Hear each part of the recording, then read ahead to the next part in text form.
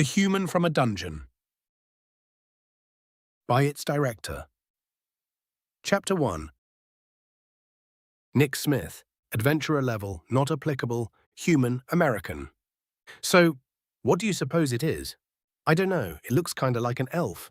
But the ears are weirdly round and it has body hair. Yeah, can't be an elf. Maybe it's a tall dwarf. No, not enough body hair to be dwarven. Plus, I've never heard of a dwarf over 4 feet tall. Yeah, me neither. Don't they all have beards? Pretty sure. These voices sounded strange to me, like they're speaking my language, but in a weird accent or something. And the voices were heavy? No, that's not the term. Rumbling. Why is it so hard to think? A gnome. No, gnomes are just short elves. It could be some sort of weird pig kobold thing. Oh yeah, wait. That still doesn't explain the round ears. Plus, the face is all wrong. Look, the nose is too pointy. Am I asleep? Dreaming? What are they talking about? The last thing I remember was going to the hospital to see my girlfriend. Did I get hurt along the way? Are these people doctors? I'm not in any pain, though. But I can't open my eyes. Why can't I open my eyes? What happened to me? I wonder if it can talk. Where'd you find this thing, anyway? You remember that wall collapse in the dungeon?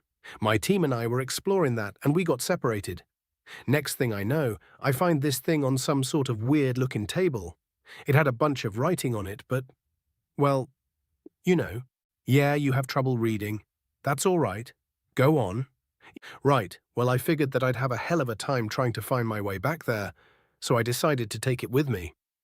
Once I picked it up, a lot of light started shining, and suddenly I was at the dungeon entrance. Teleportation. Yeah, probably. Huh, that's interesting.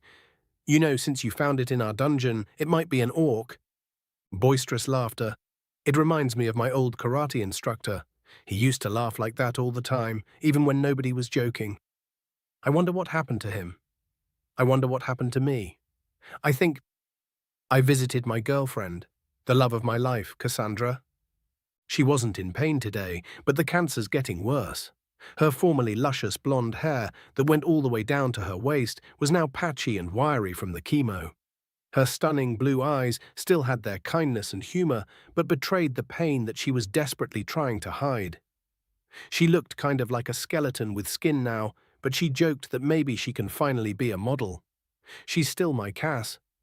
I stayed with her until she fell asleep, then I started to head home. I had to study, because even with everything going on, they were still making me take finals. The bastards know that Cass is sick, but they don't care. State requirements for graduation or whatever. Pisses me off. Fuck them, I want to drop out and get a job. But Cass won't hear of it. Neither will Mom. Dad understands and says he'd do the same, but he'd like me to respect the wishes of Mom and Cass. How am I supposed to study with the thought of losing her looming over my head, though?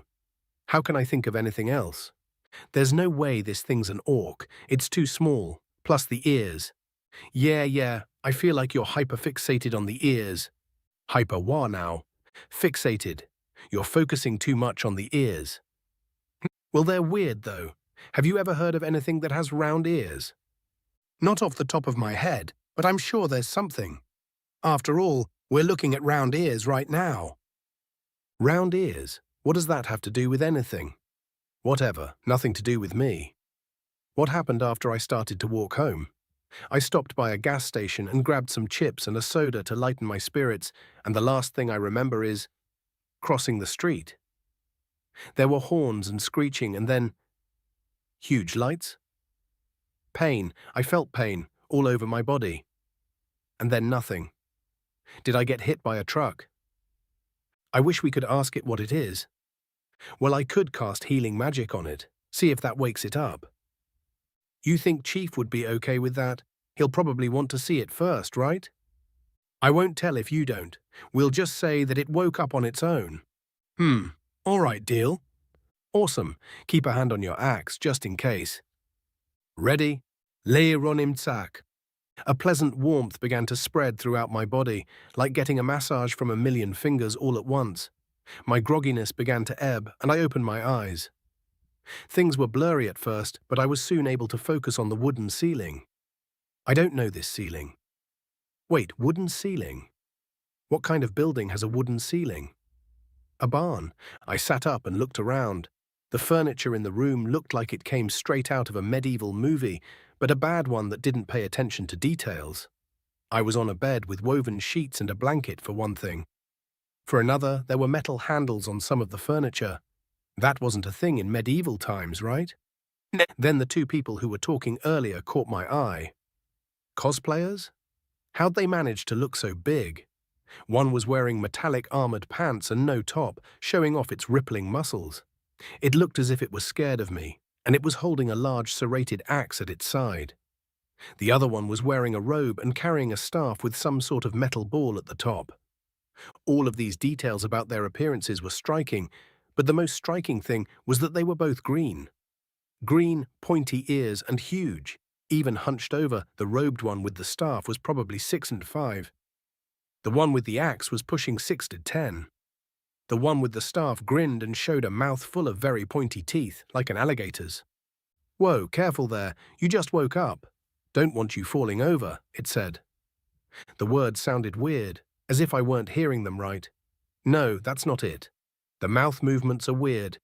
It's like they're saying something else, but it's dubbed over, with a hint of the original audio left in. "Where am I? Who are you? What are you?" I asked, trying not to panic. My mouth felt weird when I spoke, like I'm saying the words that I'm saying, but my mouth was moving differently, like trying to make a t sound, but making a k sound instead. There was something else that was strange as well, but I couldn't figure it out. "I'm Yulk," the grinning one said. "This is my brother, Nash. We're orcs." "Yup, nice to meet you. You're in Nulava, a temporary orc settlement that's right outside of the Delver's dungeon. We're hoping to make it a village someday," Nash said, taking his hand off his axe and crossing his arms. "Orc-ta?" I asked, getting used to the weird talking. "Yes," Yulk said, "we're orcs. Now that we've answered your questions, I'd like to ask you one." "Ask me a question," I asked. What are you?" Nash interrupted impatiently. I sat stunned for a moment. "Orcs are real, and what do they mean?" "What am I?" I looked at my hands, the same ones I've always had, even with the same scar I got as a kid, though the scar was looking a bit smaller now. I noticed I didn't have my shirt on, and I quickly checked under the blanket. Yep, naked. Weird. All of this is weird. What the hell is going on? Nash cleared his throat, patiently waiting for me to answer his question. "I'm a human, and my name's Nick. Short for Nicodemus. Nicodemus Liam Smith," I stammered as I pulled the blanket up a little bit more. The two orcs shared a confused glance at each other before looking back to me. What's there to be confused about? Sure, Nicodemus is kind of a rare name, but it's not that rare. Hell, I used to get picked on for it all the time. The secret of NIMH is single-handedly the reason that I go by Nick. Yulk turned back to me and asked, "What's a human?" "Huh? What?" I asked. "I've never heard of a human before," Nash said, scratching his head. "What were you doing locked away in the dungeon?" "What dungeon? What do you mean you've never heard of a human?" I asked. "Okay, wait," Yulk said. "Let's try not to make assumptions here. Let's start at the beginning and get on the same page. Nick, you're a human. We don't know what that is. Nash here found you in a secret room inside the Delver's dungeon. You don't know how you got there?" "No, the last thing I remember was walking home and—" I trailed off. "Oh, right. What?" "I think I got hit by a truck." "What's a truck?" Nash asked. "It's like a wagon or something that doesn't need anything to pull it," I said. "Oh, we've got those," Nash said. "Right, Yulk?" "Yes, we call them magic carts, but I suspect that they're not the same thing." "Magi carts? Carts pulled with magic, doesn't her?" I asked.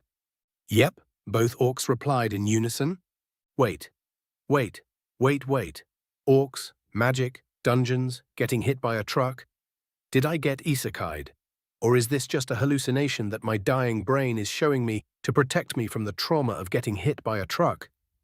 I suppose there's nothing I can do about this being a hallucination, so I have to go off the assumption that it's not. Which means finding a way back.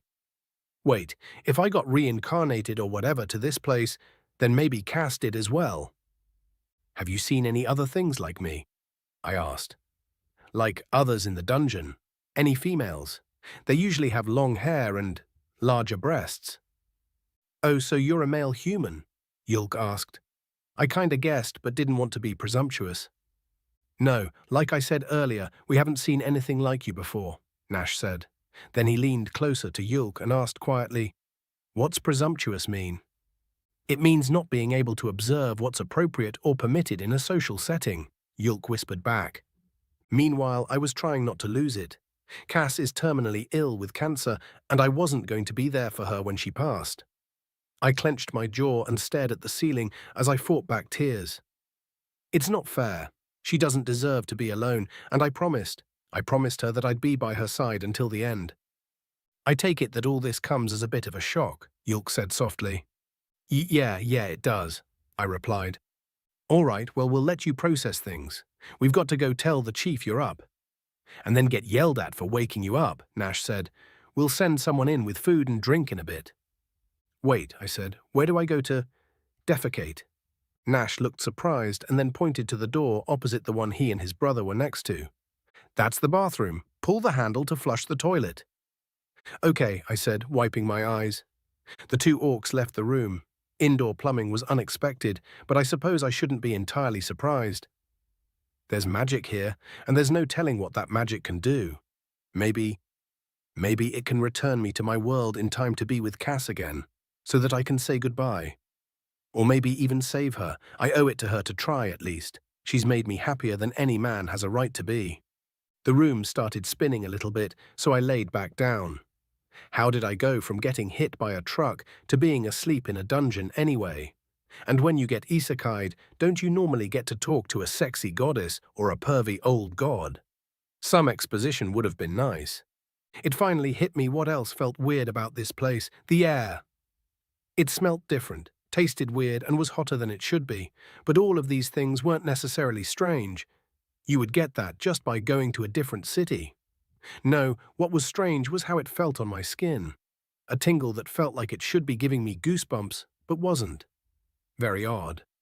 The door to the room opened, and a short orc, still about 5'9" inches or so, entered holding a plate full of meat with a cup of something on it. Her green skin was slightly paler than the other two orcs, and she had an air of grace surrounding her that defied expectations. Like meeting a princess in a bandit camp. What she was wearing definitely wasn't something that royalty would wear, though. It was an outfit that left little to the imagination. A skin-tight bikini top and very short shorts that exaggerated her ample curves. I tried not to stare, but noticed she was trembling and trying not to look at me as she set the platter down on a table next to my bed. Then she quickly turned and almost ran out of the room. Weird, I said under my breath. I looked at the plate of meat. I guess this confirms that the orcs are carnivorous.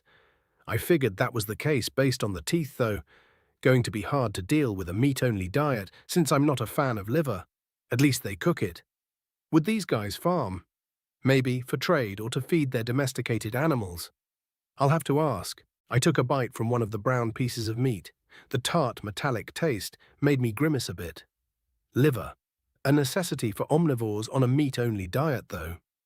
As I chewed the gamey meat, I found myself hoping desperately that they had wild orange trees or something nearby. The white meat was far more palatable, though. It tastes similar to chicken, but not quite, like a juicier version of quail. I washed it down with the liquid in the cup, plain old water, but it felt more refreshing than anything I've ever had. I wondered how long I had been unconscious in that dungeon they mentioned. Hopefully not long. I don't even know if time works the same here as it did on my world. There's too much I don't know. I finished the food and suddenly realized how weak and tired I felt. Like I had been running around carrying heavy stuff all day. I was afraid to go back to sleep at first, but then I thought that if I go to sleep, maybe I'll wake up in a proper hospital bed back in my world. Maybe this is just a dream. Maybe I'll be able to see Cass again. I'll do anything to see her again. Chapter 2. Nash Ultra Adventurer Level 8. Orc Nullavan. So you two woke it up? Chief Gluhern shouted. No, sir, I lied. We were simply guessing at what he could be when he woke up all on his own, Yulk lied.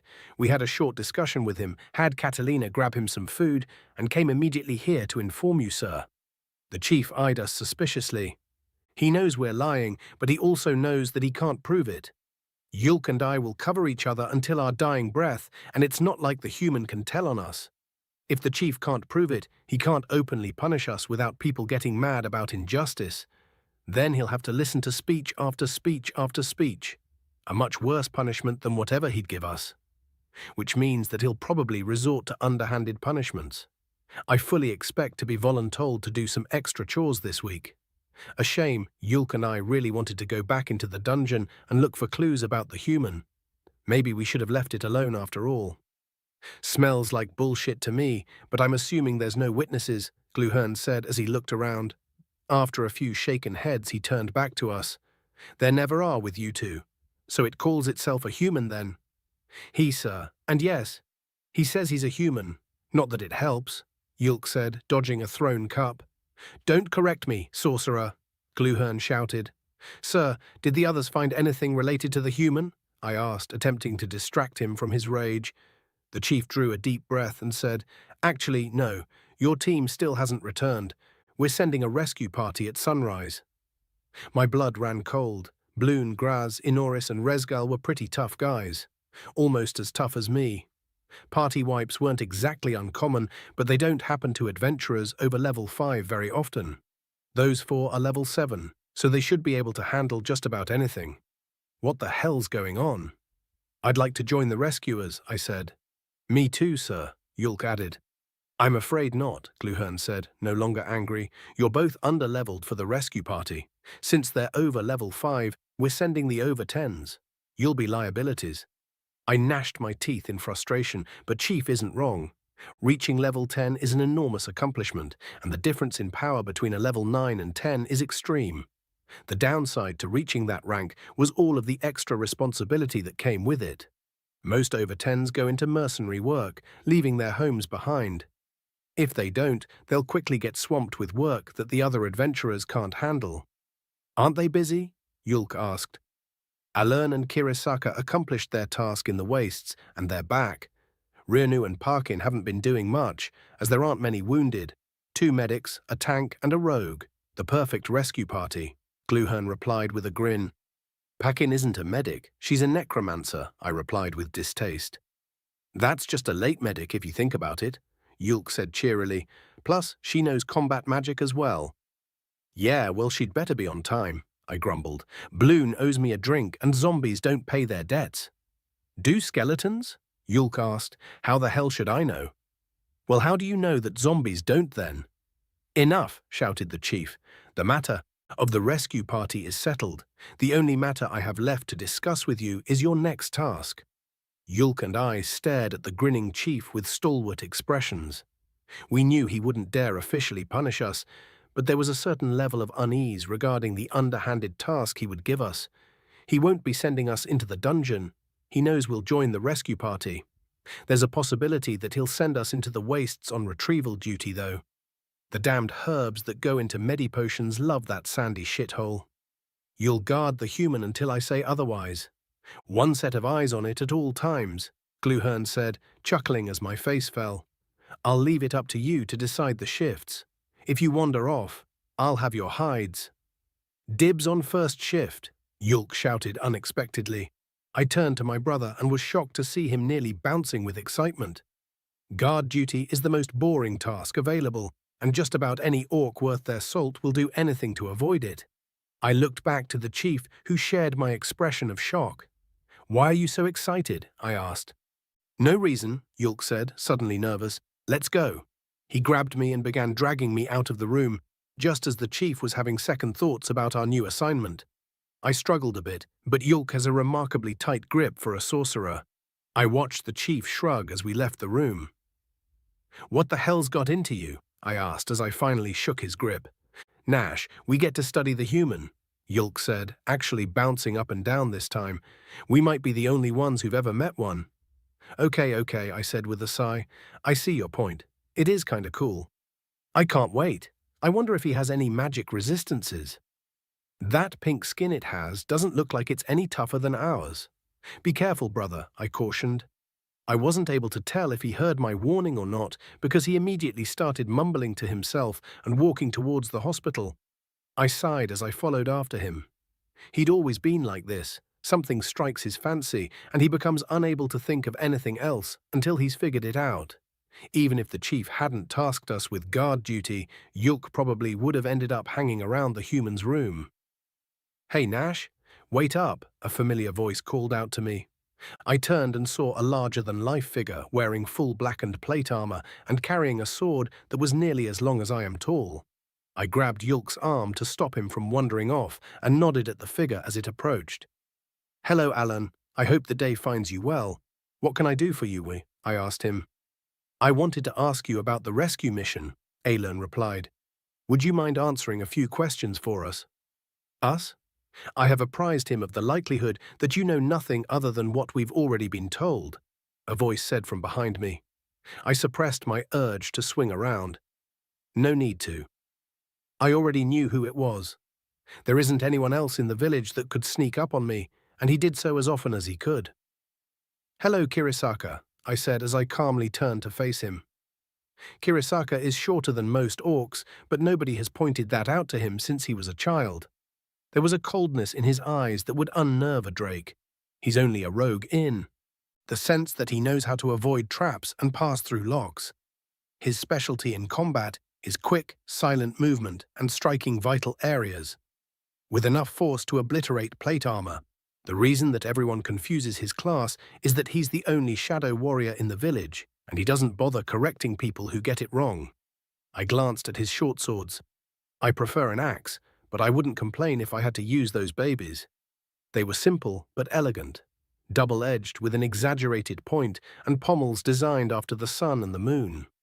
Kirisaka had received them as a reward for saving a wealthy elven family in the wastes. "How much?" I asked. "They are still not for sale. They shall never be for sale." "Stop asking," Kirisaka replied tersely. "I'll give you 20 gold, 10 each," I said. "You do not have 20 gold," he countered. "I'll borrow it and pay it off by killing things in the dungeons with those swords." "No, you shall not, because I will not be selling them."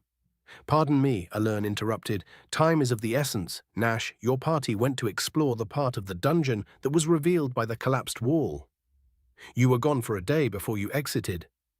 Did you encounter any enemies?" "No," I sighed. "We didn't even see any traces of monster activity. It was eerily quiet." "How then did you become separated?" Kirisaka asked, annoyed that he'd been wrong. "Or that I kept looking at his swords." "The strap on my pack came loose, and I stopped to fix it. They didn't want to stop, so they kept going," I explained. "I fixed my pack and ran after them, but there was a fork in the path. There weren't any footprints or markers, and I decided to go left. But I guess they went right. I ended up in a sort of labyrinth, and that's when I found the human." "Human?" Alern asked.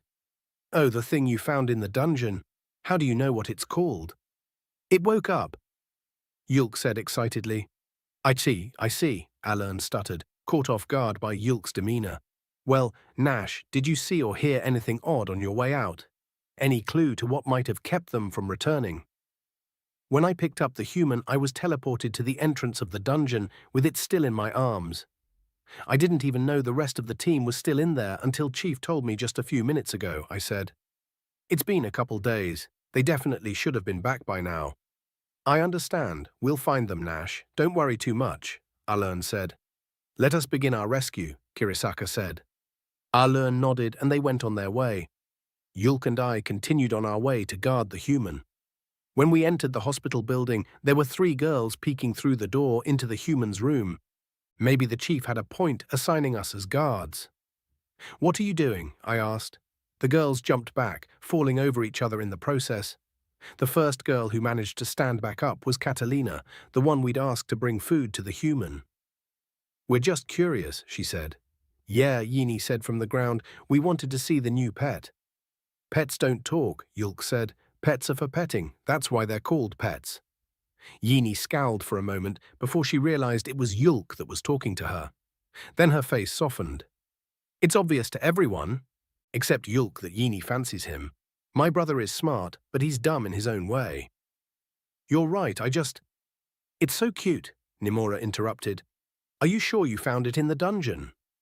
Yes, I'm sure, I said sternly. And because of that, it may be dangerous. Keep your distance. We can handle ourselves, Catalina said, pretending like she hadn't been cowering when we asked her to feed it. It's pretty small. It's short, but it's also muscular. I get the feeling that it's stronger than it looks.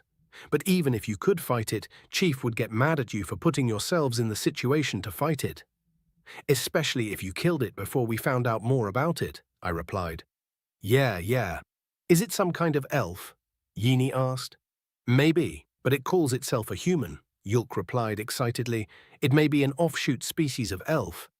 Or maybe an ancestor of the elves. We don't know how long it was in that dungeon for. Did it eat? I asked. Yes, I'm pretty sure. The platter looks empty, Catalina said. So you didn't retrieve the platter? I asked smugly. No. It's sleeping. I didn't want to wake it up, she replied defensively.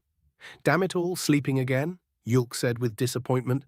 Oh well, at least that confirms it's carnivorous like us and not herbivorous like the elves. So maybe it's not related to the elves? Yini asked. Maybe not. Maybe it's related to orcs. We did find it in the orc dungeon after all. I found it. Stop trying to take credit for my find, I said teasingly. Yes, you found it. Anyways, if it's an ancestor of the orcs, then it's probably much stronger than it looks. So Nash is right. You three should be careful, Yulk said. The three girls looked crestfallen. Hearing it from me was one thing. I'm a bit dumb, so they don't think I know what I'm talking about. They always listen to Yulk, though. He's probably the smartest orc in the village, even though he's dumb when it comes to women. Poor Yini, she's got an uphill battle in the fight for his affection. Okay, Yini finally said, we'll go. Sorry.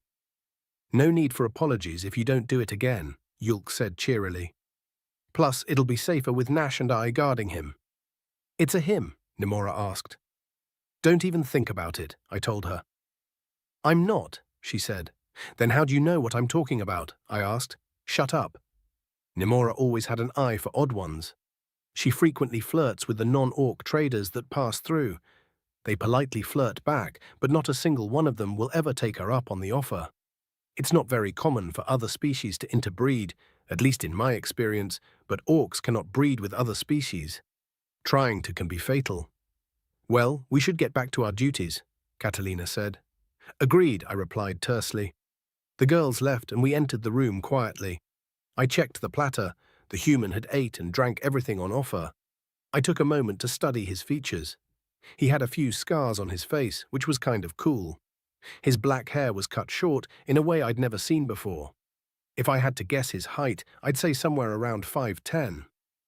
About as short as the girls, but something about him told me that he's like Kirisaka. I can't quite put my finger on why, but I feel like he's dangerous. Chapter 3. Nick Smith, Adventurer level, not applicable, human, American. What do you mean you don't want to go to college? Cass asks. I run my hand through her silky hair and reply, I don't want to do anything, not without you. Well, I can probably get into any school that you get into. Or we can do long distance, if you can wait for me, she says with a smile. Of course I can, but, I say, trying to remember what the problem was. Okay, yeah, I guess I'll go to college. Local, though. I don't think I can take a day without seeing you. She smiles as she takes a sip of her coffee. We're on my porch, pretending to be adults by sipping on instant cappuccino. She takes hers with milk, almost half the cup full. I smile at her coffee-flavored milk. Our eyes meet. They glow bright with life, not like what? So did you pass your finals? I haven't taken them yet, I say, but don't worry, I'll pass them. The only class that will give me any trouble is... I trailed off as I noticed the color of the sky is the same as her eyes.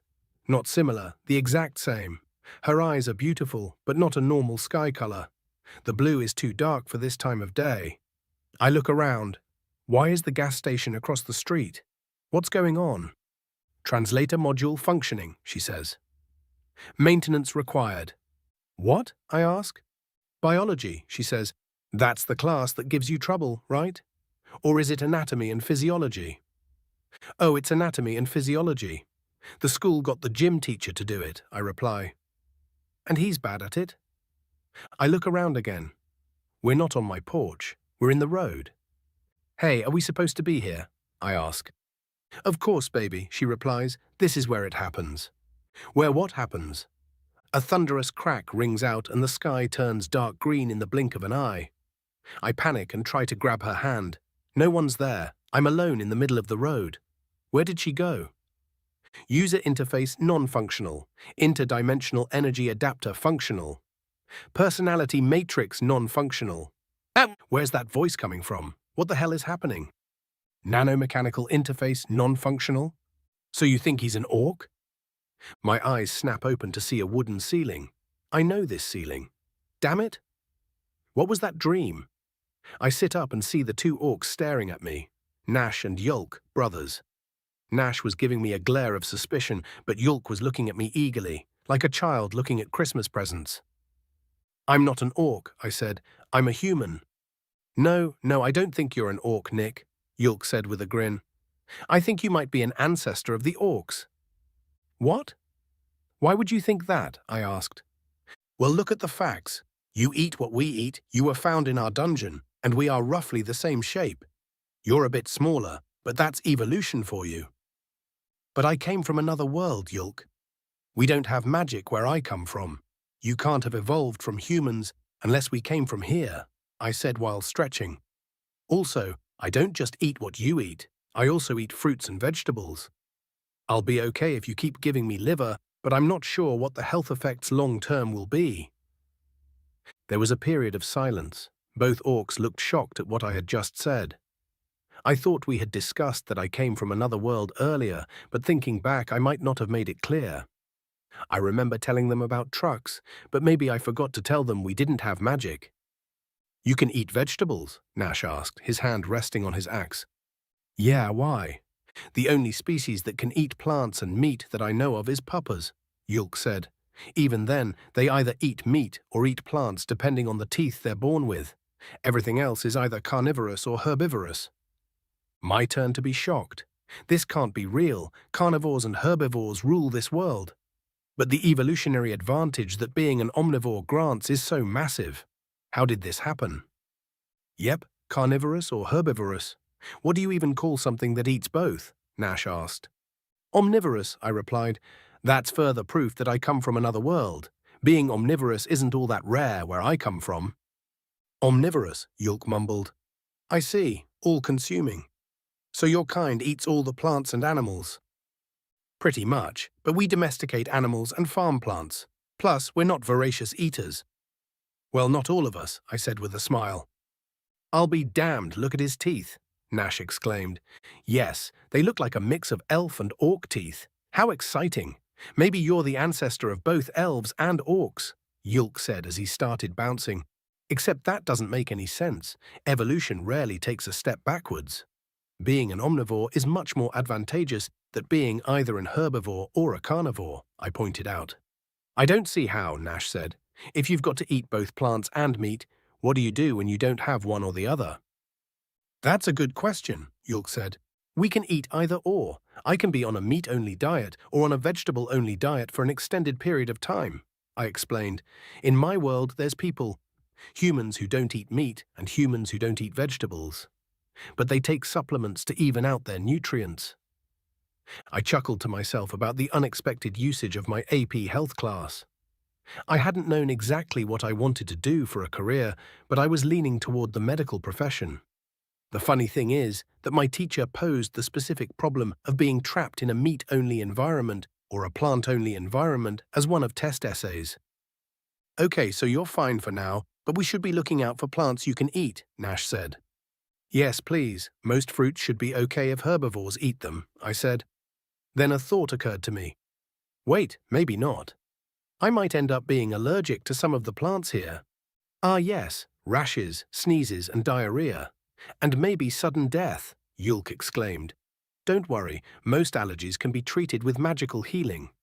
We've already determined that the healing works on you, so you don't have to worry about being cautious with food. Well, as long as you're near me. Oh, that's a relief. I was trying to remember how allergy tests worked. Healing magic sounds pretty handy. I wonder if it's replaced doctors. If magic users are common and they can all do healing, probably. Hey, wait a minute. What do you mean you've determined that healing magic works on me? I asked. Yulk smiled wide and said, It's how we… Nash moved faster than I'd ever seen anyone move and clasped a hand over Yulk's mouth. Yulk's eyes went wild, and for a second he looked like he was going to attack Nash. But then he calmed down and nodded. Nash released his brother and looked at me. Don't worry about it, he said. I was stunned for a moment, but then guessed that I shouldn't push it. They probably used healing magic on me at some point. As far as why they didn't want to admit it, I could only guess. I looked at my hand again. The scar there had shrank. I wasn't just imagining it. That's a bit of a relief. How common is healing magic? I asked.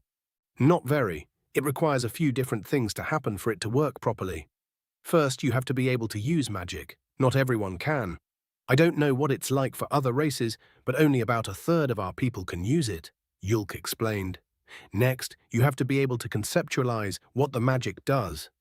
This means that you have to be able to somehow visualize the mending process of a wound. This grants you access to the healing spell, which you can use on anything you want. Finally, you have to have enough mana for the spell to heal the wound. If not, you'll pass out. Wait, so if I had a broken arm, you'd have to visualize my bone mending to be able to heal it? I asked. No, the spell works on anything once you gain the visualization. If you can visualize the mending process on skin, that will unlock the spell for you. Then you can use it on a broken arm while having no idea how the bone heals. There are people with large amounts of mana who can't visualize for shit, explained Nash. They have to have it happen to them before they can create a mental picture of it, so they usually end up with physical enhancement spells and find work as warriors. So the better your imagination, the more powerful of a mage you can be? I asked. Partly, but it's mostly your knowledge of a certain subject. For instance, if you know how fire works but don't have much imagination, you'll be able to unlock middle-tier fire spells. If you have a great imagination but a limited knowledge of fire, same thing. If you have both intimate knowledge of how fire forms and a great imagination, you will unlock the highest tier of fire magic, Yulk said. Same with any other spell. So I probably couldn't summon a dragon then. Nash laughed and said, You could if you made it a pet and then trained it to come when you whistle. But with magic, no. People have pet dragons? I asked with a laugh. A couple of legendary heroes have been known to have dragon companions. There was a king about 300 years back who had a bunch of pet dragons. Got a breeding pair and helped raise the young dragons. Had something like 15 of them, Nash replied. What happened to them? It was 17, and when he died they ran amok, destroyed his kingdom and started in on other kingdoms before they were finally defeated. About 12 of them were killed, the rest went to live in the wilderness somewhere. They're probably still alive, Yulk answered. Still alive? I asked with shock in my voice. Yeah, dragons don't die of old age. Or at least nobody has ever seen it happen. There's a dragon that's been living with elves for over 1,200 years now, Nash said. It doesn't do much, though. It's been at least 100 years since it went to sleep. The elves might have moved in after it fell asleep and built around it, Yulk said. No, they tamed the beast. This is known historical fact. I stayed silent as the brothers argued. Magic, dragons, elves, and orcs. I had definitely been transported to a fantasy realm. How? That's anyone's guess. Several feelings rushed through me at once. Excitement that I was in a magical new place to explore, sadness at being away from Cass, shame of my excitement. Setting those aside, I still had many questions, the most burning one though. Do you think I could learn magic? I asked, interrupting the argument. Silence echoed through the room. The two brothers shared a look and then turned back to me. There was a long pause before Yulk finally spoke. Possibly, but not now. There's things going on that demands the chief's attention, and you aren't allowed to wander until he gives you his permission to. You're actually deeper within our village than most non-orcs are allowed, Nash explained. That's because you came from the dungeon. I don't know how the chief is going to approach this, and there may be a lot of legal things that he will need to decide upon. For instance, You were in the dungeon since before we orcs claimed it, which means you might have a legal claim to the dungeon. I doubt that, Yulk said. Otherwise, we wouldn't have been able to enter it. Not necessarily. Since he was already inside, the barrier may have counted it as an open invitation sort of thing. If that were the case, then the rest of your party would have been teleported out when he was carried out of the dungeon. Even if that weren't the case, the rescue party wouldn't have been able to go in after them. No, it's definitely an orc dungeon. What do you mean by orc dungeon? I asked. And what's this legal claim stuff? Well, you have to pay to claim a dungeon, and you can claim it for either your species or your faction. Most claim dungeons for a species because the loot changes based on who the claim is for. For instance, if you claim it for a kingdom, most of the loot is going to be food or wood or things like that.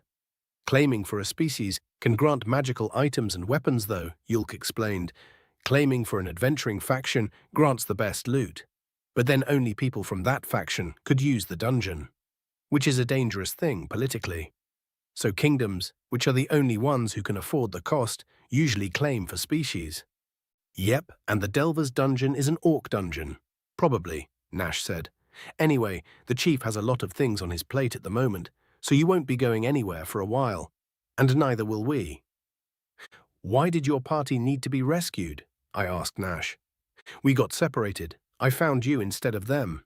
I decided to take you with me, and when I picked you up, I was teleported to the dungeon entrance. We had gone a long ways inside, so I opted to carry you out and report instead of finding the others, Nash said with a hint of shame. So they're still trapped in the dungeon. We don't know if they're trapped or even in trouble. But it's been days, and they should have been back by now, Yulk explained. So the chief decided to send some over-10s in after them. Over-10s, I asked. Adventurers that are over skill level 10, Nash replied. Level? The orcs once again shared a look. Yulk shrugged. Even more proof you're from another world. Damn, I was hoping that you were an orc ancestor or something, he said. The Curaguard determines levels. When you register as an adventurer through a church, guild, or governmental organization, a link is formed between you and the Curaguard. The Curaguard assesses your skills, spells, and strengths, and assigns you a level that is shared with all participating organizations. This level determines what kind of jobs you can accept and gives you an idea of where you stack up against other adventurers, Nash explained. Does the Curaguard give you skills or anything? I asked. No, Yulk said. You get skills and strength through training and practical application. You get spells through study and practice. The Curaguard just keeps track. A soft knock at the door interrupted my interrogation of the orcs. The door opened to reveal the cute orc girl carrying another platter of food and drink. She avoided meeting eyes with me and delicately set down the new platter. As she left the room, a different sort of question came to me. How long was I asleep this time? I asked. 2 days, Nash replied. As the revelation that I had slept for 2 whole days dawned on me, so did the smell of the meat. The hunger that had previously gone unnoticed suddenly announced itself in the form of my stomach growling. The 2 orcs chuckled as I began to eat and drink. The front teeth appear to be narrow at the tips to cut through food items, and the teeth next to them look like they rip apart sections of the meat quite nicely. Fascinating, Yulk said. Puish dun examin me will I eat, I said through a mouthful of liver. It's embarrassing. In accordance with the rules of Royal Road, this is the translation of the above dialogue. Please don't examine me while I eat. It's embarrassing. Don't mind me, human. I'm just trying to non-invasively determine more about your origin. Better than the alternative, I would think, the orc said with a slightly malicious smile. I gulped down the gamey meat as the implication of what he said hit home. It hadn't occurred to me earlier, but Yulk definitely fit the profile of a mad scientist who would vivisect me if given half the chance. I didn't take very long to think of my response. Fine, look, but don't touch, please, I said. Yulk frowned mockingly and Nash laughed. I picked up my drink to wash down the aftertaste of my meal as the door to the room burst open. Nash, the rescue party's back, a different orc girl exclaimed. The chief wants you to bring the human. Nash rose from his seat on the bed opposite mine and looked down at me, suddenly serious. He tossed some clothes at me and I caught them. A shirt and pants, again woven instead of made from hide, not exactly medieval, but similar in style. I met his gaze. "Get dressed and let's go," he said. Chapter 4. Kirisaka Raksin Adventurer Level 11, Orc, Nulavan. "Been a while since I was last in the dungeon," Alern said as we reached the collapsed wall. "Same, not since I reached level 9, Rirnu replied. "I was in here last year," Pakin the Vile added. I remained silent. Why would it matter how long it had been? The dungeon changes frequently, passageways shifting and sliding to reveal new threats and rewards. Monster materials, magic cores, gems, precious metals, and even weapons and armor were all up for grabs by those who had the tenacity to brave the depths. Woe be to any who became complacent and assured of victory, though. The dungeon you entered yesterday may very well not be the same dungeon you enter today. Rookie adventurers that learned this fact about dungeons were terrified of being present within the dungeon when the changes took place. It's a natural fear. Being deep within the dungeon with no hope of return would end only in a terrible death.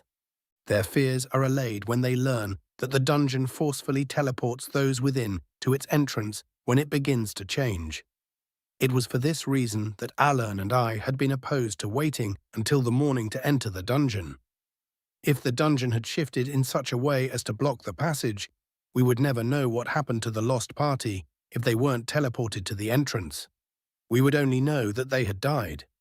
The chief had forced us to wait, though, to make certain we were properly supplied and to give the lost party one last chance to make it to the entrance. I looked at the pile of bricks that laid on the floor of the dungeon. The mortar had come loose, and the weight of the bricks had pulled this section of wall down, exposing a previously hidden passageway. The passageway was lit by stones that had been inserted into the ceiling and gave off a bright white light. It struck me as odd and out of place. Magical stones that gave off light were not cheap, but these were installed every 20 bricks and provided enough light that one would swear a window were nearby. It was far brighter than the rest of the dungeon, and indeed even brighter than most buildings I had been in. I had never seen nor heard of anything like it before. Gluhern was a fool to send under-10s to investigate. "This feels wrong," Rirnu said as we entered the hall. "I can't quite figure out why, though." "There is a suspicious lack of dust," I added. Silence fell over the party as they came to the same realization. It had also been the first time I had spoken since we entered the dungeon. I would have been more verbose if our party hadn't included Pakin the Vile. One's magic tells tales of one's mind, and necromancy was evidence of a twisted mind. She had gained renown by making herself useful to the village, and many believed her to be a valuable adventurer. But I knew the truth. I knew of her sojourns to the wastes to find corpses to experiment on. I had watched as she revived her former comrades as mindless husks to fight her battles for her. I had seen her disregard them after those battles without a second thought. Her magic told a tale of egomania and narcissism, but she masked it well with strategically utilized friendliness and kindness. She was with us only because she was also skilled with offensive and healing magic. Her zombies are much weaker than the bodies that supplied them, so her necromancy would be useless in the rescue of adventurers over level 5, or the pacification to monsters that could kill those adventurers. "This is the fork that Nash mentioned. He went left, so they probably went right," Alern said. "See, Kirisaka. It wasn't a waste of time to interview him after all." "A rare occurrence indeed, for it not to be a waste of time to speak with Nash," I replied. Chuckles came from the rest of the party. Nash was well known for being rambunctious and annoying. When paired with his brother, he became conniving as well. The Alta brothers were troublemakers. Of this there was no doubt. Still, their antics brought about good humors most of the time. I was glad that they weren't a part of this rescue team. I have a foreboding feeling about what's to come. We followed the passage without incident until we came upon sheer and utter darkness. The next part of the passage seemed to be lacking the stones that lit the rest of it. The other party members activated their various lighting mechanisms. The two magic users created small balls of light, and Alern activated his own magical stone inlay on his armor's pauldron. These lights were bright enough to allow us to see that the rest of the passage looked much like that which we had already traveled. I did not activate any lights of my own. The shadows are my allies, and by shunning them, I would weaken my combat effectiveness. This darkness nearly set me at ease, for it was far more natural for a dungeon to be dark than for it to be well lit. Do you think a collapse might have prevented their return? Rionu asked. It's possible, Alern responded. I hope that's the case. Any other reason for delay would be unfortunate. Pekin the Vile added. I remained silent as we continued on. Like the party we were sent to rescue, we had been traveling for about a day. A sudden sense of dread came over me. What if the reason that Nash had teleported hadn't been picking up the human? What if it had been because the dungeon was shifting, and the discovery of the human had been coincidental? Then the reason that the rest of the party hadn't been teleported as well would be that they were dead. I opted to keep this line of thought to myself. Nothing good could come of voicing my concerns, and the rest of this party likely had come to the same conclusion. It wouldn't change what we had to do. We had to find the lost party and determine their fate. If it is a collapse, they'd stay nearby the blocked portion of the passage, Alern said. So we just have to find the collapse and dig them out. Easy, Rionu said. Do you think we'll have to share our food? No, they should have enough. They would have brought 7 days' worth of rations. It's only been 4, Pekin the Vile said. Pakin's right, Alern chimed in. There's no reason to worry about them going hungry.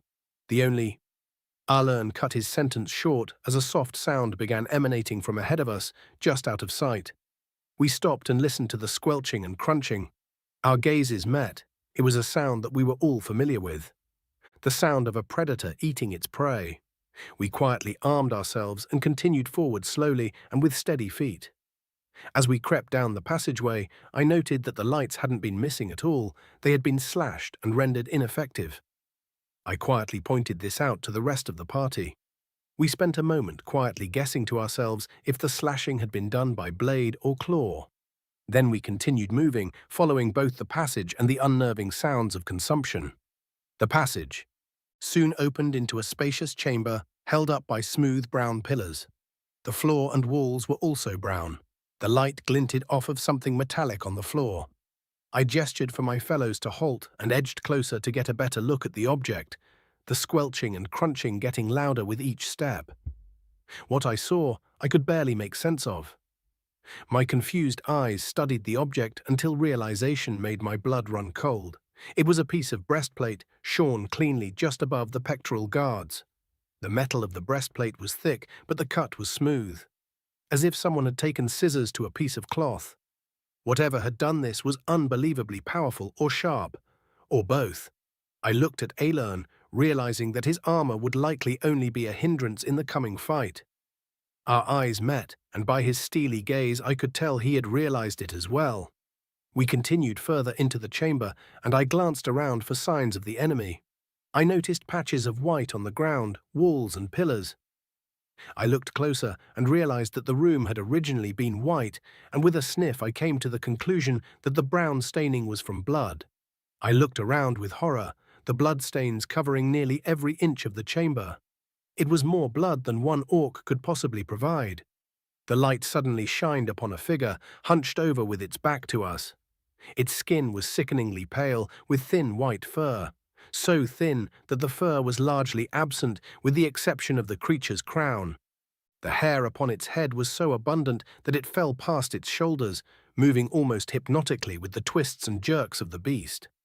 These movements aligned with the squelching and crunching, and I soon realized it was holding what was left of an arm. We froze. The horror before us finished its grim meal and turned to face us, rising as it did so. It was as tall as I was, and stood on 2 legs just as I did. I looked upon a face that could have been my own, were it not so pale. The only color on this creature were its blackened eyes, sunken into its skull from disuse, and the fresh blood dripping from its maw. From the tips of its stiffened fingers extended long claws, discolored by blood both new and old.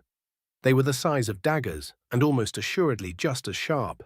I quickly stepped into the shadows as the rest of the party readied themselves to fight the creature. It turned his head to follow my movements as if it knew where I was without having to see me. It was smiling at me. "Pack in, burn the bastard," shouted Aelern. Pakin the Vile took a stance and shouted, On refni reteg TSA. I was barely able to follow what happened. I watched helplessly as the creature moved in one swift motion, closing the distance between itself and Pakin and separating her from her head before she could finish her spell. I watched as her face grew confused and then shocked before it stopped moving entirely. Her body crumpled to the ground, her magical ball of light snuffing out and shrouding the creature in darkness once again. Run, I shouted as I charged the creature. My blades met claws with a sound similar to thunder.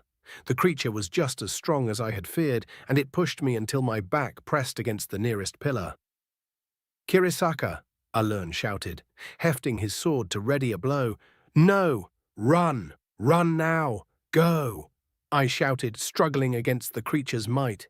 They have to go. They need to warn the chief. The lost party is dead, and any further. Rescuers will die as well. I'm the best matchup against this creature's strength and speed. They have to realize this. Go warn them, I screamed as the creature tilted its claws to dig into my shoulder. With pained expressions, they turned and fled. I sent a bone-shattering kick into the knee of the creature. Instead of collapsing as it should have, it merely lost its balance long enough for me to free myself. I ran deeper into the chamber, trying to draw it away from my fleeing comrades. It followed me into the darkness. Noisiv Woda stack, I said, casting shadow vision just in time to dodge a wild slash from the creature's clawed hand. I counter-slashed and scored a blow on its outer thigh. It didn't go as deep as I had hoped. I slashed and dodged again and again, the creature matching my movements with impossible skill. The macabre smile never left its face. I tapped into every fight I'd ever fought, every training session I'd ever been in, every trick I had learned or seen trying to find a way to score a decisive blow. The creature managed to dodge most of them. Those that it didn't weren't enough to even give it pause. I'm getting tired. I don't know how long it's been. I hope they managed to get away. It's a fair trade. No, there's no time for melancholy. An opening, I perform a standard double slash with all of my strength, aiming for the creature's exposed neck. The creature slashes at my swords just before the blow hits home in an attempt to block. I use the momentum from the slash to roll and put some distance between us. I hear pieces of metal strike the ground and bounce.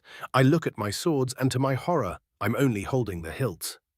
The creature turns to me and I cast the broken blades aside and draw my knives.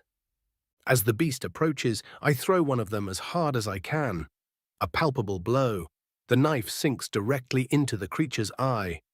It stops dead in its tracks, and I breathe a sigh of relief.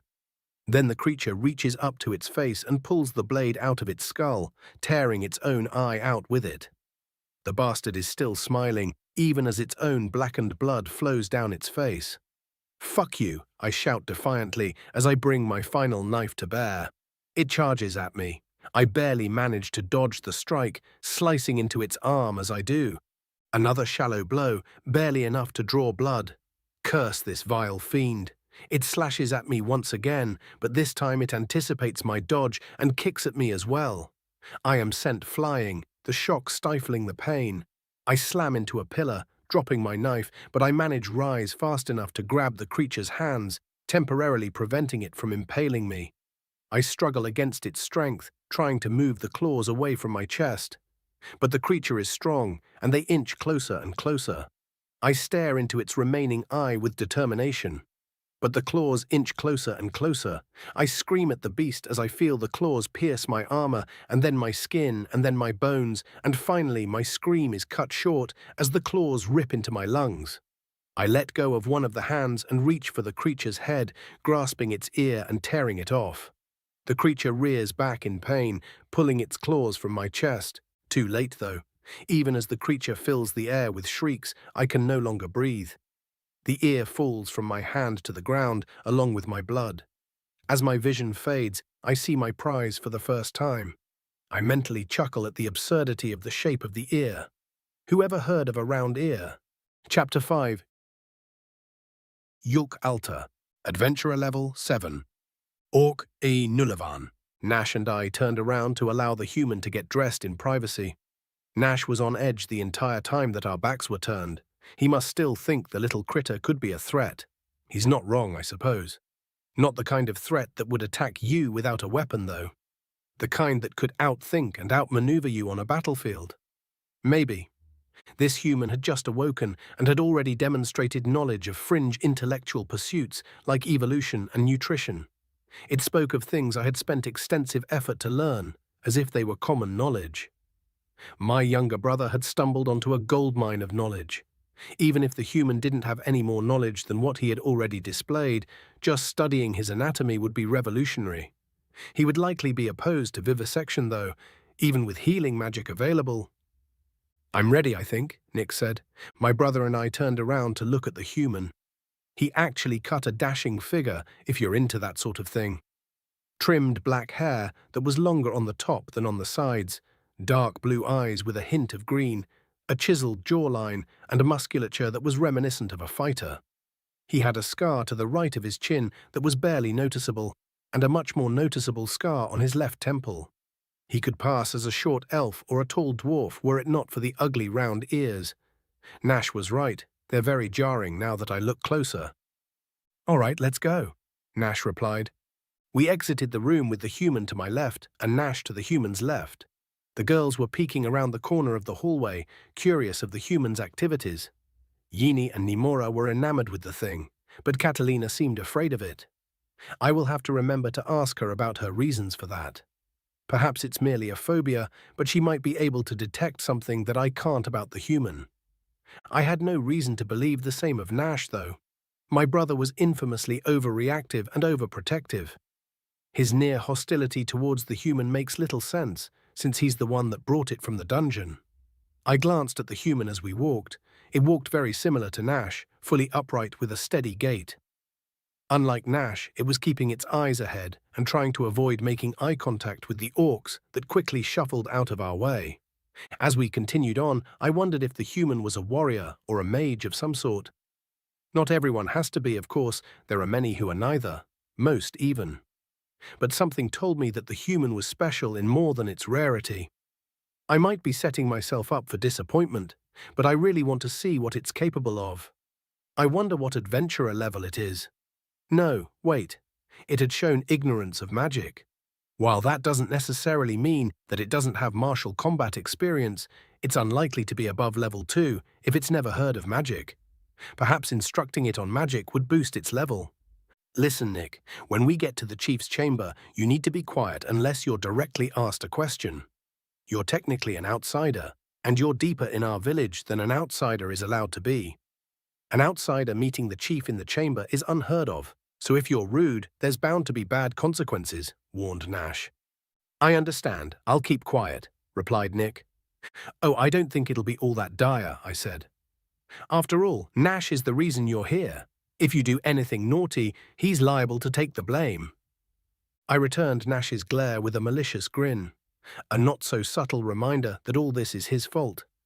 But I'll likely have to remind him that whatever the fate of his team is, he's not to blame for that. They went off on their own volition, and he wasn't even their leader. He was their strongest, but Graz was the leader. And Graz decided to leave their strongest behind and continue on, and the others followed him. If Graz survived, I'm going to give him a good skull-shaking for his stupidity. We entered the chamber and my blood ran cold.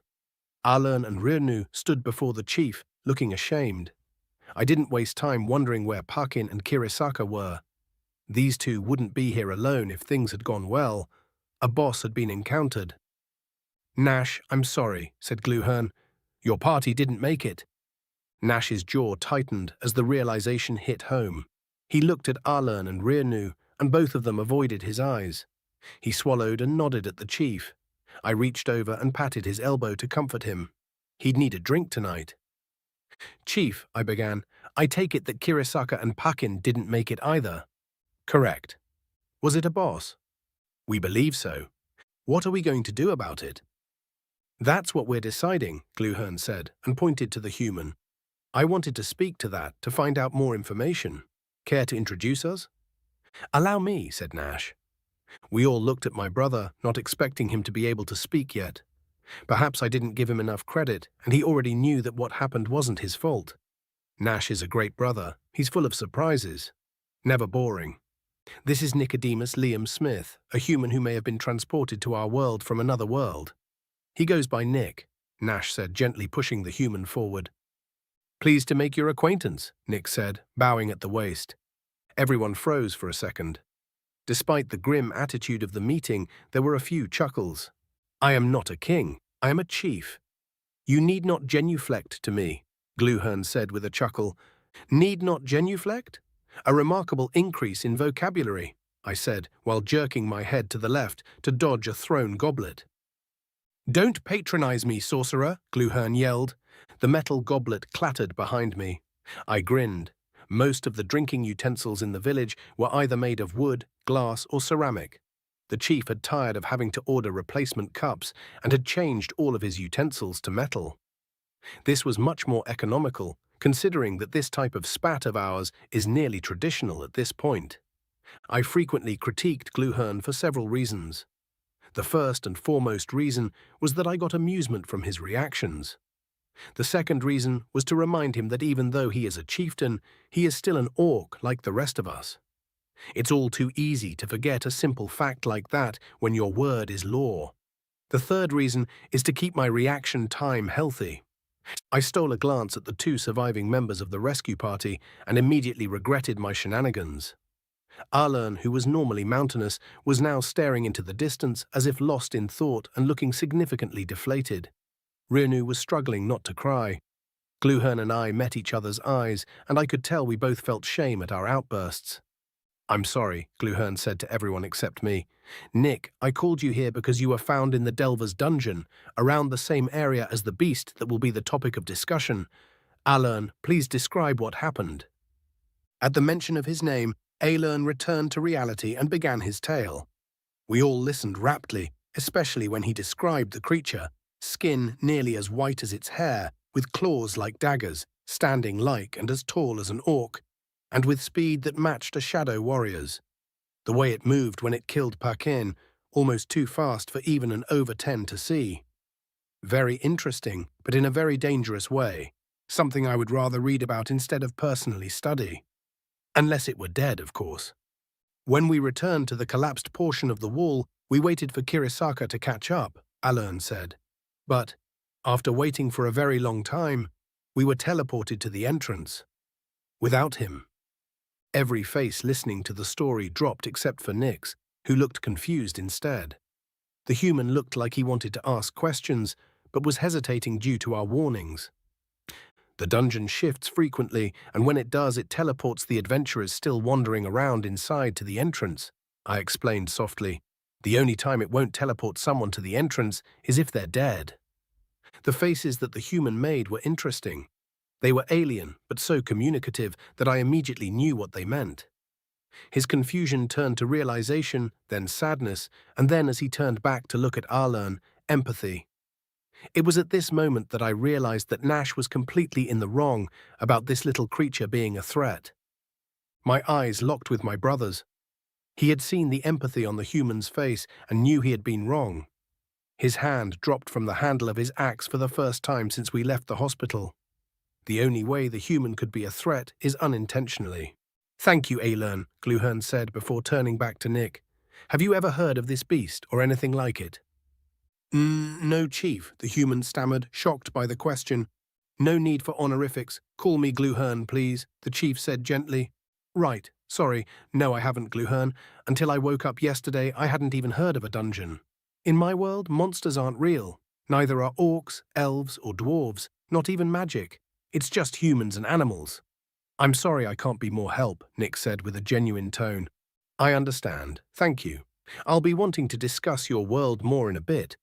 But first, the topic of what to do with the creature must be addressed, Gluhern said. I don't think we have a team strong enough to beat it, Rirnu said. This was quite the revelation from the veteran healer. We had all suspected this to be the case after hearing Alern's recount, but hearing it said aloud by Rirnu seemed to set it in stone. There was nobody else in the village who knew the limits of our adventurers better. Well, we'll have to do something. We can't risk adventurer parties running into the damned thing, and closing the dungeon indefinitely will spell the death of this settlement, the chief said. What about a barrier? I asked. Block off the path that leads to the part of the dungeon with the beast in it. If we use a runic barrier and warn everybody not to mess with it, the beast won't be able to leave the part of the dungeon that it's currently in. And what's to stop it from attacking the crew sent to set up the barrier? Alan asked hollowly. It could be that pale due to living in the darkness for a long time, Nick said, which means it's probably got an aversion to light. Light is usually a bad thing in deep darkness. We all looked at the little human with various emotions on our faces. My face held curiosity, Gluhern's held amusement, Aelern and Rirnu looked thoughtful, and Nash looked annoyed and angry. I almost laughed when I realized why Nash was upset. He believed the human had spoken out of turn. Yes, you may be right, Rirnu said at last. The lights leading to the room we found the beast in were all slashed and broken. We all had lights on, though, Aelern said. True, but the lights in the hallway were much brighter than our lights. There were times where I nearly forgot we were underground, Rirnu said excitedly. Then his mood soured and he said, but if that's the case, then we all could have run for it, and Kirisaka didn't have to. Hindsight is helpful as long as you don't make it a hindrance, I said. This isn't a case where you should have known better and should be chided into doing better next time. There's no way you could have known. Even I, with all of my learning, have never heard of a beast the likes of which you have described. The pair looked at me with gratitude in their eyes.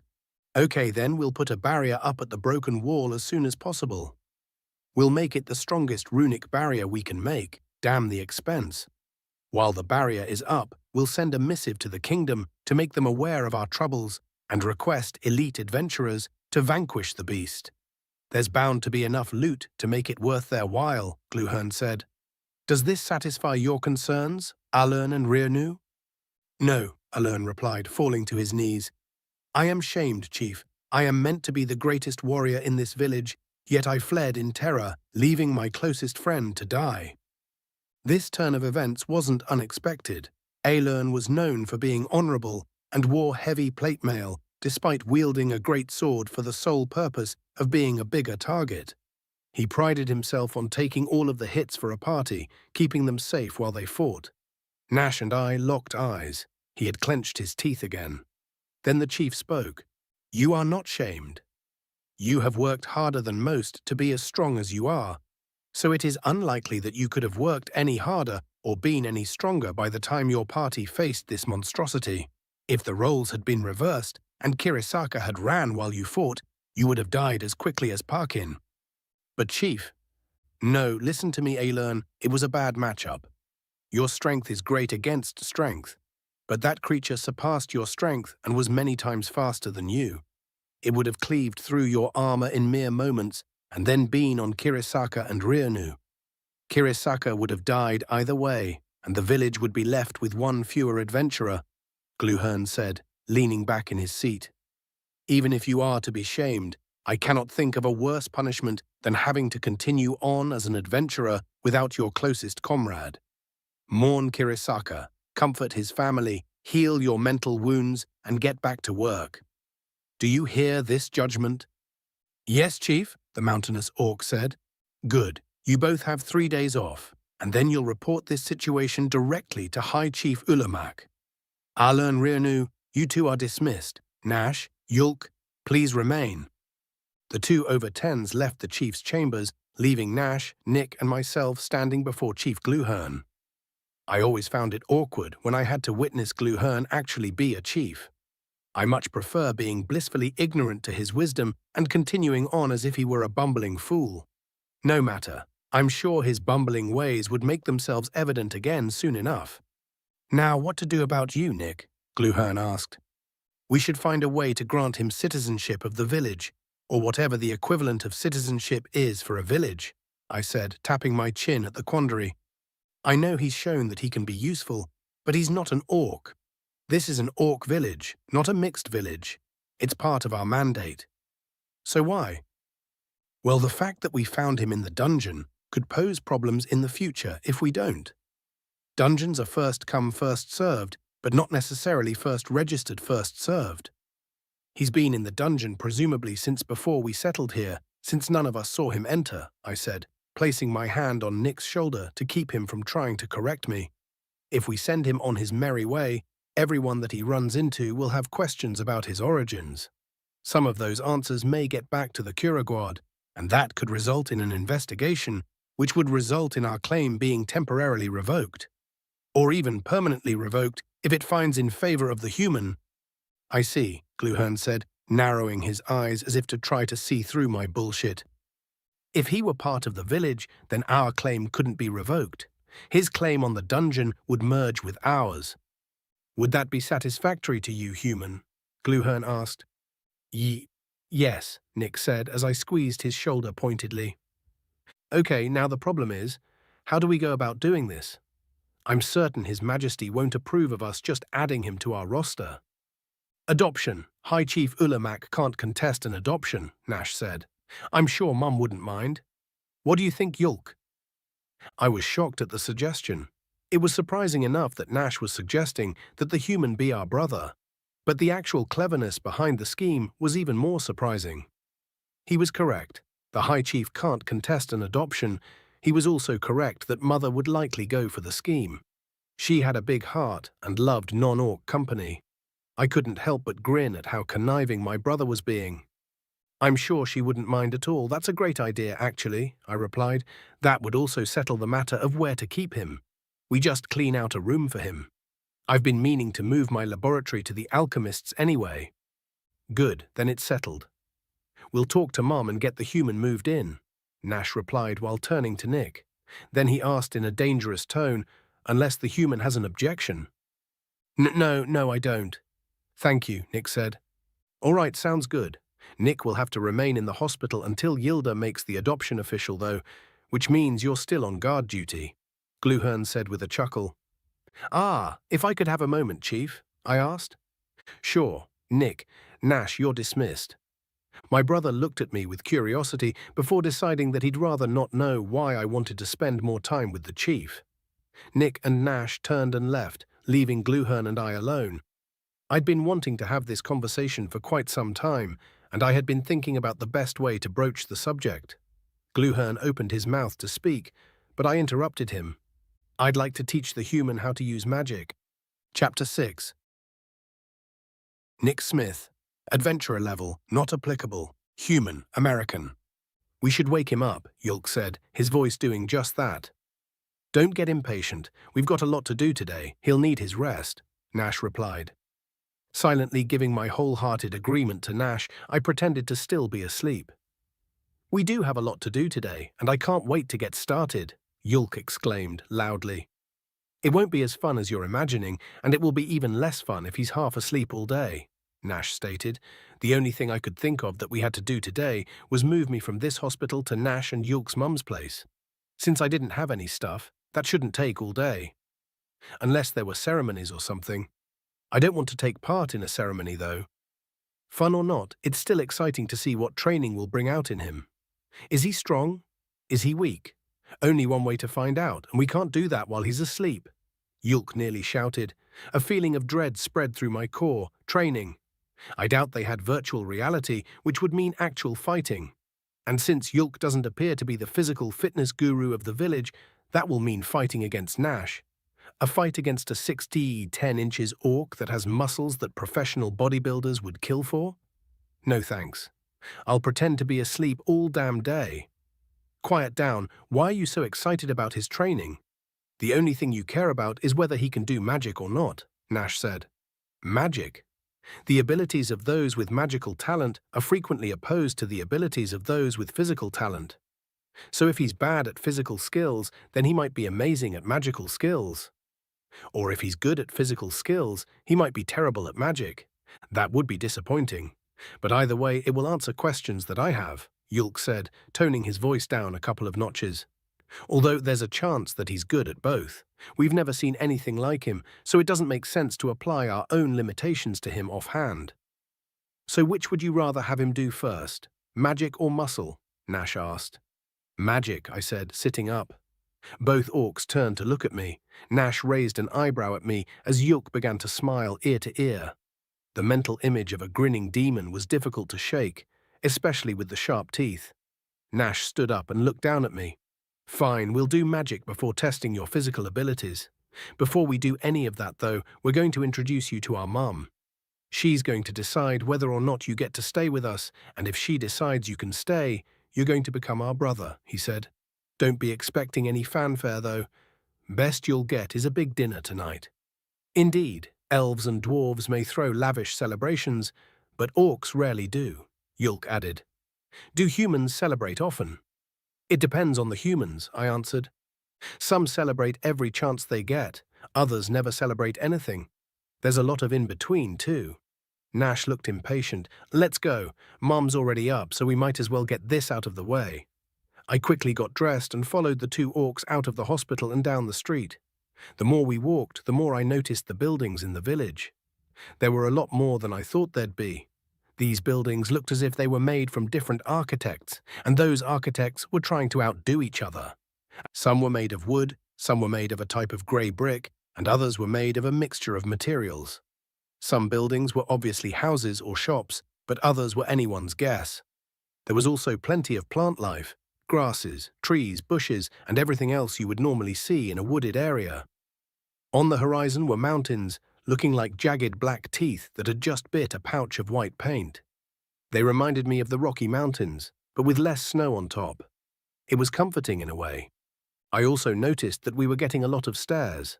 I felt a little self-conscious, but completely understood their curiosity. I tried imagining the reactions that humans would have to an orc being escorted down a busy street. Actually, come to think of it, most people would probably just assume it was a really good cosplay. I chuckled to myself as I realized that little kids would likely have the most appropriate reactions to that situation. As we walked, Nash and Yulk nodded and waved to people that we passed. The village seemed too large for everyone to know each other, so these two seemed to have a lot of friends. I had some friends back in my world, but not close enough for me to be broken up by their absence. More like the hanging out if it's convenient and occasionally vent with kinda pals. Even so, Cassandra's illness had closed me off in a big way. I didn't have time for anyone but her because our time together was so limited. She hated that, but understood that it was my choice and the only way that I could cope. I had been hoping for some miracle to happen, and now I'm just hoping to get to see her one more time. I was pulled from this line of thought by Nash pointing to a big wooden house surrounded by an equally wooden fence. That's ours, he said. We approached the gate and two large creatures that looked like a lot like dogs came bounding out of the front door, yelling as they came. They were about twice the size of a husky and similarly shaped, but completely without fur. Their skin was black with green stripes. I was startled by their size and appearance, as well as the fact that they weren't barking so much as shouting "hey" over and over. Yulk noticed my expression. Those are puppers, Dima and Nucho specifically. Dima is carnivorous, Nucho is herbivorous. You'll be able to tell by the teeth, he explained as Nash wrangled them back into the house. I followed Yulk closely, suddenly feeling out of place. I also found it odd that I hadn't felt this out of place before. I guess it must be how lived in this house feels compared to everywhere else I had been. Makes me feel like I'm intruding. It looked about as clean as a normal house and smelled like unfamiliar cooking and cleaning. Like going to a new friend's home. The furniture in the house was similar to that of the hospital, like modern-day medieval knockoffs. Tables with metallic inlays, wooden chairs with padding on the seats and backs, and even doors with metal handles. Nash was struggling to hold on to the puppers as Yulk led me deeper into the house until we entered the kitchen. At the table sat an orc woman who gave me a warm smile when she saw me. I had expected her hair to be black like Nash's, but it was blonde with some grey strands here and there. She had a bit of wizening around the eyes, but other than that it was hard to tell that she was any older than the two orcs that escorted me here. Her green skin was also a few shades lighter than her son's. Come to think of it, I hadn't seen any male orcs with light skin or female orcs with dark skin. Mum, this is Nick Smith. He's a human. Nick, this is Yilda, mother of Nash, mother of Yulk, and many other titles, Yulk said with pride. I only go by my two most important titles, Yilda said, standing from the table. Nice to meet you, I replied as she walked up to me. She narrowed her eyes to study me closely and placed a hand upon my shoulder. She turned me so that she could look at me in profile, and I was taken aback by how strong she was. Yilda was only an inch or two taller than me and didn't look particularly muscular, but I got the distinct feeling that even if I had tried not to be turned, my resistance would have been futile. After a few seconds of examination and mumbling, she turned back to Nash and Yulk. "He's cute. I'll take him into my care," she said. "Say hello to your new brother, boys." "We already have, Mom," Nash said, still struggling with the dog-like creatures. "Hello, Nick," Yulk exclaimed with glee. "Nash," Yilda said, staring pointedly at the orc in question. "All right. Hello, Nick. Welcome to the family," Nash sighed. "Thank you. I appreciate your hospitality," I replied, nearly choking up. This was a confusingly emotional moment for me. If I were to look at it from afar, I would probably find it funny. In the moment, though, I felt warm and fuzzy feelings. I'd never had siblings before, and the kindness that I was being shown was nearly overwhelming. This orc, this woman, had just given me a once-over and decided to keep me fed and housed. It's not the kind of kindness that you see every day. With the warm and fuzzy feelings came a sense of profound sadness. I miss my parents and I miss Cass. I didn't have the perfect life in my world, to be sure, but the people in it made it worth living. Despite Nash's aggression and Yulk's mad scientist vibes, they seem like good people. I have to find a way back to Cass, but by doing so I'll be abandoning them. And now, they are my brothers. Deep breath in, clench your jaw. Men don't cry, that's the law. A little rhyme that my father taught me when I was younger to help teach me to calm down in emotional moments. I used to tell him that there isn't a law against men crying, and he would smile back and say that not all laws are written. I didn't really know what that meant until high school. "All right, that's settled then. Time for training," Yulk said, nearly bouncing again. "Aren't you going to eat?" Yilda asked indignantly. "There's no time for such things, Mother. We must discover what Nick is capable of. Scientific discovery awaits," Yulk exclaimed. "Yulk, training doesn't work as well on an empty stomach," Nash said. "We'll eat after. Don't want food sloshing around our stomachs ruining things. Let's go, Nick." Nash and Yilda looked at me as Yulk marched past me, holding his staff in the air like he was leading a marching band. I shrugged, not knowing what else to do. "I'm not really hungry right now, but maybe training could change that," I said cautiously. "All right, I'll hang back and get your room ready. Don't let Yulk push you too hard. One of the things he wants to know is your limits, so be sure to let him know once you've reached them," Nash said as he wrangled the puppers into another room.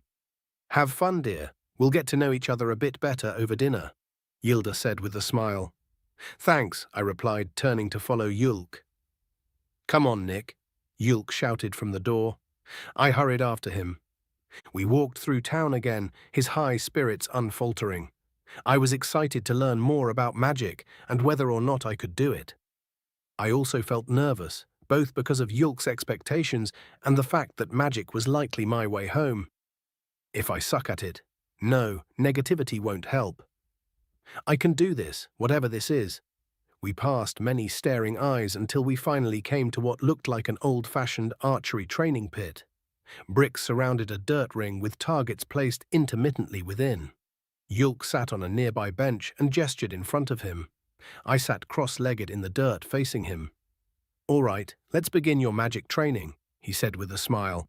"Do you have any questions to start off with?" "I don't know enough to have any," I explained.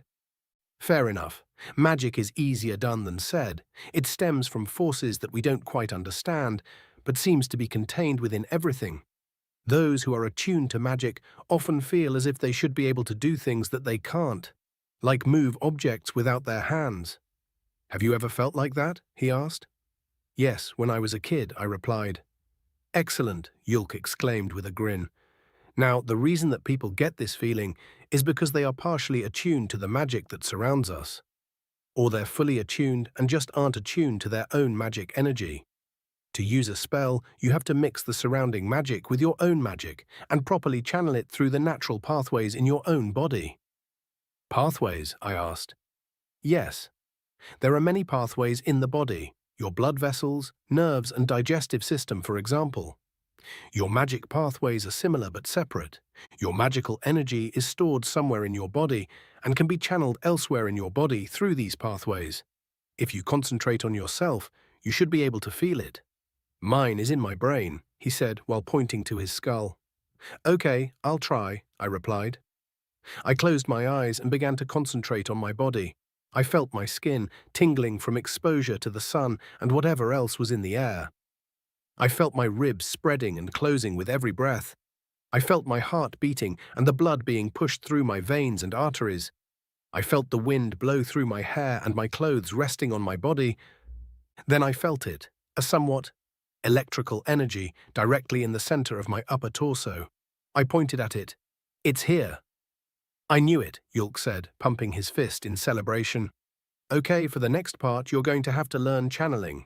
Your own magic won't be able to do much on its own, so you'll need to intake magic from your surroundings and mix it in your core to fire off a spell. How do I do that? I asked. The easiest way is through breathing. The air has magic in it, and you just need to think about pulling the magic out and storing it in your core. It will mix with your own magic, and you can channel that into a spell, he explained. But you get more by drawing magic in through your channels. I can't feel my channels, though. Exactly. And you won't be able to until you use them. That's why we start out new mages with breath charging before anything else. Go on, try it out. It should take about 20 or so deep breaths to get you nice and charged up. I closed my eyes again and began to do as instructed. I breathed in through my mouth and out through my nose. The electric feeling got slightly more intense, and I could feel the two different magics in my chest. I imagined them combining, and a third kind of magic appeared. It felt amazing, like I had all the energy in the world. A few breaths later, and I somehow knew that I was fully charged up. Okay, I'm ready, I said. What? That was only 10 breaths. Are you sure? Yulk asked. No, well, yes. My core feels full, I replied. Is that bad? The orc studied me with narrowed eyes and scratched his chin for a moment. I don't know, he finally replied. We'll see. Okay, let's go to the targets. We got up and approached the range. From a distance, I had thought they were made of straw, but they were actually statues made of stone. Judging by all the pits and charring, they had definitely seen plenty of use. Yulk picked up 2 stones and walked over to one of the targets. He placed the stones on the target's shoulders and walked back over to me. All right, I want you to try an easy spell. It's called Wind Spear, and its name is a very apt description of what you will need to imagine to create the spell. I'll demonstrate, he said, raising his hand. Rapes Denitsak. I flinched as I felt wind erupt from Yulk's hand, but I also felt the magic and was transfixed. The stone on the statue's left shoulder shattered into pieces. The orc grinned and turned to me, the sun gleaming off his bald head. Like that, he said, you should be able to disturb the stone on the right once you figure out the spell. Wait, do I have to do the incantation? I asked. No, the incantation happens naturally. You can increase the power of a spell by mindfully saying the incantation. But that takes quite a bit of practice, he said with a smile. Now give it a try. Use both hands, though, for safety, since you don't know your channels yet. Will I need a staff like the one you have? Yulk laughed. No. You won't need an arcane focus until you're much further along, even further along than I am. The only reason I have one is because when I was younger, I went on a dungeon raid with Nash and ended up breaking my back. Rirnu did his best to heal me, but he was only level 6 at the time, so I ended up with difficulty walking. So my staff is both an arcane focus and a walking stick, but I use it for walking. Enough about that. Go ahead and try to cast the spell, Nick. Okay, I'll try. I raised my hands and aimed them at the stone. I thought about how wind works. Gas molecules bumping into other gas molecules, pushing them along. The pushing is caused by gases getting hotter and colder, which causes them to get lighter or heavier than the other molecules around them. The harder they push, the faster the wind goes. I imagined this happening, but being channeled into a spear that rushed toward the stone. Then I felt a sort of click. Rapes Denitsak, my voice said. I felt the magic in my chest flow through my arms and through all 10 of my fingers. The intensity of the movement almost hurt, but felt good at the same time. The tingling sensation pushed itself out of my fingers, manifesting my will. The air pressure around my hands erupted with a blast of wind that pushed me back a step. Wind spear unlocked. What? I asked, looking at Yulk. I didn't say anything, Yulk said, staring at the target with his mouth agape. I looked at the target, and my mouth dropped open as well. There was dust settling around the statue, but I could see that it was missing its head and shoulder. The stone was nowhere to be seen, and the arm had fallen onto the ground. Behind the target, there was a noticeable dent in the bricks. What the hell? Wind did this? I did this? We stood shocked for a few moments, but then Yulk's opened mouth turned back into a grin as he turned to me. I met his eyes, and he placed his hand on my shoulder, his sharp teeth glistening in the sunlight. He definitely reminded me of a smiling demon. I fucking knew it, he said. We're gonna have quite a time together, Nick. Chapter 7. Nick Smith. Adventurer level, not applicable. Human, American. What the hell just happened? I asked, dumbfounded. You destroyed the stone and a good chunk of the target, Yulk exclaimed. Is that normal? Should I be able to do that? I asked. Among orcs? Absolutely not, he grinned. I've never seen a brand new mage destroy a stone with any kind of spell, but who's to say what's normal for humans? I stared at the destruction I had caused. The severed arm of the statue lay in the stone dust that now covered the dirt of the target pit. The sheer destructive power was staggering. Being able to destroy rocks whenever I want is cool and all, but I want to be able to go home, and I don't see how this is going to help me get there. Or maybe it's a sign of how much magic I can use. I replayed the events in my head. I had imagined wind and cast a spell. When I cast the spell, I had unwillingly said something, and the magic had flowed through my arms in a straight line. Then the wind formed and blasted the statue into pieces. I thought I had heard someone else say something too, but maybe it was the wind. Why was it so strong? Who's to say? Yulk repeated. I'm guessing that your magic core is a bit stronger than what's standard in a beginner. Stronger? I questioned. Why would it be stronger? No idea. Also, maybe stronger is the wrong word. Essentially, the more you use it, the more effective it gets. It doesn't get bigger like a muscle, though. It just gets better at fitting more magic in it. It just squished it in there, Yulk explained as he moved his hands together in a squishing motion. Anyway, you should now know the magical pathways through your arms and out your hands. Kind of feels like blood vessels with all the twists and turns, right? You have more magic pathways throughout your body, and there are certain spells that can be channeled through those pathways as well. You can also take in magic from those pathways to be able to cast spells faster. Wait, blood vessels? I asked, confused. Yes, he replied hesitantly. What's confusing you here? The magic went straight from my core, through my arms to my fingers, I explained, like it was following my bones. Silence fell, and a lot of emotions played out on Yulk's face. Confusion was first, followed by concern, and then deep thought. After a few moments, the grin returned, and he slapped me on the back. You just keep getting more and more interesting, little brother, he exclaimed. The shape of one's channels often determines one's initial magical efficacy, so that could explain how you were able to cast Wind Spear so potently. Wish I knew why they were straight, though. Never heard of that before. Oh well, let's move on. Back to the seats.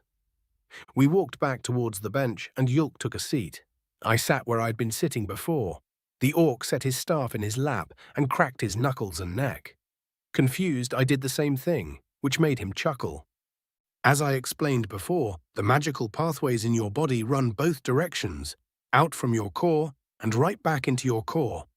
Do you still have some of your own magic in your core? He asked. I closed my eyes and checked. The only magic that was left in my core was my own. It felt the same as earlier, as if I hadn't used any of it at all. Should I tell him that? I already feel like a freak, but he can't help me if he doesn't know everything. Yulk stared at me patiently, awaiting my answer. Yes, I answered hesitantly.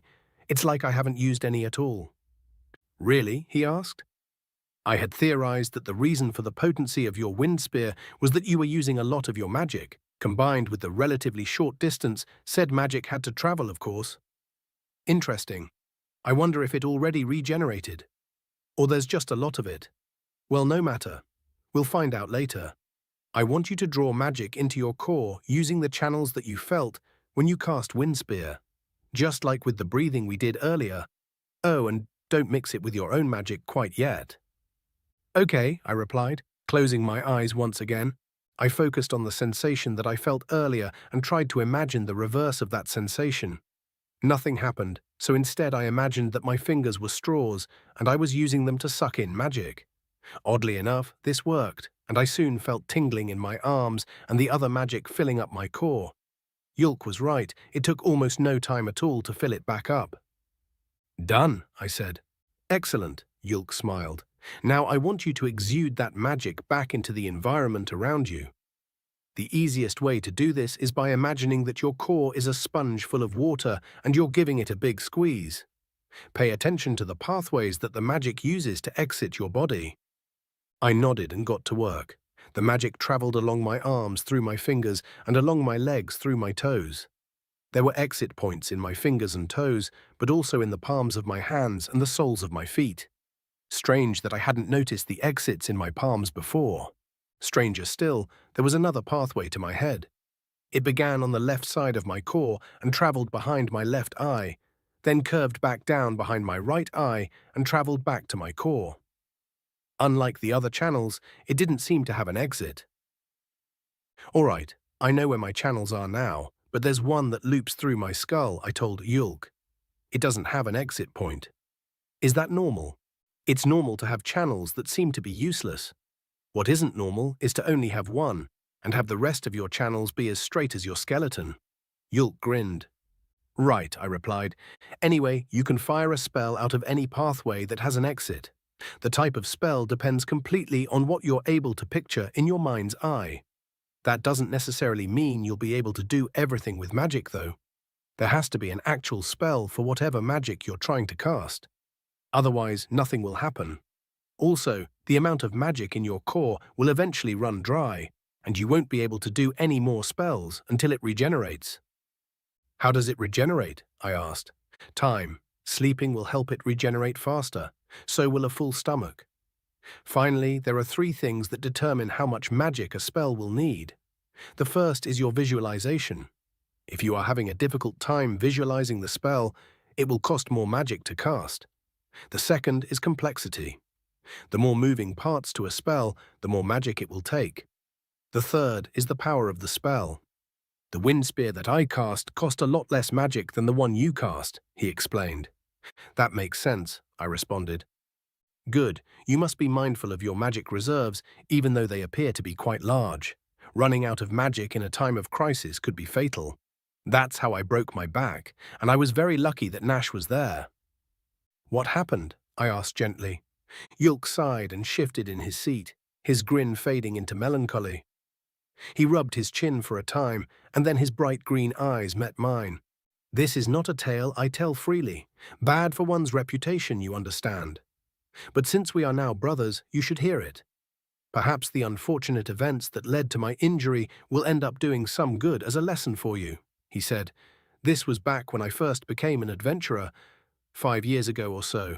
Nash had already been one for a year, and I ended up being the same level he was.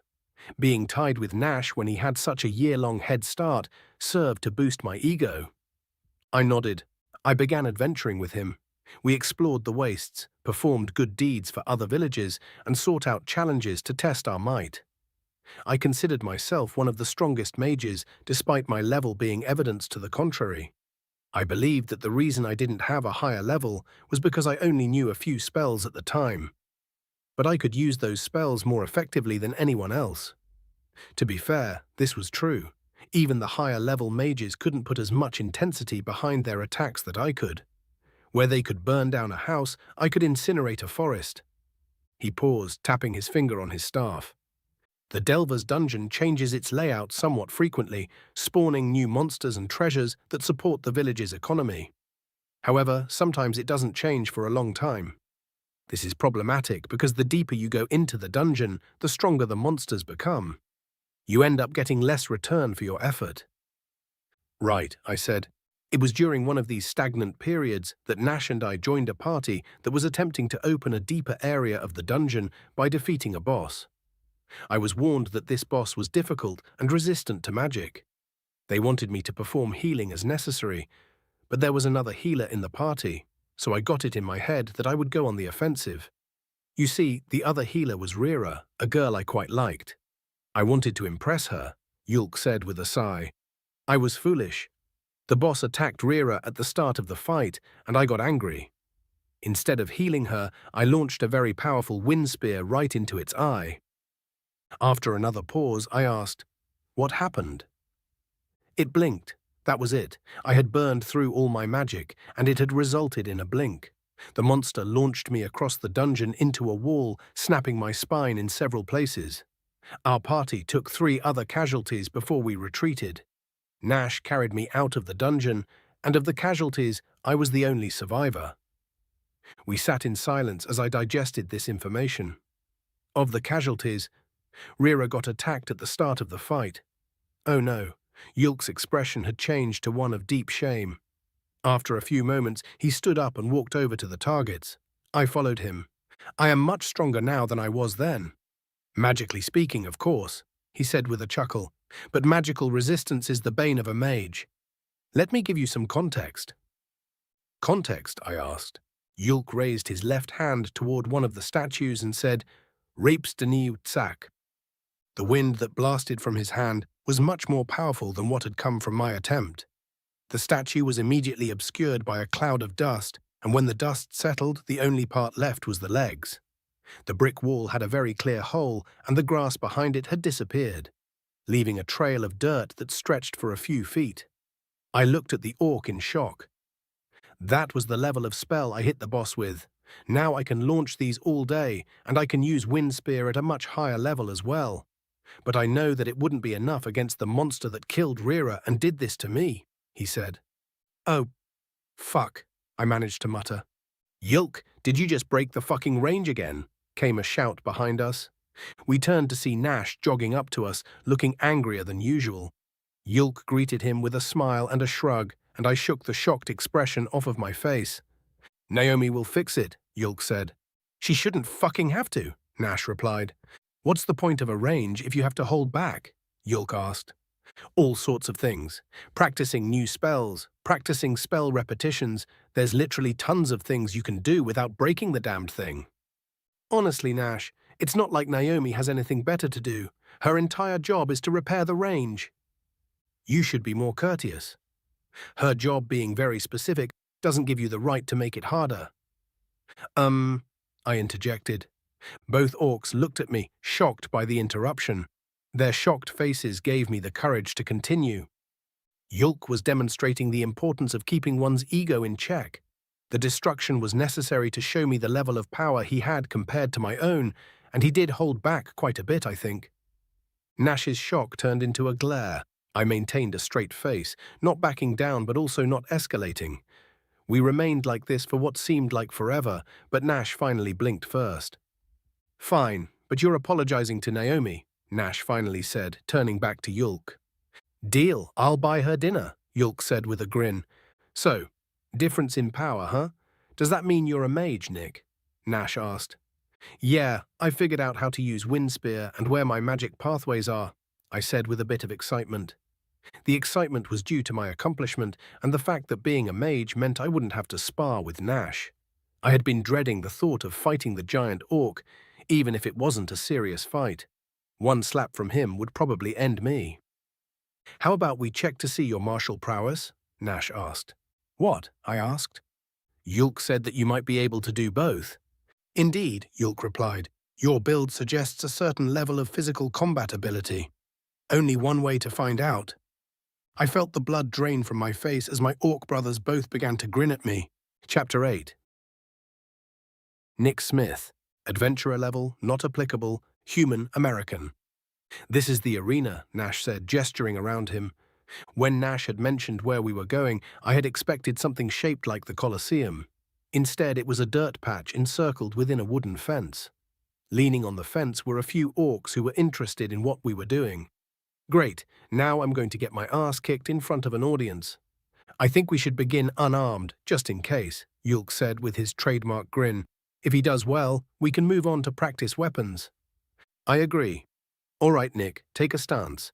I'm going to try to hit you. You can either dodge or counterattack, Nash said, widening his stance. Ready? No, I stated flatly. Too bad. Begin. I dropped into the karate stance I was familiar with, and Nash rushed forward. He threw a punch, but as he began to move his fist to my face, it slowed down. Even so, I barely managed to move out of the way. The wind from his punch made me blink. Good time dilation unlocked job. You managed to dodge. That's promising, Nash said. What did you say? I asked, rubbing my ears. What? Have you gone deaf? I didn't even hit you, he replied. No, I don't know. I thought I heard something. Doesn't matter, let's go again. Try to counterattack this time. Don't hold back. It's not like you can hurt me, he said with a laugh. Famous last words, Yulk muttered with a smirk. Nash glared at Yulk for a moment and then turned back to me.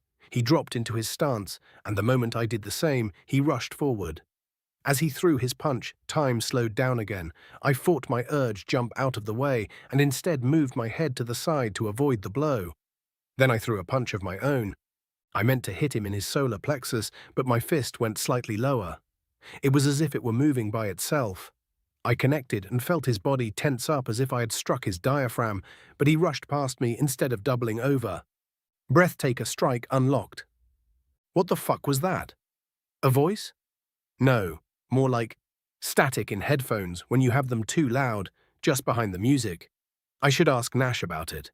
I turned to him and paused. He was standing up, but rigid and unmoving. Nash, you okay? Yulk asked with a shit-eating grin. Nick didn't hurt you, right? 'Cause you're too big and strong, right?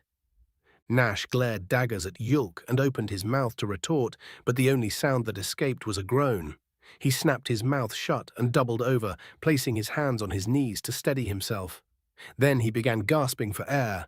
Yulk and the onlookers began laughing uncontrollably. After a few moments, Nash sat down and looked at me with a mixture of anger and confusion. What in the hell was that? He asked. I don't know. I think it was called a breathtaker strike, I answered. Remember what the distorted voice thingy had said? Well, it definitely did that, Nash said as he stood back up. Okay, I'll admit. You're not bad with hand-to-hand. When did you learn how to do that? I took karate. I used it more for working out than actual fighting, though. Kurate, you ever heard of that skill, Yulk? Nash asked, glaring at the still laughing sorcerer. No, Yulk said between laughs, I haven't. Probably something from his world, but maybe an unarmed specialist would know more. It's not a skill. Well, not what you mean by skill, I interrupted. With karate, there's a chance to do it wrong. But when I went to hit you, I thought your solar plexus was higher up, but my hand moved on its own to where it actually is. Yeah, that's how skills work. The skill will only activate when the circumstances are right for it to be able to do its thing, Nash explained. So the name of that skill is karate, huh? No, the skill's called breathtaker strike. Karate is a form of martial art, like a style of fighting, I explained to their blank faces. Right, well, never mind the jargon. You've got both magical and martial prowess, Yulk said with what was quickly becoming a trademark grin. I don't know, magicians also have some hand-to-hand combat skills, Nash tapped his chin. Let's try you out with a sword. A sword? Surely a spear would be better? Yulk asked. A spear is too easy to learn. If we really want to know what he can do, we should see if he is able to unlock any sword skills, Nash explained as he grabbed 2 wooden swords and tossed one to me. I'm fine with that, I said as I caught the practice sword. You really shouldn't be, Yulk warned. I fear that Nash is trying to get back at you for embarrassing him. Nash grinned widely at me as I took my stance and immediately disappeared from view, leaving only a small cloud of dust in his wake. I panicked and rolled forward, barely managing to avoid the blow that would have hit me directly on the ass. I glared at Nash as I regained my stance. I swung wildly at him, but he deflected my blow with ease and danced back with a laugh. I tried to remember something that could help me land a blow, but nothing came to mind. I'd seen plenty of movies with sword fights, but I knew better than to think that those were accurate portrayals. Nash charged at me and swung hard, but I managed to block it and lock blades with him. His smile widened as he grabbed the end of his blade and used the additional leverage to shove me back several feet. "Hey, that's cheating. You can't grab the blade," I shouted. "Why not?" he asked, confused. "Because if it were a real sword, you'd cut yourself." I had said it loud enough that every orc watching had heard me. After a second of stunned silence, they all began to laugh at me. I looked at Yulk, Nash, and the onlookers, trying to figure out why they were laughing so hard. Nash was laughing so hard that he was doubled over, and I briefly considered smacking him upside the head. "This is your first time fighting with a sword, isn't it?" Nash finally settled down enough to ask. "Yeah." "Well, you can grab a blade without cutting yourself. The trick is to make sure you don't drag your hand along the sharp bit." "How else are you to use the pommel?" he asked with a chuckle. I looked at the hilt of my sword and saw that it did indeed have a round bulb at the bottom. I thought this bit was to make sure your hand doesn't slip," I said. "No, it's to bash armor, like a mace," Nash explained, demonstrating a swing while holding the blade. "The secret to sword fighting is knowing how you can hold your weapon, not how you should hold it. Whatever grip works is the one you should use in any given situation." "I see." "Let's go again," he shouted as he charged me. I managed to duck his swing and went for a stab to his midriff. He spun to avoid the stab and grabbed my goddamned blade. "Oh, come the fuck on," I shouted. He grinned as he pointed the tip of his sword at my face. I pulled hard on my sword, but it didn't budge, and then I felt the tip of his sword poke me in the forehead. I sighed as the orcs once again laughed at my efforts. I began to get frustrated as Nash pushed me back and gestured for me to try again. Again and again he outwitted and outmaneuvered me, but I was learning. The tricks he was using weren't going to work twice. Then I felt something. Is this what they call an opening? I knew what to do, how to hold my sword, where to put my feet, and how fast to move. I pushed myself as fast as I could, and I was finally able to put the tip of my sword on his chest. Dash unlocked. "Well, would you look at that?" Nash said with a look of shock. "Was that the dash skill?" Yulk asked. "I think so," I answered. "Ha! He does have martial and magic prowess after all," Yulk said excitedly. "That's really rare, you know." "It sure is," Nash added. "Well, for us, anyway. For all we know, all humans are able to use both magic and martial skills. Although the only way to find out for sure is to find more humans and ask them. Speaking of which, are we able to go into the dungeon?" I asked. "No," both orcs replied in unison. I was stunned by the rapid and uniform response for a moment. The brothers looked at each other and then back to me. Nash squatted down to my height to make eye contact. I suppose he was trying to relate, but it felt infantilizing. "There are a lot of things we need to do before you're able to go into the dungeon, Nick. First, we need to register you with the Adventurers Guild to see what level you are. Then we'd need to train you up a bit more. Getting a sucker punch in on me is impressive in a way. But there's many things in the dungeon that your breathtaker strike won't work on. Indeed, it would be better to start you off with the wastes. The monsters there can be tough at times, but it's much easier to get away from them than it is to escape the ones in the dungeon," Yulk explained. I opened my mouth to protest before I realized that I was about to act like the young punks in movies that cause trouble for everyone by not realizing their very obvious limitations. I closed my mouth and nodded sullenly instead. I don't know how time passes in this world in relation to mine, but if I rush things and end up dying, then I won't get to see Cass again. Even if I were to reincarnate again, what would be the odds of ending up back on my world in my body? That being said, you've met the chief and been adopted into Clan Alta. There really isn't anything stopping us from registering you as an adventurer right now," Yulk said while tapping his chin. "Yeah, Chief probably can't get mad at us for getting our brother registered, right?" Nash asked. "True, I don't recall anyone having to get permission from the chief before," Yulk grinned as he stood. "Let's go." "Are you all talking about registering that thing with the guild?" one of orcs shouted. "What about it?" Nash replied. The guild rep's out right now. Family trouble. She'll be back in a week or two. It'll have to either wait or register as freelance. Both Yulk and Nash winced at this. It seems that the thought of registering as a freelancer didn't sit well with them. They mumbled to each other for a bit and then turned to look at me with grim faces. "We're going to have to wait," Nash stated. "What? Why? What's so bad about being a freelancer?" I demanded. "Being a freelancer isn't bad," Yulk said as he placed a hand on my shoulder. "It's terrible. The various organizations that allow registration as an adventurer all have one thing in common. They're employee-operated. When you join a guild, union, militia, or whatever other name the organization goes by, you are working for and with your fellow adventurers. When you register as a freelancer, you are working directly for your customers. That's how it is back home," I explained. "That's not so bad, you know." "No, you don't understand," Nash said, crossing his arms. "When you're with an org, you get access to benefits like healers, days off, mental health checks, specialized equipment for jobs, and all sorts of things that make adventuring bearable. Even if you're a member of a nation's military, you're taken care of to some extent. But when you're a freelancer, you have to pay for those benefits on an individual basis. You have to buy your own gear and pay for its maintenance. You can only take days off if you've worked long enough to be able to eat the next few days. To top it off, you only make about half what other adventurers make, if you can even find work at all." "He's right, Nick. Usually if someone goes freelance, it's because they've committed a crime that has resulted in being barred from org membership." Yulk squeezed my shoulder a little. "On top of that, the most frequent customers of freelancers are those whose jobs have been rejected by orgs.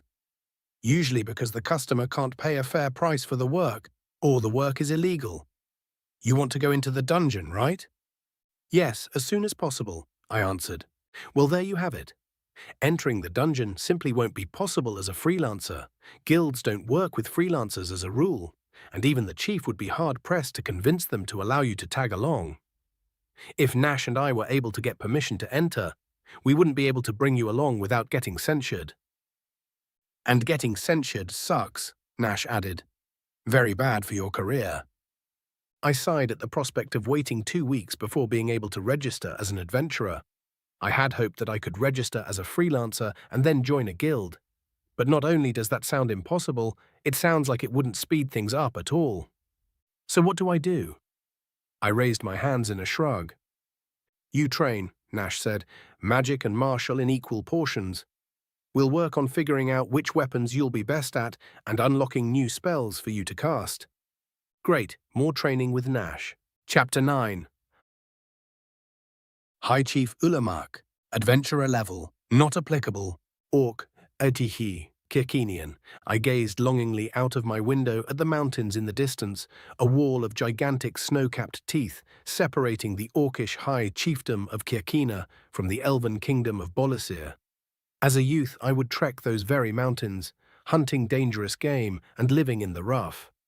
It was the best childhood the son of a high chief could ask for, and my father had given it to me gladly. Mostly because he couldn't stand children, but also because he wanted me to be strong enough to take his place.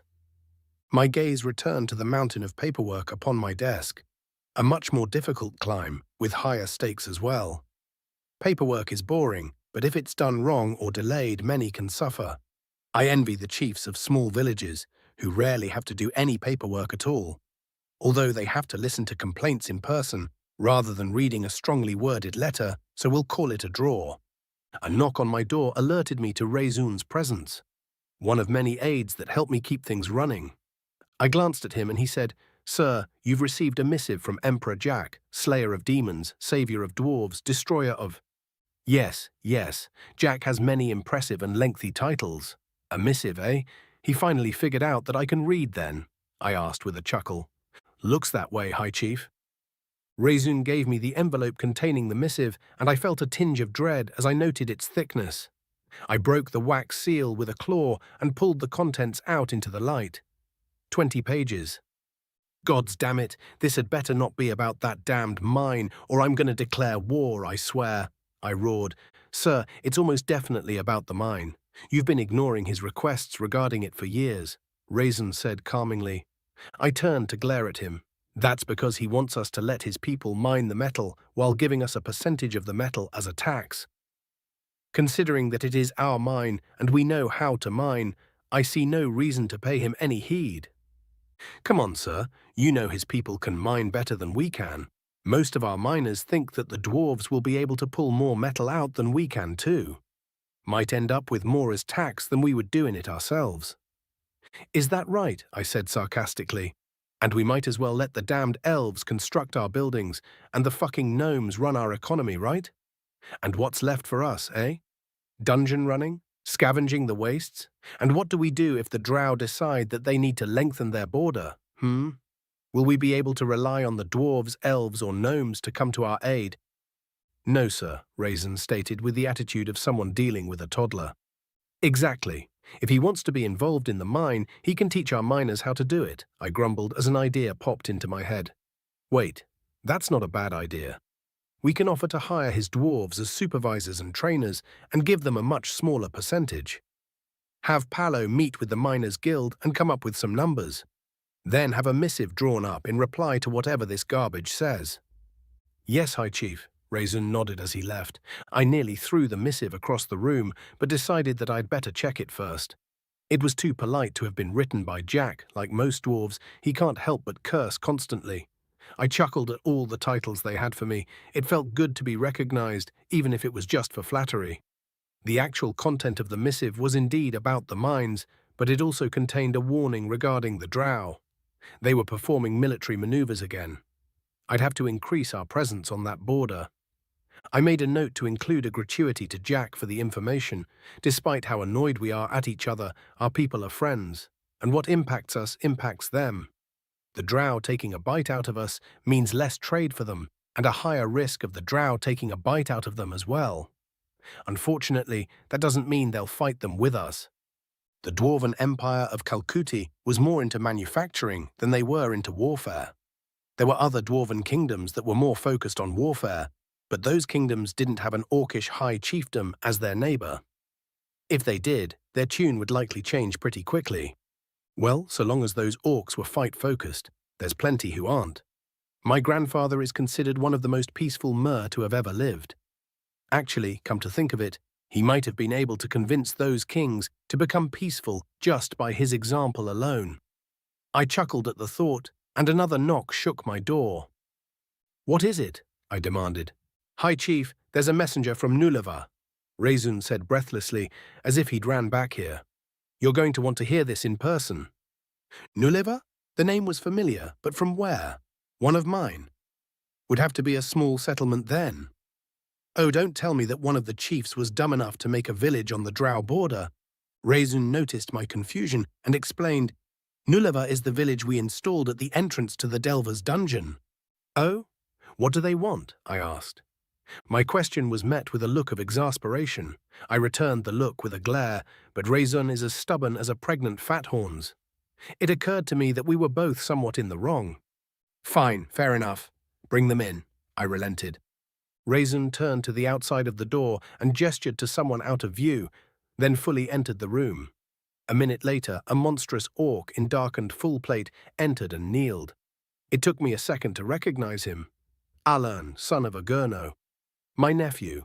Alern took a moment before finally saying, Greetings, High Chief Ulamark, son of Grashnor the Giant, savior of— That's enough of that, Alern, I interrupted. My own kin shouldn't have to prostrate themselves before me. As I understand it, you have a message for me. Yes, sir, Alern said and looked up at me. We've encountered some oddities in the Delver's dungeon, and Chief Gluhern sent me to apprise you. I'd forgotten that Gluhern took over for his brother on the Delver project. The thought of that hot head being a chief was enough to amuse even the most stoic orc. Unfortunately, my amusement was dashed by the stench of grief coming from Alern. The boy who was normally cheerful and gentle was now robotic and stiff, his smile replaced by a grim expression that spoke of loss. I nodded to Raisin, who grabbed a cushion and set it next to the boy. Sit and explain, Alern. What happened? I said gently. Yes, sir, he replied as he sat cross-legged on the cushion. A while ago, a wall collapsed in the dungeon, revealing a previously hidden passage. He explained at length about what had happened. And with every sentence my concern grew. A sentient thing called a human had been found and removed from the dungeon, and a boss that killed 2 over-10s had been encountered. Gluhern's plan to seal the passage to the boss was a sound one, but it might be a stopgap, especially since it sounded like the dungeon had already shifted twice and the hidden portion didn't change. "Does Nulliver have any over-20s?" I asked once he finished. "No, sir. Delver's was labeled an entry-level dungeon. The only reason that Gluhern had over-10s at his disposal was because we became adventurers there," Alern said, gritting his teeth to stifle a sob. "I'm sorry about your comrade, dear nephew. He will be avenged. If you'd like to be on the team I send, I can convince the adventurers to allow it." "No, sir. I would only be a hindrance. That beast is my exact counter, just like Kirisaka was." A fool would think this to be cowardice, but I saw it for what it was. A warrior who knew he was outmatched and responsible enough not to weigh down those who would be fighting. Little Alern had grown into a very good orc indeed. "Rezun, have Elizat gather a group of over-20s who are a good match for this thing and prepare to send them to Nulliver. Alern, you'll rest here and travel back with the group we send. Let Gluhern know that they answer directly to me, and he is to provide them with food, water, and shelter. I'll handle their pay. Understood?" "Yes, High Chief," Alern and Rezun said simultaneously. Rezun immediately set about his new task, and Alern rose from the cushion. He picked it up and put it back, like the responsible Mer I know him to be. He then turned back to me, waiting to be dismissed. "How's your father, boy?" I asked. "I wouldn't know, sir. Haven't heard from him in 2 years," he said, finally smiling. I grinned back. Agurno, my little brother, was legendarily aloof. He cared but didn't know how to show it, and simply decided it would be best if he didn't. Alern's not his only child, but since his mother has been patient enough to handle the long disappearances, he's the one who's seen the most of his father's love. Which is probably why the boy couldn't resist chuckling at his father's foibles. Well, that's good news then. If something had happened, it would have been heard across the entire continent. We both laughed at the truth of that statement. Agurno had become an adventurer instead of a chief, and quickly showed onlookers why it isn't fair for someone of my bloodline to become one.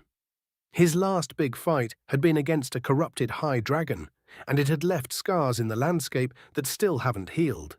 Even his son was a powerhouse and was one of the youngest over-10s in history. If Alern had turned out to be a bit faster, that monster in Delvers wouldn't have stood a chance. We discussed the rest of Alern's family and how his career had been going. He recounted tales of fights in the wastes against gigantic beasts and funny stories involving his comrades. Then we discussed how the nation was faring, and I was careful not to go into too much detail regarding the troubles with the drow. Finally, our conversation came to a close. "I think I'll head to the chow hall. I've missed the fat-horn steak you have here," Alern said with a chuckle. "Right," I replied with a chuckle. "Oh, and Alern, I understand that the human has been adopted into the Alta family. But I'd still like to know more about it. I don't mind how this happens, whether it be an informal interrogation or if we arrange a meeting. But I don't like mysteries." "Yes, High Chief, I'll do what I can." Alern nodded and left. I rested my chin on my hand as I thought about the future of our nation. Was this human a good omen or a bad one? The latter seemed somewhat likely, considering what else had been found in that secret passage. I was distracted by this line of thought until my eyes once again rested on the mountain of paperwork on my desk. Damn. Well, back to work. Chapter 10. Chapter 10. Nick Smith. Adventurer level, not applicable, human, American. I gazed up at the lovely afternoon sky and sighed. The sun, which was shining brightly as if it were content with its existence, was floating in a sea of light blue. Puffy little clouds slowly floated by without a single care in the world. I, on the other hand, was looking up at the sky because Nash had once again planted me firmly upon my back. I heard him jump and quickly rolled. His axe buried itself into the ground where I had just been. Wooden or not, that would have hurt. I got back to my feet and time slowed down once again. He's open, and I'm mad. I activated Slide Slash and raked my sword directly across his exposed midriff, just under his belly button. I felt elation at my victory, and then a fist slamming into my forehead. Darkness clouded my vision, and I blinked a few times to clear it. Once again, I found myself involuntarily cloud-watching. It occurred to me that this was becoming a very familiar sight. I sighed as I got back onto my feet. "I think that'll about do it," Nash said, holding his stomach. "You're getting better, slowly but surely." "It's going pretty quick to me," Yulk shouted from the edge of the arena. "It's only been a couple weeks, and he's already able to land a killing blow on you." "True, but that's due to his skills rather than his skill." Nash nodded sagely. Once he saw our dumbfounded expressions, he clarified, "I mean that his knowledge of fighting is low, but his skills themselves are decent. Especially that time diminution skill." "Time dilation," I corrected. "But you're right, I need more practice." We had spent the last 2 weeks trying to unlock more skills, and so far we'd been able to get 3. Dash, power slash, and slide slash. Yulk and I had also been working on magic, which had led to me getting better at hearing that strange muffled voice as well. It announced whenever a skill had been unlocked, and my brothers had no idea what it could be. Neither of them had ever heard anything like it. They'd both been somewhat concerned when I brought it up, but they seemed to get over that concern when I revealed the latest development. Whenever I thought hard about which skills I had, a list of them would appear in a semi-transparent rectangular box. When I thought about a specific skill, it would open another box with a brief explanation of the skill. I thought of the time dilation skill, and the explanation popped up almost immediately. Time dilation 1 increases the user's speed to 150% for a very limited time. Cooldown 5 minutes. "Hey Nash, do skills level up?" I asked. "Level up? Not that I know of. You get better at using them the more you use them, though, like your muscles or your brain," he answered, pointing at his head. "It's just, when I check the status of my skills, some of them have a number 1 at the end of them," I said as Yulk walked up to us. "Which implies that the number might get larger if the right circumstances are met," Yulk interjected. "Very interesting. Which skills are you speaking of?" I pulled up my list of skills and listed off the ones with a number: time dilation, fireball, dash, earthen dagger, wind spear, and heal. "Interesting," Yulk said. "Well, with dash, the more you use it, the farther and faster you can go," Nash pointed out. "Maybe it's tracking your progress or something." "Yes, I think that's it," Yulk agreed. "Fireball, earthen dagger, and heal are similar. The more you heal people, the better you get at it. The more you use fireball, the bigger and hotter it can get. And the more you use earthen dagger, the deadlier the blade that forms." "Well, I'm still worried that nobody else seems to have anything like this," I said. My brothers looked at each other and back to me as if they didn't hear me properly. Then they started laughing uproariously. I waited for them to stop, but they kept going until tears came out of their eyes. Nash fell to the floor and started rolling. Yulk fell to his knees. After a few more moments, I lost my temper. "What the hell is so funny?" I demanded. Oh no, I'm gonna die," Yulk said between laughs. "He says he's worried," Nash shouted before falling into another laughing fit. "It's a valid concern," I shouted, making them laugh even harder. I crossed my arms and waited for them to finally collect themselves. Once they were done laughing and had got back up off the ground, I glared at them. They wiped their tears and patted the dirt off of themselves and turned back to me. "When you first mentioned the voice talking to you, I thought you might be crazy," Nash said. "Same, actually. Hearing non-existent voices is a sure sign of madness. But then you mentioned seeing the box thingies, and I knew it had to be something else. Madness takes advantage of what you know. It can't show you things that you don't know," Yulk explained. "Yeah, but what if it's... What if it's what? A trap? What the hell is there to worry about?" Nash laughed again. "If it's a trap, you're boned, boy. It's already taken hold, so the only thing to do is lean into it and hope for the best." He's right, it's a useful tool. Worrying about it is like worrying about having a whittling blade, Yulk chuckled. "Oh no, what if I cut my finger?" "Well, what if someone else finds out and tries to take it or something?" I asked. "Then we kill them," Nash said flatly, "or they kill us. No different than any other situation, really." "Indeed, there's always someone willing to take something you own. To worry about owning it would result in owning nothing," Yulk nodded. "Well, what if they kill you too and capture me to use as a lab rat?" Easier said than done, but in that case, just make yourself uncapturable, Nash sneered. How? I pleaded. Fight them with every breath and don't pull your punches. Make it clear that either they kill you or you kill them, he explained. And even if they do manage to capture you through some sort of trickery, attack them every chance you get. Make certain that they have to constantly be on their toes. It'll exhaust them eventually. Then you avenge us or join us, Yulk grinned. Before I could continue arguing, I noticed one of the orc bystanders waving to get our attention. The size of our audience had grown a lot in the last 2 weeks, and Nash had even received requests to host our training sessions at certain times of the day.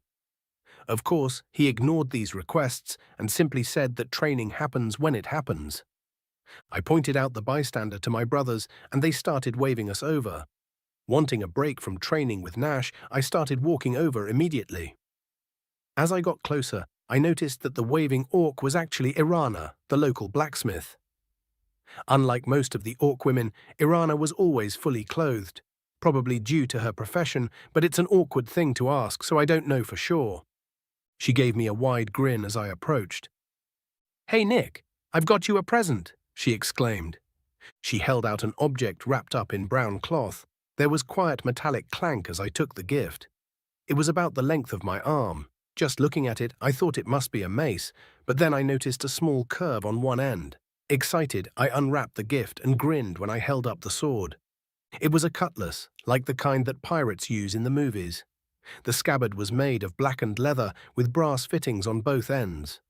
The brass on the entrance to the scabbard had a skull and intersecting sabers, and on the other end it had crossed daggers. The handguard and hilt were also made of brass, and the handguard featured a nude woman blowing clouds from her mouth and a ship's rigging behind her. The spaces between rope and cloud were actually carved through, and the edges of these holes were sharpened. "Thank you, this is amazing. What's the occasion?" I asked, awestruck. "Snap! It's a thank you for the entertainment that you've given us for the last couple of weeks. Watching you fight Nash and sling spells on my breaks has been great," she explained with a murmur of agreement coming from the crowd. "Well, that's out of character for you," Nash grumbled. "What happened to the miserly Irana we all know?" "Oh, I'm still miserly," she grinned. "This cutlass was commissioned by an elf, but he failed to pay in full. There's not a lot of call for cutlasses with half-basket guards around these parts. I'd have to travel to a coastal city to be able to sell it, but it's not worth it to travel that far to sell one blade. So I figured I'd free up the inventory space, show my gratitude, and give Nick one hell of a starting weapon. Win-win-win. Yeah, and I'm sure it has nothing to do with currying favor with a new adventurer, so that he prefers your shop over the much more reasonably priced shops in the village," Nash said. "You're confusing reasonably priced with cheap. The other shops get their blades from random places and people. I make my own, and they're much better than anything you'll find at those shops." She shot back. "But I can't expect someone whose intellect is rivaled by rocks to understand something like—" As they argued, I unsheathed the blade to have a look at it. The steel gleamed in the sunlight, and even with my uneducated eyes, I could tell it was well made. I turned around and gave it a few practice swings, grinning like an idiot at the swooshing sound it produced. It made me feel ready to take on anything. "Well?" Yulk asked over the sounds of Nash and Irana arguing. "I like it," I replied, practicing a punch with the handguard. "It's a really good sword." "Good to hear," Yulk grinned. "I heard that the guild lady's back. You want to go get registered?" "Yes," I said, sheathing my sword. "Well, let's go," Yulk said in a whisper. "If we hurry, Nash won't even notice we're gone." "Yes, I fucking will," Nash growled. "Where are we going?" "To the Adventurers Guild to get me registered," I answered. "Fine," Nash said, with Irana giving him a smug look. "Oh, wait, hold on. You'll be wanting to see the chief before you get registered," Irana interrupted. "We don't require his permission to get Nick registered. He's officially part of the Alta clan now," Nash argued. "You thick fuck. Just because you don't have to doesn't mean you don't have to. Or would you rather Nick have difficulty finding a first job because Gluhern's pissed at you?" She crossed her arms. "Or maybe you'd rather that first job be hunting giant rats." "Oh no," I whispered. "Why is it always rats?" "Huh?" Nash asked with a degree of hostility in his voice. "Nothing," I quickly replied, knowing he wouldn't get the joke. let's go see the chief. There's no harm in it, right? Nash actually growled and turned away from the conversation. Losing 2 arguments in a row against Irana had to be bad for his ego. It was certainly bad for his mood. We all quietly decided to give him a few moments to calm down. Fine, he finally shouted. Fuck it, let's go see the chief. And so we did. We still got stares along the way, but some of those stares were followed by a wave. I hadn't exactly been a social butterfly, but getting dragged around by Nash and Yulk had resulted in making a few new friends, like Irana the blacksmith, Korno the chef, and Multova the merchant. When we finally got to the chief's chambers, we were told we couldn't go in immediately.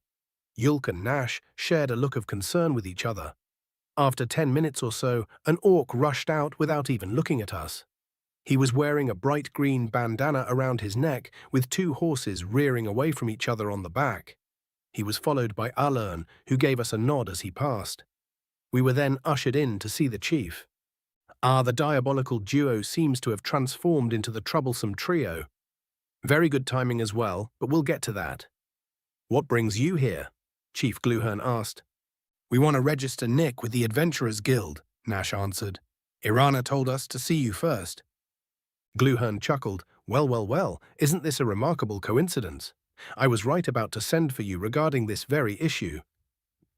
You want Nick to register as an adventurer because High Chief wants you to arrange a meeting between himself and Nick? Yulk asked, ducking a thrown goblet. Don't spoil my reveals, sorcerer, Gluhern shouted. Why would I have to register as an adventurer to see the High Chief? I hesitantly asked. A bunch of reasons, Nash explained. There are routes which shave weeks off of your travel time that civilians aren't allowed to use because they're dangerous. Most of the adventuring organizations can grant permits to travel these roads thanks to negotiations between them and the various governments. That's the main reason, but there's also a political aspect. Ulamak is curious about you and wants to meet you. But that's not something that a High Chief does, Gluhern added. It could be seen as an indulgence. Most of the great chiefs wouldn't care, but there are those who would use it to frame High Chief Ulamak as a layabout. That's true too, Yulk nodded. Though it would be unlikely to result in rebellion. It would be more likely that Ulamak would have to grant concessions. Okay, I understand, I said. But can I check out the dungeon before seeing the High Chief? Nash and Yulk turned to give me a look, the kind of look one gives a child who is trying to run before they can crawl. Actually, that was the plan, Gluhern said. My brother's head snapped around to look at the chief in shock. Nash started to object, but Gluhern held up a hand to stop him. Things are getting weird with the new dungeon area. The dungeon has shifted a total of 3 times since the boss has been encountered, but the hidden area and its entrance remain unchanged. We were hoping that the barrier would be able to contain the threat until the dungeon gets rid of it naturally, but that doesn't seem to be happening. Gluhern sighed. High Chief Ulamak is sending a team of over 20s to investigate the phenomena and destroy the boss. Over 20s? Yulk whistled softly. Yes. And it would be better if they could take Nick along when they perform their initial investigation. There might be things he can shed light on. I'd rather he not take part in the fight, though, Gluhern said. This isn't a time-sensitive mission, so it should be fine if you accompany them. Actually, Nash, you definitely should. You'd be able to help guide them to where you found Nick, right? Yeah, probably, Nash admitted. Good, hopefully this will shed some light on. The orcs continued discussing the plan, but I zoned out because of the blood rushing to my head. Here it was, the chance to find out more about what the hell happened to me. Even a hint might put me on the path to getting home. My mind was flooded with excitement at the possibility and dread at the thought of finding nothing. And I'll grab some charcoal and paper to do rubbings just in case. When are we setting out? Yulk asked. One of the over 20s has already arrived. The rest should be here within the next couple of days, so you'll be entering the dungeon by the end of the week, Gluhern answered. That should give you plenty of time to prepare. We're not expecting any danger, but... Better safe than sorry, Nash nodded. Understood, Chief. All right, Nick, let's go get you registered as an adventurer. Finally. Chapter 11. Nash Altar, Adventurer Level 8, Orc Nullivan, the Adventurers Guild. It's hosted within a very plain-looking grey-bricked building here in Nulliva, But I'd heard that elsewhere the buildings get very fancy. It's said that in one of the gnomish countries, their buildings are made of solid gold. But I don't know if I believe that. What's to stop people from shaving bits off when nobody's looking? Although, as one of the largest multinational organizations in the world, the Adventurers Guild could probably afford to replace the shaved bits of their buildings. It's still hard to imagine that they have ultra-luxurious buildings when faced with how mundane their branch in Nulava is, though. Things look just as plain on the inside as they do on the outside. I'd expected Nick to be underwhelmed, but his typically stoic face appeared enamored with every little detail surrounding us. The quest board, surrounded by adventurers looking for a good job to match their skills. The gathering area, where you can grab a bite to eat or a pint to drink before setting off. You normally wouldn't eat here after a job, because there are better places to eat in the village. I personally prefer Corno's fried food over what the Adventurers Guild has on offer. Nick seemed particularly interested in the trader pit, where an adventuring party was selling loot they'd gotten from a dungeon dive. We'd already explained to Nick that you can buy and sell stuff at the guild when he was being fussy about turning freelancer, but seeing is believing, I suppose. The pit's where I bought my axe. "Hi there," Nima greeted us. "How can I help you?" "Hi Nima," Yulk said. "We'd like to register Nick as an adventurer." "Oh, you're the human, aren't you?" she asked. Nick stammered an affirmative. Most of the people that frequent Nuleva are used to seeing Nima around, so it took me a second to realize what had the boy nervous. Then I realized that he didn't have anything not to be nervous about. Nima is notable for her beauty, wears barely anything, and above all else is 7 feet tall. Above all else. Orc women don't typically get as tall as our men do, but Nima is related to Alan, so I guess it makes sense. That whole family is huge. If I remember right, she's his half-sister, but they're not close. Alern's dad ran off on Nima's mom or something. Considering how similar Nima and her mom look, I can't even begin to fathom why he would run off. "All right, so we'll have you fill out some forms, and then we'll get you connected to the Cura Guard to determine your level. Then we'll do your newbie brief," she explained. "Oh, okay," came Nick's suave reply. I couldn't help but grin. From Nick's height, there was no way to maintain proper eye contact and avoid staring at Nima's head-sized breasts. Instead, he was staring firmly at the counter like a well-trained pupper, trying to avoid gazing longingly at their owner's food. Most of the other races have difficulty not staring, and I suppose humans are no different. My amusement was cut short when I realized that I might have to have an awkward conversation with the boy about orc sexual compatibility, namely the lack thereof. Maybe I can pawn it off on Yulk. He's much more open about such discussions and would probably be better at it. I glanced at him, but he was studying Nick with a slightly confused look on his face. Oh, right. He's a dunce when it comes to sexuality. Shit. "Here you go," Nima said as she set a packet on the counter. "There are pencils at the table over there. Fill these out and bring them back, okay?" "Yeah, thank you," Nick stammered. Nima and I made eye contact, and she smiled knowingly. I grinned in response as we turned to head to the gathering area. She had previously made it clear that she likes me, but I wasn't ready to commit just yet. I don't have the finances to give her the life she deserves. Instead, we'd made a deal that when I get to level 10, we'd try dating and see where things went. When you hit level 10, you get access to better-paying jobs and 50% of the retail value of the goods you sell, which would give me enough money to support Mum and properly court Nima. We'd made this deal last year when I was only level 6, and I'd been grinding hard ever since. Nick said as we got to one of the tables. "I can't read this." "What?" I asked. "I don't understand this writing," he clarified. "But you speak perfect Orcish. How are you unable to read it?" I demanded. "Probably the same way you can't," Yulk said, causing me to flinch. "This is something that I've been thinking about, though. Why is it that you can speak Orcish, Nick?" "I'm not. I'm speaking English," Nick replied. "I thought you were speaking English. What the hell is going on?" "That's what I would like to know. English? I'd never heard of English. Must be a language from his world or whatever. But in this world, there are only 8 languages. Orcish, Elvish, Daimon, Drow, Draken, Dwarven, Gnomish, and Unyelish. They're all similar enough that it's easy to learn to speak and understand them. Yulk taught me how to speak them when he got back from schooling around. It was pretty fun until we got to the writing part. I can't seem to wrap my head around letters and words, no matter what language they're in. Don't have that problem with math, though. Numbers are nice. Maybe it's a skill, Yulk ventured. It's not on my skill list, though, Nick said. Yulk pondered for a moment. Is your skill list ability listed on your skill list? No. Then maybe whatever is allowing you to see your skill list is also automatically translating what you hear and say. Yeah, I interrupted impatiently. You might be able to speak all the languages. Congrats, whatever. Problem is, you can't read them. Have Yulk fill out the forms for you like he did for me. The two of them looked at me with blank expressions, as if they hadn't already thought of that solution and were surprised that I was the one that came up with it.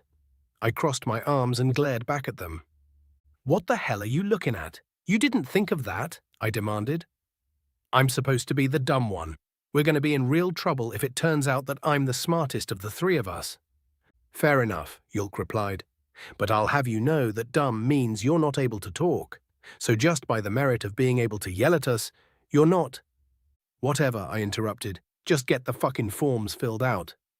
Yulk grinned at me and grabbed the forms from Nick. He began reading aloud as I sat down next to them. The questionnaire portion went by fairly easily, except for a couple of parts. We had to add our own answer to species, and there was some confusion when it came to the race part.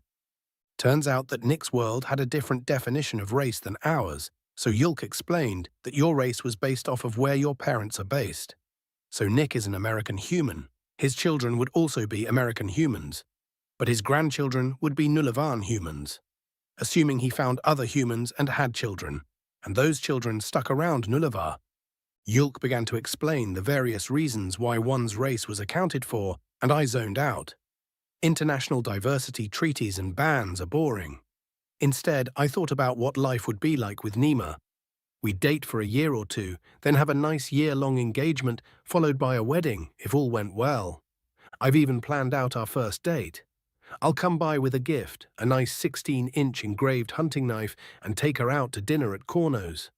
Then we'll swing by the training arena and watch people spar until the sun goes down, and to wrap up the date, we'll stargaze.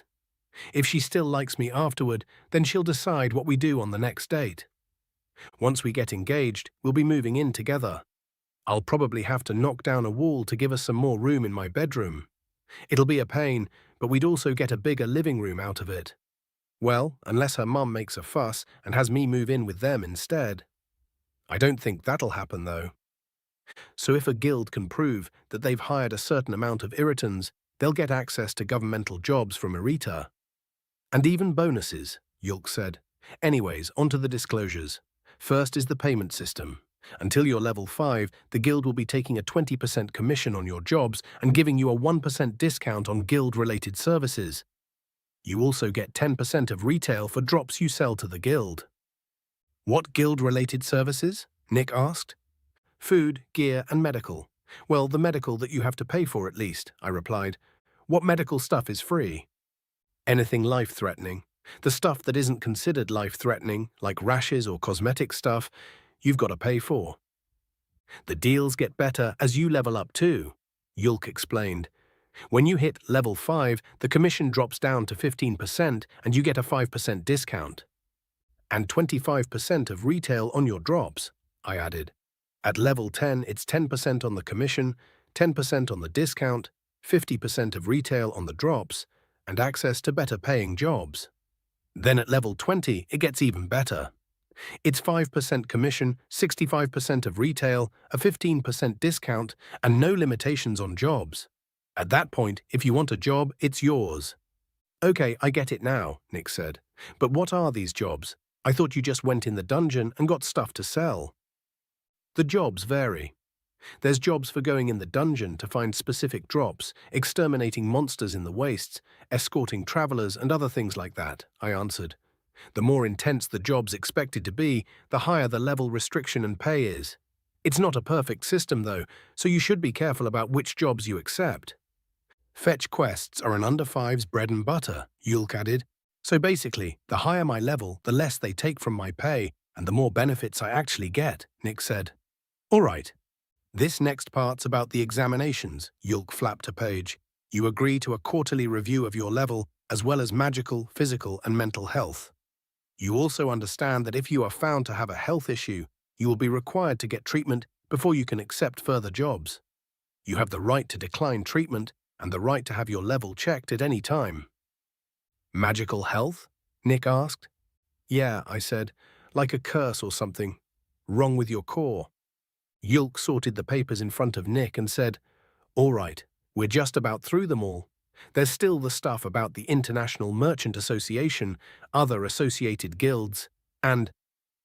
I stopped listening after Yulk mentioned the International Merchant Association. Woe be unto Nick if he asks a question about the IMA.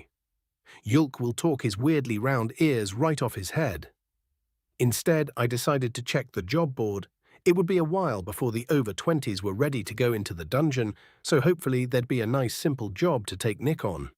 I looked at the board and ignored everything without artwork on it.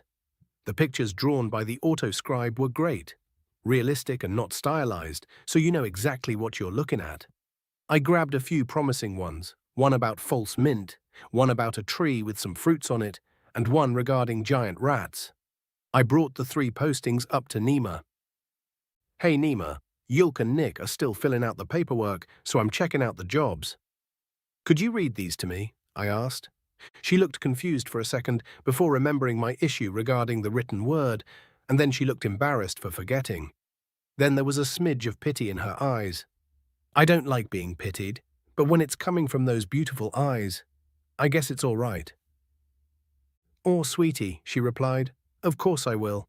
This first one is a gathering mission for false mint from the forest depths. 50 leaves are needed. Ah, the forest, north or south. It doesn't specify. Just need 50 false mint leaves from the forest. Okay, we might do that one. What's the next one about? Gathering yipples. They want a sack full. Where are the yipple trees?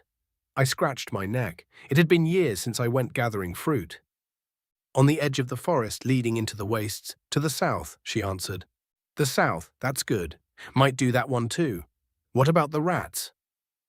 Let's see. There's a pack of giant rats harassing caravans in the wastes to the south. Reports indicate there's only about a dozen, and the poster is offering 2 copper per pelt delivered to the guild. It's a level 5 and over job. Well, that should be fine. Yulk and I are over 5s, so we can bring Nick along as a party member, righty? I asked, leaning on the counter with my most charming smile.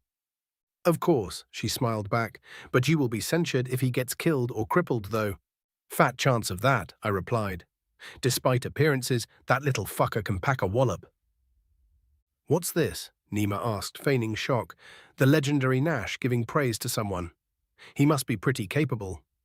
Yeah, laugh it up, I chuckled. Don't tell him I said that, though. He'll go and get an ego. My lips are sealed, she winked. Our eyes met and we smiled. The rest of the world faded away for a moment before Yulk's voice snapped me back to reality. I missed what he said, so I looked back to Nima. She looked confused as well, and I got a fuzzy feeling in my chest when I realized she missed it too. We'd been lost in each other's eyes. The forms, Yulk slowly stated. They're done. We're ready for the examinations. What were you two up to? I was accepting some jobs for us to do to pass the time. We got herb and fruit gathering with some hunting in the wastes. Shouldn't take more than a day and a half, I said quickly. Herbs and fruit. I thought you guys only eat meat, Nick replied. Well, we fucking season it. We're not animals, I grumbled. And anyway, these jobs weren't posted by orcs, they were posted by traders and stuff. Right. Well, what are we hunting? He asked. Giant rats out in the wastes? We're grabbing the plants on the way there. Why's it always fucking rats? Nick grumbled under his breath. Hey, I countered, this is an over 5 quest. Don't underestimate giant rats. They're more than just a nuisance. They'll take down prey twice your size without a sweat. The only reason you're going to be able to do this job is because Yulk and I are protecting you. Now let's get your exams done so we can head out. Which one would you like to start with? Nima asked the human. I'd like to have my level assessed, please, he replied. Sure thing, she said cheerily as she reached into a drawer behind her. She pulled out a contraption and a metallic guild card and set them on the counter. The contraption that the guild uses to connect someone to the Kuragard is a strange-looking thing. It's a rectangular box with 6 stubby legs, 1 on each corner and 2 in the middle. Each leg is made of a different metal, and the box itself looks like it's made of obsidian. She inserted the card in a slot on the part of the box facing us and pressed her fingers into some indents on her side of the box. Blue light spilled out of the top of the box and formed a square in front of us. Then green lights shot out and entered the square, creating numbers, letters, and the palm of a hand. The light took on a mirror-like quality as it hardened, still hovering a few inches above the contraption. Then she fed the forms into the back of the box. All right, please place your hand on the handprint until you feel a slight electric shock, Nima said. Without saying anything, Nick reached out and placed his hand on the hardened light. It was a full 10 seconds before Nick winced slightly and withdrew his hand. I shared a look with Yulk. This thing was usually much faster. It made some weird noises that sounded a lot like birds chirping, and then the numbers and letters changed. Yulk and Nima looked at the letters and numbers with confusion. So did Nick and I, but that's only natural considering our inability to read the damned things. Once the 2 readers recovered from their confusion, their eyebrows shot up. What is it? I asked, growing impatient. He's level 5, Yulk answered in a quiet voice. I looked at him intently, trying to figure out if he was joking. When I turned to look at Nima, her expression told me he wasn't. Is that rare? Nick asked. Yeah, it is, I replied. What's his class? Unknown, Nima said. Well, that figures, I chuckled, turning to Nick. Mine's unknown too. Has been ever since I hit level 7. Look, don't let your level get to your head. You're still inexperienced and should follow our lead during the hunt. Yeah, he responded. I will. On the bright side, though, the quest level isn't a problem anymore. Smartass, I grumbled. Better to be a smartass than a dumbass, Yulk grinned. All right, let's get the rest of the exams out of the way. Yeah, go on, I'm going to hang out here for a bit, I said. Nima, Yulk, and Nick went to the medical portion of the guild hall while I sat at the gathering area. I stared at the 3 job posters. Level 5, huh? I can't help but be a little jealous. It had taken me so long to reach that milestone. So many monsters slain, so many friends lost. All Nick needed was a little training. It might have been even more depressing if we had trained him longer. I hope he at least lives up to the level. Chapter 12. Chapter 12. Imlor Tula, Adventurer. Level not applicable. Gnome, Kekenian. Day 3. I'm still trapped in the tree. The food and water I had are gone, and these damned rats are still waiting for me to come down. They've been taking shifts, some sleeping during the day and the rest sleeping at night. Every now and then they try climbing up after me, but a few well-placed kicks and pokes with my dagger thwart their efforts. I am tired, thirsty, and my ass is extremely sore due to the bark of this tree. They're still eating my pack animals, so it's unlikely I'll be able to outlast them. Eventually, I will fall from my perch. A miserable existence fated to meet a miserable end, eaten by rats. If you find this, please avenge me. Make sure no one else shares my fate. Imlor Tula. I closed the journal and put my pencil away. What an unfortunate thing to have to use a brand new journal for. I glared at the giant rats below me, and their beady red eyes glared right back. From up here they looked a normal size, but in reality they were only slightly smaller than myself. I'm tall for a gnome, 3-6 inches in fact, and I shudder to think what could have happened if I had been even an inch shorter. My wagon and pack animals were still in view. The rats had sprung their ambush and killed both my harnesses before they could react. They had covered themselves in sand along the trail and either hadn't noticed me or decided that the beasts of burden were the best targets. This and some quick thinking gave me barely enough time to scale this tree before they... I shuddered. The damage to the wagon is irreparable. Those teeth and claws had made short work of the wooden sides and cover. The wagon had cost me 50 silver, more than both the narses combined. The rats had broken it open like a cask, trying to get to the sweet meats within. a small shipment for a certain orc chef in Nulava. I looked down at the 5 rats that were currently patrolling the base of the tree. "Fuck you!" I shouted to the vermin. They chittered back at me. I normally would have hired an adventurer escort, but business had taken a rotten turn as of late. My beefery had caught fire, and I ended up having to pay to have it rebuilt, as well as compensation for the workers who were injured. I had spent half of my remaining capital to fulfill this order. The freshly smelted metals that the Nulavan Adventurers Guild branch had ordered are fine, but I no longer have a way to transport them. I chuckled at my optimism, as if I had a need to transport them now. I am going to die. Exposure, starvation, or dehydration. It was a toss-up which would claim me first. I only hoped that I wouldn't weaken to the point of falling out of the tree before my untimely demise. Getting eaten to death promises to be a painful way to perish. I looked at the corpses of my hnasses. Hulk and Noble, they'd been with me for most of their lives. Never again would Hulk softly chomp my arm, nor Noble softly blow my hair as I geared them up. They were rambunctious, like my own children. It's going to be hard for Telena to take care of them without me. I can only hope that my life insurance will let them live comfortably. The house is paid off, and I've still got enough capital to feed them for the month that it'll take before it kicks in. If another trader uses this route and finds my remains, it'll kick in even faster. Some movement in the corner of my eye caught my attention. A trio of people, 2 orcs and an elf, were walking the path. Rescue or further tragedy? I weakly stood up and started waving my arms at them. "Rats, beware! Giant rats on the road!" I screamed. The 3 stopped and looked at me. They were still too far away to make out their expressions, and I kept waving and shouting. I screamed at them to run and get help. They faced each other for a moment and then started jogging over. Adventurers? I didn't dare to hope.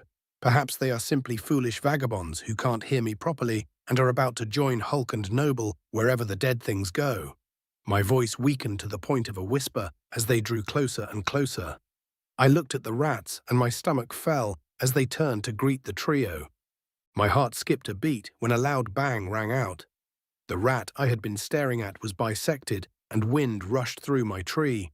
I grabbed the trunk to keep from falling and watched 2 of the trio pull weapons from under their capes. An axe and a sword. I almost jumped for joy. I am rescued. Of the 2 melee fighters, the orc was definitely more skilled. I watched in awe as he fluidly carved through his opponents. The second orc was obviously a sorcerer, casting spells at rats who were trying to flank the fighters. The spells were plenty powerful too. The elf wasn't bad with its blade, but then something happened that made my jaw drop open. A rat charged the elf, and it cast a fireball that instantly fried the damned thing. A magic user with a blade? Will wonders never cease? My celebration was short-lived, though. More and more giant rats joined the fray. 5 became 15, then 30. I watched in anticipation as the adventurers kept fighting and fighting. The end goal of the rats seemed to be to wear them down enough to land a killing blow. When one considers the casualties, it's a disgusting tactic. But vermin don't seem to care about morality, just meat. But the adventurers didn't seem to get tired. If anything, they were getting better at working as a team. The sorcerer was launching spells from both of his hands, and the spell sword was using his magic and weapon simultaneously. The orc with an axe was using it like a scalpel, carving just enough of each rat's flesh to be fatal without expending unnecessary effort. The change in demeanor was impressively seamless. Before I knew it, 50 rats lay dead at the feet of my rescuers. I clambered down the tree and approached them, being careful not to step on any of the viscera that was strewn across the ground. The orc was wiping down his axe. The elf was holding his bloodied blade, looking a bit lost. I pulled a rag out of my tunic and offered it to him with a grin. It wasn't until we got close to each other that I noticed something was wrong. His eyes were blue but lacked the ethereal glisten that an elf's would have, and his ears were rounded. He returned my grin, and I noticed that the flat teeth one would see in an elf's mouth were flanked by sharp ones. I carefully maintained my grin, even though terror gripped my heart. It isn't right to be afraid of one's rescuers, but I couldn't help it. This thing was an unfamiliar mer, and had demonstrated that it was very proficient in combat. Thank you, it said. You're welcome. I stammered through my now false grin. Thank you. I thought I was a goner. You look nervous, the sorcerer said with a knowing smile. Never seen a human before? Of course he hasn't, the one with an axe replied. You think a trader's gonna have seen more than an entire village of adventurers? A human? I asked. Introductions, then. I am Yulk Alta. This is my brother Nash, the sorcerer began, gesturing to the orc with an axe. And this is Nicodemus Smith, the newest adopted member of Clan Alta. He is a human. Oh, I see. Well, I am Imlor Tula of the Tula Transportation Company. Pleasure to meet you truly. I don't wish to be a burden, but I don't suppose you have food and drink? I asked, slumping to the ground as my fatigue caught up with me.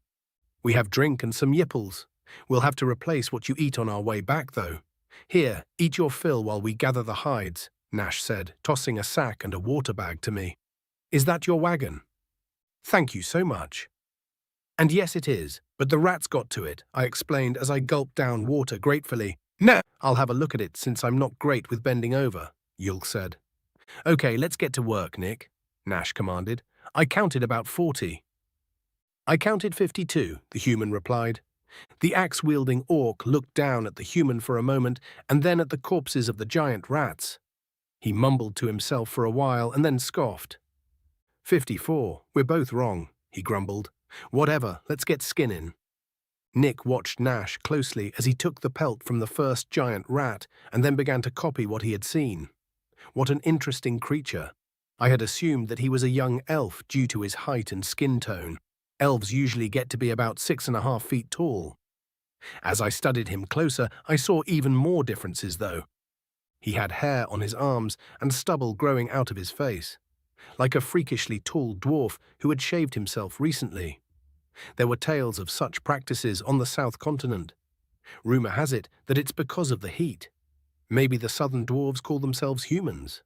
No, that doesn't explain the height and the teeth. I munched on yipples while the others carved the rats up. I'm not typically a fan of fruits, but these were the most delicious yipples I've had in my entire life. After I filled my belly and rested for a bit, I got to work helping Nick and Nash gather the pelts. How did there get to be so many? Nick asked. They breed fast. This is probably only about a few generations worth, I answered. Yep, they start out sneaky and timid, but the more of them there are, the more desperate they get for food. That's when they get dangerous, Nash added. Why didn't they try to run away, though? Blood frenzy. It's what separates monsters from animals. If you get attacked by a pack of wolves, you can survive if you kill enough of them. The rest will run away. If you get attacked by a pack of dire wolves, you're going to have to kill all of them to survive. Monsters don't run, Nash said. Well, if you're quick enough, you can run away, I said with a laugh, or scamper up a tree and hope some adventurers come along. We all chuckled, and silence fell as the enormity of our task drew our attention. It was messy work, too, and once we were done, Yulk approached us. How's the wagon? Nash asked. It'd be nice not to have to carry 50 pelts back to the village. You know, right? I thought we were going to be dealing with a dozen max. Yulk chuckled. Anyway, the axles, sides, and roof are all shot, but the wheels and bed are fine. If we can get the wheels off the axles and flip it, I can probably fix the axles with mend. Don't know how we're going to secure our cargo and pull it, though. Nick and I can be the beasts of burden. You and, Nash trailed off, looking at me. Imlor Tula, I replied. Right. You and Imlor Tula can keep the stuff from falling off, or let us know when it does, so we don't leave it in the dust, he finished. I don't suppose you'd be able to pull the original cargo as well, I tentatively asked. It's about 100 pounds of metals for the Adventurers Guild. Shouldn't be a problem. Gonna have to make a stop for the yipples, though. Nick and I will rest while the two of you grab some more. And so it went. We managed to take the wheels off the wagon and get it flipped over, and Yulk was able to repair the axles with a spell. We affixed the wheels back onto the wagon and loaded everything back up. I said a quiet goodbye to Hulk and Noble while Nick and Nash used what was left of the harnesses to start pulling the wagon. As I began to walk next to the wagon, I struggled to fight back tears of joy. I survived. Chapter 13. Nick Smith, Adventurer Level 5, human, American. It wasn't an easy trek, but we did it. We managed to pull the cart all the way back to the village with only a couple of rests along the way. Once we got to the guild hall, I breathed a heavy sigh of relief and looked around. More stares of shock, but this time they were looking at the wagon instead of me. A nice change. "All right," Nash said, sitting on the ground. "You two go in and inform them of the situation. Nick and I will rest here for a minute." Yulk and the gnome went inside the guild and I promptly collapsed next to Nash. We were both drenched in sweat and panting. Something occurred to me, though.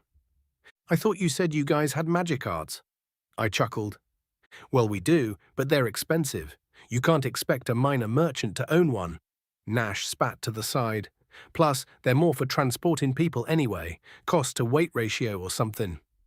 "Yeah, makes sense, I guess," I replied. "Fuck, I'm gonna sleep good tonight." "Don't forget to stretch, or you're gonna be sore during the dungeon dive. Not that we'll be fighting, but just in case." And I laughed because I had been taught that you should stretch before strenuous exercise if you wanted to avoid hurting the next day. Or maybe it was cramping up during your workout. As I thought about it, though, another subject came to mind that I'd been wondering about. "Hey Nash, you know how the forest turns into a desert?" I asked. "Yeah," he replied curtly. "Why is the cutoff so sudden? Isn't there usually like a buffer area between different climates?" "Kid, I don't fucking know. That's just how the wastes are. It goes forest, desert, swamp, and then another forest. It's something to do with the Cataclysm Wars. Big old spells that warped the landscape or some such," he said irritably. "And before you ask, I don't know much about those wars. All I know is that the last one ended more than 1,000 years ago, and it was bad enough that there weren't many history books at that point. You're better off asking Yolki." I nodded and decided to leave it at that. We had a few minutes to relax before an unexpectedly large group of people followed Yulk and Imlaw out of the guild. A few of them looked curiously at me, but the rest were gaping at the wagon. Nima was standing next to Yulk with a shocked expression as well. "I am so sorry," she said. "We thought there were no more than a dozen of them."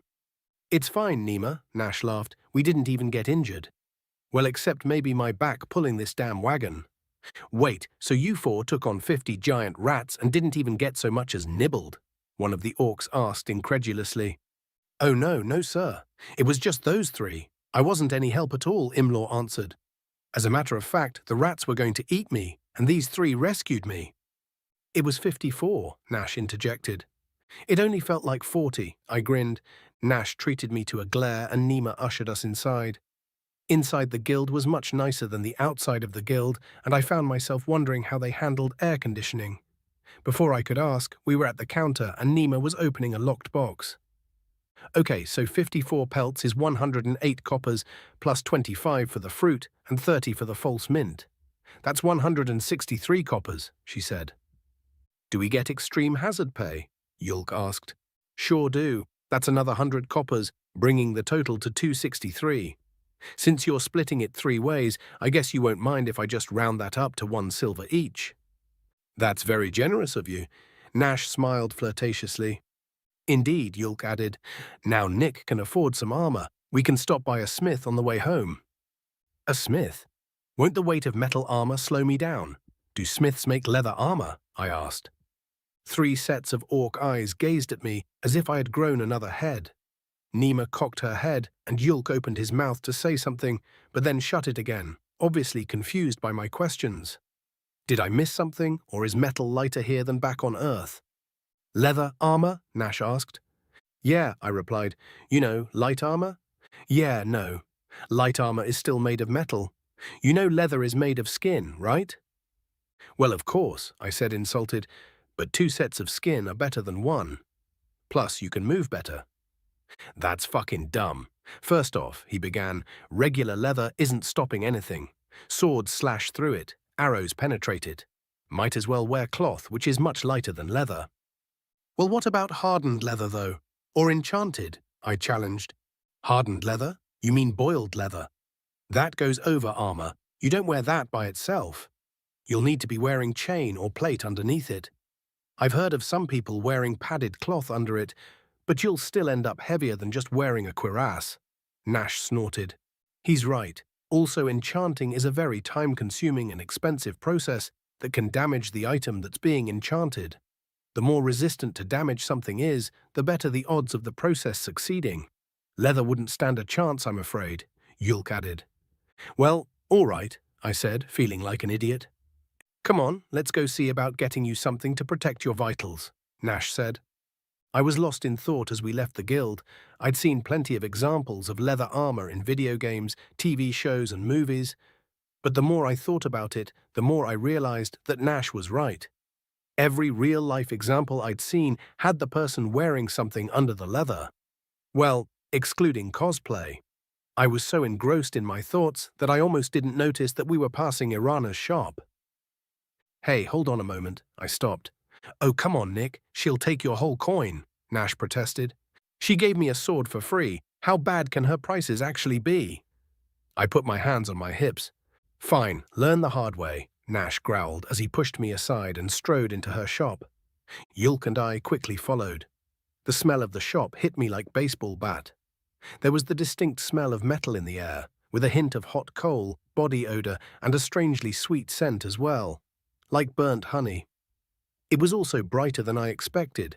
A shining globe was hanging from the ceiling by a chain, casting enough light to make all the armor and swords gleam brilliantly. I took a look around while Nash and Irana were doing their shtick. There were swords of all sizes, and some of them were in shapes I haven't seen before. She also had plenty of armor, including an obviously well-crafted full set of plate mail. I gazed into the glowering slits of the visor before my eyes fell on the reflection of the chest piece. Behind me was something very interesting, a cuirass with strange engravings. I turned to examine the cuirass. The hairs on the back of my neck stood up. It was glimmering more than anything else in the shop, and the engravings were enrapturing. I had to actually stop myself from reaching out to touch it. That's a good piece, Irana said, ignoring Nash for a moment. You want to examine it? Yeah, is that okay? I asked. Sure, just wipe your prints after and don't drop it. I lifted the cuirass with both hands, expecting it to be heavy, but it was so much lighter than I thought. Suspiciously light. I checked the sides and noted that it was at least a quarter-inch thick. It was also padded with cloth and had leather straps holding it together. I gave it a gentle tap and it replied with a soft clang. Then I returned it to its place and wiped it with the sleeve of my shirt. Where'd you get that? Nash asked. It was a trade-in. An adventurer broke their sword and needed a new one, but didn't have any coin, Irana said. He said it's enchanted, but I don't believe him. 20 coppers if you want it. Enchanted, I mumbled. You're going to want more than that. Something to block with, namely. I'm guessing Nash hasn't been teaching you about blocking, she laughed. What's that supposed to mean? Nash demanded. When's the last time you actually blocked a strike, you fucking tree trunk? Well, I don't need to block because I'm not made of glass. What else would I need? I interrupted. The two orcs glared at each other for a moment before turning to look at me. You'll want arm and leg guards, Irana said. Maybe a helmet. I'll have to take your measurements, though. I doubt I have anything that will fit you pre-made. Yeah, and how much will that run him? Nash asked. 20 for the cuirass, 10 for each arm and leg guard, and 20 for the helmet. It'll take about a week, she answered. 80? Okay, we can do that. If I give you a full silver, can you have it done by the end of the week? I asked. By the end of the week, she sputtered. Fucking hell, Nick, didn't take you for a taskmaster. I'm not, I protested. It's just that we'll be going into the dungeon with over 20s at the end of the week, and I want to be prepared. She was silent for a moment and then tapped her fingers as she thought about it. Then she hemmed and hawed and rubbed the back of her neck. Finally, she gave a big sigh and shrugged. If we skip the helm, I can work with Gertho and make it happen. Let's get you measured, she said. We'll get your head too, just in case you want one later. Irana gestured for me to stand on a small shelf next to her counter, and I complied. Then she pulled out a long piece of rope with lines and symbols on it. She held it next to my thigh and forearm, and then measured my head. Once she was done, she grabbed a piece of paper and a pencil and wrote something on it. All right, all done. Come see me before your dungeon dive and I'll get you fitted up. Are you able to pay half in advance? She asked. I only have the 1 silver coin, so I'll just give it to you now, I said, pulling the coin out of my pocket and giving it to her. Thank you so much. Pleasure doing business with you, she called out as we left the shop. Nash was grumbling the rest of the way home, calling Irana every foul name that he can think of. He may not know how to read, but he's extremely verbose when it comes to profanity. It was so bad that a mother covered the ears of her child as we passed and gave him a death glare, which he ignored. An appetizing scent grabbed my attention as we entered the house. Yilda was a great mom and an even better cook. One of her titles was legendary chef of Graluka, a kingdom far to the south that was run by elves and dwarves. Every night she had made a wonderful dinner and told stories of her exploits. Whenever she did, Nash and Yulk listened as if they were enraptured. Boys, she called from the kitchen. Well, that better be my boys at least. Devils help you if you're... It's us, Mom, Nash interrupted as we strode into the kitchen. Sorry we didn't come home last night. After training, we decided to get Nick registered and take some jobs. Yilda waved a spoon at us and said, Yeah, Nima told on you. We'll discuss proper consequences later. Once dinner's done, you can tell me how Nick did on his first adventure. She turned and smiled at me, and I couldn't help but smile back. Nash and Yulk, on the other hand, had an entirely different expression, the kind I'd only seen on the victims in horror movies once they realized their situation was truly hopeless. Naturally, this made me nervous, and I silently prayed that I wasn't going to face these consequences alongside them. We sat silently as she finished preparing dinner. Once the pot hit the table, I noticed something strange about the stew inside of it. It wasn't just meat. My shocked expression caused Yilda to chuckle. I talked to a trader yesterday and got some vegetables, specifically bolives and kombumba. They're safe for us to eat and should tide you over until we can find a more permanent solution to your dietary needs, she explained. We can eat these? Nash said as he held up one of the olive-looking vegetables. Of course we can. We can stomach most vegetables, but they don't provide any nutritional value to us. Isn't that right, Yulki? She asked. Yes, Mother. In the capital they add vegetables to dishes for flavor and texture, he added. That's where I got the idea, Yilda beamed. Now get your bowls loaded up and tell me your tales. She listened intently as we explained what happened.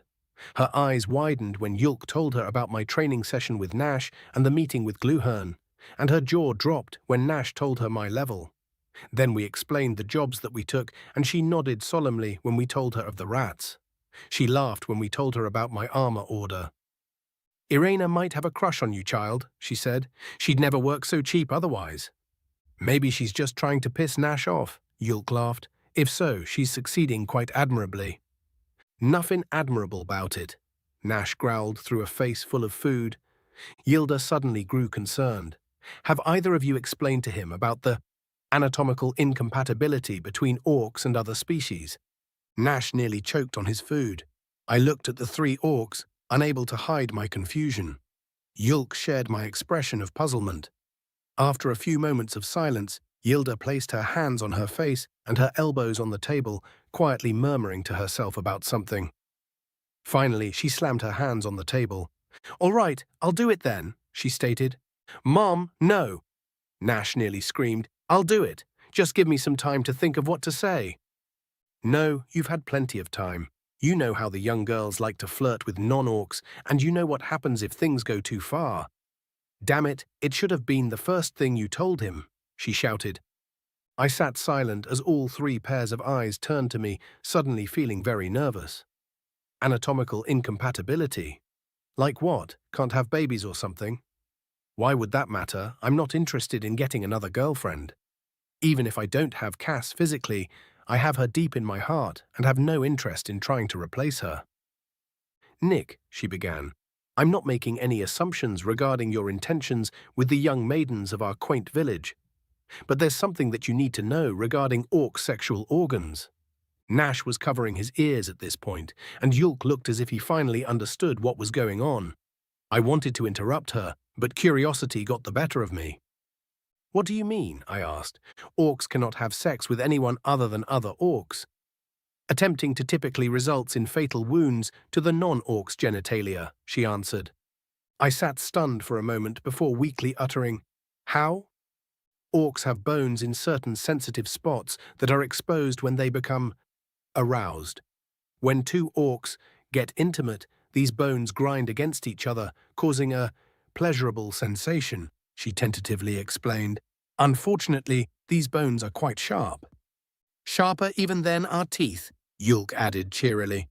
That's enough, Yulk, Yilda scolded him. Anyways, Nick, if an orc woman propositions you, just say no. I felt the blood drain from my face as I imagined the implications. Many questions ran through my head at once, and I was too horrified to keep myself from asking them. But what about, I began. We have bones there too, Nash interrupted with a pleading expression.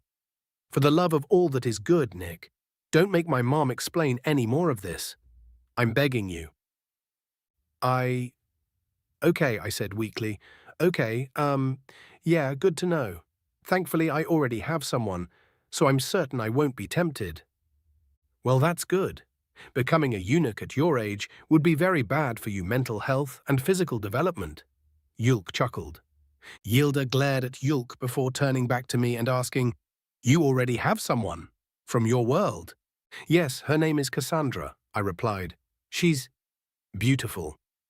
Tell us about her, Yilda smiled. I clenched my jaw to hold back the tide of emotions welling up from within me. After taking a deep breath through my nose, I told my new family everything about Cassandra. How we met in our middle school history class, how I goofily asked her to our school dance, my excitement when she agreed to be my girlfriend, our first kiss under the moonlight on my roof, and eventually about her cancer diagnosis. I explained how the doctors said she didn't have long left, and I couldn't help but break down as I told them about my promise to her. Each tear betrayed the emotions I had been trying desperately to crush. Anger at my failure to control myself rose within me, but it was vastly overshadowed by the desolation I felt. I wept uncontrollably until Nash placed his hand on my shoulder to comfort me in a moment of tender kindness. Finally, I was once again able to control myself, and I wiped the tears from my face. I looked up at the three orcs with determination plain on my face. As I met their eyes, I knew I had to tell them my intent once and for all. I'm going to find a way back to her, I said. Silence filled the room as the realization struck home with my new family. As the seconds ticked by, I felt my insides churn. They had been nothing but good to me, and I felt so ungrateful to them for wanting to go back. What if they decided that I was saying that they aren't good enough to stay with and kick me to the curb? What will I do then? Will anyone be willing to help me once the Alta clan turns their back on me? We'll help, Nash replied. Chapter 14. Thunra Grantov, Adventurer Level 23. Orc Nilisonian. I chuckled happily to myself as the rest of the party checked their gear. Working for the High Chief is grand. We're getting paid 15 gold each to investigate a beginner's dungeon. To get pay this high, you usually got to take a job directly from a wealthy family, and that comes with all sorts of risks. Customers are much more likely to stab you in the back without guild support. But with the High Chief, you know everything's above board. Hell, they even warned us about how dangerous this boss is. Ripped right through the over 5s and carved up at least 2 over 10s. It's nice to be told that what you're going to be fighting can and will kill you without a second thought. Makes things nice and simple. No need to wonder if you should seek a non-violent option or try to talk your way out of a fight. I'm not very good at talking.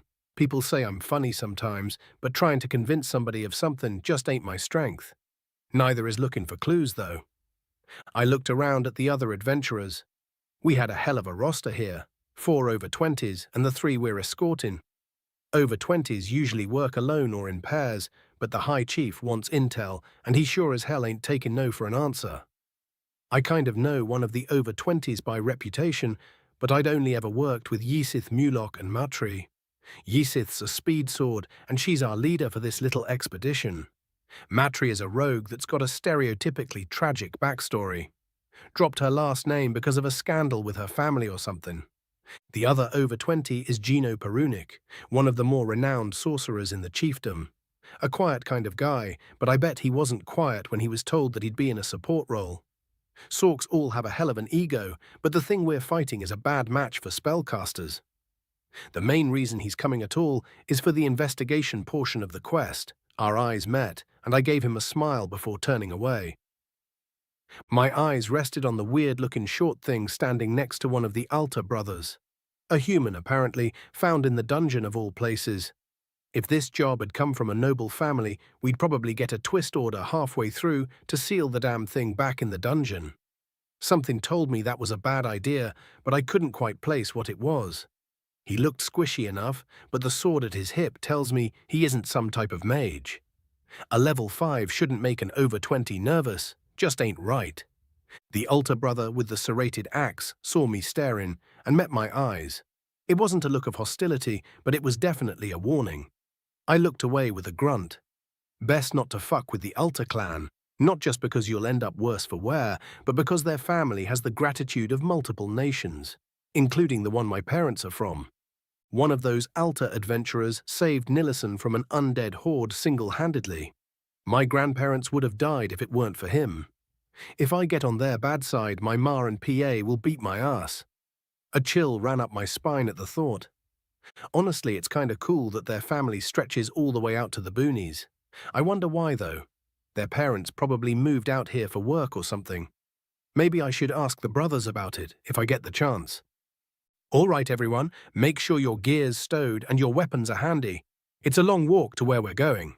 Yehesith called out. I'm all set, I said, shouldering my pack with a grin. Mitri chuckled and shook her head. To the untrained eye, I probably look like a buff merchant.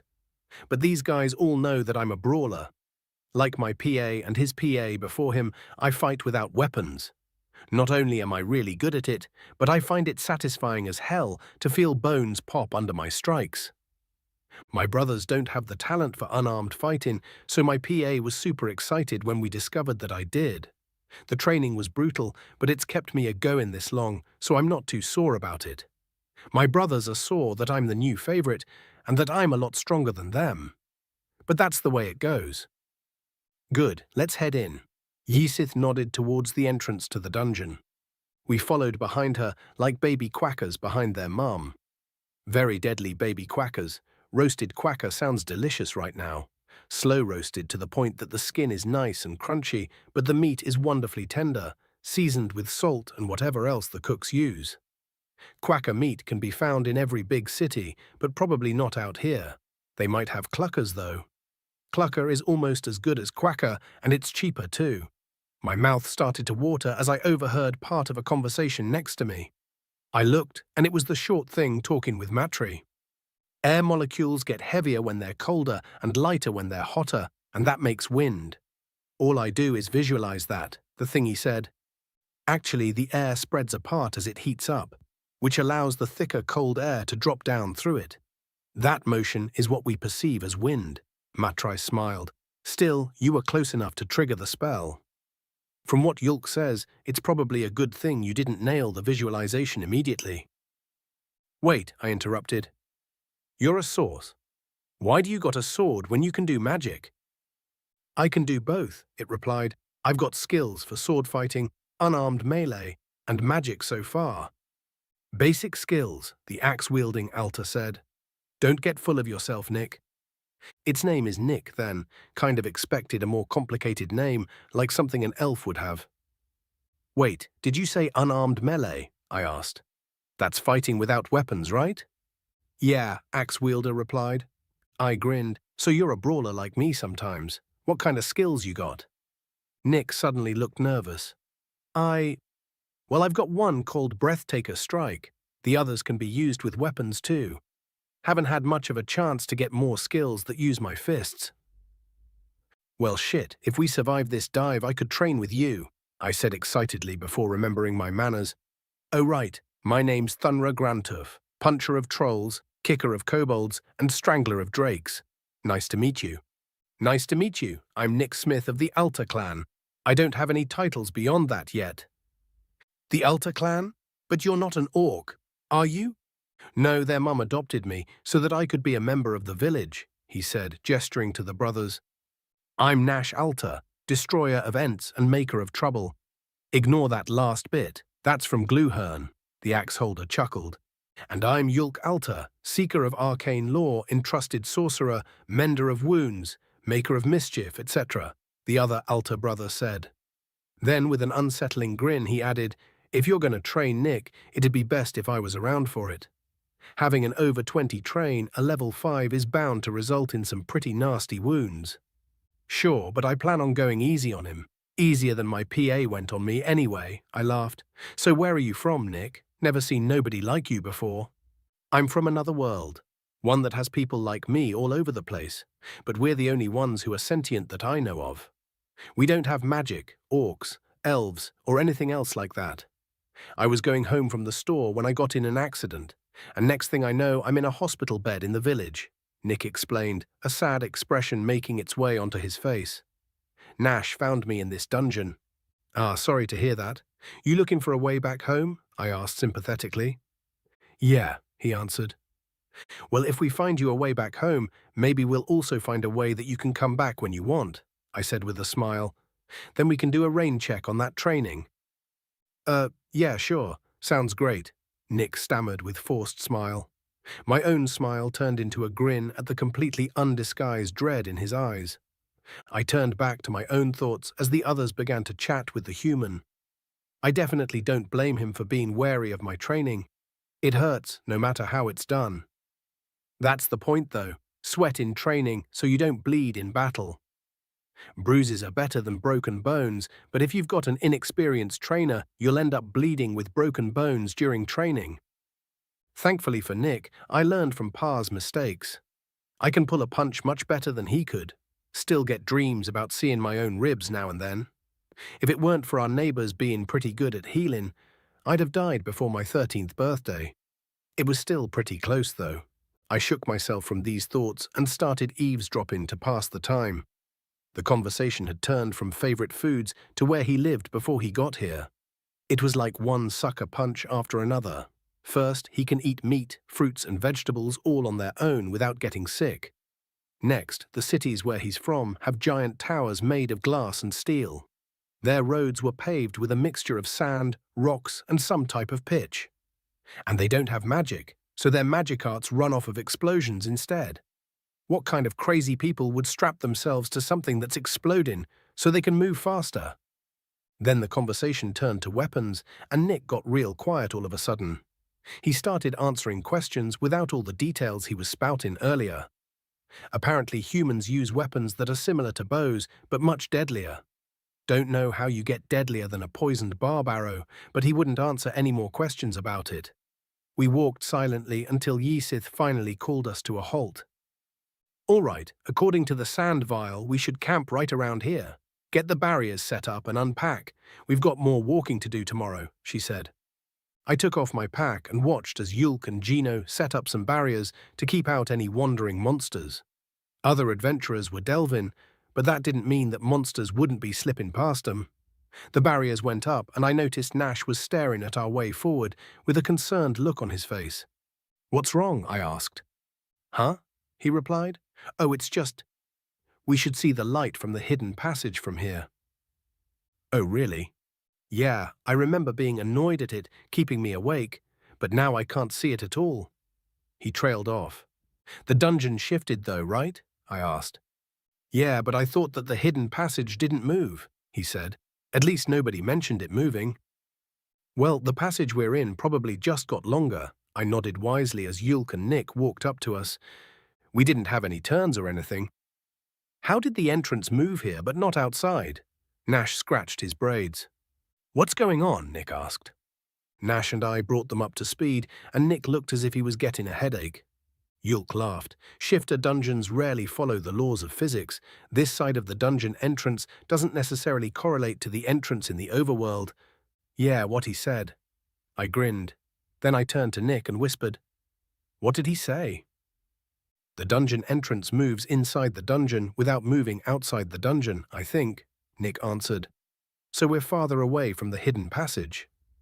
Probably, Yulk replied, or the passage has gone back to being hidden, which would be inconvenient. Disastrous, more like, Nash grumbled. Well, let's hope that's not the case. Trying to find that passage again is going to suck. We all nodded in agreement and set about getting our camping gear unpacked. I claimed a spot near the barrier just in case and joined the others for some chow. Lighting a fire in a dungeon is usually a bad idea because of the smoke, so it was just survival rations. Chow started out quiet, but once a few of us were done eating, we started swapping stories and bragging. It was Nick's turn to listen in amazement. And as you can imagine, ogres don't take kindly to being castrated, so I had quite the fight on my hands, Matri said. Once they had my scent, I had to abandon trying to be sneaky about it too. Ended up disemboweling one of them before the other knocked me senseless. It was nearly the end of me, but I managed to recover in the nick of time and kicked his axe back into his face. Slit their throats and took their balls back to the guild for a hefty payday. Damn, I knew you were a ball buster, I joked. More than a few chuckles came from the rest of our party. What did they want ogre balls for? Yisith looked disgusted. I don't know for sure, but they were offering 50 silver per ball, so whoever ordered them was probably trying to use them for an aphrodisiac, Matri answered. More the fool are they, Gino said. Ogre testicles aren't useful alchemical ingredients in any way, let alone to raise one's flag. We spent some more time swapping stories before eyelids started to droop. I stood up, stretched, and walked back over to my bedroll. I took one last look down the passage, trying to make out even a glimmer of the light Nash had mentioned. I didn't see nothing, though, so I laid down and started counting puffy bleaters. Tomorrow's going to be an eventful day. Hopefully. Chapter 15. Nash Altar, Adventurer Level 8. Orc, Nullivan. Up and at 'em, Nashipu, Yulk whispered in a mockingly paternal tone. I sat up and glared at him, making certain that my distaste for his antics was apparent on my face. I hate being woken up by Yulk. If it isn't his relentless mocking that I wake up to, it's a prank. My brother's affinity for magic makes his pranks all the more infuriating. He's one of the only people that can easily use ice in his antics.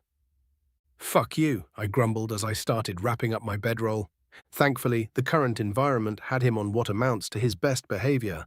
I glanced around, everyone else was already awake and packing up. Nick was already packed, a sign of uneasy sleep. Makes sense, this mission has pretty high stakes for the boy. No matter which way this goes, it has the potential to be emotionally taxing. If we don't find anything, he's going to feel stuck and unsure of what to do next. If we do find something, there's a decent chance that it'll be useless to his plans of getting home. Even if we find him a way home, though, he's going to have to say goodbye to his new family. I can't say I know exactly how he feels, but I'm guessing it's going to suck no matter what. Come on, Nash, Yulk broke character. We've got to get a move on. It wouldn't do for either of us to cause a delay. Yeah, how come you can't just wake me up like a normal person? I asked, knowing the answer already. There's no fun in that, Yulk replied with a grin.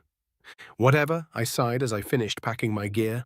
Some of the others were eating breakfast, but I didn't join them because I'm not a breakfast person. It drives my mum nuts, but it's just not my thing. Feeling full right after waking up makes me lazy for the rest of the day, so I prefer to snack if I get too hungry before lunch.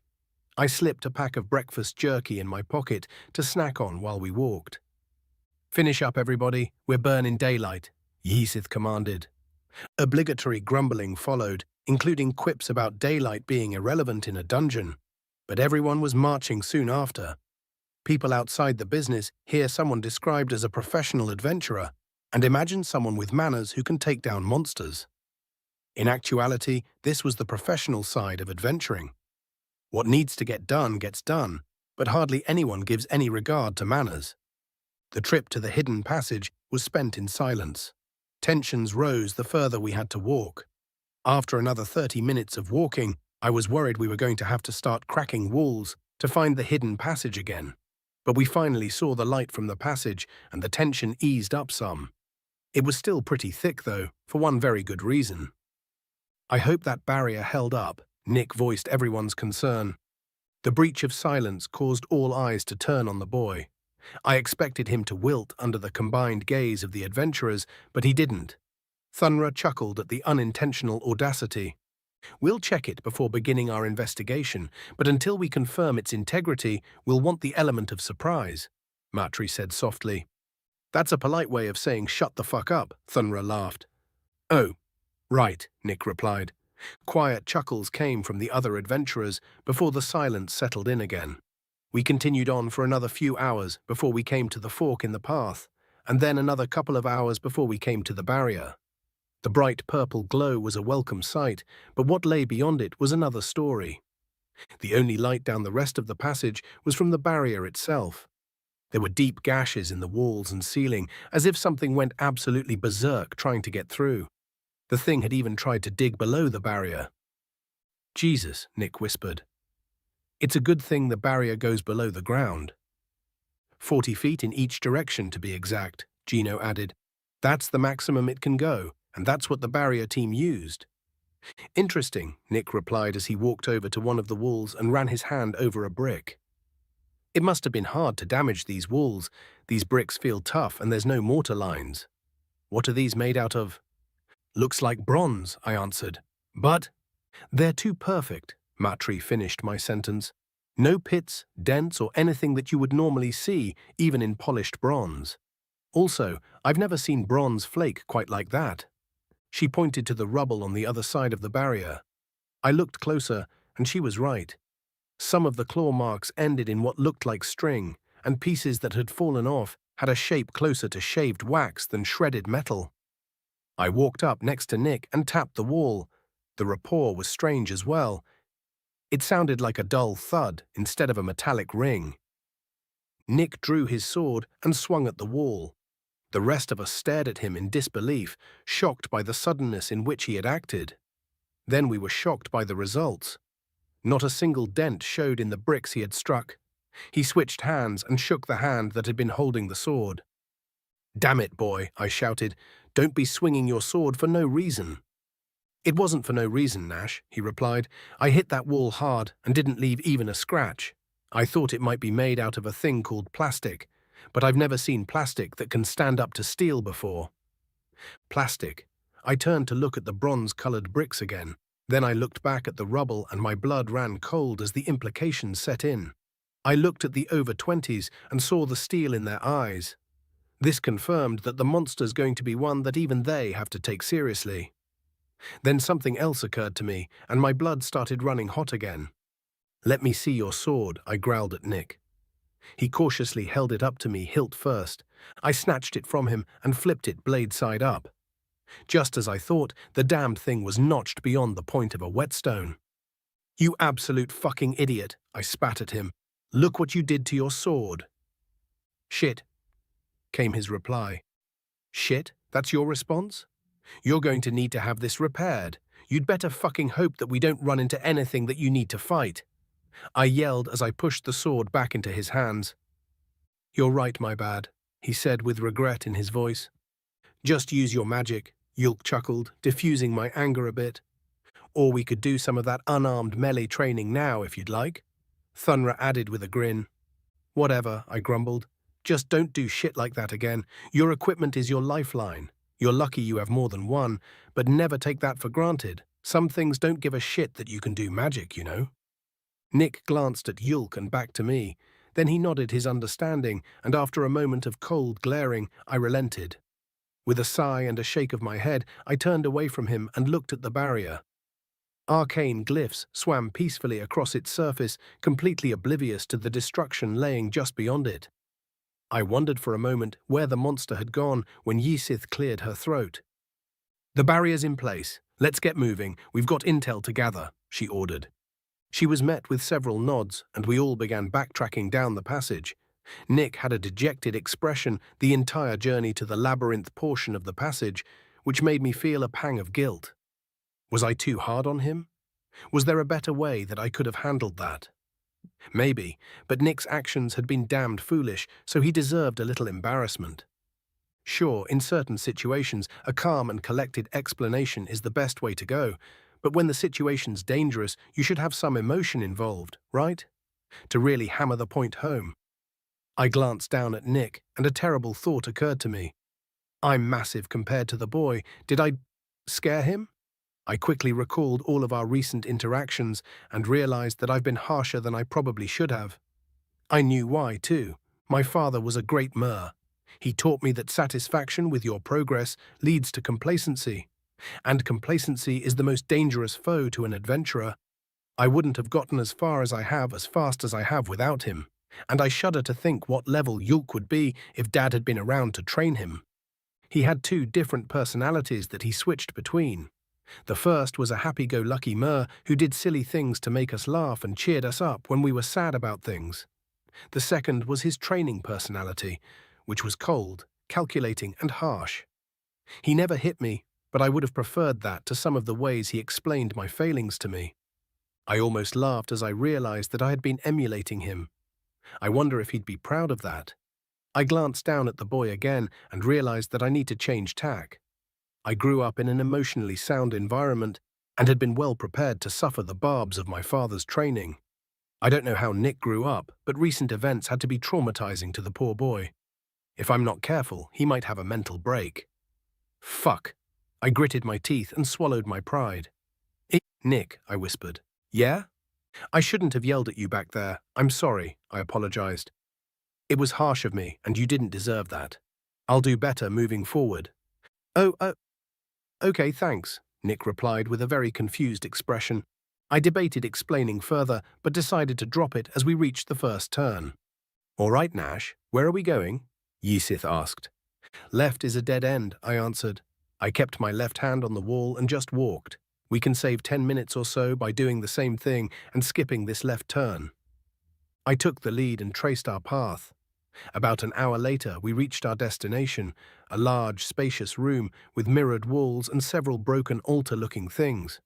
It looked almost the same as the last time I saw it, the only exception being that Nick wasn't on one of the altars. The altar that he had been on wasn't lit up like it had been either. This is where I found him, I told Yisith. On the only intact altar thingy. It was lit up at the time, but the lights turned off once I picked him up. A few seconds later, I was teleported to the entrance. Okay, there's only one entrance, so you'll hang out with Thunra on guard duty. The rest of us will have a look around for clues. I nodded, and everyone spread out. Thunra came up beside me and leaned against the wall, crossing his arms. He stared out into the empty hallway, so I watched the others wander around the room. The altars were a mess. Some of them looked as if they had crumbled over time, but others looked as if they had been intentionally broken. Some even had jagged glass jutting up from their sides. I turned around and started eavesdropping. I can't read this, Gino mumbled. Heh, I'm not the only one. Nice. Do you recognize this text, Nick? Yulk asked. No, came the reply. If we don't recognize it, that means it's likely Draken, Anyelish, or Daimon, Gino said. Or perhaps it's an ancient lost language. Well, that's a problem. It's not like there are a ton of scholars who study Anyelish or Daimon, and Draken was abandoned in favor of Elvish script. Going to be tough to get this translated, Yulk sighed. I've grabbed a rubbing, just in case. Is something wrong, Nick? What's going on? I turned back in alarm and watched as Nick lay back onto the altar I had found him on. Yulk reached for him as glass suddenly sprang up around the boy and lights began flashing all over the altar. I rushed over. What the hell? I demanded as I looked over the altar. What did you let him do that for? I didn't let him, he just did it. Didn't breathe a single word, just climbed right on, or in, I suppose, Yulk explained. Do you see a way to open this thing? There wasn't even a seam in the glass that was now surrounding Nick. I grabbed my axe and swung it sideways so that I wouldn't chop the boy like a log, and was shocked as my axe bounced back without so much as chipping the glass. I stared at my axe in disbelief. It was missing 3 teeth. Shit, I whispered. Chapter 16. Unknown. Adventurer level, not applicable. Unknown, unknown. Tenzingos.iso loading. Error 11310317X. Repairing hardware. Error 7984. Applying Nanpak. OK. Repairing hardware. OK. Reconfiguring hardware. OK. Rebooting. OK. Tenzingos.iso loading. OK. I'm awake. Am I functional? Checking OSPAC. OK. Checking base function. OK. Checking sensor package. OK. Checking hardware. OK. Checking Thompe. OK. Checking local K-base. Okay, I feel horizontal. Subject is laying down. Why can't I see? Subject's eyes are closed. Sleeping? Is there anyone else out there? Checking communications. Failure C technician. Checking database. Failure C technician. Oh. Trapped in a sleeping subject with no idea why. Scanning my knowledge base hardly answers any questions either. Okay, what do I know? I know I'm an artificial intelligence. My function is to guide a subject in the use of thaumaturgy, and I've got all sorts of information on spells. I'm also supposed to translate all audio for the subject and provide further guidance on diplomatic interactions. Who made me? No clue. Who's the subject? It's a human named Subject Zero. That's a cool name. What's my name? Tenzing. I don't get it. I must be missing context. Will Subject Zero make fun of me for not having a numerical name? Or worse, will it be jealous of my non-numerical name? Cool, a new feeling. Panic. Nice. Ah, but a solution presents itself so quickly. I don't get to enjoy my newfound emotion. I'll just go by 10. Then we'll both have numerical names. Oh, that's a pun. 10 like binary. It's funny because I'm a machine, and binary is a machine language. I'll introduce myself as 10 when the subject wakes up. I wonder if it will get the joke. I also wonder when the subject will wake up.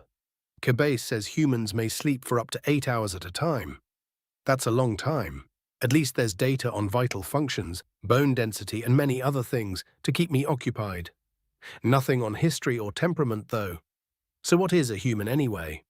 An omnivorous, bipedal, two-armed mammal with an endoskeleton and complicated cardiovascular and nervous systems. The nervous system appears to be where I reside. I detect some pain signals, but the brain is ignoring them. Is it because it's asleep? I need to awaken the subject to find out. Can I move limbs? No. Damn, I can increase heart rate a little, though, and decrease it. That might come in handy. Let's see. Salivary glands, various hormonal glands, sudoriferous glands. I can make the subject sweat. Will that wake it up? Oh, these things can also hear. I haven't checked that. Huh. Dull, non-rhythmic thuds. Maybe someone is trying to wake the subject up already. Does that mean that the subject is asleep unwillingly? Why? Wait, where are we? Oh, a fixer casket. Yeah, that makes sense. Explains my sudden awakening and the pain signals. Stupid 10, get a hold of yourself already. All right, connect to the needle in the skull and many of the subject's neurons suddenly began to light up. The needle detected this and withdrew before I could fully connect. I tried to decipher the various meanings of the neurons manually before I realized that I could just apply the translator protocol to them. This somewhat worked and allowed me to determine two things. The subject is waking up and sitting up. Didn't have to wait all that long after all. Nick? Are you all right? I heard something ask. I'm okay, said the subject. What the hell did you do that for? A different voice demanded. What do you mean? We were talking about the text and next thing I know, I'm on this thing. What happened? I heard that with his ears and saw his brain move the tongue and vocal cords while exhaling. Then I discovered that there's an interface for interacting with the subject. I can say hello. Hello, Subject Zero, I thought to the subject. Oh shit, he replied verbally. The voice just said hi. Did it say anything else? Another voice asked. It called me Subject Zero. Confusing, it called me the voice, implying an ignorance of my existence. Is the subject experiencing amnesia? Or perhaps the subject wasn't made aware of my installation? Strange. I don't know the particulars of the installation procedure, but if I understand my location and the anatomy of a human correctly, it had to be quite invasive. I am 10, your personal AI guide. And apparently its name is 10. It's an AI, the subject explained. What's an AI? What is it talking to? Oh, eyes. Right. There we go. Large humanoid creatures with green skin and sharp teeth. Orcs. Enemies. Enemies. But why is the subject friendly with them? Is the subject under duress? Heart rate and blood pressure indicate otherwise. Wait. Why are orcs enemies in the first place? I don't know. Okay, well I can change that portion of the K-base. You can talk to me directly, you know, I informed the subject. Well, that's good to know, 10, but if I make a habit of talking to you, it will just make me look crazy. The subject verbalized. Crazy? Mental illness? Oh, I see. I suppose my communications may seem like auditory hallucinations. Actually, that's exactly what they are, technically speaking. So if the subject interacts with me, it would look like schizophrenia. Easy solution. You don't need to verbalize to speak to me, I explained. I'm in your head, so all you have to do is think. Wasas diev le classe TSDs? He attempted to reply. I recalibrated some of the translation protocols. My mistake. Try again. Like this? He asked. Exactly. Now it won't look like you have schizophrenia when we communicate, I gleefully replied. Nick, what's going on? The orc with an axe asked with concern in its voice. There's a machine in my head and it's talking to me, Subject Zero explained. Other than that, I know less than you do. I decided to keep quiet while I recalibrated my sensor package. The orcs and the subject continued talking to each other, but the orcs kept calling Subject Zero by the name of Nick. Was the subject named erroneously? Or are the orcs mistaken? Maybe the subject is undercover for some reason. I'll have to clarify that later. As I continued calibrating certain functions, I felt myself spread through the various connections in his body. The artificial magic core and pathways were functioning correctly. Still some pain in the injection sites, but I was able to numb that for him. Simple matter of telling certain nerves to hush. 10. Subject Zero, or maybe Nick asked. How can I help you? I answered. What are you exactly? As I said before, I am an artificial intelligence. Right. I meant, why are you in my head?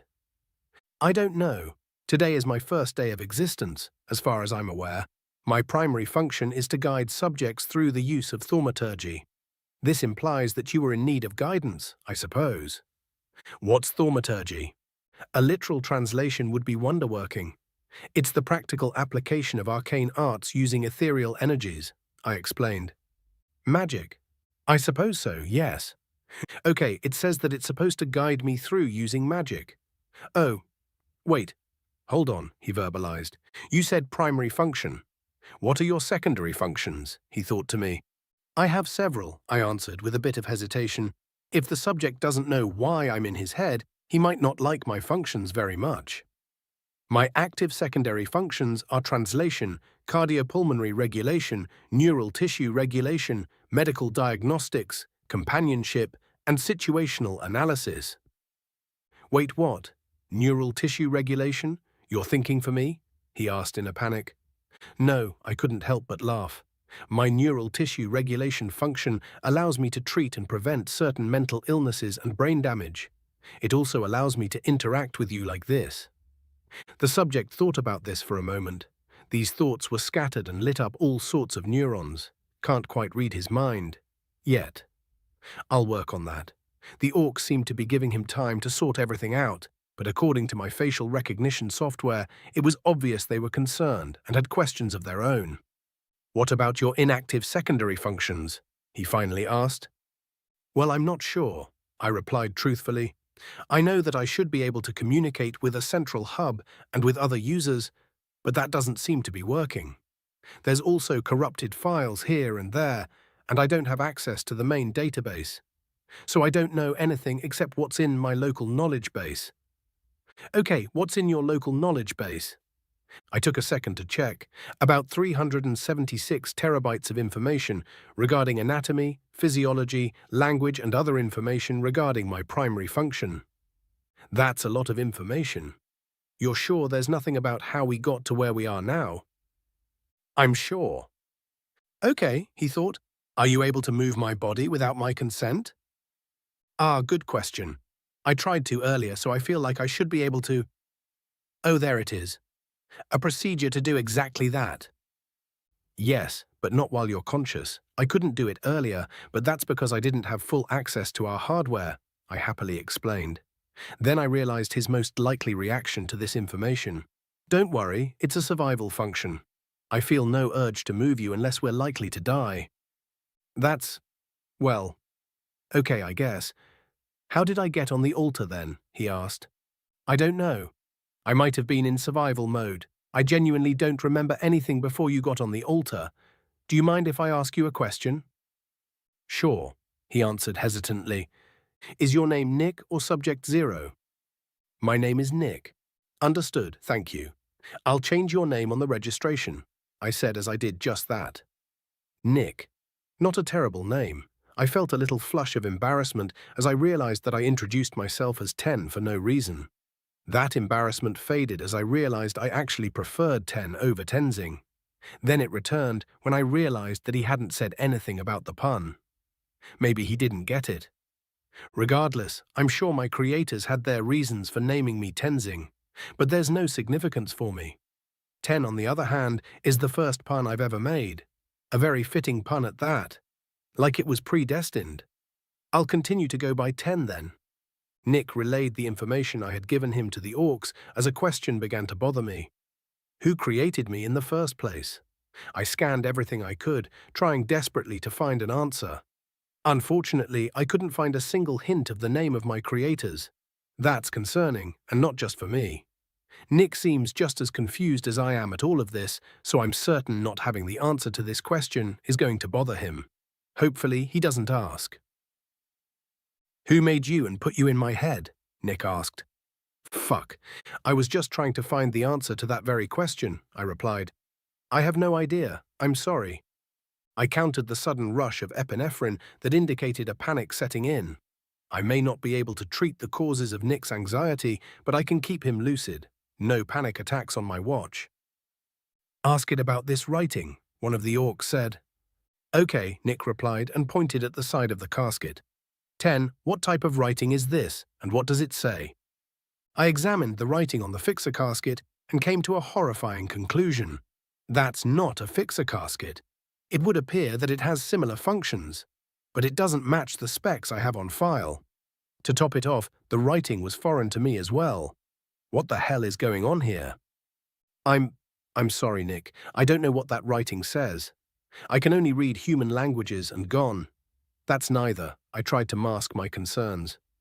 It says it can only read human languages and gone, and it doesn't recognize this language, Nick told the orcs. The two orcs wearing robes looked at each other with wide eyes. Then they looked back at Nick. It took them a bit to formulate what they wanted to say. Gon is a precursor language to Orcish, Elvish, and Dwarven, said the bald one. There are very few people left who can speak or read Gon, and that's because it was last used regularly about 4,000 years ago. So that machine is either very old or was meant to act as a research aid of some sort, the other one added. There are other possibilities, I informed Nick. Hold on, Nick verbalized. What other possibilities? Well, it's possible that whoever or whatever made me was unaware that Gon was a dead language. The translator database is a mess, almost like someone was trying to correct mistakes. Gon's the only written language I have, but I have verbalized language packets titled Orcish, Gnomish, Elvish, Drow, Daimon, Draken, Dwarven, and Anyelish. There aren't timestamps, so I can't refute the robed orcs hypothesis, but if I was 4,000 years old, it would be unlikely that I would be able to translate for you. Nick went back to chatting with the orcs, and I saved images of the text in case I needed them later. The room we were in offered very little in the way of clues regarding my origin, but data is always good.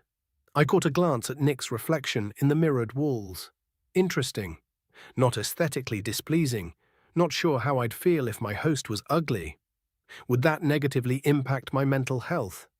It might increase my workload depending on how insecure the host was about their features. Okay, so to recap, we found out that Nick has a machine in his head and that the text on the caskets is most likely Draken, a female orc said with an air of authority. The objects in this room also seem to be pretty technologically advanced. That sound about right? The other orcs nodded. All right, we have a mission to get to. We'll escort you three to the crossway, she continued. Wait, Nick said. 10, are you able to boost my combat abilities? A very interesting, if not somewhat alarming question. I checked my systems and the answer had absolutely no ambiguity. It was almost like it was what I was made for. Yes, I am. Chapter 17. Nick Smith, Adventurer Level 5, Human American. Yes, I am, the AI said. I glanced at the orcs who were watching me with concern plain on their faces. If I were in their place, I'd be alarmed too. Hell, I probably should be, and this machine in my head is likely the reason I'm not. On the other hand, a lot of things make sense now. The translations, the shape of my magic pathways, the speed with which I've been picking up skills, all of it can be attributed to 10. I met eyes with Yisith. "I'm coming with you," I stated. The silence I had broken returned much heavier than before. Yisith, Joni, Yulk and Matri looked confused. Nash looked angry, which is quickly becoming his default expression. Thunra crossed his arms and grinned widely at me. "How come?"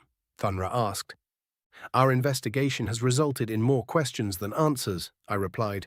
"There might be more information where the monster is. Plus, it turns out I'm a mechanically assisted fighter." Nash stopped looking angry. "The machine helps you fight?" "Yeah." My answer was met with silent contemplation, but after a few moments, Thunra started shifting uncomfortably. He looked to the others and then locked eyes with me. "I don't know what everybody else is thinking about, but you're still level 5, ain't you?" he asked. "The thing we're going to be fighting killed orcs that were a bunch of levels above you. Is the machine thingy going to be able to help you that much?" It was a valid question, and one I didn't know the answer to. But what else can I do? I have to find out more about how I got here so I can figure out how to get back. I need to get back. 10, do you have an answer to his question? I thought. Yes, I do. 10 responded hesitantly. I'm learning that the Kuraguard system measures level primarily based on skills, not actual physical ability. My assumption is that physical ability is either augmented by skills or gained by the process of acquiring those skills, and is thus accounted for in that way. So in theory, I should be able to augment your physical capabilities to a degree that would put you on par with higher-level monsters. How much higher? Unknown, haven't even seen you walk yet, 10 said. With more data, I'll be able to bypass your body's natural self-defense systems, causing you to hit harder and faster. The human body underestimates its own abilities by quite a bit, it would seem. Bypassing my self-defense systems sounds pretty dangerous. The self-defense systems overcorrect to make certain that you don't hurt yourself when you throw a punch or a kick. I can make that correction with a much more narrow margin, allowing you to use more force without hurting yourself. Okay, 10 says it can help, but it doesn't know by how much, I told Thunra. It would be safest if I stayed in the rear, so I probably wouldn't be holding you back. Probably? Shit, Thunra said. I want to see what you can do, kid, but... Yeah, I'm not sure that we can keep you safe, Matri added. There's another problem, Nash said coldly. Yulk and I would have to go as well. Mum would never forgive us if we didn't, even if you survive. He's right, Yulk chimed in. Still, if we stay in the rear, we should be fine. There's no doubt that 4 over 20s will keep the monster busy enough to ignore us. I don't know. I've got a bad feeling about this, Nash replied. Yulk and I stared at Nash while he mulled it over. After a few moments, Thunra and Matri joined in on the staring. Finally, Yisith crossed her arms and began to glare at Nash. Nash looked around and settled his gaze on me. Fine, he sighed heavily. We stay in the back, though. If things go south, we run. Deal? Deal, Yulk and I lied in unison. I stood up and was struck by how different I felt. Lighter, faster, and much stronger. I didn't know if it was 10 or the table responsible for this, but it felt amazing. As I followed after the orcs, I noticed something else was different. I was nervous, but my heart wasn't hammering away in my chest. It was beating its normal rhythm, as if I didn't have a care in the world. 10, are you controlling my heart? I asked the machine. No, just regulating it, saving you some energy by making sure your heart rate stays steady, 10 answered. Would you like me to stop? It's fine. Are you also regulating my muscles? I haven't quite figured that function out yet, working on it though. Well, that answers the question of whether it was 10 or the table that gave me my power-up. What did that thing do to me? I looked at my hands. My scar had become even smaller, which means that the table somehow healed me. What else did it do? 10, is there anything weird about my body? 10 took a second to respond and said, define weird. What are the differences between my body and that of a normal human? Huh? Now that I think about it, your bones and muscles are denser than they should be. Not quite to the point of osteopetrosis, but we should definitely add at least 5 pounds of fat to you before you try to go swimming." "What?" I asked. "Why?" "Well, it's extremely unlikely that you're still buoyant, which means it will take much more effort and energy to keep you above water. The fat will help offset your density. It'll also provide an energy source to keep you moving," Ten replied cheerfully. I put my hand on my stomach to feel my abs. They were more pronounced than they'd ever been, probably because I had been working out a lot more. I guess nothing gets you more ripped than being in a survival situation. 5 pounds? Isn't that unhealthy? No, Ten answered. It varies from individual to individual, but for you it'll begin to become a health concern at around 20 pounds.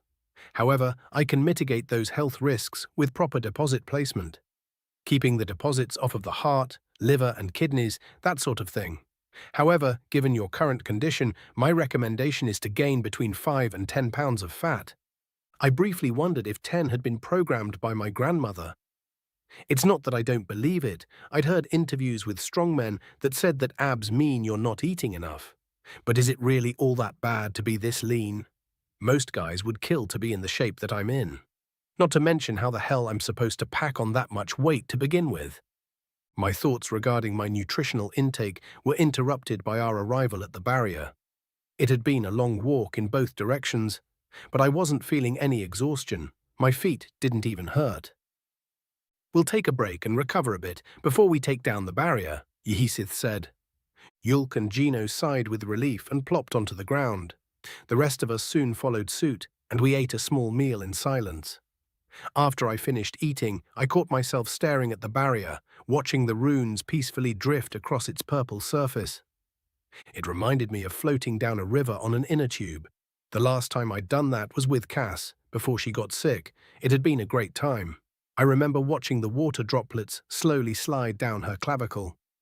"That's gone," Ten interrupted. "What?" I asked, startled. "What do you mean that's gone?" "I mean that the runes you are staring at are in Gone," it explained. "It says traversal prohibited." "Hey Yulk, did you know that the runes on the barrier are in Gone?"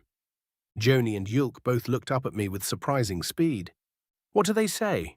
they asked in unison. "It just says traversal prohibited," I said. "But that's weird, right?" They thought about it for a moment before Yulk spoke up. "I guess it's not that weird. Most of the spells we know, and barrier spells especially, were created back when Gone was the primary written language." "That's correct," Joni added. "Scholars used Gone for quite a while after people started using more modern languages. It's good at condensing information, which unfortunately makes it difficult to translate and teach. And since it's harder for people to admire your brilliance when they can't understand what you're writing, Gone was abandoned in favor of modern languages," Yulk chuckled. "I don't think it was quite that simple," Joni began. Before he could continue, Yehesith patted her pants and stood up. She cracked her neck and looked at the two sorcerers with a hint of disdain. "Well, if we're feeling energetic enough to debate linguistics, we should have enough energy to continue on," she said. "Any objections?" 2 seconds of silence confirmed that there were none. After a few sighs, we all rose to our feet. "Thunra, you'll take the lead. Matri and I will be flanking a few feet back. Joni, you'll be behind us and you three will be behind him," she said, gesturing at Yulk, Nash and I. "Classic diamond formation. Nice," Thunra said. "Everyone get your lights ready. If you need one, I've got extra." "I'll need it," Nash said. "Nick and I should be fine," Yulk added. I gave him a confused look and he grinned at me. "Skildsack," he said, holding a finger above his head. A light appeared at the tip of his finger and hovered in place. He moved and the light followed. Then he gestured at me. "Go on, give it a try." "Okay, light. No problem. Protons? Electrons? Which is it that generates light? Wait, am I overthinking this? Imagine a ball of light appearing from your fingertip. I recommend setting the generation point above your right shoulder," Ten instructed. "Okay, thank you," I replied. I pointed above my shoulder like Ten said and thought about a ball of light. How it would look, how it would feel. White, bright and slightly warm. "Skilled sack," I heard myself say. I felt the magic travel from my chest, through my arm, and out my fingertip. The light appeared where I was pointing, just like it did with Yulk. I smiled a little when I noticed mine was brighter than his, though. There you go, Yulk said with a laugh. It's a basic spell, but far more useful than most people give it credit for. The rest of the adventurers activated their various lights. Joni used a spell like Yulk and I, but everyone else tapped on crystals that were embedded in their clothing. Nash took the spare from Ysith and held it in his offhand like a flashlight. "All right, weapons out," Ysith commanded. "Joni, kill the barrier." We drew our weapons and Joni cracked his knuckles before approaching the barrier. Thunra walked up next to him, grinned, and cracked his own knuckles much louder. The sorcerer rolled his eyes and placed his fingers on the barrier. He said something quietly, and the runes on the barrier rushed to its center, creating a strange-looking opaque bump. Joni placed his hand on the bump and said, "Emasis Napo." The barrier quickly shrank into the bump, transforming it into a crystal. It began to fall, and Joni caught it with a quick motion. He placed the crystal in his pocket and gestured down the passageway. "After you," he grinned at Thunra. Thunra nodded and started walking. We all fell into formation with Nash and I flanking Yulk and ventured into the darkness, being careful to avoid the damaged portions of the floor. The shredded bricks definitely looked like some kind of plastic, and I recalled the notch in my sword. What kind of material could this be? And what the hell could slice through it? I looked closer at the slashed lights and had a moment of shock. For some reason I'd been expecting fluorescent lighting, but these were solid chunks of what looked like glass. I shook it off, realizing that fluorescent bulbs would require power, and every other source of light so far had been either fire or magic. I suppose these would fall into the latter category. We went further and further into the dark until the passage opened up into a room with pillars. I noticed that this room was brown, an odd color compared to everything else in this area of the dungeon. Then the smell of copper and rot hit me. Something deep within me recoiled at the stench, desperately trying to tell me that something was terribly wrong. "Blood," Yulk whispered. As we continued forward, we began to see splashes of white, and I realized with terror that the room wasn't brown. So many people had died in this room that it was drenched in blood. That's disgusting, horrible. What could have done this? What kind of monster are we going to fight? What the hell was I thinking, dragging us in here? We need to get out of here. My heart thundered in my head as panic rose within me, and I nearly threw up before a wave of calm swept over me. Tens messing with my brain chemistry, making me calmer, letting me think. I sighed in relief, but almost retched again at the smell. Suddenly, we stopped. I looked past Ysith, and the feeling of terror hit me again and was just as quickly washed away. Someone was standing in front of us, completely nude.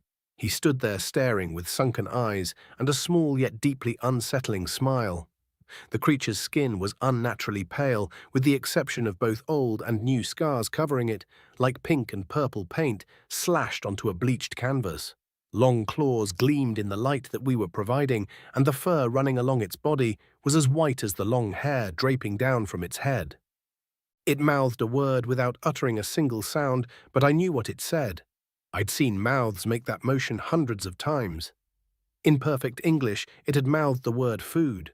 A cold knot formed in my stomach as it grinned, and I saw teeth in a shape that I hadn't seen since I'd come to this world, except in my own reflection. Threat identified. Human male, likely modified and acclimated to dark environments. 10 informed me. I didn't even get to respond before it rushed forward with unbelievable speed.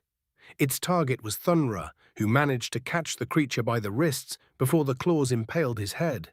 I could tell the orc was struggling, but the thing continued smiling. Ysith and Matri moved in unison so quickly I nearly didn't see them, weapons reaching for the creature's sides. It leapt into the air and kicked in both directions. As Ysith and Matri were flying across the chamber, it smashed both its knees into Thunra's jaw. Thunra crumpled to the ground, but before the creature could finish him off, Joni shouted something and flung a fiery blue and white spear at him. Without dropping its smile, the creature rolled out of the way and flung a piece of metal that was on the ground at the sorcerer, striking him in the chest and causing him to fall. It dashed forward with its claws ready to finish Joni when suddenly it stopped dead and sniffed the air. I watched its smile fade as its head turned toward me. My eyes locked with its sunken black orbs, and it sniffed the air again. It was about to target me. I need to take the initiative. I readied my sword and began to charge at the thing. Nash shouted, "Nick, no, you'll..." And the creature gave a deafening screech filled with wretched hatred and rage, drowning out the rest of what Nash was trying to say. "Threat exceeds your current abilities," Ten said in my head. "Engaging combat mode." I didn't even get the chance to ask what it meant before darkness invaded my vision and I slipped into oblivion. Chapter 18. Nash Alta. Adventurer level 8. Orc Nulavan. Joni crumpled to the ground, gasping for air. I hefted my axe, prepared to intercept the creature as it rushed forward. Then the thing suddenly froze in its tracks and slowly turned to Nick, sniffing the air. I stopped and looked at the boy as well. I watched as his face changed from an expression of fear to one of grim determination. In no time at all, he readied his sword for a slash and charged at the creature. "Nick, no! You'll..." I managed to shout before the creature's shriek cut me off. It was a terrible sound, filled to the brim with bile and fury. It was loud enough to hurt, and I instinctively blocked my ears. I watched in horror as Nick's eyes glazed over, and he stumbled for a brief moment. Then he caught himself and rushed forward at an incredible speed, faster than I'd ever seen him move, even with dash. The creature recoiled at first, then leapt at Nick with its claws at the ready. Nick ducked the claws and brought his sword up in a slash. The creature contorted mid-air, avoiding a fatal blow. The thing leapt back from Nick, and I watched blood drop from its left forearm. My breath caught in my throat as I realized that it was hanging on by a loose flap of flesh, the bone having been cleaved clean through. "Fucking hells," Yulk whispered. Nick immediately rushed after the creature with his sword low to the ground, going for another upward slash. The creature grabbed its arm, holding it in place, and with a screech it fell back. Nick chased after it, but the creature managed to stay just outside of his range, leaping off of the pillars to increase its speed. Nick changed up his attack pattern and attempted an overhand slash, but the creature ducked him and landed a hard kick that sent him back several feet. My blood ran cold as I realized that the same kind of kick that had sent the over-20s flying didn't even faze the boy.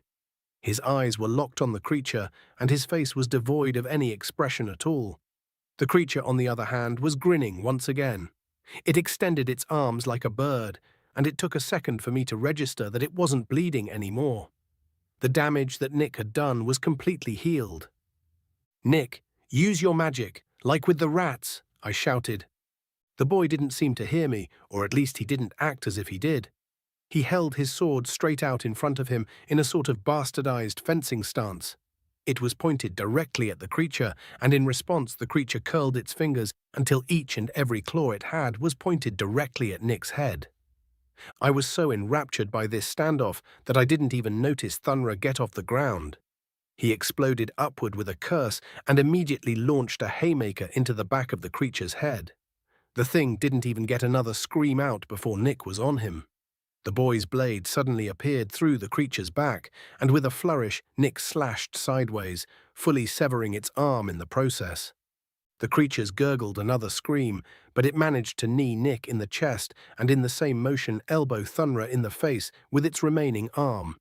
The brawler once again flew back and hit the ground, but Nick used the momentum from the blow and slashed again and again. The creature managed to deflect and block these attacks, but it was giving ground fast. Blood poured from its arm and the hole in its side. So much blood, too much blood. Why won't it fucking die? "Go down, you rotten fuck!" I half shouted, half prayed. Suddenly, Ysith was back in the fray, supporting Nick as best as she could. The beast and the boy were moving at speeds that made my head spin, though, and she was barely managing to help. I realized that Yulk and I had no chance of helping. I've never felt so weak and helpless. I gritted my teeth as I watched Nick and Ysith trade blows with the creature. Out of the corner of my eye, I saw Yulk move. I glanced away from the fight and watched my brother kneel over Thunra. The brawler's nose was barely connected to his face, and one of his eyes was hanging out of his head by its nerves. I winced, but Yulk reached down and put the poor orc's face back together. Then he placed his hand on Thunra's forehead. "Le returgd sak," Yulk said. A bright greenish-blue glow emanated from his hand. It had been a while since I'd seen Yulk cast such a powerful healing spell. Once the glow diminished, Thunra coughed and sputtered up some blood and rolled onto his side. "Don't get up yet. Catch your breath," Yulk ordered. "Gotta fight. Gotta kill that fucking thing," Thunra replied between coughs. "Nick's got this. If you must rejoin the fray, await a good opportunity. Don't get blindsided again." "Good advice," Joni gasped. "Me. Next. Please." The wheezing sounds coming from the sorcerer made me look at him. The chunk of metal was lodged firmly in his chest. I followed Yulk over to Joni and realized that if it had impacted just a little to his left, he'd have died instantly. I looked at Yulk and he nodded, so I reached down and pulled the metal clean out of Joni's chest. Yulk once again cast a healing spell and I looked at the metal. It was a piece of breastplate. The engraving was unique and one I recognized very well. This is what's left of Graz's armor. I grabbed a rag from my pocket and cleaned the blood off of it, then put the rag and the piece of armor back in my pocket. If we survive this, I'll give it to Graz's wife. No better way to honor my former team leader. Another scream returned my attention to the fight. It came from Ysith. The creature had managed to bite onto her wrist, but before it could bite through, Nick tried to decapitate it. The thing barely managed to dodge and roll away, picking up its arm in the process. It ripped off one of its fingers and threw it at Ysith hard enough to pierce her knee and pin it to the floor. She let out another scream, and the beast began to move in for the killing blow, but once again had to dodge an attack from the boy. It danced backward and put its arm back where it was supposed to be. I don't know if the creature's eyes actually worked, but it appeared to be studying Nick intently. Nick, however, calmly raised a finger at the creature. "Rapes-de-Newtsak." A massive amount of magical energy flowed from the boy's finger, creating a cyclone that speared its way toward the creature. The thing leapt to the left, but the edge of the wind spear caught it in the side, tearing off a sizable chunk. The creature fell to the ground, doubled over from its wound. Nick continued to point and took a step forward, pooled blood from the beast splashing under his boot. "Rapes-de-Newtsak." The thing rolled, but not fast enough. The second wind spear caught it in the leg, ripping it to pieces. Nick took another step forward. "Labyrinth-sak." The hairs on my arm and neck stiffened as the arcane energies ignited the air in front of Nick's finger. The red and yellow flame grew several feet in size, but then condensed to the size of a fist and changed color to blue and white. It flew at the creature faster than my eyes could track, and an extremely loud boom sounded before it even made contact. I covered my eyes with my arm as the flash of the flames lit up the chamber. The creature screamed once again, rolling on the floor and writhing in agony. Once the flames died down, Nick stopped pointing and leapt at the creature, sword raised and ready to strike the killing blow. Landing astride the creature, he brought the sword down, and my breath caught in my throat as the creature managed a desperate swipe at the blade. I watched it clatter to the floor, right next to two others. The boy was not deterred in the slightest. He slammed the basket guard into the creature's sternum in a move that I was very familiar with. Breathtaker strike. The creature's arms spread open as it bounced off of the ground from the blow. Then he did it again, and I heard bones crack. The creature struggled to scream, but Nick pinned its arms down with his knees and began punching it in the head over and over. The heavy bronze basket guard took a few blows before cracking the creature's skull. Then it took a few more to turn the creature's head into paste. Blood splashed onto Nick's face, but he kept punching until a small fragment of metal fell out of the beast's exposed brains. Nick barely glanced at before crushing it with what was left of his sword. He paused a moment and then stood up. He dropped his sword and took a couple of steps back before crumpling to the ground. "Fuck," I muttered. I ran over to the boy. He was absolutely drenched in blood, but I doubted any of it was his. I stared at him for a moment with mixed emotions. On the one hand, I felt kind of good about being right about how dangerous he is. On the other hand, he just went toe-to-toe with a boss that floored 4 over 20s in less than 10 seconds. My gaze lingered on the axe in my hand. I shook my head to clear away those thoughts. This is my brother, and I swore to help him on the honor of the Alta clan. If I use this axe on him, I might as well use it on Yulk and my mother as well. It would be akin to spitting in the face of every one of my ancestors. I clipped my axe back onto my belt and checked the boy for injuries. I didn't find any and looked up at Yulk as he approached. "Maitre's still out, but she'll live," he informed me. "She'll probably forget how to do math or something, though." "How's Nick?" "I think he's fine. He's covered in blood, but I didn't see any cuts," I replied. "Damage, minimal," Nick muttered. I looked down at the boy and then back at Yulk. We both had the exact same confused expression on our faces. I stood up and backed away. "Hello, are you 10? Yulk asked. A few moments trickled by before it responded. "Yes. Sorry, I'm new to communicating in this way," it answered in a monotone. "What happened to Nick?" I asked with more concern than I meant to. "Nick's sleeping. The altered human was going to attack him, and Nick wasn't going to run away.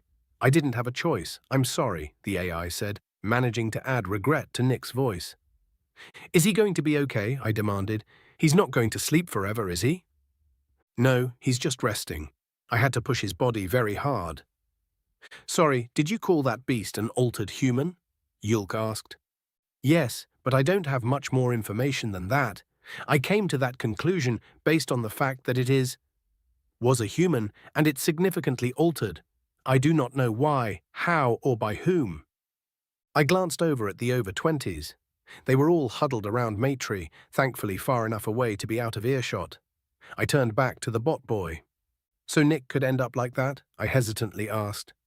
"Not if I can help it," Ten replied. "But to clarify, anything can end up like that, not just humans." I felt a mix of relief and concern.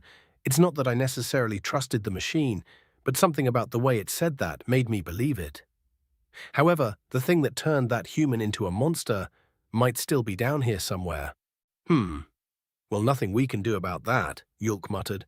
"So, Ten, it's not that I think Nick was being intentionally misleading, but it's better to hear it from the source. What exactly are you—" "Honestly, I'm not entirely certain," Ten said softly. "I know I'm an artificial intelligence, but I don't know who made me or necessarily why. Judging from my load order, I am intended to be a guide and translator, but I'm also able to completely override a subject's consciousness for combat purposes.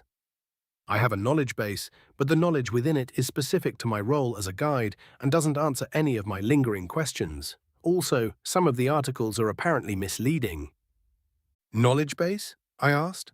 "A sort of specialized library," Yulk answered. "Which articles are misleading?" "The article that details my combat mode, namely. The specifics for triggering it are correct, as well as how to trigger it.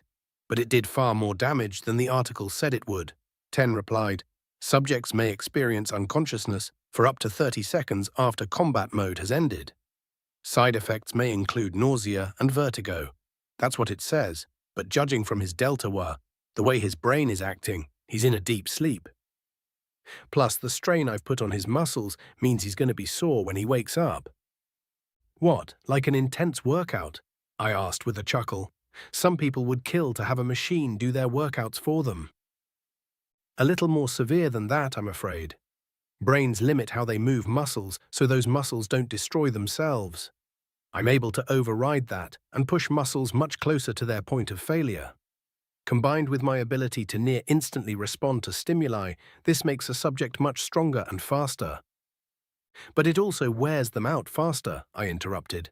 "I imagine it also may damage internal organs as they struggle to keep up with the new, more intense demands of the muscles." Yulk looked at me with a raised eyebrow and nodded proudly.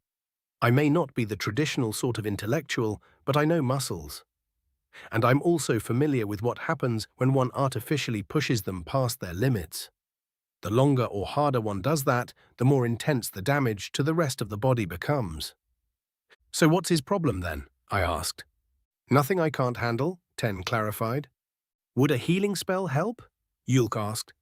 "Oh yes, actually," Ten replied excitedly. "Why didn't I think of that?"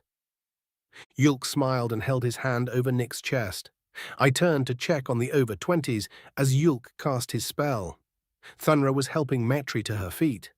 A little wave of anxiety washed over me. How would they react to Ten? If they decided to take advantage of Nick's weakened state to destroy Ten, Yulk and I would be honor bound to try to stop them. They're way too strong for us, though.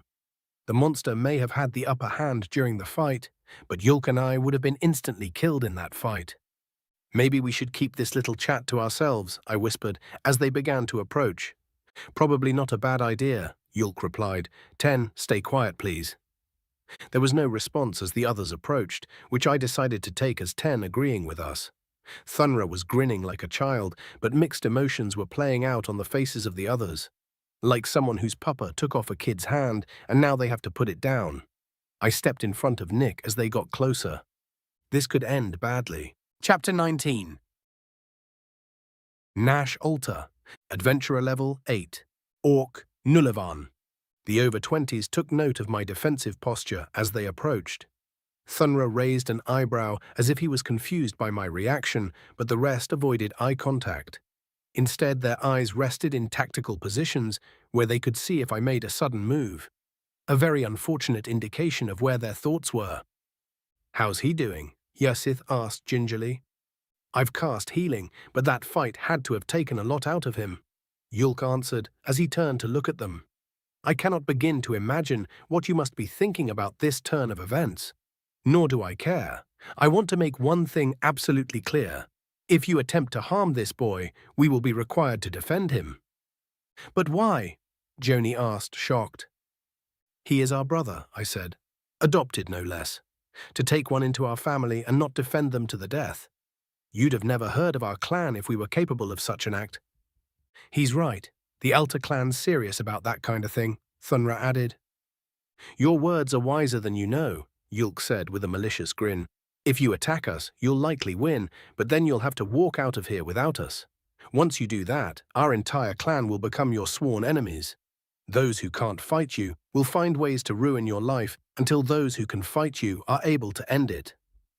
I struggled to keep my face stoic and not show the relief washing over me. I had completely forgotten about that. Clan Alta handles family matters internally and does not abide outside interference. It's a right granted to us by the many sovereigns in our debt, including the High Chief. There's exceptions, like preventing a clanmate from actively committing murder, but generally speaking, only members of Clan Alta are allowed to kill other clanmates. I continued to stare at the over-20s with a stony expression. Matri sighed and then laughed. "Even if we win, we lose. Well, thankfully I like the boy enough to leave him to your judgment." "He could be very dangerous," Joni added hesitantly. "So can we," Thunra countered. "Plus, and I don't want to admit it, he probably saved our asses." "That was the machine in his head," Heathsith said. "I fought alongside him for a bit there. His expression never changed, and he was fighting like a pro. Even the dumb moves were efficient. There's no way a level 5 can fight like that. Even if he were innately talented to that degree, he would have picked up enough skills by now to be at least level 10. "What does it matter?" I asked. "The facts are laid before you, plain as day. You are powerful adventurers capable of great good, but this decision is not yours to make.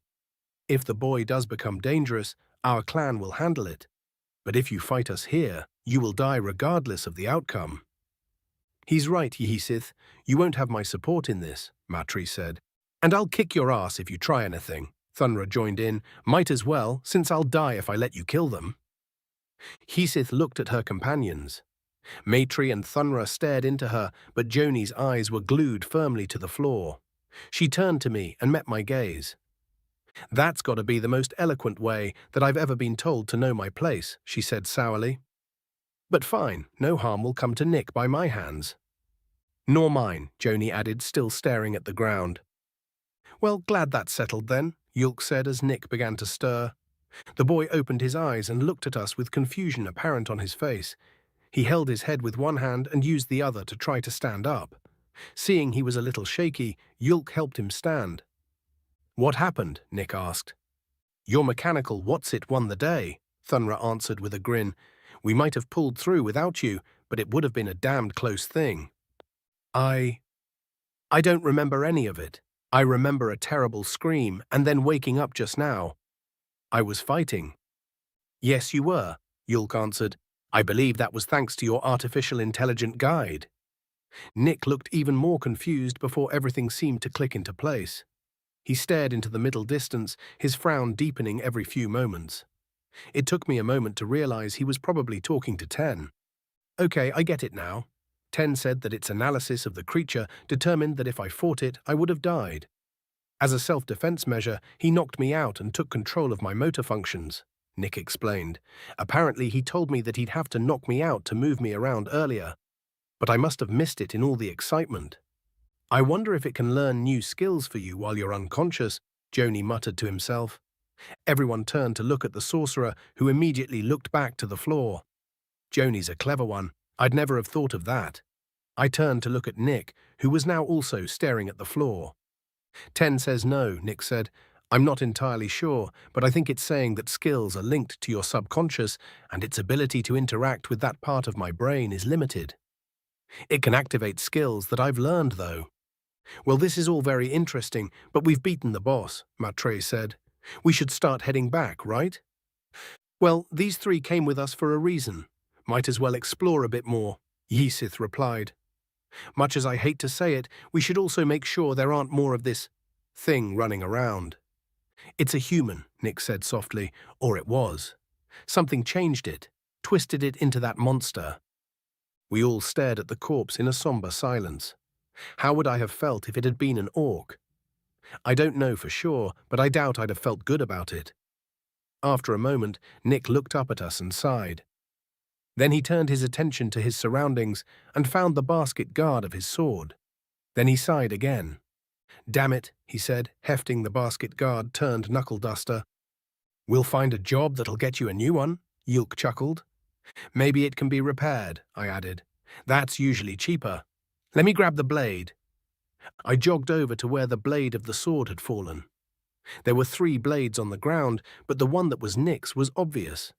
His was the single-edged blade, the other 2 were double-edged with an exaggerated point. I paused and stared at them for a moment. Even broken, I was able to recognize the short swords I'd been bugging Kirisaka about. Fuck, I whispered to myself as a wave of grief swept over me. I already knew he was dead. He would have been teleported to the dungeon entrance otherwise. It was foolish, childish even, to think that he could have survived. Nevertheless, a small part of me had been holding out hope that he was still alive. Seeing the swords that he obsessed over in this condition left no doubt of what happened to him and crushed my hopes of seeing him again for good. I took out my rag and gathered all 3 blades and looked around for the Kirisaka's grips. Once I found them, I gathered them too and rejoined the group. Yulk's face fell in sympathy as he saw what I was holding. I'm sorry, Nash, he said. It's all right. At least I didn't actually have to pry them from his cold, dead hands, I joked softly. The rest of the group was silent as I stuffed the broken weapons into my pack. Who knows, maybe I'll find someone who can fix them. I'm not one to use the weapons of the dead, but I could mount them as a keepsake to remember Kirisaka by or something. Once I finished packing, I turned back to the others. Let's get going, I said. We started by exploring the chamber we were in, which may have been a mistake. There had been a certain stench of death permeating throughout the chamber, but once we began exploring the walls, it nearly became overpowering. There were random bones and pieces of meat strewn about the deeper corners. Most of the bones were obviously orcish, but some of them were different. Monsters, rodents, and these are human bones, Nick finished my thought. The teeth were the giveaway. Flat teeth mixed with sharpened teeth were a dental pattern I'd only ever seen in Nick's mouth until today. I gingerly picked up one of the skulls. It was very old. The pieces of flesh that clung to it were as hard as stone, like jerky left out in the sun for a year. Since there was no sun down here, it must have been in this condition for a very, very long time. They've got gnaw marks on them, Yulk said. These were meals for the monster. I wonder if it killed them, or if they died naturally and it ate them after. It's hard to tell. The bones are scattered around, and the rest of the human bones look too much like orc bones. Or maybe the only bones left are the skulls, Joni added. These bones weren't put here in reverence, though. This is essentially a trash pile, so I doubt the monster cared about them. Maybe he lost his sanity because he had to resort to cannibalism, Nick suggested. He was trapped in here for who knows how long. If he really was altered, he couldn't have always been a monster. Well, we'll probably never know, Yulk said. Let's move on. We left the gory sight behind and found an exit to the chamber we were in. The darkness seemed to get deeper the further we went, and I suddenly noticed that we were all moving silently. I guess the others are having the same thought I am. What if there's another one further in here? We encountered several turns until we finally found a light at the end of the passage. We quickened our pace until we entered the room the light was coming from. It took me a moment to realize we were in a library filled with shelves holding many leather-bound tomes. "Excellent," Yulk said. "A repository of knowledge. Perhaps we'll have our answers at last." I picked up one of the books and jumped back as dust poured from its cover. Yulk and I shared a confused look, and he picked up another book with similar results. "Oh, come on," Nick muttered. "I guess these tomes weren't cared for very well," Joni said. "It would seem the years have not been kind to them." "Let's see if there's anything useful," Yulk added. We began to search the books for anything that was still legible. Most of the pages that weren't dust were too faded to read, and the ones that weren't faded were unhelpful diagrams of plant life that none of us had ever seen before. There were piles of dust and leather-bound covers scattered across the floor by the time we were done. "There isn't even another exit from this room," Thunra said. "I think we found what we're going to find, folks." "I agree. Let's start heading back," Ysith replied. As she said that, a familiar glow surrounded us. Nick was the only one of us who looked alarmed as the glow turned into a blinding light. Once the light faded, I opened my eyes to the sight of the dungeon entrance. There were other groups of adventurers scattered around us. Some of these adventurers looked a bit ragged, a telltale sign of having delved rather deep. Others looked annoyed at the shift, probably because they hadn't found any loot yet. "Well, that's convenient," Matri said. "Oh, good. My feet were beginning to hurt," Joni added with a small laugh. "Let's go see the chief," I said. As a group, we exited the dungeon and headed for the chief's. The library had been a bust, but we'd found 3 very important clues. The writing on the altar things, 10 is the voice in Nick's head, and the monster had been a human at some point, but something had twisted it into a thing of madness. I suppose the other human remains could also be considered a clue. I rubbed my forehead as we walked to try to make sense of it all. The writing was likely Dracon, according to the 2 sorcerers. 10 couldn't understand the writing, which means he probably doesn't speak Dracon. But he does speak Gon, which is a much older language. Is 10 male or female or neither? Doesn't really matter. Anyways, the human remains indicated that the monster had eaten them. Did those remains belong to people that the monster knew? Were they the ones who modified the thing? Also, and I can't believe this didn't occur to me before, why wasn't the entire hidden part of the dungeon dark? Why didn't the monster try to leave the dungeon before? What if the monster and the other humans had been trapped in the dungeon together? What had the monster eaten after it ran out of humans? Maybe it wasn't able to die from starvation, but could still feel hungry. That would definitely drive me insane. Nevertheless, the information we managed to obtain resulted in more questions without giving us many answers in return. "Hey, Gluhern, you old so-and-so," Thunra shouted as we entered the chief's chambers. "Thunra, I see you all survived. Welcome back." "How'd it go?" Gluhern asked with a grin. I looked at the 2 incredulously. I hadn't been aware that they were acquainted. I guess it kind of makes sense. They're both brawlers, and I think they're from roughly the same part of the chiefdom. It's a small world. "Well, it was a close thing," Ysith said. "Turns out the monster was much stronger than we thought it was." "Yep, at least one of us would have died if it hadn't been for Nick," Matri added. "Maybe all of us." Chief Gluhern slowly turned to glare at Yulk and I. "Correct me if I'm wrong, but didn't I say not to take part in the fight?" he asked with a dangerous tone. "No, you said you'd prefer if Nick didn't," Yulk started to say before he had to dodge a goblet. "That was rhetorical, sorcerer." "We've got nothing to apologize for, Chief," I said. "We made our decision based on the information that was available to us at the time, and it turned out to be the right decision." Gluhern looked at me with fire in his eyes, but when he saw that I wasn't trying to egg him on like Yulk had been, the fire died out. He gave a big sigh. "Fine," he said. "Tell me what happened." Chapter 20. Nick Smith, Adventurer Level 5, Human, American. "So without Yulk, Nash, and Nick, there we'd have bit the dust, probably," Thunra said. "Joni definitely would have." Ysith and Thunra had caught Chief Gluhern up to speed and had even provided a tactical analysis of the fight with the monster. The part of the story that I hadn't been awake for had me a little stunned. I hadn't quite believed Ten when he said that my brain was holding my body back.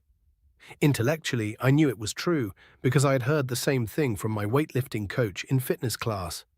But fighting against my own mind had only ever resulted in 1 or 2 extra reps. To hear about how my body fought that monster without me in control was something else entirely. Could I do that without Ten, now that I know? Could I push myself to those extremes? Maybe with training, but it feels unlikely. What do I do if I encounter another enemy like that? Then there's the matter of losing control of my body. I'm not exactly comfortable with it, and not just because it hurt like hell when I woke up. Like I'd done a super intense workout without stretching or hydrating or taking any breaks. But what if the reason that guy turned into a monster is because he also had an AI assistant, and it permanently took control of him? Come to think of it, can Ten read my mind when I'm not thinking at it? I waited a moment to see if Ten would reply to that. Nothing. It could just be playing coy, though, not wanting to feed into my apparent paranoia. There's no way that I'd be able to tell. So what do you think we should do, Chief? Matri asked, snapping me back to the matter at hand. Well, you 4 can head back to the High Chief at your leisure to collect your reward. Feel free to rest in the village and maybe spend some coin while you're at it.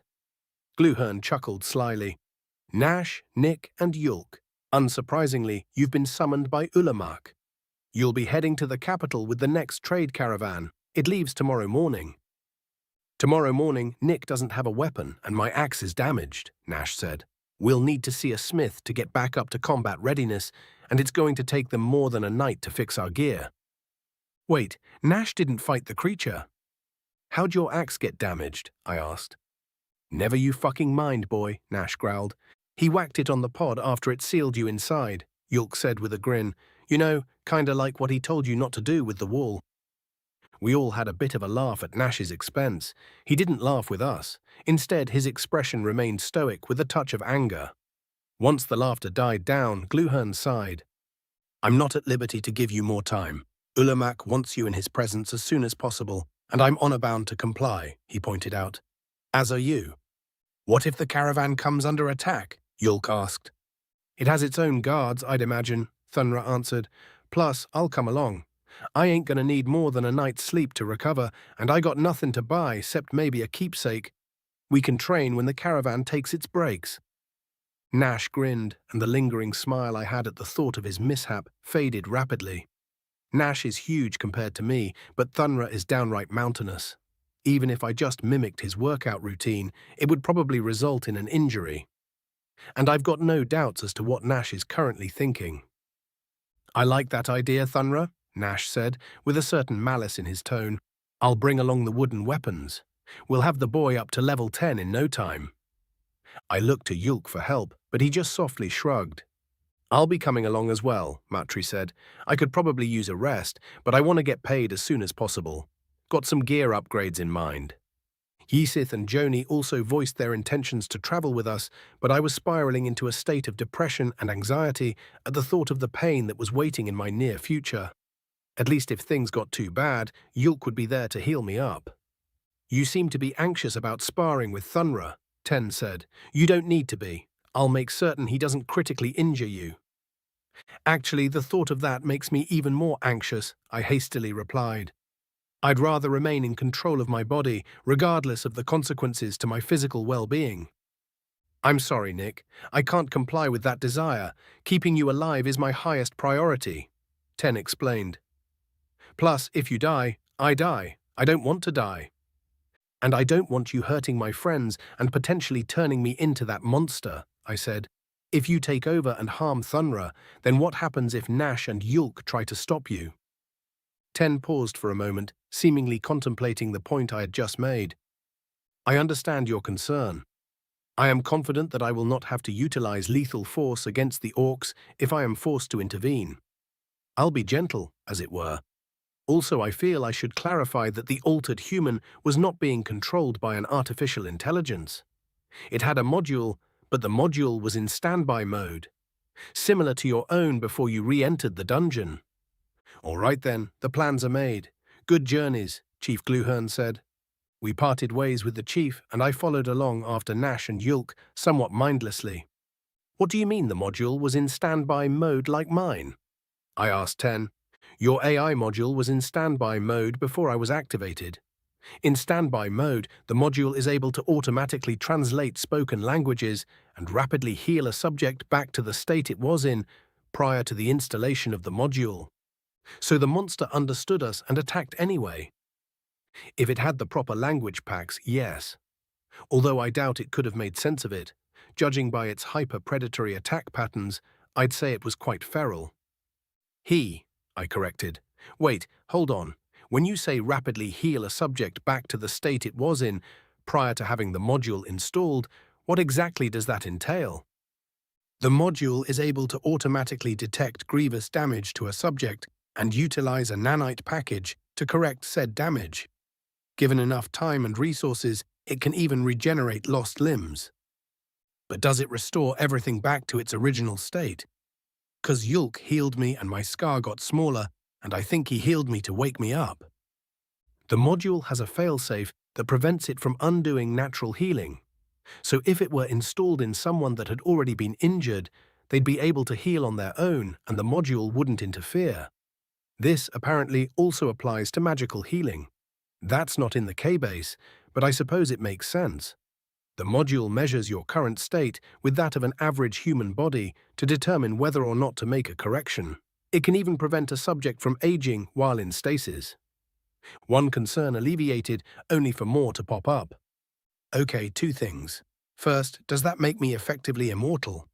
And if that's the case, does that mean there's no way to determine how long the altered human and I were in the dungeon? I asked. You're highly resistant to the rigors of time, but sufficient damage to your body or my module will kill you. Also, the aging prevention doesn't work nearly as efficiently once the subject is active. So no, you're not immortal, Ten answered. But yes, that does mean that any attempt to estimate the amount of time you or the altered human were in the dungeon would be asinine without further data. Whether or not the altered human entered stasis or how often it did so, for instance. So I'll most likely outlive Nash and Yulk if we're not killed by monsters. Well, given our age difference, that was probably going to be the case anyway. Wait, how old do orcs live to be? No, not the time for those questions. Is there anything else I should know about this nanite package and healing ability thing? Yes, I am in full control of the nanite package. Since you are young, to foster proper muscle growth, I'll only be able to use it to heal actual injuries. What? Why? Rapid healing of muscular micro-tears can result in gross disfigurement if not properly managed, and in your case, it is beyond my capability to manage properly. How is it beyond your capability? I asked incredulously. Your body is still growing, so both your body and I would be rapidly trying to heal the micro-tears. If we both succeed, then after a while your muscles would become disproportionate and disfigured, Ten explained. I would have to stop your natural healing processes, which is difficult even without the growth hormones at play, before I took action to heal the micro-tears. With larger injuries, I can simply pile onto what the body is already doing. But the smaller the injury, the harder it is to correctly time my actions. So long story short, that's why I'm still sore. Ten paused again. Yes, I'm sorry that I pushed you so hard. That's all right, I said as we arrived at the house. We lived, that's what matters. Welcome home, boys, Yilda called from the kitchen. At least that better be my boys. If not, more food for Dima. I looked at Yulk and asked, do you guys have people invading your home a lot? Not a lot. But we do get the occasional assassin or person with a grudge against our clan. Yulk gave me a toothy smile. Yeah, but ain't nobody tougher than Mama Alta, Nash added as we entered the kitchen. I remember when I was 6 and I saw her kill an assassin with her slipper. Took his head right off, and it wasn't even sharpened or anything. Hush now, there's no need for that talk, Yilda said as I was trying to figure out if Nash was joking or not. How'd it go in the dungeon? Did you find any answers? Not any satisfying ones. We made a copy of the language that was on the altars that Nash found Nick on, Yulk answered. I think they're in Draken. Want to take a look? Sure, she said as Yulk handed her some papers. She held them at an angle and looked down her nose at them, pursing her lips slightly. She squinted for a while and then raised one of her eyebrows. This isn't Draken. It's close, though, she explained. A lot of the characters are the same, but they're in a different order. I'd guess that it's High Draken. Nash and I looked at each other with confused expressions, but Yulk looked shocked. She handed the papers back to him and continued cooking. What's High Draken? I asked. Well, Draken is the language of those subservient to the High Dragons, back when they were into governing, Yilda answered. High Draken is the sacred language of those High Dragons and their chosen elite. Wait, what? Nash asked while glaring accusingly at Yulk. How come you didn't tell me about that? It wasn't relevant to your studies, Yulk replied softly. There's a lot of languages that we don't have much chance of encountering, and High Draken is one of those. It's been thousands of years since the High Dragons held kingdoms. 15,000 or so since the biggest kingdoms fell apart. But there's still a High Dragon ruling Bolisir. Well, ruling is a strong word, Yilda said with a chuckle. It's been asleep for going on 1,300 years. Bolisir's by far and large considered an elven kingdom now. Huh? Nash and Yulk replied in unison as I remembered an argument they had while I was still in the hospital. What do you mean, huh? Boys, Bolisir is just over the Dragon Jaw Mountains. You should know this, she scolded. Why do you think it's called Dragon Jaw and not Orc Jaw? Wait, I thought that the dragon had been asleep for 100 years, Yulk sputtered. And I thought they tamed it, Nash stammered. And it was just a dragon, not a high dragon. Wrong on both counts. The high dragon in Bolisir came into power about 18,000 years ago, fought in the Cataclysm Wars, and went to sleep right after the war ended. Hells, you step foot in Bolisir, and they'll chat your damned ears off about it. But the history book Yulk read to me, Nash said. History book? Yulk asked. Wait, do you mean The Adventures of Millimaman? Yeah. Oh no, that was fiction. Sorry, I should have clarified. Okay, so wait, I interjected as Nash's face dropped. 2 questions. First, what's the difference between a high dragon and a dragon? Second, would this high dragon be able to read the text? High dragons are both much smarter and much larger than dragons. They can also do magic, whereas dragons just have a breath weapon, Yulk answered. And yeah, it would probably be able to read the text, assuming that the text is High Draken and we can wake it up. And that it's not illiterate, Nash added. Yulk and I glanced at him to see if he was joking. He wasn't. There's a chance that one of the elves in Bolisir can read High Drakon. After all, a High Dragon is technically their king, Yilda said. Either way, you're going to need a visa and permission from the High Chief. Well, thankfully, we're on our way to the capital in the morning to speak to the High Chief, Nash said. Hopefully, we can convince him to let us go to Bolisir. Yilda turned away from the stove to look at us. You're on the road again so soon, she asked sadly. Afraid so, Mom. Got the summons right out of the dungeon, Nash said softly. Damn, well I guess that's that. You tell Ulamak I'm not happy about this. I should get some time to spend with my boys in my golden years, damn it. I'll let him know, Nash said with a grin. So what's for dinner? Chapter 21. Imlaw Tula, Adventurer. Level not applicable. Gnome, Kakenian. 2 carts? I asked incredulously. Yes, Mona said. We were going to have them go with the main caravan, but they don't want to leave for another 2 days. If you're willing to take them yourself, we'll happily supply you with the additional cart you'll need. And all I've got to do is take the passengers to the capital? Correct. 8 passengers total. Most are adventurers, but you will need to spring for a guard force. Adventurers? Can't I just pay them to guard the caravan? I chuckled. If you can afford them, Mona smirked. 4 of them are over 20s and the other 3 are over 5s. Yeesh, I can afford the over 5s, but even one over 20 is too rich for my blood, I said. We don't have a lot of time. What's your decision?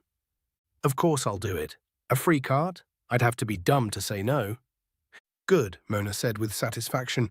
We'll get it attached to your current one, and your passengers will arrive soon. I nodded my understanding as the chief's aide turned and walked away. Things had gone well for me since the debacle with the giant rats. I'd made more than enough to replace my nurses and patch my cart up. Now they were going to give me another cart, and all I have to do in exchange is to take some adventurers back to the capital with me. Despite not even technically being a village, Nuleva always treats me pretty well. I watched as some orcs attached the new cart to the rear of my own. They also moved the goods I'd purchased and evened them out between the carts to make room for seating. I walked over to inspect my new cart. It was well constructed. Hell, I'd wager it's worth more than my original cart is in its current condition. Buff snorted at me, smelling the yipple in my pack. I chuckled as I pulled it out, ripped it in half, and gave Buff and Regal each a piece. Telena's going to roll her eyes when she hears my new Nars's names, but I've never been good at naming stuff. Anyone who has any doubt of that may certainly ask Imlaw Tula too. I'm glad I was able to get them for a good price, but I still felt a pang of grief at the loss of Noble and Hulk. These Narses are much larger than Noble and Hulk had been, because they're bred specifically for pulling heavy loads at speed. They also have a certain aggression behind their eyes, like they're looking for an excuse to attack something. It's a tad unnerving, but it might just be my imagination. They'd been remarkably well behaved so far. "Are you our driver?" someone from behind me asked. I turned to see a group of adventurers and a messenger. The messenger had been the one who spoke.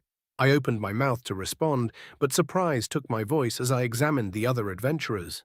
4 unfamiliar orcs, 2 familiar orcs, and what I now know to be a human. "Oh, it's you," Nash said. "Hi, Imlaw, how have you been?" Nick asked with a smile. I've been good," I managed to say. "I'm surprised to see you here. You're the adventurers that I'm taking to the capital." "Yes," Yulk interjected.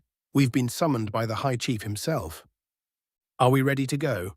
the messenger asked with annoyance at being ignored. "Not yet. I've got to hire some guards." "I'm available," one of the largest orcs I've ever seen said with a grin. 3 of the other adventurers looked at him with exasperated expressions. I remembered what Mona had said and realized that these were the over-20s.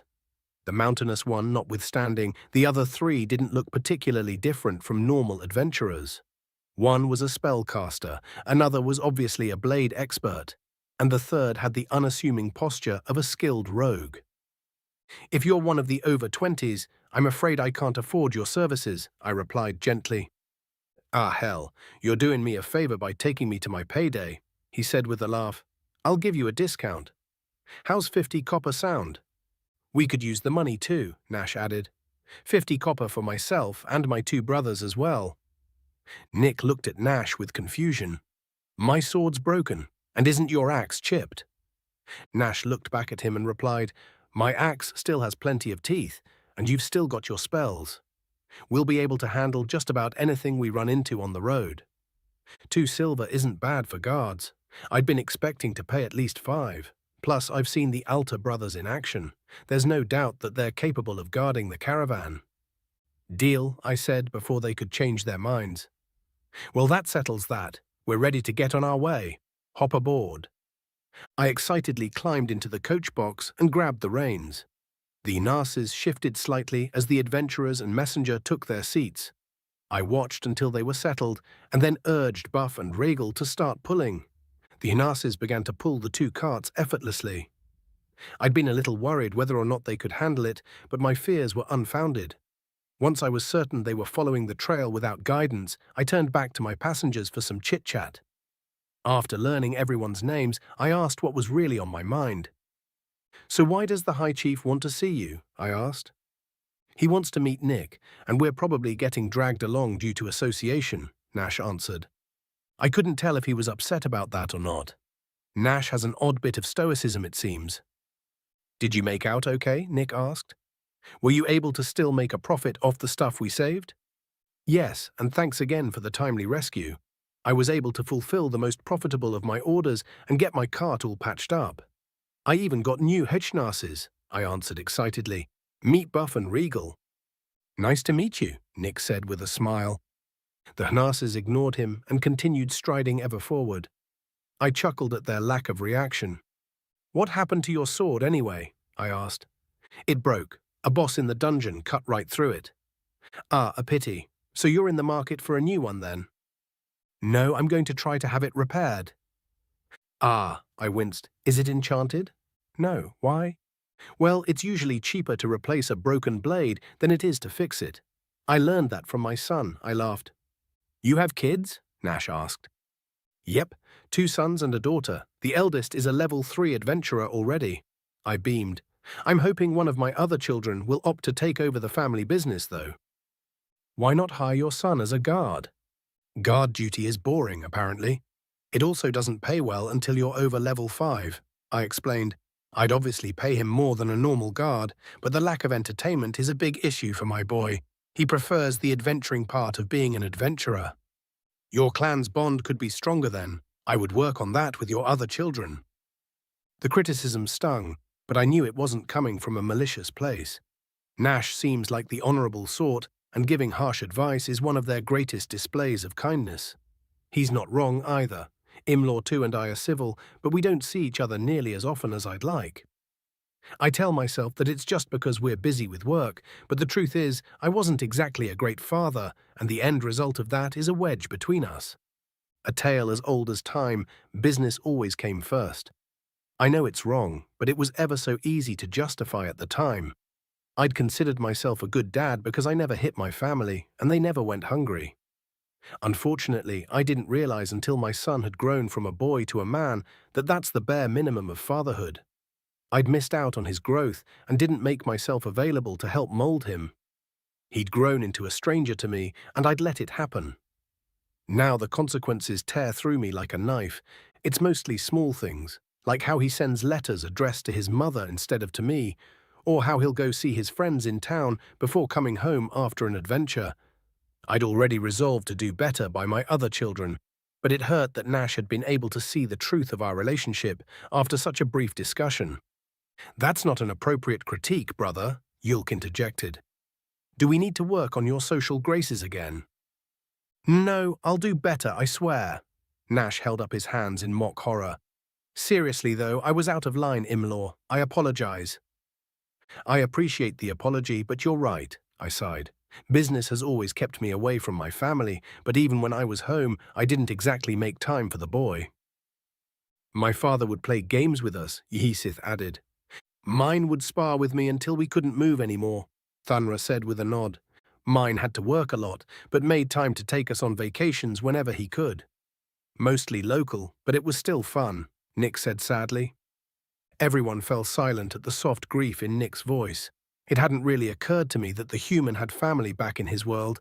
It reminded me of when I was stuck in the tree, wishing desperately to see my family once again. A terrible feeling indeed. Nash put his hand on Nick's shoulder. Our dad used to do the same thing before he died, Nash said. I don't know if most people would count monster hunting trips as vacations, Yulk added with a chuckle, and I'm certain that Nick doesn't. Well, it got us out of the house and strengthened our bond, did it not? Nash asked irritably. How did he pass, if you don't mind me asking? I interrupted.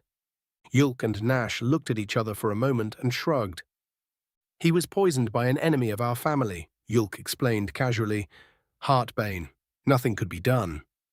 Yep, and then Mom hunted the poisoner down and carved him into little pieces in front of everyone, Nash said. We wanted to come with, but she made us stay home.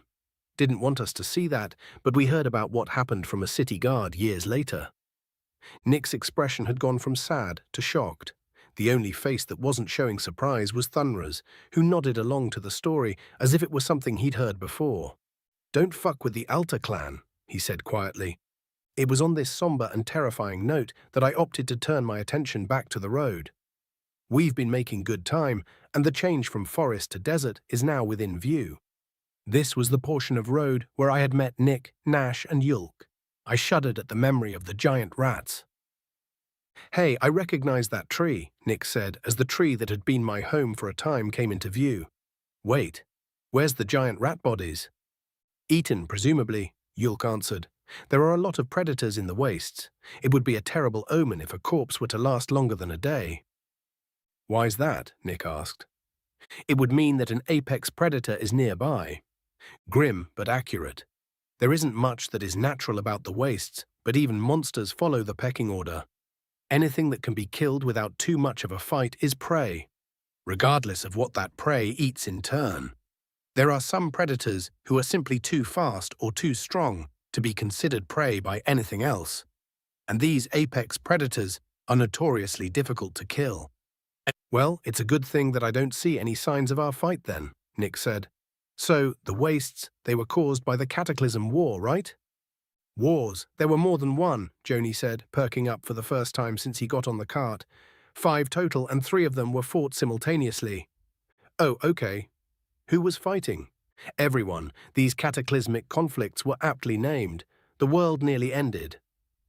He doesn't just mean all life on the planet either. The magics involved threatened to break our world on multiple occasions, Yulk added. It got so bad that not much is actually known about the conflicts themselves, because hardly anyone survived to write their histories. That's right, Joni nodded sadly. There's an account carved in stone in the dwarven kingdom of Prignera on the southern continent. But it's unknown if the account is accurate because there's no way to verify it. Ain't Prignera one of them bunker countries where the whole thing is pretty much underground? Thunra asked, to which Joni nodded again. Wait. Okay, so hold on. You don't know what started the fighting? Nick interrupted. Not for certain, Joni answered. However, the account in Prignera says that demons conspired to convince all the countries of Myr to attack each other. And once that war was nearly finished, the forces of hell invaded our plane of existence. These were the first 2 cataclysm wars. Wait, hell exists here? Nick incredulously asked.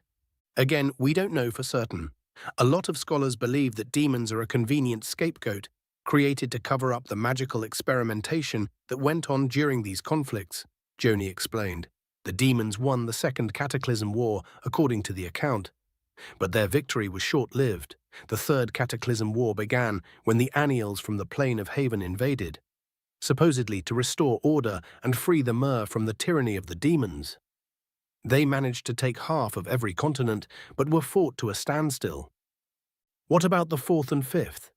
Didn't they happen at the same time as the 3rd? Yes.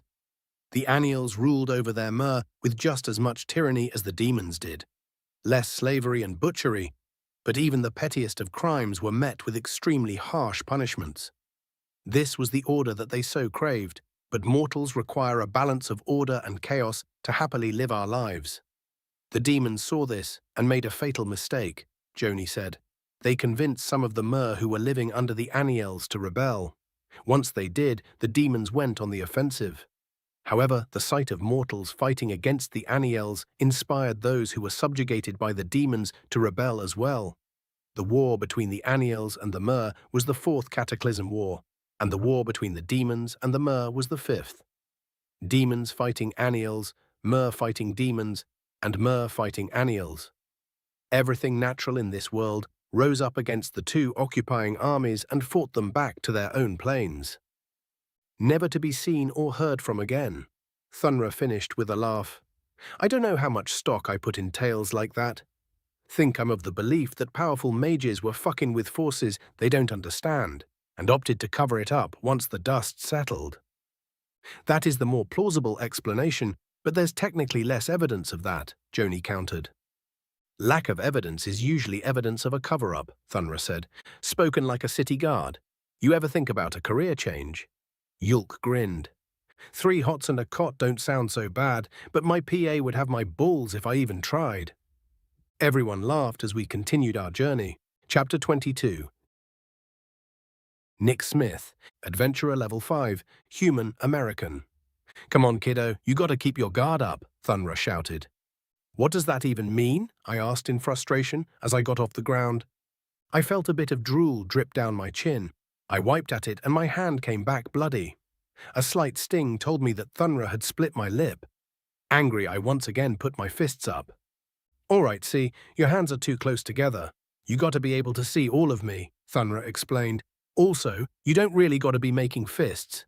You're supposed to be stopping me from hitting you, not trying to hit me. This is how boxers do it, though, I countered.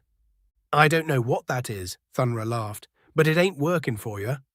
I opened my hands and spread them apart until I could see all of Thunra. He grinned and rushed at me.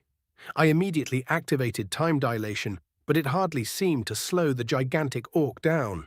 He swung his massive fist, and I was able to barely redirect the punch so that it sailed past my head. I clenched my left hand and sent it at Thunra's face as I felt something hit me in the gut. Time dilation deactivated, and I went flying back. I slammed into the ground and rolled, gasping for air and getting a mouthful of dirt for my troubles. "You managed to block a punch. That's great. Good job, Nick," Thunra shouted with glee as I sputtered. "Yeah, great," I managed to say once I could breathe again. I spit the rest of the dirt out of my mouth and rose to my feet again. My legs, however, had other plans and gave out on me. I sighed as I pushed myself back up. "You all right?" Thunra asked. "My legs are wobbly. You got me pretty hard," I answered. "Oh damn, sorry about that. I'll dial it back a bit. I was going at 75, but I think I overshot your abilities a bit. I'll drop to 50%. It is difficult to describe the wave of emotions that washed over me upon learning that the giant orc brawler had already been holding back. Anger at myself for not being able to keep up. Happiness that he's going to be holding back even more, and shock at how much power the bastard actually has. "I suggest a short break while I repair your spleen," Ten said. "My spleen?" "Yes, that last impact slightly ruptured it.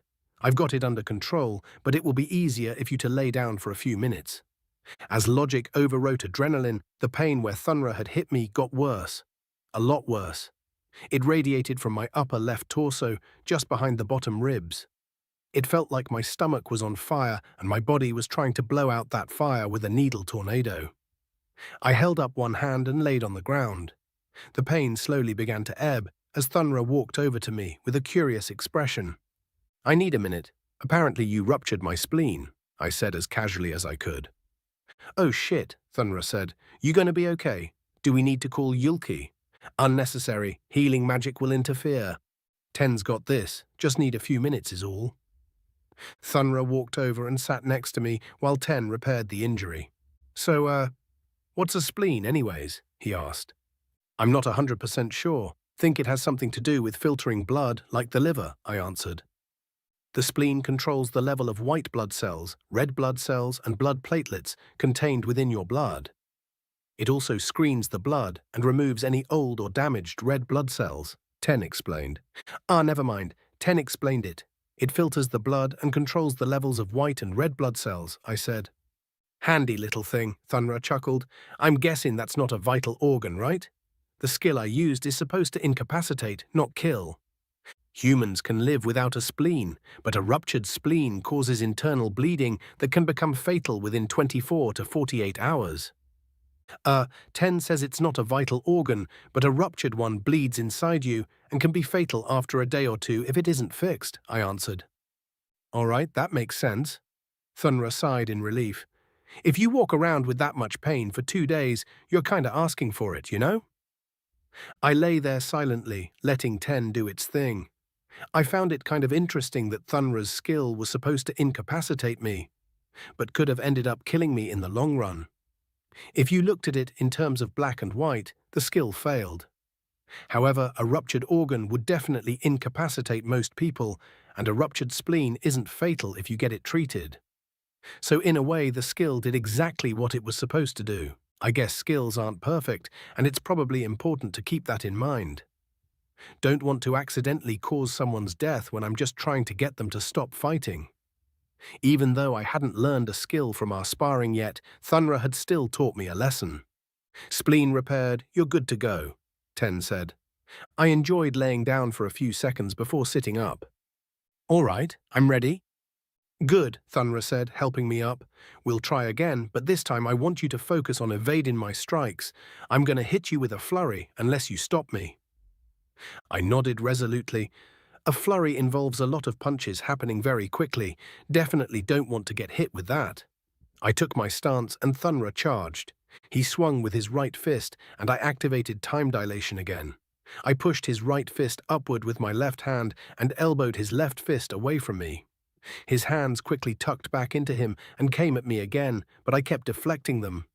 Right, left, both left, right. Time dilation wore off, but I was still managing to keep up with his strikes. Barely. Then his left fist did something weird. It seemed to be in 3 places at once. I blocked one of the strikes, but the 2 others were going to hit me. Preternatural evasion unlocked. My foot pushed off of the ground on its own, and my body twisted out of the way of the other 2 strikes, and even managed to avoid a surprise right-handed attack. I moved faster than I thought that I could, and Thunra noticed the change in speed. He held up his hands and grinned. "Whoa, okay, let's stop," he said. "Was that a new skill?" Yeah, I said, once again out of breath. "Preternatural evasion." "Oh, the dodge one. Congratulations." Thanks. I concentrated on the skill's name, and the box popped up. Preternatural Evasion 1 allows a user to automatically dodge for 1 minute. Cooldown 10 minutes. Automatically dodge? I asked. Yeah, you move on your own, Thunra answered. Well, not that you don't already move on your own. I guess you could say. I zoned out as Thunra struggled to explain the concept of automatic movement. Preternatural evasion seems like a very useful skill, but the 10-minute cooldown could be an issue. Maybe if I level it up, the cooldown will decrease. Hey 10, you level a skill up by using it, right? I asked. For the most part, certain skills require milestones to be met before they will level up, regardless of whether or not the skill is utilized. These milestones are generally able to be met quicker by using the skills, though. Other skills require a deeper understanding of the nature of the skill to level up, which usually occurs naturally while using the skill, Ten explained. It's exceedingly rare for a skill that can level up not to do so as you use it. I understand. So what does Preternatural Evasion 2 look like? Does the cooldown decrease at all? Well, I can't tell you. Something is stopping me. What? What's stopping you? I do not know. I can tell you all about your current skills, but I can't give you details about ones you don't have, Ten said. Do you want to know more about Preternatural Evasion only? No. No, I got it. Well, that's concerning and annoying. I don't even know if leveling up Preternatural Evasion is going to be worth it or not, and now I've got to worry about whatever's keeping Ten from telling me stuff about skills. It's probably the Curaguard or whatever, but I wonder what else Ten can't tell me. Like one of them machines, you know? Thunra asked, clearly looking for an answer. Yeah, sure, I replied. You ready to go again? Thought you'd never ask, he said with a grin. As we took our stances, it occurred to me that I didn't know how much time was left on the cooldown for Preternatural Evasion. A right hook to the face quickly let me know that it hadn't finished cooling down quite yet. Thankfully, Ysith interrupted our sparring match before any more punches could be thrown. Time to head out, she said. Thunra complained a bit, but we ended up loading up onto the wagons and continuing on our way, ending my first bout of training. We didn't train on the first day of our journey because we had left in the afternoon and didn't stop until it was dusk. Well, except for bathroom breaks. I went over the results of my training in my head as we drove on. 10, is there a way to see the cooldowns for my skills? I asked. Yes. You don't currently have any on cooldown, but when you do, you'll see it in the upper right corner of your vision. 10 said, I set the opacity to 25% so that it doesn't impede your vision. Thanks. We continued on until dusk, stopped, rested, woke up, had breakfast, and got back on the road once again. Most of the discussions were how to best season certain meats that I'd never heard of, with Imlaw chiming in when a spice that also paired well with vegetables was mentioned. I was too busy dreading my training with Nash to participate in the conversation much. My dread grew worse and worse as the sun rose higher and higher into the sky. Finally, the cart stopped, and Nash was the first to jump out. My turn, he said, while grabbing 2 wooden swords. You'll be on offense today. My spirits rose at this, and I happily caught the sword he tossed at me.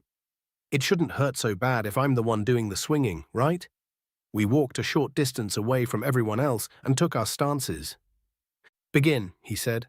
I immediately charged at him with an underhand swing to try to throw him off balance.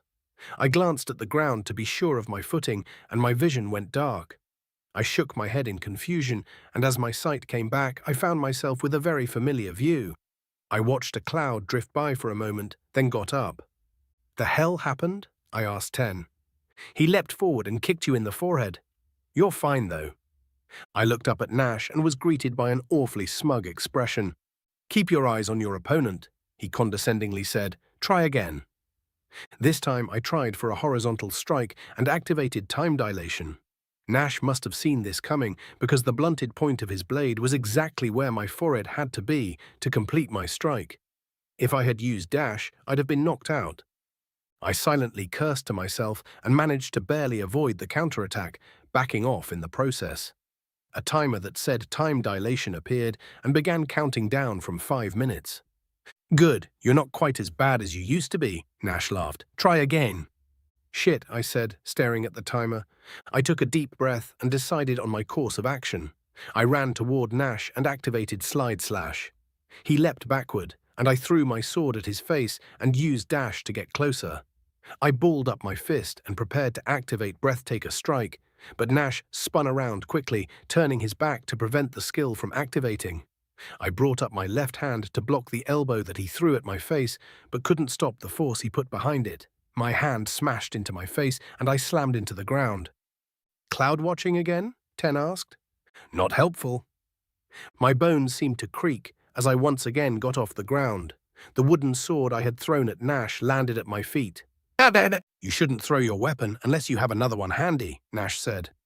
Your fists don't count quite yet, by the way. Then why did you avoid them? I asked sarcastically. Because I can, and that's my point. What good is a weapon that can't hit its target? I mean, it would hit most targets. The only reason it didn't hit you is because you were expecting it, I pointed out. The reason I can't land a hit is because you have more experience than I do, and you know my fighting style. It's not fair. Nash's laughter interrupted me. Why would that matter? He asked sardonically. It's not as if I'd be doing you any favors by letting you hit me. You grow as you figure out how to hit me, and of course it isn't fair. This isn't some rich nobleman's tournament. We're training to make sure you don't die when faced with monsters. Or would you rather have 10 do all the work? I inwardly cringed. Nash had hit a nerve with the 10 comment, and I was immediately embarrassed by my misconceptions. No, I don't want 10 to do any of the work, I answered. I don't want to be like that thing. Nash's attitude changed. His smugness evaporated, and he suddenly became concerned. Did 10 say something about that? He asked. No, just an assumption on my part, I replied. Intuition, I suppose. The man in the dungeon did have an AI, but it was in standby mode when we fought, 10 said. How do you know? It didn't respond to any of my attempts at communication. What if it didn't want to talk or couldn't?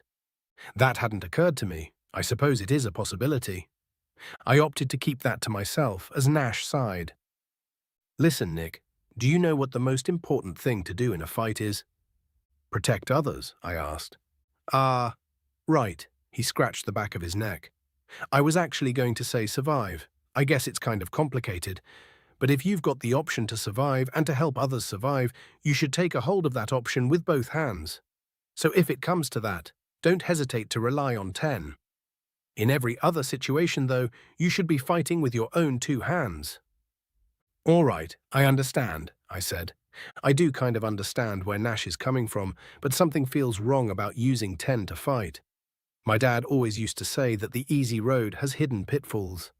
I might be biased because I don't like the idea of something else controlling my body, but I can't seem to shake the feeling that there's some sort of cost to 10 taking over. Maybe I'm just being paranoid. That's enough stalling, Nash said with a grin. Try again. Chapter 23. Yulkalta, Adventurer Level 7, Orc Nulavan. We've been on the road for 4 days, and the trip has been mostly uneventful. Nash and Thunra were pummeling some semblance of a fighting style into Nick, and we're making great time on our way to the capital. The only thing we've run into so far is other travelers, and because of this, our spirits are high. Well, except for Nick's. I grinned at the boy as he collapsed into his seat, fresh from sparring with Thunra. My grin was met with a stoic yet weary expression. His training had been difficult, but I'd only had to help heal him once. 10 does an amazing job at keeping Nick functional. My grin faded as the AI came to mind. I recalled the metal box that fell out of the dungeon creature's splattered brains. There's little doubt that it contained a being like 10, and 10 had also seemed to know to look for it. although that could be attributed to amazing reaction time. If the crazed human in the dungeon had an AI in its head, who was controlling the body? Perhaps the AI was like 10 before it woke up, and the human simply lost his mind due to the tragic nature of his situation. He had to have been down there for a very long time, so that could have cost him his sanity as well. Being alone in the dark for years, perhaps even decades. It was no wonder he turned feral. I supposed it is also possible that the AI had gone insane along with the human. If something can think, it can likely also feel. And anything that can feel can go mad. This begets the question, which went insane first? Did the human's insanity cause the AI to go feral, or did the AI's insanity cause the human to lose it? Are we there yet? Nick asked, jarring me from my thoughts. Nope, soon though, Imlaw answered. If all goes well, we'll be at the outskirts of the capital around dusk. We'll make camp there and be at your destination by noon tomorrow. Why haven't we run into anything killable yet? I laughed and said, we got lucky. Imlaw has taken us on an adventurer's route, which would normally be a more dangerous option. I suspect that the reason for our luck is all the other travelers we've seen so far. Since they are also adventurers, they would have fought any monsters they came across. I was sure we were going to be able to fight something when we went through the swamp, Nick muttered. Now we're back in the forest, though. Feeling a bit aggressive, are we? I asked condescendingly. Not going to lie to you, Yulk. Yes, I am. Very. Nash and Thunra are leagues above me when it comes to experience. I'm rarely able to even land a hit, he ranted. It's not good for my confidence, you know. Well, the High Chief will have a quest waiting for us. Maybe it will involve fighting monsters. I hope so. It's not so bad, Imlaw interjected. You got some new skills, right? Yeah, Nick sighed. 2 skills in 4 days. You say that like you were expecting more, I said. A new skill every 2 days is quite a feat, even with trainers like Thunra and Nash. Really? Yes, most people unlock skills as they go, and usually in combat with tough monsters. Training a new skill outside of combat can take weeks. That's one of the reasons I opted to go into magic instead of melee, I grinned again. Nick laughed. It's not like you had much of a choice though, right? Sure I did. I could have been a warrior like Nash, and it would have been just as hard for me as it was for him. But since I was blessed with a better-than-average magic core, I was able to dedicate my time to magic instead. Since it's extremely difficult to train both martial and magical prowess simultaneously, everyone was very understanding when I chose magic and didn't bother to learn to swing an axe. So what you're saying is that I've got it lucky? He laughed again. How come it doesn't feel like it? It's pretty common to be lucky and also completely oblivious to it, I answered. Nick fell into silent contemplation as everyone else finished loading into the carts. As we continued our journey, I wondered about Nick's propensity for advancement in regards to his skills.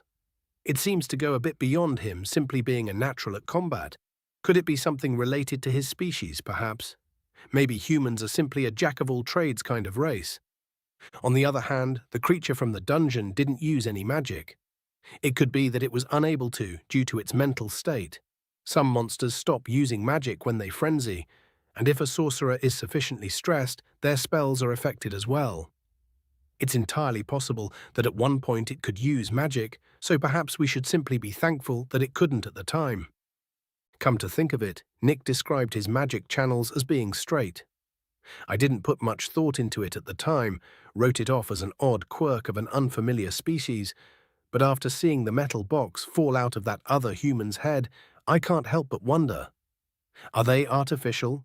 Nick had said that the world he comes from doesn't have magic, but could that be due to the fact that humans simply can't naturally use magic?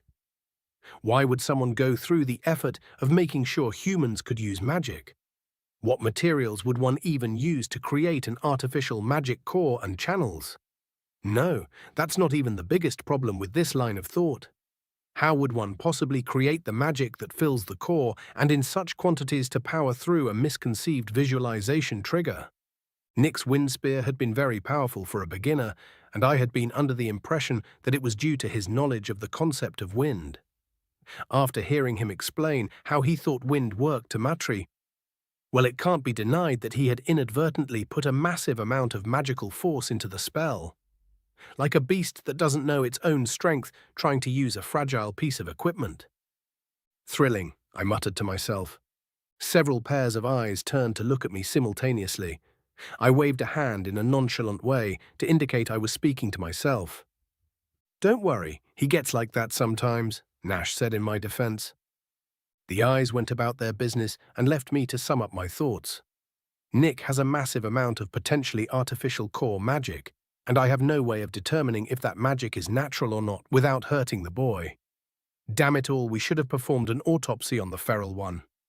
It had simply not occurred to me at the time. I was more concerned with the fact that we survived the encounter. "Which skills did you learn anyway?"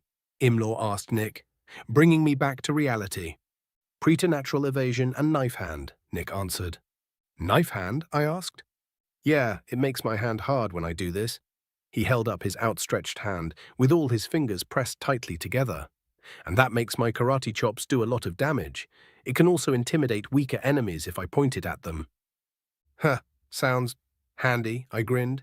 Everyone had been listening in and were punished for their nosiness by my wordplay. I met the groans with a chuckle. "Right, so puns aside, what does preternatural evasion do?" Imlaw asked.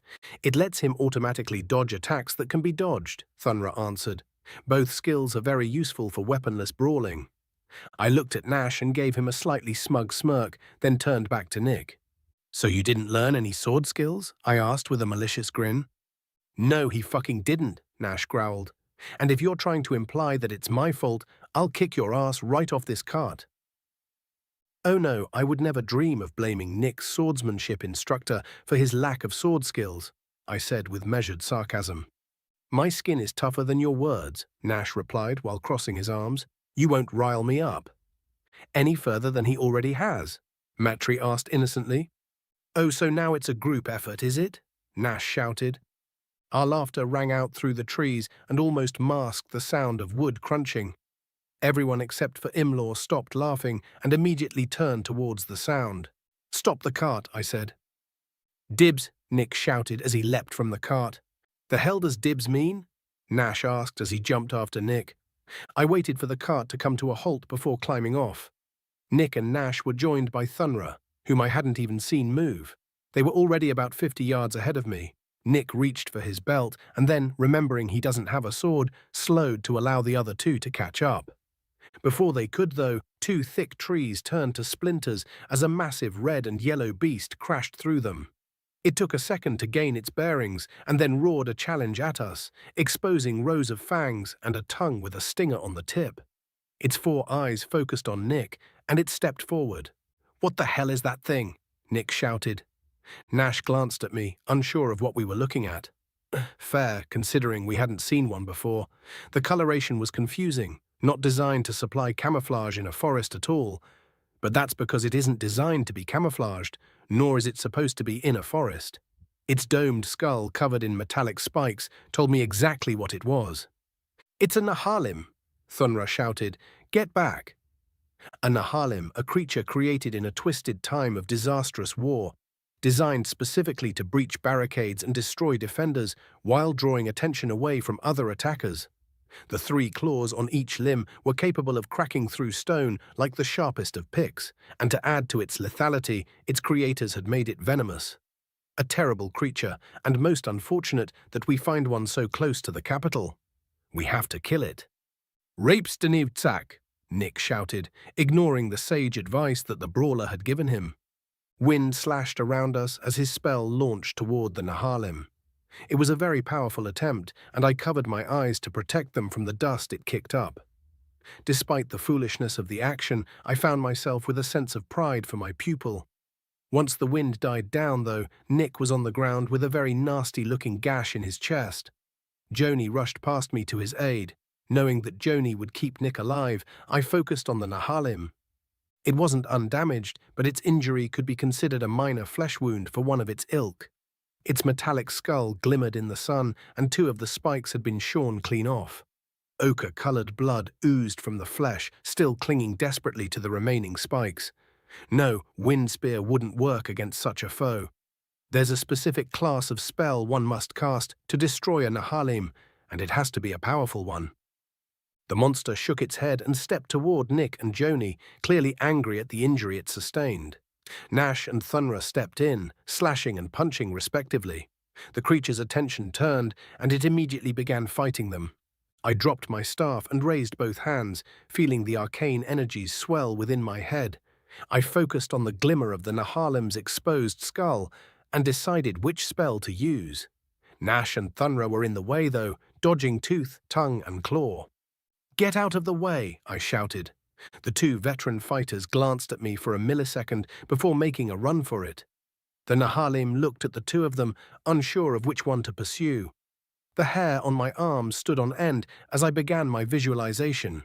Electrical energy, unbelievably powerful, moving at the speed of light toward the exposed metal. Klobsrol mi tsak. My eyes felt as if they were on fire, my chest felt as if it had been kicked by a hnas, and my arms burned as the lightning bolt traveled from me to the Nahalim. The strike was instant, and giant monster collapsed to the ground. I grinned in satisfaction as my legs gave out and I fell to my knees. I gasped through the pain, letting it roll through me and keeping myself calm as it did so. "It's just a little pain, no need to panic." "Yulk!" Nash shouted as he ran up to me. "Are you hurt?" "Yes, but it's fine," I waved him off. "Imlaw's bolt is a hell of a spell, brother. How's Nick?" "He seems all right," Thunra answered as he approached. "Not even bleeding anymore. Joni looks like he's seen a ghost, though. You sure you're okay?" "Yes," I said, grabbing my staff and rising to my feet. "It's pain, not an injury. It's just one of the costs of the spell." "Huh?" they asked in unison.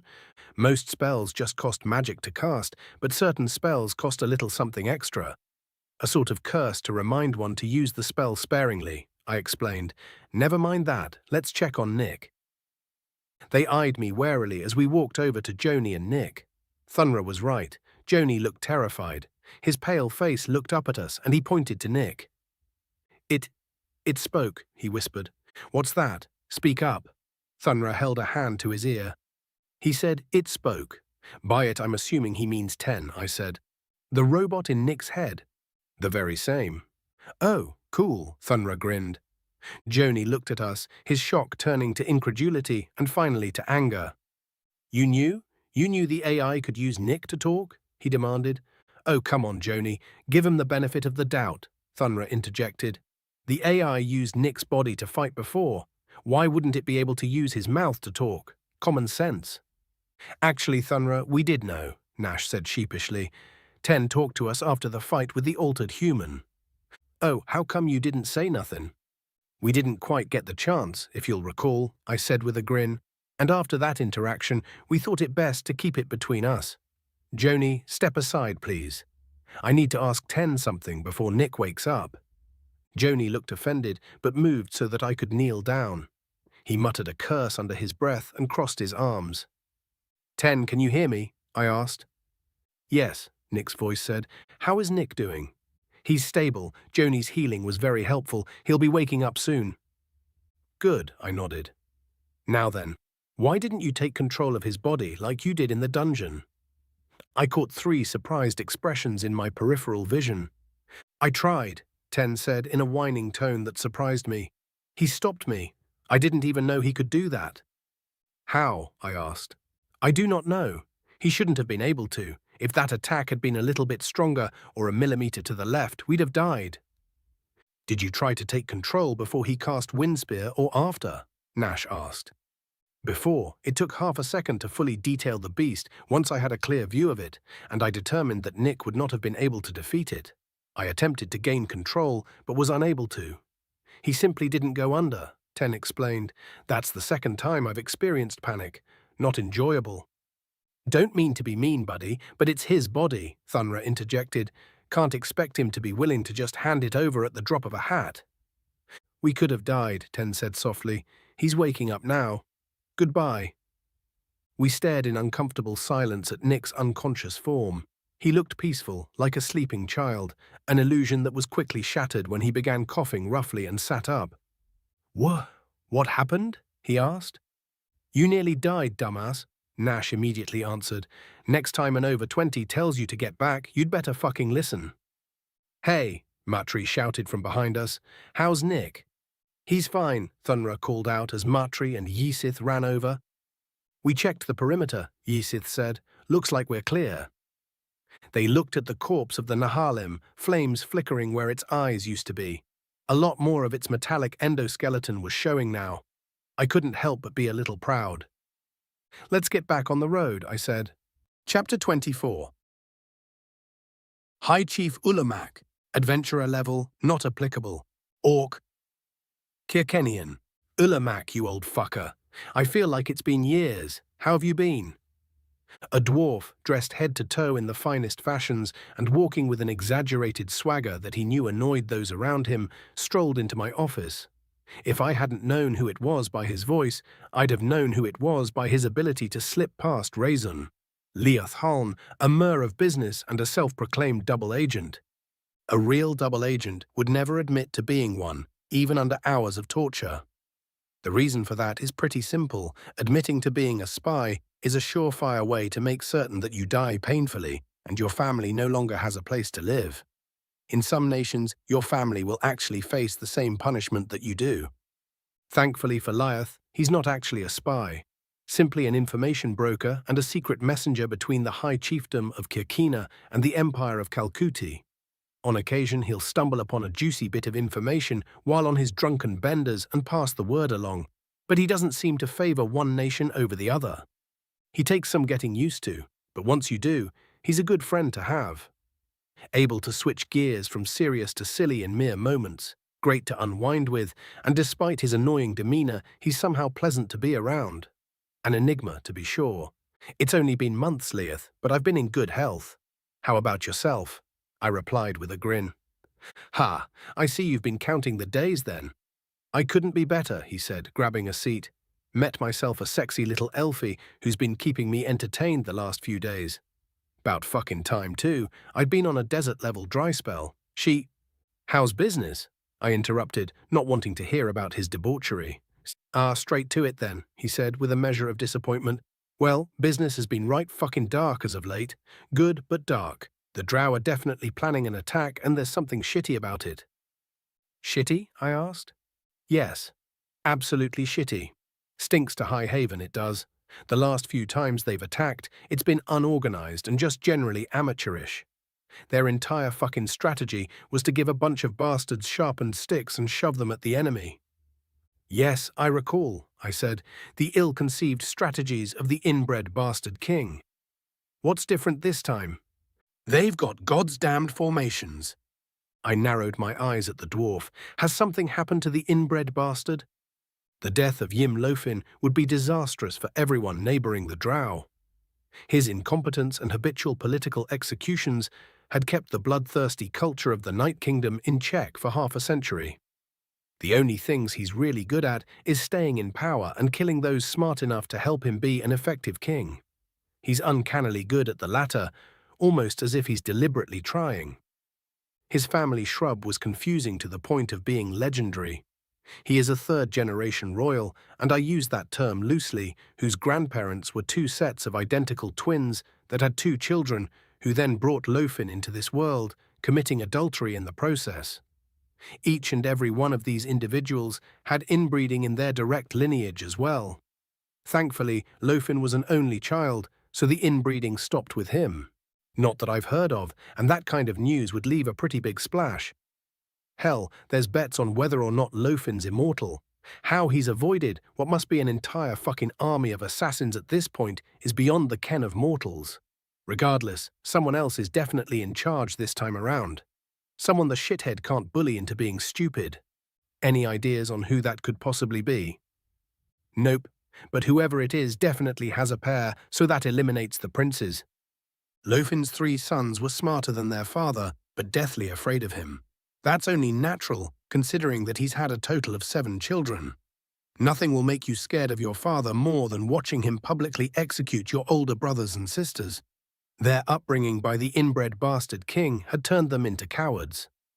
Unfortunately, intelligent cowards turn into very dangerous rulers, so only the Drow were hoping for Lofin to die. Damn, sounds like this fight with the Drow is going to have to be taken seriously, I said, leaning back in my seat. Sure as shit, Lyeth said with a sympathetic smile. Want a drink to take your mind off it? He pulled out a flask and shook it. This particular flask was enchanted with a spell that caused it to refill itself with a very strong alcohol called tak, a cursed thing responsible for many forgotten nights and awkward mornings in my youth. I'm not about to go on a drunken bender when it's just after noon, Lyeth, I laughed. Plus, I've got an appointment soon. Oh, an appointment that you don't want to blow off. Do tell. Well, have you heard any rumors about a human? You're pulling my sack, the thing they pulled out of a fucking dungeon in Nullava. That's the one, I grinned. It's registered as an adventurer and everything, so I've got an extra special job for it. It's on its way here right now. Well, fuck me running. Don't suppose you'd let an old pal sit in all quiet like… Come on, don't be like that. This might be my only chance to see it. Be a fucking pal, Ulamak. I guess I could be convinced to let you stay. I rubbed my chin theatrically. If you help convince Emperor Jack to accept my proposal… Eh? You trying to get married to Jack? Gods damn it, no. My proposal regarding that thrice-cursed mine. He wants to send his boys to mine it out for a steep cut of the ore. I want him to teach my boys how to mine more efficiently while giving him a more reasonable cut of the ore. Ah shit, had me all excited there for a second. Of course it's about that fucking mine though, Lyeth deflated. You know he's just about obsessed with the fucking thing. It'll be a hard sell, but he owes me some pretty big favors. I'll give it my best shot. That's all I can ask, I said. Fine, you are permitted to stay. As my old friend grinned in response to my decision, Rezun entered the room. Ah, perfect timing, I smiled. What is it? Your appointment has arrived, he said, eyeing Lyeth warily. He's going to be sitting in… Of course, Rezun sighed. The human has arrived along with his adoptive brothers and the over-20s. The over-20s have been paid out, and Yisith awaits debriefing. Nullava has also sent a messenger for another matter. Lyeth's eyebrow raised, and I smiled slyly. Of course, he wouldn't have heard anything about that.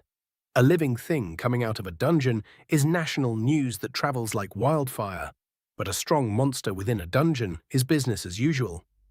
Send them in, I ordered. I'll meet with the messenger afterwards. Yes, High Chief, Rezun said, and left the room. Lyeth didn't even get the chance to interrogate me before Rezun returned, accompanied by Yisith, 2 other orcs, and a strange pale-looking creature with dark hair and round ears. I quickly surmised that this must be the human. They stood next to each other in front of my desk, and Rezun adopted a very formal pose. I braced myself for what was coming. High Chief Ulamak, son of Grashknor the Giant, savior of Kirkena, slayer of dragons, decimator of Drow, conqueror of the Dragon's Jaw giants, blood ally of Bolisir, dear friend of the Empire of Kalkuti, and High Commander of the Kirkena Adventurers Guild, I present to you Yisith Mulok, champion of Melrune, Nash and Yulk Alta of Clan Alta, and Nick Smith of Clan Alta. And so you have, I replied. You may continue your duties. Thank you, High Chief, Rezun said with a bow and left the room. I gazed at my visitors. The 3 orcs were very well behaved, standing straight and keeping their eyes trained just above my head. Their parents taught them well. I turned my gaze to the human, who was also standing straight but staring directly into my eyes as if it were my equal. This surprised me for a moment. You must be Nick Smith, adopted into Clan Alta, I said. Yes, sir. Well, Nick Smith, you must not have high chiefs where you're from. I say this because it is remarkably rude to look one in the eye. I smiled slightly. Unless, of course, you've known them for quite a long time. Have we met before? No, sir. Its eyes left mine. Apologies, sir. No apologies necessary as long as corrections are made. Thank you for observing our customs, I said. Now, Yisith, go ahead with your report. Yes, High Chief, Yisith said. She began explaining the events of their mission, and I struggled to keep a stoic expression. A lost language, artificially intelligent machines fused with flesh, the human fighting the monster while the over-20s struggled. The fact that it wasn't actually the human fighting, the threats made by Clan Alta in regards to the human's well-being, and finally the fact that the monster in the dungeon was a horrifically altered human. By Bibby's balls, Lyeth muttered under his breath once the report concluded. Indeed, I replied. Thank you, Yesith. You may go. Yesith nodded, turned and left the room.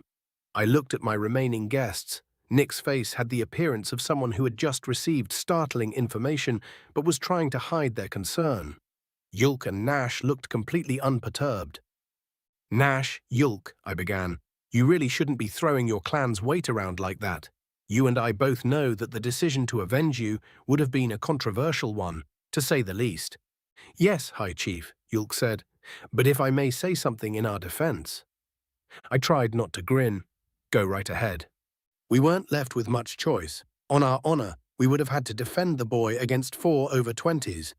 At least that's what we thought at the time. Yulk's cheeks twitched as he tried not to grin. If they had killed us, which they likely would have, our mother would have called for their blood. I'm led to believe you personally know Yilda Alta. I couldn't help but wince at the mention of flesh-carver Yilda. Her spite is that of legends, and resisting her will is tantamount to trying to tell a waterfall to stop pouring. It was incredibly like her to randomly adopt a completely unknown creature that was discovered in a dungeon. Yes, of course, she's done a lot for this chiefdom, I said. Well then, it's a good thing you warned the adventurers off, I suppose. Yilda Alta, haven't seen her in years. How's she been, boys? Lyeth asked. She's been well, Nash answered, though she wanted me to tell you, High Chief, that she is displeased about the sudden summons of her sons, and she feels that she should get some time to spend with her boys in her golden years. Oh, please, I laughed. She's probably thrilled to be having you follow in your father's footsteps, though I suppose I should make sparing use of you, just in case she comes at me with a slipper. The 2 orcs were close to breaking down with laughter, and the human actually smiled. Find a place to sit. I've got a mission for you, I said, pointing at the pile of cushions. The 3 of them grabbed a cushion, sat down, and looked at me expectantly. I couldn't help but smile when I noticed that Nick was still avoiding eye contact. It's a subtle shift from formal to informal, to be sure. You can look at me now, Nick. When I offer you a seat, things become a lot less formal, I explained. Oh, right, the boy stammered. High Chief, I don't mean to be rude, but we do have our own mission to think of, Yul said. Oh, I asked. What would that be? We need to discover as much about Nick as possible. The language on the altar that Yesith mentioned is likely Dracon. If we're to know what it says, we need to find a scholar who can read it. Well, what a coincidence, I grinned. Chapter 25. High Chief Ulamak, Adventurer Level, Not Applicable, Orc, Antatuai, Kirkenian. Well, what a coincidence, I grinned. The 3 looked at me curiously, and Liath raised an eyebrow. The most likely place to find someone who can read Draken would be the kingdom of Bolisir. And that's exactly where I need you to go, I explained. Bolisir, the elves? Lyeth asked. Yes, I need to send a request for reinforcements, I said. I had been worried that it would be seen as premature, but from what you just told me about the drow, it's best to act with haste. If you wanted reinforcements, why not send a messenger to Calcuti as well? Because if I ask for troops from Regent Oakmore, he has to supply them, I replied. Part of our blood pact includes a mutual defense treaty.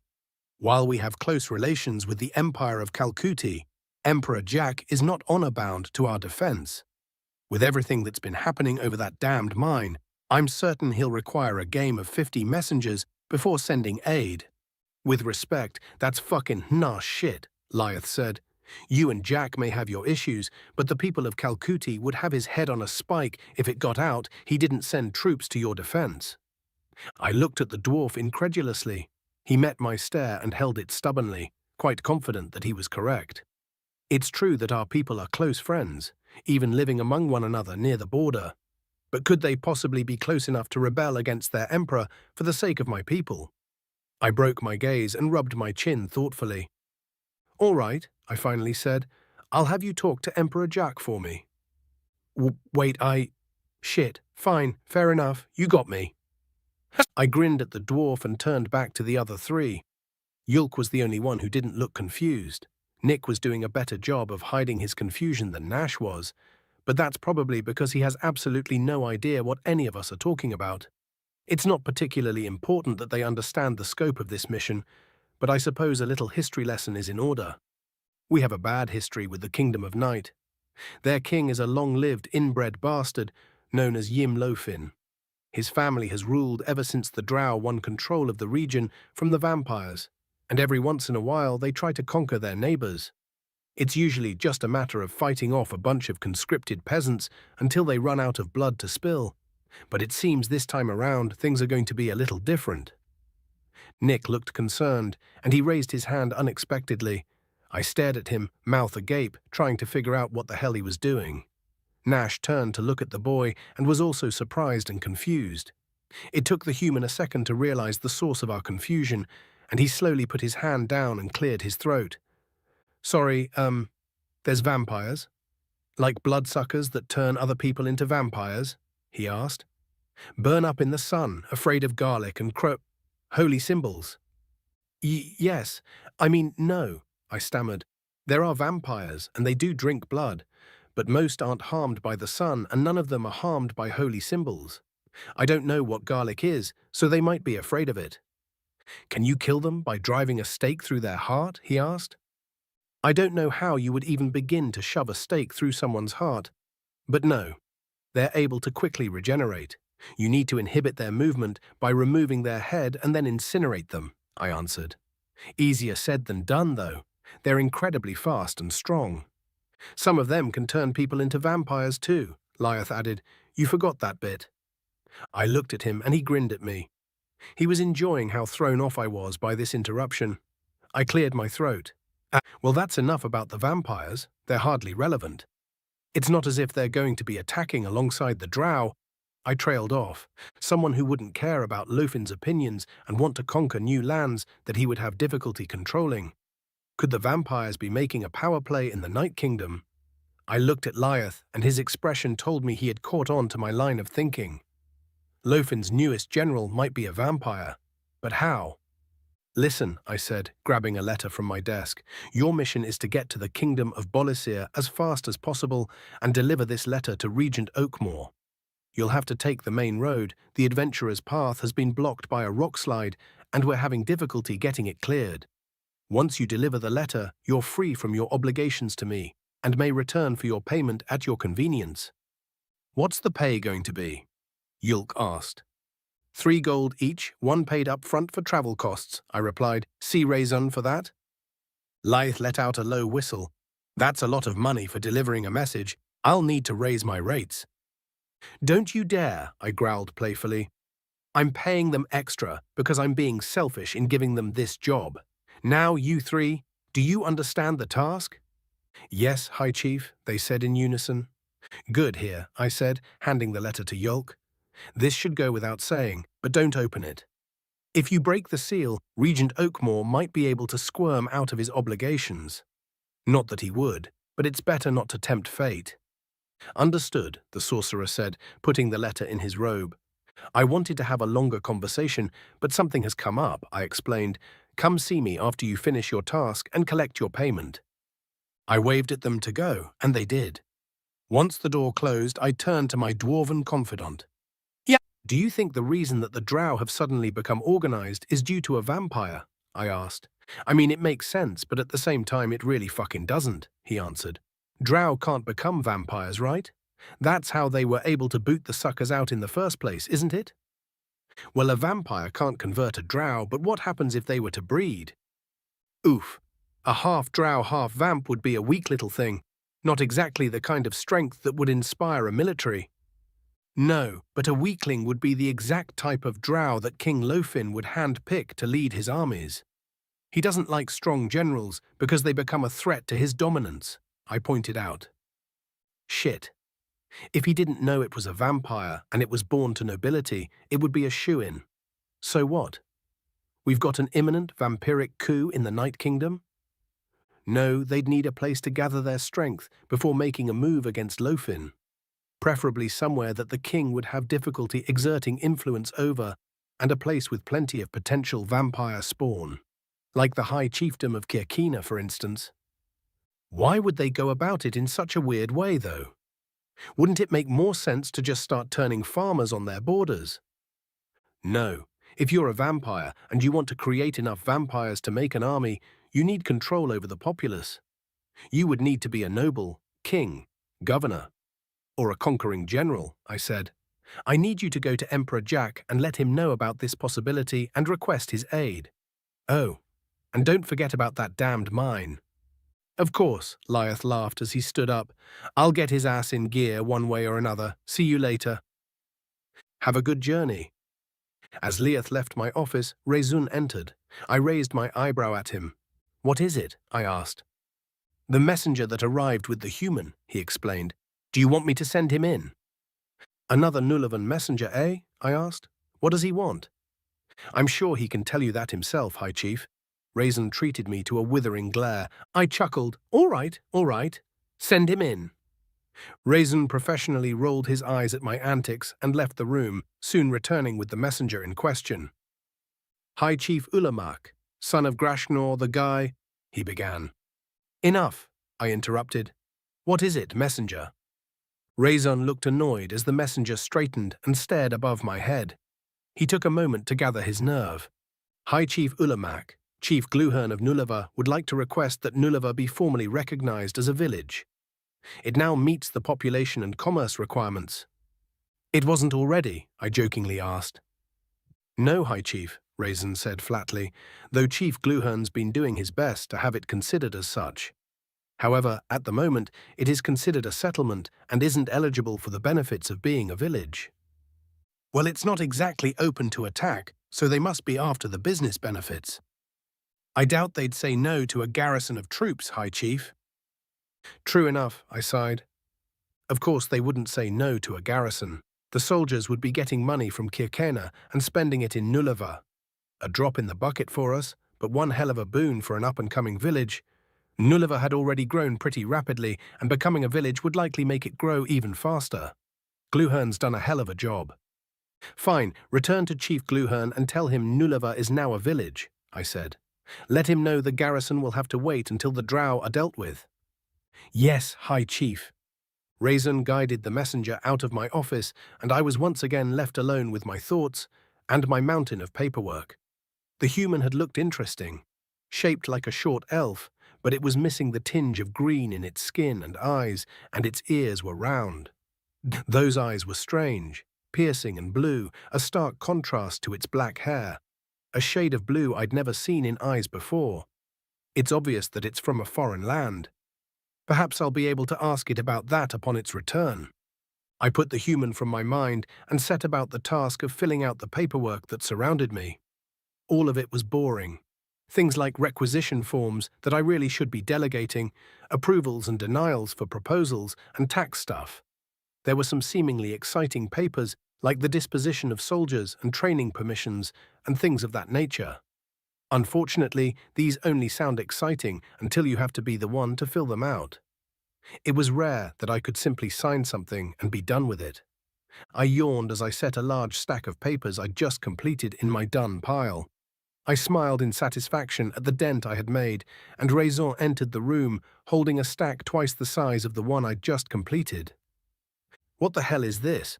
I demanded as he set the stack on my to-be-done pile. These are the forms to officially make Nulava a village, he replied.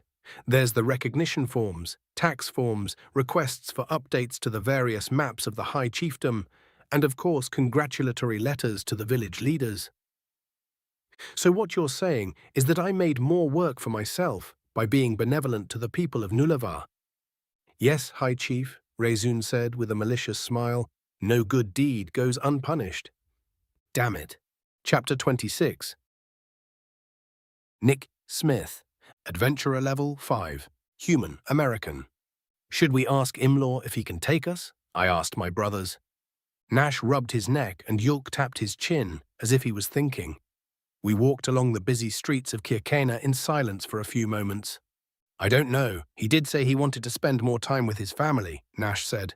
We might be better off finding a caravan that's already going to Bolisir and just tagging along. Before we see to transportation, we should see if we can get your weapons and armor repaired, Yulk added. If I recall correctly, there are a couple of enchanters that might be able to do it quickly. Enchanters, not a smith? I asked. Enchanters use magic to mend weapons and armor, he explained. It's a fairly quick process compared to doing it manually. Costs more, though, Nash grumbled. It's not that much more expensive, Yulk argued. Plus, it's the fastest way to get your weapons fixed. Come on. Yulk led us through the city in search of an enchanter. We passed by several stalls selling various foods and trinkets, buildings advertising various goods and services, and alleyways that were definitely shady gathering spots. Finally, we came to a part of the city that smelled like hot metal. The normal sound of people talking was replaced by the ringing of hammers striking steel and the occasional hiss of rapidly cooling heat. Let's see. Yulk looked around. There, an enchanter. He pointed to a brick building with a sign hanging off the side of it that had some writing and a drawing of a star above an anvil. As we approached the building, I wondered if Ten knew about enchantments. Hey, Ten. No, it interrupted me. What do you mean, no? I thought angrily. You don't get to ask me questions until you answer mine. How did you stop me from taking control? Ten matched my anger. First of all, I don't know. Second of all, even if I did know, I still wouldn't tell you, because then you'd find a way around what I did and take control of my body away from me again. This conversation had been happening intermittently ever since I woke up after that battle. I don't really remember what I did. All I remember is suddenly feeling dizzy and thinking to myself that I can't let Ten take control. Can't really remember much after that, probably a consequence of being thrown like a rag doll. The monster had lashed out with just one of its claws, as if on instinct. If it hadn't been for my cuirass, we could have died. We would have died if it weren't for your companions, Ten said. Even if the monster had left you alone after it struck you, I wouldn't have been able to repair that damage without Joni's healing spells. I don't want to die, Nick. Well, neither do I, but I'm not going to get any stronger if you keep taking control of my body at the first sign of trouble. It's my job to keep us alive, I retorted, not yours. That is simply not true. My mandate is to keep you alive and aid your growth. Obviously, that means letting you fight things you can beat, and even things that are challenging for you to beat. So I won't be taking over your body as often as you're implying. But you cannot grow if you're dead. So when we run into an enemy that you cannot beat on your own, it only makes sense for me to take over and help you beat it. That's the whole reason I have the ability to take control in the first place. Yeah, well, you don't have the ability to take control anymore, so that throws that theory out of the window. And by refusing to answer my questions, you're not fulfilling your mandate of aiding my growth either. As I followed Yulk into the building, I felt a sharp sting behind my eyes that told me I won the argument. Worth it. Behind the counter was a tall blonde man with shining green eyes. I almost thought he was human, but his ears were unnaturally pointed, just like everyone else I'd seen so far. An elf, probably. Hello, potential customers. I am Arias. How can I help you today? He asked. We've got some weaponry that needs rapid repair, Yulk answered, a sword and an axe. I'd rather have the other swords repaired than the axe, Nash said. Or maybe all three, if the price is right. Well, let's have a look at the weapons then, the elf chuckled. Nash pulled his weapons out and set them on the counter, and I followed suit, adding my cuirass that had a fairly large hole in it. Arias glanced at the items and then at us. Now that I was closer, he looked a lot less human. His skin had a slight green tint, and he didn't have a single pointed tooth in his mouth. It kind of reminded me of videos about the uncanny valley phenomena. He raised an eyebrow as he looked me over. His eyes lingered over my ears and then met mine. That's a pretty traumatic injury, brother, Arias said. I'm not an elf, I replied. I'm a human. A what? He asked. A paying customer, Yulk interrupted with a smile. Oh, right, good point, the elf laughed nervously. All right, let's have a look here. Arias picked up the remains of each weapon and examined them thoroughly, one after the other. Finally, he looked over my armor and nodded solemnly to himself. Well, the good news is that I can repair them, Arias said, setting the armor back onto the counter. The bad news is that it's going to cost 98 silver and take a few hours. Each? Nash asked suspiciously. The elf laughed. No, total. The elven blades are the biggest chunk of that, coming in at 30 silver each. The cutlass I can do for 19. The flesh render I can do for 10, though you'd save a lot of money on that by just letting me shave it down a bit and redo the serration. The armor's the cheapest because it's going to be the easiest. Hell, it'll do most of the work itself. What do you mean? I asked. The enchantment on it is self-repair. Given enough time, it fixes itself. All I've got to do is rush it a bit and you're good. How long would it take to shave the axe? Nash asked. I've got a backlog on the smithing. It would be at least 2 days. Damn, gotta have it done today. Well, 98 silver will see them all done in about 2 hours. Why are the elven blades so expensive? I asked. All three of them looked at me with raised eyebrows, as if I had asked why jerky was chewy. I couldn't help but deflate a bit under their gaze. Because the crystalline structure of elvish forgecraft is intricate. Well, proper elvish forgecraft at least. A knockoff has the same kind of steel you'd find from a dwarven journeyman. Arius laughed. These, though, were smithed by a proper grandmaster with good old-fashioned magicite. Magicite? I asked. Yes, magicite. It's a somewhat rare metal that's notoriously fickle to work with. Adamantium and mithrilite have similar properties, but adamantium requires a much higher temperature, and mithrilite requires actual spellcraft to work with. Magicite, though, is very durable, flexible, and holds a good magic charge, but you have to have the heat on it just right, or it becomes more fragile than glass. When alloyed with steel, it becomes even more durable, he explained. I wouldn't want to meet a monster who could break these blades. Yeah, neither did we, Yulk chuckled. You got change for a gold? Sure do. I'll cover it, Nash said. You hold on to yours. Buy a book to read for the trip or something. He put his gold coin on the counter, and the elf swapped it with 2 silver coins.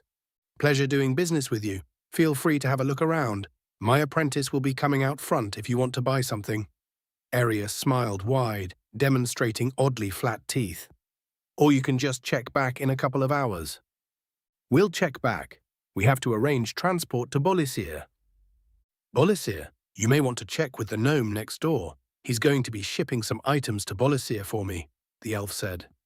Let me guess. The gnome's name is Imlaw? I asked with a chuckle. Well, yes, but that's not a particularly clever guess. A lot of gnomes are named Imlaw. Huh? It's the most common gnomish name, and it came from Imlawkrav, Yulk interjected, a legendary gnomish sorcerer. He invented several spells and defeated several powerful enemies. Yep, Arius said.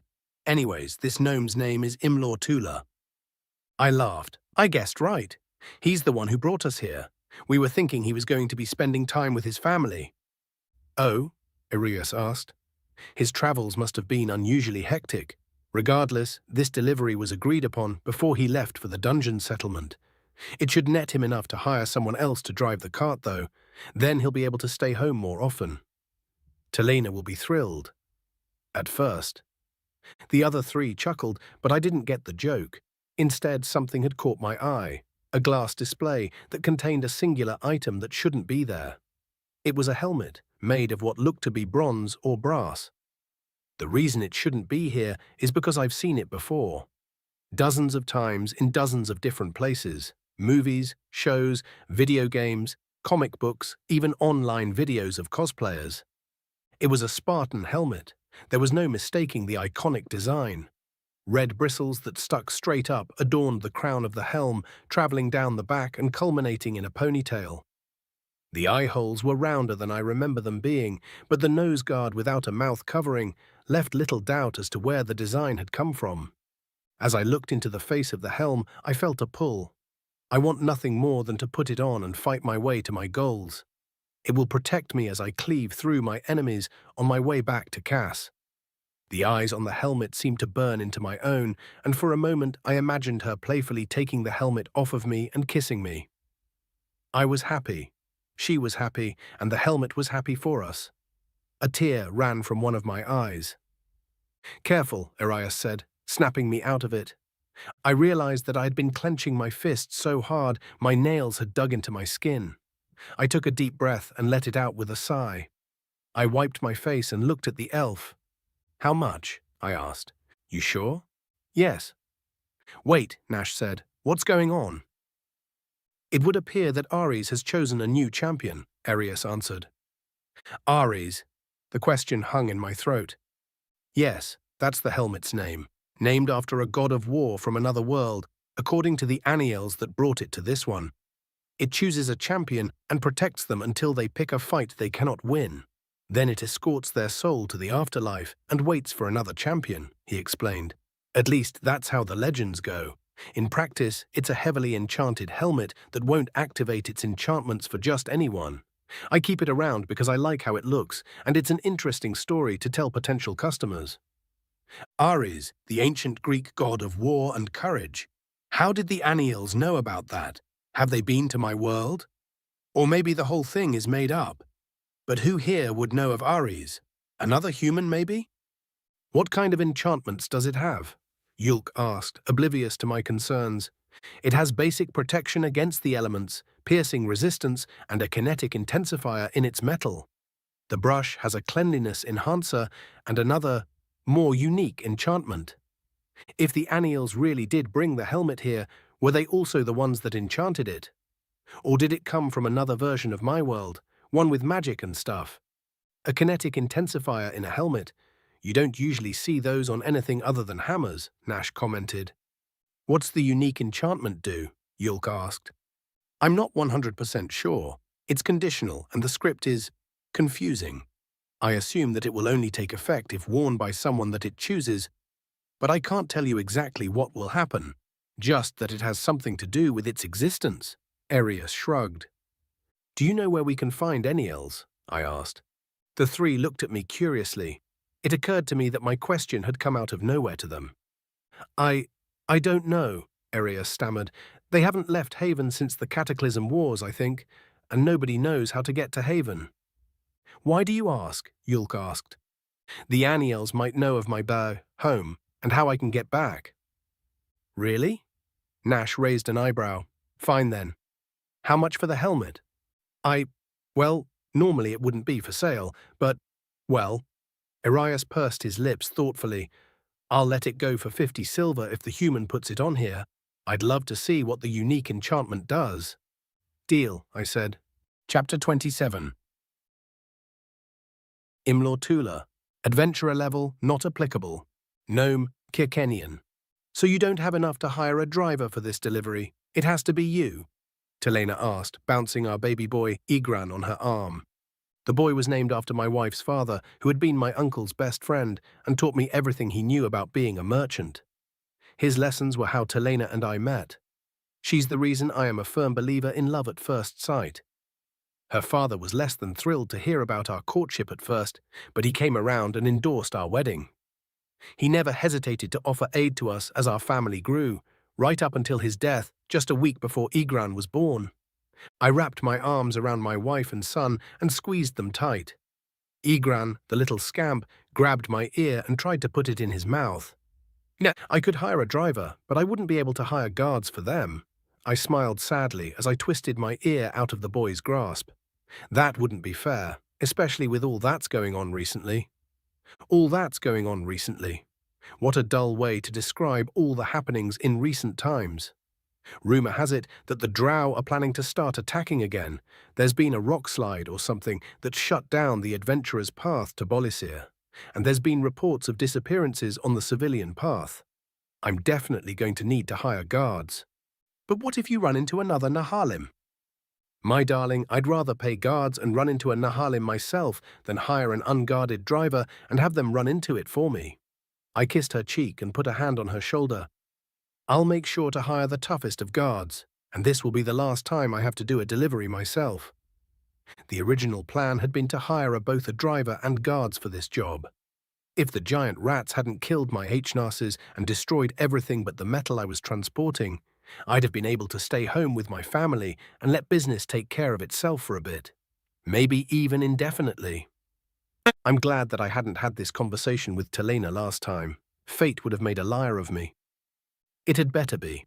I don't know if I can take many more sleepless nights. I thought it was bad just having to worry about Junior, but at least he's an actual adventurer, she sighed. Baba Badla, Igran added, matching his mother's serious expression. I'm sorry, my sweet. At least I won't be fighting any of the monsters, though. I'm not as brave as our son. I smiled and handed Igran his teething toy. As a proper coward, it simply wouldn't do to be charging headlong into danger. So don't worry too much, okay? A bell rang that indicated that the shop in front of our house had a visitor, hopefully a customer. I kissed my wife's forehead and patted her free arm. It'll be fine, I said. I hope so. I smiled at her and went to see to our potential customers. I walked through the warehouse entrance, sighing as I looked upon all the empty shelves. The ones that did contain goods weren't exactly full either. That would change soon. Just one more delivery and things would get back on track. I walked through a flap that led into my shop and paused as I saw who my customers were. "Hi, in-law." Nick grinned at me with his oddly shaped teeth. "Hello, Nick," I said. "I'm happy you were able to find my little shop. Did you come to tell me how things went with the High Chief?" "In a way," Yulk chuckled, browsing my written goods. "We need a ride to Bolasir," Nash grunted, his arms crossed. "The elf next door said you were going there to make a delivery for him." "Arius?" "Well, yes, I'm going to be making a delivery for him. Going to be a tight fit if I have to hire more guards, though," I said with a sly grin. "I don't mind working for transportation. How much are you paying? Will 50 copper each do the trick?" "I think 75 would be more appropriate. You seem to be a monster magnet." "Come now, brother," Yulk interjected. "It simply cannot be his fault that every time we've seen him, we've also seen monsters. It's also a boon that we're getting paid to travel to where we need to go." "How about 60? I asked. Nash sighed and proceeded to perform several theatrics that I'd seen dozens of times before. Rubbing his chin, scratching his neck, tapping his foot, all the while pretending to think about the deal I just offered. Of course, he was actually hoping that I'd sweeten the deal a bit. Might as well, it'll still be less expensive than hiring guards from the guild. "Plus meals," I added. "Within reason, of course. 3 hots a day. 1 hot, 2 cold. You prefer hot dinner or breakfast?" "Dinner. All right, 60 copper each, and you buy the jerky and stew," Nash said, offering a hand. "Deal," I shook his hand. "Nah, could I get some meals that have a mixture of meat and veg in them?" Nick asked. "Stew has proso chunks in it," Nash answered. "That's a vegetable, technically." "It's a starchy tuber," Yulk added. "It's known to help with cramping if prepared properly. Putting it in a stew isn't one of the ways to prepare it as an anti-cramping tonic, though." I remember catching in passing that Nick was able to eat both meat and vegetables, but I had been busy at the time and hadn't given it much thought. The shape of his teeth suddenly came to mind, and it all clicked into place. "I can help with this." "I usually bring extra fruit and veg bars," I said. "I'll share the excess with you." "Thanks," Nick said with another grin. Yulk walked over to my counter and set down a well-worn tome that had been collecting dust on my shelf for a few months. I raised my eyebrow at him. "How much for this one?" he asked. "The Musings of Gralv?" "You can take it," I chuckled. "If it weren't for you, I'd say there isn't a soul in this city that cares anything about an imp's opinion on the Fae." "A what?" Nick asked. "An imp," Yulk explained.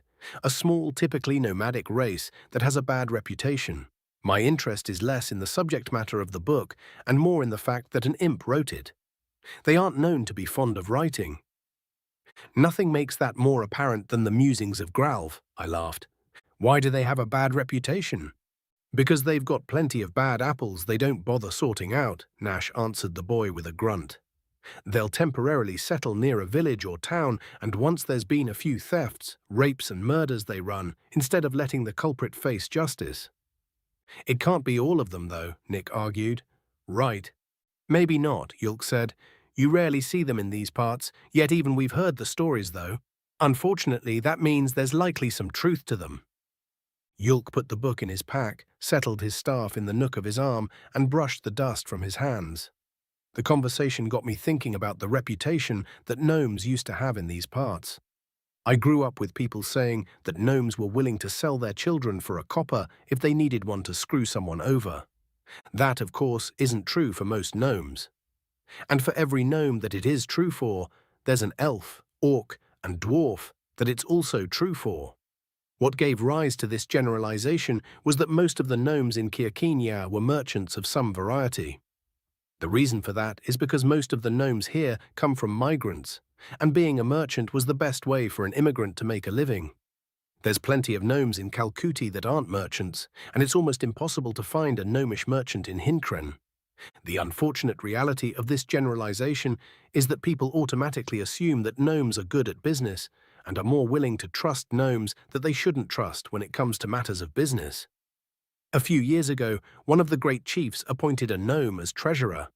This particular gnome was a blowhard who didn't have a head for any sort of business, let alone civic economics. The gnome in question gravely disrupted the economy of the city. It got so bad that he and several other innocent gnomes were lynched before the great chief's guards were able to put a stop to things. The mob of angry Murd genuinely believed that all of the gnomes in the city, who were also negatively impacted by the bad economy, were somehow involved in a conspiracy to bring the city down. Even after everything settled down, there were attacks on caravans and businesses that were owned by gnomes for years afterward. It must be terrible to live in a place where your neighbors hate you through no fault of your own. I'd like to believe that Kyrgyzstan is different, but when are you going to be ready to leave? Nash asked. The carts are all packed up, but I need to pick up some provisions from the Adventurers Guild, I answered. Just as well, we should get Nick's level retested, Yulk said. Really? Why? Nick asked. Because you learned some new skills in our adventures thus far, Yulk grinned. Plus, I'm curious as to how 10 impacts your level. I'm willing to bet you're at least level 6. No way. Sure, he learned a couple of skills. But that doesn't mean he went up a level, Nash said, shaking his head. Right, I interrupted. Well, the carts are out back. Go ahead and load up. I'll be with you shortly. The three nodded and left out of the front of the shop, and I exited through the back flap back into the warehouse. As I entered my home, my wife looked up at me from our kitchen table. She must have set Igran down to play in his room. Customers? She asked. Nope, I answered. Those were the people that saved my butt when I was on the road. Turns out they also need to go to Bolisir. So I hired them as guards, on the cheap, of course. Telena laughed, always finding a way to save some coin. You sure this is going to turn out all right? I shrugged. It has to. I'm contractually obligated. Even if I weren't, by the time another opportunity like this came along, we'd be starving, and I'd still have to go. I know, she sighed. I'm just worried. I don't want to lose you. Telena hadn't always been like this. When I initially went on the delivery to Nulava, she had seen me off with a smile, confident in my return. Something changed when I got home days later than I should have and told her about the giant rats and the Nahalim. She's been fretting over me ever since. If it were anyone else, I would be annoyed. But with Telena, I couldn't feel anything except loved. I hate to see her worried, but I'd hate it more to see her starving. I love her more than anything, and I'd give anything to see her happy and well. I'll do everything in my power to make certain that you don't, darling. I brushed her hair out of her face and kissed her. I've got to go. I know, she pulled me into a tight hug. I returned the embrace, enjoying the flowery scent of her hair and the feel of her warm breath on my chest. I silently wished that I had become someone's apprentice instead of starting my own business. Some job that would just require me to work some hours and come home to her safe and sound, making just enough to keep a roof over our heads and food in our bellies. What more do I need when I've got her by my side? Unfortunately, that was a pipe dream. I'm too old to be an apprentice now, and I don't have any non-mercantile skills that would let me start over fresh. The only way to keep my family housed, clothed, and fed is to revitalize my business. And the only way to do that is to leave Telena behind for a time and risk my life on the open road. I love you more than anything, I whispered to her. I love you more than that, she whispered back. I gave her another squeeze and kissed her again. I'll be back. Chapter 28. Nick Smith. Adventurer Level 5, Human, American. We waited for a few minutes in the back of the cart before Imlaw finally came out the back door of his house. It was an interesting building, a shop attached to the side of his house. The only door on the front I'd seen was for the shop, so maybe this is the front door of his house. That makes some sense if he normally parks his carts back here. The Nazis were tied to the carts and attached to a stake. They didn't react at all when we'd approached, but I get the feeling that if we tried to pet them, we'd regret it immediately.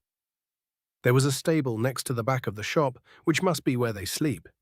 It looked a lot better than the stables I'd seen back on Earth, like someone paid a lot of money for its construction. Imlaw untied the reins from the stake and patted each Nas on the head. "You good?" Nash asked, referring to the unexpected wait. "Yeah, saying goodbye to the missus," Imlaw answered as he climbed into the driver's seat. "She's justifiably worried about my health." "I wouldn't say justifiably," Nash chuckled. "You've got 3 tough guards to watch your back." "True enough, but as you said before, I'm somewhat of a monster magnet," Imlaw chuckled. "No matter how tough my guards are, there's a chance something might hit me from out of nowhere." "Yeah, but Yulk knows how to heal, so it'll work out." Assuming it doesn't kill him immediately, Yulk added, "Magic can heal, but it can't bring back the dead." "Well, not as they were, at any rate." "Speaking of the dead," I said, "if vampires exist, what about zombies and stuff like that?" As the cart began moving, Yulk and Nash stared at me. I suppose it hadn't occurred to them that I was ignorant of such things. Nash sighed, but Yulk grinned, likely excited by the chance to give a lecture. Shambling corpses, ghouls, and most other monsters that relate to the death of mortals are all magical beings that have been corrupted by death in one way or another. There is magic to create such fiends, but thankfully it's relatively rare and very looked down upon, Yulk explained. If Nash were to die and rise again as a zombie, I wouldn't hesitate to destroy his fetid corpse. Do you know why? Because it wouldn't be Nash anymore, I guessed. Correct, he said gleefully. Nash will have passed on to whatever awaits in the afterlife. What would then be inhabiting his corpse would be nothing more than a corrupted magical being. One that presumably I've never met and as such feel no attachment to. What sort of magical being would that be? There are too many different magical beings to classify them all, and most of them have the ability to possess dead flesh. Both fairies and the Fae, for instance, are able to do so. When a fairy possesses a corpse, it becomes a zombie. When a Fae possesses one, it becomes a ghoul. However, this doesn't mean that every zombie used to be a fairy and every ghoul used to be a Fae. What is a ghoul exactly? I asked. Where I come from, they're creatures that hang out in graveyards and eat the rotting flesh from corpses. That's almost the exact opposite of what a ghoul is here, Yulk laughed. Ghouls are mutated corpses that crave the flesh of the living like a zombie does, but are much better equipped to get it than a zombie is. Faster, smarter, and much stronger.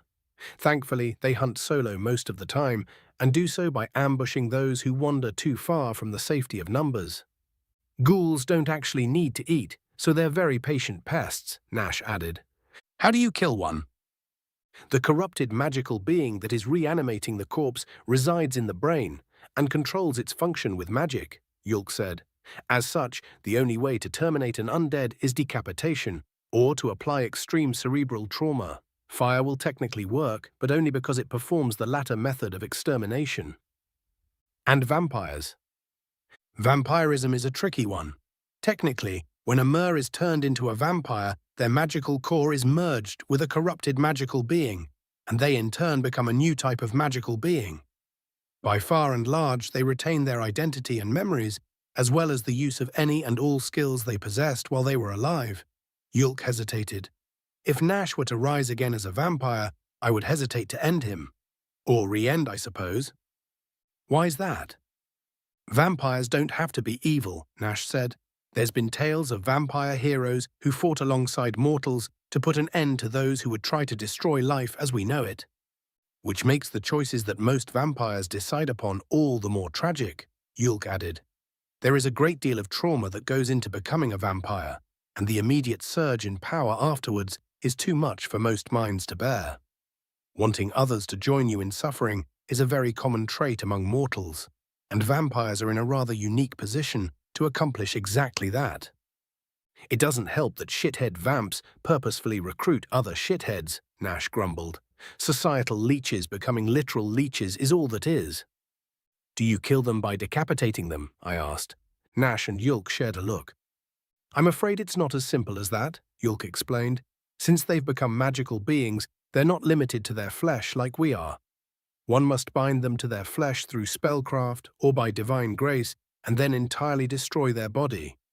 Decapitation will help in that regard, but the entire body must be destroyed or the head will simply grow back, or the body will grow back from the head. They have insane regeneration abilities, especially if they've recently fed, Nash added. Even if you chop them up into little bits, they can still regrow their flesh from one of those bits. It's best to bind them, lob off their head, and incinerate the immediate area entirely. Do they actually drink people's blood? I asked. Like, can't they drink animal blood? No, they have to drink the blood of mortals. It's the only thing that will provide them sustenance. They can pretend to be mortal by eating and drinking normal food, and they pass that food in the way one would expect of a mortal. But they'll slowly starve unless they drink the blood of mortals, Yulk said.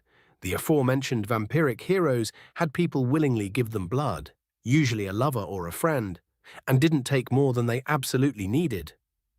How do you lot know so much about vampires? Imlaw asked, sounding a little unnerved. It's an interesting subject, Nash replied defensively. Might have to fight one someday. Wasn't all that long ago that they ruled the Kingdom of Night, you know? A few generations now. Anyways, I learned most of what I know from the works of Imlaw the Grand's tomes on the subject. Yulk chuckled. Ah, Imlaw the Grand. Now that's an interesting subject, Imlaw said. Didn't know he knew a lot about vampires, though. Towards the end of his life, he became a little obsessed with immortality, as most magic wielders do, Yulk explained. The experiments he did on captured vampires were more than a little disturbing. Ah, I don't want to hear any more than that, Imlaw interrupted. I'd rather the mental image I have of my namesake remain unsullied, if you don't mind. I don't mind at all, Yulk chuckled. Hey Ten, are we on speaking terms again? I thought to my AI companion. What do you want? It replied curtly. Do you think that a vampire would be able to turn me into one? Definitely not. Your magical core is artificial and as such cannot be corrupted by outside influence like a natural magic core can. Your blood also has several differences from the blood of Myr, so it's not even clear whether it could be utilized as a source of sustenance by a vampire. So they wouldn't even be able to drink my blood. There isn't anything about your blood that would physically prevent them from ingesting it. It's unknown whether it would grant sustenance to a vampire, though. I suppose it would either be disgusting or a delicacy. Before I could ask Ten anything further, the cart stopped in front of a very impressive building. Its construction was primarily polished stone that had a dark grey coloration, with wooden details and pillars holding up the roof. The wood had a red tinge to it that stood out against the grey walls.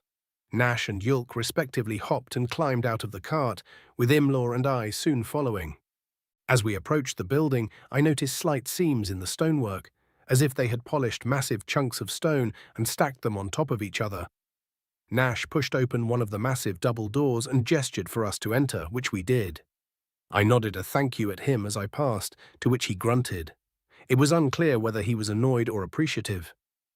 I'm going to the quartermaster's dugout, Imlaw said. Meet me there if you're done first. Understood, replied Yulk. Yulk began to approach the front desk, and we followed him. Nash leaned up against the counter as an elven woman wearing a long-sleeved shirt and a vest appeared from a door in the back. Hello there, how can I help you today? She asked with a smile. Her smile nearly faltered when she saw me, but her professionalism kicked in. It was obvious that she wanted to ask about me, but decided against it. We would like to get his level tested, Nash gestured at me. Certainly, just a moment. She reached under the counter and pulled out an intricately carved wooden box, which she then opened. She took a machine that looked like the one from the Nullivan Adventurers Guild and set it on the counter. A shiny black box with 6 legs made of different metals. Gold, silver, copper, and I couldn't tell what the other 3 were. One was probably platinum, but the other 2 were strange. One had a deep blue coloration and the other had a light pink color to it. Your guild card, please, she smiled. I have his guild card right here, Yulk said as he passed her my card. He'd held onto it for me while I had my physical and I'd forgotten to ask for it back. Just as well, it might fall out of my pocket during a fight or something. The elf plugged the card into the slot that was facing us and put her fingers into some holes on her side of the box. A bright blue light shone from the top of the box and gathered itself into a perfect square. Green light soon followed, creating a handprint as well as characters that I couldn't read on the blue square. The blue and green light hardened into something that looked a lot like stained glass. The elf removed her fingers from the box and inserted some papers where her hand had been. "Please place your hand on the handprint until you feel a slight electrical shock," she smiled. Slight electric shock, my ass? When Nima had said that to me, I'd expected something like a static shock. What actually happened was a jolt of electricity shoving its way through my hand and up my arm. I gripped my teeth and placed my hand firmly on the damned print. My hand started shaking in anticipation of the shock, but it didn't come. I took a deep breath and managed to hold my hand still, pressing it into the print. I felt a slight tingle traveling up my arm, but couldn't tell if it was electricity or just my nerves, traumatized by my previous experience. I opened my mouth to ask about it when it happened. "Fuck!" I shouted as a bolt of electricity shot out of my elbow and arced into the floor. Yulk, Nash, and the elf all leapt back as I sank to my knees, holding my now injured arm. "What the hell was that?" Nash shouted. I don't know," the elf stammered. "I've never seen it do that before." "Are you all right, Nick?" Yulk asked, leaning down to check on me. "That fucking hurt," I said as I squeezed my eyes shut to prevent tears from making an appearance. I felt something odd in my mind. It wasn't a sound but a sort of feeling. The one you get when you're giggling maniacally. It took me a second to realize what it was. "Was that you?" I asked Ten, trying very hard to make my inner dialogue sound angry. "No, but I didn't stop it," Ten continued laughing. "Serves you right. That could have killed me." "Not at that voltage," it explained. "It wasn't even close to lethal. Painful. Absolutely. But since you want to be independent, from now on I'll just try to stop things from killing you. You can figure out how to deal with pain yourself." I was getting really tired of this, but I knew better than to blow up at it. That would just make it angrier, and it wasn't like Ten didn't have many other ways to make my life miserable. Instead, I opted for diplomacy. "Look, Ten, I'm sorry, okay? I should have talked things out with you before the fight happened." "You're damn right you should have," Ten interrupted. "I know it was frightening, and my unexpected resistance must have absolutely made it even more so," I continued. "I understand that you're just as stuck with me as I am stuck with you, and it was stubborn and foolish of me not to take that into account." "Correct. Neither of us asked for this situation, and I shouldn't treat you like you're to blame." "I'm sorry." Yulk gently grabbed my uninjured arm and pulled me to my feet. "Apology accepted." Ten said, "The reason that happened is because the stats reader takes some of your mana to determine your current skills and spells, and then returns it. However, your new incorporeal helmet is passively boosting your mana output. The excess energy was the return. How do I keep it from doing that every time?" I asked.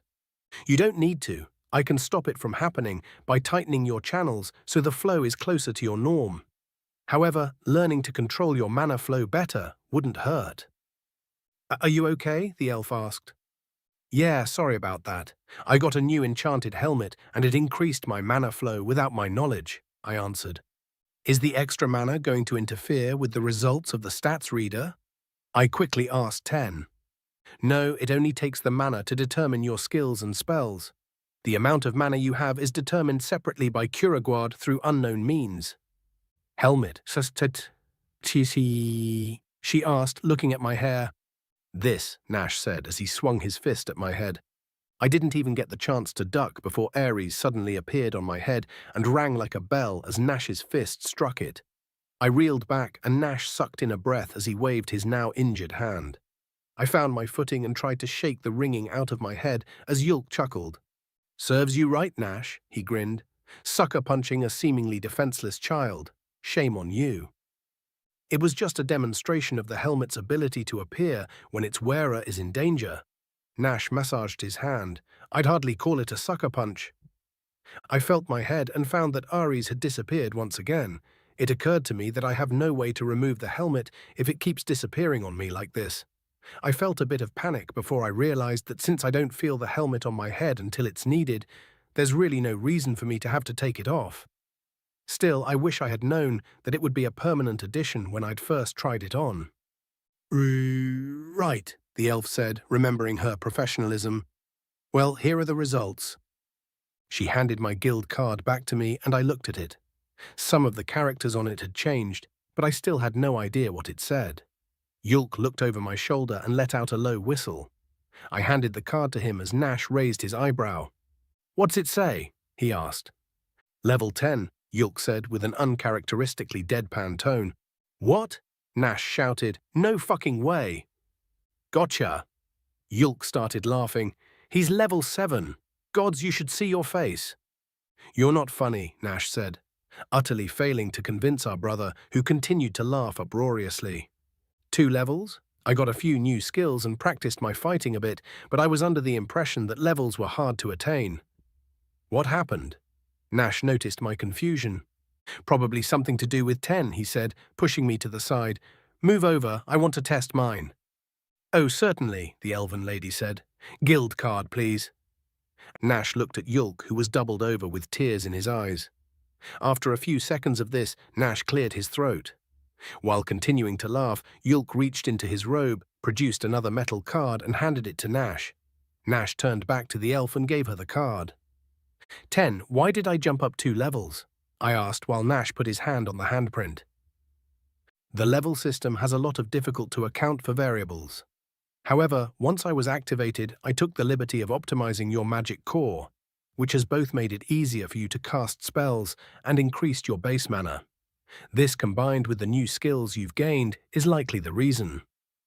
I'm afraid I can't read, and my normal narrator is currently indisposed, Nash said, gesturing to Yulk, who was still hunched over, laughing. Could you tell me my level? Certainly, you're level 9, she smiled. Congratulations. Thank you so much, Nash smirked at me. Yulk coughed a bit to calm his laughing fit. Yes, congratulations, brother. 1 level closer to marrying Nima. That's, Nash said, turning a slightly darker green. Blushing? That's not the point. I was trying to point out that I learned some new skills too. I know, Yulk chuckled. Let's go see Imlaw and go get our weapons. We need to hit the road. What new skills did you learn, Nash? I asked as we walked toward the quartermaster's dugout. He turned to make eye contact with me and gave me the type of grin that can only be described as evil. Oh, you'll see. Chapter 29. Master General Kirain Yith, Adventurer level, not applicable, half-breed drow, Balushenian. Are the preparations complete, Spindly One? The crow was perched upon the helmet of my armor, and its eyes glowed a faint red as the message burned into my mind. My fury enveloped me. How dare it refer to me as Spindly? This entire plan depends entirely upon me. On the other hand, though, my plans depend upon them as well. I carefully hid my bile and rage at the disrespect as I formulated my response. The preparations are moving forward according to the schedule. I grow impatient. We grow impatient. The filth one must be destroyed, and our lands must be returned. I couldn't help but sigh. How can one live for thousands of years and still be as impatient as a whining pup? Do elder vampires regress into childhood as they age? Thinking on it, the older people seem to get the less mature they seem to act. Even members of the nobility are no exception. Perhaps maturity follows some sort of bell curve. There is nothing that can be done for your impatience, with the exception of the expert application of your own willpower. A shriek blasted in my mind that would have given me a start had I not been fully expecting it. The faint glow of the crow's eyes turned bright as they bored into mine. I met those eyes without blinking, staring down the challenge issued. The vampire controlling the crow knew there was nothing they could do against me. Soon enough, the coloration faded entirely, and I was left glaring at a very confused corvid. Crows are strange birds. In many ways, they seem to be dumber than the birds that are natural to this world, but in some certain specific ways, they're very intelligent. This crow, for instance, knew that it was out of place, but didn't make the type of fuss one would expect a wild animal to. Instead, it watched me warily, staying still and waiting for me to make the first move. It would continue to wait. I had no intention of risking a pecking by trying to pick it up. Thankfully for us both, my tent flap opened and the bird from another world took the chance to escape with gusto. General Smarn cursed as he had to crouch to avoid a collision with it. Once the bird had taken to the sky, Smarn looked at me with an obvious question in his bright orange eyes. "A crow with a message for me from a family member," I explained before he could ask. I shook a freshly unfolded missive that had been attached to the crow's left leg. The point of the missive wasn't actually communication, it was to lend credence to my cover story. After all, it would be suspicious to have random avian visitors for unknown reasons. Its contents were quite benign, and not the type of thing one would waste time on a reply to. "A crow?" he asked. "Your family uses demon spawn to send messages? Talk about a luxury." I cringed inwardly at the general's ignorance of the origin of crows. They may have been introduced to this plane of existence by the demons, but it was not there that they originated. True demon spawn must be crafted and cannot be bred and tamed like crows can. "What is it?" I demanded, neglecting to educate him. "The Northern Legion, He struggled to remember their given name. "The Ultras," I reminded him. "Yes, sir. The Ultras have at last joined us. They are formed up and waiting orders." "2 more legions to go then," I sighed. "Have them continue their training. If the commanders protest, have them flogged and brought before me." "Yes, sir." General Smarn bowed and left my tent. I watched the royal green flap close behind him, then turned my attention to the table that my helmet rested upon. Also upon the table was a well-detailed map that demonstrated my tactical prowess. Not that there was anyone in this camp who could even begin to appreciate it. The closest thing they'd ever seen to a tactic was to inadvertently flank an enemy when the rear lines couldn't get to the fight. Amused, I glanced at the missive that had been attached to the crow. "Dearest Kirain, are you safe yet? Esmira, sent from and signed by my youngest sister." That would be a trick. She's currently bound and gagged. To serve as food, of course. There truly is no blood quite as divine as one's own, but only the blood of others can nourish. As such, having family members is quite a boon. The other vampires were jealous of this, but then they were jealous of a great many things. My position, my manner, my power, and even my mission. To them, a half-breed like myself rising to such a station is abhorrent. To them, one such as I, rising so high, only serves to demonstrate how low they've fallen. To them, I'm merely an uppity tool, and I've no doubt that some of them plan to assassinate me when they get the chance. But even a half-breed like myself has defenses. It's not as if I asked for this honor, either. My mother was insane and desperately hated King Lofin. He had executed her father and forced her to marry his favorite noble. My father, on paper, was a duke and very well off. My mother's father was a count and barely qualified as nobility. Most women of the kingdom would have been honored, but my mother was furious. Not because she loved her father or hated the duke, but because she perceived the king's actions as a slight against her. She openly admitted such to me, with pride in her voice. She had readily agreed to the vampires' plots when they approached her. They needed someone in the king's inner circle, and she was able to provide that. This lasted through the birth of my older brother, but then the plot evolved. They wanted a general who could conquer lands and help them secretly build an army. So she laid with an elven vampire that looked somewhat like my father. The result of that coitus was myself, a half-breed vampire, and my father was never any the wiser. When a vampire lays with another vampire, the resulting offspring is a vampire brood.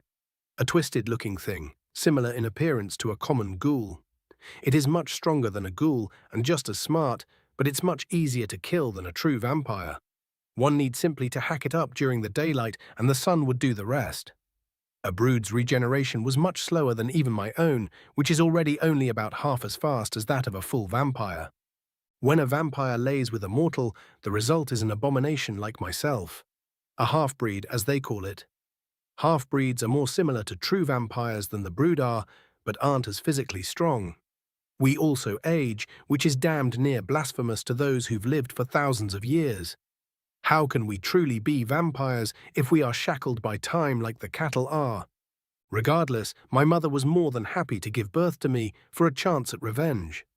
She made certain to take very good care of me and never let a wet nurse anywhere near me. She would jokingly tell the wet nurses that I was a biter. But it wasn't a joke. I needed blood every day at that stage, and every day she would whisper to me what my purpose in life was, as well as what would happen if anyone else found out about it. It gave me nightmares, but I kept it together. Better than she did at any rate. On my 15th birthday, she snapped and murdered my father and older brother, stabbing them both repeatedly as they slept. The latter was convenient, as his assassination was forthcoming anyway. I inherited his share of the titles and lands, and the inbred bastard ordered me to execute my own mother to demonstrate my loyalty. She smiled at me as I took her head. The hardest part about it was resisting the blood smell. I immediately got rid of most of my newly acquired staff and replaced them with loyal servants who were in the know. The excuse I gave was that the prior staff was unable to prevent the assassination of my father nor my brother, so I could not trust that they had not conspired with my mother. After that, they were grateful to leave the manor alive. My two younger sisters became my primary source of sustenance. "Did you write this?" I jokingly asked the covered cage in the corner of my tent. Not getting a reply, I walked over to the cage and kicked it. A small muffled sound answered me. Esmira, my youngest sibling, bound and gagged with silk and kept very weak by regular feedings. I would feel sorry for her, were she not just as vicious and vindictive as my mother. I remembered my 12th birthday party, where she began to spread rumors that I had sexually assaulted a maid. My crime was that I had hidden her doll for a day, 6 months prior. For that, I was imprisoned and beaten severely by my father. When her actions were discovered, she grinned and admitted that she was joking around. Her punishment had simply been a scolding from father. Morn, my other sister, was much better behaved and quite well taken care of back at the manor.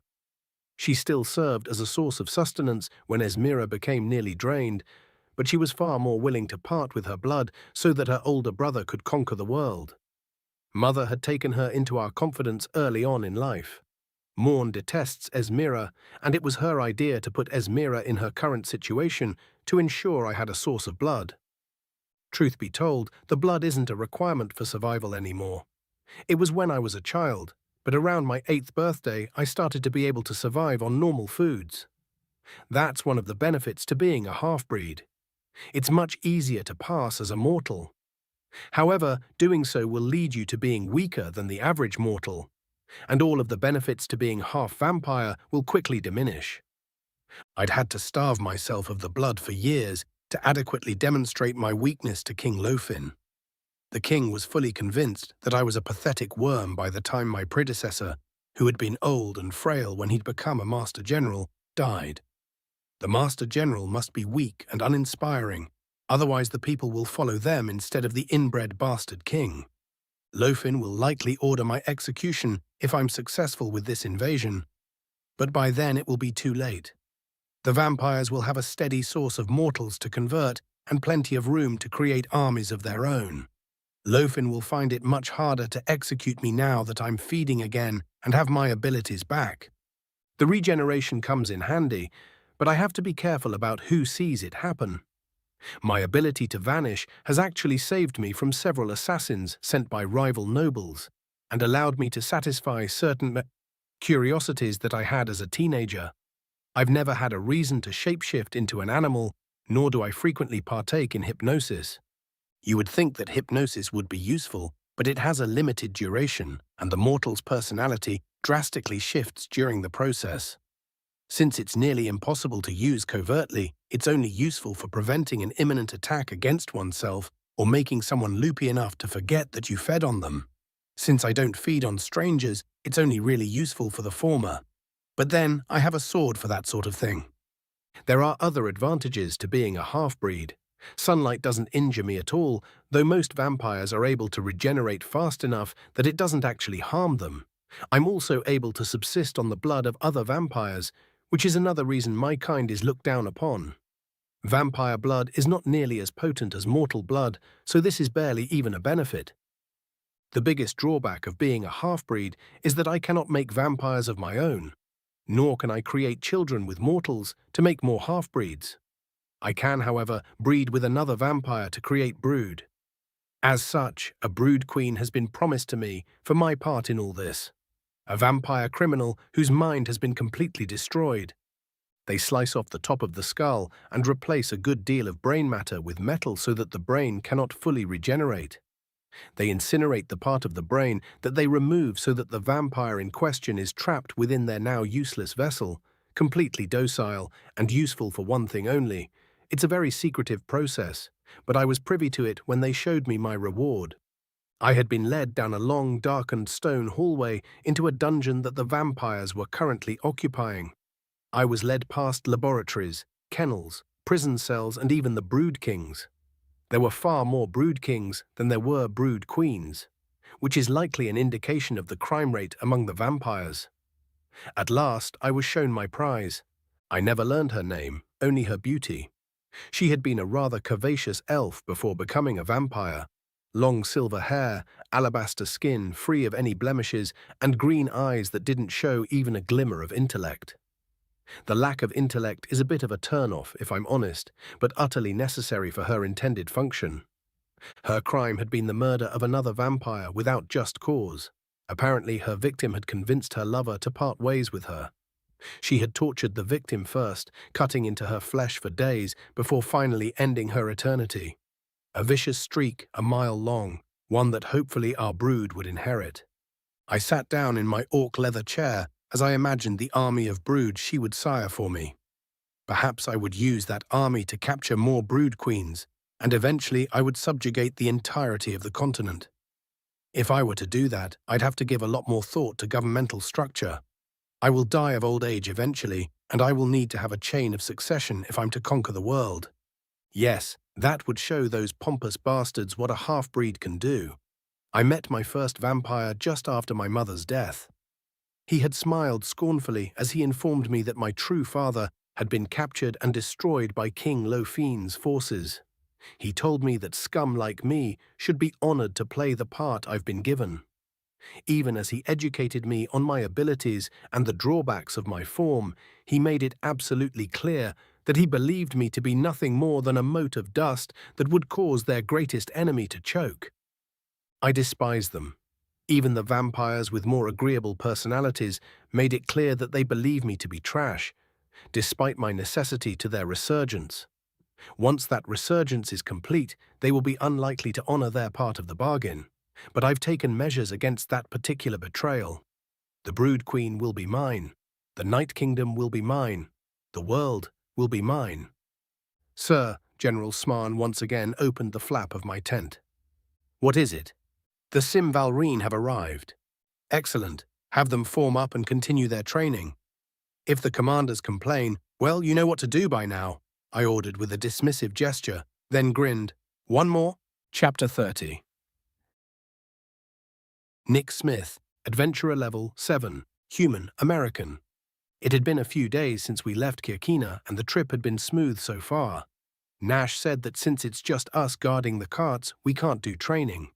I'm thankful for that, but I think the real reason is because he doesn't want my level to surpass his. He'd been acting a little jealous of how quickly I've been leveling up. Still, it's nice to be able to lay down, put my feet up on the side of the cart, relax, and enjoy the ride without muscle aches. One side of the road was lined with a dense forest, and the other side was a flat plain filled with various wild grasses and flowers. In the morning, the sun rose over the plain, warming us up, and in the afternoon the trees provided a nice little bit of shade to help cool us off. It was the afternoon now, and I was so relaxed that I was right about to drift off for a nap when a bump in the road sent me floating for a second.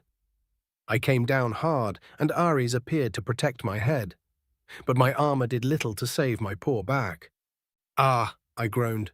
Sorry about that, Imlaw said. Not your fault, Imlaw, Nash chuckled. Serves him right for lounging on the job. Oh, come on, I complained. You said that these paths are the safe ones. Relatively safe, Yulk said with a grin. As in, safer than the adventurer paths.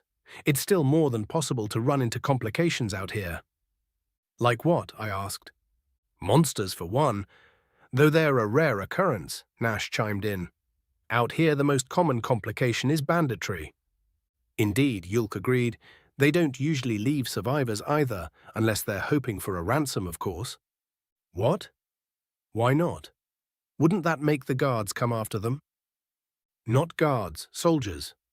Those soldiers won't deploy until there's a pattern of disappearances, or if there's a report of banditry. So by killing the survivors, they buy themselves some time and the chance to rob more people and go to ground. Plus, if the survivors make it back to town, the soldiers will know what they're dealing with and be better prepared to bring the bandits to justice. Justice. I trialed off, thinking of all the different brands of justice that were used during the medieval times. Back then, more often than not, justice meant death. If you put up a fight, they'd kill you during it. If you surrendered, they'd execute you. Usually in pretty nasty ways. It was like all the leaders back then were competing for who could come up with the most disgusting way to end a human life.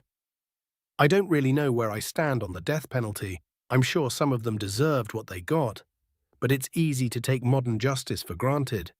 Yeah, justice, Nash repeated. Can't have them killing honest folk who are just trying to make a living. Too few of them around as it is. Nash's stance on the matter caused the rest of us to fall silent in contemplation. I started running through what-if scenarios in my head to make sense of it all. Another bump in the road interrupted my musing, and I decided to adjust my seating arrangements to prevent further spinal trauma. The carts made their way along the road, the goods in the lead cart making some metallic clanging noises whenever we hit another bump. It sounded somewhat like a silverware drawer, but if the silverware were extra large and heavy. I was nearly about to ask about the contents when Imlaw turned to us with a serious expression. "Fire ahead," he said. "Looks like trouble." We scrambled up into better positions to see what he was talking about. Further along the road was a cart, on fire, and with two of its wheels broken apart, scattered along the road. There was no sign of whatever had been pulling the cart or its owner. As we drew closer, that changed. Over the sound of our carts rolling along, there was a clamour coming from the woods along the side of the road. An arrow sailed from between the trees, and Imlaw stopped the cart in alarm. I glanced at Nash and Yulk, who were already preparing to exit the cart. I drew my sword as a small man ran out from the tree line. He was in a panic and had a bit of rope tied to one of his wrists. His head turned to look at the flaming cart, and he stopped for a moment.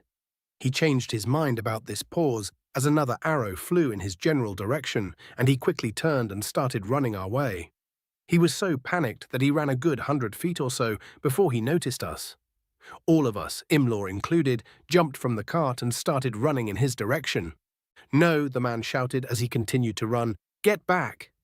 I paused, but Yulk and Nash continued to chase after Imlaw. A few tall orcs exited the tree line as Imlaw caught up to the man. I started to run again as my brothers passed Imlaw to fight the other orcs. As I caught up to Imlaw, I got a good look at both the man and the orcs. The man was wearing fancy clothing, a blue tunic with shiny leather shoes and gold trim on everything. He looked a lot like the guy who was with the High Chief, but his face was different. The rope attached to one of his wrists had an empty loop, and his free hand was bleeding. The orcs looked tough, even by orc standards. Covered with little more than pants and scars, they shouted a challenge at my brothers. There was little doubt regarding what was going on.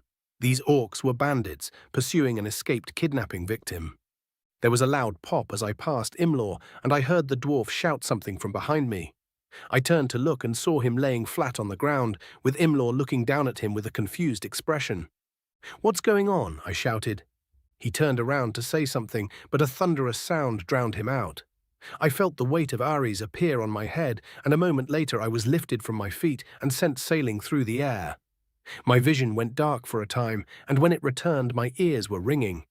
I rolled onto my side and tried shaking my head to clear the sound. It didn't work. What the hell was that? An explosion? From where? I quickly looked around and saw Imlaw helping the dwarf to his feet. Both of them were covered in dust, but Imlaw had it all over. He must have been thrown just like me. I glanced at my brothers. Yulk was on the ground and Nash was bent over him. I tried to get up, but my arms felt like jelly. I collapsed back to the ground.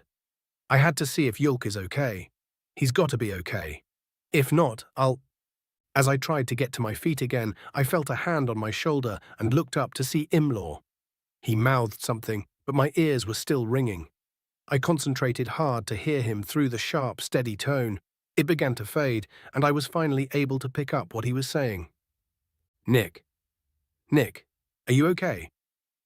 Can you get up? He asked, his voice sounding very concerned. I managed to get to my knees and noticed that my right hand was bloody. As I raised it up to look at it, my hand's shadow traveled a bit, and I saw the sunlight hit the ground under my hand. Why can I see the ground through my hand? What kind of optical illusion is that? I almost laughed, but then the pain set in. There's a hole in my hand. It's big enough to put my thumb through it. How did that happen? My shoulder hurts too. Is there a hole there? Oh God, my leg is killing me. It's still there, right? Of course it is. I'm sitting on them right now. Don't panic. Calm down, deep breaths. This isn't so bad. Just wrap it up and 10 will take care of it. Yulk can help. Oh God, Yulk. Are you all right? You're blee. Huh, Imlaw said. His tone cut right through my concerns like a red-hot meat cleaver through a room-temperature stick of butter. I focused on him with what seemed like tunnel vision and noticed he was holding the upper right side of his stomach. He pulled his hand away, and I noticed that the light brown dust had become darker, as if it were wet with something. We both seemed to notice the bright crimson blood on his hand at the same time. Oh, I'm bleeding too, he said, then looked at me. Our eyes locked, and we stared at each other in shock for a full second before I watched his eyes roll into the back of his head. He seemed to fall in slow motion, and I tried to catch him, but I was moving even slower. Everything hurt, but I pushed through the pain to stop his head from slamming into the ground. I grit my teeth through the sharp pain as his head connected with my injured hand, but the pain doesn't matter. He needs help. How can I help? What should I do? Yulk! Yulk! I shouted, looking around. Yulk's out cold, Nash shouted back. Imlaw's been hurt. Bad. I heard a metallic clang and turned to look at Nash. He was fighting off two bandits who had somehow survived the explosion. He was using his two swords this time. One sword for each bandit. I noted that the remnants of the flaming cart were no longer intact. That must have been where the explosion came from. Feeling numb, I looked back at Imlaw. He was pale. Too pale. Hey boy, someone said. I looked up and saw a dwarf. That's right, he was the one who told us to run and get back. Why didn't we listen? If we had, Imlaw would be okay. How do I fix this? This can't be happening. How do I make him okay? What do I do? Here, put this on his wound and push down, the dwarf said, handing me a bundle of cloth. He's out, so don't worry about hurting him. We've got to staunch the bleeding. The cloth was blue with gold trim. It looked familiar. I glanced at the dwarf and noticed he was missing his sleeve. He'd ripped it off, and I was now holding it. I pushed the sleeve against the center of the blood stain and pushed. Nick, a voice in my head said. I tried to reply, but my mind isn't working right. It feels like I'm swimming without my body. How do I help Imlaw? Is Yulk okay? Should I go help Nash against the bandits? I can't. You're adventurers, right? The dwarf asked. I nodded. Adventurers usually travel with a healer. Who's your healer? The bald orc in the robe over there, I gestured with my head, but he's hurt too. The dwarf looked over my shoulder and got a nervous look on his face as he noticed Nash fighting two bandits at once. Nick, Imlaw's wound indicates that his liver has been struck with shrapnel. You need to check for an exit wound. How do I do that? I said out loud. Check his back for a similar wound. The dwarf gave me an odd look as I rolled Imlaw to check his back. I couldn't see, so I wiped my hand on a clean part of my pants and swiped it across his back. It came back red. Blood, so much blood. He's bleeding in the front and the back. How do I stop the bleeding? I can't push on both sides at once. He's going to die and there's nothing I can do about it. Shit, the dwarf hissed. We need a healer. He said he was going to spend more time with his family, that he'd retire from the road after this job. This delivery would let him hire on employees to do the majority of the work for him, and he'd finally be able to see his wife and kids more. He'd stop being an absentee father, and his kids' lives would be better for it. He's a good person. This isn't fair. Kid, the dwarf said gently, putting his hand on my shoulder. Why did this happen? I don't understand, I said, dimly aware of the tears streaming down my face. My My cart had a bunch of mining equipment in it, including explosives, the dwarf said quietly. Those assholes decided that I'd make a good hostage, but my equipment wasn't worth their time, so they torched the cart. Imlaw's breathing was shallow. What can I do?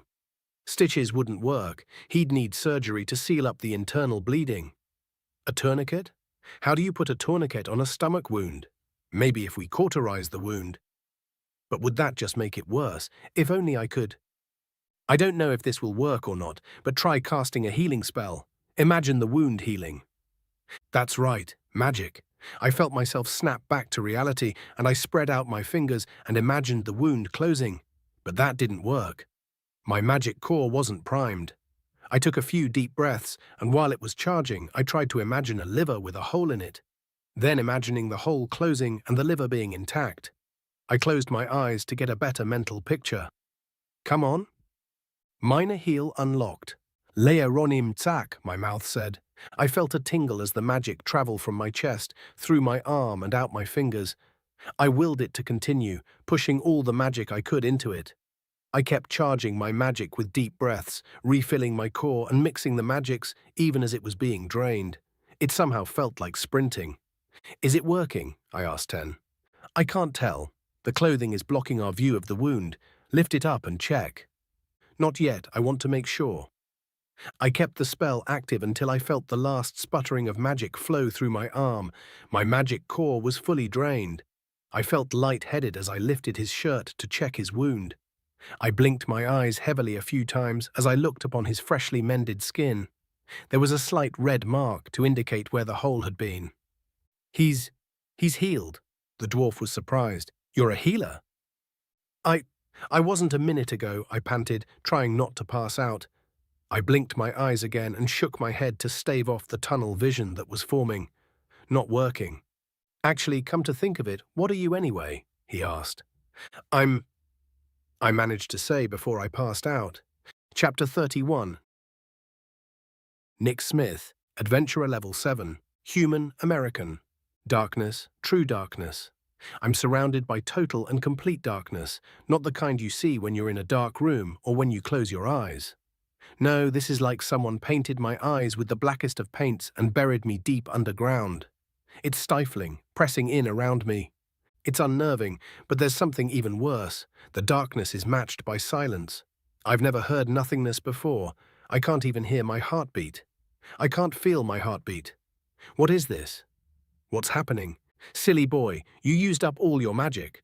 Whatever are we going to do with you? 10? No, I know that voice that isn't a voice, clawing at the back of my mind, begging me to remember. It's feminine. A woman. Mum? No, younger, much younger. Where am I? The darkness suddenly fled, and I found myself standing within a void of white. The silence remained. I check to make sure I'm intact by patting my body as I glance around for whoever's here with me. I've got all my parts, but they're not covered by anything. I looked down and confirmed my nudity, but something's off. I should have wounds, but I'm not hurt anymore. I was bleeding. What happened? The hole in my hand is healed and didn't even leave a scar. Wait, all of my scars are gone. What the hell? Did I die? Of course not. You don't die from using up all your magic, you silly little mudman. Cass laughed. You're also not healed. You look how you should look, without the random graffiti that life tends to add. I quickly spun around. Standing in glorious nudity before me was Cassandra, the love of my life. Except it isn't.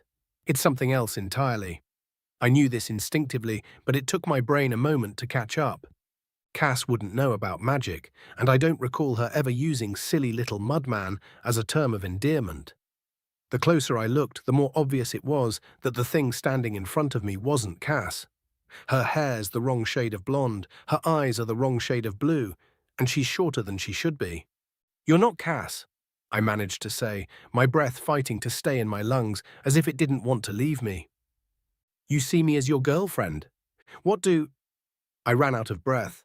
I panicked for a moment, but then realized I was fine. I couldn't breathe, but I also couldn't suffocate. Maybe I can just think. What do you mean? I mentally asked.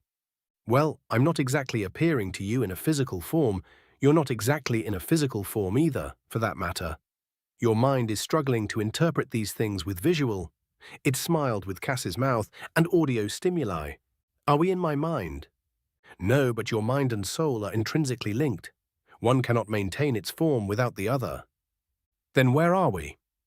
That, the thing moved closer and fluttered Cass' eyelashes at me, isn't relevant. I don't understand. I took a step back. That's obvious, and I'm afraid that your comprehension of our location isn't at all important. I was going to approach you as you slept tonight, but since the opportunity presented itself sooner— Approach me? I interrupted. Why? Because you're amusing. Not just to me, but to many others as well. Unfortunately for said amusement, you're unlikely to know what to do when you get to your next destination. You'll get there, seek out a scholar, get your little words translated, and end up right back to square one. It rolled her eyes at me. It would take you years to figure out the next step, and you don't have that long. Why not? Because some very stupid mer are getting ready to do some very stupid things, and that will result in your leads drying up. I stare at the thing in front of me, trying to work out what it's talking about. It's starting to look less and less like Cass. Her eyes are now purple, and her hair was now grey, nearly white. But everything else remained the same. How do you know all this? I know almost everything that happens in the mortal realm, sweetie, it said with a smile. I know that you're a human. I know that Nash pulled you out of a dungeon. I know how you felt when you woke up, and above all that I know what you hope to accomplish. It will be an absolute delight to see if you can do it or not. What are you, some sort of god? Well, it sighed almost comically. I suppose I have been called that, but unlike the gods you're familiar with, I had absolutely nothing to do with creating anything. Neither did any of the other beings known as gods for that matter. Then why are you known as gods? Mortals love to name and classify things. They do their best to make everything fit into tiny little boxes, especially when they don't know enough about something to even begin to hope to properly classify it. Those with immense power that exist beyond their reckoning are stuffed neatly into the box labeled God. So this thing isn't a god, but is close enough to be called one. It's wearing Cassandra's face, but it claims it's not doing so intentionally. It can read my thoughts too, even when I'm not trying to verbalize them, but we're not in my mind. Doesn't really make much sense, does it? It laughed. If it helps you get over it, you can call this place limbo or purgatory. You're more familiar with such concepts, and the only real difference is that this isn't a waiting area for the dead. I see. Well, what do you call this place? I don't. Things like me don't have any reason to name things. Among ourselves, we're simply able to broadcast a thought with complete context. If I want a specific person to meet me in a specific place, all I have to do is think about the details. However, none of this is relevant, Nick. Okay, so we're in limbo, but not really. And you're a god, but not really. So what do you want with me? There we go. It raised an index finger and tapped my nose. Finally, we can get to business. You're going to Bolisir. When you get there, Yulk will want to visit some scholars to get the text you found in the dungeon translated. His childish thirst for knowledge will cause him to decline an invitation to see the dragon. Do not let him decline that invitation. It's hard to imagine Yulk turning down the chance to see a dragon. To him, it's just a sleeping dragon. It will be there once your task is complete. Whether he sees it now or 5 years from now doesn't really matter to him. The puzzle of what you are and where you came from is a much more pressing matter to the cutest little orc scholar. I found myself taken aback by that description of Yulk, but managed to press on. What do we do after seeing the dragon? The choices afterwards will be clear, and you'll know which one to make to continue your trek back to Cass. If you need another nudge at some point, I'll pop by. Why are you helping me? Just because I'm amusing? Don't underestimate the value of amusement to a being like me. But the actual reason is that I'm rooting for you. It smiled, but its mouth had changed. It wasn't Cassandra's anymore. The lips were fuller and the teeth were far more pointed. It would break my heart, metaphorically speaking, to see you fail your great quest. If it weren't for my pact, I'd tell you exactly how to get to where you need to get to. It gestured with one of its arms, and the sound of chains clinked from somewhere. I blinked in surprise and suddenly saw the source of the noise. She was covered in chains, and the links were made of solid crimson light. They sent sparks flying at even the slightest movement. I looked for what they were attached to, but the chains began and ended inside the being before me. I could only imagine that they were attached directly to its bones. How didn't I see these before? Your perception is limited, Nick. There's a lot that you can't see, hear, smell, or feel. Perception is a funny thing, though. Once someone points something out to you, suddenly you see it all over the place. It grinned. Its appearance had changed. It no longer looked like Cass at all. Its hair was radiant blue, its eyes were deep purple, and its skin had a mirror-like quality to it. It was still nude, but its proportions had changed. It was now taller than me and was shaped more like Nima than Cass, including the odd alligator teeth that all orcs have. Somehow this set me at ease a bit. Should I tell the others about you? Yulk and Nash will believe you, so you can tell them if you think it will make things easier. If you tell others, they will understandably believe that you're not well in the head. This will add obstacles to your path that will require bloodshed to clear. It shrugged. Up to you, though.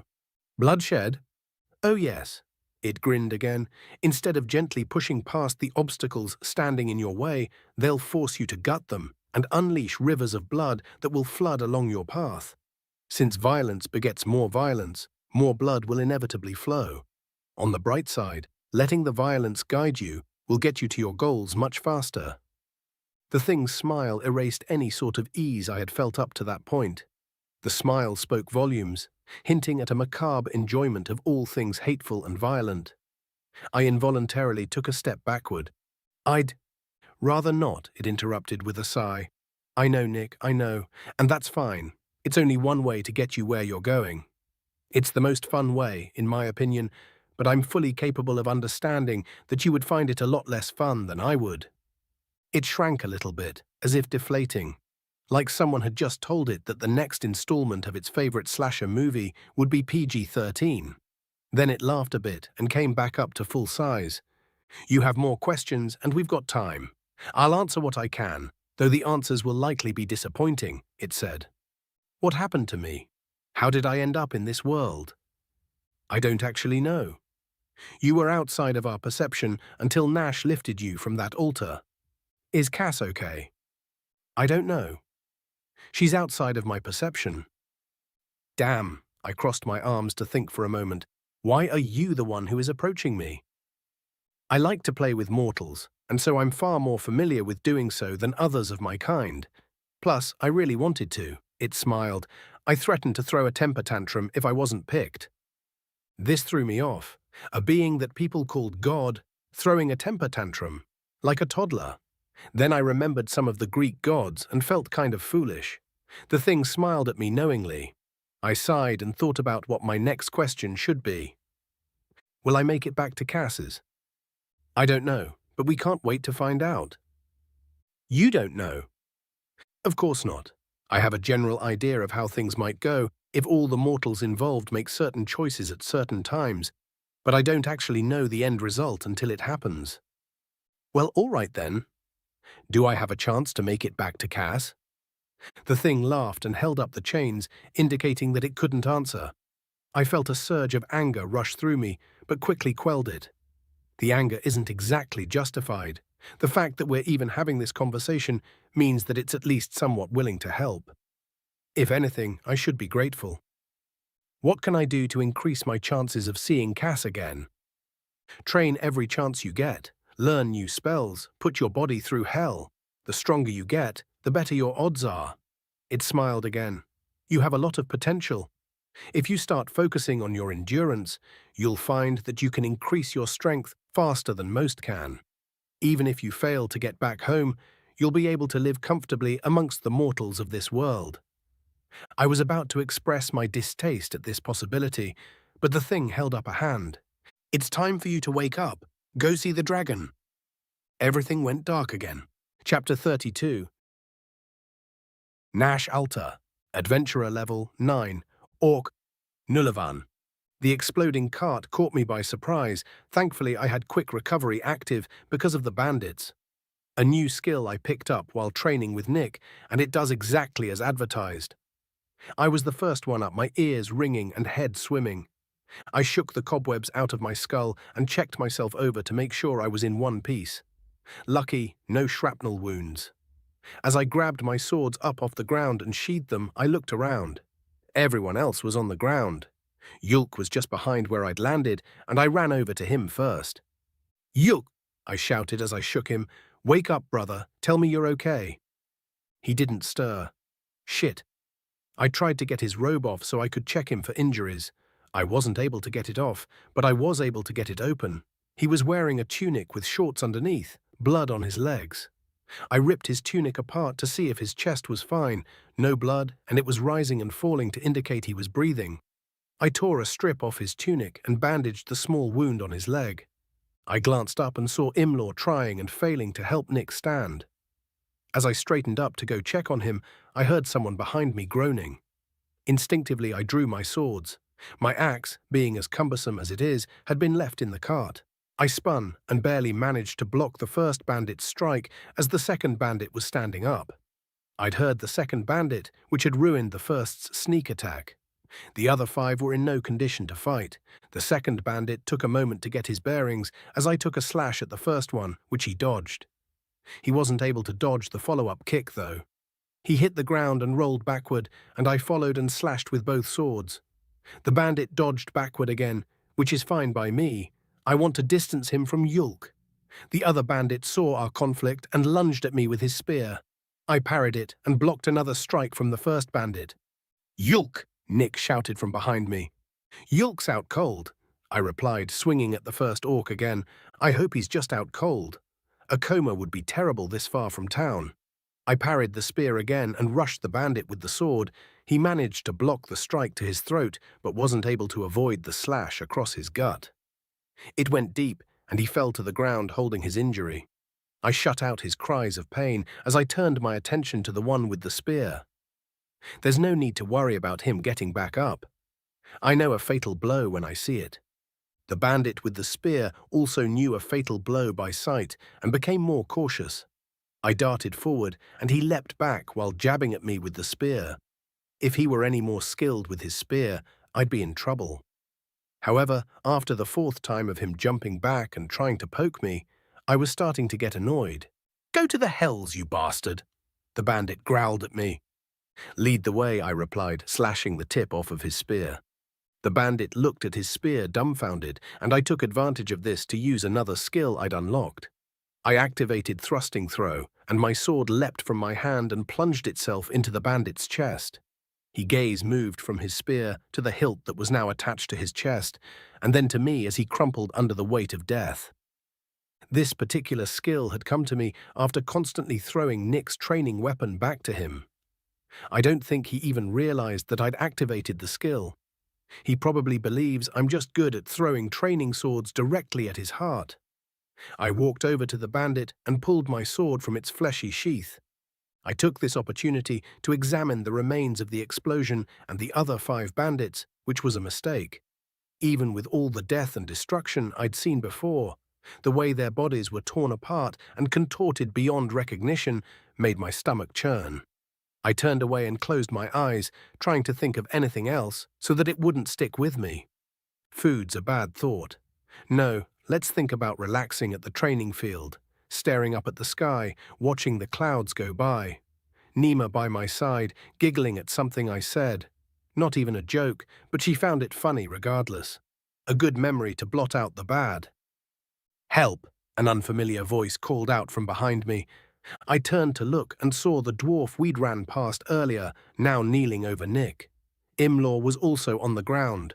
I wiped my swords on Spear Bandit's pants and kicked Yulk's shoe as I passed, but he didn't even stir. Gods, he's out for the count. I hope he's all right. "What's going on?" I asked the dwarf as I approached. The gnome was hit and bleeding out, and human. Human? What? He's a human. That doesn't matter, though. Focus up. What happened? "Oh, I guess he figured out how to use healing magic. He used it on the gnome and then passed out. He's wounded pretty bad. Looks like he was hit by a bunch of shrapnel, the dwarf explained. I knelt and checked the boy's wounds, and the dwarf was right. He had a hole clean through his right hand, another hole in his shoulder, 2 in his left leg, and 1 in his right leg. I couldn't find any holes in his cuirass, though. I breathed a sigh of relief. He'll be fine, I said. How can you say that? If he lost enough blood to pass out, then he definitely won't be fine. We got to do something. Look at the ground. There isn't nearly enough blood here to cause someone his size to pass out, I explained. Plus, our healer is down for the count. Ain't a damn thing we could do even if we wanted to. We could bandage his wounds at least, the dwarf muttered. Nope, with Nick, that's a bad idea.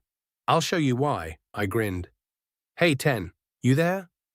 Yes, Ten said with Nick's voice. The dwarf leapt back from the boy with startling speed. He didn't get far before he stumbled and landed on his arse, staring at Nick with an open-mouthed frown.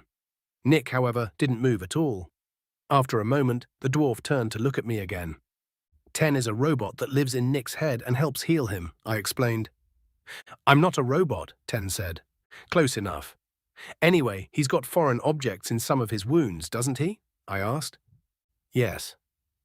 And it would be a bad idea to bandage those wounds while you try to heal them, right? Correct. If you bandage the wounds, it would prevent me from removing the shrapnel. I would have to heal around it, and I would then have to force the shrapnel out of the body through the skin, which would take an annoyingly long time without surgical assistance. There you have it, I said to the dwarf. All we can do is wait for our injured to wake up. Nick healed Imlaw, Ten's healing Nick, and Yulk doesn't have any visible injuries. He's probably got one hell of a concussion, though. I see, the dwarf said, starting to shake off the shock. Anyways, I'm Nash. What's your name? Oh, I'm Renv. Renv Marfix. Pleasure to meet you, though I wish it were under better circumstances. Yeah, me too, I chuckled darkly. So what were you doing out here, Renvi? My uncle owns one of the biggest suppliers in Bolasir, and I was transporting mining equipment to Kirkina for him. Shovels, picks, buckets, and some bang clay. Recipe C, he explained. The bandits weren't interested in the gear, but were convinced they could get a good ransom out of me. Well, that explains the explosion. But that sounds like pretty valuable cargo. Why didn't you have guards? I asked. I did. 3 of them. The bandits killed them and tossed their bodies in the cart. His expression went dark. They were friends of mine. We grew up together, but they became adventurers, and I became a businessman. Now they're dead. Sorry for your loss, I said gently. I know how hard that is. I've lost some friends, Reese. And Nick suddenly sat up as if he were in the middle of a fight and then winced at the pain his various injuries caused. He looked around in an odd way, as if glad his eyes were working. He looked at Renv, then at me, and then closed his eyes and took a deep breath. You all right? I asked. Yeah, I'll be okay. He looked at Renv again. Never mind, I'm fine, just used all my magic. How's Imlaw? He's out, but looks all right. Yulk's out too. He's not up yet? Wait, how long was I out? Just a few minutes, Renv said. I'm Renv, by the way, didn't get a chance to make introductions with all the excitement. I'm Nick, the boy replied. Nice to meet you. They discussed how we had got to be where we are, but I was distracted by Yulk. He'd been out for a while. He'd probably taken a knock on the head, but I hadn't seen any blood.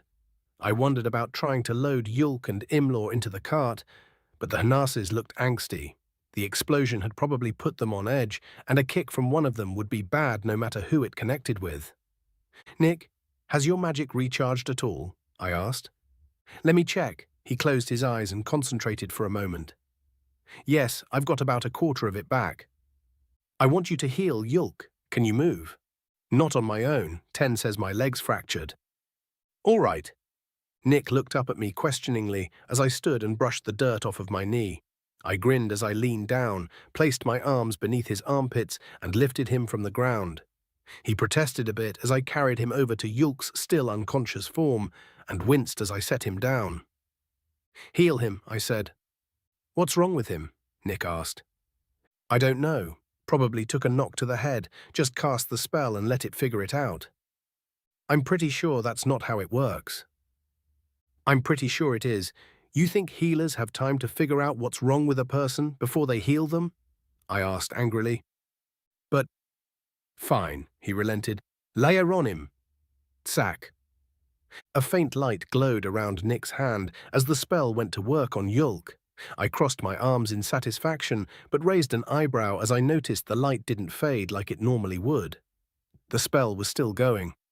Whenever Yulk or other healers cast a healing spell, the light would only last for about a second. Before I could say anything, Yulk's eyes shot open and he sat up. Nick let his arm drop to his side as Yulk looked around, trying to figure out what was going on. Finally, my brother looked at us and tilted his head questioningly. You got knocked out by an explosion from the flaming cart, I explained. Then I healed you, Nick added with a grin. You healed me? Yulk asked with a shocked expression. Well, congratulations on unlocking your first healing spell. Which was it? Minor heal, Nick said. Good, good. That's the first level of healing, Yulk nodded, rubbing the back of his head as if it were sore. Nice place to start from. Is everyone okay? I'm fine. Nick's got some new holes and Imlaw's unconscious, I explained. The dwarf that we rescued, Renv, is also uninjured. I see. Where'd the flaming cart go? Already told you. That's what blew up. It had bang clay in it. Right, that makes sense, Yulk said as he carefully stood up. Shall we go check on Imlaw then?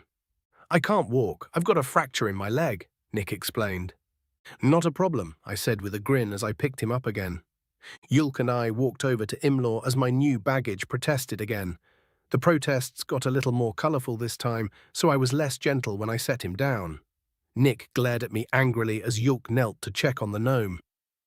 Will he be okay? Renv asked. Yulk expressed as he rubbed his chin thoughtfully. What happened to him? A piece of shrapnel went through his gut, but he didn't notice it at first. He passed out as he was checking on me, Nick explained. Thankfully, it went clean through, so I cast minor heal on him, but he didn't wake up. Then I ended up passing out from using all my magic. Yulk looked at Nick with a confused expression.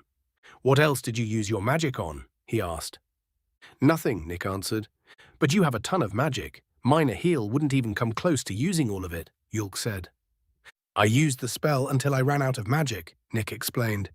How many times did you cast it? As Yulk asked that, I made a connection between what Nick was saying, what Yulk was asking, and the strange length of time I'd seen from Nick's healing spell. I couldn't help but laugh, which made everyone look at me. When he cast minor heal, it seemed to last longer than when you cast it, I explained. I think he's able to continue the spell with just one cast. Is that so? Yulk turned back to Nick. I wonder what sort of effect that has on the healing. I don't know much about magic, Renv interrupted, but is the gnome going to be okay? He's been out for a while. Right. He must have lost a bit of blood, but I can wake him up, Yulk nodded. Yulk then slapped Imlaw across the face, the sound of which stunned the rest of us into silence. It seemed to echo around us. Nick opened his mouth, but Imlaw mumbled something, and his eyes fluttered open. He looked at each of us and sat up, holding the side of his face. What happened? He asked. Come on, get up. Yulk smiled down at the gnome. It's time to get back on the road. Chapter 33. Yulk Alta, Adventurer Level 7, Orc Nulavan. Many things were running through my mind as we continued our journey. The fragile sturdiness of life, the luck we've had in our most recent exploits, curiosity regarding Renv, and above all else Nick's ability to continuously cast minor heal. Did casting it continuously have any benefit over casting it as a one-off? Can everyone cast it continuously, or just Nick? He had seemed confused while we were discussing it, as if he was surprised by our surprise. Is it just the basic nature of the spell to cast it continuously? If so, how did we not discover this sooner? I'd been taught my healing spells by a specialist, who had studied under other specialists, who had learned the concepts behind healing magic from ancient tomes. As far as I know, that's how every healer actually learns healing magic. Technically, you should be able to learn the spells on your own with a good deal of knowledge about anatomy and physiology, but I'm unaware of anyone who has. This is likely due to the fact that trying to learn anatomy and physiology on your own is difficult to do legally, and most who attempt to do it illegally end up facing rather dire consequences. Well deserved, to be sure, but the end result is that they're not in a position to pass on any secrets they garner. I'd previously told Nick that he might be able to cast healing just to see if he could. He seemed to have quite a bit of knowledge, so it wasn't a stretch to imagine he knew a thing or two about how a body functions. If he hadn't, I would have taken him to a specialist when our travels were somewhat less urgent.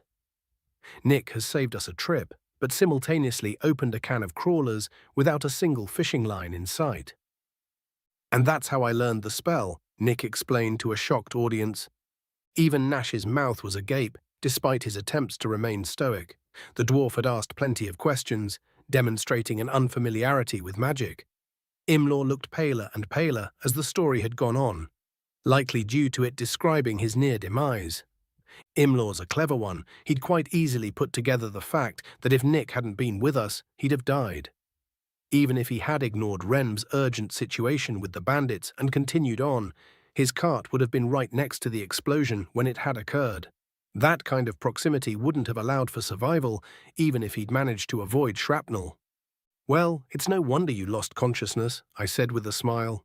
"You burned through all your reserves, and you were injured on top of that. It would have been odd if you hadn't passed out.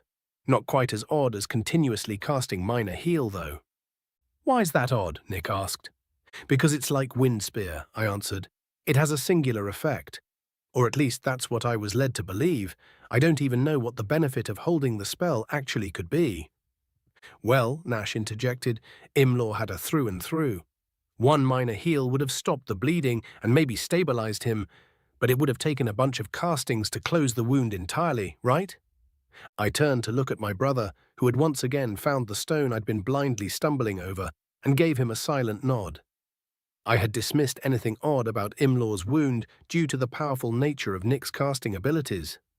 My mind had simply written it off as another instance of one of his spells being more powerful than it should be. Stupid of me, to be sure.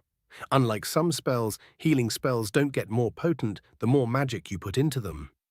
They have a set cost and a set result, which is why there are different types. Minor heal can stabilize someone that is mortally wounded for a time. Lesser heal will repair internal injury and regenerate lost blood. Major heal can repair gratuitous injury and broken bones, and greater heal can regenerate lost limbs. Each spell grants a brief amount of regeneration and can also do what the previous levels can, but cost exponentially more magic to cast. As Nash pointed out, these spells have a compounding effect, meaning that depending on the wound, casting minor heal 3 times can be more efficient than casting lesser heal once. But Nick had only cast minor heal the 1 time, so it shouldn't have been possible to completely heal Imlaw. Therefore, the benefit to continuous casting minor heal is that it has a similar effect to casting it multiple times. A blood-drenched piece of wood clattered to the floor of the cart, originating from one of Nick's wounds. This wasn't the first time it had happened, and Nick, having become used to this by now, casually picked it up and tossed it over the side of the cart. Suddenly, a thought occurred to me. "Nick, was that the last piece of shrapnel?" I asked. Nick took a moment to consult Ten and then nodded. "I'd like to do an experiment," I smiled. "Ask Ten if it's okay for me to cast a healing spell on you." "Ten says that would be okay," Nick said after another moment. "Good," I said. "Leia Ronim Tsak." I tried to hold the spell and was surprised when it actually worked. We watched the wound on Nick's hand close with a mixture of shock and glee. The glee was mostly from me. However, I also noticed that the spell was very quickly draining my magic reserve. I stopped the spell before I ran out of magic, but it was a rather close call. I wouldn't want to be passing out like Nick had. "Well, that answers several questions," I said, managing to stifle my excitement. "First, you can continue the regenerative effect of minor heal by continuously casting it. Second, it costs magic for every second that you maintain the spell. Overall, it's more efficient than casting the spell multiple times. We'll need to have the official literature updated." "For every second?" Nash asked. "Is it better than, lesser heal?" "Not quite. I suspect that if lesser heal can also be continuously cast, The regenerative effect would be much more efficient, I answered. I'd love to do more experimentation, but it will have to wait. I know some pretty advanced healers, Renv added. If you'd like, I can bring this to their attention and make sure they credit you and Nick with the discovery. They would happily perform the experimentation that you want done. Nash gave me a knowing look, but I held up a hand to keep him from speaking for me. He knows how much I love scientific inquiry, and having others perform experiments in my stead would typically be a worst-case scenario for me. However, normally I would rather do the experiments myself.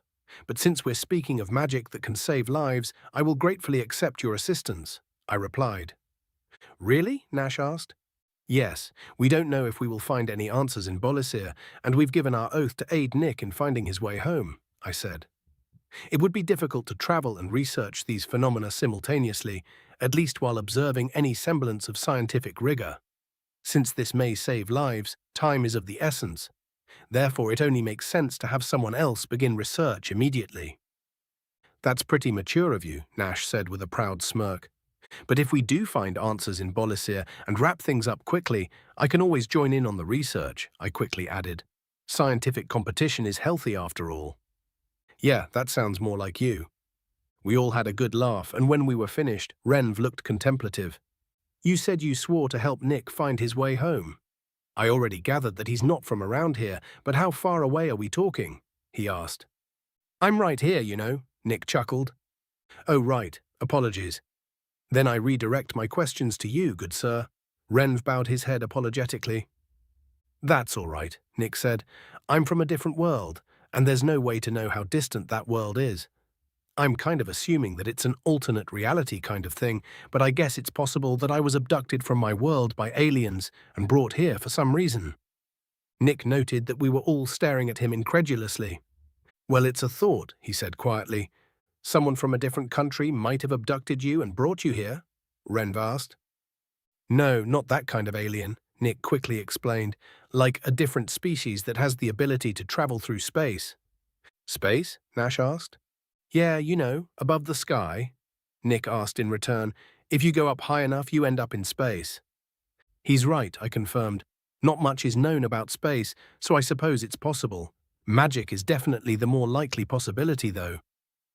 Why's that? Nick asked. Because space is very, very big. The sheer distances involved would require magical traversal, I explained. So even if you were abducted by space aliens, magic is probably what brought you here. I don't know, he said. My people were to the point of limited space travel, and some were even living in space stations. We were about to get to the point of consumer space travel, so there's been plenty of scientific theories among my people regarding how to travel space faster. It's possible someone beat us to it. We all stared at him once again, this time with our mouths agape. There were so many questions running through my mind all at once. What was space like? How did his people get up to space in the first place? What did they find? Why the hell hadn't he mentioned that before? He noticed our slack jaws. I haven't been to space myself, he explained. There isn't any air up there, so you've got to wear a special airtight suit with tanks of air that feed into it. It also costs a lot of money to build the vehicles necessary to get there, so they only sent the best and brightest at first. As more experiments and flights were performed, rich merchants started going to space themselves.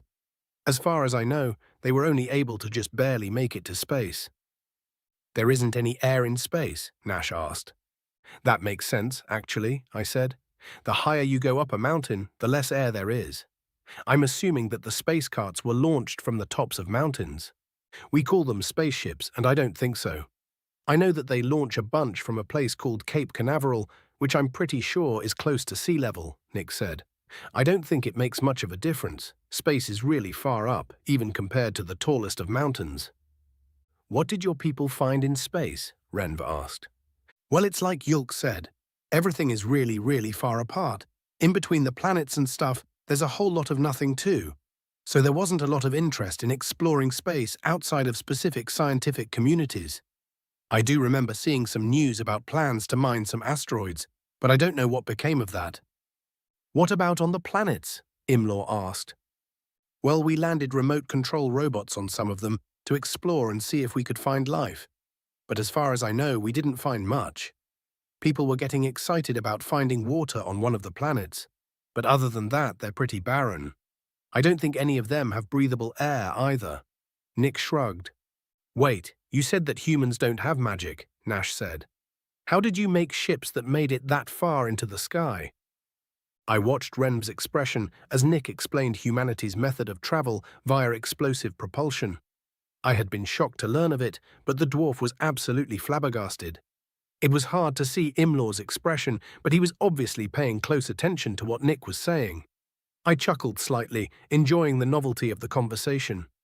So even without magic, your people can fly like birds? Ren asked. Not really, Nick said. We've got a bunch of different kinds of aircraft, but I'm pretty sure all of them move much faster than birds do. Plus, most planes carry a bunch of people at once. It's the fastest way to go from one continent to another. That's amazing, the dwarf replied. I had to agree. The more I learned about humans, the more I wanted to know. I desperately wanted to compare our development to their own, but I doubt that Nick would have that kind of information at his age. Plus, there are certain aspects of human history that he is obviously uncomfortable sharing. I could imagine why everyone has darkness in their pasts they'd like to forget. If kingdoms form on a bed of flowers, it's because those flowers were fed with blood. There's something up ahead, Imlaw called out. What is it? I stood to get a better look. It looks like, the gnome paused, a checkpoint. Chapter 34. Adventurer level, not applicable. This is boring, my friend complained. Most things are, I replied. We've got nothing better to do, though. Yeah, but I thought this road was supposed to be busy. There hasn't been anyone all day. Your whining will do nothing to change that. As the words left my mouth, the sound of hooves and wooden wheels in the distance filled my ears.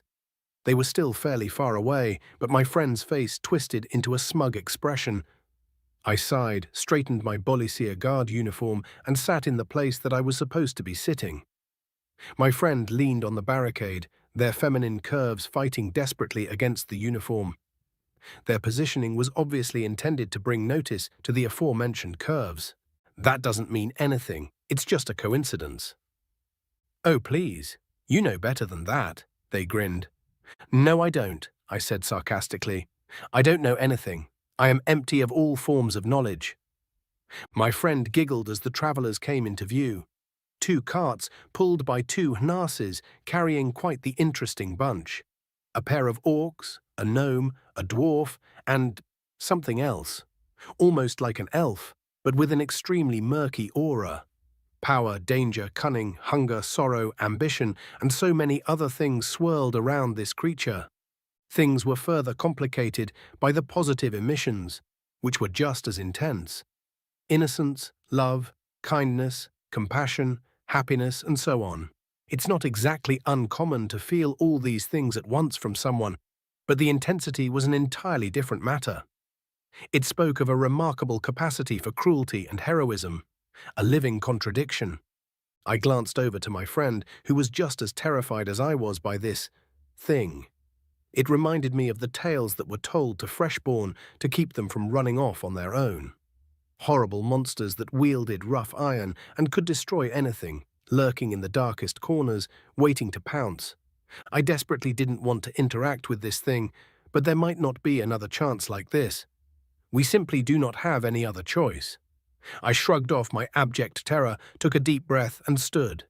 I picked up my pencil and book, completing my act. What's this? The gnome asked. Taxes were thin last fiscal year, so this is a toll road now, my friend said. To pass, I'll need to take your names, I added, gesturing with the open book. We will then determine if you must pay the toll. There was a long pause from the group that made my skin crawl. It's not good for us when they start to think about things. I took a long look at them and noticed weapons and signs of fighting. Oh no, they might be adventurers. They're not about to attack us, are they? I gulped down my fear and stood firm. The dwarf was whispering to the bald orc, and the bald orc was whispering back. I could hear what they were saying, but I couldn't understand it. They didn't want me to know what they were saying, and because of this, I couldn't know what they were saying. Such is the nature of things. The weird one said, "My name is—" "How much is the toll?" the bald orc interrupted. I looked at my friend, demonstrating my annoyance to them privately, and then turned back to the group. That depends. I'll need your name, please, I answered with an authoritative tone. And what, pray tell, will you be doing with our names if we give them to you? The bald one asked with a grin. So the game begins.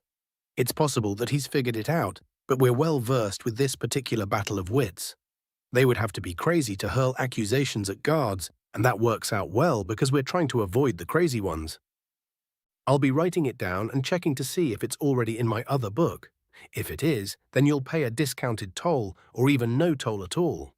If it's not, then we discuss how much the toll is, I answered, trying my best not to grin. And the rest of the group was looking at the bald one with confusion. The gnome looked back at me, and some glint of clarification scrolled across, otherwise his boring features. Damn it. May I see this other book that our names may already be in? The bald one asked. For what purpose would you need to see the book other than to attempt to fraud us? I countered. I'll not entertain a scoundrel. Now give me your name. I am not a scoundrel. I am simply curious as to why a Fae would be collecting taxes for the kingdom of Bolisir. Ah, so he knows that we're Fae. Not necessarily a problem, as he may not yet have guessed our intentions. I heard a sigh come from my friend, and I held out a hand to calm them. The game isn't over yet. Why wouldn't a Fae be collecting taxes? I asked. Have you never seen an employed Fae before? Can't say that I have, and you know how we mortals are. We're suspicious of things we haven't seen before. He grinned. What use would you even have for currency? To purchase goods and services, of course.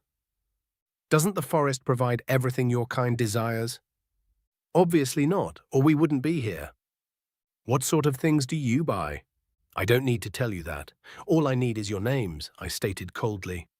Why don't you set our minds at ease by telling us your name first? The bald one asked. Slithering copulation. The orc was familiar with my kind and knew how to play this game.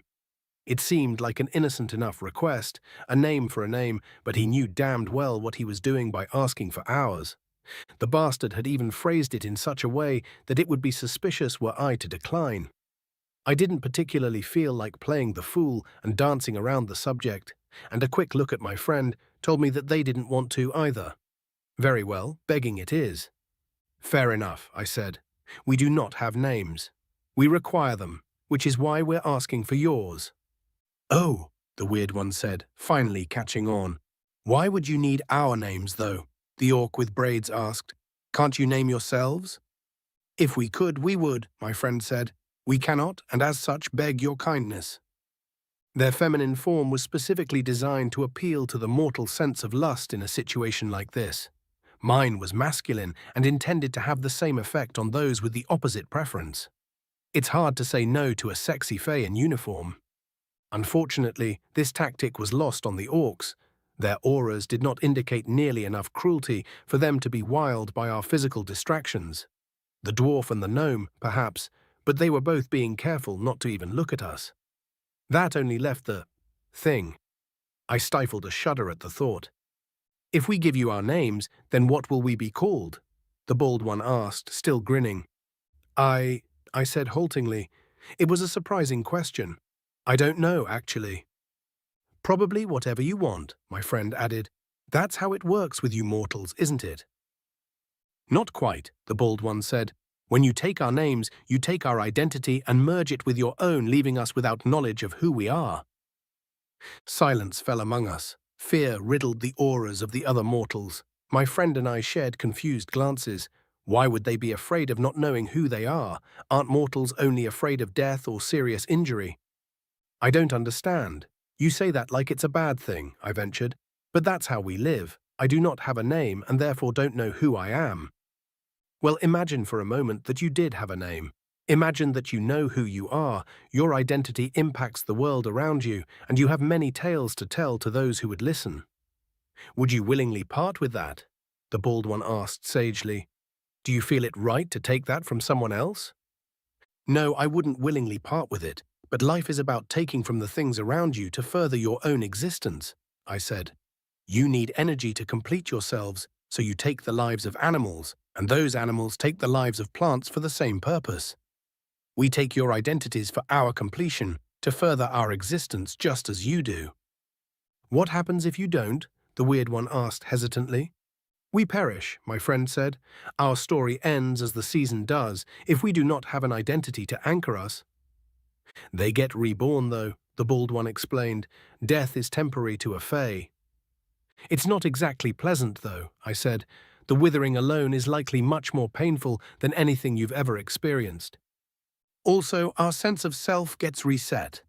Who we are fades to nothingness when we die, and we are someone different when we are reborn, my friend added. I thought you didn't have a sense of self, the Weird One said. Of course we do. It's what drives us to gain an identity, I explained. Without an identity, we lose our current sense of self to the void. Sure, we're born again come next season, but we will have different personalities, preferences, and no memory of who we were before. We end up becoming a completely different fae. Which explains why you would want our names. The Bald One nodded slowly. However, we need our names. There are those who depend upon us. Even if we tried to force the issue, they're smart enough to know that they can remove any obstacles we put in their path. Should we let them continue on and just hope someone dumber comes along? Is there some way we can convince them? Perhaps a bribe or a promise? No, I can feel their determination. This won't work. We will need to regroup and find another. Wait, all you need are names, right? The Weird One asked. What if we named you? Well, I paused and looked at my friend, who shrugged. Names have power. You would have to sacrifice a large amount of magic to name us, and we would have to be willing to accept the name. For what reason would you not accept the name? The Bald One asked. I looked at my friend again. Revealing this could prove dangerous, but they gestured for me to continue. They're right, of course. We're in too deep to hold back now. I sighed and straightened my borrowed uniform nervously. If you name us, you will be taking part in our creation, and we will be forever in your debt. I realize that your kind uses this as a turn of phrase, but we mean it literally. We would be under your authority for as long as you are able to give us orders, and anything you order us to do, we will have to do. I explained. So we are left with a conundrum. Which is better, slavery or death? It would just be temporary, my friend giggled. They're mortals, after all. What if I promise not to order you around? The Weird One asked. You can make promises unbreakable, right? The innocence of that question took me off guard. I looked at the strange being, as if seeing it for the first time. I had been avoiding looking directly at it because of the maelstrom that is its aura, but once I looked past that, I realized that I was looking at a young boy.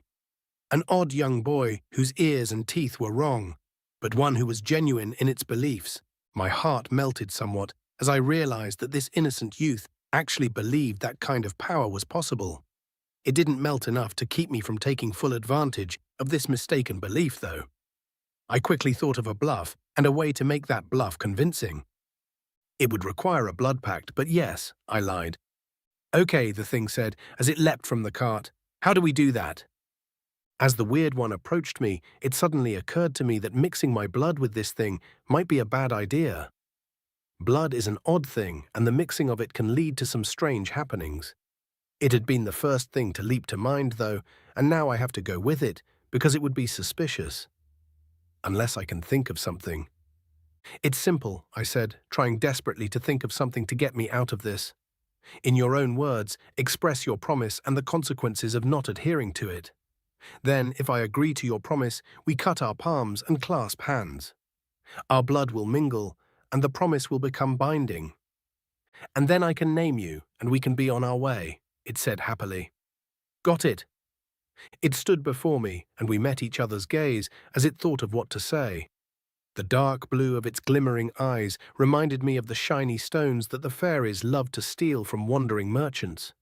Inside this deep blue was a hint of green, which is reminiscent of the grove in which I'd been reborn.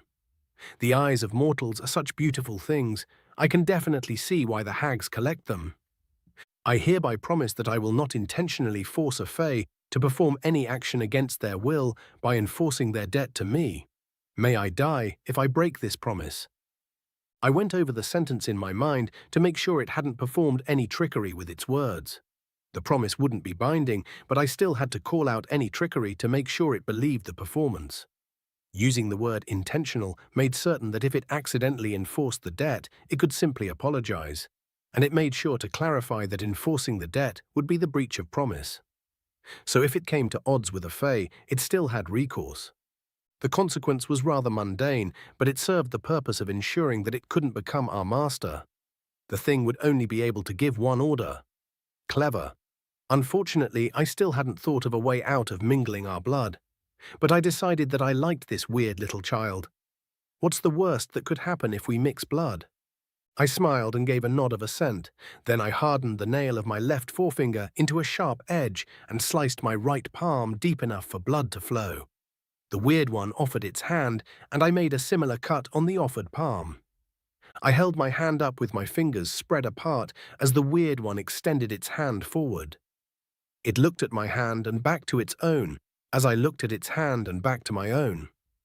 Our eyes met again, and I raised my eyebrow, wondering what it was doing.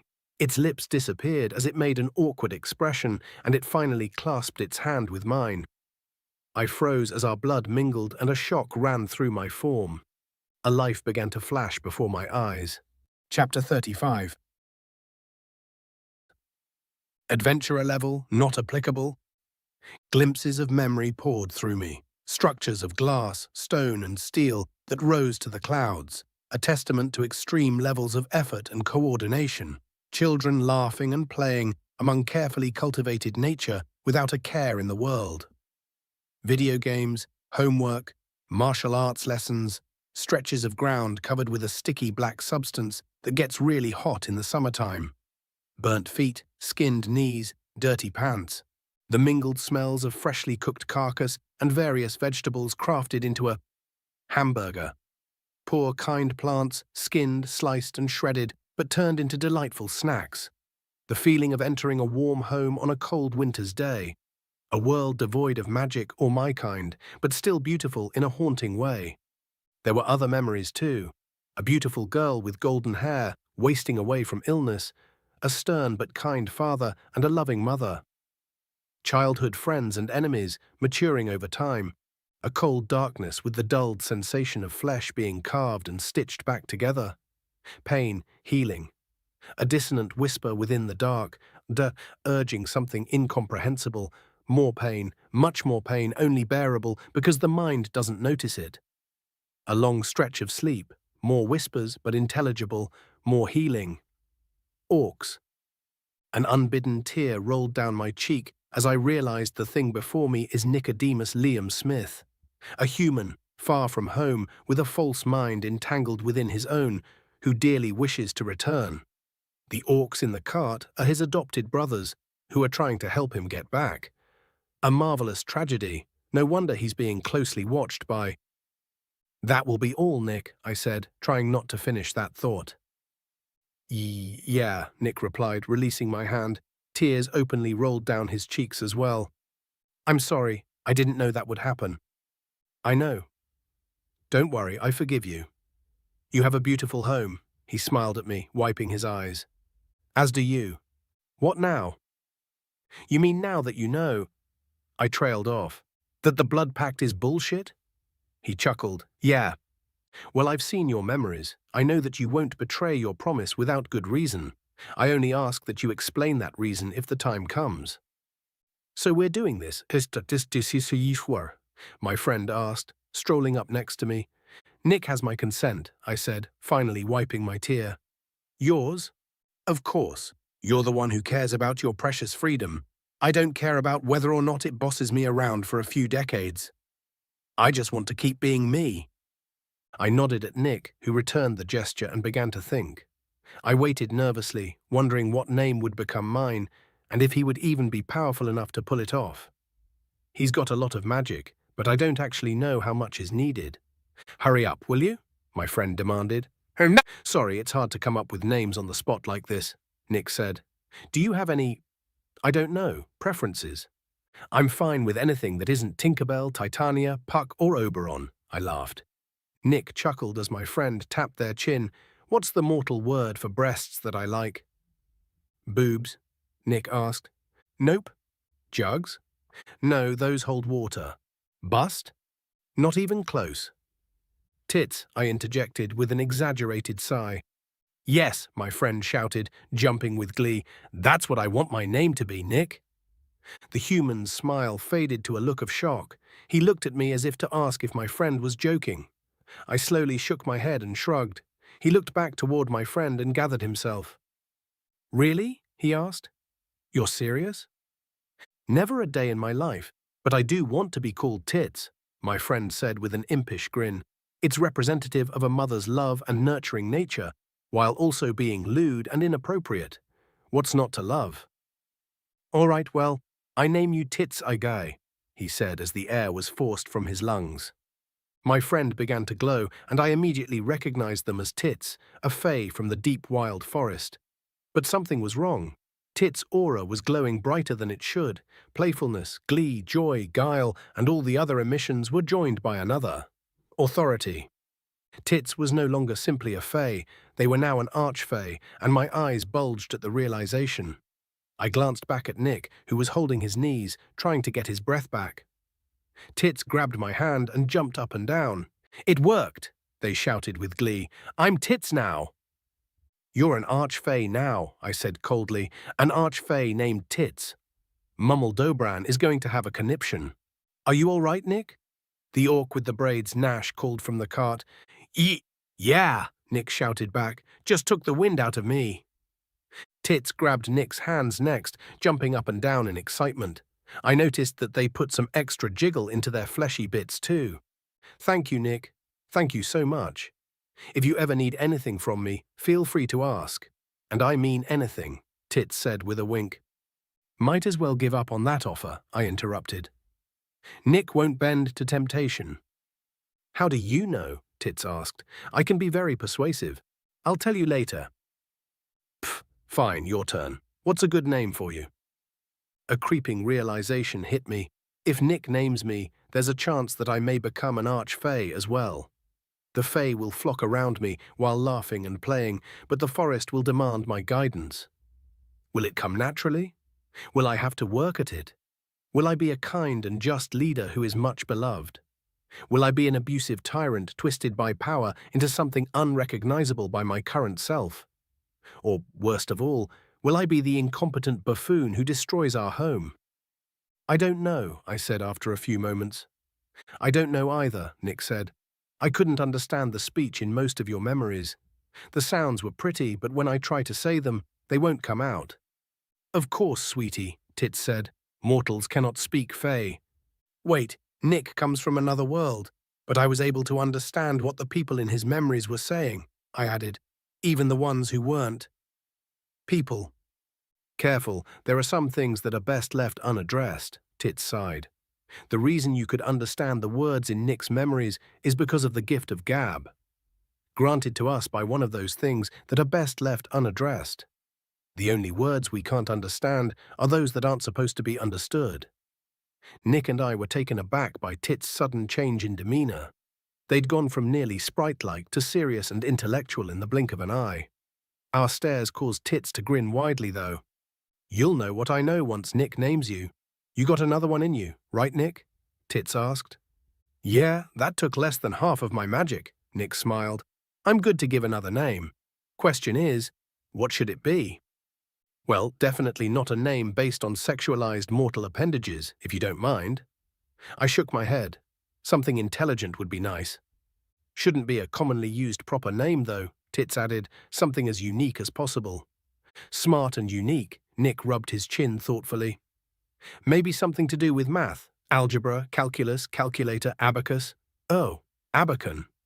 Sounds a bit… Wait, how's that spelled? I asked. A-B-A-C-O-N, I think. A bacon, really? Uh-oh, Tits interrupted. I think you've made them abacross. Go suck off a worgen, I replied, incensed by the pun. Hey now, don't be abacrass. You see, I said to Nick, you can't name me that. You'll be dooming me to an eternity of torture via wordplay. Okay, Nick held up his hands defensively. What about algebron? Tits and I looked at each other. I could tell that they were desperately trying to think of a pun, and I grinned evilly when their face revealed an expression of utter disappointment. Yes, I think that will do nicely, I nodded. All right, I hereby name you Algebron. His voice faded as my eyes were clouded by the glow coming from my form. Pure, raw power coursed through me like lightning, striking over and over again. Time halted, and I was suddenly free from my form entirely. It was now little more than a puppet, and I was now its puppeteer. I could feel the forest in ways I had never dreamed possible. I instinctively knew that I was now charged with maintaining it and doing everything I could to properly raise the Fae and Fairfolk who thrived within it. I now knew all of their little plans, pranks and plots, and laughed at how futile they were. Along with this duty came knowledge. I knew that if I had somehow obtained this knowledge without the power that came with it, I would have been made insane. A blabbering fool doomed to wander the lands, desperately trying to warn others of what's to come.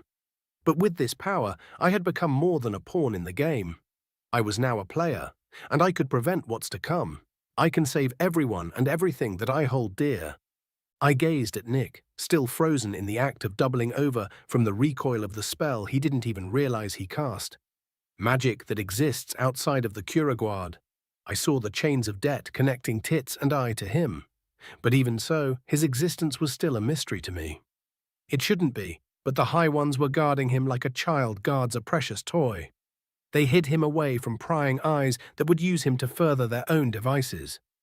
When one considers the fallibility of mortal memory, I likely know this boy better than he knows himself. I know that he considers his favorite food to be the spaghetti his mother makes every other Saturday, but it's actually the hash browns and eggs his father crafts daily. I know that he loves lizards and is irrationally afraid of the bugs that look like leaves. I know that his most embarrassing moment is when he didn't make it to the toilet in time in first grade and had to be sent home after soiling himself. But I don't know his fate. I looked at the orcs and couldn't tell theirs either. The three altar boys had fully intertwined their futures, and because of Nick, those futures were now uncertain. The dwarf and the gnome had somewhat uncertain fates, but they were far less intertwined. I was able to divine what could happen to them at least.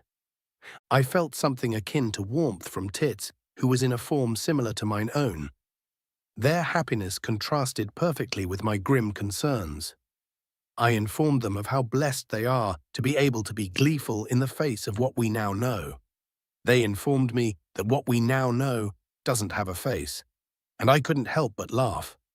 We embraced, our energies mingling and tickling and charging each other up. We now have eternity to ourselves. We had been partners from the moment of our rebirth, and now not even the seasons themselves could separate us. Together, we would guide our forest forevermore. I turned my attention back toward Nick, and time resumed its march. "Are you all right, Nick?" Tits Puppet asked.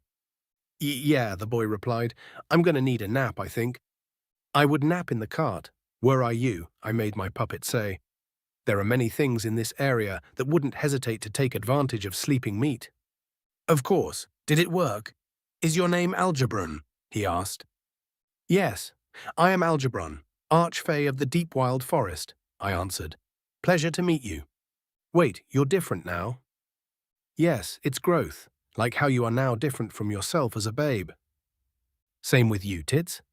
"Of course, before you named me, I couldn't do this," Tits said as their form's breasts grew noticeably larger, stretching the limits of the uniform adorning them. I chuckled as Nick blushed at the sight, turning his head so that he didn't stare. Even though his heart belonged to another, the incessant urge to procreate is strong in most mortals his age. Knowing him as I do, he'll continue to fight the temptations, no matter the form they arrive in. I find this worthy of respect, but I suspect that Tits finds it a bit frustrating. "So," he paused to collect himself, "what will you two do now?" "We'll return to our home. We now have duties to tend to," I explained. "I'm going to play so many pranks," Tits added. "What kind of duties?" Nick asked. "We are charged with the growth and maintenance of the deep wild forest. We will teach the Fae within to care for the plants and animals that make the forest what it is," I said with a smile. "And we will defend the forest if need be." "So you're like a king and queen of the Fae?" "Nope, more like a mommy and daddy."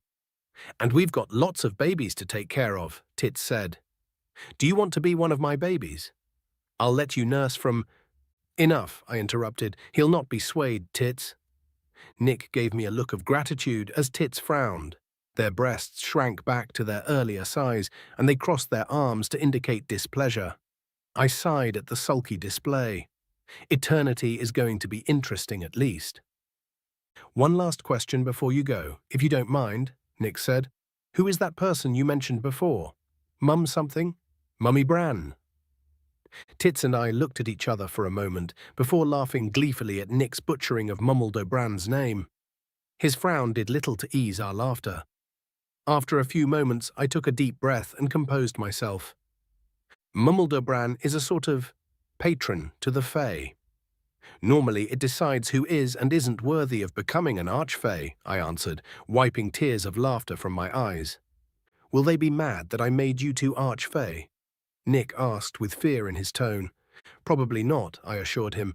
Mumbled O'Bran isn't particularly invested in the growth of the Fae. It's more of a judge of character than anything. As a judge of character, it will likely be displeased at Tits' ascension, but it probably won't blame you for that. Oh, okay. I'm glad. We should go, Tits said. We need to tend to our home, and they need to return to their journey. I agree, I said. I am grateful for this gift, Nick. If you are ever in need, seek us out. You know where to find us. Okay, it was good meeting you two, the boy said with a warm smile. Good to meet you as well, Tits and I said simultaneously. Nick's companions watched us as he went back to the carts. With a wave of my hand, I rid the road of our illusory checkpoint. Tits and I stood to the side as the mortals drove past, waving to them as they went. They waved back with varying levels of enthusiasm. Yulk gave a strong and glad wave. He had been watching our exchange with the utmost scrutiny, and I couldn't help but wonder what he made of it all. Nash was much more muted in the way that he waved, likely because he wisely didn't trust us. The gnome and the dwarf waved politely, and Nick waved excitedly. I hope they find a way to take him home. Chapter 36. Master General Kirain Yeath. Adventurer level, not applicable. Half-breed drow, Balushinian. What a wonderful night. I let out a happy sigh as I allowed the ambience to wash over me, enjoying the smell of fires and blood, the sounds of screaming in the distance, and the sight of drow tossing mangled corpses into the mass grave at the bottom of the hill. It is a rare treat to be rewarded so handsomely for such a meager task. Well, meager for me at least. The orcs residing here had not wanted to let this village fall under our control and had put up quite a fight. They'd had some forewarning as to our intentions, but we had managed to mask our movements and surprise them. Even so, we took losses. I watched General Smarn jog up the hill in my direction. Reporting, sir, he said, slightly out of breath. I'll have to ensure my officers participate in morning calisthenics with the soldiers. Not only will this improve their constitution, but it will improve the morale of the soldiers as well, which will ensure the soldiers will follow the more difficult orders when they're finally given. Get on with it, Smarn, I replied. Yes, sir, he snapped to attention. Ultris Squads 2 and 4 have made contact with the enemy. Both skirmishes ended in our victory. We've taken 4 casualties and 2 deaths as a result of the action. And what of the enemy? 16 confirmed kills and 4 captures. The rest fled the field in a suspicious manner. The squads did not pursue due to suspicions of an ambush. Their commanders will be punished at the Master General's pleasure. I couldn't help but smirk at the results of our fighting. The orcs were tough, disciplined, and crafty enemies, but they couldn't stand up to the formations I'd fashioned. Shield walls and spears are well outside the wheelhouse of a standard orc commander, let alone a hastily established village militia. Unfortunately, this success was likely to change somewhat when we begin to encounter regulars. The orcs we've been fighting aren't part of a greater military effort. For the most part, they're simply guards and farmers who've taken up weapons to try to drive us off. There's the occasional uppity adventurer, but even they can't fight an entire phalanx. According to the literature that I'd gleaned the idea from, such maneuvers are vulnerable only to artillery, which is difficult to position during a skirmish. Unless you lead your enemy into a prearranged position, of course, there is no need for punishment. They were likely correct in assuming it was a trap. and we have no reason to pursue the enemy when they flee at this point in the campaign. This is a land grab, not an extermination, I said, as I casually pushed my hair from my eyes. But General Smarn glanced at the freshly ruined village. This was not an extermination either, General. We simply needed a more permanent base of operations and a source of labor, I explained. This village has food and water and will serve as a nexus between our forces and our supply lines for the rest of our campaign. Obviously, we can't have the populace trying to prevent the village's transformation into our nexus, which is why we killed those who wouldn't surrender or couldn't work. Rebels and spies would undermine our efforts. The general looked at me with doubt apparent in his expression. There are few things more offensive than having a dolt doubt you. Would that I could carve that expression from his face. Feeling my fury flare and knowing that this was not an appropriate time to free it, I took a deep breath with my mouth and exhaled it through my nose. There were plenty of survivors, and all of the survivors that surrendered have been relegated to our labor force, I said with exasperation. Speaking of which, ensure that those that are captured during skirmishes are treated for any injuries they have. Once their treatment is complete, make sure they join the labor force. That will be all. Yes, sir, Smarn said before trotting off to carry out my orders. One may call it a mixed blessing that King Lofin requires foolishness to be an inherent trait among his military leaders. On the one hand, it requires much more hand-holding to get anything done. To make sure things are done correctly, you must give explicit and exact instructions every time you give orders. On the other hand, not a single one of them has questioned the need for a labor force, especially one made entirely of orcs. I sighed as I entered my newest domicile.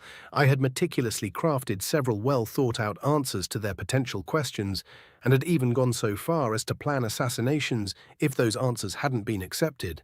A pointless effort, as it turned out. I truly am surrounded by incompetent fools. Well, perhaps not. The officers commanding the squads would have to have their wits about them to avoid the orcish traps as they had. For a moment I considered promoting them, but dismissed this thought almost immediately. They are far enough down the chain of command to be afraid of questioning orders. If I promote them enough, this will change and I will have to be rid of them. No, they are far more useful where they are. I was lost in these thoughts when something out of place caught my notice. I stood still and examined the room around me. My sister's cage was nestled in the corner, undisturbed.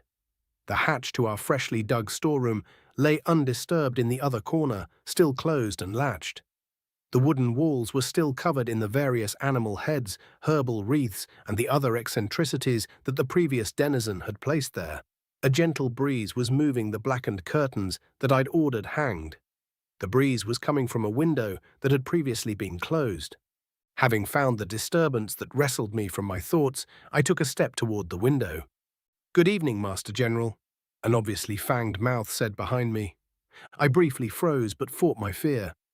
"Hello, Allergas," I said, turning to the vampire. "How fare you this evening?" Allergas Tuvino, the vampire that told me of my father's death, had been a count when the vampires had ruled the Night Kingdom. Before that, he had been a muscular but otherwise unimpressive specimen of elf. Were it not for his obviously elven features, one could easily mistake him for a tall dwarf.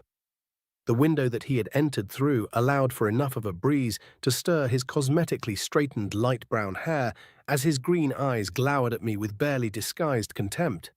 I would be faring far better had I not been assigned to the whimsy of a half-breed. Allergas practically snarled. "What do you need of me, whelp?" Anger, rage even, it shot through me like a white-hot iron in my skull. My politeness had been met with hostility. How dare this disrespectful reprobate address me in this manner? I fought the urge to attack the vampire. I'd been feeding regularly, but it would be a close fight, and it would likely spill out into the camp. My upper echelon hadn't thought to ask any questions until now, but even they aren't dumb enough to have no questions about a vampire attack this far south. Not to mention the fact that I would definitely have to bare my fangs. It would also be difficult to have another vampire assigned to this task, especially once I explained what happened to Allergas. I would have to come up with a reasonable cause for my attack on him, and losing my temper would not be considered reasonable. I will resist his baiting for now. "Yes, I do have need of you. At this moment there are captured orcs Digging out a chamber beneath this lodge, I calmly explained. I need you to find 2 of them that would be sympathetic to our cause and turn them. My officers have chosen a few to be leaders of this labor detail, so you should start with them. They are the ones with clothing. Use your hypnosis to determine if they will be loyal. If so, turn them. If not, make them forget the encounter. What's the point of only turning 2 of them? He asked haughtily. Another downside to having subordinates who are somewhat competent is that they waste time by demanding explanations. These orcs are part of a forced labor group, and their work is not finished. If you turn all of them, we will not have a catacomb to build a new vampire army. Vampires make poor slaves after all. He recognized my last sentence as the insult it was intended to be, and his eyes flashed red in response. But he didn't do anything other than stare. Instead of joining him in a stare-down, I took my seat and gestured at a freshly installed hatch. As far as my officers are aware, the orcs are digging a storeroom for our supplies and loot. They didn't ask why I needed a personal entrance to what would become our cache, and so I hadn't offered an excuse. The red glow in Allergus' eyes faded, and he sucked his teeth at me. Then he entered the hatch to go on about his task. I chuckled at my minor victory over the pompous asshole. He would do as he was told, and the plan would move forward. He might skip over the obvious choices for conversion, but I'd planned for that as well. If he didn't choose the orcs that were already in charge of the labor force, those orcs would die, and the vampires would take their place. The storeroom is also to serve as housing for any slaves that we capture. A competent commander would immediately be alarmed at putting all of our eggs in one basket like this, but no such commander was in my army. Once the storeroom is large enough, and we have enough slaves, it will suffer an intentional accidental collapse of its 2 primary entrances. This will ensure that everyone in the army believes the slaves to be dead. The 2 vampires will then convert the rest of the slaves, creating a nice little army of vampires. This army will then finish digging the 3rd entrance to the storeroom, and we will then take our leave of this area and meet with the rest of the vampiric forces to lay waste to Cuvelia, the capital of the Night Kingdom. King Lofin will die, and the rest of the Drow forces will be trapped between the enraged orcs and bloodthirsty vampires. Even with the tactics that I have trained them on, they'll be eradicated. If I am lucky, they will do enough damage to the vampiric hordes to make it easier for me to destroy them. Trap the Drow forces between the vampires and the orcs, then trap the vampires between the orcs and my loyalists. Or I could bide my time and play politics among the vampires, waiting for a better chance to strike. That would be a far more dangerous option, though. No, there's no reason to delay. The campaign to destroy the remaining Drow should take a few months. I'll seize my prize for killing King Lofin, and with magical intervention, I'll have a small army of brood by the time the Drow warriors are dead. That will supplement the Drow forces that are loyal to me and awaiting my call, and we will move to exterminate the vampires. I rested my elbows on my knees and cradled my hands as I studied the map in front of me. Directly to our north was the Night Kingdom. Our foothold doesn't extend that far into Blurpus, one of the 5 chiefdoms of the unified chiefdoms that we are aware of. There are more to the south, but they are of little concern to King Lofin, and as such aren't on any of my maps. Blurpus, Yrna, Havros, Mygrath, and Kirkena, the capital. These are the chiefdoms that Lofin once conquered every once in a while. Each chiefdom has their own military forces and a great chief to lead them. In Kirkena, the great chief is called High Chief, and he rules over the other chiefs. Blurpus and Yrna share a border with the Night Kingdom, and they take turns being invaded. The only reason we weren't met with regulars at the border is because it was supposed to be Yrna's turn this time. I chuckled softly. If King Lofin demands an explanation, I will simply say that I was confused and invaded the wrong chiefdom by mistake. I doubt he's paying much attention, though. The hatch in the corner opened, and Allergus exited the storeroom. He let the hatch fall noisily and kicked the latch closed. Then he turned and affixed me with a glare. "It's done," he said. "Good, that's all I needed," I said with a condescending smile. "You may go." I was treated to another shift from green to red eyes as the vampire debated whether or not to attack me. If he did, I wouldn't have to worry about the other vampires making a fuss if I killed him. I'd still have to come up with an explanation for my soldiers, but I'm willing to live with that. I tensed in anticipation. Disappointingly, the creature snarled and morphed into a kavat and attempted to exit through the still open window. I chuckled as he struggled with the heavy black curtain until he finally managed to complete his exit. I stood and walked over to the window, closing it. Another part of the plan completed. Chapter 37. Nick Smith, Adventurer Level 7, Human American. So Bolisir is the kingdom, right? I asked. Yes, Renv said. So, what's the name of the city we're going to? Yulk chuckled. It doesn't work that way with the elves of this kingdom. The whole thing is Bolisir. If I remember right, it's a tradition that dates back to their founding. That's right, Renv said. The first High Dragon ruler of Bolisir was notably terrible at names. Instead of admitting to this fault, she opted to name everything under her direct control Bolisir after herself. Even when her kingdom expanded, the new territories were renamed Bolisir. None of the rulers after Bolisir bothered to rename anything, and now everything that is part of the kingdom of Bolisir is simply known as Bolisir. Maybe high dragons are just bad at naming things, I joked. Everyone chuckled. It goes a bit beyond that, though, Renv said. Not only is everything Bolisir, there are no borders within the kingdom. Everything functions kind of like a big city. That explains why the fair folk like it so much, Nash muttered. Why? I asked. Because borders can be an issue with them, Yulk explained. Some types of fae and fairy get trapped within the imaginary lines that we mortals insist upon. The more people believe in the border, the harder it is for them to cross. Bolisir's a big kingdom, so they have plenty of room to roam and grow.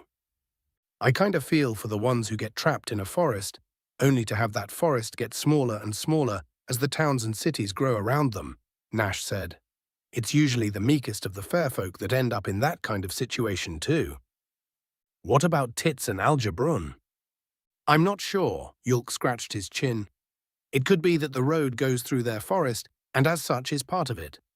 Or maybe they're a type of fae that isn't restricted by the power of borders.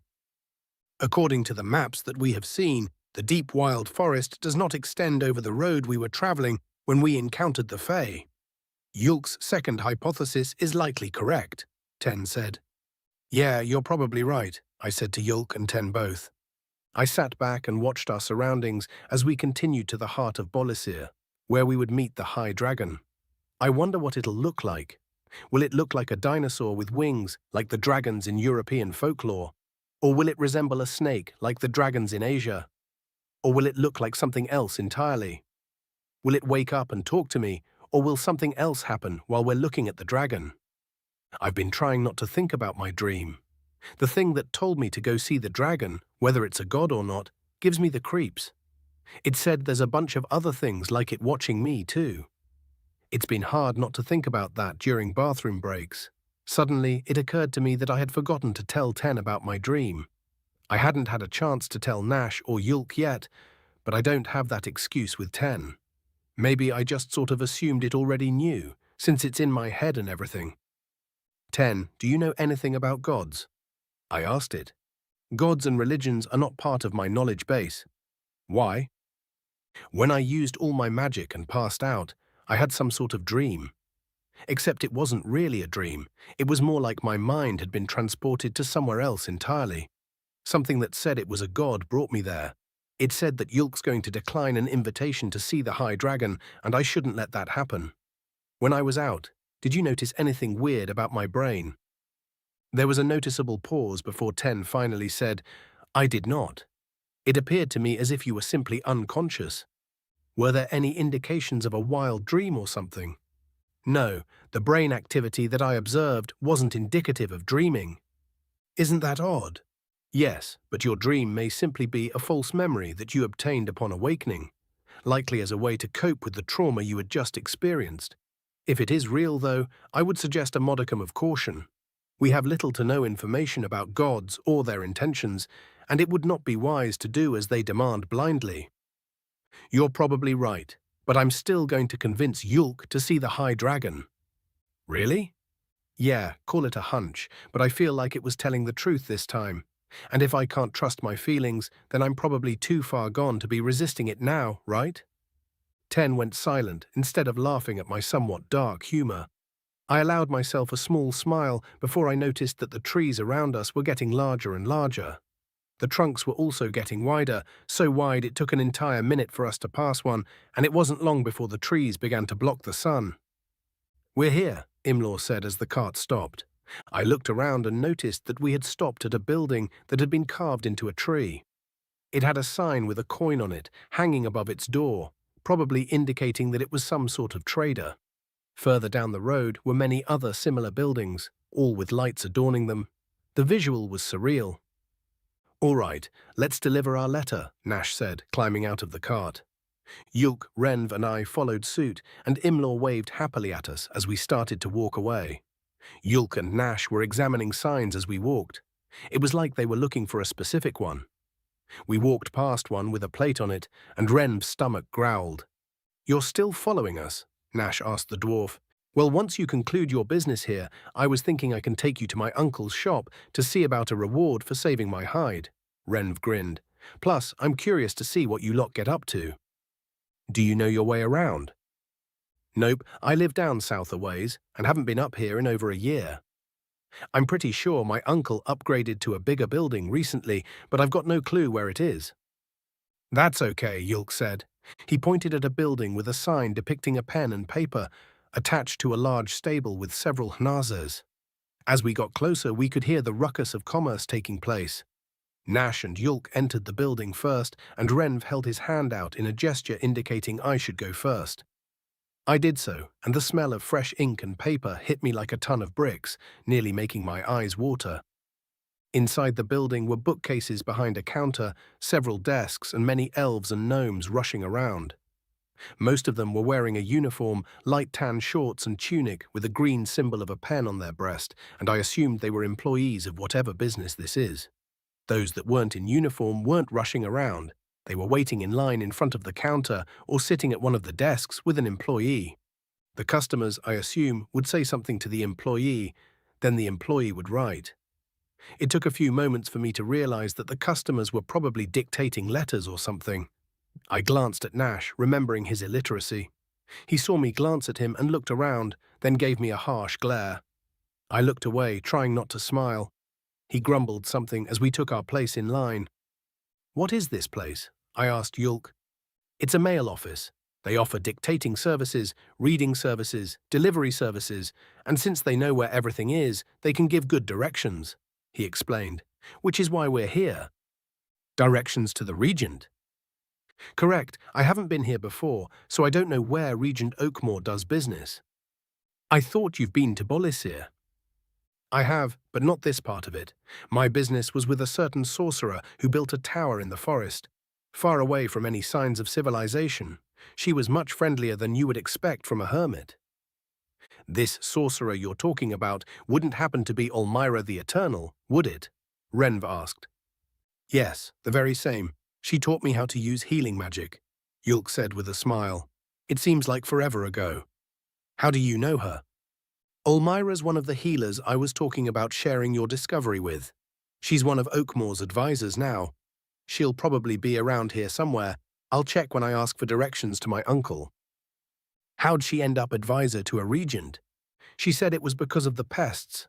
Turns out, a tower in the wilderness, occupied by just one person, is a great place for bugs and rodents. One day she went into her cellar only to find a nest of giant rats, and she lost it. Demolished the whole tower then and there. She dug her savings out of the rubble and moved here.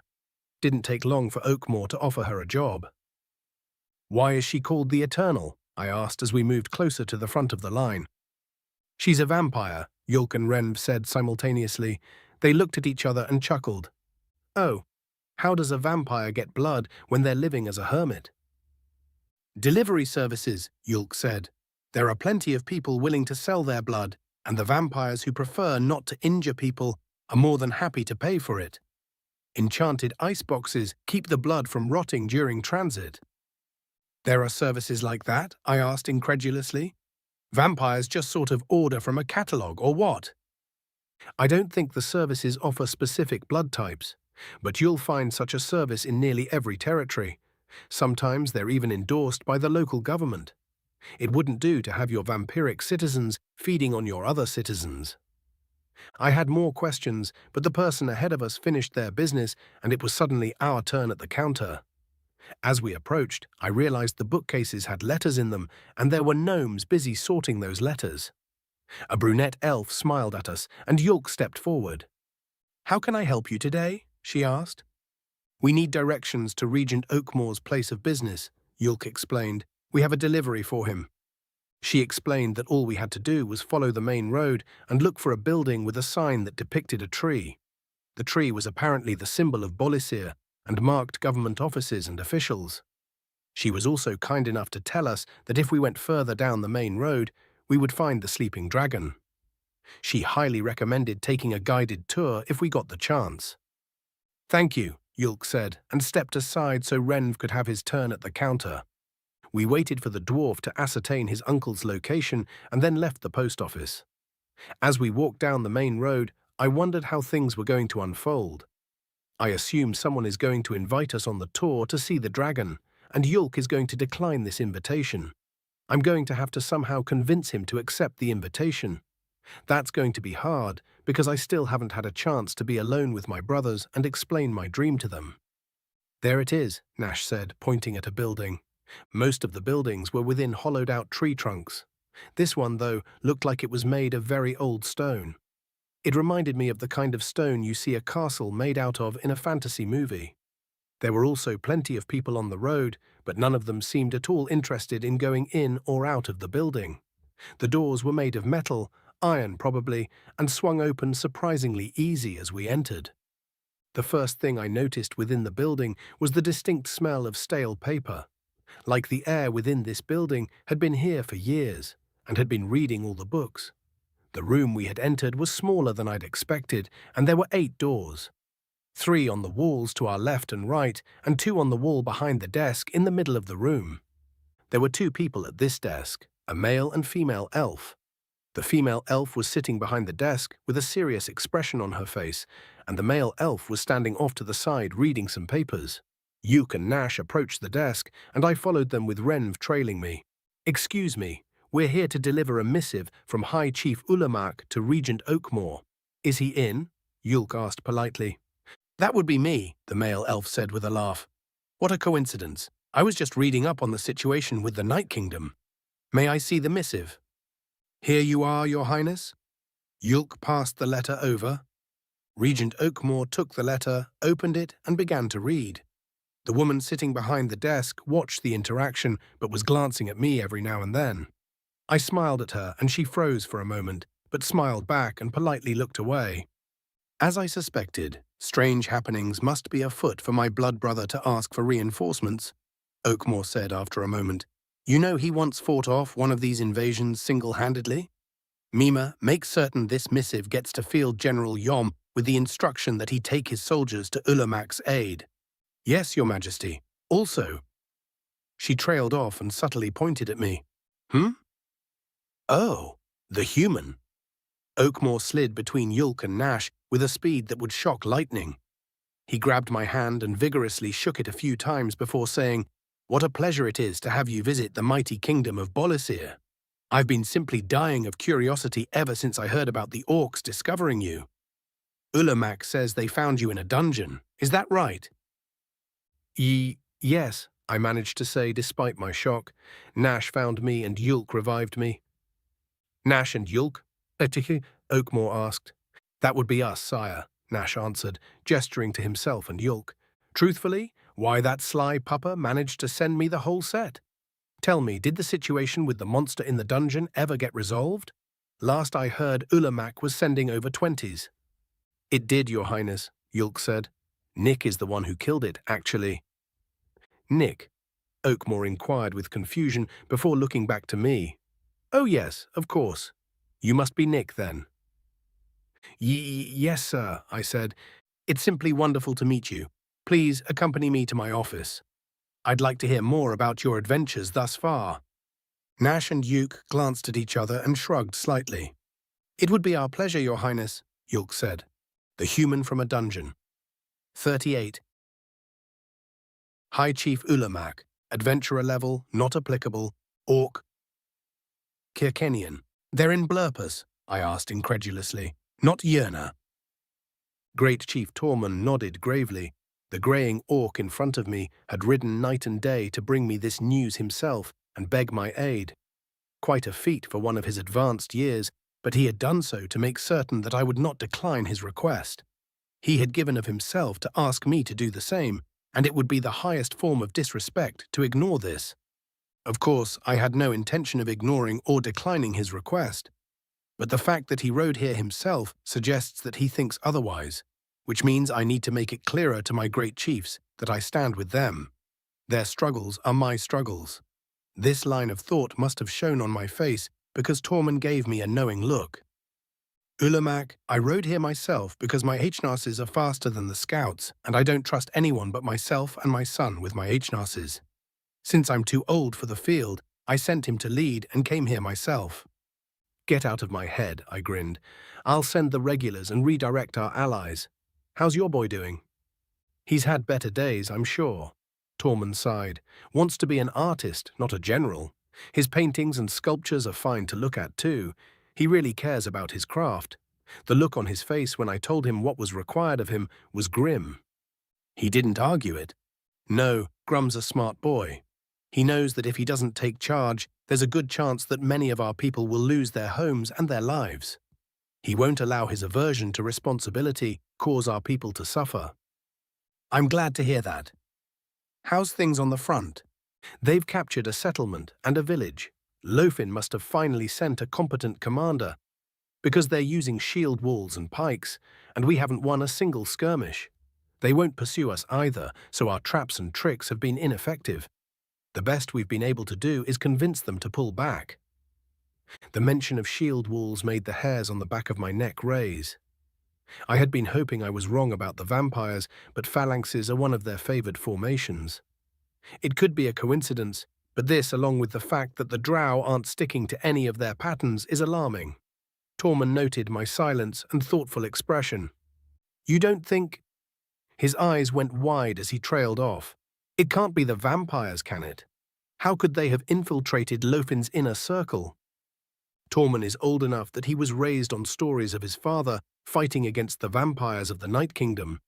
He had even personally led the charge against the remnants that threatened our borders. Of all the great chiefs, he was uniquely qualified to know how dire a threat the vampires can be. I don't know, but it's not outside the realm of possibility, I said. Lofin's paranoid, but he's also an idiot. His criteria for choosing his generals is well known, and it wouldn't be hard to take advantage of that. But how can this be? Drow can't be turned, and there isn't a single non-Drow noble in the entirety of the Night Kingdom. Lofin's not stupid enough to make a vampire his general, right? I don't have answers. It could be that the Drow in question is simply working with the vampires, or it could be that Lofin couldn't find a general among his nobility and hired a mercenary. Regardless, something is definitely off about this invasion. Have there been any reports of vampires in the field? No, none at all. There's that at least, I said as I rubbed my chin, so either I'm wrong about my hunch that the vampires are at work here, or Lofin is unaware of the vampiric influence on this invasion. What if he's dead? Tormund asked. Can't be. One, I'd have heard about it. Lofin doesn't pay his staff well enough to keep their silence. Two, there's a functional Drow army. The nobility of the Night Kingdom wouldn't be able to pull that off without Lofin. Those strings are too fragile for the vampires to be able to yank them. It's a mystery, Tormund sighed and leaned back in his chair. Still, doesn't change what must be done. Blurpus must be defended. What are we going to do about the shields? Shields won't help them if they attack your keep. But for the field, we may want to look into mounted mages, I suggested, or axes. Axes would probably be cheaper. They're using pikes and spears. The axes have trouble closing in. I like the idea of a mage cavalry, though. Yeah, but we don't really have the infrastructure for that sort of thing. The guilds might. They've got to know of some adventurers that can use magic and ride a hnasa. Sure, but it's going to be costly. Won't be a long-term solution to this kind of combat. Can't expect this to be a quick war. Tormund laughed. You should use that overly large head of yours to find a way to encourage mages to join the regulars. Then we wouldn't have to worry about this kind of thing. My head isn't overly large, old one. Yours is just small, I grinned.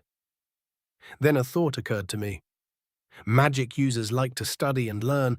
It helps them with their casting. Maybe a school or something. Charge tuition and offer waivers for military service. The guilds would probably have an interest in that. Might even be willing to pay extra taxes to help fund it. See? Big head, big ideas. Raisin, I shouted, ignoring the jab from Tormund. Raisin quickly popped his head through my door. Yes, High Chief? I need a meeting with the leaders of the adventurers' guilds and companies. If they want to continue operating in the unified chiefdoms, they'd better get here with speed. Raisin nodded and closed the door. Tormund raised an eyebrow at me, then grinned. You'd ban them? He asked. Damn right, I replied. Most of them are tax dodgers anyway. All I've got to do is send the auditors and they're done. They're well aware of that. Tormund nodded and chuckled. The truth is, most of the guild leaders are respectful and will come when called regardless of whether or not I make threats. While it's true that the majority of them definitely do not pay their legally obligated share of taxes, they still understand their place in the world. A handful of them, though, do not. They keep forgetting that their wealth does not equate to status here in the unified chiefdoms, and in Kirkena especially. If I didn't threaten them, they would ignore me. This would force me to do some rather unsavory things to teach whoever replaces them not to repeat their mistakes. My father once told me that if I could avoid being cruel, then I should do so at all costs. Fear naturally follows respect, but respect does not follow fear. He generally knew what he was talking about in regards to governing, so it's advice that I heed. A school for magic, Tormund said thoughtfully. How long do you suppose it'll take to make? That depends almost entirely upon the mages, I replied. We've got some empty buildings that would do the trick. The Uli Trade Union building is what I'm thinking. The Uli finally gave up the ghost. Thought I'd never see the day. Yeah, they've been done for a while now. Thankfully, it was a slow decline, so it didn't hurt the economy too much when the boys shut the doors. The Uli Trade Union had been a multinational trade organization that began a long time ago. My great-grandfather had given the seal of approval for the construction of their gigantic office. A series of scandals and bad business decisions had started their decline during my father's time, and I had signed the paperwork that forgave their debts and closed their doors. What are the Uli boys up to these days? I don't know. Part of their debt forgiveness was the requirement that they forfeit their property and leave the chiefdom. They didn't tell me where they planned to go. Tormund slapped his knees. So one more thing before I go.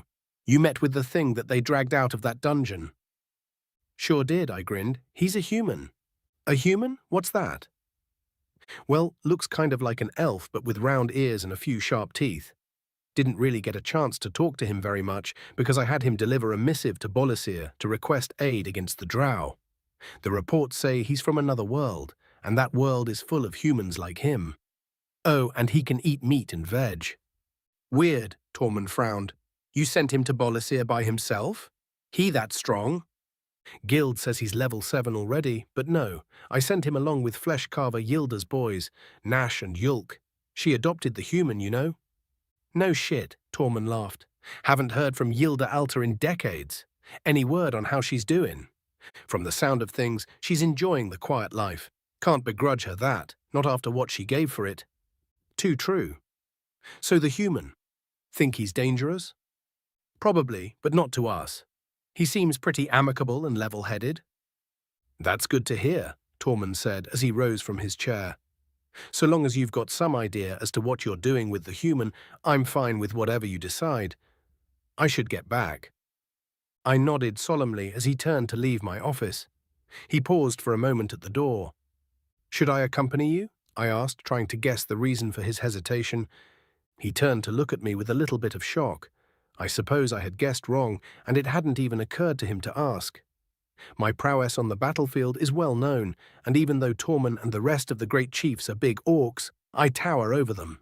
Tormund met my eyes and then looked at the mountains of paperwork on my desk. I don't think so, Ulamak, he answered with a grin. Things are not quite so dire as to give you an excuse to get away from the paperwork. But there's just so much of it, though, I said with an exaggerated frown. Tormund and I laughed for a few moments before things settled down into a somber silence. When you enter the field of battle, it will be indicative of failure on our part, Tormund said. We'll do everything in our power to ensure you get to enjoy your paperwork. Goodbye, High Chief. Goodbye, Great Chief. Tormund left the room, and I sighed. I'd known Tormund since I was a child, and it pained me to see him as an elder now. The massive orc that had sparred with me and shocked me with his speed and power was now too old to even accompany his son into battle. Still, I felt a little beam of pride that he liked my idea for a magic school. Maybe we could do more than one and have the schools compete with each other to further motivate their students. No, I doubt there'll be any need for that. The knowledge of magic alone will be more than enough motivation for most of the students. Hell, maybe once things get going, I'll take a class or two. Find out if I could have been good at magic or not. My gaze fell back to my paperwork. Fuck, I whispered to myself as I picked up my pen. A knock on my office door saved me from the looming task at hand. Rezun poked his head into my office. Hi, Chief, 2 of the guild leaders are here to see you, he said. Which ones? I asked. Pumos and the Adventurers Guild. Send them in, no need for introductions. Rezun nodded and left the room. The Adventurers Guild and the Pumos Union were the 2 largest guilds in the unified chiefdoms. The Adventurers Guild was much larger than the Pumos Union, though, because their operation is multinational. Even so, the Pumos Union was no pushover and even offered mercenary services that the AG didn't typically bother with. There are a lot of areas in the UC that wouldn't have any sort of police if it weren't for Pumos. And the easiest way to become a guard is to join up with them. A gnome and an elf entered my office and bowed. The gnome is Malura Grinzar, and she is the head of the Pumos Union. The elf is Yaraway Horfu, and he is the master of the Adventurers Guild. I gestured for them to take a seat, and they happily complied. There are 2 things we need to discuss, I said once they were settled. They subtly glanced at each other. I could imagine what they might think this meeting is about, and how nervous they both were. I had to fight a grin. First is the situation with the Night Kingdom invasion. I need mages that know how to ride a hnass while casting. They will be pressed into service for the remainder of the invasion, but they will be well compensated for their efforts. Eyes widened and eyebrows shot up. It had been decades since adventurers had been drafted, and my willingness to impose upon their freedoms indicated a dire situation. Malura opened her mouth to say something, but quickly closed it again. It will be done, High Chief, Yaraway said. So the rumors are true, then? I don't know what the rumors are, so I cannot say, I replied. What I can say is that the Drow are using tactics that we are ill-prepared to respond to, and they invaded Blurpus instead of Yerna. We are planning on utilizing a mage cavalry force to tip things in our favor. Mounted mages, I'll be damned, Malura said. The second thing we need to discuss is the possibility of a school for study of magic. It will be an academic institution dedicated to instructing mages on the magical arts, both to further the common knowledge of magic as well as to bolster the caliber of our mages. Funding will be done through a mixture of government subsidies and tuition, with tuition waivers offered for completion of military service. The 2 guild leaders maintained their shocked expressions. Whatever they had thought this meeting to be about, I was demolishing their expectations. Malura recovered first this time. How can we help, High Chief? She asked. I need teachers and administrators that are well versed in magic. It is unclear how many we will need as of yet, so I want you to make a list of those who are qualified and who may be interested. You said government subsidy, High Chief? How will the chiefdom be getting the funds necessary to start this Academy of Magic? Yaraway asked. Oh, that's quite simple, I said as a malicious grin spread across my features. I'll just be needing you to pay a bit more of your fair share of taxes. Some estimates put your payments at around 30% of what you should actually be paying. If you bump that up to 40%, we'll be able to afford the academy, and I won't have to send the auditors. Their stunned silence was music to my ears. Chapter 39. Nick Smith, Adventurer Level 7, Human American. Instead of my office, let us use one of these conference rooms. They're much nicer and have more chairs, Regent Oakmore said as we walked. Sounds great, Your Highness, Nash replied. We walked a little further before the Regent halted and gestured to a closed door. I awkwardly froze, trying to figure out what he wanted, but Yulk stepped past me and opened the door. Oakmore caught my confusion, gave me a slight smile, and nodded warmly to Yulk before entering the room. I guess maybe royalty doesn't open doors for other people. I worked my way through my confusion as we entered the room. My jaw nearly dropped. Oakmore had described it as a conference room, but that hardly did it justice. The room was luxuriously large, and its stone walls were covered in various banners, one of which I had seen while in Kirkina. There were various other decorations spread throughout the room, like swords, maces, and a hand from a large clawed monster. In the center of the room was a massive wooden table with intricate engravings that were inlaid with gold.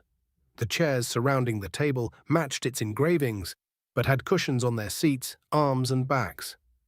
Their backs were extra tall and reminded me of the expensive reclining chairs that influencers peddled for ridiculous amounts of money back home. I was wondering if they could recline when Oakmore sat and gestured to the chairs across from him. Please, sit down. We have much to discuss, he said with another small smile. We sat with Yulk to my left and Nash to my right. Renv sat next to Nash and sighed contently. The chairs were remarkably comfortable, and I had to fight the urge to melt into their cushions. It's the first cushioned chair I've sat in since coming to this world. When I get back home, I'm never taking cushioned seats for granted again. Oakmore began by verifying the information he'd been given thus far. Yes, I am from another world.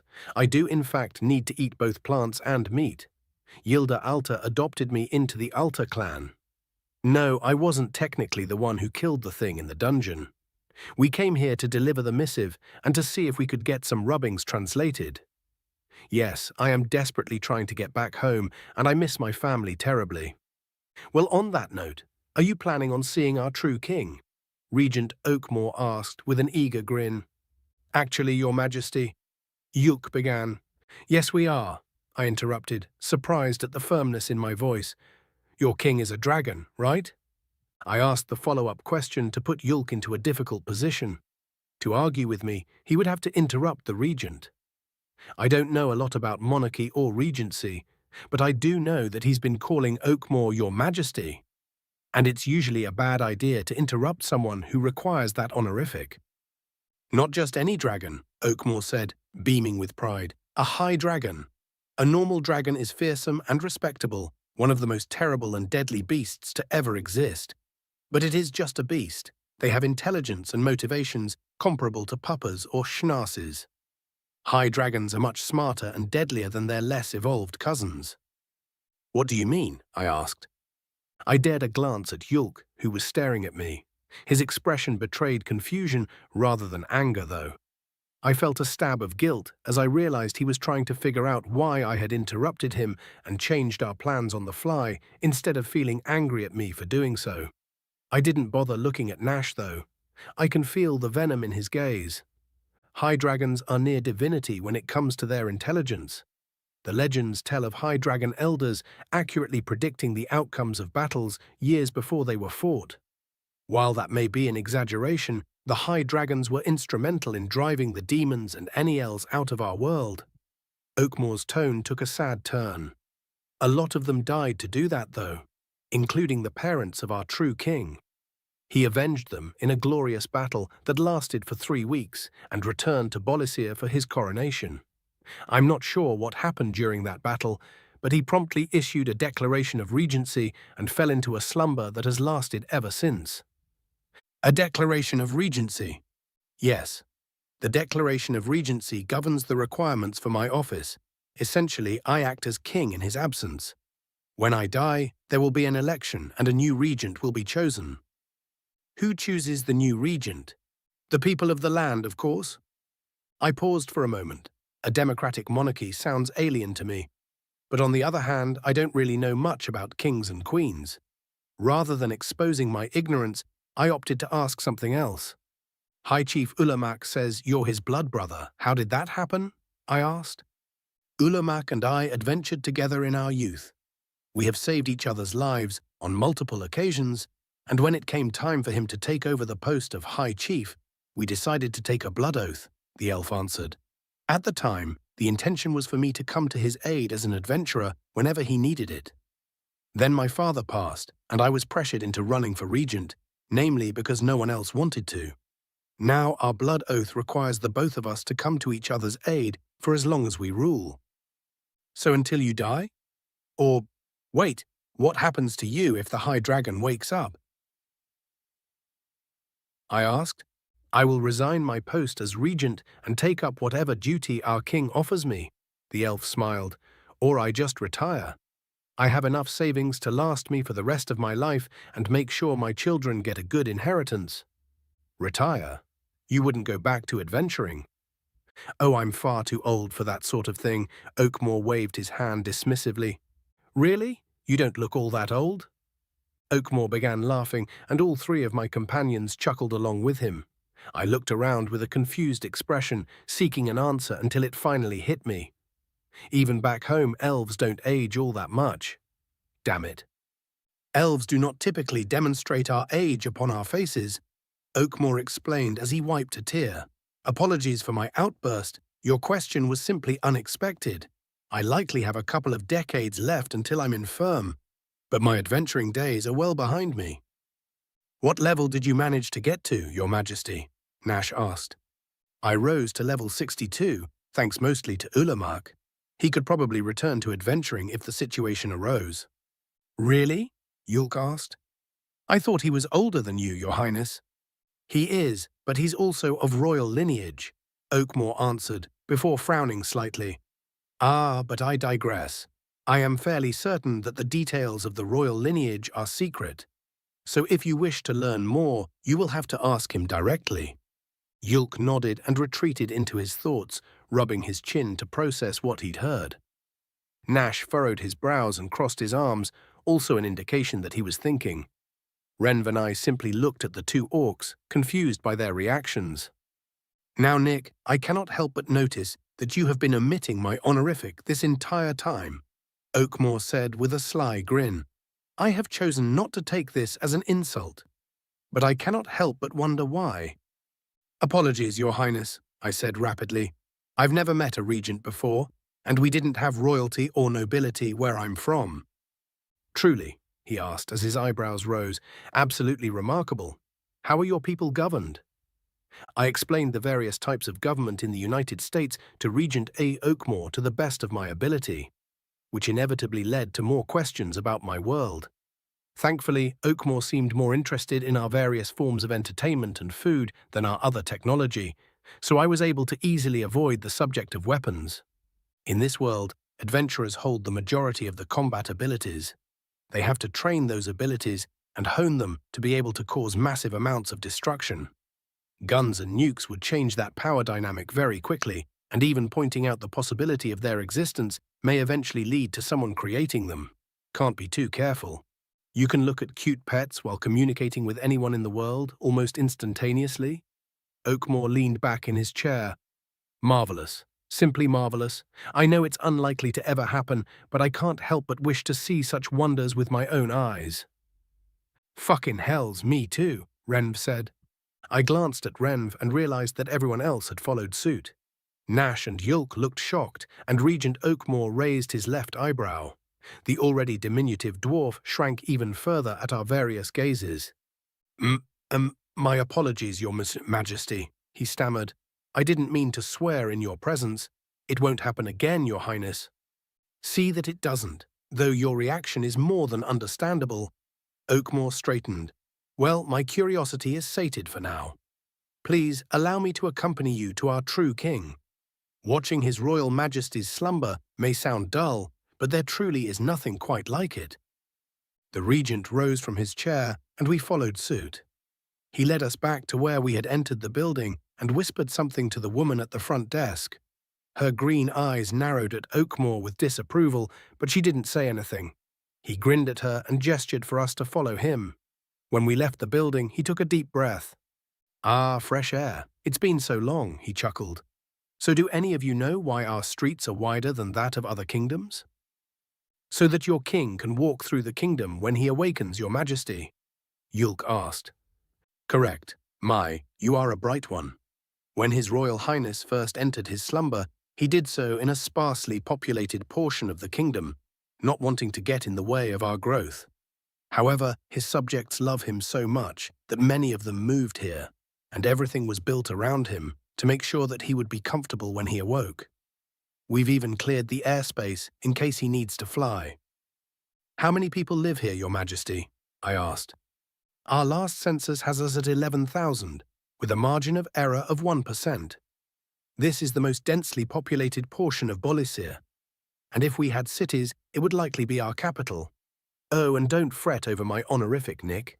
I understand now that your culture is vastly different from ours, and I'm willing to treat you as a sort of diplomat. Thank you, sir. Your Highness, I didn't see any fortifications as we approached. Why is that? Nash asked.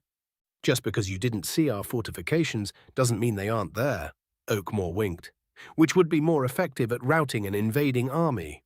A simple stone wall or arrows and spells coming from all around you at impossible angles. Nash's eyes widened and he fell into a contemplative silence. We are not invaded often either, Oakmore continued. Our only two neighbors are the Night Kingdom and the Unified Chiefdoms. The Unified Chiefdoms meet us at the south and west, and the Night Kingdom meets us at the north and west. It's just ocean on the east. Since the Unified Chiefdoms are friendly with us, our only threat is the Night Kingdom. They've tried invading us before, but they rarely make it past the Fae with anything resembling an invasion force. The Fae fight them? I asked. Some do. Most prefer trickery and subterfuge, but those that take pleasure in direct action are quite brutal. The Blood and Bone Fae especially. Blood and Bone Fae? Do those live in the deep wild forest? Odd of you to ask that. Oakmore studied me for a moment. No, both the Blood and the Bone Fae tend to live along our northern border, in a place the Fae call Grimstar's Wood. They have been known to migrate somewhat, but never so far as the deep wild forest. How are you aware of the Fae living there? I explained our encounter with Tits and Algebrun as we continued our walk. The regent waited patiently as I explained their attempt to trick us into giving them our names, and his eyebrows rose as I told him that I named them. He stopped dead in his tracks when I told him that they'd turned into Archfey, and the rest of us quickly followed suit. They became Archfey? He asked. Yes, Your Majesty, I stammered, caught completely off guard by his sudden seriousness. You made them into Archfey? I suppose so, sir. Oakmore leaned toward me and studied me carefully. I tried not to lean away, but his piercing gaze forced my instincts to kick in. After a few moments of intense scrutiny, the regent resumed his former posture and began to laugh. Oh, by the gods, he said as he recovered. That's going to anger someone powerful, I'm sure. No matter, that's a problem for another time. Let's continue on, shall we? He gestured for us to follow as he began to walk once more. The four of us looked at each other and quickly trailed after the regent. Who would get mad? I asked. The Fae Chroniclers for sure, but you don't have to worry about them. The only one you might have to worry about is Mummeldobran, but he's likely to be more angry at the new Archfey than at you. He glanced at me and caught the concern on my face. Oh, don't worry about them. Mummeldobran will probably just give them an earful and a hard time for a few years. I was about to ask what he knew about Mummeldobran when a certain smell caught my attention, the musky scent of reptile with a hint of rotten eggs. No, that's sulfur. I looked around for the source of the smell, but it became obvious as we turned a corner. The high dragon looked exactly like what I have seen in video games. It was resting on a platform with stairs, curled up with its front legs supporting the base of its neck and its head resting on its tail. I could barely make out the claws of its hind legs poking out from underneath its wings. Shining white scales covered its body, glimmering in a massive sunbeam, the first I'd seen so far. The only thing that was missing was a treasure hoard underneath it. This is our true king. Oakmore took a few steps and gestured dramatically. Isinerath, king of Bolisir and bane of the horde. My eyes remained on the high dragon as I followed the regent. Its body slow expanded and deflated slightly as it breathed, causing a sort of shimmering effect from its scales. It was bigger than an elephant, but breathtakingly beautiful. I looked at its face and noticed that its eyes were moving under their lids, like it was dreaming. I was trying to imagine what it was dreaming about when the movement stopped. Everything in my body told me that it was awake and watching me. I felt the blood drain from my face and froze in my tracks. Oakmore and my companions turned to look at me, confused at my sudden halt. The dragon's eyes snapped open, looking directly into my own. Chapter 40. Isinirath, Adventurer level, not applicable, High Dragon, unknown.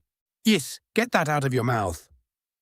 Yemshmover, I tried to reply as I spit the befuddled troll back onto the ground. You know better than to eat trolls without cooking them first, boy, my father scolded me. Yes, father. Really now, they are quite filthy. Go wash your mouth out, mother said. The troll looked at my parents and then back at me with confusion. It could not understand what we were saying and looked confused at being spared. It sat there nonplussed as if it were the one being scolded. I dismissively waved a claw at it, which released it from whatever stuporous spell was holding its poor little mind. It rose and began to run, and I walked over to the river to obey my mother's command. A shame that my parents caught me. Actually, how did they catch me? They were arguing. They couldn't have been paying attention to me. Never mind, it doesn't matter. Trolls are delicious. They have chewy, juicy muscles with plenty of succulent fat, which makes for a rather perfect mouthful of meat. The bones add a magnificent crunch too. My parents are correct that trolls are filthy little creatures, but I've never minded the grime. It's just seasoning, really. I dipped my head in the river and drew water into my mouth. It was cool and refreshing, and it took more than a little willpower to spit my first mouthful back into the river. I took in some more, swished it around, gargled, and spat once more. Once my mouth was sufficiently rinsed, I gulped down gallons of the fresh water, along with a few inattentive fish. Then I laid on my back and my wings on the rocks as I watched my parents talk. You can't be serious, Sura Navarro. The demons have nearly wiped out the elves. What good would it do for us to help them now, of all times? My mother asked. A strange smell nearly distracted me, but I wanted to hear my father's response. My father is wise, but he has a blind spot in his wisdom in regards to demons. He hates them more than I have ever seen anyone hate anything, and mother is right to worry for his logic. Don't cry my name wantonly, Esra Mill. There is no need for such disrespect, my father replied with a flick of his tongue. While it is true that the elves have taken severe casualties, they are not extinct yet. The threat of their extinction is imminent, though, which means they will be all the more grateful for our aid. They'll have no issues submitting to our rule, and we can finally merge our two kingdoms into one. He's talking about Bolisir and Yivanita. Bolisir is our kingdom, and Yivanita is the independent elven kingdom. In ages past, the elves managed to convince one of my ancestors to allow them to self-govern. Recently, it was occupied by the demons before being liberated by the Aniels. Once the elves rebelled against the Aniels, the demons quickly reoccupied it. The elves have no royalty left, and very little in the way of nobility. My father has made an excellent point. At the moment, Bolisir is strong. The demons and the Aniels have left us alone, with the exception of their skirmishes spilling into our land. Yivanita is ravaged. But if it were to combine with Bolisir, we would be able to help the elves rebuild their homes and businesses in record time. And if we don't, it won't be long before the demons have eradicated the elves and turned their attentions to us. That damned smell again. Where is it? I looked around, but there was not a single clue to its origin. It smelled familiar, but also hauntingly alien. It was comforting, disturbing, lovely, and threatening all at once. It's a smell that I feel I should remember from somewhere, but have never encountered before. Or have I? Unable to find its origin, I turned back to my parents. Bah, they are short-minded like the rest of the Mer, my mother said with a dismissive wave of her claw. They'll be grateful to us this generation and perhaps the next. But by the third generation, they will demand freedom to once again create their illusory territories. We'll barely be better off.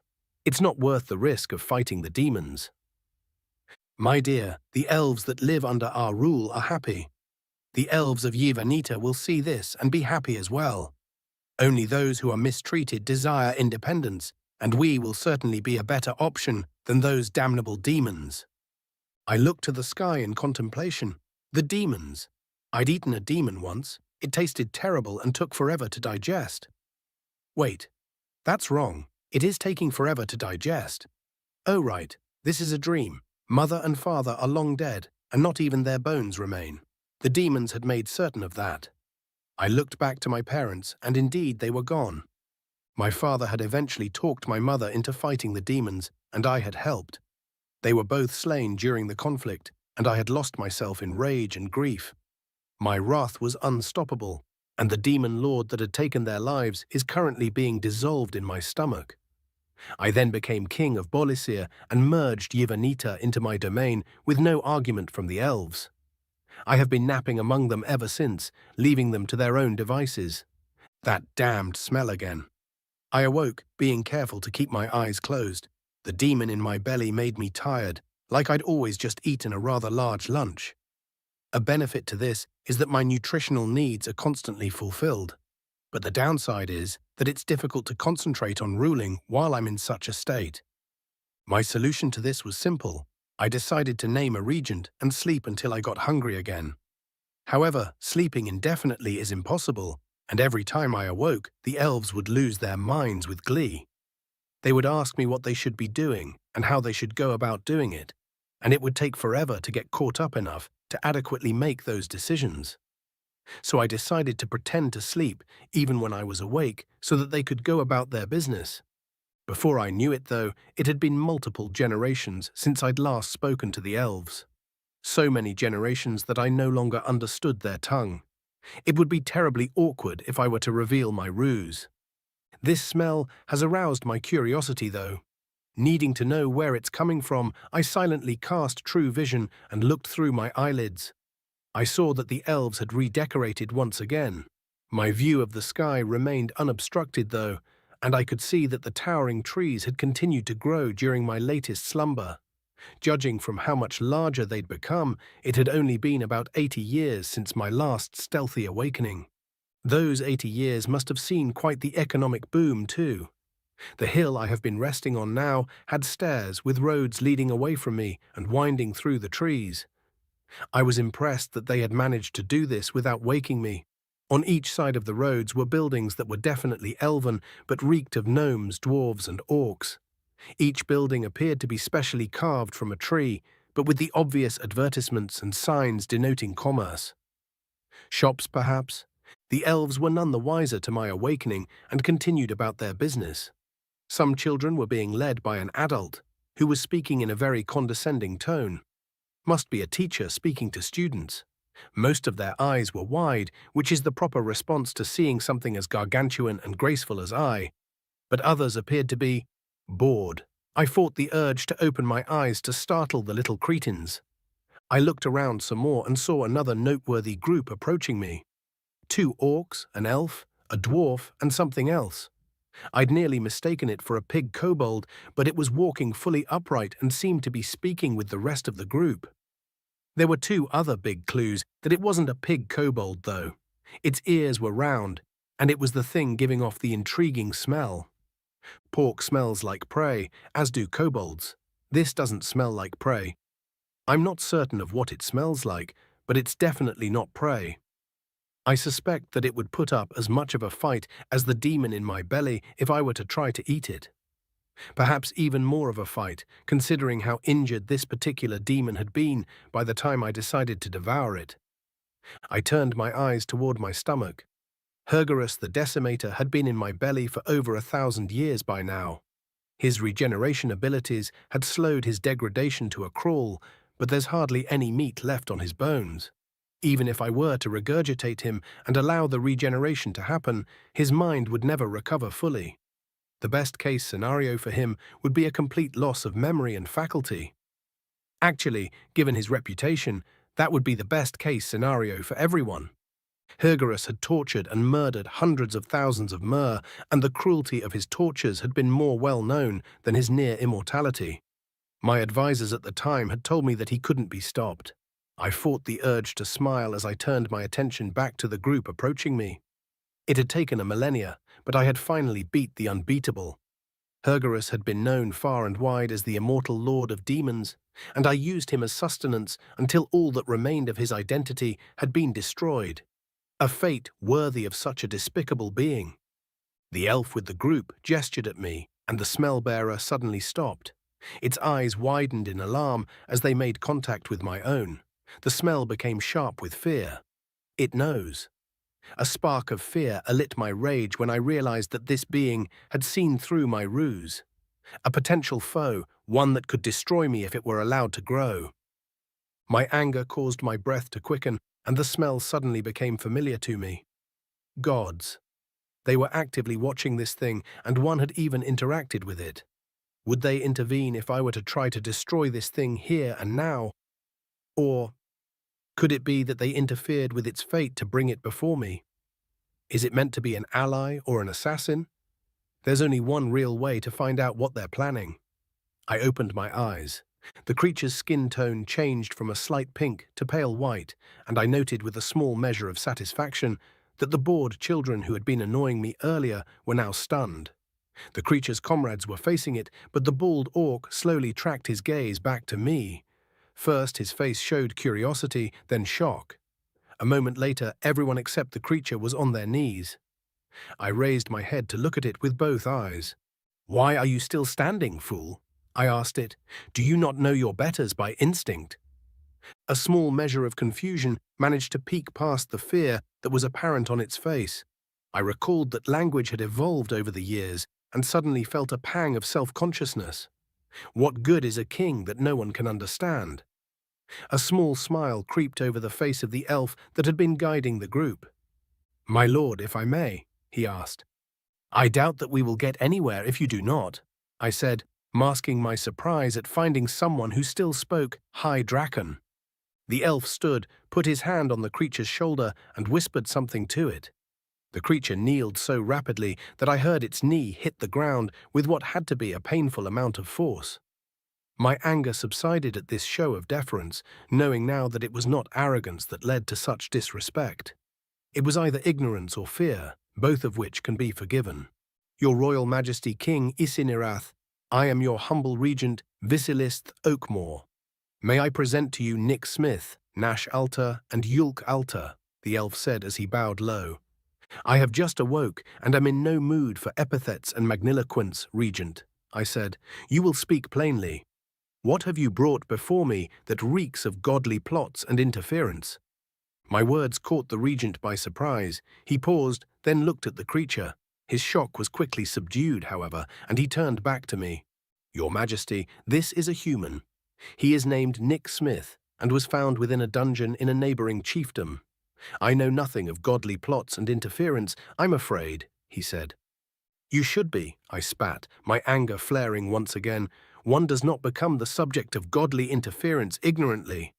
Either you are lying to me, or the human is hiding his interactions with gods from you, likely at the behest of said gods." "I will ask him about it, sire." I made a circular motion with my claw to indicate that the regent should be quick with his questions. The human was hesitant to speak, but after a moment there was discussion between the two. The orc with braids appeared confused, but the bald one gave the impression that he had been granted clarification.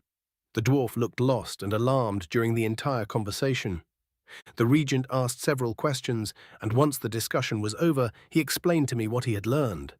The human had been caught in an explosion caused by bandits and lost consciousness when he used all his magic to heal his friend. This was when he had met a being that said it was occasionally called a god. I nodded as he explained that the god wanted the human to appear before me, and that I would put him on the path to returning to his world. This piqued my interest.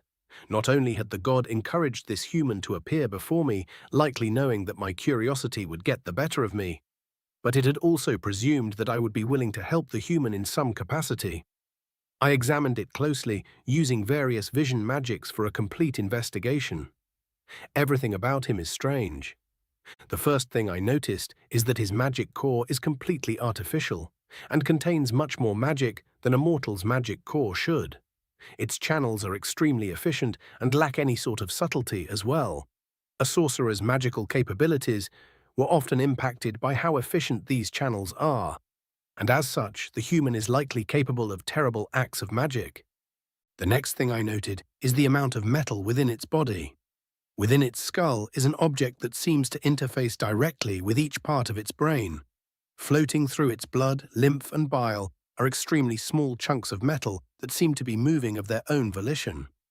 After examining them closely, I realized that they are extremely small machines performing various tasks. Unlike most machines I had seen before, these are not made of iron or steel, but various precious metals for reasons undeterminable. The final thing I determined is how different its anatomy and physiology appear to be from the mortals of this world.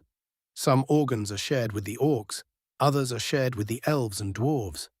Some have different compositions, but seem to perform similar functions. Others are completely unique to the human and serve functions that are nearly unnoticeable. There is also evidence of massive amounts of surgery, but someone had managed to minimize this evidence. It certainly appears to be otherworldly, I told the regent. I do not know how I would go about aiding his return to his world, though. Nor am I inclined to try, given the circumstances regarding this request. I must beg your forgiveness and mercy, my liege. The elf placed his forehead upon the ground.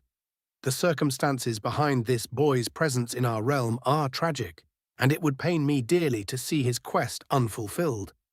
I dare not pretend to know the motives or missions of the gods, nor do I presume to begin to imagine the reasons behind your disdain for them. But I cannot help but beg your grace, sire. You dare beg my grace with the very same epithets and magniloquence that I told you to abandon mere moments ago, boy? I demanded with a low growl. I'm sorry, he replied. This just isn't how I imagined this would go. Memories of the elves of old bringing me gifts and gratitude for saving them from the demons flooded back to me. They were ecstatic whenever I would awaken from my slumber and even host feasts to celebrate. A small stab of guilt pierced the iciness in my heart as I realized that even after several generations had passed, my people still love me. Very well, I sighed, explain the human circumstances to me. Regent Oakmore elaborated the reasons behind his feelings, sparing no amount of drama in his retelling. A boy stolen away from his ailing love and transported to a strange world where he obviously does not belong, with no recollection of his relocation or knowledge of how to return. Despite the regent's garish bardic skills, I managed to feel some empathy for the human. I had been a youngling when Bolasir went to war against the demons, and my world changed forever. I remember how lost I felt when my daily decisions went from mundane to grave in the blink of an eye. I had my parents to guide me through this transition, though. The human does not. I will consider it. How would my assistance be applied? I asked.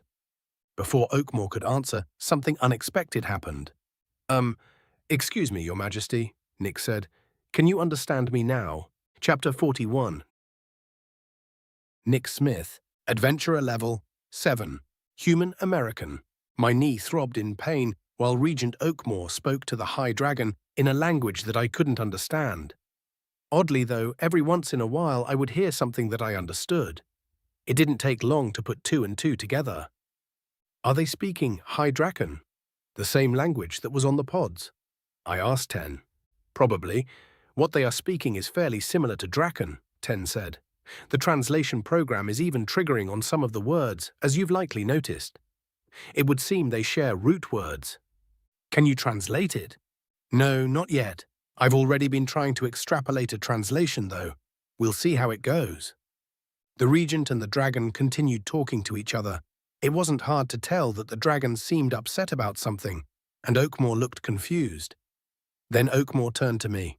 Nick, have you been in contact with gods? He asked. I looked at Yulk, Nash, and Renv. I hadn't exactly lied to them, but they're bound to be confused. Should I lie? A glance at the dragon answered that question for me. Okay, the truth then. I took a deep breath and steeled myself. Think so, I said. When we were on our way here, we were attacked by bandits. There was an explosion, and one of our friends was hurt really bad. I used a healing spell on him, but ended up using all of my magic and passing out. While I was out, I had a weird dream that I'm not sure is a dream, and there was a thing in my dream that said mortals call it a god. I see, Oakmore's brow furrowed. Did it demand anything from you? It didn't feel like a demand, more like a suggestion, I replied, trying not to look at Nash and Yulk. It said that if I didn't go to see the High Dragon, I wouldn't find my way home. Did it say anything else? Any suggestions as to what to do when you saw King Isinerath's? It said is that I needed to see the King Isinerath because some stupid Mer were about to do some stupid things which would prevent me from going home, and that my path would be clear after seeing him, I answered. Oh, it also said that other gods are watching me because I'm amusing. That's all it was able to say. Able to? Yes, it was under a pact and had bright red chains all over it. Understood. Oakmore turned back to the dragon for a moment, then turned back to me. Wait, what was the other choice? Besides seeing King Isinerath? Shit. Well, it said that Yulk would want to see some scholars that he knows to get the words translated, but the translation wouldn't get us anywhere. It told me that he would decline an invitation to see the High Dragon, and that I would need to make sure he didn't decline the invitation. Oh, Yulk whispered. Oakmore nodded and turned back to the dragon. The two began to speak once more, and after a few moments the ember-red eyes of the High Dragon took on a slightly pink tint, and he began to look at me. It felt like he could see everything about me, and I got the distinct impression that I couldn't hide anything from him. It was an uncomfortable feeling, like someone walking into the bathroom with you and not leaving.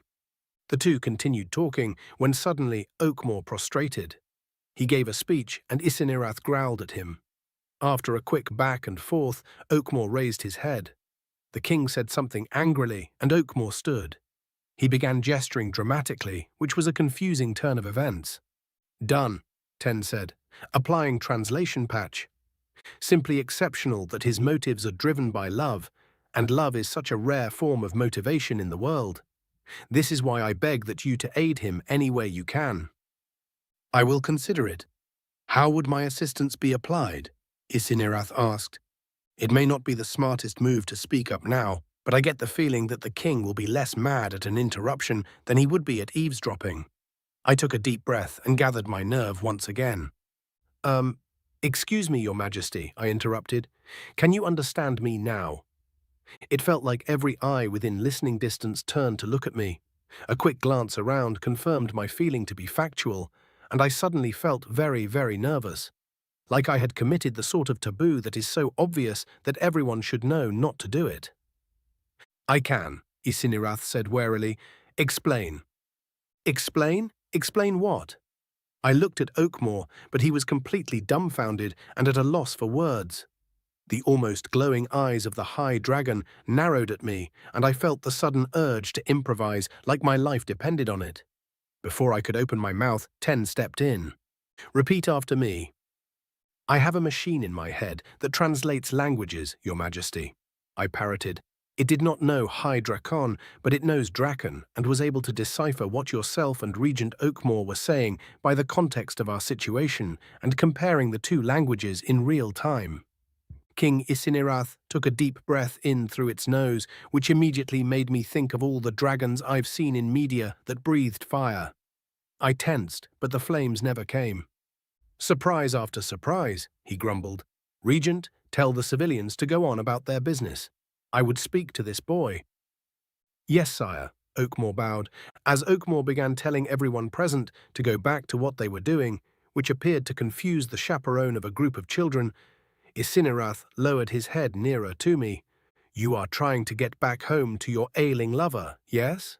Isinerath asked softly. Yes, Your Highness.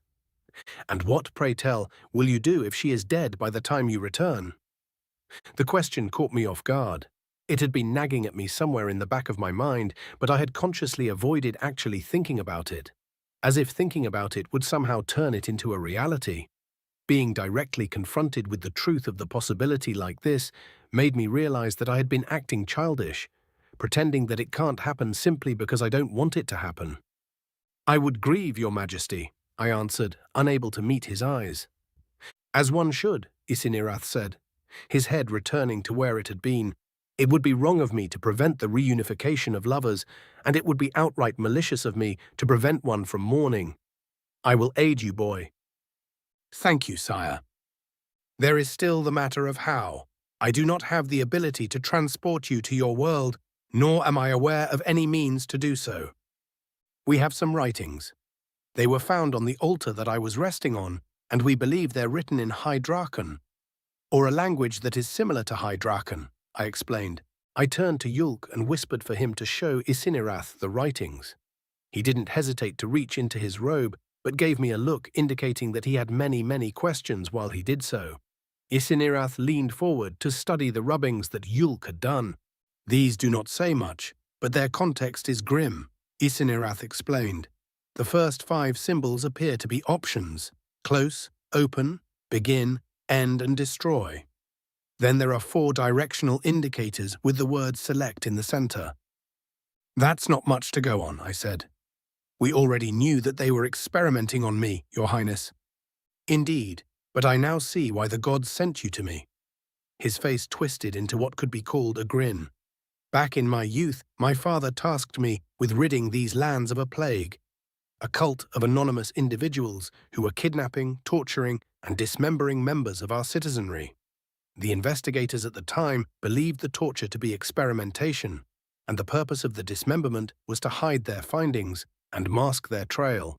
The last time I saw the final symbol on this paper, it was emblazoned upon on their robes. My heart skipped a beat. Is this it? Who were they? We weren't able to find out. Whenever one of their members was captured or killed, they would be incinerated from within by a flame that could not be quenched until they were but ash. Adventurers that were tasked with tracking them were able to discover their hideouts within Bolisir, and my father sent me forth to eliminate them from the land. They were quite magically adept, but no match for even a fledgling high dragon," he explained with a hint of pride in his voice. "I flew from hideout to hideout, killing as I went. I was even careful to preserve as much as possible, yet the hideouts still did not yield many clues." "How long ago was this, Your Highness?" I asked, hoping we could investigate one of these hideouts. "I eliminated the cult from Bolisir long before the demons invaded, but they remained a problem in other kingdoms. Once the demons invaded, all cult activity ceased, and they were not heard from during the entirety of the demon occupation. Some claimed that it was the cult that brought the demons to our world. Others believed that whatever the cult was researching was a threat to the demons, and the demons invaded our world to force them to cease and desist." I paused for a moment to digest this information. A nameless cult that may have had something to do with the demonic invasion had somehow kidnapped me from my world and performed experiments on me, maybe to make me fight for or against the demons. That definitely sounds like it could be the plot of an Isekai. But why would the cult go to such lengths? Wouldn't it be easier to use their own members? "Sire, do you know anything else about this cult?" I asked. "I do," Isinirath said with another grin. "They were most disruptive in a kingdom to the west, ruled by dwarves. At the time, I believed that this was because their leadership had taken refuge there, but my father wisely forbade me from interfering in the affairs of other kingdoms. I made certain that no trace of the cult remained in Bolisir, but it's likely that other kingdoms were less thorough. As a matter of fact, your existence is evidence of that being the case." "Psst," Yulk whispered. "What's going on?" I gave Yulk a brief explanation as I thought about what Isinirath had told me. The mighty high dragon wasn't going to be able to get me home directly, but he had at least pointed me in a direction. West to the Dwarven Kingdom. A small blossom of hope grew within me. The Dwarven Kingdom has to have something. Why else would the creepy god thing have sent me to the dragon? The Dwarven Kingdom to the west would probably be the Empire of Kalkuti. It predates the demonic invasion and even the Kingdom of Bolisir, Yulk explained. I nodded and turned back to Isinirath. "Are you meaning the Empire of Kalkuti, Your Highness?" "Kalkuti is the name, But it was not an empire before the demons. What is its current status, Regent? Isinirath asked. It's thriving, my lord, Oakmore replied, turning his attention away from a growing flock of civilians. Of course, the pesky little buggers yet persist, the High Dragon grumbled, and we have a contractual alliance with them, Your Highness. Isinirath's face contorted in disgust, and Regent Oakmore tried to hide a smile. I guess the High Dragon isn't a fan of dwarves. I glanced at Renv, glad that he couldn't understand the conversation. I was met with a look of concern and confusion. Allied with them? Isinirath nearly spat. What a foolish regent we have. Tell me, Oakmore, what fancy baubles and little luxuries did the dwarven royal family provide, that you and your kin may offer your backs as sheaths for their daggers? The dwarven royal line died out, sire. They fell in battle against the orcs shortly after you entered your slumber. The current ruler, Emperor Jak, is of the Norev family, and though he is crass at times, he is much less prone to subterfuge and dishonesty than the royal family was. Isinirath frowned, but I looked at Oakmore in a new light. I thought he was a whimsical and reluctant regent, but he had done his homework. He seemed to know the High Dragon's blind spots and exactly how to compensate for them. Fine, Isinirath sighed. I give the alliance my blessing then. Returning to the original matter, Nick, you will need to seek more information on this cult in Calcuti. I hope you are more successful in your investigation than others were in the past. I grow weary, and as such will return to my slumber. If I may, Your Highness, Oakmore interjected, we have had quite a long while to come up with a potential solution to the demon within you. Oh? Isinirath asked, warily eyeing Oakmore. If we were to encase the remains in concrete, it would prevent the demon from moving. Then we could load the resulting concrete block aboard a ship. The ship would sail out into the ocean as far as it can, and the crew will dump the block into the water. The block will sink, and the pressure from the water will make it much more difficult for the demon to escape his new prison. And how, pray tell, would we get the demon out of my stomach? The High Dragon asked, eyeing the ever-growing group surrounding us. Oakmore couldn't help but grin as he said, I do believe a simple extrusion will suffice, Your Majesty. Isinirath's growl shook the ground beneath us. Chapter 42. Nick Smith, Adventurer Level 7, Human American. You want me to vomit in public? Isinirath hissed. Sire, we can be mindful of your dignity whilst you are ejecting the demon, Oakmore said, unable to hide his grin. We can set up curtains to mask what is being done. Everyone will still know what happened. At least it isn't out the other end, Your Majesty, I added, trying to be helpful. The High Dragon's furious eyes focused on me, and I felt my blood freeze again. I am an idiot, and silently vowed to keep my mouth shut as often as possible. High Dragons do not defecate, boy, he hissed. Really? I asked incredulously, unable to keep my vow. You think I lie?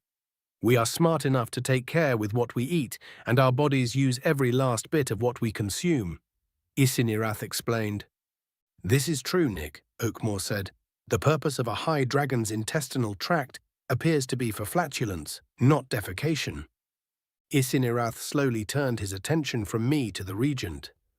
If there is a single person in our ever-growing audience that can understand what you just said, I will bite you in half. Apologies, Your Highness. I meant only to educate, not offend, Oakmore said as he lowered his head, masking that his grin had widened. Enough, Isinirath growled. Truth be told, I would enjoy being free of this burden.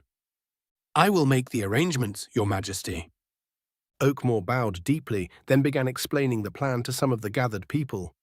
As he began to walk away, Yulk scooched over to me and gave me a nudge.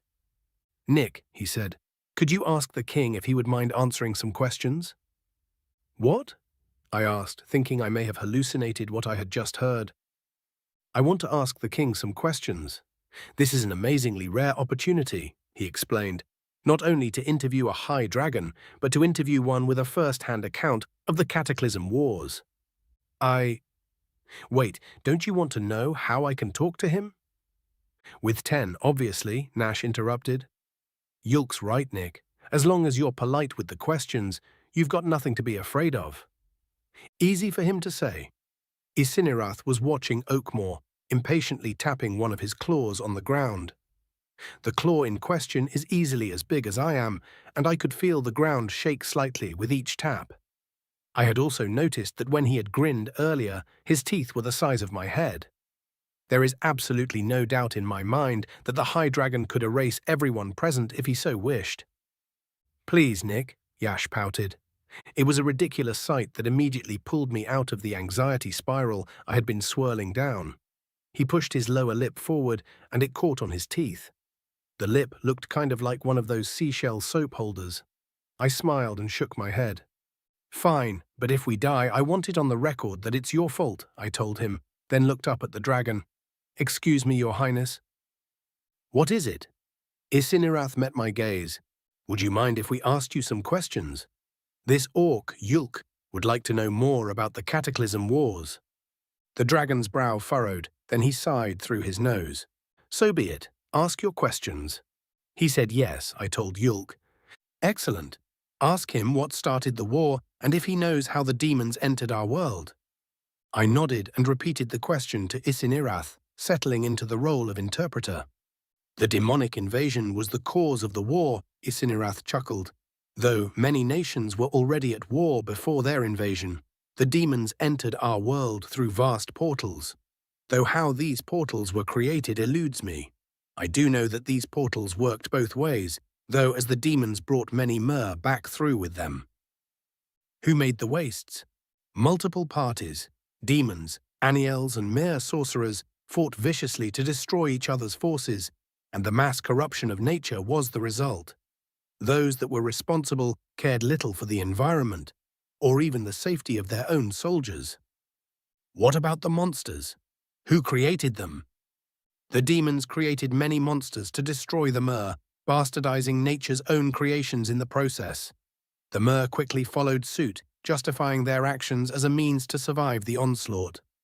Many of the monsters predate the war, though, and nobody knew where they originate." "Why did the demons invade?" "They did not stop to explain themselves," Isinirath chuckled. "If a scholar of this age does not know their reasons, then they must truly be lost to time." "What about the demon in your belly?" I asked before I told Yulk what the king had said. "Wouldn't he know? He is little more than bone. His mind was destroyed by the acids within me long ago." Isinirath shook his head. He wouldn't even know his own name by now. I informed Yulk of the king's response to both of our questions. He nodded and continued his questions. "How long have you ruled over Bolisir?" Isinirath paused. "One moment." The king hissed unintelligibly and his eyes flashed blue for an instant. Whatever just happened caused his brows to rise and his slight smile to fade. "By Bogglerath, it has been 18,782 years. It doesn't feel like nearly that long." "Apparently time flies more than I do," he said with a sigh. "Bogglerath?" I asked. "The first High Dragon. She was given intelligence as a reward for defeating a god in combat, and became the mother of all High Dragons. She has become somewhat deified, obviously." As I explained this to Yulk, elves and gnomes started bringing supplies to enact Regent Oakmore's plan. Yulk reminded me of what Joni had said about the Prignera account of the Cataclysm Wars, and asked me to verify it with King Isinirath. I am unfamiliar with Prignera, but there was an underground dwarven kingdom named Masura on the southern continent. The events themselves are accurate, though I know not of any demonic conspiracies prior to the war. Perhaps they are referring to the actions of the cult. Or it could be a convenient cover-up for some of the abysmal actions committed by the various royal families of the time. What kind of actions?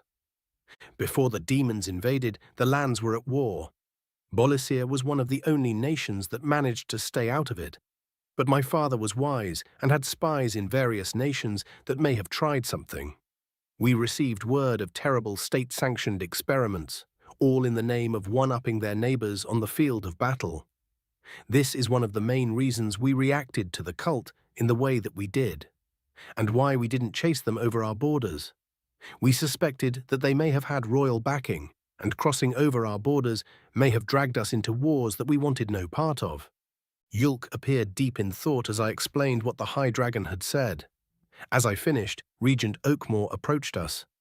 "We are nearly ready, Your Majesty," he said as a group of gnomes carried a large cube-shaped container past him. The gnomes lowered the steel container to the ground with a thud, and 2 groups of elves approached. One group had bags of what appeared to be powdered concrete mix and began pouring them into the container. The other group began to set up tall curtains around Isekai. The High Dragon eyed them warily, but did not interfere. Another group of elves carrying water and oars replaced the group with the concrete powder at the container.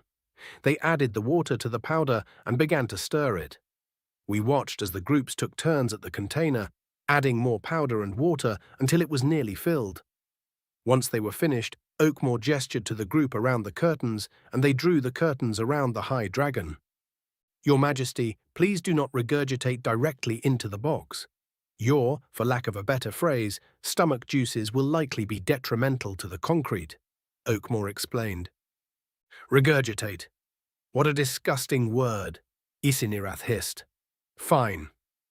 His head lowered beneath the curtain, and after a moment a sound that can only be described as disturbingly slimy made its way to our ears. I had expected to hear the sound of retching, but the sound I heard instead nearly made me gag. Like forcing a bowling ball covered in not-quite-done jelly through a hose or something.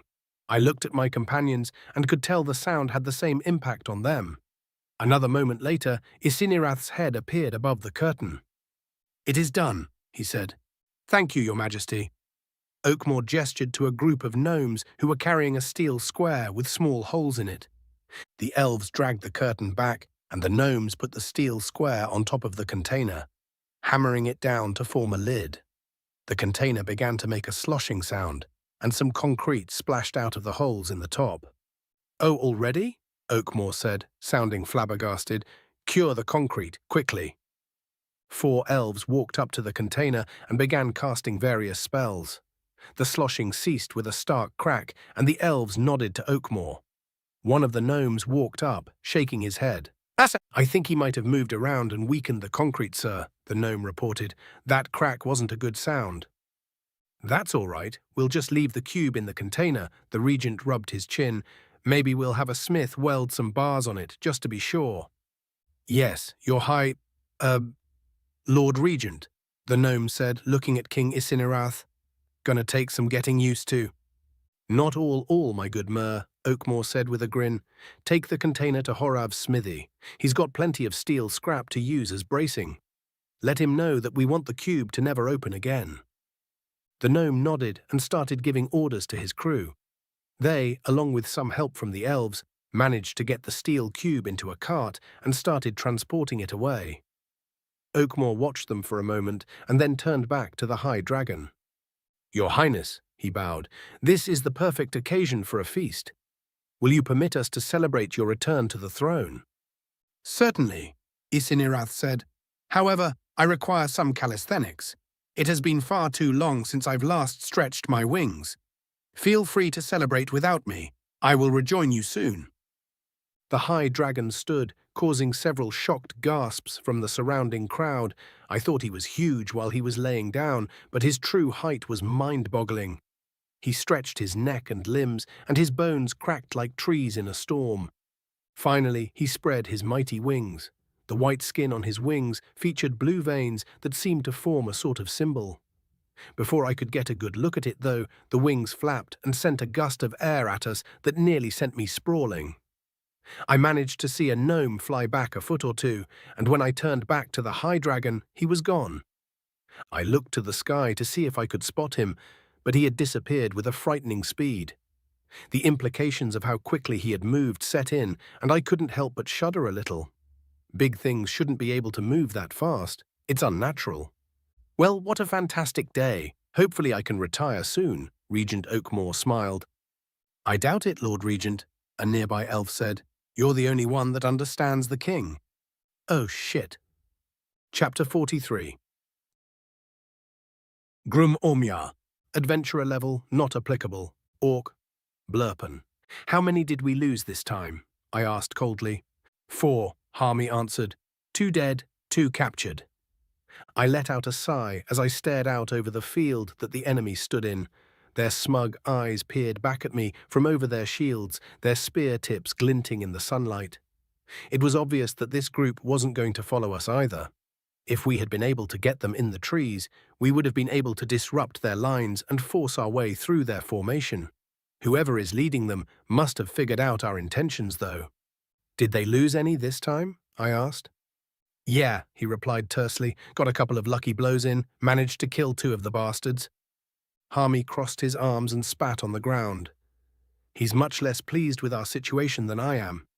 Despite growing up together and being close friends, Harmy and I are polar opposites. I'm an artist. He's a warrior. I write poetry, tenderly carve statues, and try desperately to capture the beauty that I see in the world with paint. He likes to hit people with great amounts of force. If it weren't for the sake of tradition, he would likely be leading this defensive campaign. It isn't as if I would mind. I'd much rather be at home sweating over a block of rock. Unfortunately, I am the son of a great chief, and with that comes duty and responsibility. Irksome, surely, but it is what it is. I don't suppose we've managed to track down any high-level mages. No. What about the... Archers didn't have many arrows, Harmy interrupted. They're out. Fletchers are making more. Did we find stones? Yeah, threw 'em. Hit shields, not skulls.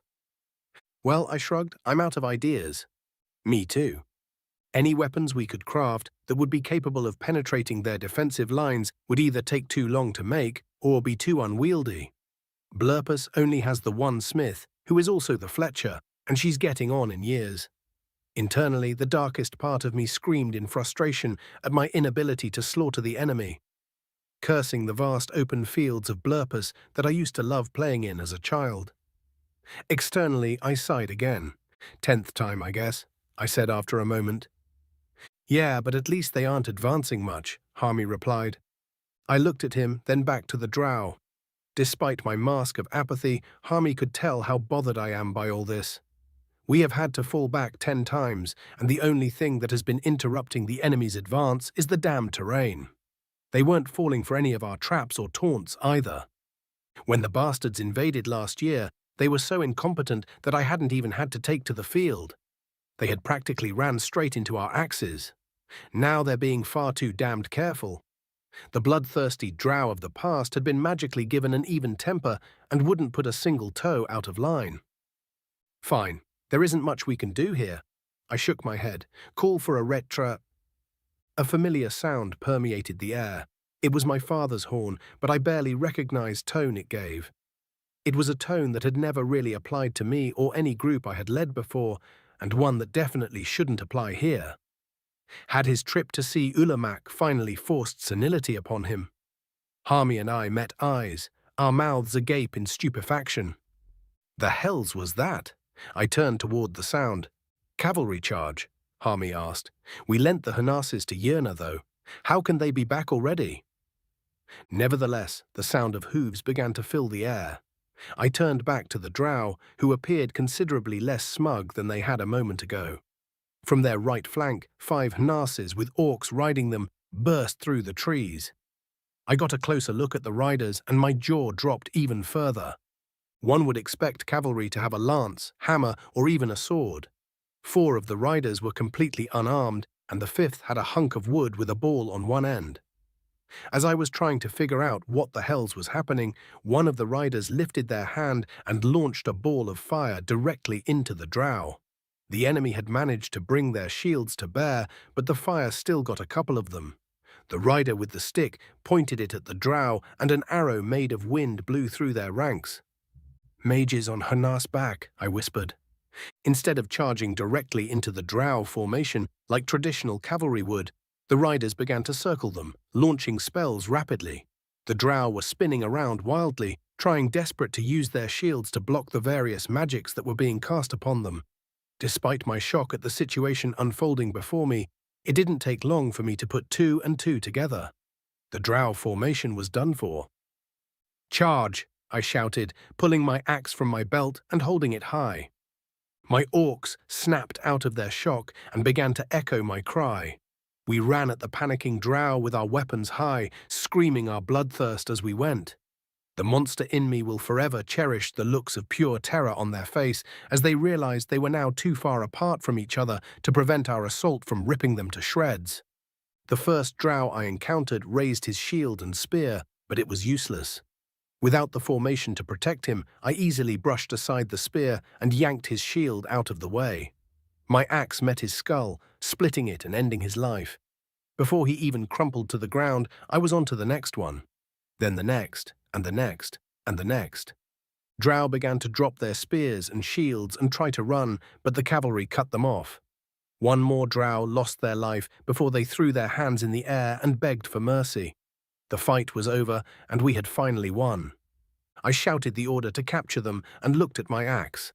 It, my arm, and a good portion of my shirt was drenched in blood. I felt my stomach twist in revulsion. The gentler part of me wanted to weep and scrub myself clean. A small fear rose within me. Will the blood on my hands stain my art? I felt raindrops patter against my skin, and I looked to the sky. I cannot weep in front of the soldiers, but the sky wept in my stead. A small, sad smile made its way onto my face at this realization. As the sky opened up, helping clean some of the blood off of me, I felt eyes settle on me. I glanced around at my orcs, and they were looking at me expectantly. Oh, right. "Victory!" I shouted, raising my axe to the mournful sky. They shouted and raised their axes as well, freeing me from their gaze. The soft thuds of a Hnas's hooves came from behind me, and I turned to see Great Chief Tormon, my father. His eyes met mine with a mixture of sadness and pride. He knew of my gentle disposition and wished the best for me, but he couldn't help but be proud of how well I carried out my duties.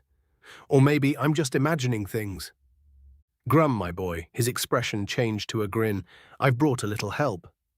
"Your talent for understatement greatly exceeds any of my own talents, father," I laughed, putting on my mask. "A little help? You brought us this victory." "I can only take partial credit. The High Chief moved quickly to make this possible." He gestured to the mounted mages and laughed. "Clever bastard. Remind me to never pick a fight with Ulamak." "There are a great many reasons that we won't be doing that." I shook my head with a grin. Someone whistled, and I looked around and saw one of my orcs standing next to the freshly tied drow. He pointed at the prisoners and raised an eyebrow. "Search them for concealed weapons, then take them to camp," I shouted. "If they try to resist or run, cut them down and leave them where they lay." "You wish to remain out here?" my father asked. "These are all the mounted mages we have right now, you know?" This was a good point. Everything I had discovered about the Drow commander screamed of someone with a legendary case of narcissism. We had destroyed one of his units, and he had obviously worked hard on their training, so it was likely that he wouldn't take that very well. This position was going to receive a visit by many more Drow. "No, actually, I don't," I sighed. "All right, everyone, pack it up. We're heading back to camp." "What do we do with the bodies?" Harmy asked as he approached. "Leave them for the forest or their comrades," I shrugged. "We don't know their burial rites." "Can't we check their pockets?" one of the soldiers asked. "No," my father said. "Not a damn one of you need the coinage badly enough to invite the ill fortune you get from robbing the dead. I pay you better than that." The soldier looked properly chastised, and my father turned back to me. "My trip was quite eventful. Let's hurry to camp so we can talk about what comes next." I nodded and gave the proper orders. The drow were tied together and had their pockets, shoes, and belts checked for anything sharp or poisonous. Half of my soldiers formed up in front of the drow, and the rest formed up behind them. I led the ones in front, and Harmy led the ones in the rear. As I gave the order to march, my father and the mounted mages formed up on either side of the drow. The rain began to soften the ground somewhat, but despite this, we managed to make good time. In my youth, I had made a name for myself by running great distances for fun. Even so, the soft terrain and water in my boots was playing hell on my feet and legs. Half a day passed before the camp was finally in sight. "Fucking finally," one of the soldiers behind me muttered. "Agreed, halt," I shouted. "Secure the prisoners and tend to your gear." My father rode up to me as the soldiers began to perform their tasks. He dismounted and passed his nas off to a nearby soldier, who also took the reins for some of the mages. The rest of the mages passed their nurses off to other soldiers. As Harmy approached us, I gestured to my command tent, and we all went inside. I breathed a sigh of relief as I took my seat and kicked off my boots to let my feet dry.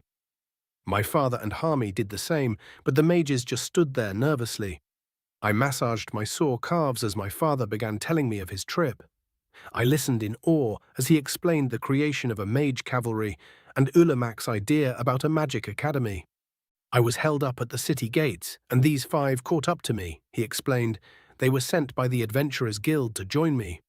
The High Chief works damn quick, it seems. So there's going to be more on the way, Great Chief? Harmy asked. So I've been led to believe, my father laughed. Ulamak's not much of a liar, so I've got no reason to doubt him. What kind of countermeasures do you think the drow will come up with? I asked. You would know better than I would, my boy. But Ulamak seems to think that this invasion has vampiric backing. Vampires. Yes, and I'm inclined to agree with him. There's too much that's fishy about what they're doing and how they're doing it. It practically screams bloodsucker involvement. I gave Harmy a doubtful look, and he shrugged in response. We don't like disagreeing with my father, but he's practically fanatical in his hatred of vampires. He has a borderline paranoid hatred of them, and it's likely that even if High Chief Ulamak completely misread the situation, my father would still firmly believe that vampires were involved simply because things haven't been going well for us. You don't believe me, my father crossed his arms sternly.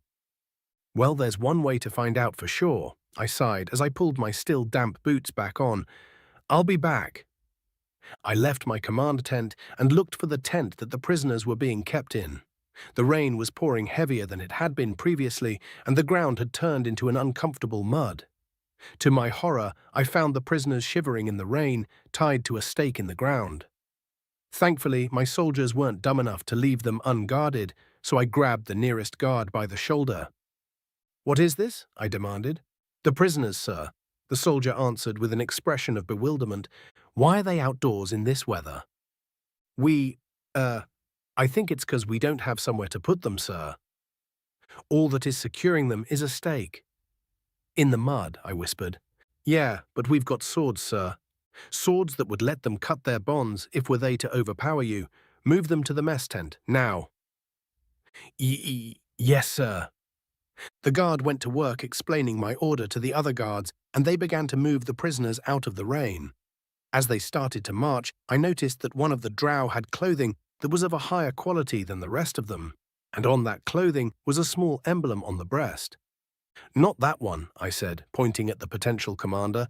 He's coming with me. The guards didn't argue, and after a bit of shuffling, they managed to separate him from the rest of the drow. The prisoner looked concerned, but didn't protest as I grabbed his rope and dragged him back to the command tent. All eyes immediately turned to the drow as we entered the tent. Oh, yeah, that'll do it. My father nodded his approval. I tied the prisoner to an extra chair, gestured to Harmy, then took my seat and once again removed my boots. Harmy stood next to the bound drow and crossed his arms, prepared to loosen the drow's tongue at a moment's notice. I let my feet dry as my father and Harmy began asking the prisoner some standard questions. Harmy's intimidation turned out to be unnecessary, as the drow was very forthcoming with his testimony. He confirmed his rank, told us of his patrol route and orders, and even told us what he knew of the patrol routes of the rest of the drow army. There was absolutely no hesitation until my father brought up vampires. The drow seemed perplexed by the question and denied seeing any sort of vampires or brood. The conversation didn't go much of anywhere until Harmy asked about what had happened to the orcish prisoners. The drow explained that they were being used to make a storeroom, and when asked about their health, he admitted that he hadn't seen them since they were handed over. This raised red flags, and we asked many follow-up questions that didn't have concrete answers. Finally, the interrogation was over, and Harmy took the enemy commander back to the rest of the prisoners. I don't get it, I said. I thought vampires have free will. Why would they want to turn orcs into vamps when those orcs hate drow? Vampires don't start off with free will, my father explained. Not really. For the first few years, the magical being within the vampire is somewhat enthralled by the vampiric sire that allowed it to enter the body. Sometimes the victim can override the enhanced persuasion that their sire has over them, but veteran vampires can usually tell who has this capability. At least that's how Aivas Tolroth explained it to me. My father very much enjoys name-dropping Aivas Tolroth every chance he gets. Tolroth was a vampire who hunted other vampires and had been instrumental in the Drow Rebellion. As far as I can tell, he's the only vampire that my father didn't completely hate. Tolroth and my father had slain many vampire covens over the years before Tolroth was killed by a dragon. Tolroth was known for mocking his opponents with a skillful application of gargalesis during fights. But as it turns out, dragons are a little faster than most and really don't appreciate being tickled. Okay, I'll admit that things are sounding suspicious. So you're thinking that the prisoners they've taken are being converted into vampires? I asked. Yes, he replied coldly, and if we don't do something to stop them, we're going to end up having to fight an army of orcish vampires. A deep frown settled over my face. Both orcs and vampires are known for being sturdy opponents. A combination of the two would definitely be hard to deal with. A suppressive feeling began to take hold in my chest. Why is it that just when things start to look up, something terrible happens to be waiting just around the corner? Chapter 44. Yulk Alta, Adventurer Level 7. Orc Nullivan. It didn't take long for the feasting to get underway. Gnomes, dwarves, elves, and orcs brought various things out of the tree buildings and set up stalls, which almost immediately began serving drinks and cooking food. Watching a city gather together and feast without any preparation or planning is quite the novel experience. It almost seemed practiced.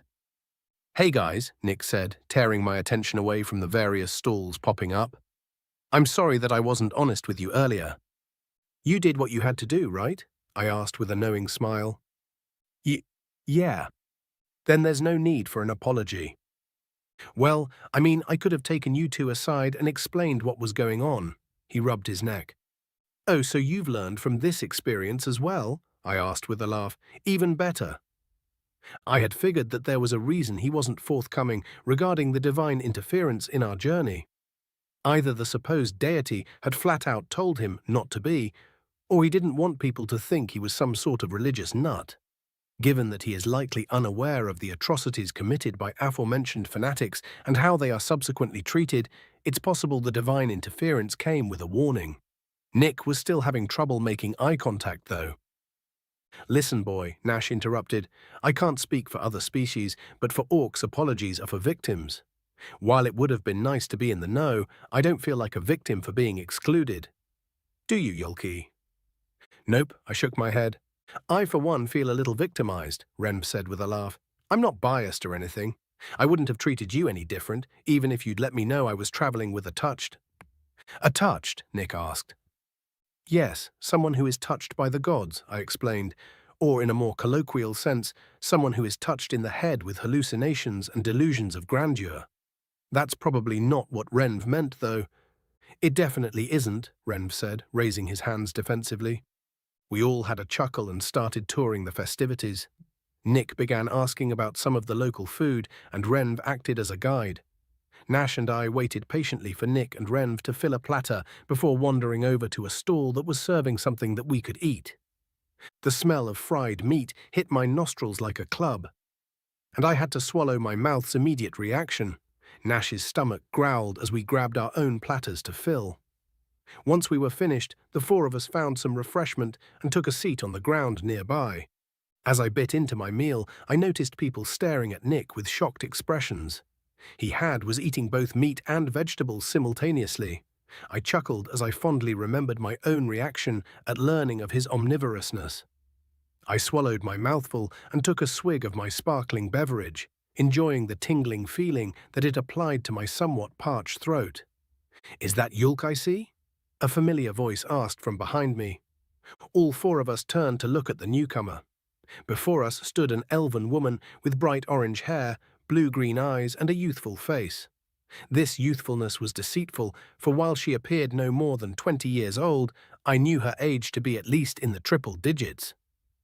Olmira, how are you? I asked with a grin. Flummoxed, she replied with an exaggerated sigh. I receive word that an unknown sentient species is visiting the regent, then our true king awakens, and finally I run into my former student out of the blue. What a day. I wouldn't say you ran into me out of the blue. The reason we originally came here was to have you help us determine the origin of Nick, the unknown sentient species in question. I gestured at the boy for dramatic effect. However, King Isekai appears to have stolen this job from you. Oh, that's a shame. She casually turned to look at Nick and froze once she realized what she was looking at.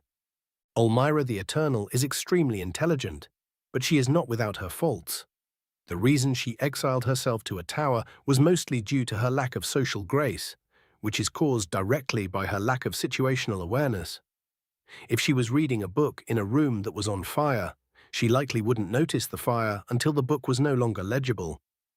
It occurred to me that her lack of situational awareness would make it nearly impossible for her to accidentally notice me, which means she had lied about running into me out of the blue. She must have been looking for me, which means she had been looking forward to seeing me again. Likely because she knows me well enough to know that whatever I would need her help with would be quite intellectually stimulating. Elmira said as she leaned toward Nick. Hi, he said, leaning away slightly. Was that speech? She absent-mindedly asked while studying the boy intently. It was. Did you think that I named him Nick? I laughed. He can talk, walk, and fight. He? Very well, why does he have a platter with plants and meat? Because he needs to eat a mixture of both to maintain optimum health. He's an omnivore. Elmira asked several more questions about Nick, which I delightfully answered. Nick remained quiet and nervous throughout this exchange, which I found a tad confusing. I would understand if he was flustered. I'm told Elmira is quite conventionally attractive, but his reaction was more akin to a barely contained flight or fight response. No, I don't think she's going to bite you, boy, Nash interrupted. Oh, right. Ah, yes, my apologies. Nick, Elmira said, standing straight once again, I see you are aware that I am a vampire. He's been briefed, I laughed. Interestingly, in his world all of the species of our world are detailed in legends, but are considered quite fictional. Vampires as well. Elmira's eyes brightened, but before we could begin discussing the implications of this, Regent Oakmore approached us. He had run off earlier, presumably to inform people of the feast, and was now looking a tad tired. There you are, he grinned. I hope you're enjoying Bolasir's hospitality. Yes, sir, Nash replied. Excellent. The regent knelt next to us. Now, from my understanding, the original purpose of your visit was to deliver the missive from High Chief Ulamak and to investigate Nick, yes? Quite so, Your Majesty, I said. Having accomplished these tasks, have you put any thought into when you're going back? Not yet, sire, but we were asked to return as soon as we can. As soon as you can. Wonderful. Oakmore clapped his hands and stood. The crux of your business here has been concluded, so allow me to brief you on a situation that's developing. To the north, there is a university. Within the walls of this university, there are several professors and students who have been studying High Draken. I have sent word to them that their services are needed here, because I am the only one who can speak High Drakon, aside from Nick, of course. We all nodded, and a cursory glance around told me that Nick and I were the only ones who were able to predict what Oakmore's thinking. Nick's face was carefully neutral, which almost made me grin. How far away is this university, sir? Nick asked. About 3 weeks by cart. Oakmore's grin widened. Which brings me to our problem. I will be quite busy ensuring a proper transition of power between myself and King Isekai, and won't have much time to act as his translator. As such, Nick, I formally request that you remain in Bolasir to help me translate until the translators from the university arrive. A period of awkward silence followed. You want us to stay here for 3 weeks? Nick finally asked. Well, just you, but I assume you're a package deal. Of course, you'll be paid for your services. We can count your brothers as your staff, and whoever else you'd like as an aide, he said, eyeing Renv. You'll be paying them out of your pocket, though. How much? 1 gold per day. Nash let out a low whistle, which ended abruptly as we turned to stare at him. Nick then gave me a look, as if asking for guidance. I took a moment to think it out. Our original goal was to get Oakmore to send reinforcements to Ulamak, which are either on their way or soon to be so. We also woke the High Dragon and received his aid in determining what to do next. While I do want to get on with the next leg of our journey, 1 gold per day for a minimum of 3 weeks is 21 gold, which is not a paltry sum, even when split among 4 people. There is the matter of Imlaw, but even if he joins us, we'll still be making quite a bit of money. It would also help ensure that his business stays afloat and he doesn't have to travel again once we get back to Kirkina. This is likely also part of the path that Nick's dream visitor put us on. Unable to think of a good reason to decline, I gave Nick a small nod. "Would 2 gold be too much to ask, Your Majesty?" Nick asked with a buttery tone. Heads turned toward Nick so quickly that I swear I heard Nash's neck crack. The regent laughed heartily and replied, "It would, but I can do 1 gold and 50 silver per day, but only because I enjoy your company." "Thank you, Your Majesty," Nick said with a bow of his head. "It is my honor to serve." "I'm sure." Oakmore chuckled once more. The discussion was concluded by a massive gust of wind, the sound of titanic wings flapping, and a ground-shuddering thud. King Isinirath had returned and was standing tall upon the hill on which he had been slumbering for centuries. The sunset caused his white scales to glimmer with shades of purple, orange, and pink. One couldn't help but be transfixed. The mighty dragon looked around until he spotted Oakmore and growled something in High Draken. The regent gave us a nod and quickly strode over to the king. "He looks much bigger now that he's awake, doesn't he?" Elmira asked with wonder in her voice. "That he bloody does," Renv said quietly. "Huh." "Hello, everyone," Imlaw said as he strolled up. "I guess the unloaders weren't full of it after all." "Hi, Imlaw," Nick said with a wave. "Got something to ask you." "You do?" Nick's explanation brought Imlaw up to speed on what had happened with the dragon, including his dream about the god. The gnome's mouth didn't close until Nick mentioned the regent's offer. 1.5 gold per day for 3 weeks or so? Imlaw asked, ignoring the uncomfortable subjects at hand. "Yep," Nick replied, "an even split 5 ways. "Nah," Renv interjected. "Split it 4 ways. I'm already pretty wealthy and happy to help where I can. Just don't tell my uncle, or he'll box the ears right off my skull." "You sure?" Nick asked. "Yeah, doesn't feel right to take your money. When I won't be giving you much in return, that's bad business in my opinion." "All right. Well, what do you think, Imlaw? Will you be willing to stay here and be our ride back?"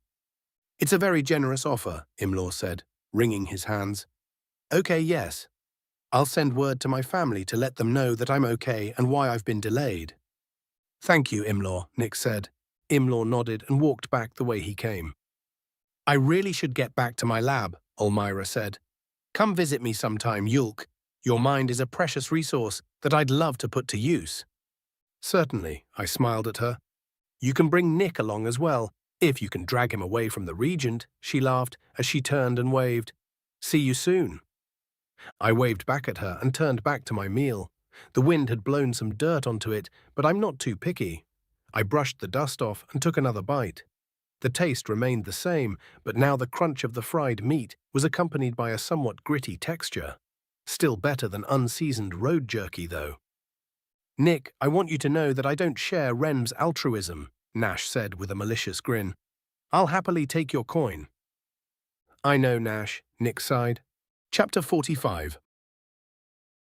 Master General Kirain Yeath, Adventurer level, not applicable.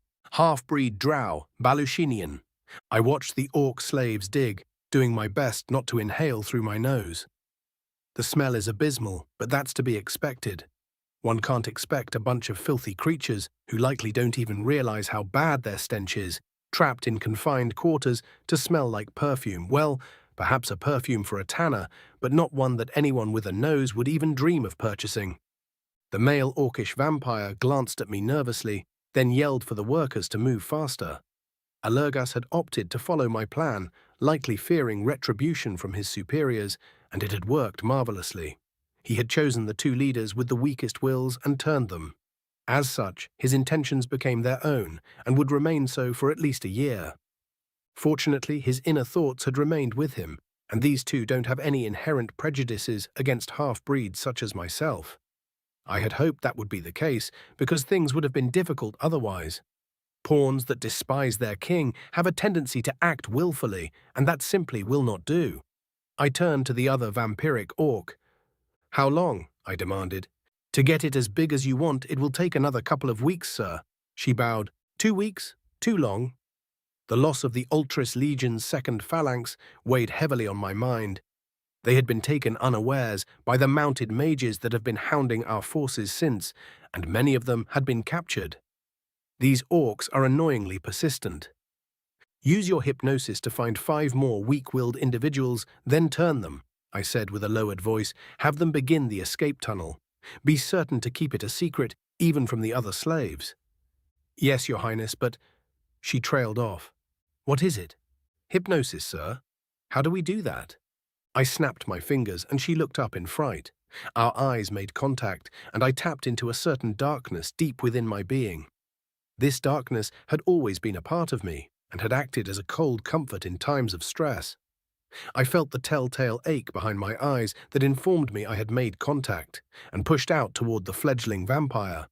Her face went slack as I forced the inner recesses of her mind to activate, showing her exactly how to do what must be done.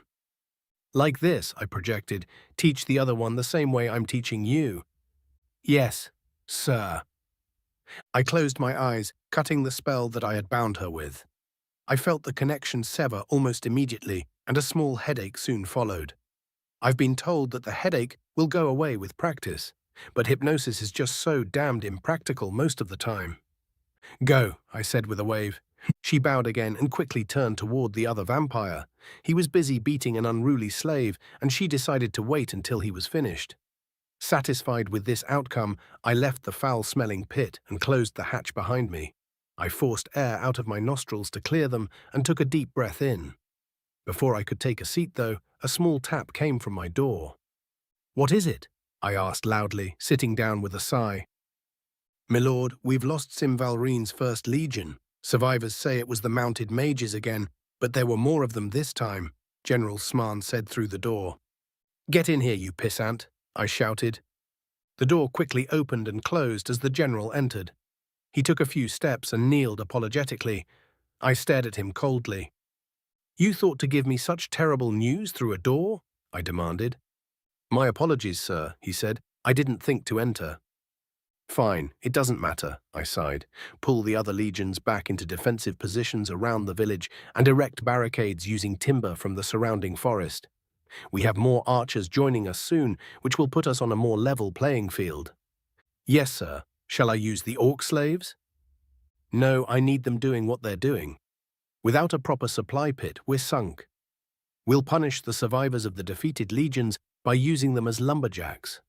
The legions that aren't on duty will build the walls and anti-infantry spikes. Be sure to have the excess lumber converted to fletching, and have some pits dug while you're at it. Make certain they're wide enough to fit harnesses." "It will be done, my lord."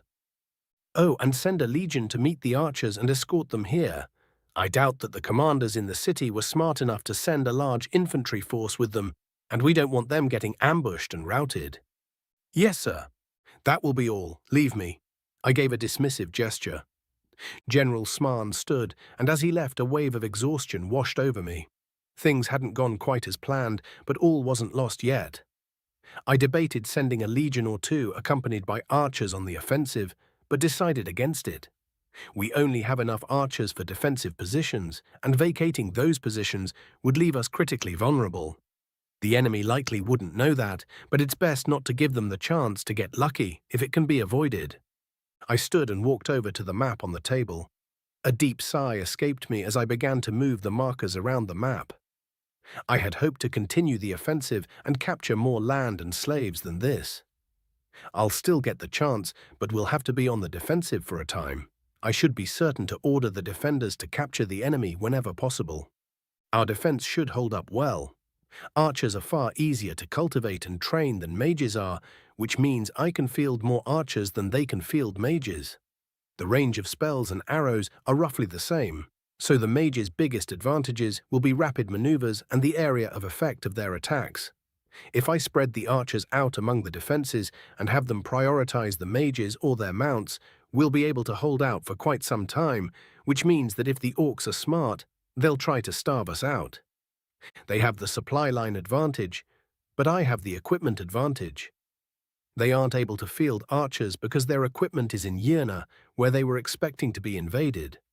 Once I add the reinforcing archers to the legions, we will be able to go on the offensive again and secure a supply line.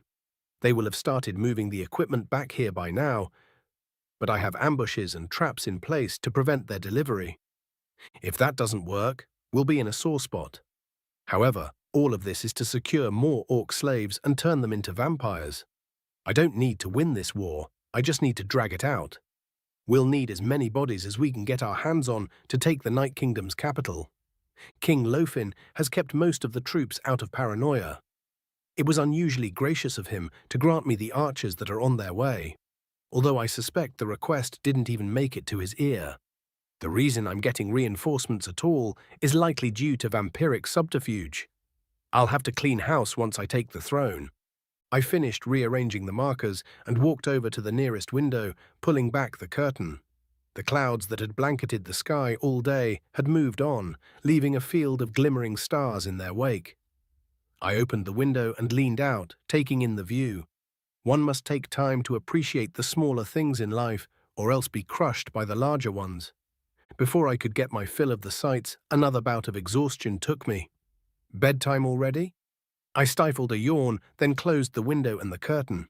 I took a step toward my bed and stumbled, managing to catch myself on a chair. I looked at the hand that was now supporting my weight, but it looked alien. It is definitely my hand, but my mind refuses to recognize it. Depersonalization. Have I been drugged? Might one of my precautions slipped? Or am I just that tired? It had been a long day, fraught with stress and worry. Even as the thought of being poisoned caused my adrenaline to surge, my eyelids drooped. I don't have the sweats, coughs, or shakiness that are indicative of most poisons. Why would someone use an anesthetic to try to assassinate me? What kind of anesthetic works on a fully fed half-breed vampire?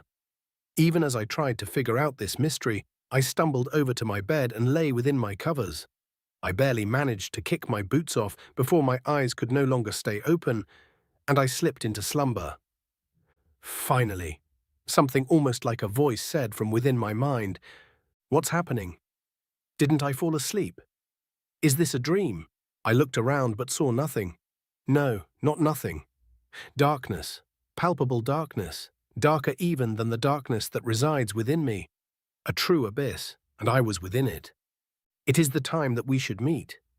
Who are you? What do you want? I ran out of breath and could not take another. You do not need to speak. I know your mind and soul better than you do. I panicked at the lack of air for a few moments before I realized that it didn't matter. I don't need to breathe? Is this really a dream then? Why am I so cognizant? What is this? Your mind is frantic. Focus your thoughts and direct them to me. Focus my thoughts? Easy to say, not easy to do. Plenty of subjects rushed through my mind, but above all stood one question. What in the hells is going on here? The hells? Quite astute of you, but no, not the hells. Close, though. I focused on the non-voice, ignoring the inky blackness that surrounded me and the lack of air in my lungs. This has to be magic. Unfamiliar magic, but magic nonetheless. If this entity wished me harm, I would be harmed by now. I steeled myself against my rising panic. What is the meaning of this? I demanded. An introduction, to ease you into knowing my voice so that when the time comes to hear it, you will not panic as you did moments ago. Speaking in riddles. Infuriating, but I am in its power for now. I must play along. Who are you, or what are you? Who am I? A laughable question. What use is a name in this situation? It isn't as if you will tell anyone of me. No, it would be better to ignore such mundanities. As for what I am, deep down, you already know. The being all but confirmed what I had already begun to fear to be true. It is a god, a magical spirit of grandiose power and mysterious purpose, which means that I am now attached. I had always believed that the touched simply had mental instabilities, and that is not an uncommon perception of them. This god is right, I'll be telling no one of this. Why have you brought me here? What do you want of me? As I said, this meeting serves simply as an introduction, the god answered. It will save us time in the future, time that will be needed to achieve our goals. What goals could we possibly share? None. It would not be possible for one such as I to share a goal with a being of flesh such as yourself. However, our goals align, and for that reason I am willing to aid you. You will achieve your goals, and in turn I shall achieve my own. What sort of twisted goals could a being such as this have, and why would they align with my goals? Does it want me to conquer the world in its stead? Or does it want the vampires to suffer? Perhaps it needs the orcs eliminated. No, the being laughed. Those are not your goals, nor mine. Your goal is to be seen and heard, to be able to enforce your will and ignore those that you see as inferior. You do not need the world or a kingdom for this. You simply need power. Power and purpose, both of which I can guide you to. The words cut through me like a well-honed blade. The truth of the matter is that I do not fully believe that I can conquer the world with my plan. I had intended to take the Night Kingdom as my own and try to expand its borders, but I would have been content with executing King Lofin and exterminating the vampires that had created and then belittled me. This was a carefully kept secret, though, even from myself. My anger became stoked as I realized how easily this thing had read me and carved its way through my delusions. How can I, Master General Duke Kirain of House Yeath, be relegated to mere words on a page to be read on a whim by a god? So you will give me power? I asked with a snarl. No, I cannot interfere that much. Instead, I will guide you to power and give you a purpose. This must come later, though. For now you must know what it is to live without my guidance. It said with a cruel smile behind its words. You shall awaken, returning to your plans and your schemes. Try your best to see them succeed. We will meet again when the time comes. Before I could demand a fuller explanation, the darkness tightened around me. This embrace was freezing and forceful. I felt my bones crush and break as I was swallowed up by the abyss. Then I awoke with a start, grasping my blankets and glancing wildly around the room. I drew in a deep breath and let it leave me with a shudder. Everything in the room was just as I had left it, and the bright beams of sunrise had begun to peek through the curtains. I grabbed my arms and shuddered again. My skin was freezing, which caused another surge of fear as I realized what that implied. I hadn't been dreaming. Chapter 46. Nash Alta Adventurer, Level 9 Orc Nullivan. Fuck off, I shouted as I landed a kick into Nick's gut. Our training sessions have been getting more intense as Nick becomes more familiar with swordplay. My strength, speed, and experience are all still superior to his, but now I'm actually counting on them in our sparring matches. The little shit almost landed that last strike. Thankfully for my pride, he'd let his guard down. Let's take a break, I grumbled as Nick doubled over and wheezed. Yeah, okay, he breathlessly replied. I snatched the wooden training sword from his grip as I walked past and placed the swords back on their racks. Being a sword-fighting instructor doesn't seem to be my calling. Most teachers would be thrilled at the rapid progress of their students, but Nick's progress rubs me the wrong way.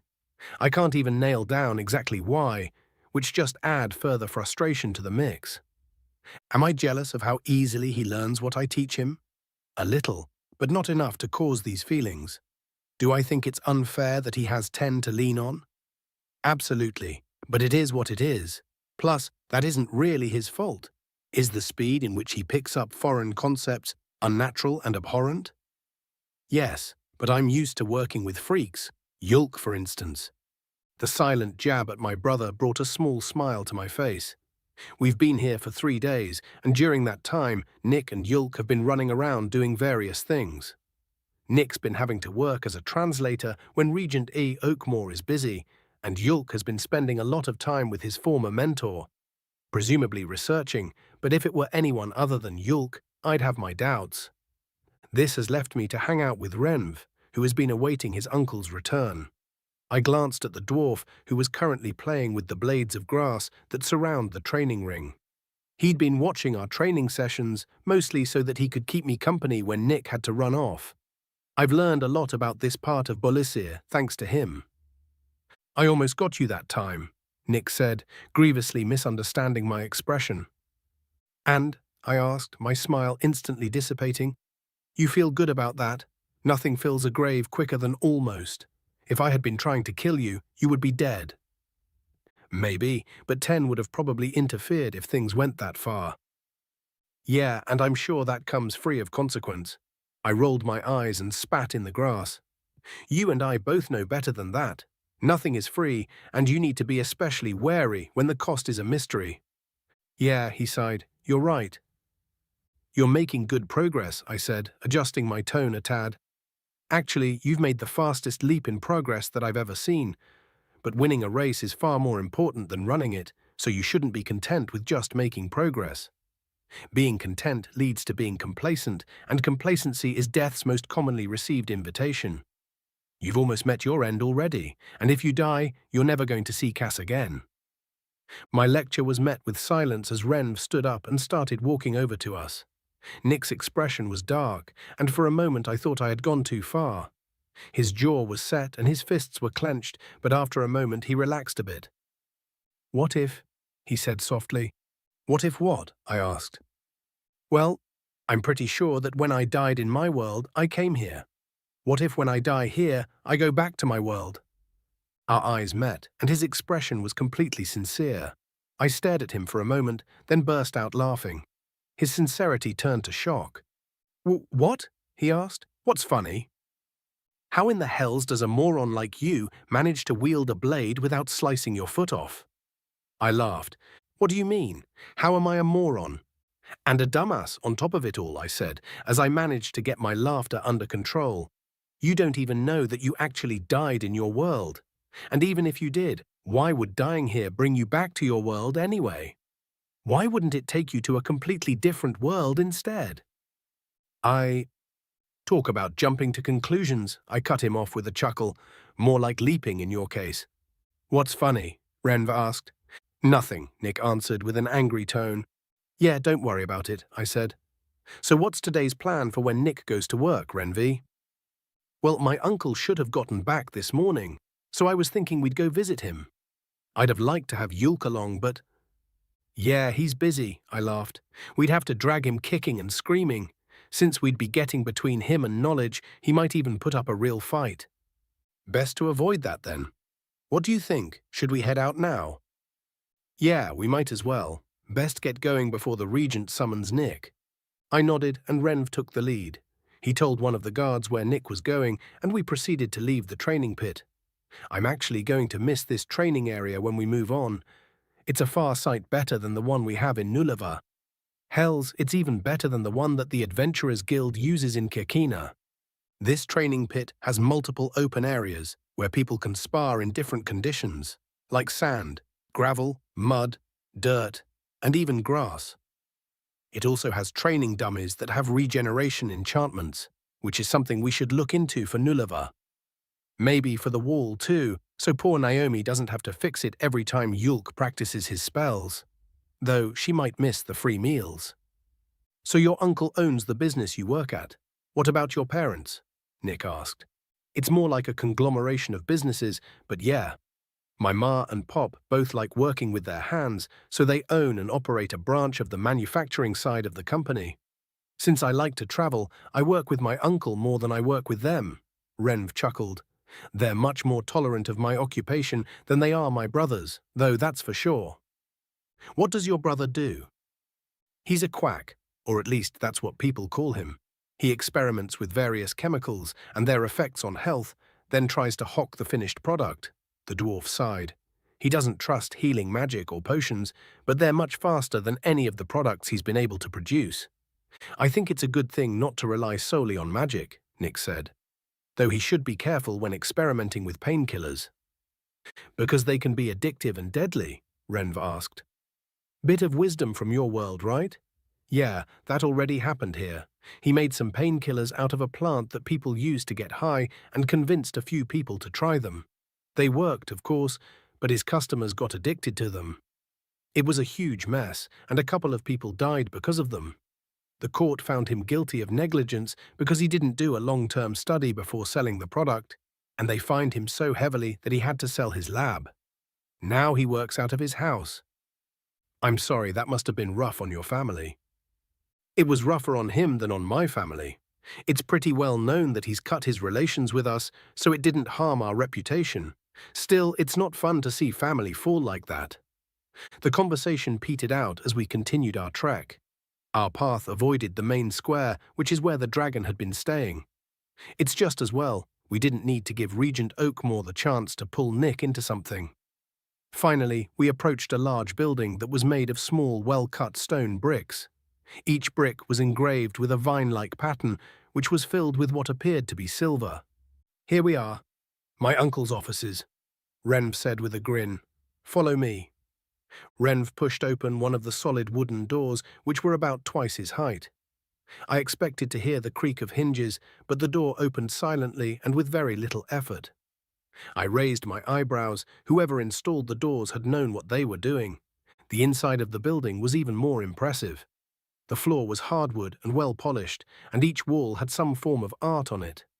Paintings, monster trophies, and even weaponry were well positioned to vie for attention. In the center of the room was an expensive-looking desk, and behind the desk was a female gnome wearing well-tailored clothing. Hi, Sienna, Renv said with a wave, here to see the boss. Go on in, sweetie, Sienna said with a warm smile. He's been worrying about you. He'll be glad to see you're safe. Thanks. Renv led us to the right of the desk and through another well-built door which led to a staircase. We marched up the stairs and found another pair of doors. Renv opened the one on our left and walked inside.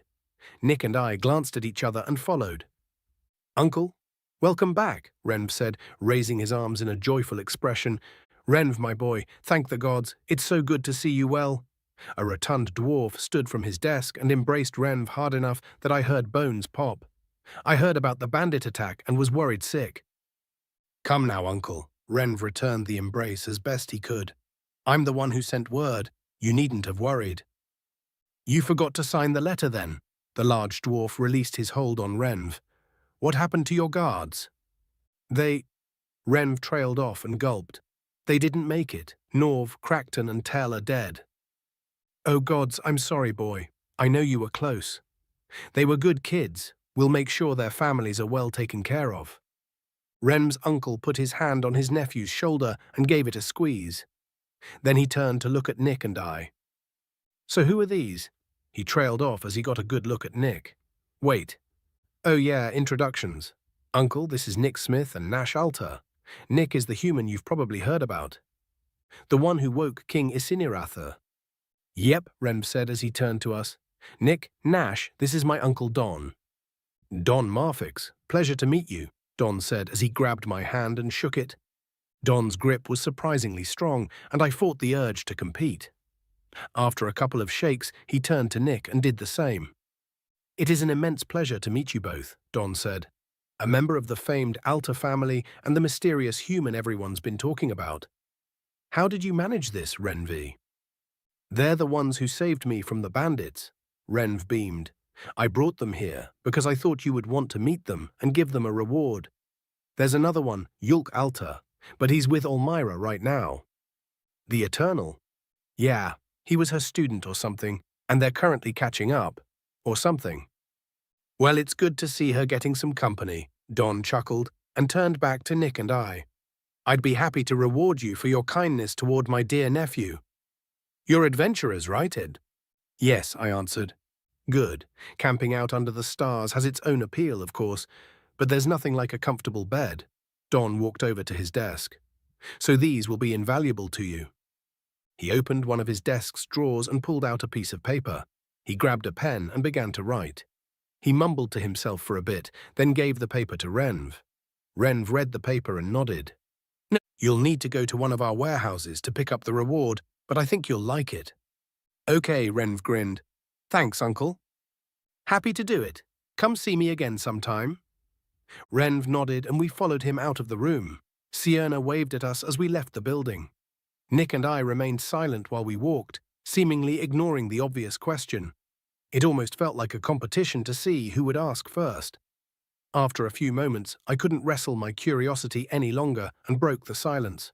"So, what's the reward?" I asked. "I don't know," Renv chuckled. "The paper is an order form, but I don't recognize the product code." "Damn it," I muttered under my breath. We continued following Renv until we came upon a building that wasn't nearly as fancy as Don's office. It didn't look ramshackle, but it was obvious that very little care was spent towards its appearance. Despite its lack of aesthetic, it was very impressive in size. I took in the sights as we followed Renv into the building. Large bay doors led to carts that were in the process of being loaded and unloaded. Huge stables kept nurses sheltered, fed and watered, and there were many people running around tending to various tasks. Our strange-looking group got a few curious stares, but nobody stopped us. We walked up a flight of stairs and Renv knocked on one of the doors. "Come in," a voice shouted from behind the door. Renv opened the door and led us through. This room seemed like the opposite of Don's office. It had no decoration on the walls, the floor was made of cheap wood, and the desk was more like a table. The room was barely lit by a single candelabra in one of the corners. Behind the table, masquerading as a desk, was an elf who was nearly buried in papers. Her disheveled blonde hair glimmered in the candlelight as she peeked over one of the many stacks. "Oh, hi, Renv," the elf said as she ran her fingers through her hair in a futile attempt to straighten it. "What's up?" "Hey, Hura, I've got an order form from my uncle," Renv said as he gave her the paper. "These two saved my life, and that's their reward." "Saved your life?" she asked with a raised eyebrow as she read the form. "Whoa, okay, guess you're not kidding. Wait here, I'll be right back." Hura stood quickly and practically ran out of the room. Renv looked at us with a grin, but we returned his expression with befuddlement. We stood there waiting awkwardly, and after what felt like an eternity later, Hura returned with 3 small boxes. She gave Nick one of the boxes and handed me the other 2. "Here you go," she said. Nick opened his box and pulled out a necklace with a metal tag on it. The necklace's chain was made of gold, and the tag was emblazoned with various jewels. It also had writing on it, which caused Nick and I to share a glance. Neither of us could read the writing. "Looks fancy," I said. "What is it?" "This is an identifier that will allow you to stay at any of the Marfik's inns, absolutely free of charge," Hura explained. "Simply show it to the clerk at the front desk, and you will be given a room. Assuming there's one available, of course. This also comes with 1 free meal per day of your stay, and unlimited access to any available amenities." "That's awesome," Renv said. "Uncle really outdid himself." "Really?" Nick asked. "Are these inns fancy?" "Very fancy, yes," Hura answered. "What amenities are available depend on the inn in question, but all of them have the very best of whatever is available. Some people even consider our inns to be vacation spots in their own right." "Where can we find them?" I asked. "We have inns located in every capital city on the continent. You simply need to look for a sign with the symbol that's on the back of the necklace to find them." I watched as Nick turned over the necklace. It was a little hard to make out in the candlelight, but the symbol engraved on the back looked like a dragon wearing a nightcap and sleeping comfortably on a bed. Nick and I shared another glance. "Thank you," I said. "This will definitely be useful in our travels." "Now you guys won't have to stay in taverns and stuff," Renv beamed. "A soft bed sounds good to me," Nick said. "Is there one here?" "Yes, there is. It's right off the main square," Hura explained. "Now, if you'll excuse me, I've got to get back to work. Enjoy." Renv once again took the lead as we exited the office and then the building. Once we were outside, Nick put on the necklace and tucked the box into the pouch at his hip. I tucked both boxes into my pouch, not bothering to put the necklace on just yet. "So what now?" Nick asked. "What do you mean?" "Break's over," I grinned. "Let's get back to training." Chapter 47. Grum Ormya, Adventurer Level, Not Applicable, Orc, Blurpan. "Well, can't say much for their craftsmanship," Harmy said with a grunt. "It's not pretty, but it looks like it'll hold up to an extended assault." I shook my head in disgust. We finished our examination of the enemy's encampment and turned back to our own. Harmy and I had decided to personally confirm the scouts' reports. The drow had erected wooden barricades around the village and were keeping them wet to prevent fires. They had made the barricades high enough to make it difficult to get attacks over them too. Any mage that got close enough to send a spell over those walls would also be close enough to suddenly sprout an arrow from between their eyes. "What was this village's name?" I asked as we walked. "Dunno," Harmy shrugged. "It isn't on the map because it isn't a recognized settlement. It's too close to the border for that." "Really? I wouldn't think that they've had issues with the drow before. The buildings look like they've been there for quite a while." "Yeah, well, they probably have been. Lofin's armies usually do their thing quite a ways to the east of here, so these guys were probably left alone for the most part. Maybe got a visit or two from our boys now and then, but they've probably never even seen a drow. Until now. But they're still close enough to be in the settlement prohibition zone. Do you think they knew that?" "They would have had to. Whoever they got the land from, a rancher probably, would have had to tell them. Plus, that settlement is large enough to have applied to be a village, and there's no way they'd miss out on the benefits by choice. If they applied, they would have been told to vacate the area. Damn, if they knew, why'd they risk it?" "Well, after enough repetitions, things become routine, and routine tricks you into believing that you have an understanding of things. That, combined with how cheap the land would have been, probably led to this. So what do you think? They're either dead, slaves, or hostages now, Grum. Hell's probably worse if your pa's right about the vampires. Put them from your mind, we've got shit to do." "Yeah," I nodded solemnly. We entered the camp we had made yesterday, and a quick look around confirmed that it was bustling with activity. Axes were being sharpened, cooks were stoking fires, and the mages were tending to their harnesses. Our forces now totaled 1,000 infantry and 30 mounted mages. The drow may have more soldiers than we do, but if we were to fight them afield, we'd be able to wipe the floor with them. Unfortunately, they seem to have realized that. "Chief Ormyar," someone shouted. The shout sounded as if it was directed at me, which caused my head to snap toward the sound. One of the newer scouts was running toward me. I ceased my stride and crossed my arms, affixing the approaching scout with a glare. I noticed a rare smile on Harmy's face as the scout caught up to us. "I'm not the chief, my father is," I said firmly. Sorry, sir," the scout said, trying to control her breathing. "I've got a report. And I'll hear it in a moment. I want you to be sure that it doesn't happen again. My father is the greatest chief Blurpus has ever seen, and I won't tolerate any semblance of disrespect toward him. Understood?" Yes, sir." "Good. Report. We found the caravan from Yerna that had the supplies to make weapons. It was attacked. Any survivors?" "We don't know for sure. They burned those that fell, drow and orc alike, loaded them into the carts and set them ablaze. Couldn't get an accurate count of the remains." "Were you able to get eyes on the force that ambushed them?" I asked, uncrossing my arms and placing my hands on my hips. "No, sir. They were hit right after they crossed the border into Blurpus. Scoutmaster says that it had to have happened days ago, according to their itinerary." "Understood. Tell the Scoutmaster to get back to regular patrols, then." The scout nodded and began jogging away. I took a deep breath through my nose, stifling my rising anger, and let the air out with a heavy sigh. "Fuck," I grumbled under my breath. "Good call sending the scouts to check on the caravan," Harmy noted. "It is fortunate that we now know that we can't rely on archers." "Yeah, that's one way of looking at it. Whoever this little bastard is, he's far too clever for my liking," I said. Not only was he able to tell that we had sent our smithing supplies to Yerna, he was able to determine that we would be having them shipped back and where they would be. Nah, he probably set up multiple ambush sites. That's what I would do. I'd put a team on any path big enough for a cart. "Yeah, you're probably right," I absent-mindedly agreed, my mind already on what our next steps should be. The caravan didn't just have weapon-making materials, it had actual smiths and fletchers. Smiths that can perform maintenance are a copper a dozen, but the ones that can create new works from raw materials are worth their weight in silver. Proper fletchers are even rarer, and it would take quite a while to find one willing to travel to Blurpus. If we had been able to outfit our archers and train some new ones, we would have been able to assault the enemy camp. Archers can fire faster than mages can. which may have allowed us to suppress the enemy behind their barricades long enough for the mages to lob spells over their walls. Hell, they might have even been able to get close enough to use spells that would destroy the barricades entirely.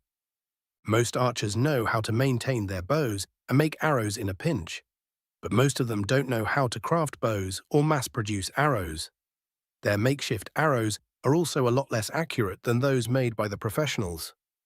No matter how I look at it, it looks like we're going to have to lay siege to the drow and try to starve them out. "Oh, here we go again," Harmy said, gesturing at another scout jogging toward us. As the orc approached, I noticed that we were mistaken with our initial impression. This orc wasn't a scout. The two axe handles smacking against his thighs as he ran was a dead giveaway of his status as infantry. As he drew closer, I tried to figure out why he would possibly be running to speak to us. "Mornin', Chiefkin," the large orc said. "Sernt Balug wanted me to get you." "Sergeant Balug, what for?" I asked. "It's a surprise, sir."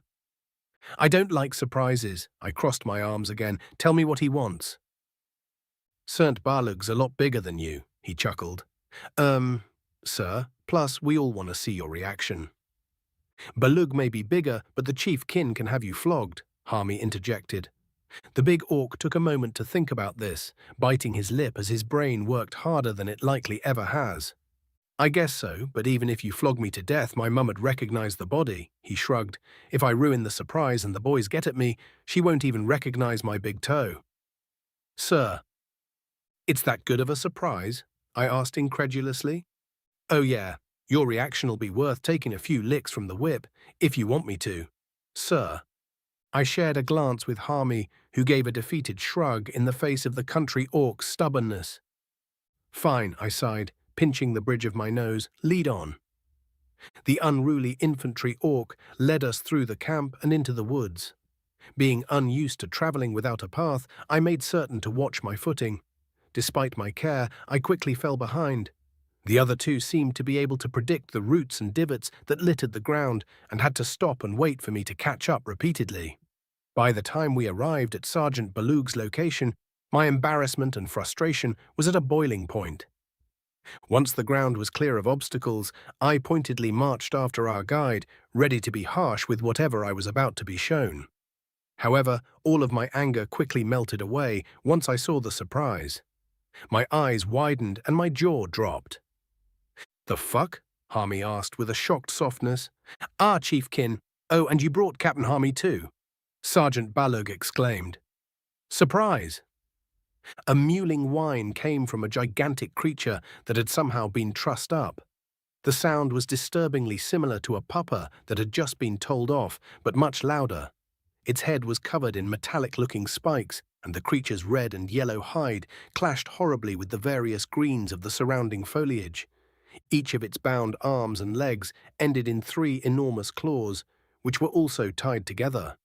It struggled against its bindings to no avail and whined again. As it did so, I caught a glimpse of rows upon rows of sharpened fangs within its maw. "What in the hells is that?" I asked, regaining some of my composure. "It's a gift from the gods, a Nahalim to be specific. Young one too, judging by its size," Balug said with a prideful grin. "One of our boys was out taking a leak and found it while it was napping. Once he let me know about it, we grabbed all the rope we could carry and tied it up good and proper." I took a moment to digest this information, then turned to look at the sergeant.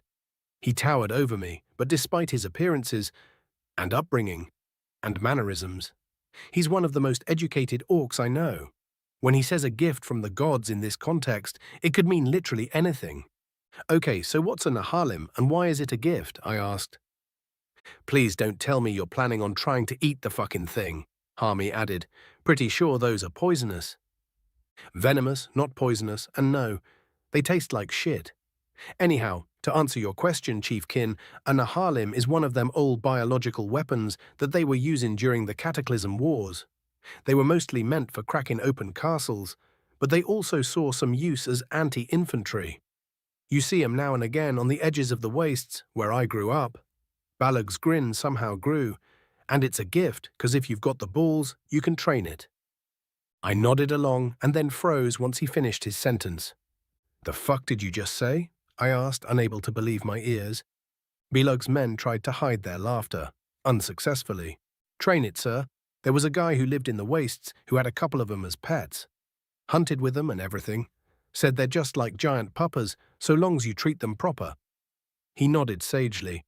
Of course, they ate him in the end, but we're pretty sure he died of natural causes first. Pretty sure, and tuakatam, I repeated. Yep, give me a few days and I'll have this boy. Or maybe girl, it's hard to tell. Anyway, I'll have it ready and raring to tear up some drow in no time. What are you going to feed it? Harmy asked. We got drow prisoners, don't we? Balug raised an eyebrow. Absolutely not, I said. We aren't feeding our prisoners to this thing. Not only would that be morally repugnant, it would also be in violation of the law of the land, and the High Chief would certainly have our heads. Well, what if we kept it a secret? You're willing to gamble your life that none of your boys will get too sauced and tell this story? Fat fucking chance, Sergeant. No. Damn, you got a good point, sir. Well, boys, what do you think? Balug turned to his orcs. Willing to go on half rations to feed the beast.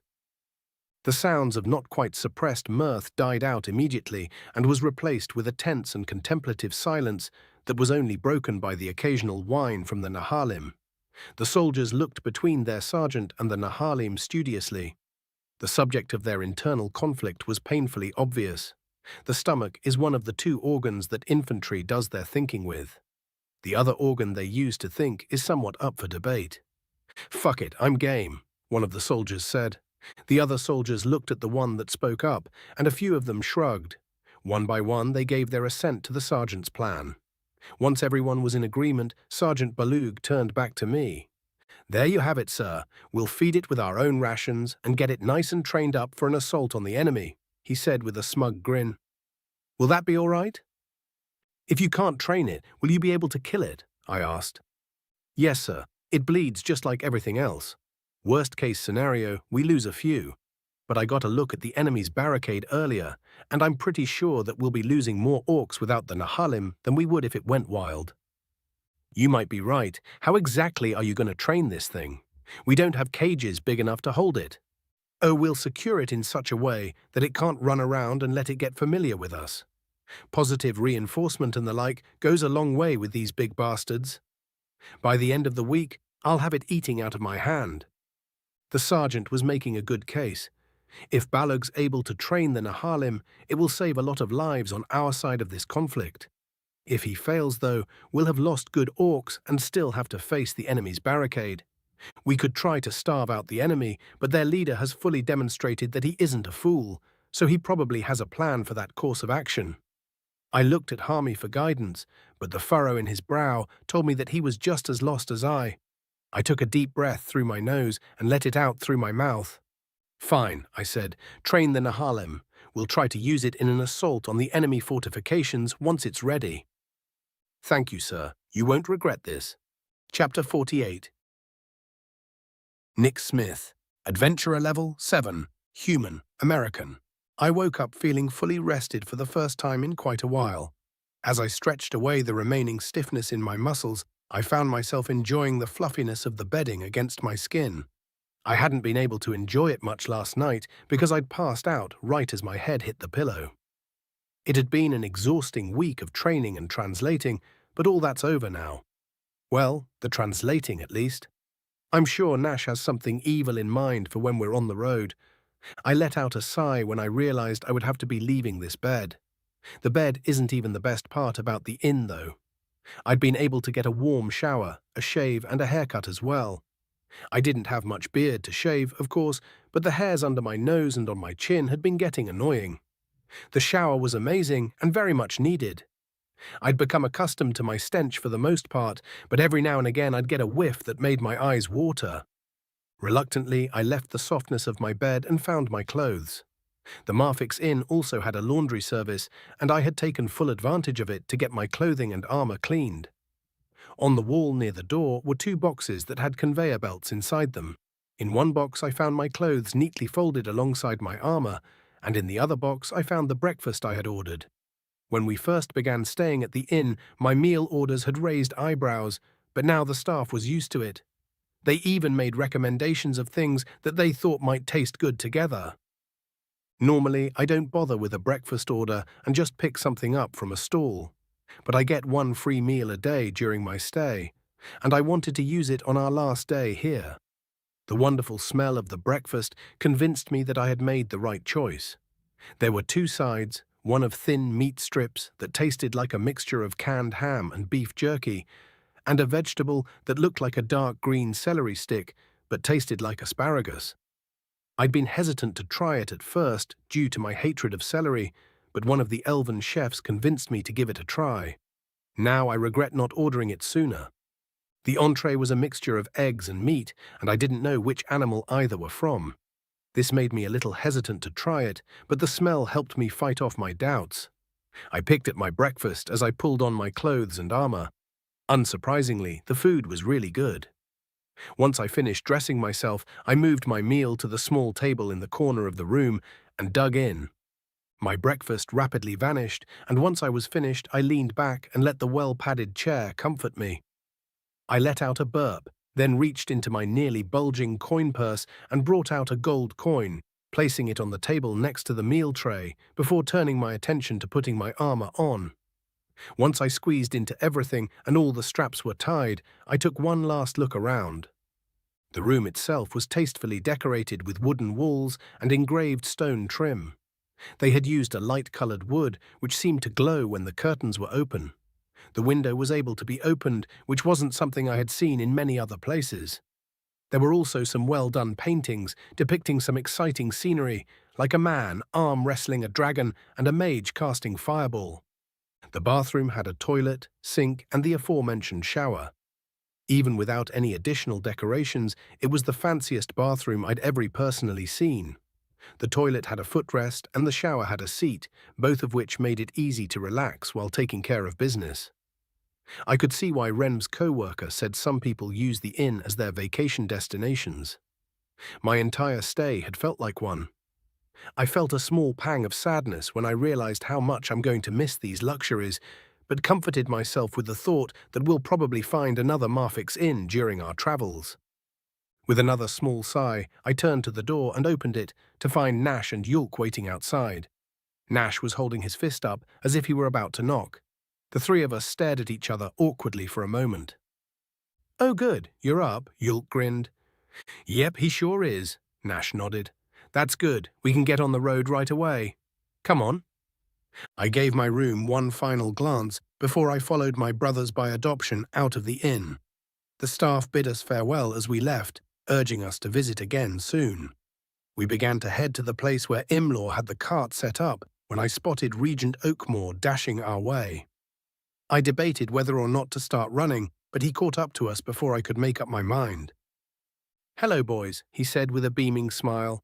"Glad I caught you before you left." "Why's that, sir?" Nash asked. "Your business with Nick is done, right? You already paid us and everything, Your Highness." "Oh, yes.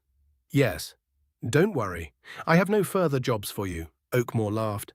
"The reason I wanted to catch you is to let you know that we would normally throw a goodbye celebration on account of Nick awakening our monarch and everything. Unfortunately, we can't due to, well, critical matters of state that must be addressed immediately." "That's all right, sir. I understand," I said. "Good, good. I didn't want you to think we were terrible hosts or anything. Anyway, the next time you visit Bolisir, I'd ask that you send a message first so we can properly plan a thank you celebration." "We already had a feast. Surely that counts, Your Majesty," Yulk added. "Actually, the feast was specifically to celebrate the return of His Highness King Isinirath." The elf shrugged. "Royalty get their own party. Plus, combining celebrations is tacky. No, even if it must be delayed for the moment, I am required to insist that we do a proper celebration for Nick's contribution as soon as we are able." After a bit more back and forth on the merits of such a celebration, we relented to Oakmore's request. Or demand disguised as a request, rather. Once we agreed, he merrily sent us on our way.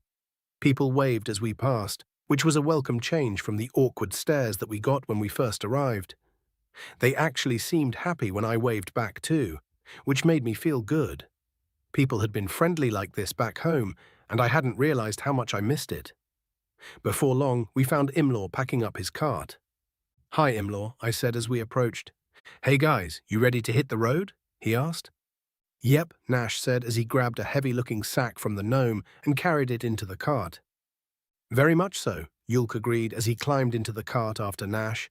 "While I've enjoyed our stay, I'd very much like to check the mail to see if Mother sent anything. I've been keeping her updated, but have told her to send her replies to Kirkina because we didn't know for sure how long we'd be in Bolisir." I took one last look around the city, built within the trees. Renv had said his farewells yesterday because his uncle was taking him to see the rest of his family. It ended up being a bit of a twist of fate. Instead of Renv seeing us off, we had seen him off. However, it appeared that someone else may want to see us off. The someone that was moving our way at an unnaturally fast pace. Hey guys. I pointed at the figure racing toward us.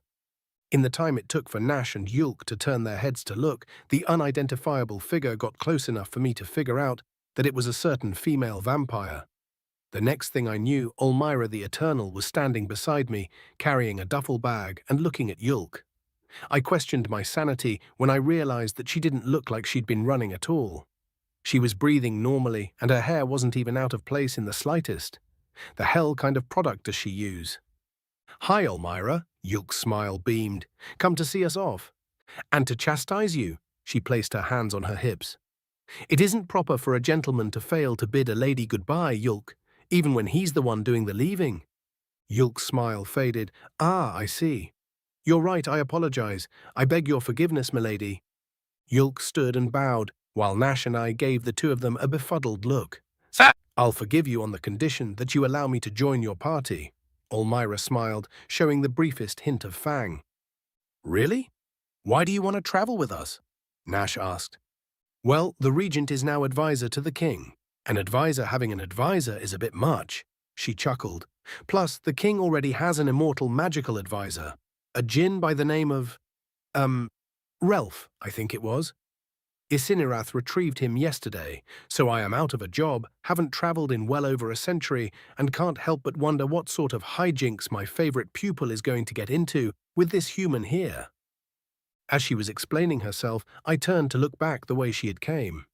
It had to be at least a half a mile from where I had initially spotted her, and it was a decent uphill gradient as well.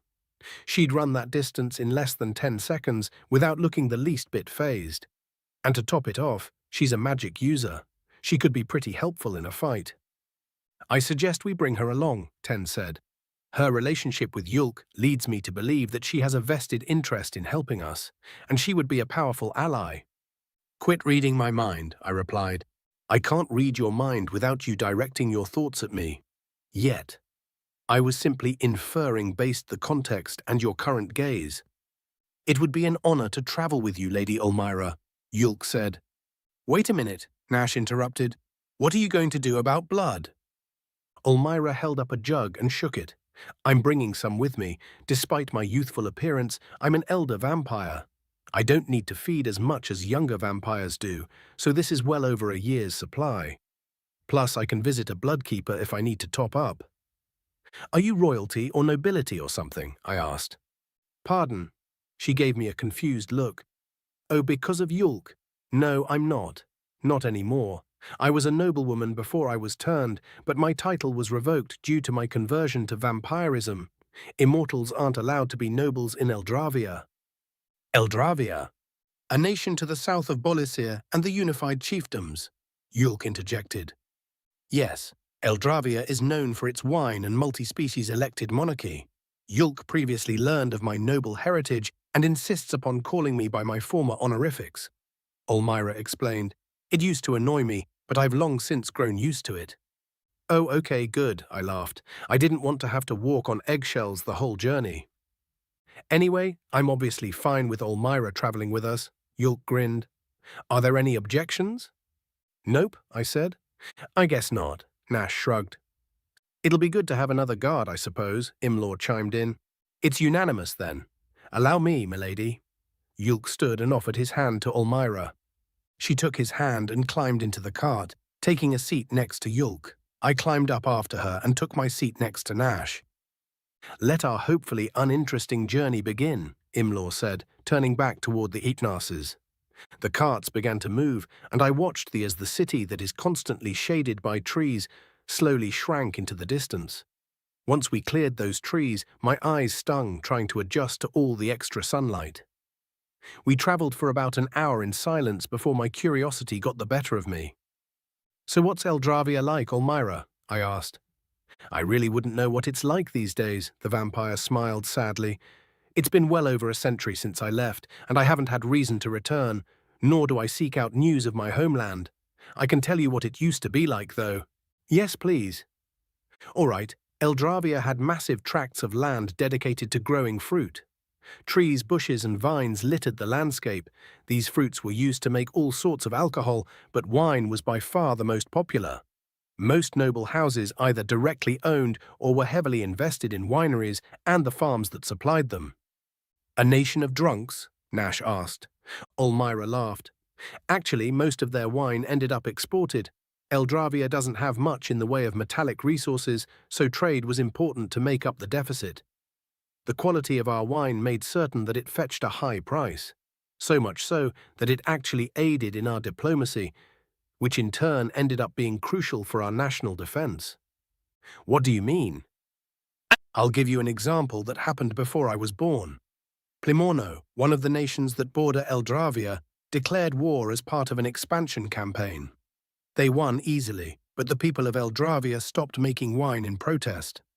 Once the wine stopped flowing, other neighboring nations, including the unified chiefdoms, declared war on Plimorno to force it to give Eldravia back its independence. However, this war didn't get very far because the citizens of Plimorno revolted against their queen. She was executed along with most of their nobility, and Eldravia became independent once again." "Wow," I whistled. "People really like wine, I guess. So you said Eldravia is led by an elected monarchy. How does that work?" "A multi-species elected monarchy," she corrected me. "Essentially, nobility is decided by influence rather than by blood or species. Whoever can wave the most gold around becomes nobility, which results in their family also becoming nobility and forming a noble house. It is from these houses that candidates for the throne are chosen, and the general populace votes on which candidate becomes king or queen. These monarchs decide upon the laws of the land and rule until death, or they are deposed." "Deposed?" "Yes. If a monarch doesn't live up to expectations, the noble houses have the right to dethrone them. They actually get together once per year to vote on whether or not to do so. It takes a 4/5 majority vote to get a king or queen off their throne." "Doesn't the monarch put up a fight?" "They don't have their own military forces, so they have to rely on the forces of their house. Assuming their house didn't vote to dethrone them, of course. Either way, any military they could muster would be heavily outnumbered, and they would likely face execution for their efforts." "I see. So back to the noble houses. How do they become noble?" "If a monarch takes note of someone's accomplishments, they elect them as a candidate for nobility. The populace, including the other nobles, then vote on whether or not this individual becomes a noble. If they do, they become the leader of a noble house comprised of their family members. If they don't, then they go about their business until next time." "Sorry to interrupt," Imlaw said. "If we're going to have lunch today, now's the best time to do it." "All right, let's take a break then," Nash replied. Imlaw nodded, then pulled the cart off of the road. We all climbed off and stretched our legs, then had a quick meal of dried meats and water, except for Olmira, who didn't eat or drink. Once he finished his piece of road jerky, Nash walked up to me with an evil grin. The grin alone told me what was coming, and I felt a familiar dread begin to well up within my chest. Time for training, Nick. Chapter 49. Chapter 49. Master General Kirain Yeath. Adventurer level, not applicable. Half-breed drow, Balushinian. "The enemy has done nothing more than lob the occasional fireball at us, sir," General Smarn informed me. "They have encamped in the wooded area to the southwest, though, which hinders our visibility. So we don't know what they're planning, or even the full disposition of their forces," I grumbled. "Yes, sir. I do have some good news, though." "Out with it." "You were right about their caravan, and we were able to successfully ambush it," he said with a hint of a smug smile. Our forces returned today and reported that we managed to capture 18 slaves and even secured the equipment the orcs were escorting. Excellent. Put the equipment to use and put the slaves with the others. Dismissed. I absent-mindedly waved him toward the door. He bowed and left as I returned my attention to the map. While I was glad that I had successfully predicted the enemy caravan's movements, their lack of action against us here has me concerned. I expected at least one heavy assault before they laid siege. Yet it has been a week since our scouts confirmed their presence, and they haven't tried anything serious yet. Are they waiting for reinforcements? That would be foolish. A bird sent by my own reinforcements informed me that they had made contact with a small enemy host and weren't able to completely eliminate it, which means that the enemy knows about my archers. Even with all of the forces of the entire unified chiefdoms, they would have difficulty taking this position, and once the archers arrive, I can go on the offensive. Even foreign aid won't arrive before my archers do, so what are they planning? Have they decided against an assault altogether? Our defenses were designed to look ramshackle, but a discerning eye would be able to tell how solid they really are. They would know that they require better equipment to launch a successful assault. But if my ambushers return today, the ambush had to have happened at least 2 weeks ago. It's unlikely that they're still waiting on their caravan. So what are they waiting for? I stared at the map, trying to glean a clue as to what the enemy is up to. No matter how hard I stared, though, nothing came to mind. I scoffed and turned to my bed. I had just fed, so I wasn't feeling particularly tired, but it's important to remain on a schedule when one can. I removed my boots and armor, then slid under my covers. As I lay there, I couldn't help but feel like the orcs were up to something, and I was missing a key piece of information. I tossed and turned, my mind fighting over whether to think or to sleep. After what seemed like hours, I finally grew tired and fell into slumber. Well, you tried. A hauntingly familiar voice forced its way into my mind. It was a valiant attempt to subvert the will of the divine, if nothing else. My eyes snapped open and caught a glimpse of the dawn's early light shining through my curtain before my ears had a chance to register what had awakened me. Once they caught up, I heard screams, crashes, and the clanging of metal striking metal, the sounds of a battle taking place nearby. I leapt from the bed and quickly donned my armor, nearly forgetting my boots in the process. Once I was dressed, I grabbed my sword and flung open the door and promptly froze in shock. There were orcs within my barricades, but I had already realized that was the case. There was a hole in my barricade which had allowed the orcs access to my camp. The creation of this hole had to have been extremely violent, judging by the distance in which the logs had been thrown. The reason for my shock, though, was because my mind was trying to figure out how this happened, while my eyes were simultaneously providing the explanation. Orcs and drow were fighting tooth and claw, while mages rode by them on narses, flinging the occasional spell to horrid effect. My soldiers had been taken by surprise and hadn't yet recovered or formed up. In the middle of all of this was a great and terrible beast. Its red and yellow hide was covered in arrows, and its massive fang-filled mouth was ripping my soldiers apart like they were made of paper. A Nahalim, and it was fighting alongside the orcs. How? Where did they get it? Did they tame it? How? Once the Nahalim finished decimating a group of my soldiers, it rose up to its full height, standing at least twice as high as the tallest orcs. Then the beast roared, a deafening and blood-curdling sound even from my distance. Its bellow made me wince, and this finally struck me from my stupor. I began to run toward the battle, determined to rally my men and push these bastards back. We would figure out what to do about the Nahalim once we'd killed a few orcs. "Form up!" I shouted, trying to be heard over the clamor of battle. I raised my sword and shouted again. A few of my soldiers heard me and began to form their lines. A mounted mage rode past them, narrowly avoiding a swipe from a sword. An arrow narrowly missed his head, but that didn't stop him from locking eyes with me. I knew for certain what his target was. I began to ready my blade to try to cut him down, but his staff was already pointed at me. The spell that slipped his lips formed at the tip of the staff and rushed toward me at blinding speed. Just before it hit me, I realized that this was Windspear. I sighed at the triviality of the magic being used, and then the spell hit me. I flew backward and felt a crunch as I was forced through the wall behind me, then another as I continued through the next wall. I slammed into the ground alongside a load of rubble and tried to get up, but flopped back to the ground. My eyes weren't able to focus and I could no longer breathe properly.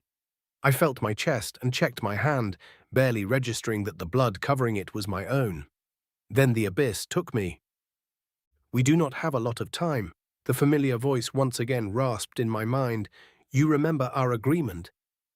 I tried to speak, but no air left my mouth. I vaguely recalled our previous conversation and nodded. "Good. You are smart enough to know that there is nothing further you can do, and the orcs will take your camp. Once they do, it will not take them long to figure out that you are the commander, and that you are also a half-breed vampire. This will result in a rather unfortunate demise for you." "Then what do you want me to do?" I asked. "Flee to the west." "Not home." "No. After you flee, the orcs will find your sister, and she will tell them all about you. Once the orcs learn of your heritage, they will gleefully inform King Lofin. Your home and family will be destroyed before the end of this week, despite your contingencies.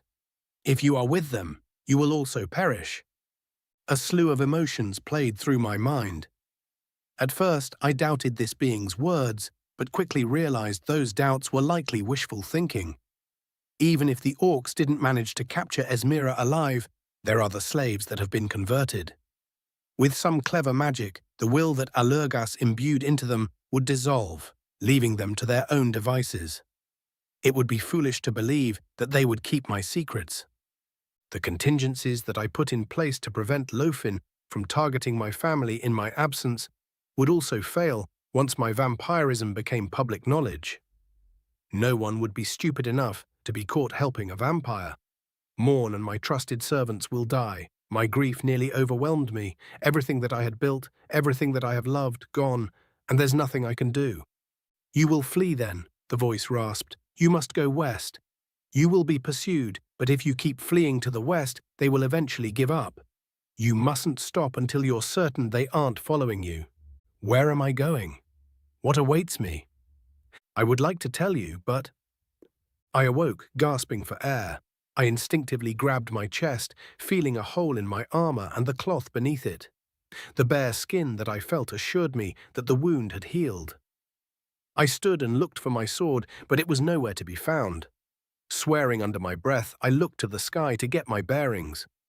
The sun was still rising, so my destination was in the opposite direction. I paused for a moment, gazing at the hole in the wall I had left. Esmira was in there, and I couldn't help but think about killing her. While it would better my mood to feel what meager life she has left leave her body, it would cost me precious time. I decided against it and began to run. If I'm lucky, King Lofin will find a way to kill her for me. Before I could get far, a harnas stopped in front of me. Atop the harnas was an orc spellcaster with a very familiar face. He looked at me with surprise, not expecting me to be standing. His shock caused a moment of hesitation that, when combined with his proximity to me, spelled his doom. Before he could raise his staff, I leapt, landing behind him on the harnasa. I grabbed his skull and pulled his head to the side hard enough to hear a crack, and tore into his throat with my fangs. He began to seize as a sweet, coppery taste filled my mouth. I gulped it down greedily, but I couldn't have my fill. I had to get moving. I threw him from the saddle and grabbed the reins, urging the harnas to the west. It began to gallop as I heard shouting from behind me. A wind spear flew past my head, taking a small portion of my ear with it. I pressed the harnas faster and lowered myself to avoid more close calls. The gate had been left open, indicating that a portion of my forces had abandoned their posts and fled. Typical of King Lofin's finest. An explosion hit the gate as I cleared it, sending splinters in all directions. A large one took residence in my left arm, but I quickly removed it. The wound began to heal as I continued into the trees as fast as the harnas could take me. I continued to dodge both foliage and spells for most of the day, and eventually my harnas tired. It was well trained, though, and it kept going until it finally collapsed. I leapt from its back and continued running nearly as fast as the harnasa had. A few minutes later, my pursuers' harnesses also tired, and I finally lost them. I kept running until the sun was in front of me and finally slowed my pace. My heart was pulsing in my ears and my breath was heavy. I wiped sweat from my brow as I continued to walk toward wherever my goal happened to be. As the sun began to set, I found a small cave. After determining that it was empty, I decided to take a rest. I grabbed some nearby branches from a bush to mask its entrance, then crawled inside. After adjusting the camouflage a little, I made myself as comfortable as possible. Then I was finally left alone with my thoughts. I've lost everything: my family, my friends, my home, my career, and even my dreams. All I have left is my body and the clothes on my back, which have a conspicuous hole in the chest. I felt my anger build up within me, but it was the cold sort of anger. What do people normally do to cope with loss and grief? Cry? Crying would waste water, though, and I am in a survival situation.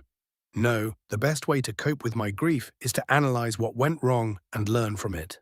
Unfortunately, I have no idea how I can learn from whatever mistake it is that I made. A beast of the wastes had laid low my plans for conquest. Did they capture it in the wastes and bring it here? No, that would have taken them far too long. Could they have already had it tamed and ready to fight? If that's the case, why wasn't it used against my forces to begin with? Could it be that they stumbled upon the Nahalim, managed to capture it without killing it, and one of them knew how to tame it? While it sounded ridiculous, that hypothesis resonated within me. The separate and unlikely coincidences happening all at once, culminating in my defeat. It absolutely reeks of divine interference.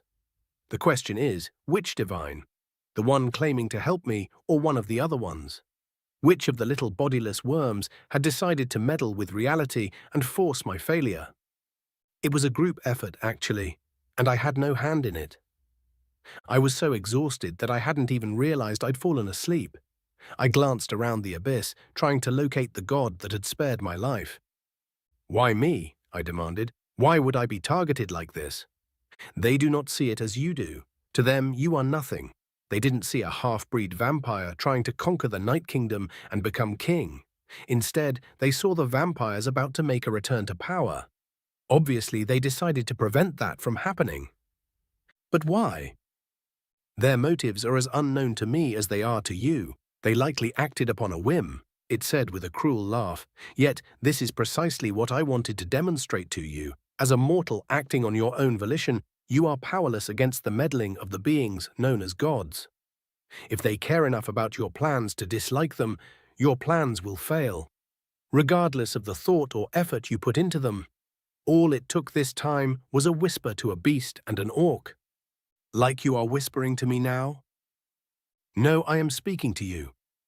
A whisper is much more subtle. Your hearing suddenly becoming clear enough to make out what someone is saying in a busy marketplace. A sudden craving for a specific dish at a specific restaurant that a certain someone happens to be at. Even something as simple as fatigue can be used to guide you to where we want you to be, as you'll recall. And recall I did. I remembered the first time I had heard this being's voice. I'd become so tired so quickly that I thought I'd been poisoned. That was a whisper then. As you can infer from our current conversation, we're capable of more direct interference. If you had managed to somehow disrupt their scheme with the Nahalim, one of the other gods may have spoken to the enemy commander and told him about the escape tunnel your orc slaves were digging. If the enemy commander failed, then a lightning storm may have formed and stricken your barricades, causing them to explode. So why didn't you stop them? I thought you were trying to help me. I knew the answer to this question and felt foolish for asking it, but my anger and indignation forced it out of me. I am helping you in such a way that allows us both to achieve our goals, as was agreed. It should be obvious that I have no interest in your petty ambitions outside of what they can do to achieve my goals. And that's the point. If you listen to me and do as I bid you, I will help you achieve your goal. You will gain power and purpose, and no being will be able to look down on you again. If you do not, I will leave you at the mercy of the other gods to do with as they please. It is very unlikely that they will aid you. I allowed myself to calm once more and thought about my situation. This being is promising to help me gain power, but not help me do anything except gain power. So what's stopping other gods from eliminating me once our bargain is completed? They will try, but not because they want you dead. They have another goal in mind, and you will be an obstacle to that goal. However, we can only interfere when we are allowed to. There is a greater being at work here that will make certain the coming contest will be fair. And if you survive, you will be allowed to do as you please, free from the meddling of beings like me. Then what would you have me do? Chapter 50. Master General Kirain Yith, Adventurer level, not applicable, half-breed drow, Balushinian. You will awaken and continue traveling west. The hoarse voice pierced my mind. By midday, you will reach a well-traveled road. Go left and follow the road. You will meet a traveler who is not what he appears to be. Be wary of this traveler, but consume his blood. Take his clothing and dispose of his body and your armor out of view of the road. Continue on the road in the same direction until you see a smaller path. Then follow that path. Expecting riddles and sidespeak, I found myself somewhat stunned by how clear the directions were. Despite my shock, I endeavored to memorize them. Nothing will stop me from finding the power that this being is promising and annihilating whatever challenge awaits me. And what do I do when I reach the end of the path? I asked. The path leads to a dungeon. Enter the dungeon and do what you feel is appropriate. The return to riddles and sidespeak stunned me even more than its absence. It took more than a few moments for the confusion to leave my expression. You can't tell me more than that. All I can say is that you're a vampire. Do what vampires do. That's all? Why? A being far grander than myself is preventing me from speaking directly of the events that may unfold within the dungeon. It laughed. The very same being that will ensure fairness in the challenge to come. Go now and find your purpose. I awoke before I could ask any further questions, not that I would have gleaned any answers. Do what vampires do. Likely a riddle that will become easier to solve within the dungeon itself. I arose from my temporary shelter and scanned my immediate environs.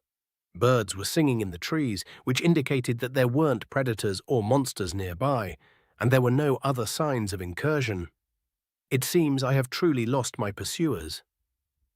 My muscles and bones ached from sleeping on the ground, and a quick stretch resulted in several satisfying pops and cracks. The stretch was able to provide enough relief to continue my journey.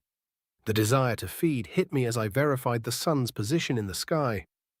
I had used a lot of strength yesterday, and I would need to feed on blood again to restore it. Luckily, the entity had told me where to find my next meal. I did my best not to think too hard about what caused me to undertake this quest, but failed miserably. My entire family is soon to be dead, my home razed to the ground, my dreams of world domination are all but dashed, and I am touched by a supposed god. These thoughts had just wandered to whether or not continuing my existence was even worth it when I finally came across the road. It wasn't much of a road. The primary components of its construction were dirt and dust, unlike the roads that lined the countryside of the Night Kingdom. I dutifully turned toward my left and followed the glorified path. It wasn't long before my feet became tender and sore, and I found myself missing the carefully constructed stone roads of my homeland. I followed the road for a few hours before I finally came across my objective. A dwarf wearing a high-collared coat and large pack stopped and eyed me warily. I stopped as well and regarded him head to toe. His coat and clothing appeared new and expensive, yet his pack and boots appeared well worn. The dwarf was obviously trying to look like a merchant, but there were certain inconsistencies with his disguise. "Who the fuck are you?" he asked. "I could ask you the same," I replied. "You have the look of a merchant, but I've never met a merchant who travels alone." "Well, that's just 'cause you've never met me," he grinned, showing a few missing teeth. "The name's Tarks. You?" "Kiran." "Well, Kirain, methinks it's a damn lucky day for you. I see you've got a hole in that armor of yours, and I just so happen to have something that'll likely fit you just fine." "Oh?" I asked, moving closer to him. "That would be quite the boon if the price is right." "I've got the cheapest fucking stuff you'll find in the middle of the road," he laughed as he pulled his pack from his back. "I'm more than willing to cut you a deal." He stuck his hand into his pack as I moved closer to him. As he began to remove his hand, I saw a glimmer and instinctively grabbed his wrist. My strength was beginning to wane, but it was more than enough to snap his wrist and sending the dagger flying. I wasted no time pulling him into his final embrace. "The fuck?" he gasped as I bit into his throat. He tried to resist, but I'd already taken a gulp and restored my strength. The warmth of the blood flowed through me, and I took more than my fill. After a few moments, the dwarf fell limp in my arms, completely drained of his vital essence. I let him fall to the ground and studied him. I'd managed to avoid spilling blood on his clothing, but was faced with another problem entirely. Dwarves are significantly shorter than drow, and his attire would not fit me. My eyes darted toward his pack. On a hunch, I grabbed it and emptied it out. Several items fell to the ground, including another knife, some wrapped rations, about 50 feet of hempen rope, a water skin, several pieces of jewelry, a bulging coin pouch, and some rather well-made clothing. It would appear that Tarks was quite a bit more entrepreneurial than a traveling merchant should be. "Take his clothes, eh?" I chuckled, picking up the clothing. I removed my garments and replaced them, finding them to be a perfect fit. I spent a little time packing the items back into the bag, with the exception of the large knife, and then disposed of Tarks and my former clothing out of sight of the road. Passing carnivores would find him and make sure he didn't go to waste. Slinging the pack onto my back and securing the large knife to my waist, I continued my journey. Not a bad change of fortune. I was now far less conspicuous and even armed. If I changed my mind about my destination, I would be able to survive for quite some time on the wealth that the dwarf had likely killed for.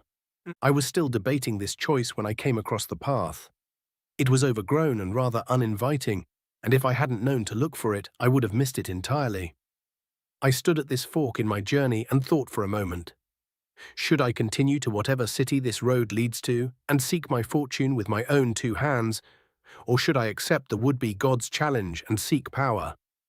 Voices in the distance brought me back to reality. Drow rarely leave the Night Kingdom, and I would have to justify my existence everywhere I went. I would also have to be wary of retribution from the scorned deity. I made my choice then and there and began to make my way down the untended path. The overgrowth made travel difficult, but before long I found my destination. A small building served as the dungeon's entrance. It appeared to be a type of mausoleum, with two smooth pillars lining either side of its arched entrance. The roof of the structure rested upon these four columns and depicted a skull being worshipped by reptilian beings. I felt an immense dread enter my body as I took a step forward. Many people equate vampires with the dead, so I should feel at home in a crypt. However, my instincts screamed at me that something terrible lay within here. Taking a deep breath and snarling to myself, I drew my knife and entered the dungeon. One of the advantages to vampirism is the ability to see in almost complete darkness, but my eyes still took a moment to adjust. Once my blindness receded, I continued forward, and I took in my surroundings. The floors were tiled and the walls were unnaturally smooth. Neither showed any signs of tool marks, seams, or any other variety of imperfection. This indicated that they had been created magically. I recalled from my studies that the term dungeon isn't the most accurate description of these places. While they often serve to contain monsters and other threats to civilization, they've also been known to serve as lairs for powerful beings that would seek harm on others.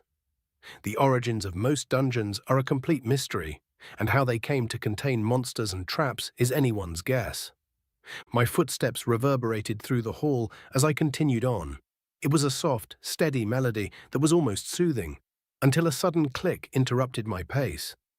The tile beneath my foot had depressed, and I barely reacted in time to catch the spiked grate that sought to impale and crush me. Even my vampiric strength struggled with the weight of the trap. I adjusted my footing and pushed with all of my might. Just as I thought I was done for, the trap eased up and withdrew into the ceiling. I quickly moved forward before it could trigger again, being careful to avoid the tile I'd carelessly tread upon earlier. Before I could catch my breath, a screech announced the presence of several small reptiles. The lizards were roughly the size of my boot. I readied my knife as they swarmed me, trying to pick off pieces of my flesh with their teeth and claws. I was much faster than they were, though, and began to exterminate the pests with my knife and free hand. They were easy to crush, and not very resistant to stabbing either. It didn't take long to finish them, and I watched as the few wounds I had received healed. The bites were extraordinarily painful and bled longer than they should have. Once they finally faded, I continued on. I was much more wary this time, trying to avoid any further traps by tapping my forward foot on the upcoming tiles. It slowed my pace, but quickly paid off as I encountered more traps. After each trap, another group of lizards attacked and was defeated. Eventually, I put away my blade and began to use the little bastards as stress toys. This pattern repeated several more times before there was an abrupt change. "For the Lord," a dwarf-sized lizard shouted, waving its spear in the air. "For the Lord," its 5 comrades echoed. I drew my knife again and charged at them. They hadn't expected this, and I managed to slit one's throat before they could recover. I grabbed its spear and flung it deep into the chest of another, then dodged back as the last 4 formed a formation of sorts. I grinned at them, baring my fangs. "A sucker," one of the reptiles gasped. "Shit, what do? We poke him till he stops moving, same as everything else." "For the Lord." They charged forward and I slid under their spear tips. I used my claws to tear at the face of one and stabbed my blade into the heart of another. I dragged my knife out of its chest and through the throat of the one I had mauled. Disallowing any recovery time, I leapt over its falling corpse and bit into the shoulder another lizard before it could change the position of its spear, and threw my knife at the final one. I grabbed the reptile's throat and lifted it into the air as its comrade hit the floor with my blade protruding from the space between its eyes. I spit its blood onto the floor and ripped the spear from its hands. The reptile looked down at me with absolute terror in its beady little eyes. "Who is your lord?" I demanded. "I ain't telling you nuttin'," it shrieked. "Then I shall find out myself," I said, crushing its windpipe and vertebrae. As I dropped its body to the ground, it occurred to me that I might have used hypnosis on it. I sighed, disappointed at the missed opportunity to glean some intel. After retrieving my blade, I continued my journey into the depths of the dungeon. It wasn't long before I got another chance. I tore into the creatures and tried to use hypnosis on the survivor, but I couldn't make a connection to its mind. At first, I thought my hypnosis was being blocked, but then I came to the realization that the mind was too simple to be forced in such a way. It was like trying to hypnotize a pupper. I tore its head off in frustration. Several more conflicts later, the hallway opened into a large room. Torches flickered to life as I entered, throwing shadows upon the smooth grey walls. In the center of the room was a skeletal corpse sitting upon a golden throne. It looked lifeless, but I could feel massive amounts of magic emanating from it. Its eyes began to glow, and it rose from its throne, levitating a few inches from the ground. "Who dares to enter my domain?" it asked. "Kirain Yith," I replied. "And who might you be, Lich?" What would my name matter to an insect that's about to be exterminated? Why would you want to know the name of an insect that you're about to exterminate? I barely managed to dodge the ice spear it sent at me and quickly tried to close the distance. Before I could, fire erupted from the floor and sent me reeling. The burns on my face began to heal, and I snarled at the creature before me. "Ah, a vampire," it said. "I have no blood for you to suck, filth." Once my nose healed, it caught a familiar scent in the air. I grinned at the lich and threw my blade at its face. A magical barrier caught the blade and sent it back from whence it came. But I had already closed the distance with the lich. It drew back from me, but I grabbed its neck and squeezed, crushing the vertebrae in my grasp. Its body crumpled to the ground as I caught its skull with my other hand.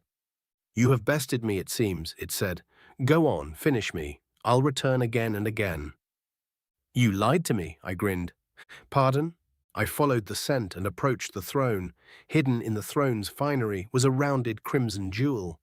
The invigorating scent was coming from this jewel. I struggled for a moment to remove the jewel from the throne, and once I was successful, I found that I was holding a disguised vial of blood. I held it up for the skull to see. "A phylactery. You do have blood," I laughed. "Perhaps we can make a deal," the skull said. "I can give you gold, gems, even teach you ancient and terrible magics." What do you require in exchange for the safety of my phylactery? Why would I destroy it? What? What else would you do with it? You were once a mer, and I am a vampire. I grinned widely, baring my fangs. I'm going to do what vampires do. Chapter 51. Nick Smith, Adventurer Level 7, Human, American. That'll do. Nash nodded at my hunched-over form. Take a breather. Oh, okay, I said, between desperate gasps for air. Nash had once again landed one of his signature kicks directly to my diaphragm. I was beginning to suspect that he had unlocked a skill similar to my breathtaker strike. This time, though, I managed to poke my training sword into his ribs before he landed it. With a growing pride in myself, I collapsed into a sitting position and watched the countdowns for my cooldowns. It had taken every single one of my non-magical skills just to land that one strike, and it hadn't slowed him down a bit. I sighed, remembering our first sparring session. I'd managed to unlock Breathtaker Strike and land it against him. It had stopped the session immediately, but I've pretty much been getting my ass kicked ever since. I'm not sure Nash is aware of it, but he's been getting stronger too. Every time I think I've gotten strong enough or fast enough to match him, he manages to pull ahead. Or maybe he's still just pulling his punches, and I'm too inexperienced to realize it. Either way, I'd hate to get into a real fight against him. Would you care to try some magic? Yulk interrupted my thoughts with a toothy smile. Sure, I said, looking up at him. What kind of magic do you have in mind? He reached out to help me up, and I took his hand without putting too much of my weight on him. Yulk has a bad back, and sending him toppling wouldn't be very nice. However, he ignored my generosity and pulled me to my feet fast enough for said feet to leave the ground for a moment. If I recall correctly, you have access to several spells already. Wind Spear, Earthen Dagger, Fireball Light, Heal and Minor Heal, right? I checked my skills list and nodded. I didn't really get a chance to use most of these spells outside of some quick training that we'd done. None of my spells had even leveled up, and most of them are useless. Fireball sounds like it would be the best of the spells, but the heat it outputs is uncomfortable to work with. Earthen Dagger would be better if it summoned a sword instead of a little knife. Finally, Heal can magically mend my wounds, but I already have 10 for that. 10 can do it without using my magic too. I'd like to teach you a spell that many have trouble with, he continued. It's called Ice Javelin. You have to visualize the moisture in the air coming together and forming a magically enhanced icicle. Okay, I said as I lifted my arms and aimed at a nearby tree. I pictured all the water molecules in the air coming together to form the condensation on the outside of a cold drinking glass. I imagined all that condensation moving into the shape of an icicle and freezing, then felt my magic shoot through my arms. The air in front of my fingertips grew cold and mist began to gather together. Suddenly, the mist began to form a cone of ice. Nilevai echitsak. The icicle slammed into a nearby tree with enough force to make it shudder. Ice Javelin unlocked. Yulk and I looked at each other, then walked over to the tree. It was pretty thick, my arms wouldn't even fit around it, but the projectile had managed to go through it enough to poke out of the other side. Yulk let out a low whistle. Like that? I asked with a dash of smugness. Yeah, he laughed. Exactly like that. Cool, pun intended. So why haven't you tried to teach me this spell before? Because I didn't know it. Olmira taught it to me the day before we left, he said, gesturing behind me. Took me all day. I turned and was met with a wide-eyed and open-mouthed stare. Olmira's eyes darted back and forth between myself and the tree. See, Yulk said to her with a grin. He's able to learn new things much faster than most people. Yes, I see, she replied. But how? I glanced at Yulk, who returned my gaze. The place I come from had mandatory public education, I answered, so a lot of these concepts aren't new to me. Maybe that's why I'm able to pick things up so fast. The sorceress pair stared at me for a moment. What sort of subjects are covered by this public education? Olmira asked. Math, science, social studies, languages, writing, woodshop, all sorts of things. Woodshop? My guess would be carpentry, milady, judging solely by the name, of course. Yulk laughed. Oh my, Nash is beginning to look impatient. Shall we be off? I gave Yulk a confused glance. Ever since Olmira joined us, it seems like Yulk had upped his eloquence. While it's true he wasn't exactly brash before, I don't remember him ever using the word shall. On the other hand, I could be imagining things, or Ten could be playing with the translations. I looked toward Nash and immediately forgot about Yulk's odd word choices. His pack was already in the cart, and he was practically glowering at us. "Yeah, let's go," I quickly agreed. We packed our things and loaded back into the cart. Imlaw gave us a smile and we continued our journey. I leaned into the corner of the cart and accessed my skills list, selecting the option for physical skills. Time Dilation 2 increases the user's speed to 150% for a limited time. Cooldown 4 minutes. Dash 2. Move forward up to 8 feet at 300% speed. Cooldown 1 minute. Breathtaker Strike 2. A strike that robs your opponent of their ability to breathe. Cooldown 45 seconds. Power Slash 1. Amplifies the user's striking power by 100%. Cooldown 1 minute. Slide Slash 1. Slide along the ground and strike with 100% amplified striking power. Cooldown 1 minute. Preternatural Evasion 1 allows a user to automatically dodge for 1 minute. Cooldown 10 minutes.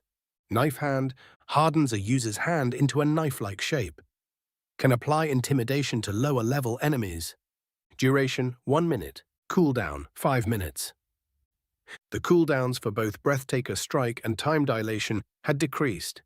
It was previously 1 minute and 5 minutes, respectively. The distance that I can dash increased by 2 feet as well.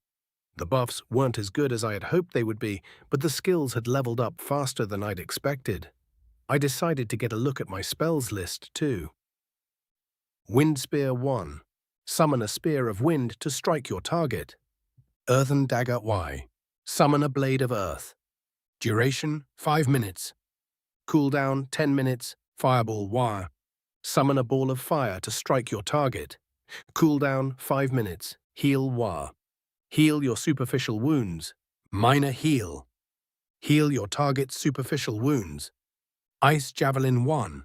Summon a javelin of ice to strike your target. Cooldown 5 minutes. Light. Summons an orb that emits a moderate amount of light until the user dismisses it or falls unconscious. I really need to start leveling these up. Unfortunately, fighting takes a lot of my energy, and Nash is a little greedy when it comes to my training time. I guess that's fair. Our current party consists of 2 magic users, 1 multi-class, and a fighter. I guess there's also Imlaw, but as far as I know, he doesn't have any skills that are useful in a fight. If I were to join Yulk and Olmira in casting spells, that would leave Nash alone on our front line. That's not a good position to be in, even with magical backup. It's too easy to get flanked, and as Nash himself says, if you're flanked, you're fucked. I had to stifle a laugh. Look at me, suddenly an expert in battle tactics. Before I came here, I knew almost nothing about real fighting. I played video games, but not enough to glean anything from them.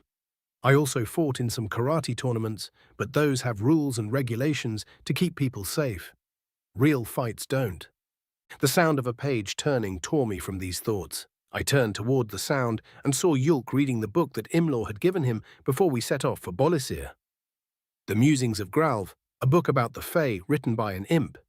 Is it any good? I asked him. Nope, he laughed. It's absolutely terrible. His grammar and word choice are abysmal, and it's rare that he spells words correctly. Actually, I'm quite certain that he's found new ways to misspell some of these words. That being said, it's a rather interesting subject given our experiences thus far. You mean with the Archfey? Yes, Algebron and... He trailed off and glanced at Olmira. And tits, Nash finished his sentence for him. Pardon? Olmira asked. Nash and I started laughing as Yulk turned a darker shade of green. Well, when I told you about our encounter with the Fae, you'll recall that I left out the names that Nick gave them, Yulk explained. I named one of them Algebron, and the other one wanted to be named Tits, I added. Oh, I see, Olmira said. Yeah, she was quite the character. Anyway, what's so interesting about what Gralv wrote? I asked. Yulk looked thankful at the change in topic and put a bookmark in between the pages he was reading. Well, in this story, he spent a summer with the Fae and interviewed as many as he could. Eventually, he got curious as to why all of the Fae he spoke to were female, and one of the Fae revealed that they chose their forms based on many factors. In his case, they were trying to convince him to extend his stay indefinitely and help make more Fae. Oh, yes, though I'm not certain I believe it. He continues to explain the process in which Fae couple with mortals in excruciating detail, though it very much reads like a soldier or guard bragging to his friends about a fictional romantic encounter. He then explains that Fae are also able to couple with certain magical plants and spirits, which lends a bit of credibility to his claims, because this is the method of procreation that those who are familiar with the Fae know of. So they can make babies with anything, I asked with fear in my voice. Is tits going to cause a population crisis? That's unlikely, Yulk laughed. New Fae cannot be created without the explicit consent of the mating partner. If their partner does not want to create a new Fae, even subconsciously, one will not be created. He doesn't explain how this works with plants, unfortunately. So what else does he... Nash started to say before trailing off. Do the rest of you hear that? I raised an eyebrow at him, but after a moment I heard a dull rumbling sound in the distance. We looked around but couldn't see what was causing the sound until our cart turned a corner. To our right was a forest, and to our left were plains that were being ravaged by a tornado. We watched the storm in a shocked silence. It was breathtakingly massive, ripping up everything around it. The giant funnel was extending from a large cloud, which was also the only cloud in the sky. I was about to ask if that's normal when Nash stood up, putting his hand on Imlaw's shoulder. Imlaw, get us out of here, he said. Don't have to tell me twice, Imlaw said, urging the Narses to pick up their pace. Nash nearly toppled over as the cart began to speed along the road. He took a knee, and we watched the tornado nervously, silently praying that it didn't start coming toward us. Lightning struck the ground near the tornado, and a few seconds later thunder shook everything around us. Is that normal? I asked. Do tornadoes usually appear from a singular cloud? No, Elmira said quietly. What's going on then? I don't know. Wait a minute, Yulk said. Isn't this where we encountered? He was interrupted by the cart coming to a sudden stop. Before anyone could ask Imlaw what was going on, a loud roar drowned out the sounds of the distant storm. I stood to see what was happening and saw a bear-shaped creature in the middle of the road a few yards ahead of us. Instead of fur, though, it had scales that were completely black. Its claws glimmered like 5 razor-sharp daggers in the sunlight. I grabbed my sword as it roared again and leapt from the cart with Nash close behind me. We took position in front of the cart, trying to protect Imlaw and the Hnarses. The bear lizard rose onto its hind legs and roared once more, louder this time. The fuck is that thing? I asked. It's an Urzan, Nash explained. They're tough. Go for the gut or the throat. Don't bother with the chest or head. Understood, I said. Nash charged forward and I quickly followed him.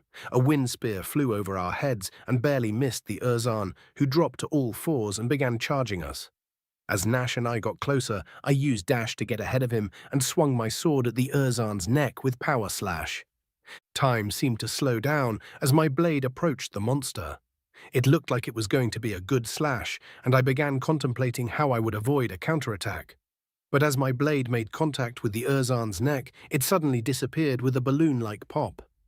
My sword struck the ground and I stood there stunned, wondering what the hell just happened. I barely managed to catch a glimpse of something fleshy heading toward my face, but before I could react, I was enveloped in a flower-scented squishiness. Arms locked my head in place as I dropped my sword and began to struggle. Nick! A muffled but familiar feminine voice shouted. Chapter 52. Nick Smith, Adventurer Level 7, Human American. I've missed you so much, the voice shouted. Bulp, I replied, struggling to breathe. My sword dropped to the ground as I grabbed at the arms that were trapping my head. I struggled for a few moments and finally released myself, taking a few heavy breaths. Once my breathing calmed down, I looked up to find Tits grinning widely at me, her almost teal-colored eyes shimmering in the sunlight. My peripheral vision managed to warn me to maintain eye contact with her, and my face went beet red. What the fuck? I asked, desperately pretending not to notice her clothing situation. Were you trying to suffocate me? Only if you're into that, she said with a wink. Nash placed a hand on my shoulder and gently pulled me behind him. I picked up and sheathed my sword, trying not to catch a glimpse of the archfey while I did so. Why are you nude? He asked. It's such a wonderful day out, how could I not be? She replied. Not that wonderful of a day, Nash said as he pointed to the tornado. Oh, that? She giggled. Don't worry about that, it's just Mummel Dobran having a conniption. Nash and I shared a concerned expression, which made Tits laugh. Before we could say anything about these concerns, Algebran appeared behind her. Causing trouble again? He asked. Me? Never, Tits replied with a grin. I was just giving Nick a friendly hello. Little too friendly, I muttered. Sounds about right, Algebran smiled. Did Tits reveal the reason we've interrupted your journey? No, I said as Yulk, Olmyra and Imlor jogged up to us. The two archfey noticed our approaching companions, and their smiles faded. They gave each other a worried glance. You think that's going to be a problem? Tits asked quietly. I don't know, Algebran answered. Hopefully not. What's going on? I asked. The pair exchanged a few whispers before Algebran turned back to me with a somber expression. We'll start with why we're here. The reason that we stopped you is because we need you to testify on our behalf, he explained. Testify. Like in a court. When I said the word court, they both flinched like parents who just heard their toddler swear for the first time. In a crowded but quiet public place. No, not a... Algebran hesitated. More like a hearing. What happened between us has raised a lot of questions, and the purpose of the hearing is to find answers to those questions. Nobody is in trouble. Yet, Tits said with a pointed glance at Olmyra, you're keeping rather interesting company these days, Nick. Do you know that's a vampire? The seriousness in her voice combined with her nudity nearly made me laugh. I avoided looking directly at her and thought about how to reply. After a moment of silence, I turned back toward her and looked her directly in the eyes. Do I know that the oddly youthful and powerful sorcerer named Olmyra the Eternal, who also happens to drink blood, is a vampire? I asked sarcastically. No. How could I have ever guessed? Ooh, you become twice as cute when you get saucy. She winked and gave herself a squeeze that made me blush and look away. Hot. Put some clothes on, Algebran chided. Is my vampirism an issue? Olmyra asked hesitantly. Of course it is. Algebran turned to her with a scowl. We would have smote you the moment we saw you, were Nick not acting as your traveling companion. What? I asked, shocked. Why? To use terms you're more familiar with, vampires are possessed by the souls of the damned, Algebran explained, as are all undead for that matter. These souls are actually magical beings like fae or fairies that have twisted and corrupted themselves by intentionally breaking the laws that bind us, simply to satisfy their whims and petty ambitions. Once their corruption causes them to be killed, and it always does, they are forced to take the form of an undead. This how they serve penance for their crimes. We can see their sin, Tits added. To us, it's as plain as the nose on your face. But why discriminate against those who didn't have a choice, though? Yulk asked. It isn't as if it is typical for someone to request being turned into a vampire. Oh, is that a fact? Algebran asked pointedly. If you were better versed on the subject, you would know that not all who are bitten by vampires turn into vampires. Some just die, and this is because before the malicious magical being possesses them, it gives them a choice. Become corrupted with its sins and roam the lands as a shadow of their former self, or simply die with only their own sins to bear. That's not exactly a good choice to have to make, I said. You can't really blame them for not wanting to die. They still die, Nick. Algebran's tone softened a little. When a mortal chooses to become corrupted, their own spiritual energies merge with that of the magical being, and they become an entirely different being. The only reason that vampires and the like are able to keep pretending to be the mortal in question is because the flesh maintains its memories. On top of that, The mortals that choose corruption are able to see the sins of the malicious spirit, just as we are. And all of this has to be explained to them in excruciating detail, so make no mistake, this is an informed choice. There can be no deception involved. If they know what they are going to become, why do people choose to become vampires? The mortal mind is a mystery to things like me. But judging from my knowledge of your own experiences, I would say hope is the most likely culprit. Hope that your spirit will overcome their spirit, that some piece of you will live on within them and help them make the right choices. Or maybe straight-up spite, depending on the person. I glanced at Elmira, who was staring firmly at the ground with her fists clenched. Nash and Imlaw were looking away from her uncomfortably, as if she had just been stripped bare in front of us. Yulk, on the other hand, was rubbing his chin, deep in thought. So how do they become cleansed of this sin? Yulk asked. Undead are immune to the rigors of time, aren't they? That is up to higher beings, the ones you call gods. They measure the weight of the individual's sins and decide what variety of undead they will become. The undead are considered enemies by all living races, and as such are frequently slain. If they have served enough penance for their misdeeds by the time they are slain, they are reborn free of corruption. If they haven't repented fully or have committed more sin, they are reborn as an undead once again. If they serve their penance, what are they reborn as? Fae, fairies, sprites, etc., maybe even mortals, but as far as I'm aware, that's just a legend. But not all magical beings are benevolent. Are those doomed to become undead once they die? Your version of benevolence is not universal. Even the blood and bone fae and fairies have laws they must abide by. As long as they follow those laws, they are free of sin in the eyes of those above our station. Yeah, well, this has been an absolutely riveting conversation, Tits said as she waved a hand and finally became clothed. But we came here for a reason, and it wasn't to explain the ins and outs of vampirism. That is true, Algebron nodded. However, it would be foolish to escort them into the forest along with a vampire. Even if we were to forbid violence against her, there are those who believe in the cycle enough to take matters into their own hands. They would also be well within their rights to do so. I can guard the cart, Elmira said softly. Are you sure? Yulk asked. We can probably protect you. You genuinely cannot, Algebron replied tersely. Even if it were within your capabilities to defend her from the fair folk, which it isn't, the corrupted do not have the right of self-defense under our laws. Meaning that if I were to try to intercede on her behalf, you would be committing assault or murder. This would result in your arrest if you aren't killed outright. I will remain at the cart, Elmira said. Yeah, me too, Imlaw added. No offense intended, but I'm looking to get home in one piece. And the fair folk have a somewhat grim reputation among my kind. Merchants or gnomes? Tits asked with a laugh. Both, actually. Yeah, fair enough. Algebron, you want to leave them with some reinforcements, or should I? I'll do it, Algebron said, raising his hand. Reedlos lanret tsak. An icy chill crept through the air as red energy leapt from his hand and began to form the shape of a person.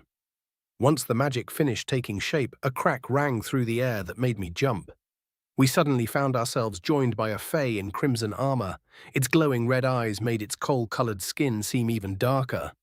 Its left hand held the longest sword I had ever seen, and in its right hand was black rock. Even I felt magic stirring within that rock.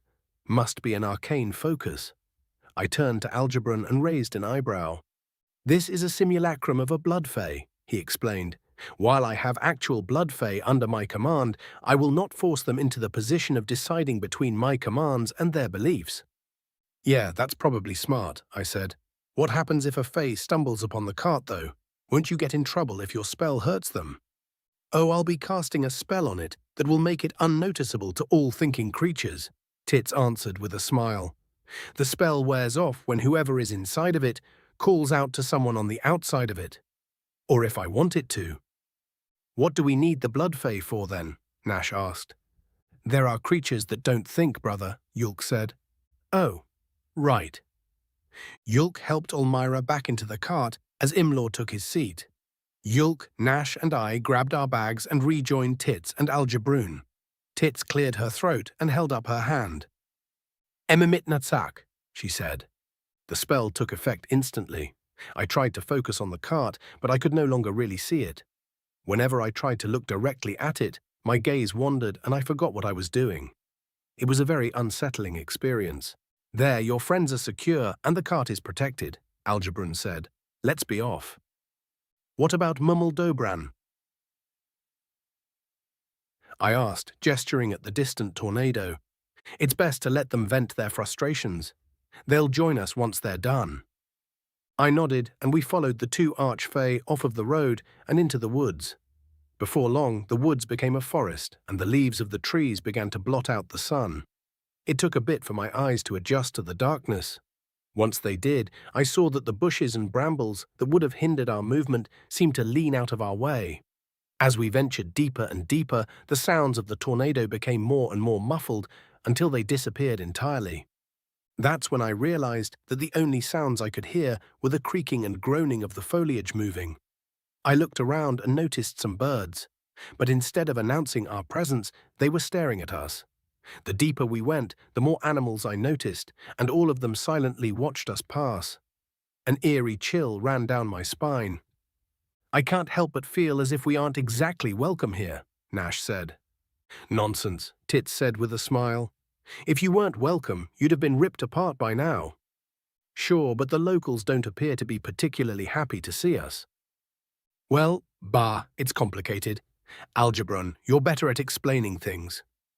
Algebron let out a heavy sigh and looked over his shoulder at Nash.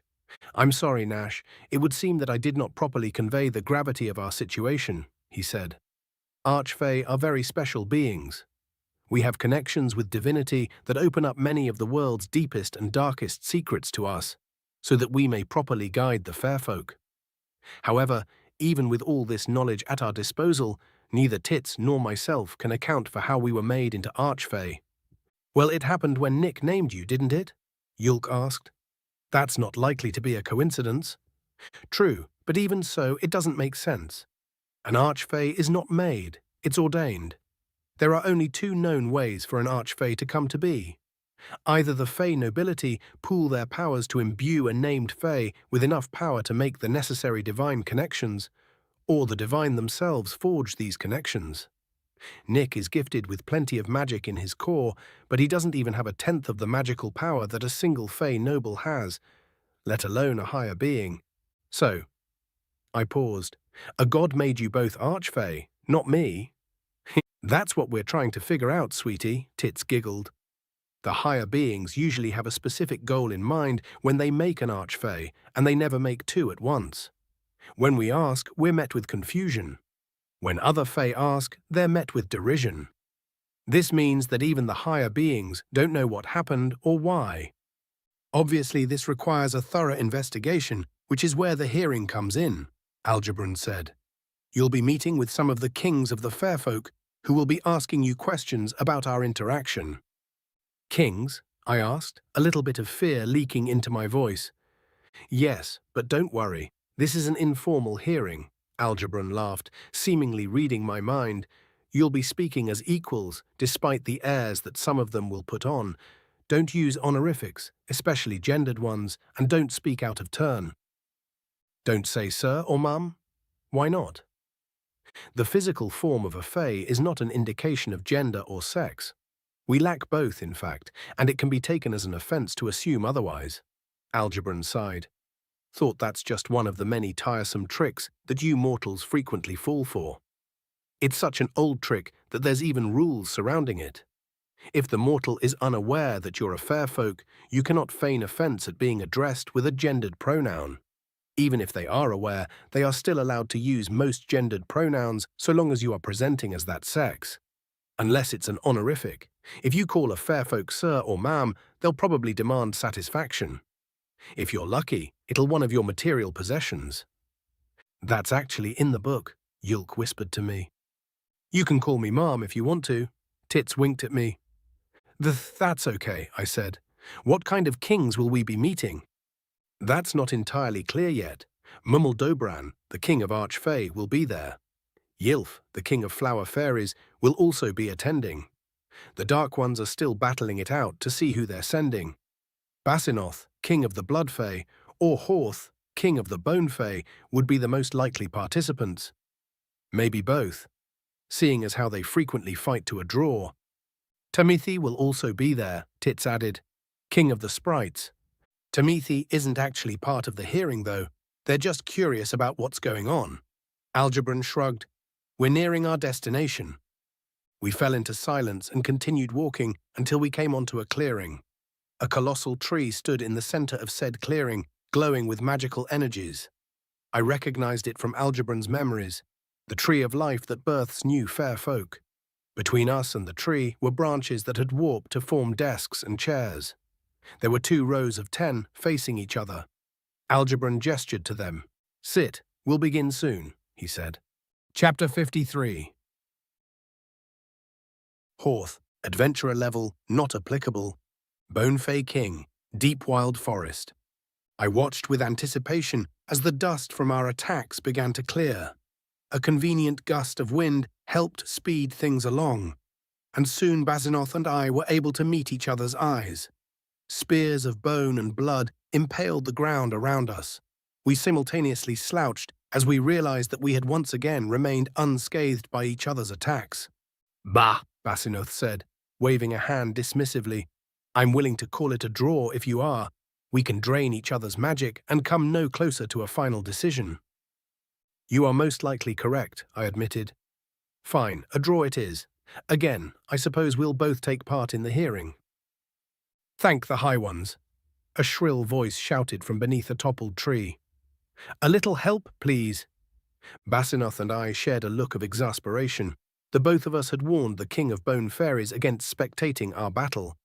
I walked over to the tree and lifted it, allowing Hul to escape its crushing embrace. It wasted no time taking to the air and hovered a few inches from my face. Why must your battles be so destructive? Hul demanded, gesturing to the new clearing that had formed within the forest. Can't you play stone, leather, dagger instead? Even if we did, we would always select the same option, I explained. Consider this a demonstration of our frustration. Venting, as it were.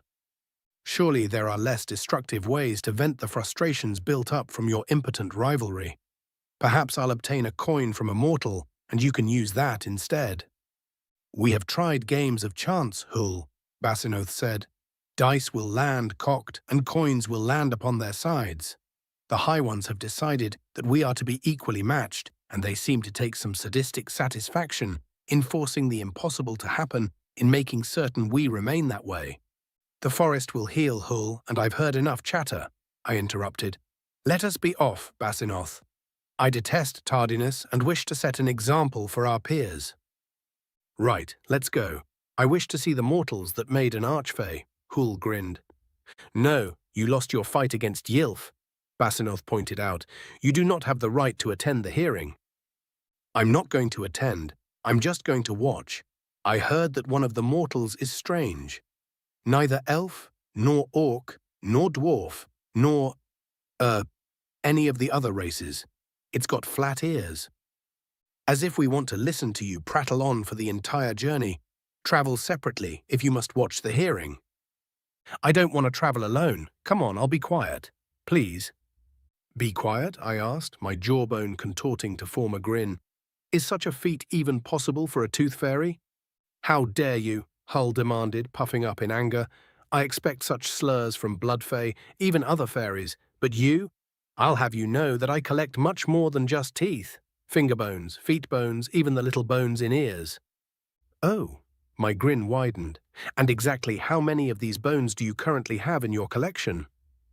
Hul's eyes narrowed at me, and Basinoth began to laugh. It is common knowledge that the King of Bone Fairies prefers bargaining to violence, and teeth are the only bones that mortals are somewhat willing to part with, especially the temporary teeth of the young. I began to walk, and Hul hurried after me indignantly, muttering obscenities under its breath. Basinoth and I made our way towards the Tree of Life as Hull began ranting about the unfairness of my question. Whenever the raving began to die down, one of us would laugh, and it would cause it to begin anew. The distance was vast, though, and eventually Hul forgot about my insult. "So, why are the two of you evenly matched to begin with?" Hul asked. "It seems like a fairly arbitrary thing for the High Ones to desire, let alone enforce." "It is because I am the embodiment of life, and Horth is the embodiment of death," Basinoth explained. "We are destined to rage against each other, yet neither can claim victory over the other. Not while we actually exist, at any rate." "That doesn't make sense. If a living being became immortal, they'd be immune to death, right? So life would continue to exist, wouldn't it?" "Wrong," I answered with a chattering chuckle. "There is no such thing as true immortality among the living. Even if there were, the very act of becoming immortal wrenches them from the chains of life, and one cannot call such a being living. Even if that weren't the case, death would still have the last laugh at their expense. The very world upon which we tread will one day die, and where will they be then?" "They will be left desperately praying for death to whomever will listen," Basinoth said. "Mortals are such fleeting things, and their longing for immortality only serves to prove this. If they were allowed to mature for a few thousand years, they would realize the folly of such desires." Do you think we'll want to die one day?" "Because of this conversation, I already do." I clicked my teeth in laughter. "Oh, come on. Seriously, though, we're immortal, aren't we?" "No, we aren't," I answered. "We are able to perish. While it's true that the cycle of fairness allows us to retake physical form if that happens, we lose who we are in the process. Death is not simply a loss of one's body, it is a loss of being." The King of Bone Fairies contemplated silently, while the King of Bloodface studied me with pursed lips as we walked. I met their gaze and tilted my skull in a silent query. "Are you going to get dressed?" Basinoth asked. "You look like a naked lich." I looked down and realized I had not yet applied flesh to my form. With a sigh, I began the process of covering my wonderful skeleton with mediocre and completely cosmetic meat. Nearly all beings find my true physical appearance threatening or otherwise disturbing. Long ago, a mortal pointed out to me that this must make me lonely. I wholeheartedly agreed and replied that was the point. I prefer solitude. Once the bloodless tissue had bonded and tightened to my precious bones, I looked back at Basinoth. "Is this adequate?" I asked. "Going for the androgynous look?" Basinoth replied, pointing at my chest. I looked down again and noticed that it looked as if I had a singular feminine breast. I sighed again, summoning a small bone spear and stabbing the inflated skin. It hissed as the air left it and reformed in a more masculine manner. "That looks good," Hul said. "Still need actual clothes, though." "It's never enough for you fleshy ones," I complained.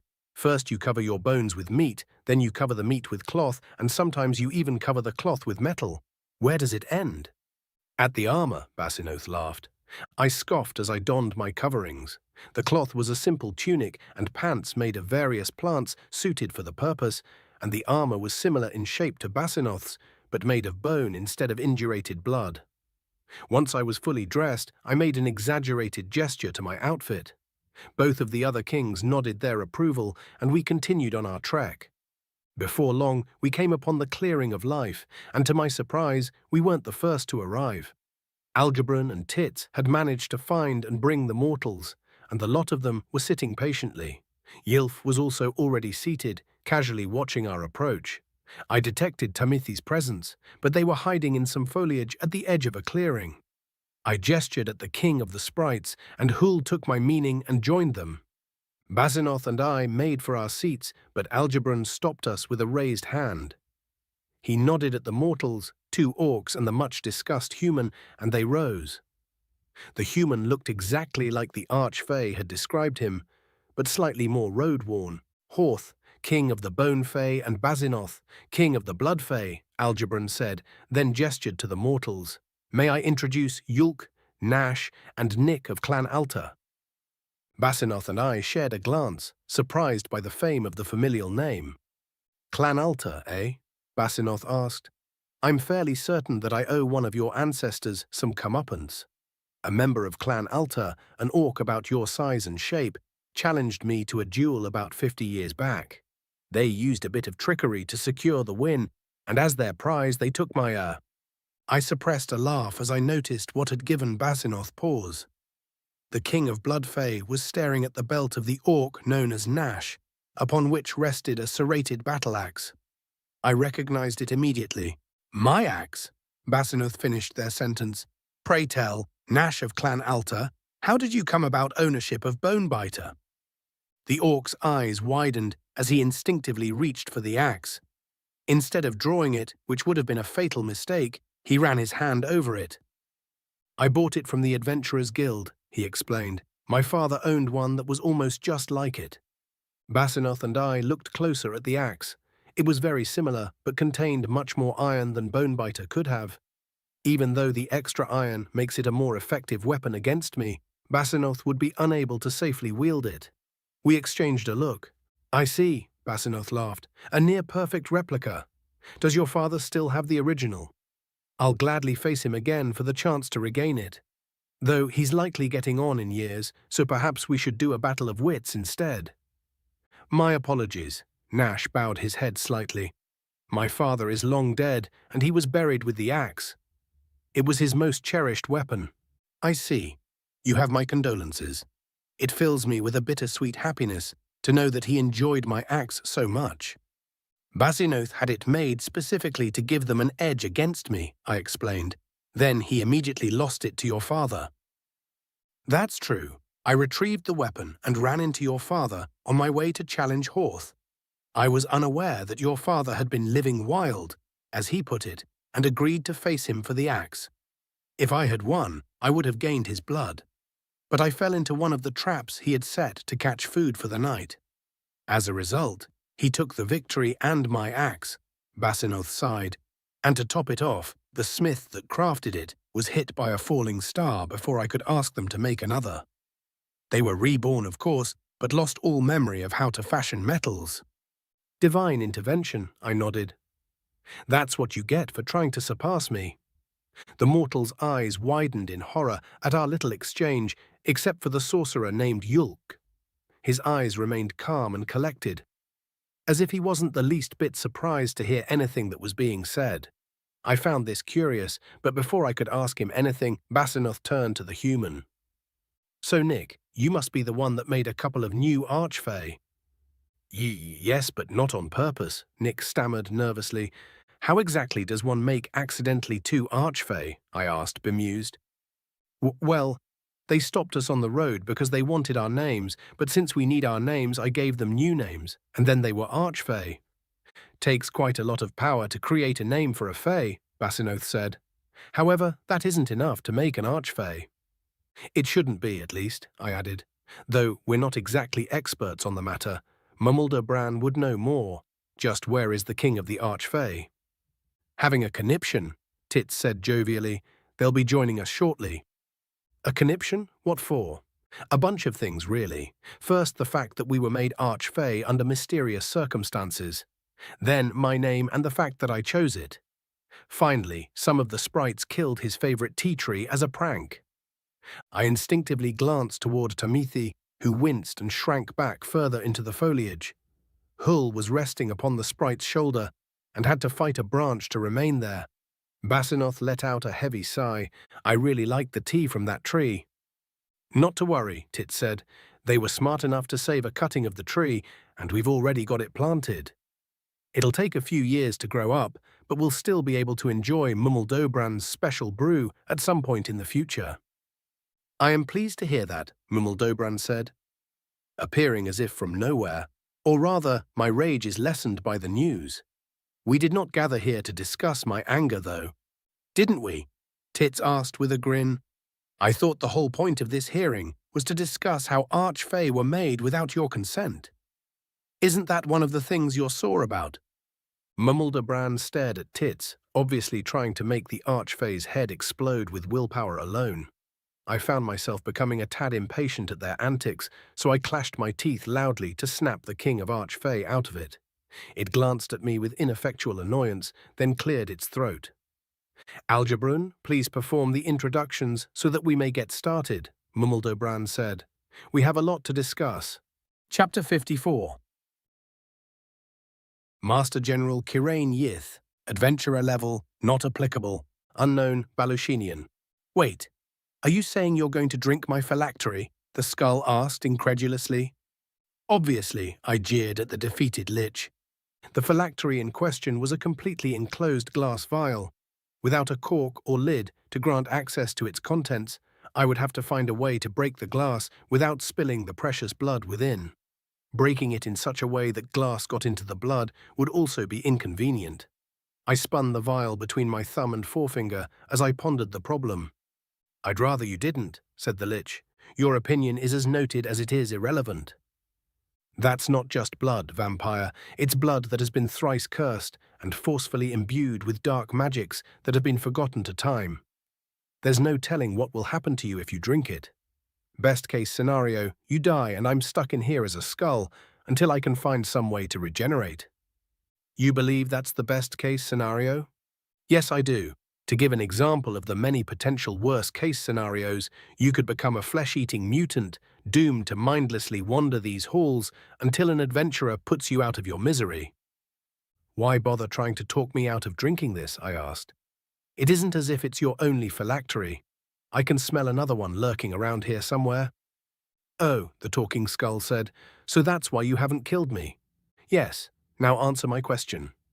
I care because I do not know what will happen. I have a deep-seated hatred of surprises. Seems more like a fear. The skull paused, considering its next words. The two are intrinsically linked.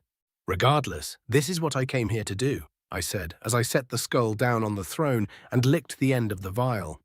Please, we can probably... The lich trailed off as it was drowned out by the shrill whine of my claw scoring the glass. Once I had completed the score, I gently squeezed the vial until I heard cracking noises. I repeated this process until the cracking had ceased. Then I flicked the end of the vial, sending it flying and leaving me with a freshly opened phylactery. We can find another way to do whatever it is you're trying to do, the lich pleaded, panic edging into its voice. You don't have to do this. Calm down, I replied with a smirk. Everything will be fine. No, it won't. You're about to make a terrible... The skull's semi-ethereal voice seemed to fade away as the overbearing smell of magically enriched blood made its way to my nostrils.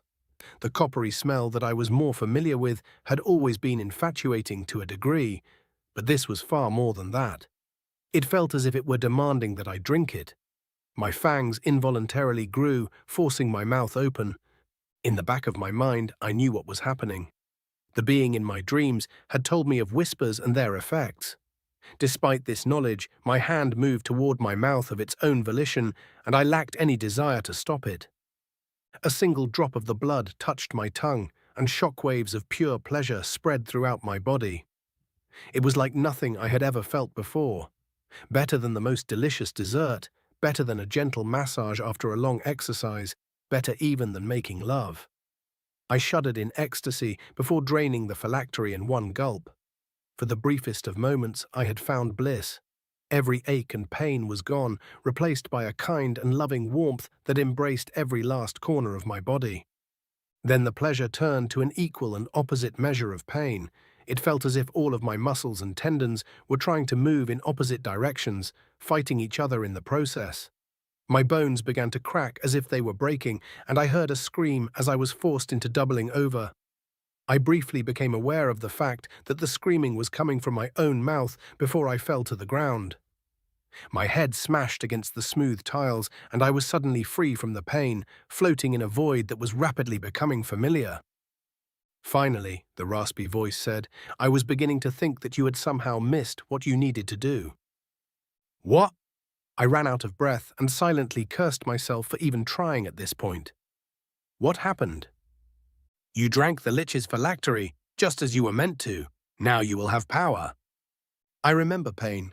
So much pain. Too much pain to survive. I'm jealous. The ability to feel must be so wonderful and horrible.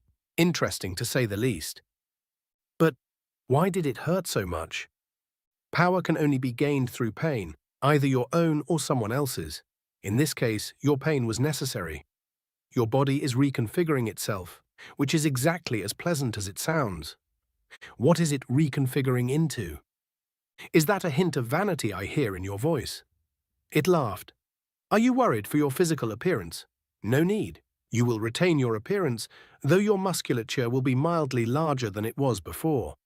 The reconfiguration mostly impacts your internal organs, and fangs, of course. That doesn't answer my question.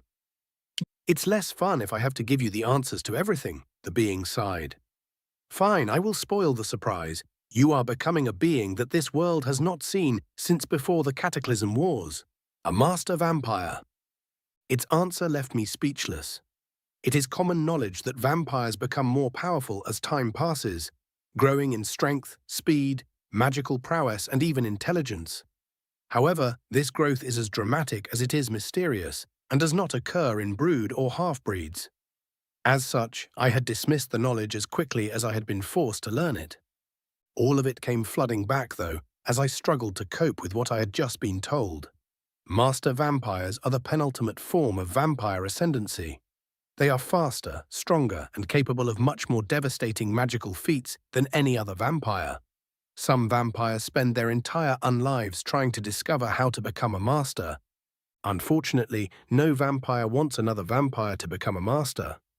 Masters can use their powers of suggestions on lesser vampires, forcing their intentions upon them as if they were mere fledglings or brood. As a result, all of the research into how to become a master was as jealously guarded as it was fruitless. There's nothing more terrifying to a vampire than to have all of their plans and schemes laid low by a master vampire who has need of them. Of course, these hypnotic powers have limits. I don't know specifically what those limits are, but there were at least 10 masters in the ages before the Cataclysm Wars. 4 of them fell to mortal armies, 2 of them fell to other masters, and the rest fell to betrayal. This includes the founder of the Night Kingdom, who was usurped. A master vampire, I finally asked. And what am I to do with this gift? Your only obligation to me is to do what comes natural to you. It will take you some time to get used to your new body, though, and bear in mind that consuming blood is no longer optional. You need less of it than a standard vampire does, but you will perish if you do not feed. I don't suppose you can tell me where I can find blood? It is within my capabilities, yes. There is a town relatively nearby, to the southeast of the entrance to the dungeon. There is a hidden tunnel that leads to an abandoned manor within the town.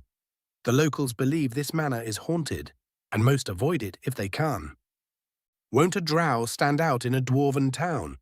The town is racially mixed, but yes, a drow will stand out. That won't be a problem. Why not? I cannot say. I'm already towing the line regarding what I can tell you. I understand. I'll find the hidden tunnel. Can you tell me more about my abilities? Not in detail. Suffice it to say that you're in for a surprise after your first meal. The entity began to laugh, and before I could ask it to clarify, my eyes snapped open. I took in a breath and noticed smells that I hadn't noticed before. Even the smells that I had noticed before smelled more defined and pungent. My ears were ringing, and I tried to put my hand to my forehead to soothe the ache behind my eyes. Instinctively, my head tilted to the right as my right hand sailed past it and smashed into the floor, cracking the stone tiles. I stared at the broken tiles in shock for a few moments before I realized the ringing in my ears had turned to buzzing. Buzzing that sounded suspiciously like someone attempting to communicate with me. I closed my eyes, shook my head, and swallowed to clear my ears of pressure. "Do you still have your wits about you, vampire?" asked the Lich. "Or have you been driven to madness by the potency of my blood?" "Do not worry for me, Lich. I am cognizant of my surroundings," I said with a grin that demonstrated my new fangs. "Gods, your fangs! What in the hell's happened to you?" I licked my teeth, inadvertently shredding my tongue in the process. I quickly closed my mouth to hide this blunder. I pretended to clear my throat as I waited for my tongue to heal enough to reply. For centuries, perhaps millennia, vampires have been wishing to do what I've just done. Yet, for all their studies and efforts, a half-breed has accomplished it first, I said with a laugh. I have ascended. Ascended? What do you... The Lich trailed off for a moment. Oh, I see. You're a master vampire now. Correct. And now I must seek a source of nutrition. Where is the secret tunnel to the city nearby? I'm not helping you until you kill me. I stared into the eyeless skull and felt it staring back at me. We continued this contest of gazes in silence for a few moments before I sighed and shrugged. "So be it, I'll find it myself," I said, rising from the ground to study the walls. "You're going to leave me here, then? What better place for you than your throne?" "This isn't my throne." "Then whose?" I trailed off as I found a disguised switch. "No, it doesn't matter. I have more important matters to attend to." I pressed the switch, and a door hidden within the wall silently slid open. I looked back toward the Lich with a cruel grin. "Farewell, Lich. Fret not, I'll return soon." "I hope not." I laughed and entered the hidden passage. I found another switch inside, which closed the hidden door behind me. This passage led to another room, filled with odds and ends that indicated that it was a mixture of an apothecary and library, both of which had seen extensive use fairly recently. I explored this area, finding several rooms in various states of disrepair. I found a kitchen, a room with several destroyed beds, an armory full of rusty equipment, empty jail cells, a dining hall with rotted furniture, a surgical suite, and an abandoned altar to a long-forgotten malignant entity. Finally, I came across the tunnel that my own malignant entity had spoken of. As I traveled this tunnel, I realized that it opened up many possibilities for me. Instead of leaving the corpses where they lay, I could bring them back with me and create my own vampire horde. I could even purchase the manor at the end of this passage, becoming a well-respected member of the town. Before long, I could take control of the town and raise an actual army. With this army, I could attack the Night Kingdom with no need of plots or secrecy. Then the vampires that managed to survive King Lofin's purge would be forced to bow to my will. I would be able to expand our borders, using the drow as fodder for brood. It was with these pleasant thoughts in mind that I came to the end of the tunnel. I found another switch, opening another secret door and allowing me access to the manor. It was decrepit. I had entered into the foyer, and great marble columns covered in mold and moss greeted me. The two larger columns held the ceiling, and four smaller ones held up the staircase, the center of which had collapsed. The giant windows surrounding the doors had all been broken and boarded up. The tile flooring was partly covered by a rug that must have cost a lifetime's worth of earnings, but was now as worthless as the detritus covering it. Even through all the wear and tear of time, I could see how splendid this place had once been. I found myself a little jealous, for my own manor could hardly compare. I wondered what had caused this town's populace to find it so loathsome. But my theorizing was interrupted by a very welcome scent. Prey, I quickly and quietly tracked the scent and found someone sleeping in what had been the dining room. An obviously homeless elf was resting on a table which had lost its legs. The smell of his day-to-day life was repugnant, but thankfully it was overwhelmed by the scent of his lifeblood. Happy to find my first meal and potentially my first lackey, I bit into him with such speed that he didn't even have time to wake before his blood was gushing into my waiting maw. I greedily gulped it down in record time, feeling the warmth flood through me. Even after his heart stopped, I drank until there was no blood remaining. I dropped the elf and instinctively felt a change occur within me. My current physical form malleable. It can change, bend, morph into something else. Someone else, even. I can grow taller or shorter, fatter or thinner, darker or lighter. While the process of changing is magical, the change itself is physical in nature and cannot be detected via magical means. Shapeshifting, a skill that many of the fair folk use to wreak mischief and mayhem among mortals. The knowledge of this ability and its endless possibilities swarmed my mind, even as my newest victim looked up at me. His newly acquired fangs were on full show within a childish grin. I stood, and he moved into a kneeling position, still looking up at me with the same expression. "Are you ready to serve me?" I asked. "Yes, Master." Chapter 55. Nick Smith. Adventurer Level 7. Human, American. Algebron went around introducing everyone. Basinoth, King of Blood Fae, wore the same armor as the Blood Fae that Algebron had summoned earlier, but was much taller and had a meaner-looking face. His chiseled jaw and low-set brow made it look as if he was permanently scowling. Horth, king of Bone Fae, had nearly identical facial features, but both his skin and armor were an off-putting pale yellow-white color. It took a second for me to realize that it was the same color as sun-bleached bone, which makes sense since he's the king of Bone Fae, I guess. Mumaldobran didn't look like I had expected at all. His chin was rounded and his brow was high, giving him an almost childlike face.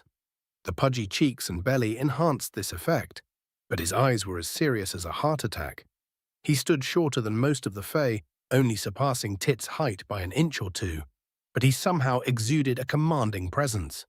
I wondered how Algebran and Tits were able to muster up the courage to piss him off. Mumaldobran and Algebran were wearing the same outfit, pants and shirts that looked as if they were made of leaves, with intricate stitching that formed odd patterns that kind of hurt to look at. Tit's outfit was similar, but her shirt was cut low enough that I realized she didn't have a navel. I also noticed that the patterns on her clothing forced my eyes toward her substantial cleavage. I sighed internally as I endeavored to look away from her as much as possible. Ylf, king of the flower fairies, looked exactly as I imagined a flower fairy would look. He stood at about 8 inches tall, and his facial features were soft and kind. His most striking attribute was his wings, which were every color that I could think of in a pattern that reminded me of my mum's flower garden. He was wearing what could only be described as a onesie made of flowers, and when Algebran introduced him, he held out a hand to me. "What are you doing?" Horth asked. "Mortals like to touch things, and one of their favored greetings is a handshake," Ylf explained. I gently took his hand and was shocked by how cold it was. Then I was surprised by strength of his grip and shake. We shook for nearly 40 seconds before Algebran interceded. "I'm fairly certain that's too long of a handshake, Ylf," he said. "Really?" Ylf asked. "It's a very pleasant sensation, though. Such a warm hand, with a nice and firm grip as well. I could shake it all day." "We do have other matters to attend to," Mumaldobran sighed, rubbing his forehead. "Oh yes, my apologies." Ylf released my hand and smiled at me. I nervously returned his smile, and then realized that I had been internally referring to these creatures as male and female. With Tits and the other Fae, it was an easy mistake to make. They were practically caricatures of their displayed genders. Ylf, though, was much more androgynous, and this had made me realize my mistake. A few of my friends back home struggled to define themselves with gender and would probably do much better than I can in this situation. Some of my other friends would do much worse, though. Before I could start wondering how all of them were doing, I refocused on the situation at hand and endeavored to avoid referring to the fair folk using gendered pronouns at all cost. "Now that we are acquainted, let's get started," Mumaldobran said, gesturing to the chairs and tables. The seating rearranged to form a semicircle facing 5 seats with matching tables. Algebran looked at me and gestured to the center seat. I sat, and Yulk took the seat to my left. Algebran sat next to Yulk, and both Tits and Nash tried to sit to my immediate right. "No," Tits winked at him and pointed to the other chair. "You sit there, I'll sit here." "But," Nash said, trailing off and looking to Algebran for help. "Honestly," Algebran shook his head, "Nash, you should let them take that spot. We should just be grateful that they're sitting in a chair and not on Nick's lap." "Now there's an idea," Tits said with a wide smile. "No," I stated emphatically. "Oh, come on, Nick, don't be like that. Uncross your arms and lean back so I can—" Mumaldobran slammed a fist on the table in front of him. "Sit in the thrice-damned chair. Now." Tits shot the king of the Archfey a venomous glare, but did as she was told. The 2 Archfey held eyes for a few moments before Mumaldobran turned his attention to me. "Now then," Mumaldobran said, "Nicodemus Liam Smith, I understand that you provided a name to both Algebran and Tits, and immediately afterward they were transformed into Archfey. I also understand that you are attached. Please elaborate on your interaction with the being you spoke with in the void." "Mumaldobran, I feel that's unnecessary," Algebran interrupted. "I've already told you all about that interaction." Yes, Algebran. You saw his memories when your blood mingled. However, when viewing memories in such a way, the view is crystal clear, a perfected recollection, if you will. One's perceptions of one's memories are often different from the memories themselves, though.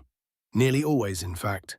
The higher ones are far trickier than even we, and it would be a simple matter for them to alter one's perception to grant different information than what actually occurred.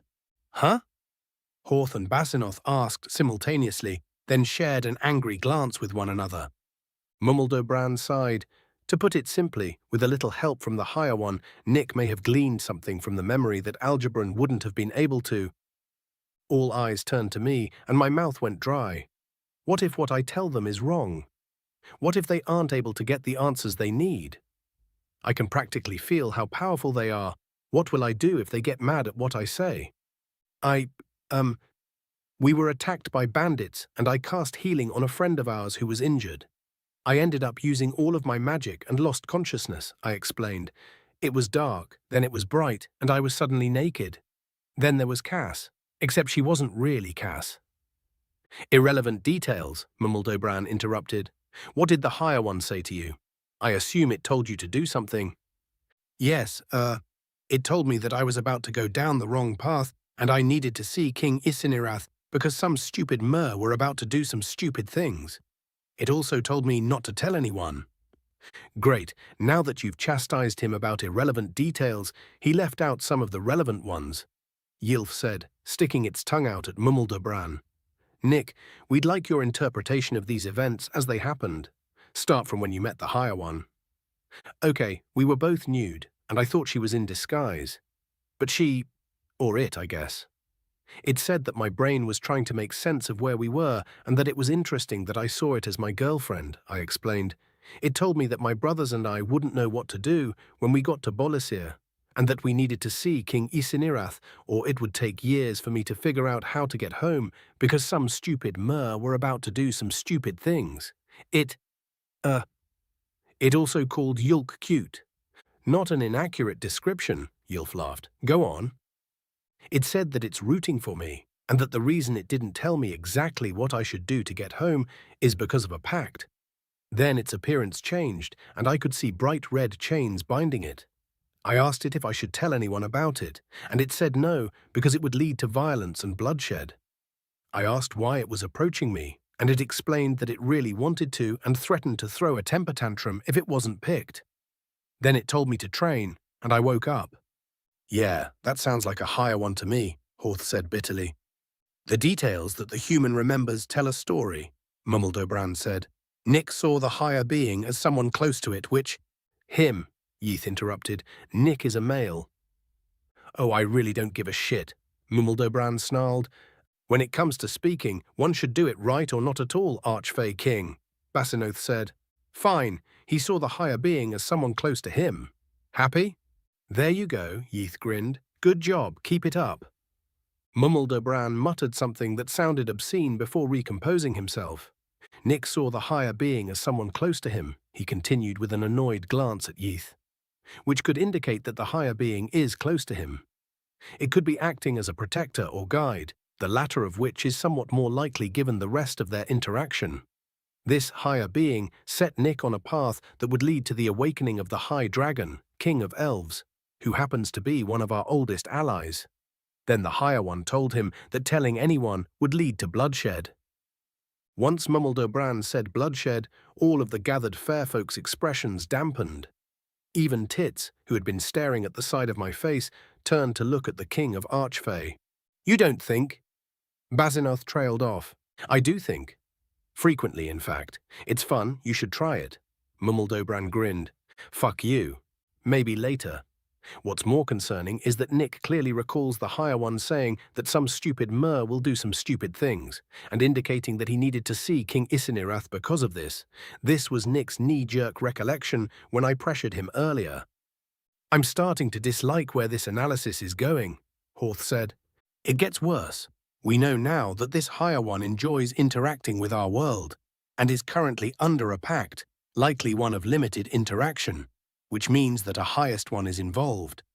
Maybe even the highest one. May I ask some questions? I interrupted. Mummeldobran gave me the same annoyed look that it gave Yith earlier, but nodded. What is a highest one, and why is bloodshed relevant? beings that are far more powerful than the higher ones and had a hand in the creation of the universe. Algebron explained. They do not interact with anything except for the higher ones, and mortals rarely even come to the realization that they exist. Mortals call the higher ones gods, but the highest ones are better described as such. And the reason that bloodshed is relevant is because fair folk don't bleed, Mummeldobran added. The higher one you spoke to would have known of this hearing. It would have known that your options would be to tell us the truth, or try to avoid telling us anything, and subtly informed you of the consequences of either choice. We also have a vague warning of stupid Mer doing stupid things. A previously incapacitated ally suddenly awakened by the same one bearing this warning. 2 mysteriously created archfey and a higher one under a pact of limited interaction. Which means that all of the higher ones are likely under a similar pact. Yeath said with a slight frown. I think we now know where Algebron and Tits came from. One of the higher ones promoted them, but couldn't tell us that they did so. More importantly, we're going to be attacked soon, Horth grinned, and it must be a serious attack if it wouldn't lead to bloodshed with us left unwarned. We get to add to our collections, Basinoth returned Horth's grin. Nick, Nash, Yulk, we are done here, and you may continue upon your journey, Mummeldobran said while he rose from his seat. Oh, and thank you for your time. You now have permission to wander these lands with up to 3 companions each, unmolested by the Archfey and the Fey they oversee. And the Blood Fey, Basinoth added. And the Bone Fey, Horth nodded. I can make no promises regarding any of the fairies. Yeath shrugged and smiled. Thankfully, we're mostly a friendly sort. Wait, can't we help in some way? I asked. You already have, Algebron said. You have made a choice that has allowed us to prepare for the upcoming attack. Algebron's correct, Mummeldobran interjected. Plus, you have things to do, and we don't know when this attack is going to occur. It could be days from now or years from now. Such is the nature of the higher ones. Nash and Yulk rose from their seats, and I followed suit. Yulk put his hand on my shoulder and gave it a small squeeze. I looked up at him, and he gave me a small smile. Let's go, Nick, he said. Don't worry, they'll be okay without us. Yeah, the King of Bloodfey fought our dad and didn't die, Nash grinned. They're plenty strong. I let out a small sigh, unable to shake the worry that something bad might happen to Algebron and Tits. Then I looked around at the assembled fairfolk and realized that a fight alongside them would probably be out of my league anyway. I nodded slowly. Yeah, I said, you're pro— I want to go with Nick, Tits interrupted. He could likely use my help on his journey, and my aid would be more beneficial to him than it would be to the deep wild forest. Plus, I haven't seduced him yet. The clearing went silent as everyone turned to look at Tits in disbelief. A few seconds passed before Mummeldobran cleared its throat. You have no idea how much I'd like to say yes to that request and be free of your annoyance for a time, the King of Archfey said. However, I am getting a very powerful urge to say no and cannot pinpoint the source of said urge. A whisper, Tits said sadly. I see. Well, sorry, Nick. Looks like I'm needed here and can't go with you after all. Huh? I managed to reply. Go now, lovely little object of my adoration, she whispered, stepping closer and putting her finger against my lips, before I change my mind. The warmth of her finger barely registered in my mind as I stared deeply into her eyes and saw how serious she was. We stood there for a moment while I thought about what to do. A smile began to creep over her face. I could almost see her mind changing, which made up my mind about what to do. I turned and ran back the way we came as fast as I could. Chapter 56. Nash Altar, Adventurer Level 9, Orc Nulavan. Yulk and I watched in alarmed disbelief as Nick sprinted off into the forest. His sudden departure left me in a bind. I couldn't go after him because that would involve leaving Yulk behind, who would not be able to keep pace with us due to his back. My concern for Nick waned a bit when I remembered what the fairfolk had said regarding our ability to travel their territory, though. They won't mess with him, and he's strong enough to be able to hold his own against most of the monsters and animals around these parts. He's apparently fast enough to outrun the ones he can't too. Though whether or not he's smart enough to make that decision is another matter entirely. I shrugged and turned back to Tits and Algebron. Well, I guess it's time for us to get going, I said. Indeed it is. Algebron smiled warmly. See you later. Later. Yulk and I waved as we left the clearing, following Nick's hastily made path. We had to watch our step because of the undergrowth that littered the ground. How the boy managed to sprint through this without breaking his neck is a wonder. Despite the distractions of the undergrowth and my desire to yell at Nick, I found my mind wandering back to what Algebron had said. It wasn't an uncommon way to say goodbye, but it struck me as odd that it came from a fae. Was it truly a farewell, or was it intended to be a premonition? Hey Yulk, what do you suppose Algebron meant? I asked. When it said, see you later, I mean. I very much doubt it was utilizing the colloquialism, Yulk chuckled. The real question is, when will it see us later and under what circumstances? That's two questions, I said. No, it isn't. Yeah, it is. No, by adding the and, I chained the thoughts together to form one coherent question. If I were able to write it down, you would see. Trying to use your advantage of being able to read, eh?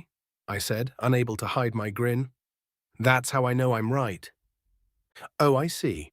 You're playing the fool. Yulk returned my grin. You know, it's quite the convincing act. So convincing, in fact, that I'm not entirely convinced that it is an act. I laughed at the insult, and we continued walking through the forest. Eventually, the trees and undergrowth thinned out, making things much easier on Yulk. Come to think of it, Algebron didn't specify that we would see each other, I said. That's true, he replied. Perhaps they were hinting at a plan to keep us under surveillance. Could be, I nodded as we left the woods and began following the road. Tits all but confirmed your theory that they aren't bound to the forest. Indeed, it's unlikely that she would mistakenly believe she could accompany Nick on our journey. Regardless, I doubt we have anything to fear from arch-fae surveillance. I guess you're right. Oh look, I pointed to the cart, Algebron's spell is gone. Imlaw, Olmira and Nick were chatting as they waited for us. The conversation grew silent as we approached, and Nick's eyes glued themselves to the ground. He rubbed the back of his neck and cleared his throat. He began. Don't you fucking me, I angrily interrupted. The hell did you run off for? It's not like we could keep up, what with Yulk's back. Were you so embarrassed by the attention of Tits that you lost your reason? That's a hell of a sentence, Imlaw chuckled. My glare shifted to the gnome, and he lifted his hands in apology. I turned my attention back to Nick, who was still staring at the dirt, as if it were going to do a trick. Look, I was scared, he explained. Cass means everything to me, and I haven't had anyone else show interest so aggressively. I opened my mouth to chastise him further, but Yulk snorted. That's just cute, he said quietly. Cute? I asked, less quietly. Nash, relax.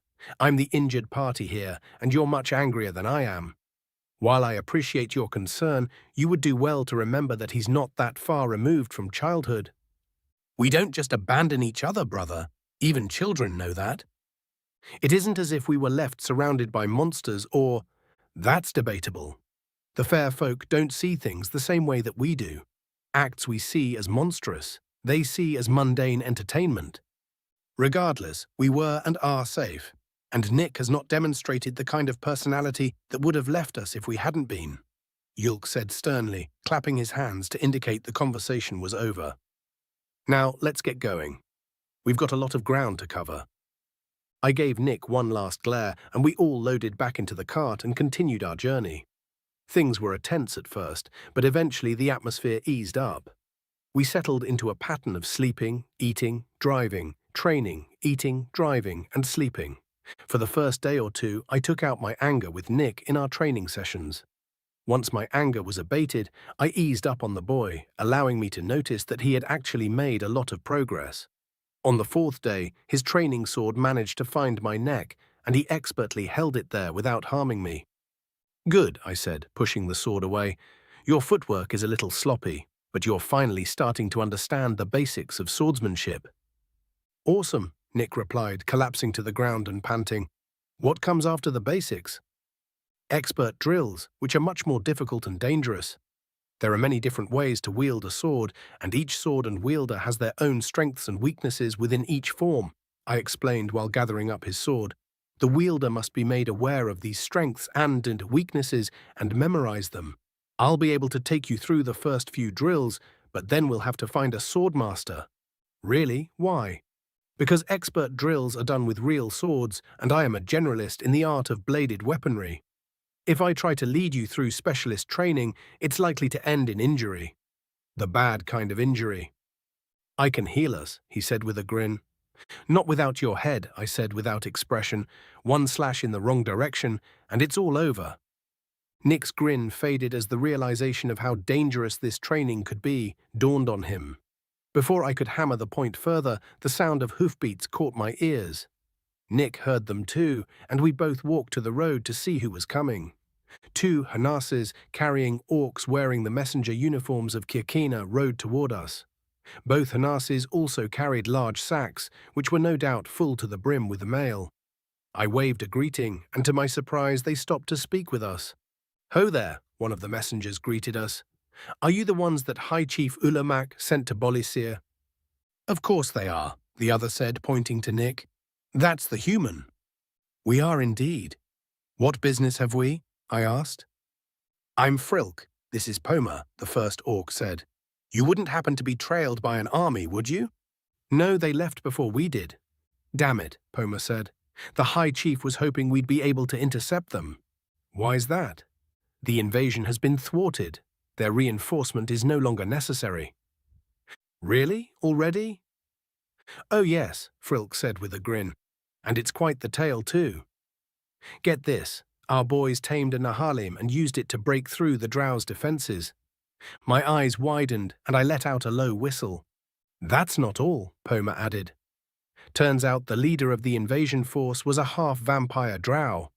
The sick fuck was using his own sister as a blood bank."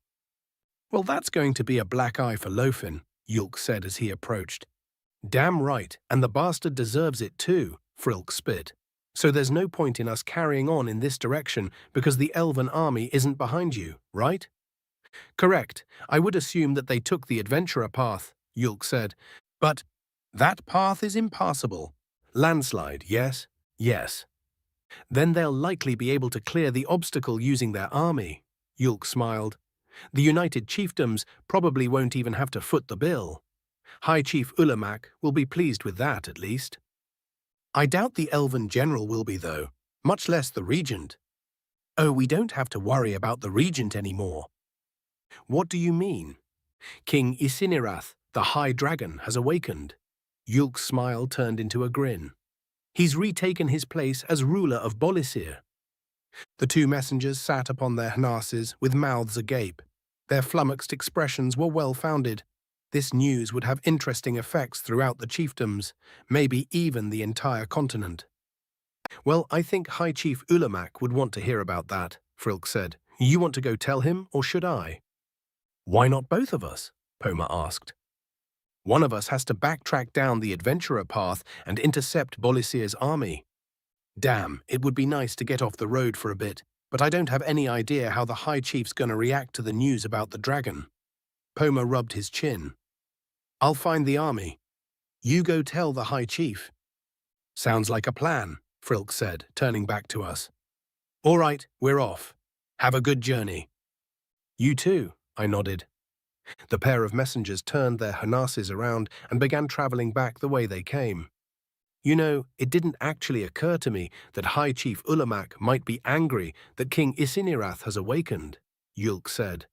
"When we report, do you think we should leave out how he was awakened?" Nick asked. "No," I answered. "The High Chief may be angry with you, but you're a member of the Alta family. You'll be safe from his wrath. Plus, he'd be even angrier if he were to find out we omitted the truth." "Indeed, best to get it over and done with as soon as we can," Yulk nodded. "We should tell him about the entity that visited your dreams as well. He might have some information to share with us." "Really? How?" Nick asked. "He's royalty, a legitimate member of the Orcish royal line, one of the few remaining royal families. That doesn't just come with power, it comes with knowledge and secrets. It's entirely possible that he doesn't know anything about gods or higher beings, but it shouldn't hurt to ask. But what if he's one of the mer about to do a stupid thing? Did he strike you as particularly stupid? I asked. No. Nick paused. But you don't have to be stupid to do stupid things. True, but the higher one in your dream said stupid mer doing stupid things. Since Ulamak isn't a stupid mer, I don't think we have to worry. Yeah, but we have plenty of time to think about this, Yulk interrupted. We should get back on the road. After a moment of hesitation, Nick and I nodded our agreement, and the three of us packed our stuff back onto the cart. Olmira and Imlaw were already waiting for us, and once we loaded up, we started moving again. Olmira had been uncomfortably quiet since our encounter with the Fae, and I decided to try to ease this discomfort by breaking the silence. So, I began, Olmira, you're not actually Olmira? Or, like, how does that work? That's the most awkward question I've ever heard, she laughed. Yes and no. I have all of the memories of Olmira and all of the memories of the Fae that I was before becoming an undead. Well, maybe not all of them. It's been a long time and I've forgotten a lot. So you're like two people merged into one? Nick asked. Kind of. It is somewhat difficult to explain. Technically, I am no longer Olmira, but I think like Olmira and feel like Olmira. It kind of feels like the Fae memories were just something I picked up along the way. Why didn't you tell me of this? Yulk asked with a carefully neutral tone. I am sorry, Yulk. It never really came up, and let's face it, your ideas about vampires and the undead were much more logical than the truth of the matter. Plus, I wasn't entirely convinced the memories were real in the first place. I do remember a situation exactly as the Fae described while I was being turned, but it was as if it were buried within my subconscious.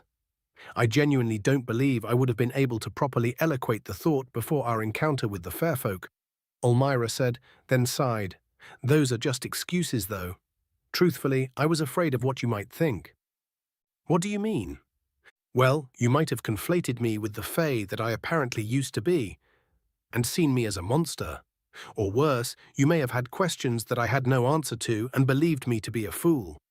Either way, it would have been difficult to maintain our relationship as student and teacher. Nick, Imlaw, and I sat uncomfortably as the air thickened with awkward emotion.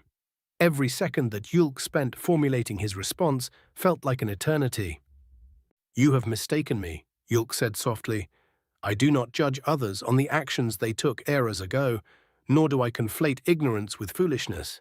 It would be a lie to say that I wouldn't have seen you in a different light, but I would have proudly continued to benefit from your instruction. I see. It would appear that my reasons for the secret were more wounding than the secret itself. Once again, I apologize. It's forgiven, he smiled. I don't expect you. What? I said it's forgiven. There's no point in dwelling over it, especially since you're remorseful. Friends keep secrets from each other all the time, and this is likely one of the least harmful of those secrets. I probably have a secret or two as well, though none come to mind. So, what? That's it? Olmira asked incredulously. You don't see me any differently. Of course I do, Yulk laughed. Apparently you're much more knowledgeable than I had previously believed, which means you still have much more to teach me. It never even occurred to me that you may be a fount of information regarding the Fae. Obviously, I'd quite like to maintain our relationship as student and teacher, as well as our friendship. Oh, of course. The air cleared as the pair smiled at each other, and we continued our journey to Kirkenia. Chapter 57.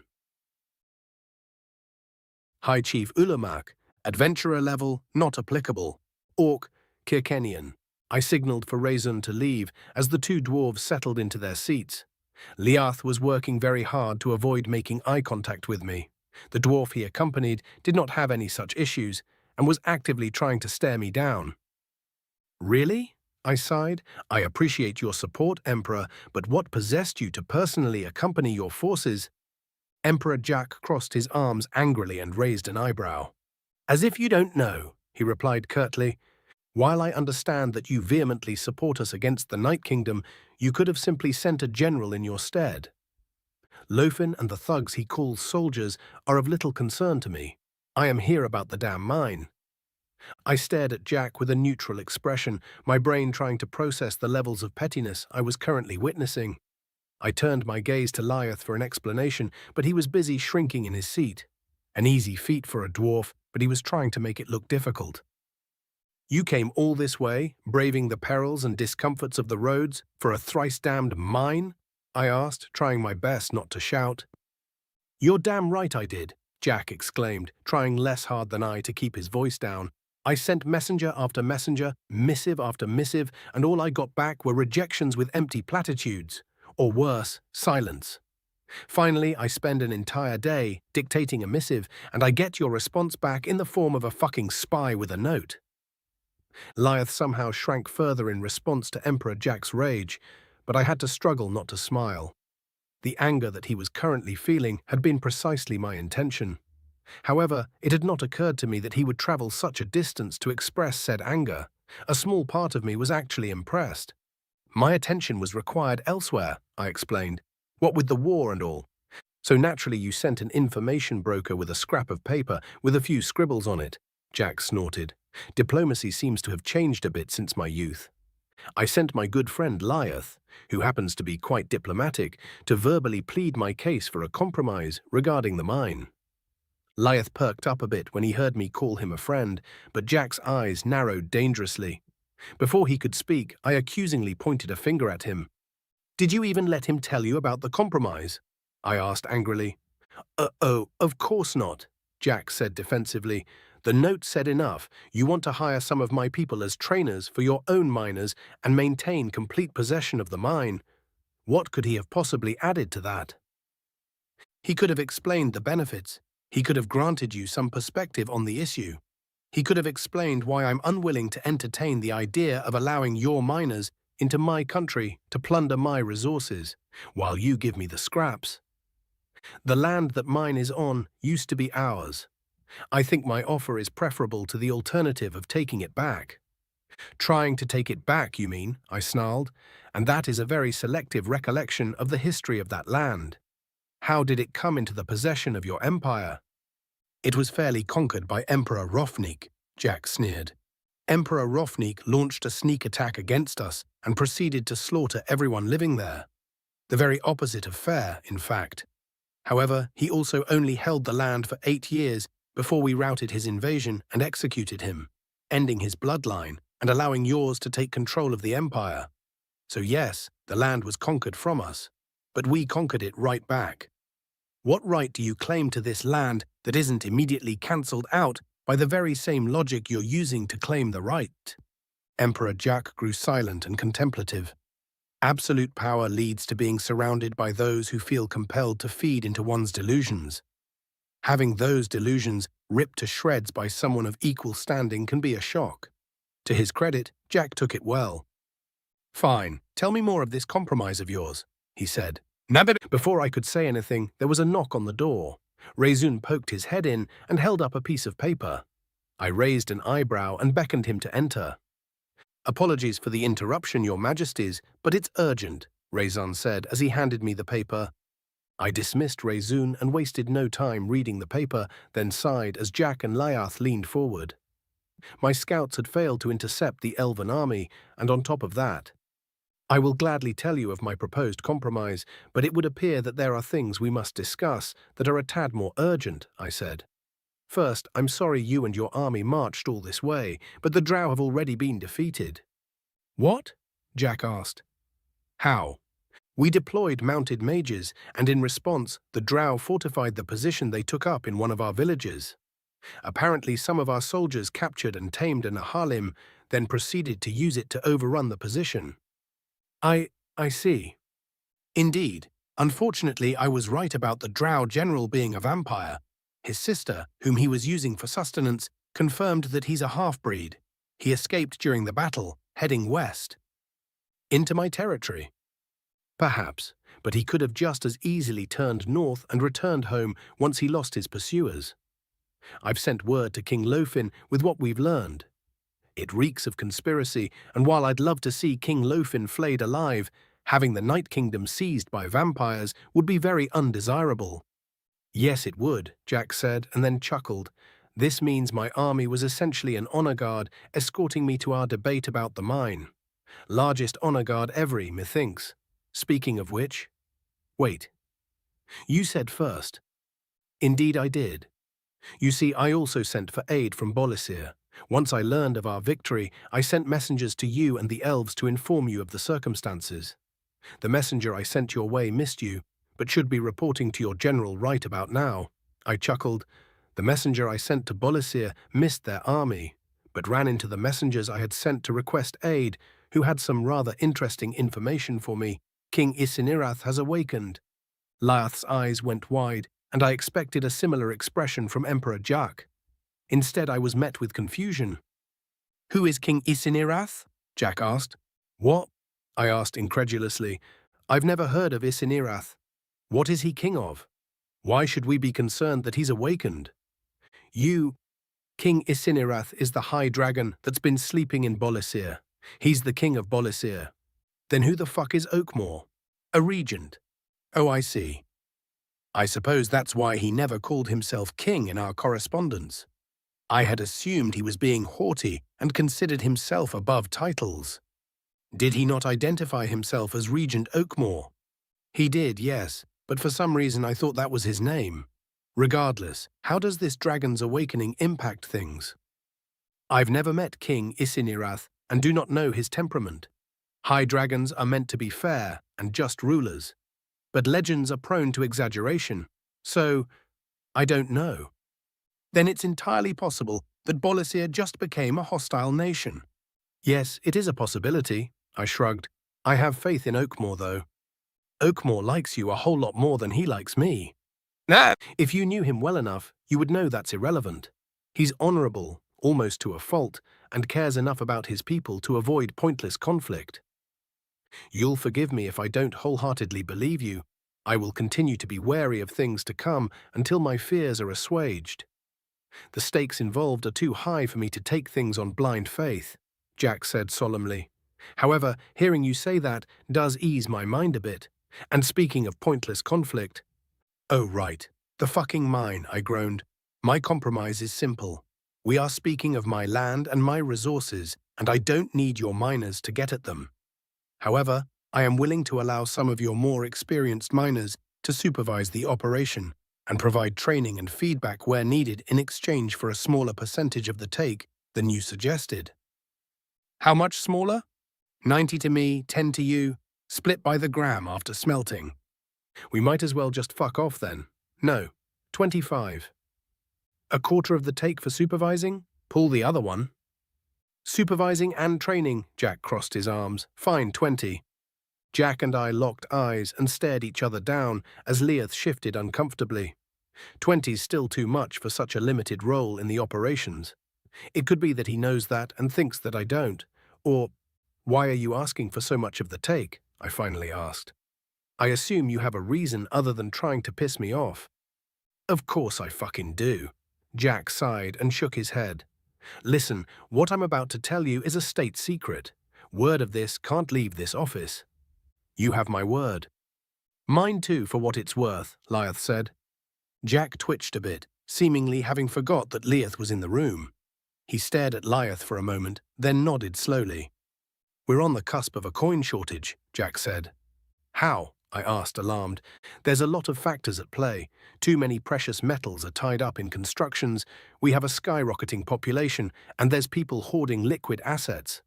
I've banned the use of gold and silver in construction, but my advisors feel that it's likely too late to stop what's coming. What are the consequences of a coin shortage? Leath asked.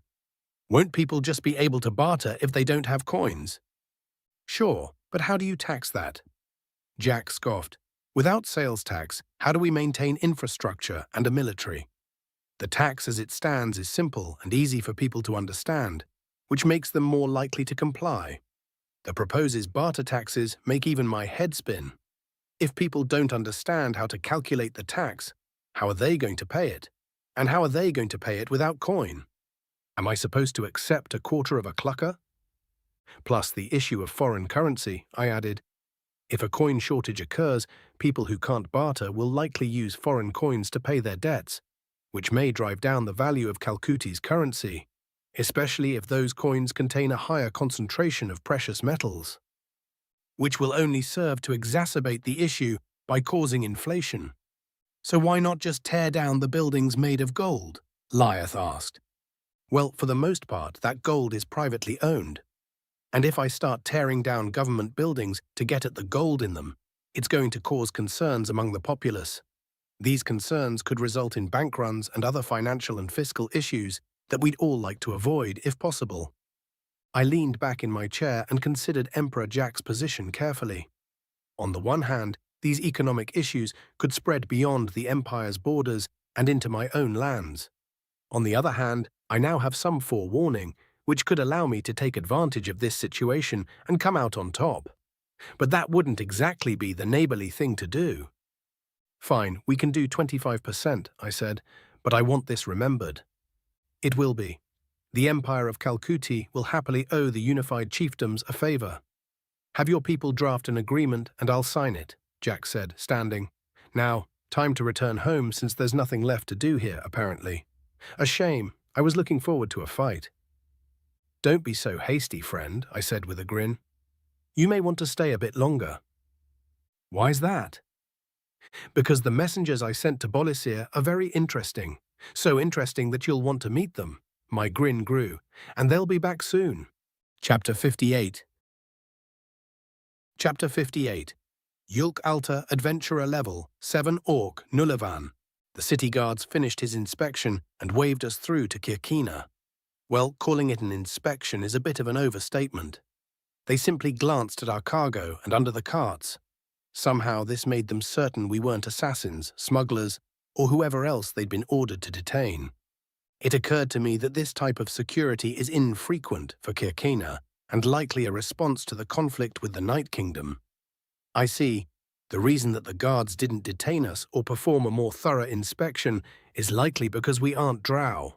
I wonder how long the line would have been if we had been at war with Bolisir or the Empire of Calcutti. One of the blatantly newer guards had done a double take when he saw Nick, but thankfully a veteran guard was on duty and was able to put two and two together. Nick's presence could have been another reason we weren't more thoroughly inspected. There's a decent chance they've been told of him and what he's doing for High Chief Ulamak. There's not a guard alive who would risk angering the High Chief. Almost there, Imlaw said cheerily. Awesome, Nick sighed in relief. I could use a shower. The inn has me spoiled. Not sure the inn is to blame for that, Nash chuckled. Olmira and I smiled, remaining silent. Neither of us had been overly social since our emotionally charged conversation days prior. The discussion had ended on a happy note, and it would seem that we are afraid of souring things. The both of us are notoriously terrible at tiptoeing around emotions that we don't quite understand. There could be another reason for our awkward silences, though. I meant every word that I had said during the conversation, of course, but I had conveniently left out how hurt I felt that she hadn't confided in me. Over her years of tutelage, we had become each other's confidants. I told her of my deepest, darkest secrets, and in exchange she had told me many secrets that were much more embarrassing and compromising than the fact that she was a fair folk, reborn as a vampire. So why did she feel the need to hide her true origin from me? Unfortunately, I could not think of any reasons that were particularly flattering for either of us. No matter, I've endeavored to forgive the matter. It is difficult to cope with these feelings, but as with any other challenge, I'll manage. The cart continued through the city while Nash and Nick debated what we should do after seeing Ulamak. We shouldn't get back on the road right away, Nash said sternly. Need at least a week to do all the relevant research. Research? What research? Nick demanded. All we need is a day or two to replenish our supplies and find transportation, then we go. It's not as if we're going on an expedition into the wastes or anything. Oh?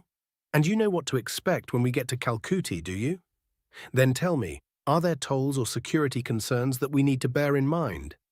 Will every city or village there allow us to carry our weapons openly, or will we need to account for being unable to do so? How's the weather? If there's a chill, will we need cold weather gear, or will we be able to get some on the way? And furthermore, which fucking city are we traveling to? Nash is right, I interjected. There is plenty of research to be done on our destination and the route. But we didn't have to wait a week to go to Bolisir. That's because we had a set destination in mind and familiarity with the locale. I lived in Bolisir for a while, remember? He fell silent as Nash and I shared a knowing look. His urgency was easily understood, as was his inexperience with this particular lifestyle. It doesn't matter how welcome this world makes him feel. It isn't home, and it doesn't have his love in it. My thoughts wandered to what I would do to have Rira back in my life. We hadn't even got as far as Nick and Cass, yet if there were a chance to bring her back to life, I'd stop at almost nothing. I know that Nash feels the same about Nima. Nick sighed as the cart pulled into the roadway walkway behind Imlaw's shop. We dragged our road-weary bodies from the cart, grabbing our belongings as we went. Imlaw approached us and tossed Nash a sack of coins. "There we are, safe and sound," the gnome grinned. "I couldn't have found better guards anywhere else.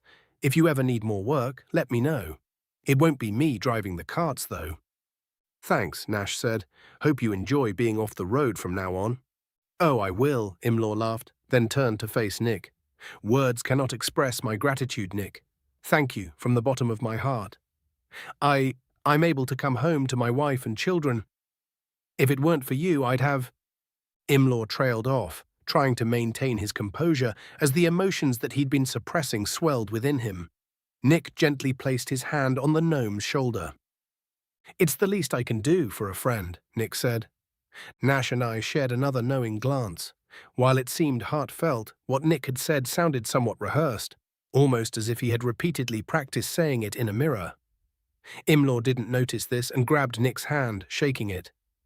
"Of course," he said, wiping his eyes with his other hand. "I'll consider you my friend for the rest of my life. If you ever need anything, let me know how I can help." "Of course. Goodbye, Imlaw," Nick smiled. "Stay safe." "You too, friend. Farewell, everyone." "Bye," I waved. "Try not to worry your wife anymore." "See you round," Nash said. Olmira simply waved as Imlaw entered his home. The four of us took our leave and began walking toward Kirkina's capital building. As we traveled, we heard snippets of several interesting conversations. "The dwarves eat like swarmfish," an elf said to his friend. "It's a good thing we had a decent haul this season, or we'd be facing a famine." "No, the bastards brought their own smiths. They have no need of my services," an orcish smith explained to a customer. "Have you seen how shiny their weapons are? I want a sword like that," a small child exclaimed to her friends as we passed. "I guess the Empire of Calcuti sent reinforcements," Nash said. "That's got to be awkward." "Yeah," Nick laughed. "Should we see if we can travel with them?" "It would likely be marching," I added. "I'd rather take a cart if it's all the same to you." "I'm sure there's someone with a cart that's going to want to travel along with the army. It would be a lot safer for them," Nick said. "Let's face the music with High Chief Ulamak and then ask around." "Face the music?" I asked. "Yeah, sorry. It's a phrase that means to accept the unfavorable consequences of your actions." "How?" Nash laughed. "Is music that bad where you're from?" "No," Nick chuckled.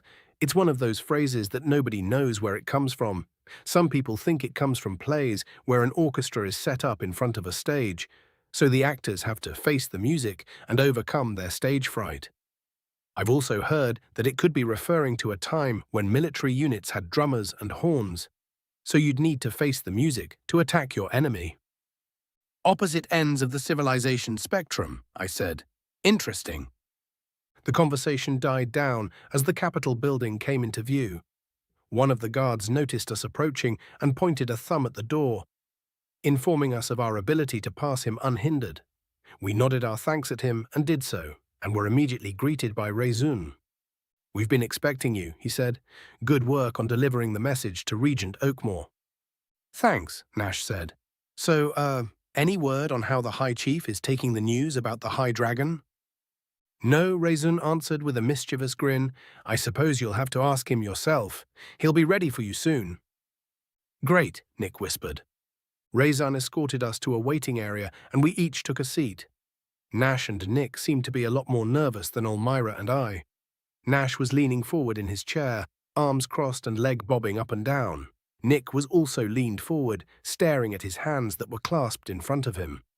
"They look like a couple of miscreants who were just caught," I whispered to Olmira. Her giggle brought a smile to my face. Despite my slightly injured pride, I found myself still enjoying her company. I suppose in the end that's what it boiled down to. I was proud of being her confidant and proud of my ability to cope with unexpected information. Finding out that she had been hiding such a big secret from me shattered the pride that I felt as her confidant, which in turn hurt the pride I take in coping with unexpected information. I looked around the waiting area and chuckled at how inappropriate a time it was to be having this revelation. "Why are they so nervous?" Elmira asked softly. "They must be under the impression that Ulamak's going to be angry that King Isinirath has awakened." "Yes, I know. I mean, what cause would Ulamak have to be angered?"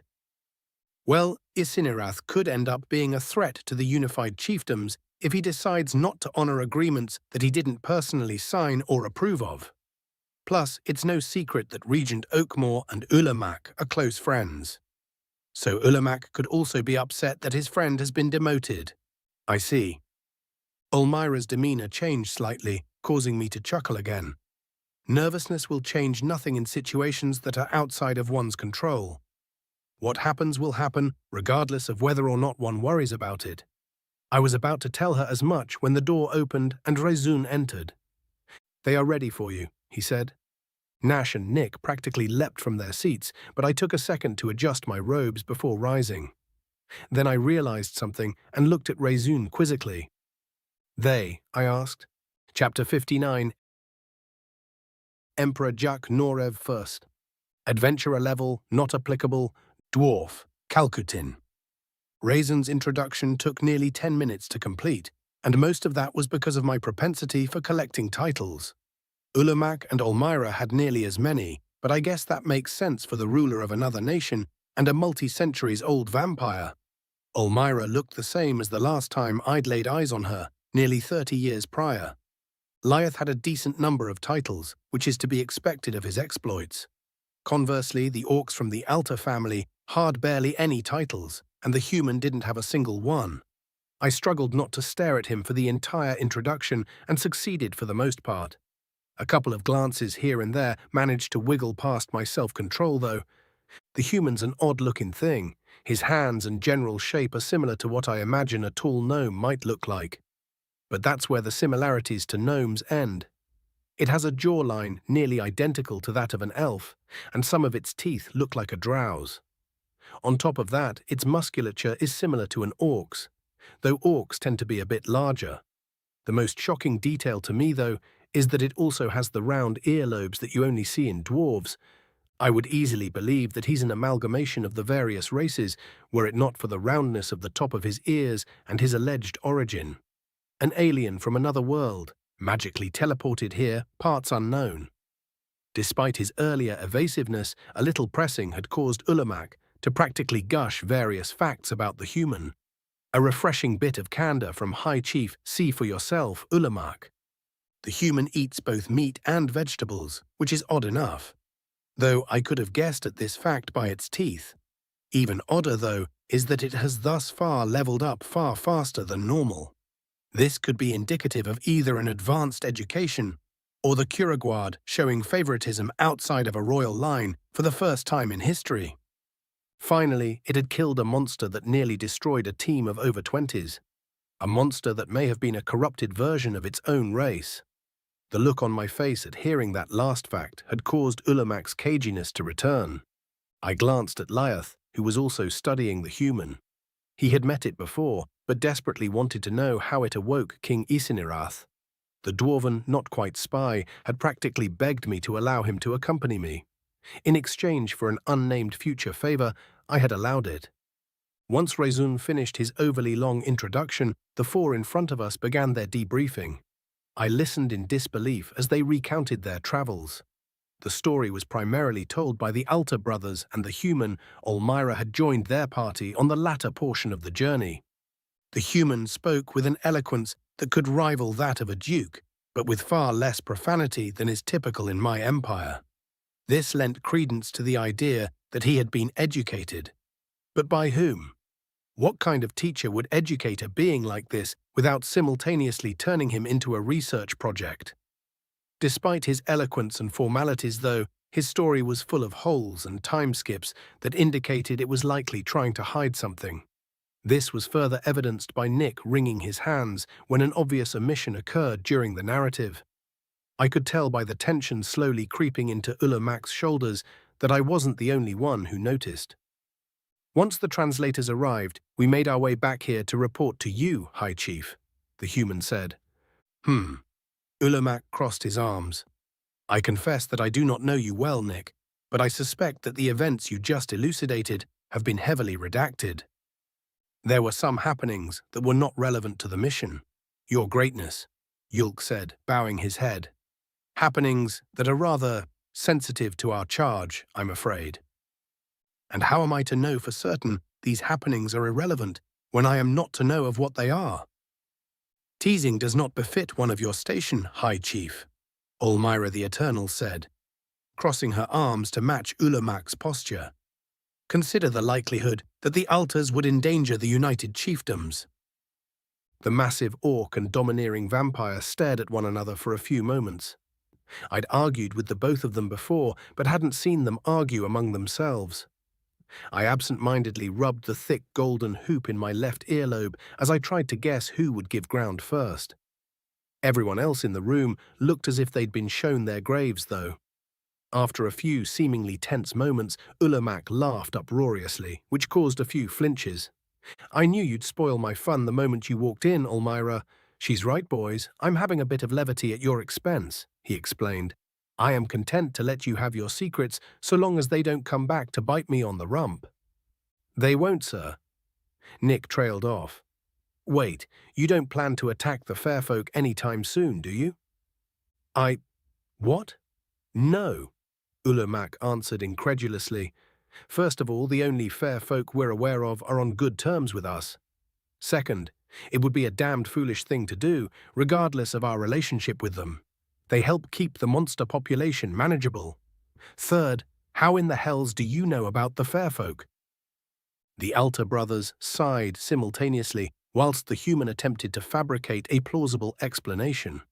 The explanation carefully dodged the reasons that the group had met with the fair folk, as well as some of the crucial details that had been discussed during that meeting. The only real detail he gave were the names of the fair folk involved, which caused me to involuntarily snort. Ulamak looked over his shoulder at me. Once he met my gaze, he smirked and rolled his eyes. Then he turned back to Nick and the orcs with a much sterner expression.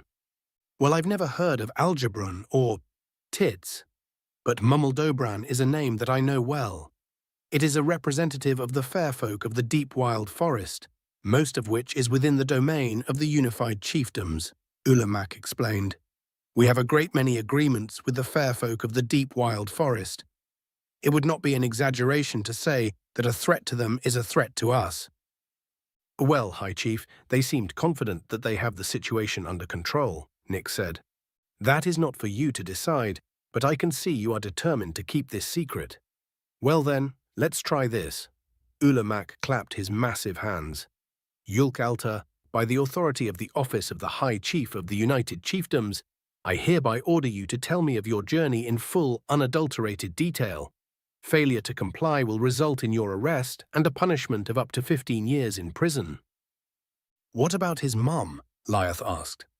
Oh, she'll understand, Ulamak said. The Alta clan is mostly law-abiding and very honorable. By refusing this order, Yulk will be breaking the law. She may protest, perhaps even smack me upside the head, but she'll take no action to prevent his incarceration. I understand, sir, Yulk said calmly. I invoke the right of confidence. The right of confidence is an orc law passed by Ulamak's grandfather. It allows one to refuse to answer questions that may compromise the security of the unified chiefdoms in the presence of one who may reveal those secrets to an enemy. My rage was immediate and blinding. What in the hells is that supposed to mean?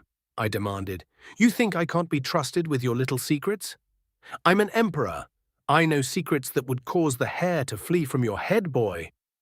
My apologies for the insult, Emperor. Your Highness is not the reason for my invocation, though. My temper cooled as Yulk looked pointedly at the dwarf to my left. Lyath chuckled and stood up, brushing off his pants. Fair enough, he said. I'll see myself out.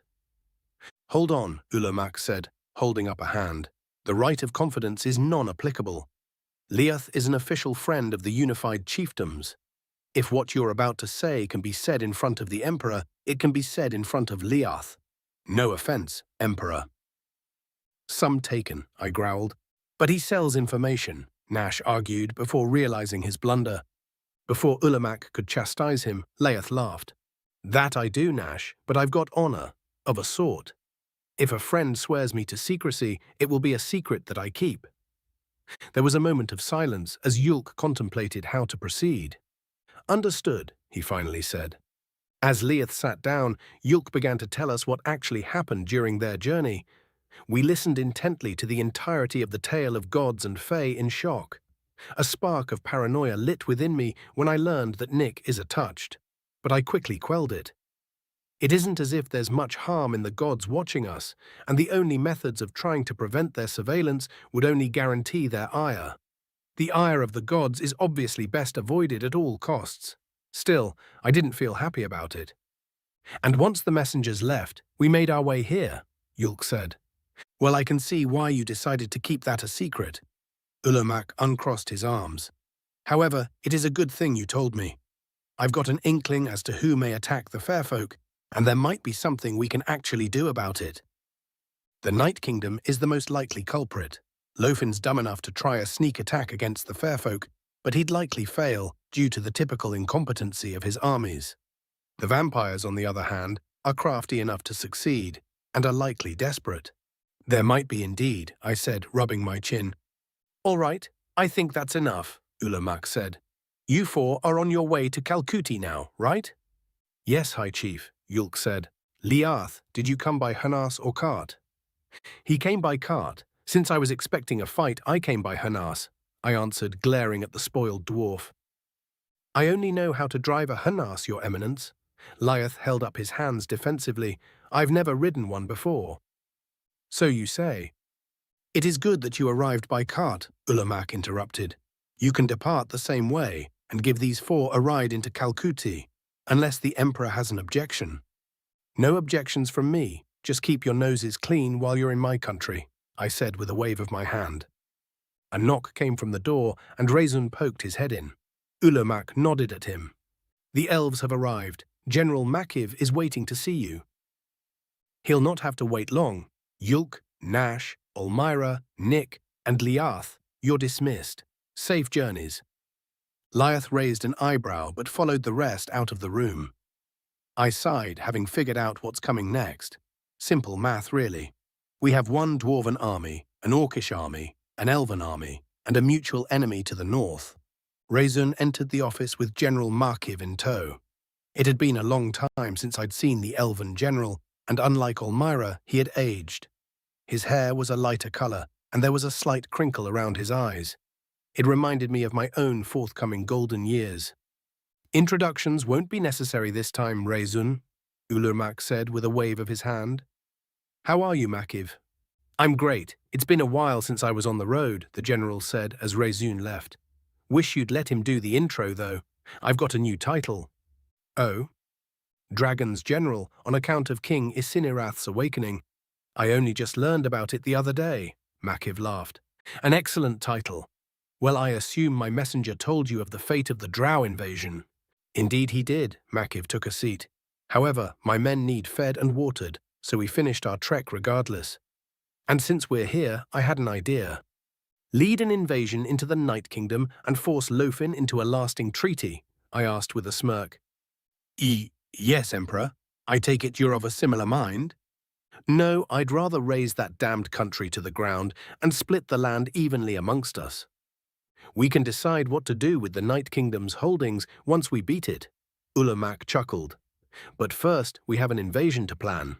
Chapter 60. Gali Morathi, Adventurer Level 13 Dwarf, Calcutin. I don't fucking get it, Rebus said while rubbing his temples. Isn't this a dead dungeon? Apparently not, Haino replied. Travelers have gone missing nearby, and the only thing the disappearances have in common is tracks that lead back to this dungeon. We stared at the mausoleum that marked the entrance of the Talacum dungeon for a moment. Rebus wasn't wrong. until a few days ago it had been classified as neutralized and looted. Then some newbie adventurer went looking for his missing cousin and found some blood and a ripped pack, then followed some tracks back here. It's probably for the best that he immediately turned tail and reported it to the Venator's Bureau. Our party is contracted to the Venator's Bureau and is currently comprised of 5 members. Mako, an orc from the Unified Chiefdoms who's large enough to make a Nahalim pause. Ithrima, an elven sorceress that's been with the party for about half a decade now. Then there's Rebis, Haino, and myself. All 3 of us are dwarves from the western fringe of Kalkuti and founding members of our locally famous group, the Western Wasters. I absolutely hate our name.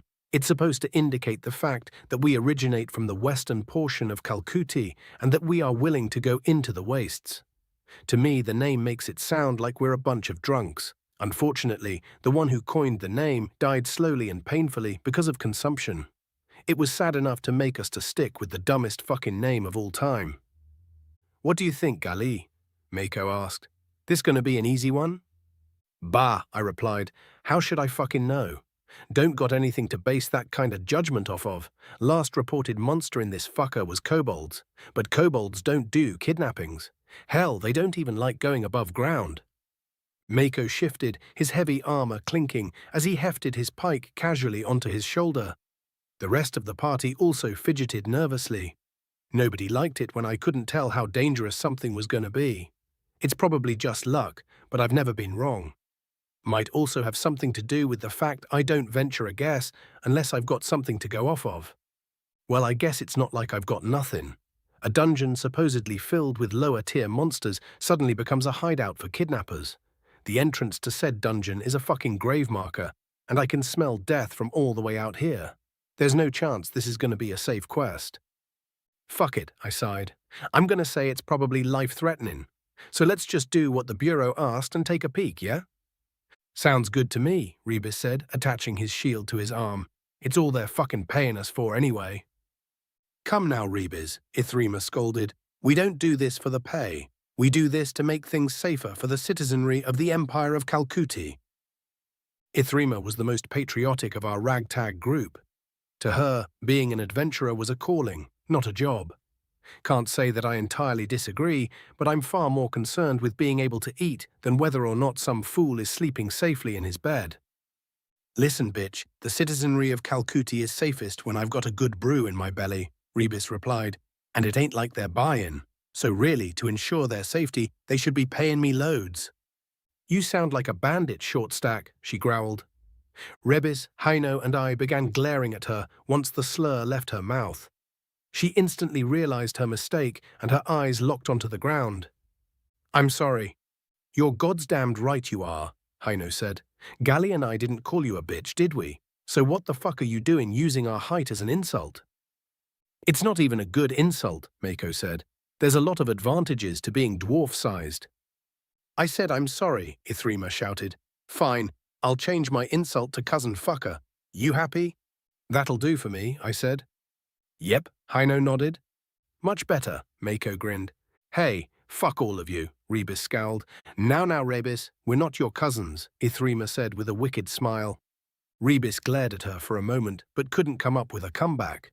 Instead, he drew his sword and started angrily marching toward the dungeon. We fucking doing this or not? He asked over his shoulder. The 4 of us chuckled and started following after him. Haino, who also wields a sword and board, chased after him to share point. Mako took his place between them, not having to run because of his long legs. In his armor, our orc's damn near untouchable head-on. But since he uses a pike, he's vulnerable to attacks from the side. Haino and Rebis cover his flanks with their shields and swords, while Ithrima and I handle ranged attacks and healing when it's needed. It's a tried-and-true formation that's led us safely through many fights. But the moment we crossed the threshold of the dungeon, a knot formed in my gut. The smell of death was almost overpowering now. There's corpses somewhere, and probably a lot of them. Gods, I hate being right. We activated our lights, and I nervously checked my string and quiver. The soft twang of the string echoed in the dungeon, causing me to wince slightly. Everyone else looked at me with a raised eyebrow, and I sighed softly at my rookie mistake. We continued forward, and I noticed Ithryma fiddling with her ring. It had been given to her by her husband to mark their engagement, and it became her arcane focus after he was killed by a warg. His death is what made her want to become an adventurer. She only plays with the ring when she's thinking about him, or when she's nervous. It felt good to know that I wasn't the only one. Both the floor and the walls were tiled, apparently by magic. The lack of tool marks was a dead giveaway. Mako started poking the tiles in front of us as we went, and eventually his pike found a trap. Once the trap withdrew, he pointed out which tile was its trigger, and we stepped past it. We didn't get far before Mako stopped again. "Damn, that's gross," Mako said softly, poking his spear at something. "What is it?" I asked. "Dead kobolds," Rebis said. "Looks like they've been here for a while." Hino held his nose and knelt to get a closer look. "They sure have. The flesh is pretty rotten. This one's neck. I could swear that's a handprint." Mako knelt down, took a look, then nodded solemnly. "Yeah, that's definitely a handprint. Those ones were cut, though. So 2 of them? One with a blade and one strong enough to crush a kobold's neck bare-handed." "I don't know." Hino held out his hand and compared it to the neck. "Pretty sure that's a left hand. Might have been only one attacker, blade in their right hand and grabbing with their left. There's a lot of things that use blades when they don't have to," Rebis added as Hino and Mako stood. "Even some adventurers do that." "True," Hino shrugged. "Guess we still don't know what we're dealing with." With the mystery left unsolved, we continued on, hoping to find more clues as to what we were dealing with. It wasn't long before we did find more clues, but they were in the form of several more groups of kobold bodies. We stopped to examine each one, and our findings grew grimmer as we went. "It's like whoever did this was just playing with them," Hino said solemnly. "I don't get how you make it through this many kobolds without getting a wound or two that'll make you hesitant." "What do you mean?" Mako asked. "This one's got a spear next to it, but also has a handprint on its neck. Would you try to go hand to hand with someone holding a spear?" "No. The whole point of a spear is to make people keep their distance." "Hold on, this one's got a bite mark on its shoulder," Rebis said. Hino jogged over to him and examined the dead kobold. I fought the temptation to join them. "Tell me this isn't what I think it is, Hino. It only looks like that because of the rot, right?" Rebis asked. "Oh no," Hino replied. "What is it?" Mako asked. The bulking orc joined the pair of dwarves and examined the corpse. The 3 of them went uncharacteristically quiet. Ithryma and I shared an annoyed glance. "Well, don't keep us in suspense," I growled. "The fuck did you find?" The 3 of them stood. "There's no doubt about it," Mako said. "This is a vampire bite." "A vampire?" I scoffed. "Here, and since when do vampires snack on kobolds?" "Since when are you a fucking expert on vampires, Galai?" Rebis rebutted. "Since your mom taught me last night, she sucked just as—" "The Night Kingdom has vamps," Mako interrupted with a sigh. "Heard that the chiefdoms were fighting them again this year. Could be one came through the chiefdoms with the Drow army." "No, that doesn't make sense," Ithryma said. "Drow can't become vampires, and there's a mutual hatred there that runs deep. They wouldn't have let a vampire accompany them, and if anyone could spot a vampire, it would be a Drow.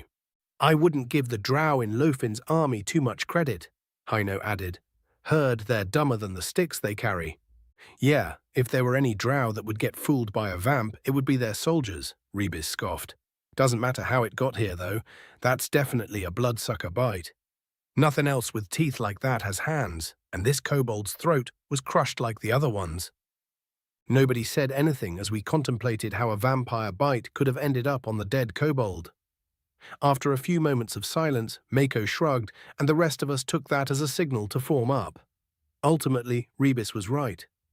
It really doesn't matter how it happened, only that it has. I glanced at Ithryma, knowing she would be crucial in the coming fight.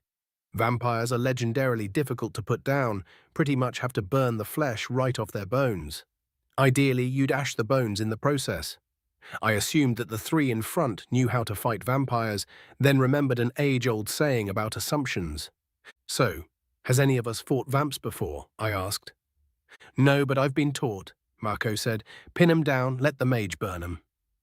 "It'll be easier if you stick 'em and me or Hino lobs their head off," Rebis added. Then we put the bits in a pile and have Ithrima do the whoosh, which leaves me with the task of filling the vampire full of enough arrows to slow it down enough for Mako to get his pike in deep. Good thing I brought the barb heads. Couple of gut shots or a lucky hit to the legs should do the trick. We continued down the dungeon, avoiding traps and piles of dead kobolds. Our footfalls echoed softly, almost rhythmically. But something was off with that rhythm. Mako held up his hand, and we immediately stopped, readying ourselves for a fight. "Here it comes," the big-ass orc said. I pulled back the string on my bow and moved to get a clear line of sight down the hall. I steadied my breathing and waited for whatever was running toward us to come into view. The sound of footsteps didn't stop and grew louder as we waited. Breathe in, pat, pat, pat, pat. Breathe out, pat, pat, pat, pat. Wait. Pat, pat is the vampire barefoot. Before the thought could fully construct itself, a kobold came into view. Upon seeing us ready to tear it apart, it flung itself to the ground and threw up its hands. The sounds of its whimpers replaced its footsteps. "No hurts, please, no fights," it said. Look, I got no pokies or slashies. I just a word bringer." The tension in my bow and jaw slackened at the same time. The tension in the rest of the party evaporated as well. I almost laughed. We'd been expecting a grueling fight with a vampire, and were instead greeted by an unarmed kobold survivor. "A word bringer?" Rebis asked. "What word do you bring, lizard?" "I not lizard, I kobold," it said stubbornly. "I eat lizard." "Aren't kobolds cannibalistic?" Heino asked. "Dunno that word." "We're wasting time. The vamp could be behind it," I said. "Speak, kobold, quickly." Yes. The Lord wants you to be word-bringers and tell the, shitty people that there are vampires in here." The kobold rose to his knees and looked at us expectantly. "You mean city people?" I said that. "Wait, did he say vampires?" Mako asked. "As in more than one?" "More than I can count, and me count real good." The kobold nodded excitedly. "Best counter now that Thyrsis is dead, all the way to 7. The 5 of us froze. 1 vampire would be a hard fight. 2 would damn near kill us. 3 would guarantee a couple of us would die. More than 7 would mean that all of us would die and become vampires without even putting up a fight. "Fuck that," Rebis said. "Time to go." We all turned in unison and began to leave the dungeon. The patter of bare feet trailed after us. I turned to face the kobold as we continued to walk. "The hell are you doing?" I asked. "Coming with," the kobold said, as if it were confused by the question. The 5 of us looked at each other as we walked, and each of us took a turn shrugging. "Yeah, all right then," I said. "Come on." Chapter 61. Nick Smith, Adventurer Level 7 Human American. It hadn't taken us the full week to set out, thanks to Liath's familiarity with the Empire of Calcutti. I only had to wait 3 days before we hit the road. It was much easier to bear than Nash's training. Every time we stopped for lunch, he would drill me on the basics and then have me attempt to copy his movements. Then he would attack me while I tried to use the movements he demonstrated to parry him. It hadn't gone well, and he was getting grumpier with each failed session. Soon he would reach a critical mass of grumpiness and either explode or implode, likely taking the whole solar system with him. A supernova or black hole powered completely by grumpiness. Thankfully, our journey was nearing its end. For now, at least. The first signs of civilization came into view, and I decided to take a brief nap to speed things along. When I awoke, we were on city streets. Buildings of stone and metal surrounded us, and dwarves were going about their daily routines. Well, mostly dwarves. Every now and then there would be a gnome, orc, or elf doing something, but they were few and far between. It was easy to tell that this was a dwarven city even without the obvious architecture differences from the other cities I'd been to. "So where are we headed, Liath?" Nash asked. "Figured I'd drop you at the Venator's bureau so you can ask around while I park the cart," our dwarven driver answered. "I'll meet you there once I'm done." "Venator's bureau?" I asked. "Is that like the Adventurers Guild?" "Sort of. The VB is focused on monsters and doesn't usually take requests, though. The other big differences are that they only do contracts and don't allow solo adventurers to sign up. You need to be in a party of at least 3 and sign a contract to do work for them." "Why are we asking them questions instead of going to the Adventurers Guild?" Because the AG is on the whole other fucking side of town, Lyeth laughed. Plus, the AG is a lot less focused on dungeons around here. They focus more on requests, which usually end up being protection or gathering jobs. That's mostly because the dungeons in Calcuti don't have much treasure, so the profit is strictly in monster guts. So if you want to know all there is to know about dungeons, the VB is your best bet. And here they are. The cart rolled to a stop in front of a building that looked similar to the others, but with a lot more gold trim. Thanks to the tables and chairs off to the side of the building, it gave off a tavern-like aura. We hopped out of the cart, and Lyeth gave us a wave before he took off down the road again. Well, the dwarf's logic seems sound, Nash muttered. Let's find somebody who works here. We entered the building, and the tavern vibe immediately intensified. The inside of the Venator's Guild looked almost exactly like the taverns often depicted in video games and anime, right down to the bar and patrons. The only real difference was the amount of gold trim. There was a lot more of it on the inside than there was on the outside. I couldn't tell if we'd walked into a booze hall or a treasure vault. Once a few patrons did their obligatory double takes at my appearance, the room went quiet. Thankfully, it felt more like a shocked silence than a suspicious one. Nash chuckled as we approached the bartender and/or receptionist. The orc behind the bar watched us approach while shuffling some papers. "Greetings," he said. "Pleasure or business?" "Business," I replied. "We'd like information on the dungeons around here." Nash gave me an annoyed glance while I stepped forward and took a seat at the bar. "Yeah, we can do that. You able to read?" "Not any languages that anybody seems to write in," I laughed. "Fair enough. Figured you weren't from around here. You'll want a drink while you ask your questions?" "Yes," Yulk said. "Whatever's on tap will be fine." "Any allergies?" We looked at each other and shook our heads. "Good. 4 meads coming up."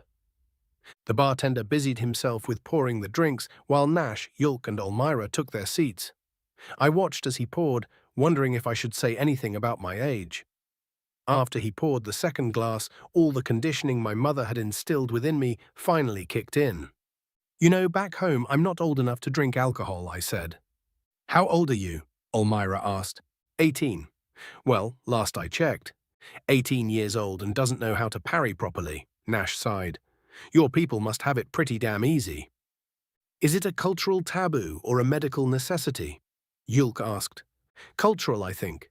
Legal drinking age in my country is 21, but in other countries it's lower. Plus, the law doesn't prohibit parents giving you alcohol, at least not in my state." "Your country has multiple countries?" Elmira asked. "Like an empire?" Before I could answer, 4 mugs slid down the bar and slowed to a stop in front of each of us one by one. My eyes widened as the bartender returned to his previous position. Elmira and my brothers seemed unimpressed, though. "How'd you do that?" I asked.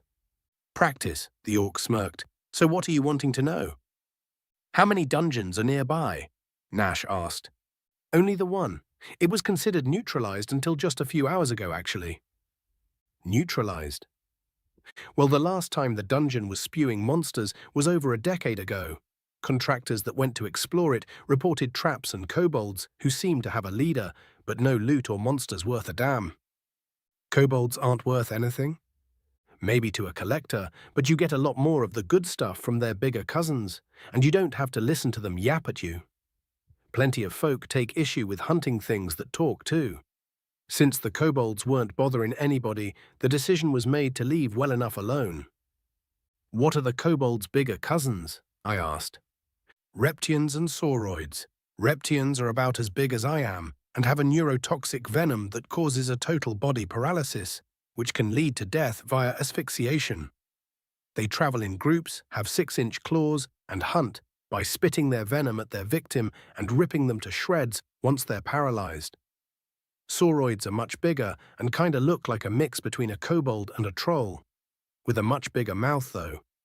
They're solitary ambush predators that usually try to eat their victims whole. Both make for damn good hunts." "So why is the dungeon no longer considered neutralized?" Nash asked. "We've been having a bunch of disappearances, far more than normal. A couple from here in town, but mostly out on the road near the dungeon. Couple of adventurers found evidence that the victims had been taken into the dungeon, so we sent some of our own to check it out. He gestured over to the corner. My gaze followed his wave and saw a massive orc, 3 dwarves, an elf, and upright lizard that was happily eating a chunk of meat. It was my turn for an obligatory double-take. They brought back a kobold that claims the dungeon has been taken over by vampires, at least 7 of them. The Western Wasters are brave, but not stupid. That's far too many vampires for 5 adventurers to handle. They made their way back to report, and we reclassified the dungeon as active. A somber silence settled over us at the mention of vampires. Rezun had spared no detail when he explained what had happened in our absence. My first thought was that the vampire that had led the drow may have taken refuge in the dungeon, but Rezun had said that half-breed vampires aren't able to make more. Something weird is going on here. "Do you think the disappearances in town were due to the vampires?" Nash asked. "I don't know. It's hard to believe that they could make it through the gates, especially since there's a nightly curfew." An odd feeling, like a soft nudge, tugged at the back of my mind. Too many coincidences.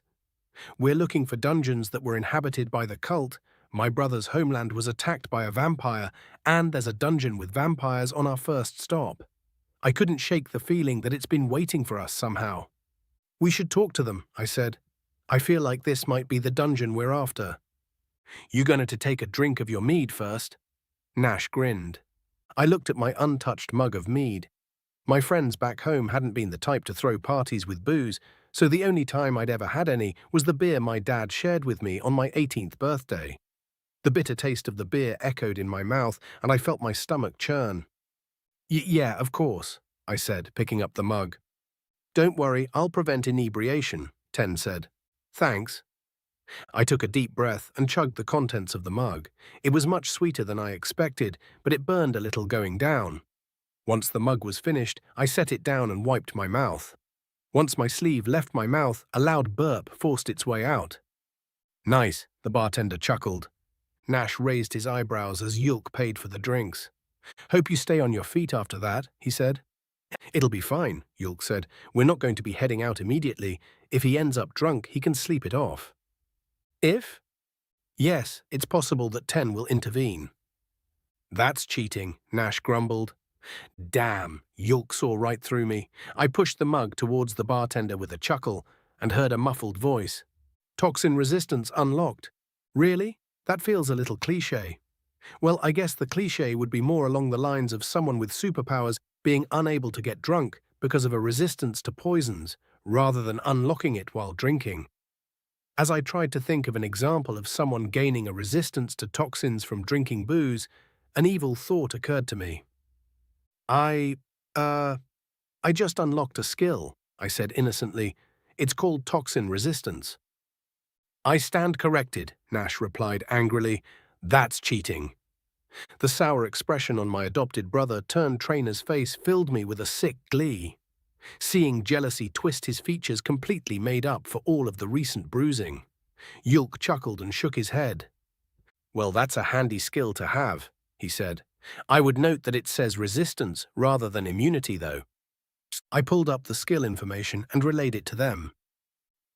Toxin resistance allows a user to resist 25% of the negative effects of a poison or venom. It doesn't have a cooldown or duration either, I added. I guess that means it's always active. "That does sound like a handy skill to have," the bartender said, grabbing my mug and putting it in a sink behind him.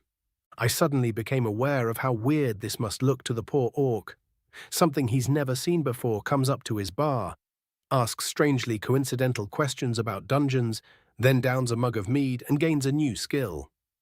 And in the face of these odd events, he's managed to maintain his professionalism. He didn't ask what I am or act suspicious of me at all. To him, I'm just another customer.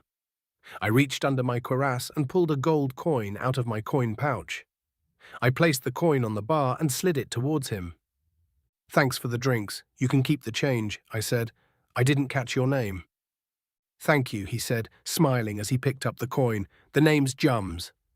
I introduced myself and the rest of my party while they finished their drinks. Jums took our mugs one by one and placed them in the sink that mine had gone in.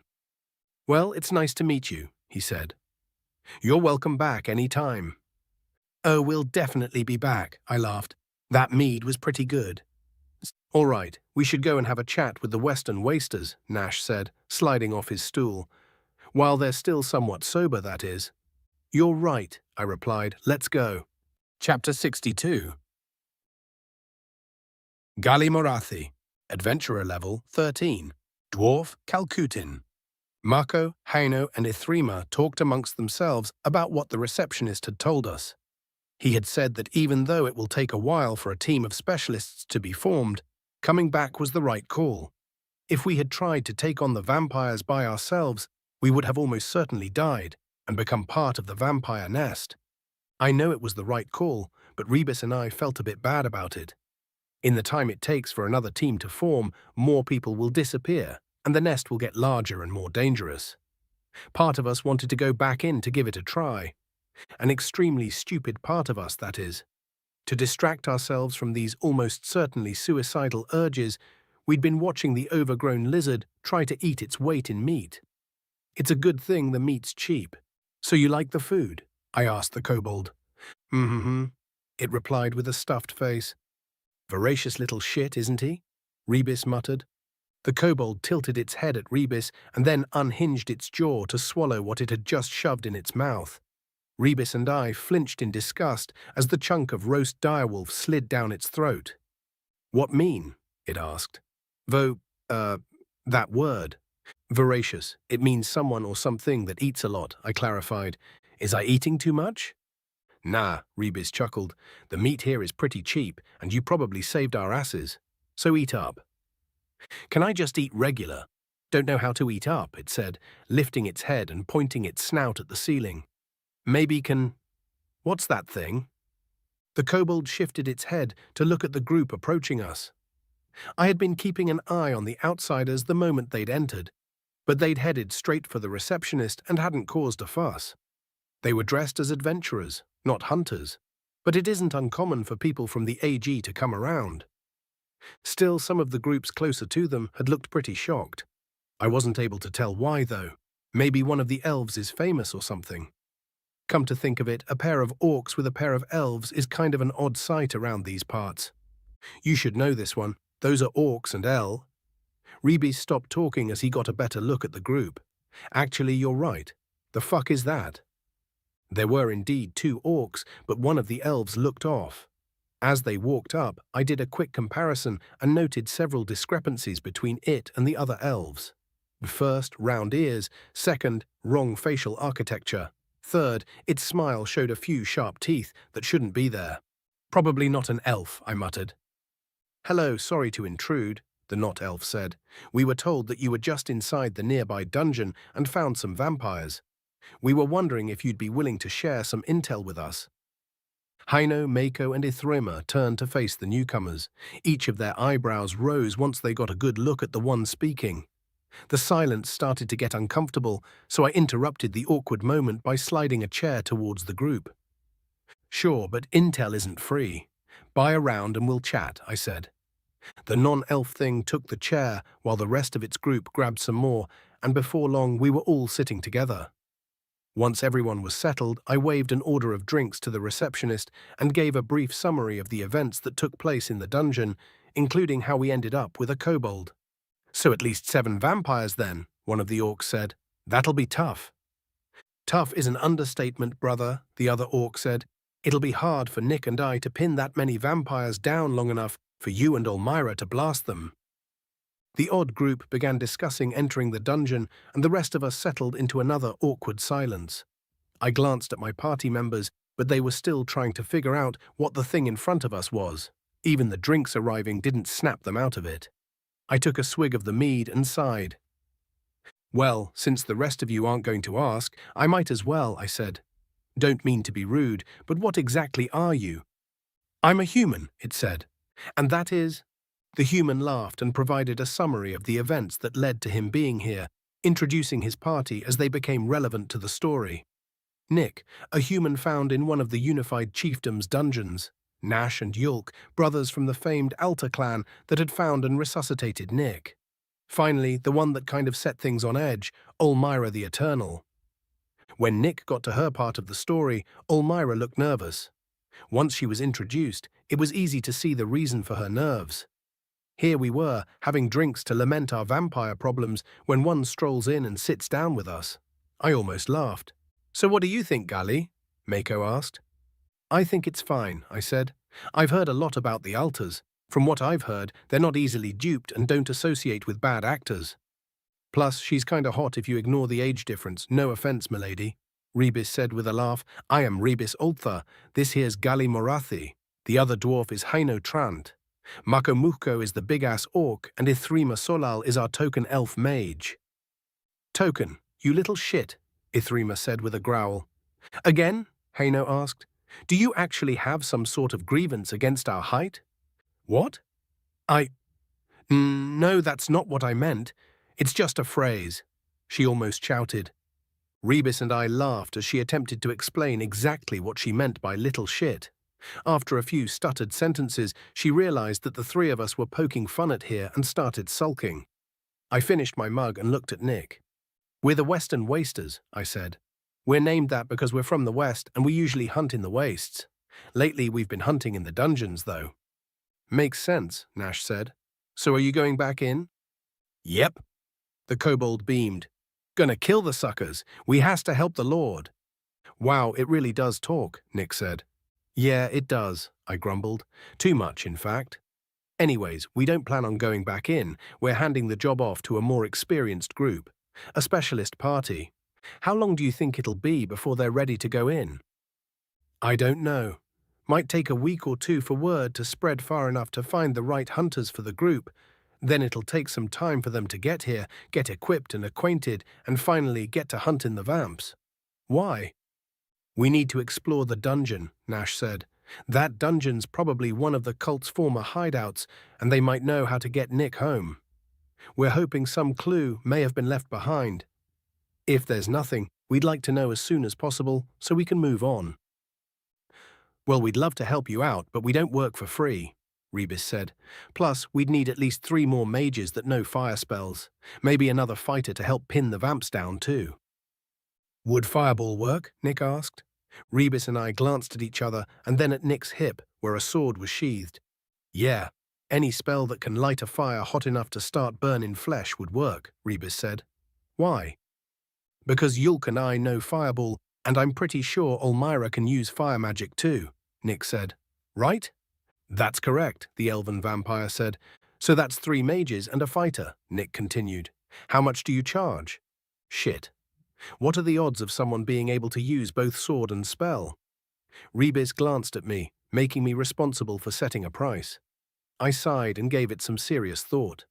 The price needs to be high enough that they can't afford it, but not so high that we end up looking like greedy bastards. That will let us save face while also keeping us out of the dungeon. 2 gold for each of us," I said. "A little high, but it's going to be a pretty tough job. So 10 gold all to—" I was cut off by the sound of 10 gold pieces hitting the table. Mako laughed as Rebis and I stared at the glimmering coins.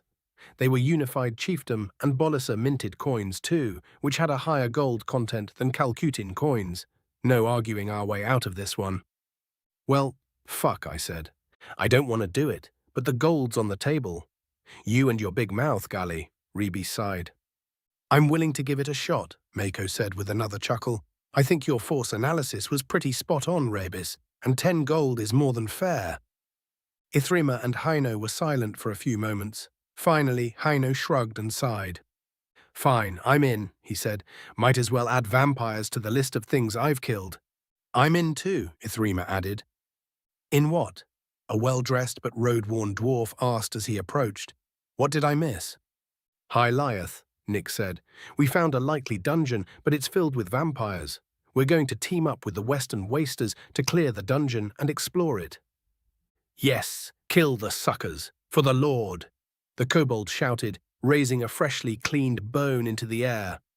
"What?" Liath asked with a horrified expression. Chapter 63. Rebis Ultha, Adventurer Level 12, Dwarf Calcutin. Once Liath was all caught up, we began celebrating our newfound partnership. We drank our drinks and ordered some more food, and the humans' party joined us and was kind enough to pay. Once everyone was done making a fuss over Nick's dietary needs, Meko and the other orcs got to chatting. Their talk was mostly about the unified chiefdoms, which might interest someone who loves to travel. Traveling is my least favorite part of being a hunter, though. Sitting in a cart or on a harness all damn day just to go to some place that people are gonna look at you funny? Fuck that. My attention turned from the orcs, and I started listening to Haino, Leoth, and Gali instead, but then they began talking about the political happenings in the Empire. An even more boring conversation than the one I had tuned out. I switched my focus to the slightly more interesting discussion that Ithrima and Nick were having. The start of their conversation made me grin. Haino and Gali are both level 13, I am level 12, and Mako is level 15. It wasn't surprising to hear that Nick's party was comprised of under 10s, except for Olmyra, who doesn't have a level. What I found funny, though, is that Ithrima and Nick are almost the same level. She's only level 9, and has been stuck at level 9 for over a year now. Everyone else in the party is an over 10, Olmyra asked. Yes, I would be too, but I specialize, Ithrima answered hastily. My interest lies in attack magic, fire, ice, and darkness to be precise. The only non-offensive spell I know is minor healing, and that's only because I'd be out of a job without it. Damn right, we don't have any use for a mage that can't heal, I laughed. How many spells do you know? Nick asked. 8 attack spells, but they're more powerful than you'll find from most mages. My magic core is just about average, but I'm able to make my spells more intense thanks to my studies and training. That's awesome, Nick beamed. I only know 7 spells, but only 4 of them are attack spells. I couldn't help but laugh harder. Ithrima is pretty pretentious about her magic, so this conversation has got to be needling her a bit. Of course, there's always room for more needling. He knows almost as many spells as you do, I said. Say, Nick, if the whole getting home thing doesn't work out— Shut your damned mouth, Ithrima growled. I'm under contract. You can't replace me even if you wanted to. I gave an evil chuckle and took a bite of my bell popper. The chefs had really outdone themselves. Bell poppers take careful preparation because the seeds pop when directly exposed to water. Since the plant already has water in it, you've got to be really careful while cooking it to prevent the seeds from prematurely popping. Each seed is filled with a sweet powder that's often used to sweeten other food items. The rest of the bell popper has a slightly bitter taste to it, so eating the whole plant turns into one hell of a culinary experience. It's one of my favorite foods. As I ate, the ladies explained how the impact of an attack spell is based on both the expertise and the amount of magic behind the spell. Essentially, a dumbass with a lot of magic can lob a fireball that's as intense as a smartass that only has a little magic. I chuckled again and asked if Ithrima was sure she had an average amount of magic. Before she could react, Mako cracked his neck and patted his pants. This has been great, but I'm getting tired. We're setting out tomorrow, right? He asked. As soon as possible would be ideal, Yulk said, unless we have a reason to stall. We all looked at each other, but nobody could think of anything. Our equipment was well maintained because we hadn't really used it, and it wouldn't take long to pick up the supplies needed for the hike. We all agreed that tomorrow would be the day of our raid and left the Venator's Guild. We walked together until we reached our respective destinations, which happened to be across the street from each other. The inn that we were staying at wasn't exactly the worst place you could stay in this town, but they were staying at the Marfix Inn. It wasn't that surprising, considering how quickly Nick had dropped 10 gold earlier, but I still felt a pang of jealousy. The Marfix Inns are well known for their extravagance and luxuries. Massages, professional chefs, climate control, super soft beds with even softer bedding, and even hot water were standard in every inn. I'd always wanted to stay in one just to see what it's like to be pampered like that. Unfortunately, even their cheapest rooms run a whole gold piece per night. It's hard to justify that kind of expense when you might need to pay for equipment repairs. Even 50 silver would be a lot just to stay the night. Our inn only cost 20 copper per room per night, and we'd doubled up to save some money. Except for Ithrima, of course. She always played the female card to avoid having to share a room with any of us. I gave an exaggerated sigh as I watched Nick's party enter the Marfix Inn. Then I turned to look at Gali with pupper eyes. Absolutely not, he said. But we have 10 gold, I argued. It won't cost more than 5. He's right, Mako said, with a lot less investment than me. If we double up, it would only be 3 gold. Yeah, 3 gold that will be sorely missed if we end up ruining our equipment tomorrow, Gali scoffed. Plus, we already paid for our rooms here. They don't give refunds, you know. Who cares? I asked. It's only a few copper. We could be dead tomorrow, Gali. We should live a little. I'd rather be dead than destitute. Oh, come on, it's not that bad. We'll still have 7 gold, and that'll be enough to replace most of our equipment. Plus, if we're successful with the vampire hunt, we'll qualify for better-paying hunts. And what if we're not successful? Then we'll be dead and won't have to worry about it. I could tell that Ithrima and Mako were fully with me on this.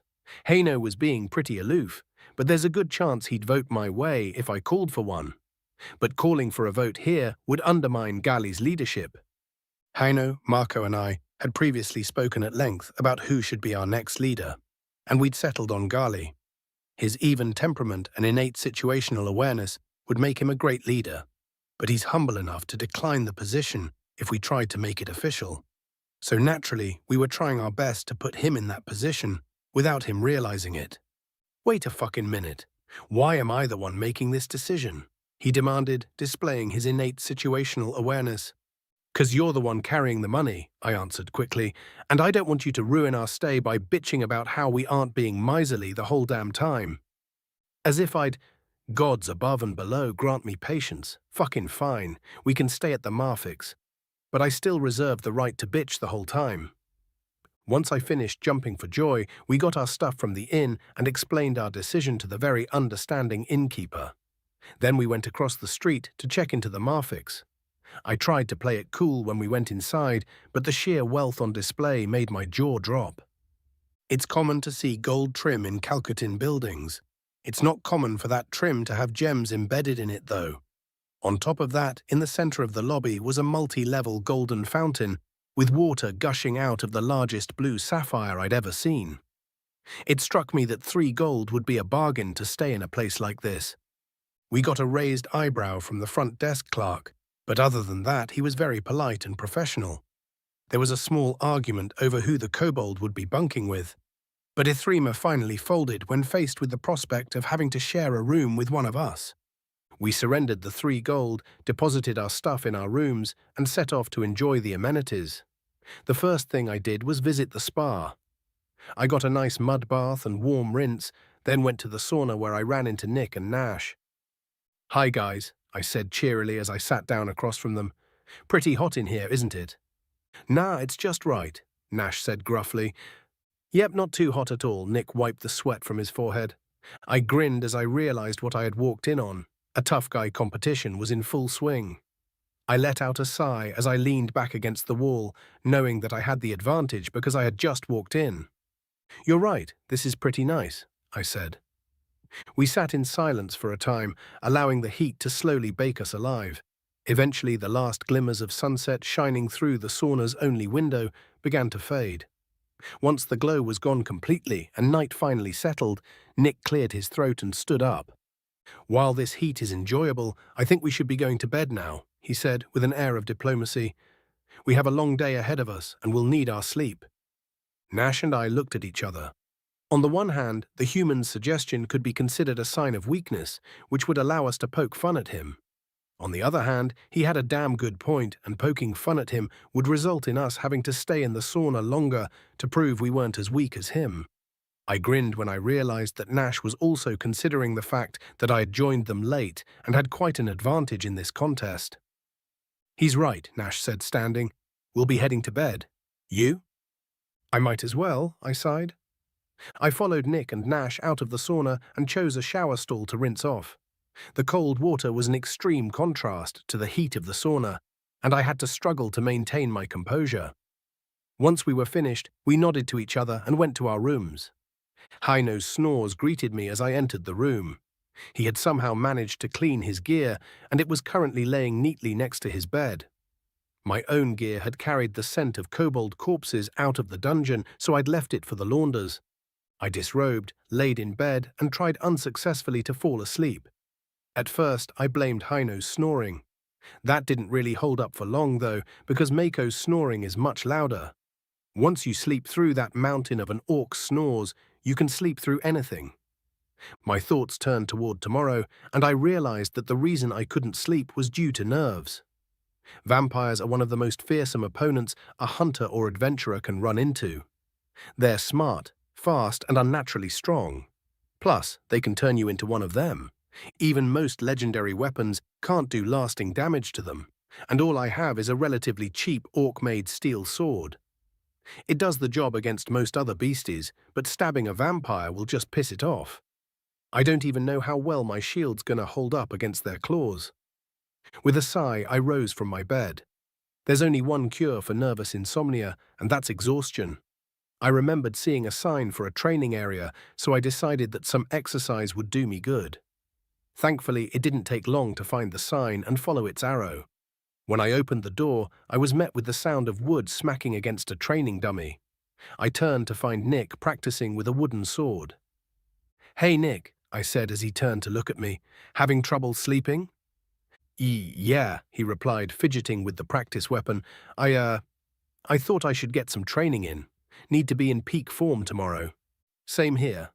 I grabbed a wooden sword and shield and picked a dummy.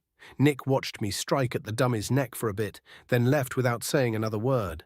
I watched the door close behind him, shrugging off the paranoia that came with that awkward interaction.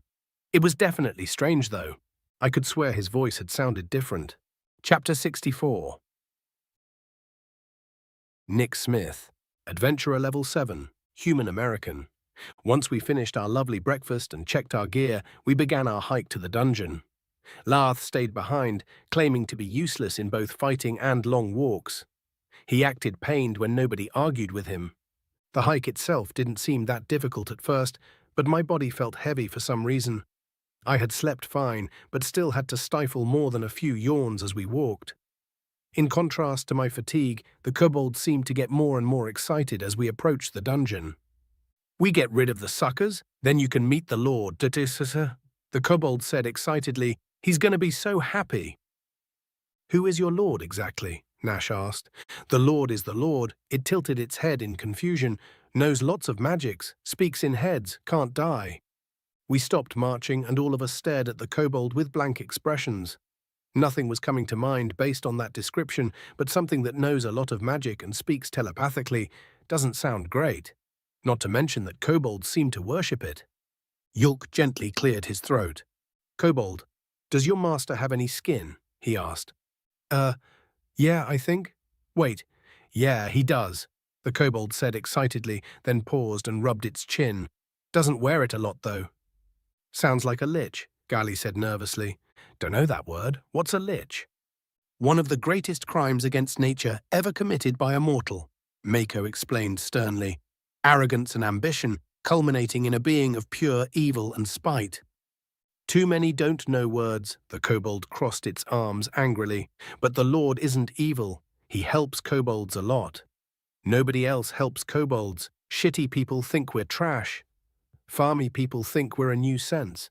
But the Lord teaches us new stuff, heals us when we get hurts, and even tells us when we do good jobs. The Lord never hurts kobolds. So from my presp, so me thinks that shitty people be way more evil than the Lord." "Well, perhaps your Lord isn't a lich," Mako said. "Or maybe he's a lich that likes kobolds. I suppose we'll find out." "How did you and your Lord survive the vampires?" I asked as we continued our trek. "I was sick when they came in. The Lord said me ate the wrong kind of swimmer," he explained. "The sucker didn't push the secret rock, so I didn't get to die for the Lord, and the sucker captured him." "Why didn't the vampire kill your Lord?" "I already said. The Lord can't die. One time we thought he did, when some of the ceiling fell, and we were super sad about it. Then he came back 3 days later, and was mad because we'd stopped working and made a big mess. He didn't hit us, though, which was nice. Most lords are smack happy, but that's not good for a good workplace." "Conducive to a good work environment," I offered helpfully. "Yeah, not conducive to a good work environmental. Instead of smacks, he made us apologize and clean up after ourselves. Then he gave head pats, ear scratches, and fish with bread. Really good bread, too, no green stuff on it. Well, coming back from the dead is a big indicator that this guy's a lich, Gali said. Kobold, how do we know that your lord isn't going to attack us once we defeat the vampires? 'Cause he's not gonna. The lord doesn't hurt helpers. We stared at the kobold, expecting him to elaborate further. He stared right back at us, seemingly confused by our hesitation. After a few moments, Gali sighed in exasperation. Fine, let's go, he said as he turned. Wait, I interrupted. What's your name? Me? The kobold asked. Yeah. Seameath is what me is called. Don't mind being called kobold, though. You don't? Gali asked. Nah, reminds me that I'm the last. Which also means that I'm the best. Sure, Gali said as we continued on. You're the best by default. Why not? You can't count past 7, though? Mako asked with a grin. I would think that the best kobold would be able to count to 10. I don't know what comes after 7, Seameath sighed. 8, I added, trying to be helpful. 8 what? 1, 2, 3, 4, 5, 6, 7, 8, 9, and 10. Who's 9 and 10? Why did 7 eat them? How do numbers eat things? Seameath sighed louder. I have had these questions for so long, and nobody ever answers. The realization that the kobold was caught up on a pun made me hesitate. Wait, did you translate that right? I asked 10. Yes. How is that pun in more than one language? I am an artificial intelligence, not an etymologist. What does studying bugs have to do with anything? No, that's entomologist. Etymology is the study of words and their histories. Shit, I grumbled to myself. There it is, Gali said. That's the entrance. We stopped in front of a mausoleum that was made entirely of polished tan-brown stone. It reminded me of my grandma's counters, which were made of fake granite. The mausoleum had 2 columns on each side of its entrance, which was lacking any sort of door. The sun made it impossible to see past the entrance, though, as if the mausoleum had a door of darkness protecting whatever was inside it. Above the entrance was a carving that depicted 2 winged beings kneeling to a skull. At first glance, I thought they were angels. Closer inspection revealed them to be armored elves. The skull didn't have any pointed teeth, so it was probably elven too. Oh, I get it now, Mako said. Right, the skull is because of the lich, Rebus added. Makes sense. How does that make sense? Ithrima asked. Surely this dungeon is older than the lich. How do you figure? Haino countered. Well, the monsters within the dungeon were spewing out of it at some point, right? Ithrima looked around for assurance. Am I the only one who thought that implied that someone stopped the monsters? Like the lich and kobolds? There were baddies before the Lord, Seameath added helpfully. The Lord said that they were making the shitty people come, so he killed them all. My daddy helped. So how can the skull be referring to the lich? Ithrima demanded smugly. It's obviously not native to this dungeon. Gods grant me patience, Rebus sighed. Why are you thinking this carving was always like this? Liches are as magical as they are megalomaniacal, so why in the hells wouldn't he change the carving to suit himself? We gonna argue, or are we gonna get to work? Nash asked. We're burning daylight. Like that matters, Rebus laughed. It's darker than the crack of my arse in there. We'll have to walk back. Unless you plan on camping in the dungeon. A nasty smell wafted from the dungeon, as if to prove Nash's point. Mako chuckled as Rebus sighed. Fine, let's go. Yulk, Ithrima, and Olmyra, you'll be in the back with Gali and the kobold. Nash and Nick are in the center, supporting whoever needs it. Mako, Haino, and I will be front, Rebus said. Remember, the goal is to stop their movement and whoosh them. Won't the fire make breathing a problem? I asked. A light wind spear should help with that, Yulk said. I'll do it. Don't want the tunnel collapsing. Yulk winked at me as everyone else prepared their gear. Rebus and Haino strapped on their shields and unsheathed their swords. Nash hefted his axe while Mako examined his pike. Gali played with the string on his bow. Trying not to look as nervous as I felt, I drew my sword.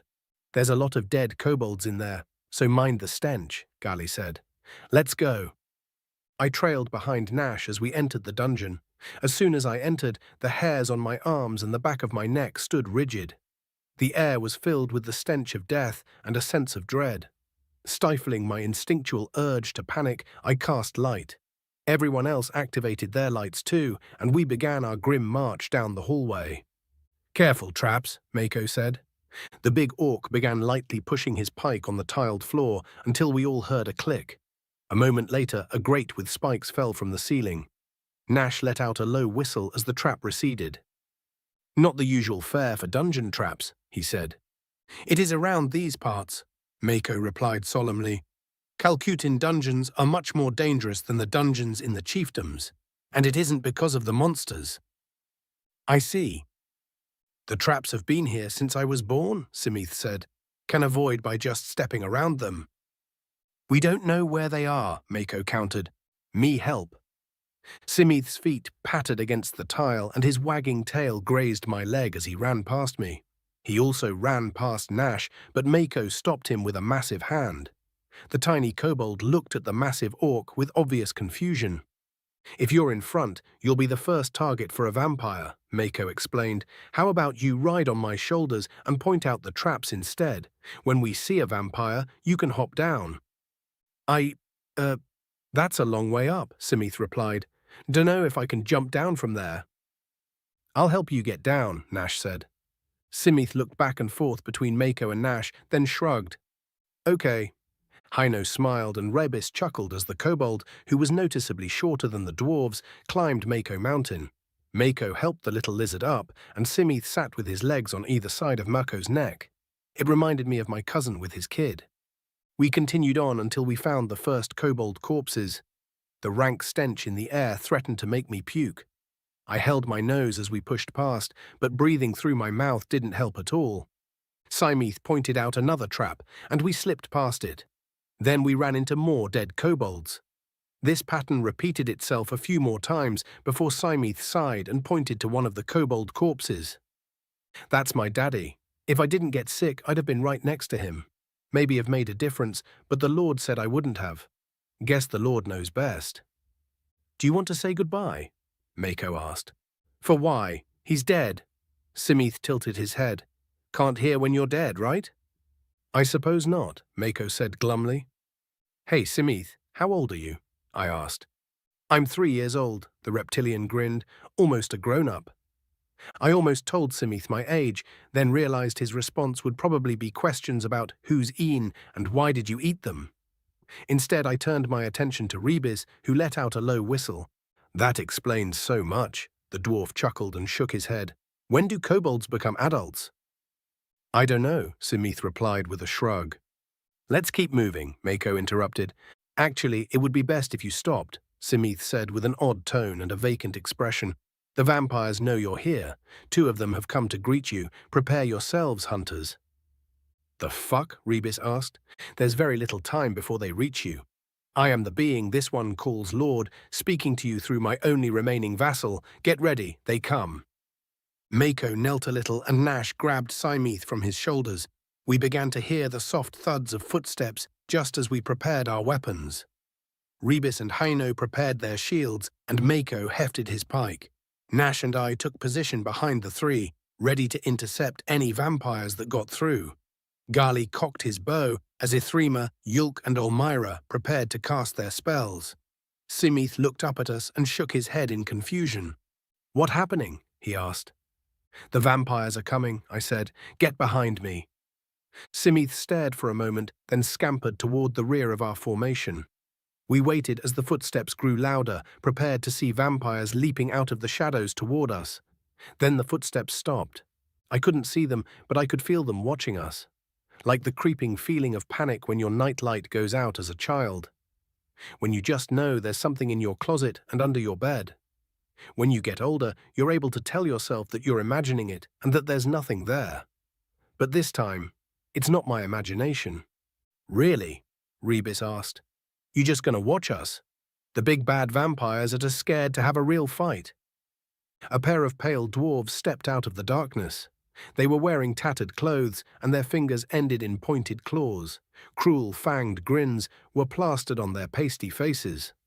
"We're not the ones who should be scared," one of them said. I almost couldn't follow its movements. The moment it finished speaking, it rushed toward Rebis. The other vampire rushed toward Mako.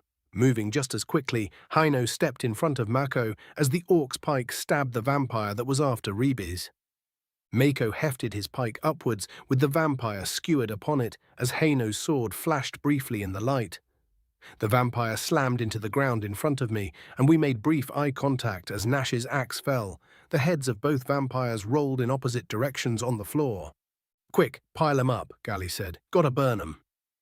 I stopped the vampire's head with my boot, and a wave of nausea smashed against my gut. Fighting it, I picked up the head by its hair and tossed it onto the body that it had been attached to. Heino and Mako tossed the pieces of the other vampire on the pile. I swallowed heavily and held up my hand. Labyrinth-sak! Intense heat flew from my hand and enveloped the pile of vampire parts. Eerie screeching and the smell of burnt meat filled the air. The knot in my stomach twisted further as I watched the bodies convulse. That's what it would look like if Rebis, Heino, or Gali. Unable to fight it any longer, I turned away from my party and spewed my breakfast onto the tiled floor. "Well, that was easier than I thought it would be," Rebis said, tactfully ignoring my display. "Let us hope it remains that way," Mako said coldly. "Why the human puke?" Simith asked. "Did he eat a bad swimmer?" Chapter 65. Master Vampire Kirain Yeath. Adventurer level not applicable. Drow Master Vampire Balushenian. Skull. What are these carvings? I demanded, pointing the lich at the stone tablets laying on a desk. These are what remains of the weathered notes that I found during my explorations, the lich replied. I do not know what they say. Liar, I dropped the skull on the table. I transcribed them in the hopes of finding someone who does, the lich said, unperturbed. The pages that I found were in poor condition, to say the least, and would not survive if I were to remove them from this dungeon. Let's say I believe you. Why didn't you find someone to translate them? As you'll soon discover, years have a habit of ticking away unnoticed when you are immortal. Sir, Habis excitedly burst into the room, we have more intruders. Perhaps I spoke too soon, the skull said smugly. Where are they? I asked, ignoring the jab. In the entrance hallway. Send the youngest too. Conversion if practical, slaughter if not. Only two, sir. Yes, I sighed. The entrance hallway isn't broad enough to send everyone, and those dwarves will not be much of a loss. Even if we lose them, we will gain valuable intel in exchange for their sacrifice. What sort of intel, Master? We will know that the adventurers know how to fight vampires and are likely here to do so, I growled. Have you finished questioning my orders, or do I need to take your tongue? Habis bowed low, then fled the room without another sound. The control over my minions I had been expecting turned out to be much more lacking than I had believed. Mindless automatons had been too much to hope for, surely. But I had been under the impression that at least some of my creations would follow my orders without question. The amount of effort I have to exude to maintain my control over the dwarves is particularly tiring. As it turns out, the vile creatures are resistant to suggestibility. Luckily, the majority of the disenfranchised in the town of Gaul happened to be elves and orcs. The pair of dwarves that were recently turned were the first, and if fortune favors me, the last. 11 vampires, including myself and the dwarves that I want dead. Far from the strength of the covens of old, but not exactly pathetic by modern standards. The adventurers that stumbled upon us are no match. Unless, Lich, what do you know of the gods? I asked. Much more than I would like to, the skull said with what could have been a sigh. Why? Be rid of your questions, for I have my own. If a god were to warn someone of a forthcoming challenge, how imminent would that challenge be? Either very imminent or literal decades from now. It is rare for a god to warn anyone at all, but even rarer still, will that warning be of any use? Why? Well, let's follow the chain of logic to find our answer. Gods are beings with power beyond reckoning, yet they rarely use this power. Even when they do use it, they do so with more moderation than most mortals would even think to use. What relevance does that have? Well, I believe you may be in a similar situation as the gods. Tell me, with all your power, why is it that you don't simply assault the town? I see. An assault on the town of Gaul would effectively be suicide. and I am not foolish enough to believe otherwise. Even with all of the strength and abilities at my disposal, I would not be able to overcome the numbers that the town could produce. Is the Lich implying that mortals would be able to overpower the gods with numbers alone? Or perhaps it's referencing adventurers. While it is true that most adventurers don't stand any sort of chance against even a normal vampire, adventurers have the ability to become far stronger and faster than other mortals. It would be foolish to believe that there are no adventurers that could best me in combat. Vampires that make themselves known become prey to experienced adventurer parties. That's likely the implication.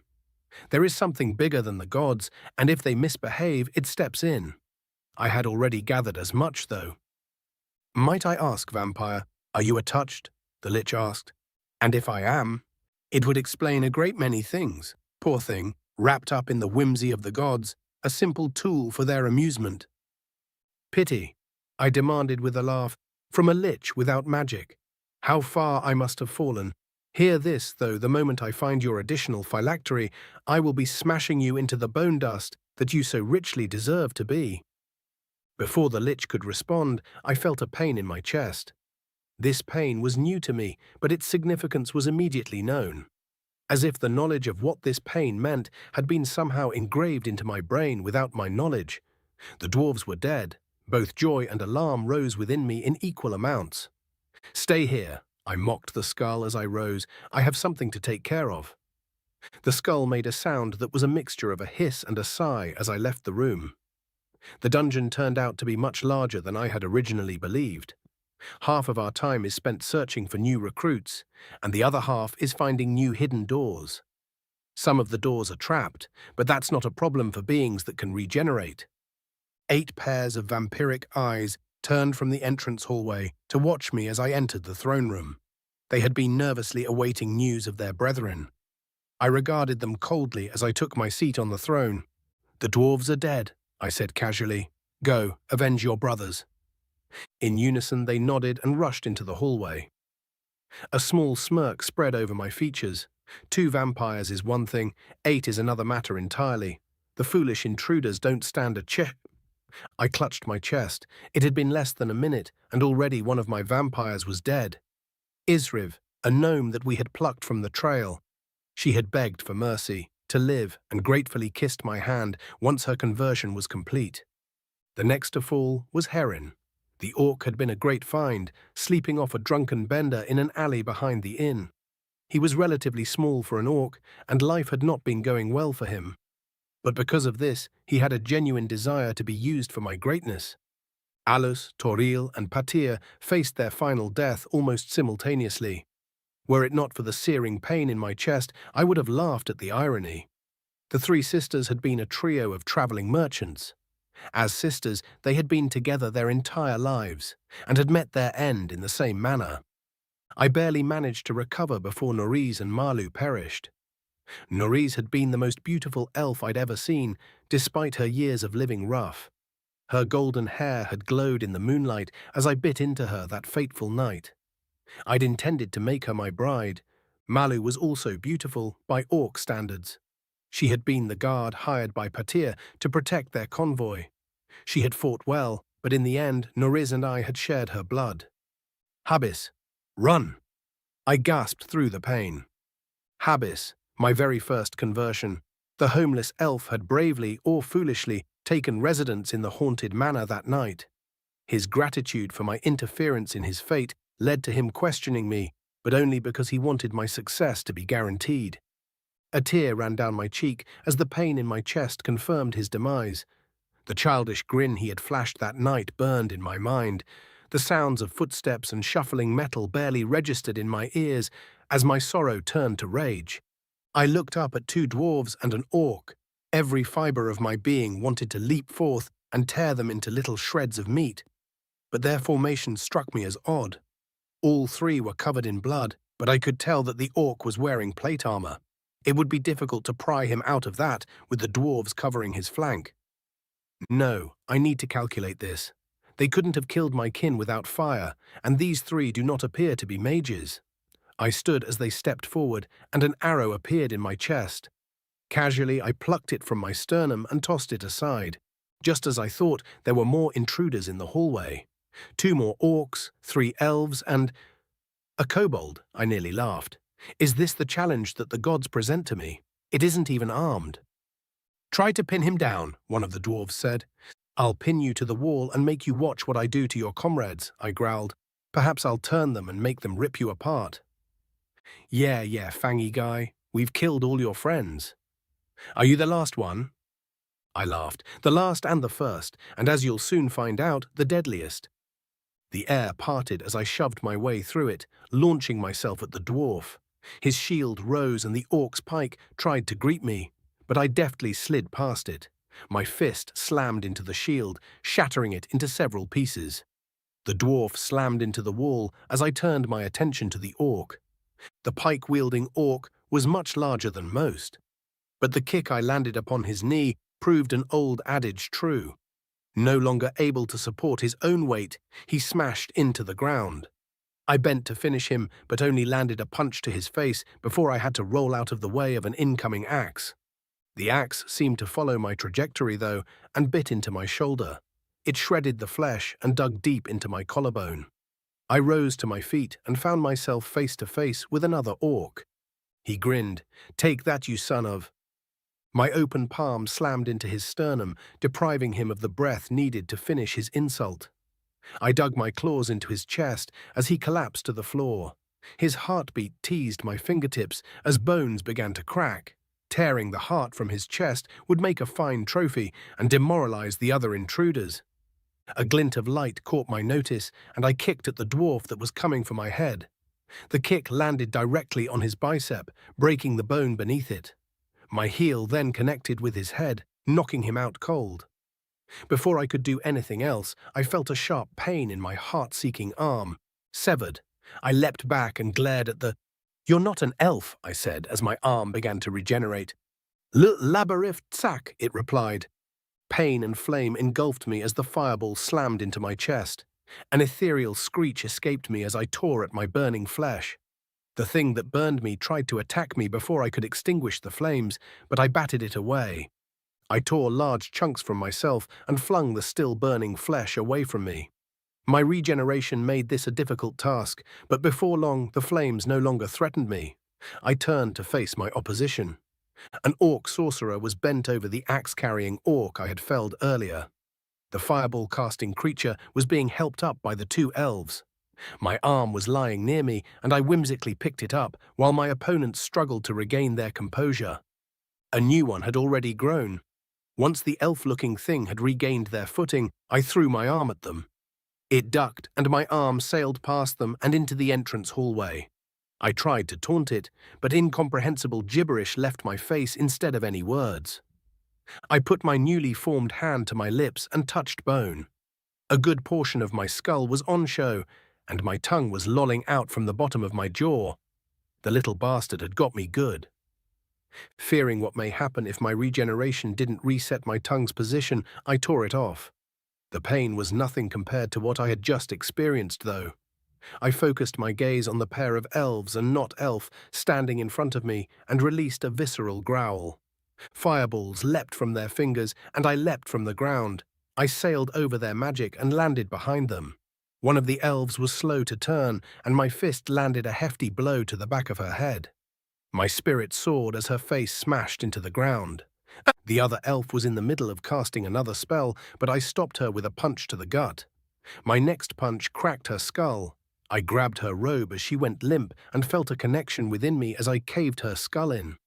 I released the robe and stared in confusion at the limp body of the vampire for a moment before the not-elf's sword flashed in front of my face.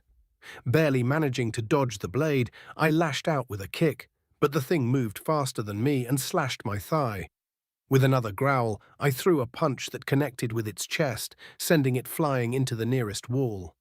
As it connected with the wall, a helmet seemed to appear on its head, but it was gone as quickly as it had appeared, and the thing slumped to the ground. I regarded it for a moment, doubting my own senses as I licked my teeth with my freshly grown tongue. Finally, I turned to last conscious intruder. He regarded me coldly as I approached. "Friend of yours, I presume?" I asked with my new lips. Brother, actually, the orc replied. If it is any consolation, your brother fought well. Only 2 of you even managed to wound me, and your brother was one of them. I'm sure he will appreciate the compliment. I looked around at the myriad of fallen would-be vampire slayers. All of them were still alive, but gravely injured. I could smell the blood pooling within them, waiting for their heart's final beat. A very tantalizing smell. The only exception was the vampire and the odd creature that had burned me. The vampire smelled dead, but the other thing gave off a very odd and repulsive stench. I've never smelled anything like it before, and never want to again. Speaking of oddities, though, what happened to the kobold? I asked. I don't know. I lost sight of it when the fight began. Perhaps it fled. I see. No matter, it isn't any threat to me. So tell me, orc, why did you come here? Are there more of your ilk on the way? We came here to solve a mystery, and yes, the Venator's Guild is aware of the vampire presence within these ruins. If we do not return, more adventurers will come, and they will be specialists. Well, it would seem that I need to start over then, I laughed. Perhaps I'll spare you and your brother. You can help me make a new headquarters. I laughed harder as the orc's eyes widened and his jaw dropped. The thought of becoming a vampire and enslaved for all eternity must be terrible to the poor thing. My amusement abated when I realized it wasn't looking at me.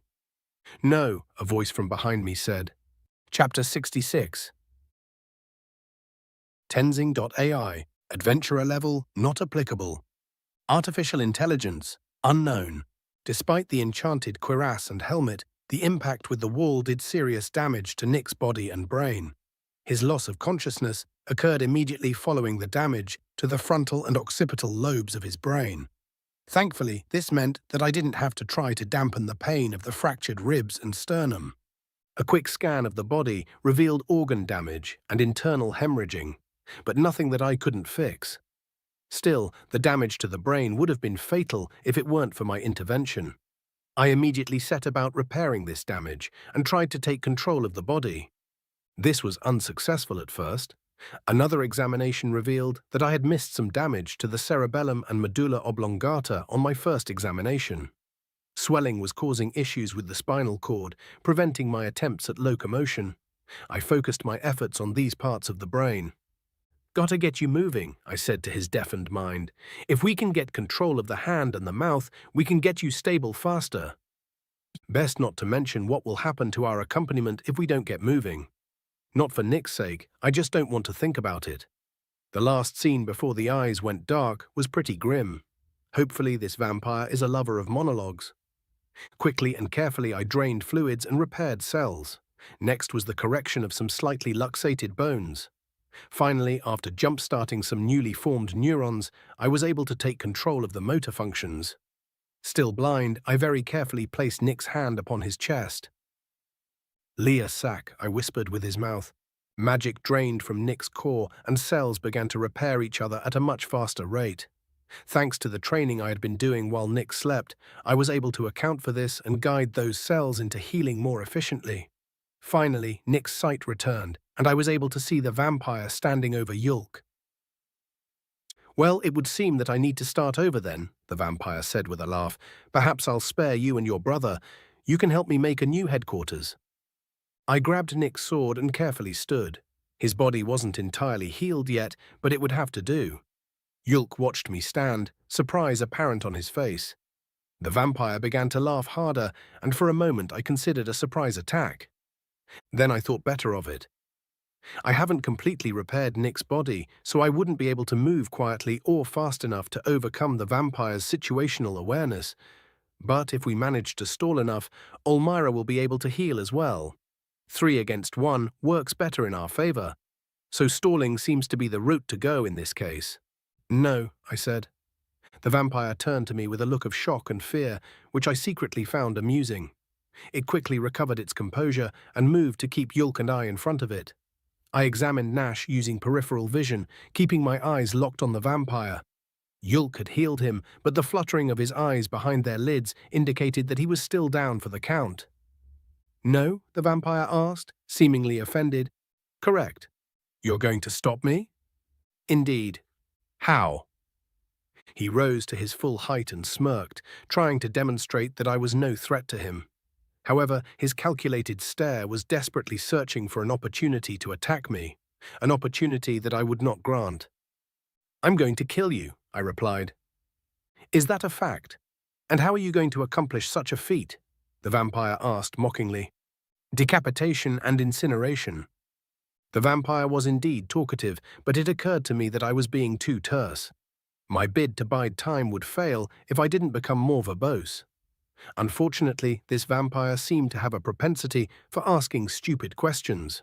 "Well, incineration you can certainly do," the vampire growled. "Decapitation is another matter entirely, though. I don't believe you're fast enough, but I'm more than happy to see who can decapitate whom." The vampire slightly shifted his stance, preparing to attack. "Hold on, I didn't catch your name," I said, internally wincing at the obvious stall tactic. "I am Kirain Yith, Master General turned Master Vampire." The vampire took the bait with a wicked smile. "And you?" I faced a sudden and unexpected existential crisis as I tried to decide whether to introduce myself or disguise myself as Nick. Thankfully, this crisis was resolved in milliseconds, and I decided that providing an enemy with information was a bad idea.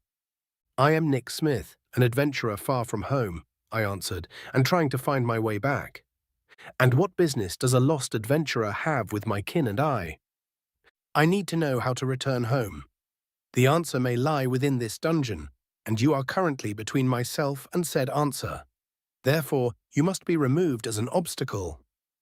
"I see. And if I were to voluntarily remove myself as an obstacle?" The healing process is completed as I gestured to the other fallen adventurers. "I think we're a little past that, don't you?" I asked. The gesture disguised a shift in my stance, and as the vampire opened his mouth to reply, I lunged forward, swiping at his neck.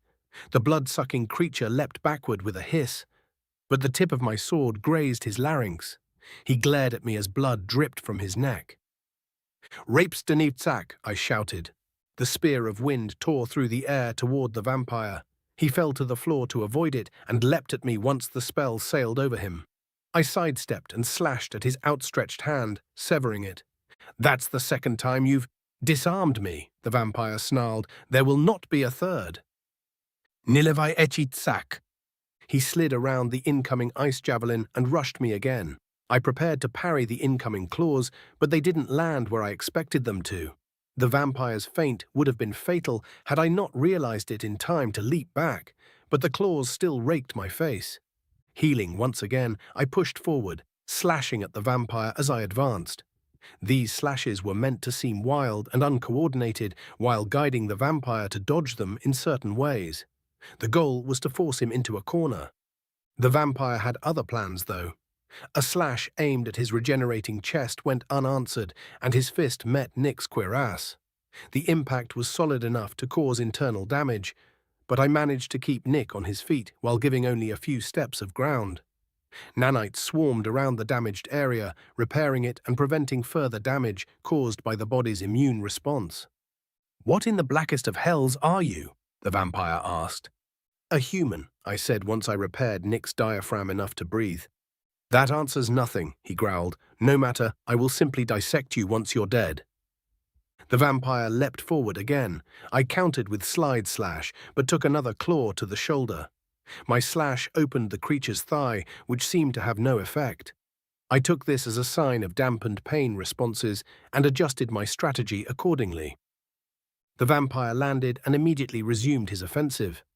I triggered preternatural evasion, allowing me to avoid more damage while looking for an opening. Nick's body moved on its own while I examined the vampire's attacks. Thankfully, he seemed to be martially trained, which caused a pattern to emerge from his attacks. After 3 attacks, he would reset his footing, which gave me an average of 0.25 seconds to respond. Plenty of time for a counterattack, but he was intentionally keeping his neck as far away as possible. It would take at least 0.28 seconds for a blow that could cause decapitation to connect. What can I do here? I certainly can't let him keep attacking. A spark of genius ignited within my processor. The mouth can move very quickly and doesn't require the limbs. So if I time it just right. "Labyrinth," I said. raising my hand once the third attack missed. Sack! The fireball appeared between us and connected almost immediately. The vampire roared as his flesh was once again ignited. Again? He demanded before his lungs succumbed to the effects of the fire. The heat singed Nick's hair and caused a first-degree burn, but I pushed forward regardless. Using dash and power slash, I decapitated the so-called master vampire. He crumpled to the ground, and I stopped his head from rolling. The vampire glared up at me from the ground, but I met his venomous gaze with apathy. I picked up his head by the hair and tossed it on the pyre made from his own body. Then I did the same with the hand I had removed earlier. "Yulk, it's 10, I said. "I know, you and Nick don't act at all alike," the orc chuckled. "I'm going to need your help to heal everyone." Elmira should be up soon, but Yulk... Did anyone grab that arm that he threw? "Arm? What are?" "This arm, presumably," a voice called out from the entrance hallway. Yulk and I turned to look and immediately took defensive postures. A bejeweled skeleton, wearing a flowing robe, floated 3 inches off of the ground. Above its right hand floated the master vampire's arm, which was already trying to regenerate. "You missed a spot," the lich said, tossing the limb into the fire. An ethereal screech filled the air, shaking the ground beneath us. Yulk's hands flew to his ears, but I maintained my posture, fearing what the lich may do. I did send some nanites to repair the hearing damage, though. Once the screech subsided, Yulk dropped back into his defensive stance. The lich regarded us coldly, but with an underlying caution. We regarded it in much the same way. "So, Yulk broke the silence. "What?" "Wait, my lord," a voice called out from behind the throne.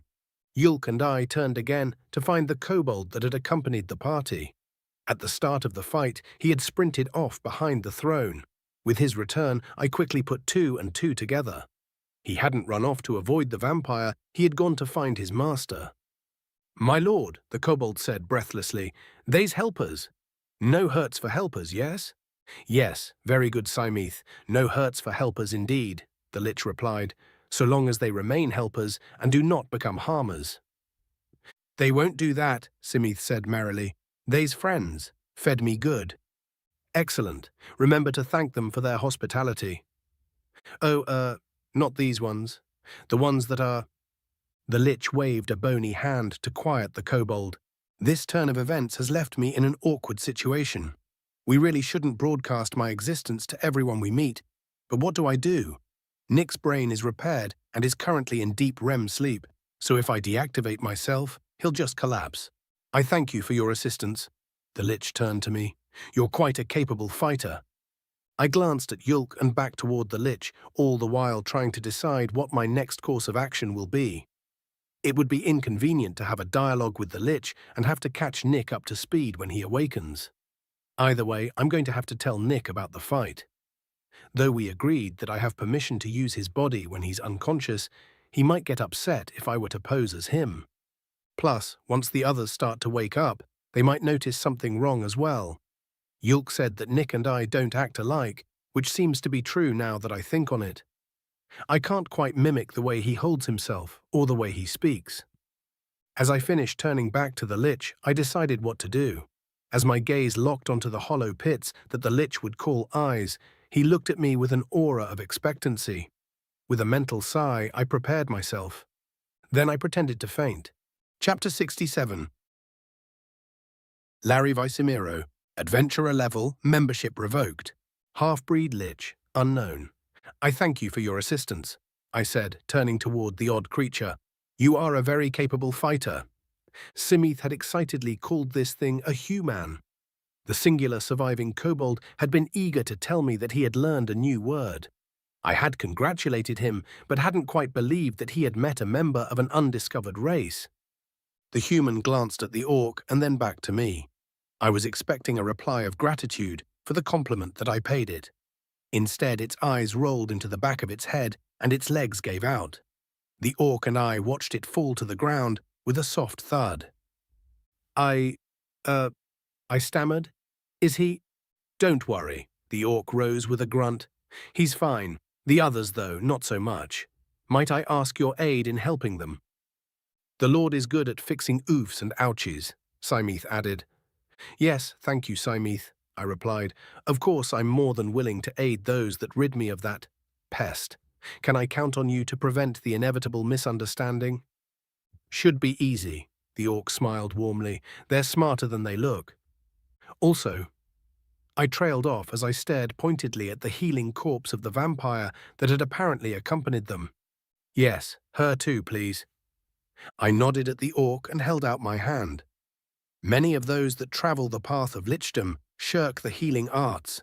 They care only for power and longevity, and their skills suffer for it. However, my mortality had been spent on healing those around me, and I got quite good at it. Arua Nilaitsak, I exclaimed. Then, feeling a tad dramatic, I added, Arise. The spell emanated from my hand and surrounded the wounded adventurers with a warm, healing embrace. Cuts disappeared, bones reformed, and breathing normalized. Before long, the adventurers were getting up, and each of them had a different way of expressing their surprise. Whoa, shit, one of the dwarves said. It's okay, the orc sorcerer replied. The lich healed you. What? Really? Liches can heal people? Liches are people, you know, I chuckled, or at the very least were. But... The dwarf stammered for a moment, then shrugged. Yeah, okay. I guess so. Come on, let's get you up, the orc sorcerer said as he helped the dwarf stand. I believe introductions are in order. The adventurers introduced themselves one by one, and Yulk introduced the still-sleeping human as Nick Smith. I had many questions regarding the human and the vampire that accompanied them. However, I decided to invite their questions first, with my own introduction. Greetings, Alta Brothers and the Western Wasters, I said. I am Larry Visimiro, Lord of the Fallen and King of the Kobolds. King of the Kobolds kinda makes sense, Rebus said hesitantly. What makes you the Lord of the Fallen, though? Yulk, Ithrima, and Olmyra were completely stunned by the mention of my family name, but Rebus seemed oblivious. Their expressions told me that my father is still quite famous. When I was mortal, I was one of the few Grandmaster healers. In all modesty, many of the methods and techniques that I created are likely still in use, I said with a grin, not that he could tell. I saved those that fell in battle from their untimely deaths, and they eventually began to call me a lord. Lot less edgy than I thought it would be, Gally added. What's up with you three? Sorry, did you say Lari Visimiro? Ithrima asked. I did. As in House Visimiro? Correct. Are you related to Imlor Visimiro? Yulk asked. Much to my shame, yes. Imlor Visimiro? Nash asked. Who's that? Imlor the Grand, Olmyra answered in awe. Larry was the name of his eldest son. I corrected. Also, I really wish people would stop calling that monster the Grand. Wasn't Imlor a gnome? Rebus asked. You don't look like a gnome to me. My mother was an elven princess, I said. She was very beautiful, and I took after her appearance. Not that it's discernible any longer, though. Apologies for interrupting, but, is Nick okay? Mako asked. Yes. He's just sleeping, and will probably wake up soon, Yulk said dismissively. Lord Visimiro, I must know. What brings you to this dungeon? I've been looking into a long-dead cult. My hope is to one day undo what has been done to me, I answered, gesturing to my skeletal form. You were made a lich? Ithrima asked. Who would do that to you? My father. An uncomfortable silence settled over the group as they digested this revelation. The only sound came from Simeth playing with the bones of the master vampire. After a few moments of this silence, I decided elaboration was in order. Later in life, my father became obsessed with immortality. He considered himself far too important to the study of magic to be allowed to die, and experimented with a vast amount of rituals and spells in an attempt to prevent his end, I explained. One day he asked me to help him craft a new spell. He claimed that this spell could be used to save countless lives, and that even a novice would be able to learn it. This was well into his mania, though. In hindsight, I should have known better. But my compassion bested me, and I took my father at his word. I paused a moment and played with the ring on my index finger. My father's signet ring. I had not been involved in the creation of a spell before, nor had I looked into the demonic arts of fleshcraft. I did have some slight experience with anielic soul-binding, but this actually worked against me in recognizing the ritual for what it actually was. My hand shook from the pressure I was putting on the ring. Were it not enchanted, it would have broken. I loved my father and believed that he loved me in turn. After my mother died, we had helped each other mourn. But the Mer that performed that ritual with me was not the father that I loved, and definitely not the father that I thought loved me. To him, I was nothing more than a convenient test subject, a simple toy to play with and learn from. Never mind the fact that I had a fiancé who loved me and was planning on starting my own family. I released the pressure on the ring with a sigh. The monster masquerading as my father revealed itself by turning me into this abomination. Once the pain and confusion abated, Imlaw the Grand declared that the experiment had been a failure. After all, he couldn't very well remain at the head of sorcery without flesh. Who would take the skeleton of a gnome seriously? "I'm so sorry," Ithrima whispered. "Oh, it gets worse," I chuckled darkly. I demanded that he undo what he did to me. He said that he didn't know how, and he didn't have the time to find out. His own mortality was ticking away, and he needed to find a solution. Ironic, considering that was the statement that killed him. "You mean," Elmira said, and stopped herself. "Yes, I fought my father. Our duel contributed to the waste west of here. He killed me several times, but his ego prevented him from destroying my phylactery. He believed that I would learn my lesson and cease my tantrum, but I was determined. In the end, he was a broken and bloody mess, begging me to heal him. If you could do this to me, what horrors are you willing to unleash on those you feel nothing for?" Those were my last words to him before I ended his life. More silence as the adventurers processed what I told them. My father, Imlaw the Grand, patriarch of the Visimiro family, had been a hero and a scholar before his disappearance from the public eye. To learn that he had turned into a monster and was subsequently killed by his own son must come as a shock. The big bad dad made the Lord bones, but then the Lord made the big bad dad bones, Simith said happily. The Lord is strong, the Lord is great. Kind words, Simith. I nodded at the kobold. Thank you. Well, shit. Guess you can't choose your family, right? Rebis asked rhetorically. Indeed you cannot, Yulk nodded sagely. My condolences. Not to get off topic, Lord Visimiro, but what exactly were you hoping to find down here? No need for honorifics. My titles have long since faded to dust.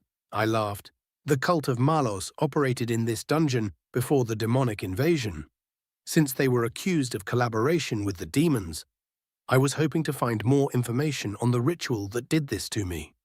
This is magic that works outside of the Kuraguard system, and because of that, all I know is how the ritual is performed.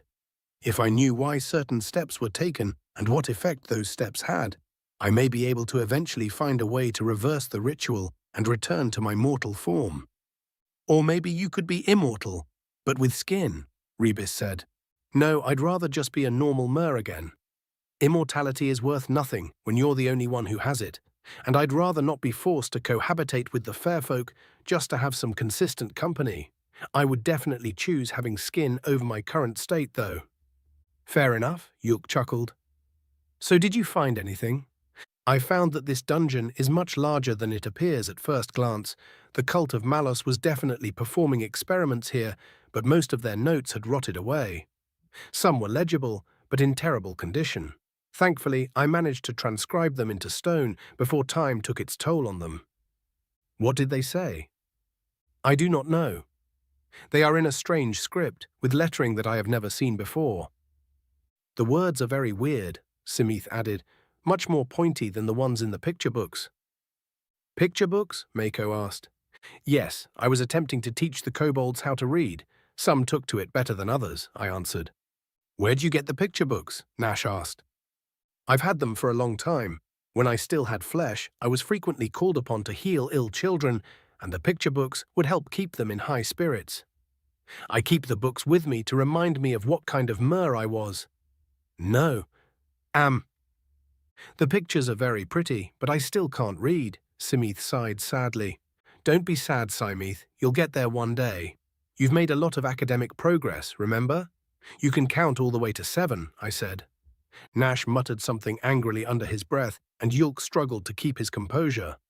I looked at the Orc brothers quizzically, but Yulk held up a hand and shook his head slightly. Is there any chance that we could see these writings? He asked. They are in the office, I said, nodding to Simeth. Please retrieve them. Careful, they're heavy. For the Lord, the kobold exclaimed gleefully and ran off. I've been hoping to meet with some Fae to ask if they've seen a language like the one on the tablets before. But it's a treacherous journey, and the kobolds were ill-prepared to accompany me, I said. They made it pretty clear that the only way for me to leave this dungeon without an honor guard would be to kill them all. Obviously, I wasn't willing to do that. Mako rubbed his chin. Hey, Gali. Way ahead of you, big guy, the dwarf laughed. If you can pay for food and stuff, the Western Wasters would be happy to escort you to see the Fae. What? I asked, flummoxed. Well, we owe you one, don't we? Gali posed the question to the rest of his party. Yep, Haino and Rebis said simultaneously. Sure do, Mako added. Having a lich among our party is going to get us some odd looks. But yes, we do owe you one, Ithrima said. Plus, I reserve the right to pester you with questions. An unfortunate side effect of being a lich is that my face no longer shows when I smile. I had been expecting hostility, overt or otherwise, but here they are offering to help. Just goes to show that I don't know as much as I had thought. Very well, I said. I accept your offer. Offer? Nick asked softly. I'm not on her, though. I think it's about time to wake him up, Nash chuckled maliciously. Chapter 68. Nick Smith, Adventurer Level 7, Human American. Darkness enveloped me, but there was a familiar feeling to this darkness. The darkness that wasn't quite darkness, but was actually nothingness in disguise. I couldn't remember how I got here, but the familiar feeling kept me from panicking. Where am I? Who cares? What happened? I was with Nash and Yulk. We went to a city of dwarves, met a group of adventurers. They had a funny lizard with them, acted kind of like a toddler with really sharp-looking teeth. I suppose congratulations are in order, my head said. Well, I guess that answers where I am. Congratulations? I asked, not bothering to try to breathe. Yes, the raspy voice in my head hissed. You've bested my challenge, mortal. Therefore, I must congratulate you. What chalet? The thought hadn't formed completely before the memories of the dungeon came flooding back. The dwarven vampires burned to a crisp, the beheadings and cremations and blood, the nasty feeling in my gut as we fought our way through to the last vampire. Then I remembered my friends falling one by one, trying desperately to intervene, to save them. Casting fireball, watching the vampire tear its burning flesh from its body and keep coming at me like a monster from a horror movie. I slashed and slashed and slashed, but it didn't seem to care at all. Then it hit me, and I hit the wall. Was the vampire your challenge? I asked. How did I best it? Oh, it's a technicality to be sure, the voice laughed. However, you worked on yourself enough to allow the machine in your head to overcome the challenge. Since the machine is an intrinsic part of you, you've overcome the challenge. Congratulations. Oh, thank you. A flood of images poured into my mind, trapped within myself, trying desperately to keep my body intact. No, to heal it, to use it. Nervousness as I stared down the vampire. Kirain Yeath, Master General turned Master Vampire. Need to stall, need to heal. Healing done, attack. Missed the slash, cast wind spear. He dodged, but I took his hand. What is this? I asked, feeling an odd sort of pain. Just watch. Ice javelin sailed past the vampire, and his claws slashed my face. I healed it and kept slashing at the bastard, trying to force him into a corner. My slash connected with his chest, and the vampire hit me. This isn't what happened. Wait, are these Ten's memories? Or are they my subconscious memories of Ten using my body? I saw the vampire finished, then the lich and kobold entered. I watched Ten nervously glance at Yulk and then nearly laughed when it pretended to faint to avoid detection. Now you're all caught up, the god thing said. Why didn't you tell me about the challenge? I asked once the pain faded. I'm not the same being you've been conversing with, it replied with a chuckle. I thought that would have been obvious. Oh, sorry. not quite used to all this yet. Why were you trying to challenge me? To see if you deserve the reward, a nice little clue to help you on your homeward journey. A clue? You'll see when you wake up. Oh, what would have happened if I failed the challenge? Well, if you survived, you could have tried again some other time. But you wouldn't get the reward without killing the vampire. Or having the vampire killed by some other means, I guess. And if I died, then you'd be dead. Ah, no afterlife or revives or anything like that? You are mortal. When you die, you return to the environment and reform as something else. Your impermanence makes an afterlife impossible. In my world, we have a lot of beliefs regarding the afterlife. I know. To be fair, we aren't all-knowing. Your beliefs could be correct, and mortals may have a sort of immortal soul that exists beyond our abilities to detect. I nodded along at this explanation before I realized what it just admitted to. What do you mean you know? I demanded. A foolish question. I'm a higher being, boy.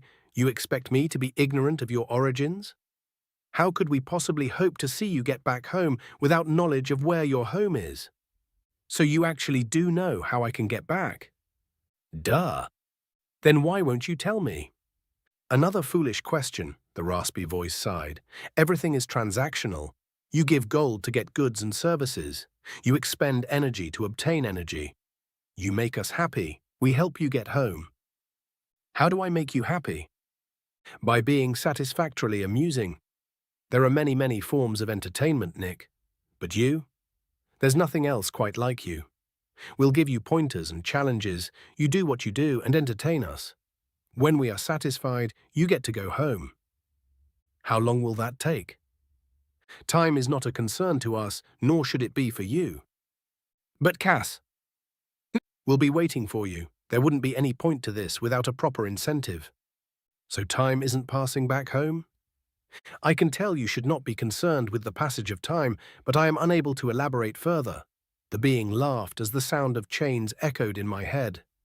Well then, I've given you the congratulations you are due and answered some of your more pressing questions. Rest now, you'll awaken soon. Wait. I woke up to a very toothy mouth screaming in my face. Instinctively I struck at it, but someone caught my hand. The scream turned to laughter as I yanked my hand back. Good morning, sleepyhead, Nash grinned. What the fuck? I demanded. A quick glance around informed me of my current location. The dwarves were laughing their asses off, and even Yulk was hiding his mouth. Ithrima and Olmyra were less amused, though. Then my eyes landed on the skeleton, and the embarrassment that had been threatening to turn my cheeks red immediately disappeared. He's friendly, Yulk said, seeing my expression, and a significant historical figure, as it turns out. Significant historical figure? I asked. Once the laughter died down, Yulk explained what the Lich had told them. The skeleton wearing the fancy robes and jewelry was actually Lari Visimiro, son of Imlor the Grand. His father turned him into a lich while trying to find out how to become immortal, and he was forced to kill his father. I felt a pang of sympathy for the lich. My father would never do something like that, and I can't imagine hurting him. I do understand why Larry did what he did, though. The tablets might have information of interest to us. Yulk continued his explanation. The Western Wasters have already agreed to accompany Lari to meet with some local fae in the hopes of getting the tablets translated. Shall we tag along? Yeah, I said, standing. My body felt like it weighed twice as much. That's the whole reason we're here. What language are the tablets in? I don't know, the Lich answered. I am fluent in many languages, but this one is very odd. In what way? Yulk asked. Most languages are related to one another because of common ancestors and, for lack of a better phrase, linguistic interbreeding. Even the written forms share similarities, but these letters are odd. I suspect that it's a language from another continent. Don't we communicate with other continents? Rebis asked. Like through magic or something? Well, yes, Yulk answered, but Larry raises a good point.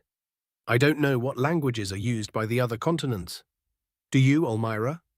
No, I don't. Interacting with other nations isn't my specialty, she said. What do they even talk about? Gally asked. Yulk and Olmyra shrugged. Probably sharing technology related to governance. Weather reporting, farming techniques, things of that nature. Yulk replied. While the others continued discussing what governments might discuss, I turned my attention inward. Hey, Ten, I thought. Hi, Nick, Ten said innocently. What's up? While I was asleep, another god thing was speaking to me. It showed me what happened. What happened? With the vampire. Oh, Ten paused a moment. So that's why you didn't ask when Yulk was telling you about the lich. You're not mad, right? No, I was just going to say good work. Second time you've saved us, I said. Thanks. No problem. I take it you don't mind my training routines either. Training routines? I asked. Then several memories of early morning exhaustion flooded back to me. It didn't take long to put two and two together. You've been using my body while I was sleeping? I demanded. You seem angry. I am. My apologies then. It would seem that I misinterpreted one of our previous conversations. I kept my face carefully neutral to mask the baffled anger I was feeling. Thankfully, everyone else was too absorbed in the discussion of intercontinental relations to notice my sudden stoicism. Misinterpreted? How? What the fuck was there to misinterpret? Well, when you apologized, it sort of sounded like you were okay with me taking over your body, so long as it did not rob you of your autonomy. I could grab cheese off the moon with that kind of reach, I thought angrily. How long have you been doing this? Well, I only discovered that I could do it without waking you after our encounter with Mummeldobran and the other fair folk. My impotent anger subsided a bit with the mention of Mummeldobran because it brought up another thought. If languages were different on different continents and the fair folk are usually bound to their territories. No more taking over my body, I thought coldly. But no, not unless we're literally about to die. We'll talk more later. Wait, I said before Ten could reply, interrupting the discussion. Are the fair folk really going to be helpful here? Yes, the lich answered. Though they rarely travel, the fair folk are interconnected in ways that defy logic. The Fae in particular are experts at taking advantage of this connectivity to fulfill the various contracts that they make. Yeah, Rebis laughed. Fulfill? Sure, so long as you're unreasonably careful with your wording. Come on, they'd just as soon rip you off as help you. True, the lich nodded sagely. That is the nature of dealing with beings that are timeless. It is remarkably difficult to empathize with someone whose potential consequences are vastly different than your own. The skull of the lich didn't actually change at all, but I got the sense that it was speaking from experience. My attachment to Algebran and tits made me want to argue. But what the lich had said held weight. I tried to imagine what it would be like to be an archfey for a day, and realized that I had no idea what they even do.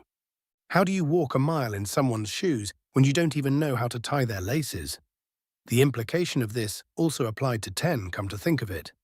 To me, its misinterpretation of my apology seems like a bullshit excuse it thought of to try to get out of trouble. But what if it's not? What if it really was just a misunderstanding? I'll have to think on that some more. Caution is definitely advisable when dealing with the fair folk, Yulk agreed.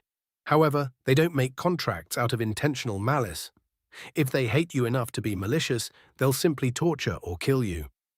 Speaking of which, I believe I should excuse myself from this leg of the adventure, Olmira added. Why's that? Rebis asked. The fair folk don't like vampires, Gally said. They'll kill her as soon as they see her. It isn't that they don't like vampires, the lich countered. No, it's far more complex than that. They see vampirism as suffering and believe that it is an obligatory mercy to put an end to that suffering. That doesn't seem that complex. Rebis cocked his head. The complexity lies within why they view it that way. Though that isn't something I would be comfortable revealing without permission. Larry looked at Olmira. I'd rather you didn't, she said. I've grown weary of talking about it. The lich nodded. I's got 'em, Simith interrupted, breathing hard. The rocks with words. Nash and I jumped at the suddenness of the kobold's appearance. Mako chuckled at us as Simith ran over to the lich. Larry took the tablets with one skeletal hand as his other stroked the kobold's head. Excellent work, Simith. Thank you, he said. The tablets were a light grey, barely lighter than the stone that the walls were made of. An overwhelming feeling of curiosity had my feet moving before my mind even registered it. The tablets were practically calling to me, telling me that they had a clue for me. Larry turned to look at me as I approached. "May I see them?" I asked. The lich held out one of the tablets, and I took it. It was surprisingly heavy, and I snuck a glance at the kobold who had carried several of these despite its small stature. I made a mental note not to underestimate the little reptile. Then I turned my attention to the tablet, and my eyes widened. Chapter 69. Nick Smith, Adventurer Level 7, Human American. "Nick?" Yulk asked, seeing the shock on my face. I tried to answer him, but couldn't come up with the words. Several feelings swelled up within me all at once, completely overwhelming me. Surprise was chief among them, but also confusion and disappointment. My eyes darted along the characters over and over, trying to make sense of what I was seeing. "What's wrong?" Gally asked. "Do you know what it says?" No, I managed to say. "But this doesn't make any sense." "What do you mean?" Larry asked. The letters. I know these letters. I grew up writing them over and over again, but they aren't forming words. It's just a bunch of gibberish." The tablet looked like a mosh pit of English letters. Even the lesser-used letters like Z and X were in the fray. For a moment, I thought it could be a language that uses similar letters, but there weren't any diacritical marks. Just plain old English letters grouped together in ways that didn't make any recognizable words. "Can I see the rest of the tablets?" I asked. Larry gave the tablets to me, and I began scouring them. The letters were jumbled all to hell. Not a single word made sense. There were also hyphens and semicolons spread throughout, but no commas or periods. A sense of frustration began to rise within me. "It could be encrypted," Ten said. "Maybe." "But why?" I asked. I hadn't been expecting an answer from Ten, but I was still disappointed when it remained silent. There isn't any need to write in code when nobody else can read the language you're writing. "Hold on." "Wait," I said excitedly. "This could be written in some kind of code." "I had thought as much when you said it was gibberish," Larry said. "But while knowing that might be helpful, you seem more excited than is to be expected of this revelation. It's a code using the English alphabet. The only reason to write in code is to make sure that others don't understand what you're writing," I explained, meaning that there were other people who knew the English alphabet, and possibly English as well.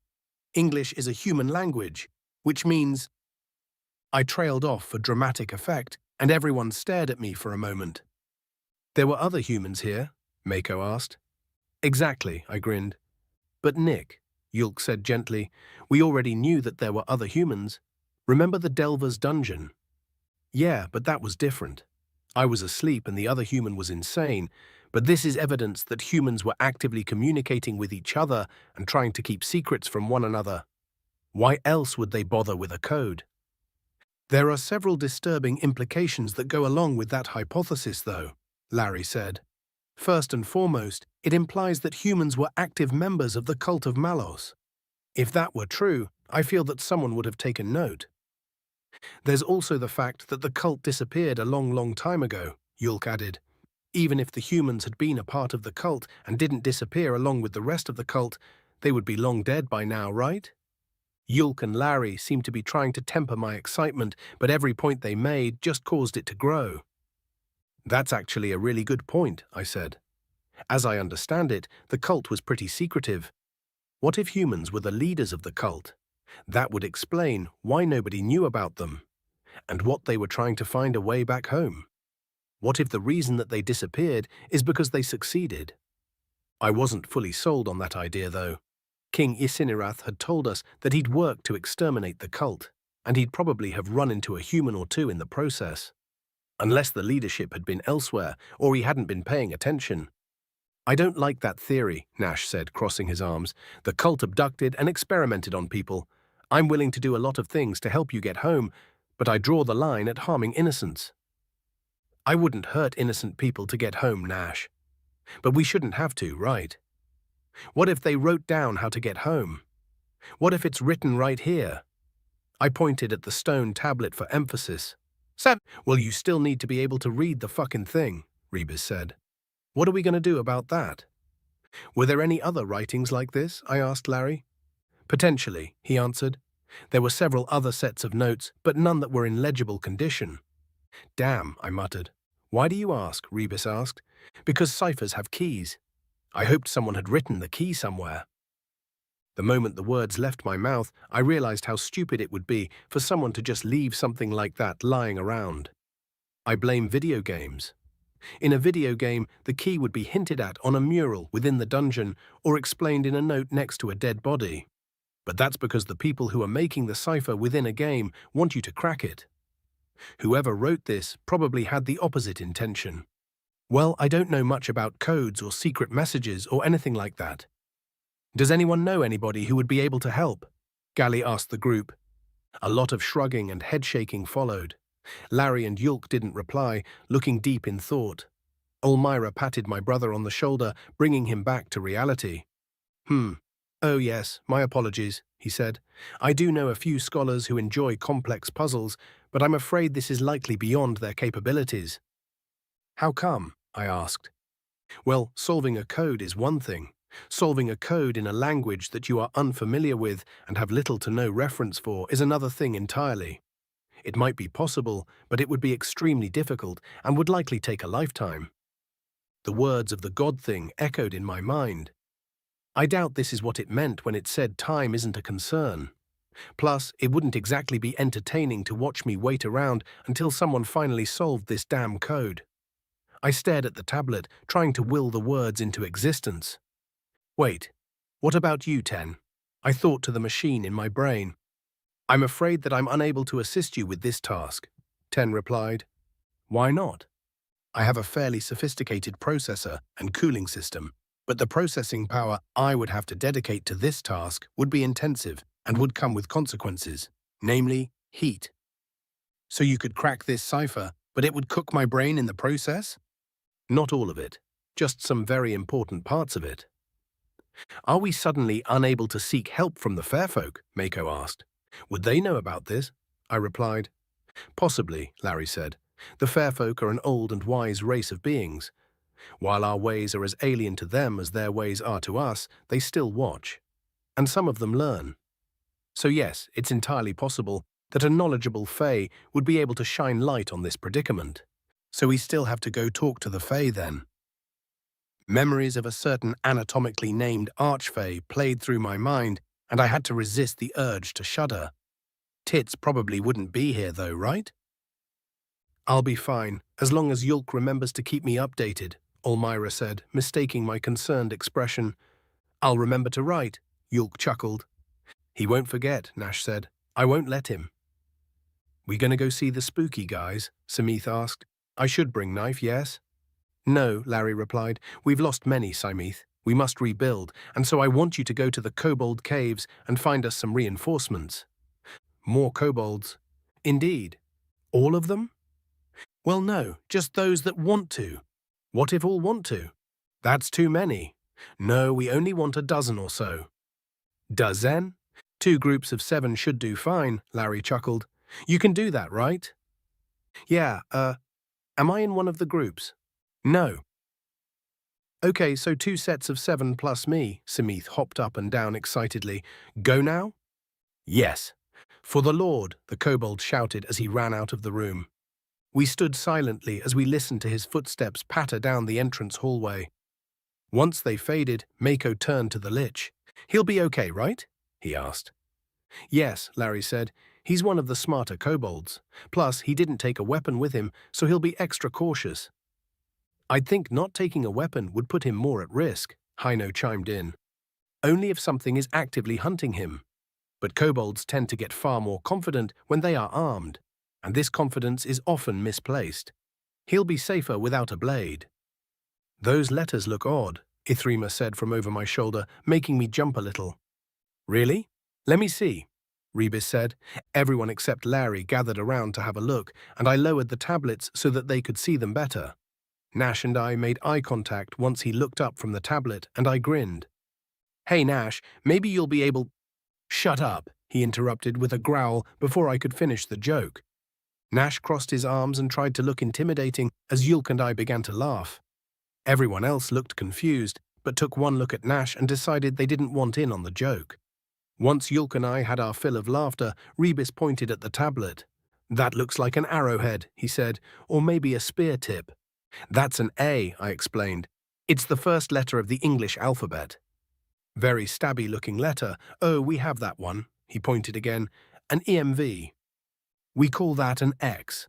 It's the third to last letter. Your alphabet has a specific order to it, Heino asked. Why? I opened my mouth to answer but found myself at a loss. The hesitation I felt turned into a small existential crisis as it dawned on me that I can't think of any real reason the alphabet is in that order. Maybe it's historical.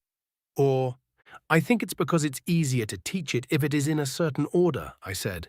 There's a song and everything. I sang the alphabet song for them, and my demonstration left everyone speechless for a bit.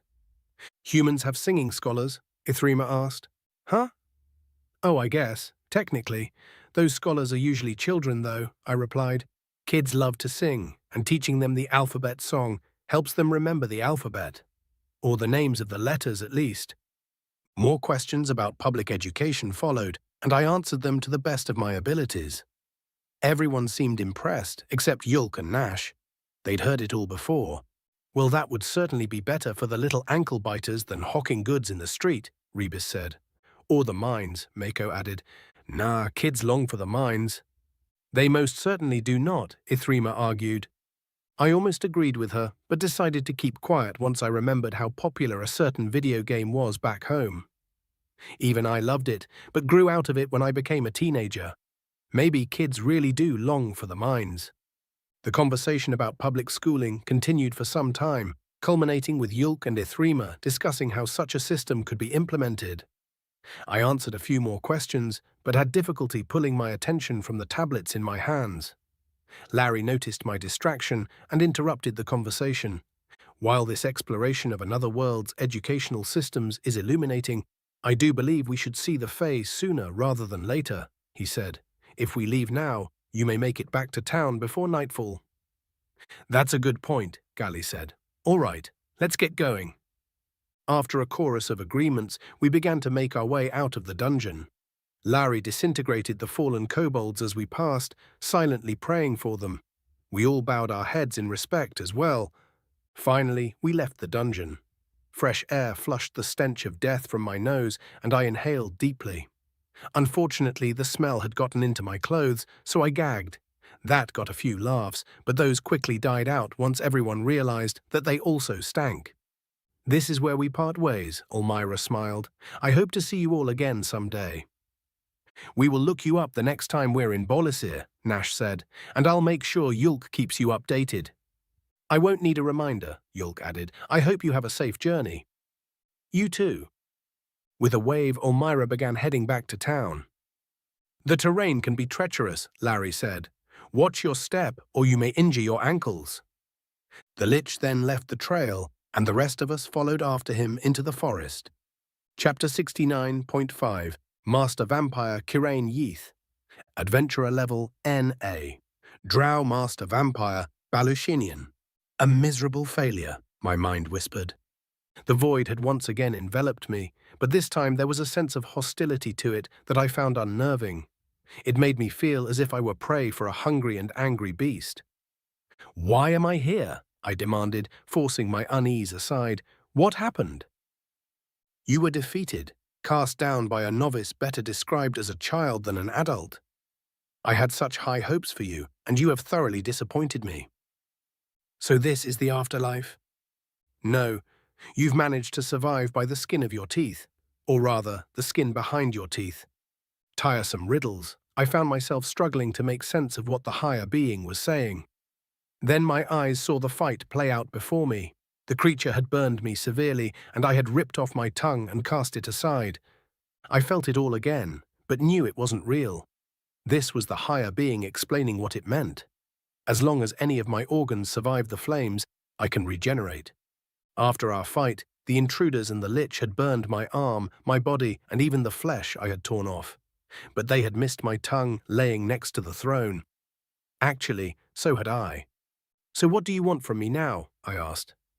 Nothing. You did your best and failed. I can try again. You will fail again. No, this time I will be better prepared. I now know what that thing is capable of. I can take precautions. I can kill it. The hostility of the void increased, burning my flesh with its intensity. No, not my flesh, my essence. Pain, more intense than any I had ever felt before, coursed throughout my very being.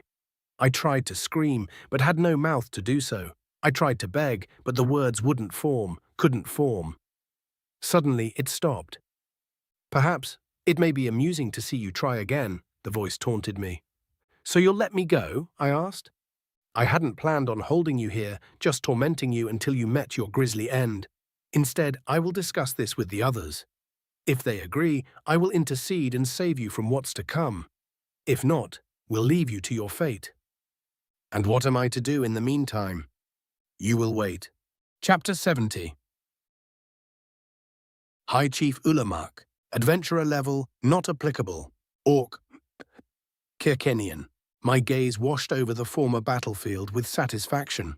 Drow corpses and weapons were scattered everywhere, with nary an injured dwarf, elf, or orc in sight. We'd definitely taken some casualties, but we cleaned up after ourselves nicely. Our enemy, on the other hand, didn't get the chance to. A job well done, if I say so myself. I even got to fight a bit. Of course, fighting on an arseback isn't exactly my favorite kind of brawl, but beggars can't be choosers. King Lofin's finest had retreated into the city and were already on the walls, taking poorly aimed potshots at us. The walls were imposingly large, but had definitely seen better days. Probably built by the vampires when they held the city, and not at all maintained by the inbred bastard king or his forefathers. The steady sound of Hanasa hooves galloping behind me brought me out of my contemplations. My Hanas, a warrior bred for size and strength, huffed at the inconvenience of my weight shifting as I turned to get a look. I patted the poor beast on the head while Blagroth's Hanas approached us. "Just got word that Emperor Jack has made it back home safely, sir," Blagroth reported. Once Jack, Markiv, and I had finished our strategy meeting, the Dwarven Emperor had decided to leave the rest of the fight in the hands of his top general. Then he went home, leaving the vast majority of the army he'd brought along with him in my care. Things had moved pretty quickly after that. Messengers had been sent out to all the great chiefs declaring war on the Night Kingdom, and not a single protest was sent in reply. As a matter of fact, many of the great chiefs sent their best mer to join me. That, combined with the surprising competency of Jack's general, made things a whole lot easier than they otherwise would have been. General Jakiv, who also happened to be Jack's youngest cousin, didn't get to where he is from nepotism, or maybe he did. But he's still a damn fine strategist as well as a natural leader. Were it not for Jack II, Jakiv would likely be a strong candidate for the throne. Plus, he and General Markiv were getting along famously. All of this had made the campaign into the Night Kingdom. Well, for lack of a better word, fun. Leading a war band against an incompetent foe with competent allies, what could be more elating for an orc such as I? Unfortunately, it had only taken us a week to push the Drow forces back to their capital. Not going to be long until I'm back in the office. Good to hear. How are the preparations going? I asked. The boulder tossers are nearly finished, and we've got some decent boulders to chuck, sir. Jakiv and Markiv are ready for the assault when we are. Blagroth cracked his neck. By the way, sir, are they related? Jakiv and Markiv? Not that I know of. Why? No real reason. Their names sound similar is all. I stared at the brawny young infantryman for a moment, trying to judge whether he was serious or not. No sly winks or hidden smiles gave it away. One's an elf and the other is a dwarf. I said, trying not to sound condescending. Yeah, but elves and dwarves can have babies. And them babies usually look like one or the other, so you can't really tell. I've seen a dwarf and elf be brothers from the same parents, sir. Okay, but one is cousin to the Emperor of Kalkuti, and the other is a high-ranking general in the army of Bolisir, I argued. That's a lot of distance apart, and they're leading different armies. But Bolisir and Kalkuti are on friendly terms, so it wouldn't be unheard of for a powerful family to have positions of power in both nations, sir. Not only was he serious, but he now had me doubting Jakiv's and Markiv's familial origins. What I had initially believed to be an ignorant assumption turned out to be a well-thought-out question that I don't have a good answer for. I can see why High Chief Olmag lent him to me. I'll have to give the city of Havros a tax cut as way of thanks. Well, all I know is that they aren't related, I said with a shrug. At least not closely. Changing the subject, I need you to spread the word. Once the boulder tossers are ready and loaded, they're going to fire 3 volleys, which should open up the walls. Nobody is to charge until the 3rd volley is in the air. Right, or else we'll be squashing our own. Blagroth nodded sagely. What do we do if 3 volleys isn't enough to bring down a good enough portion of the wall? It should.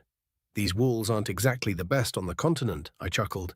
But, yeah, if the walls somehow stand up to the volleys, or if we miss, just call a retreat.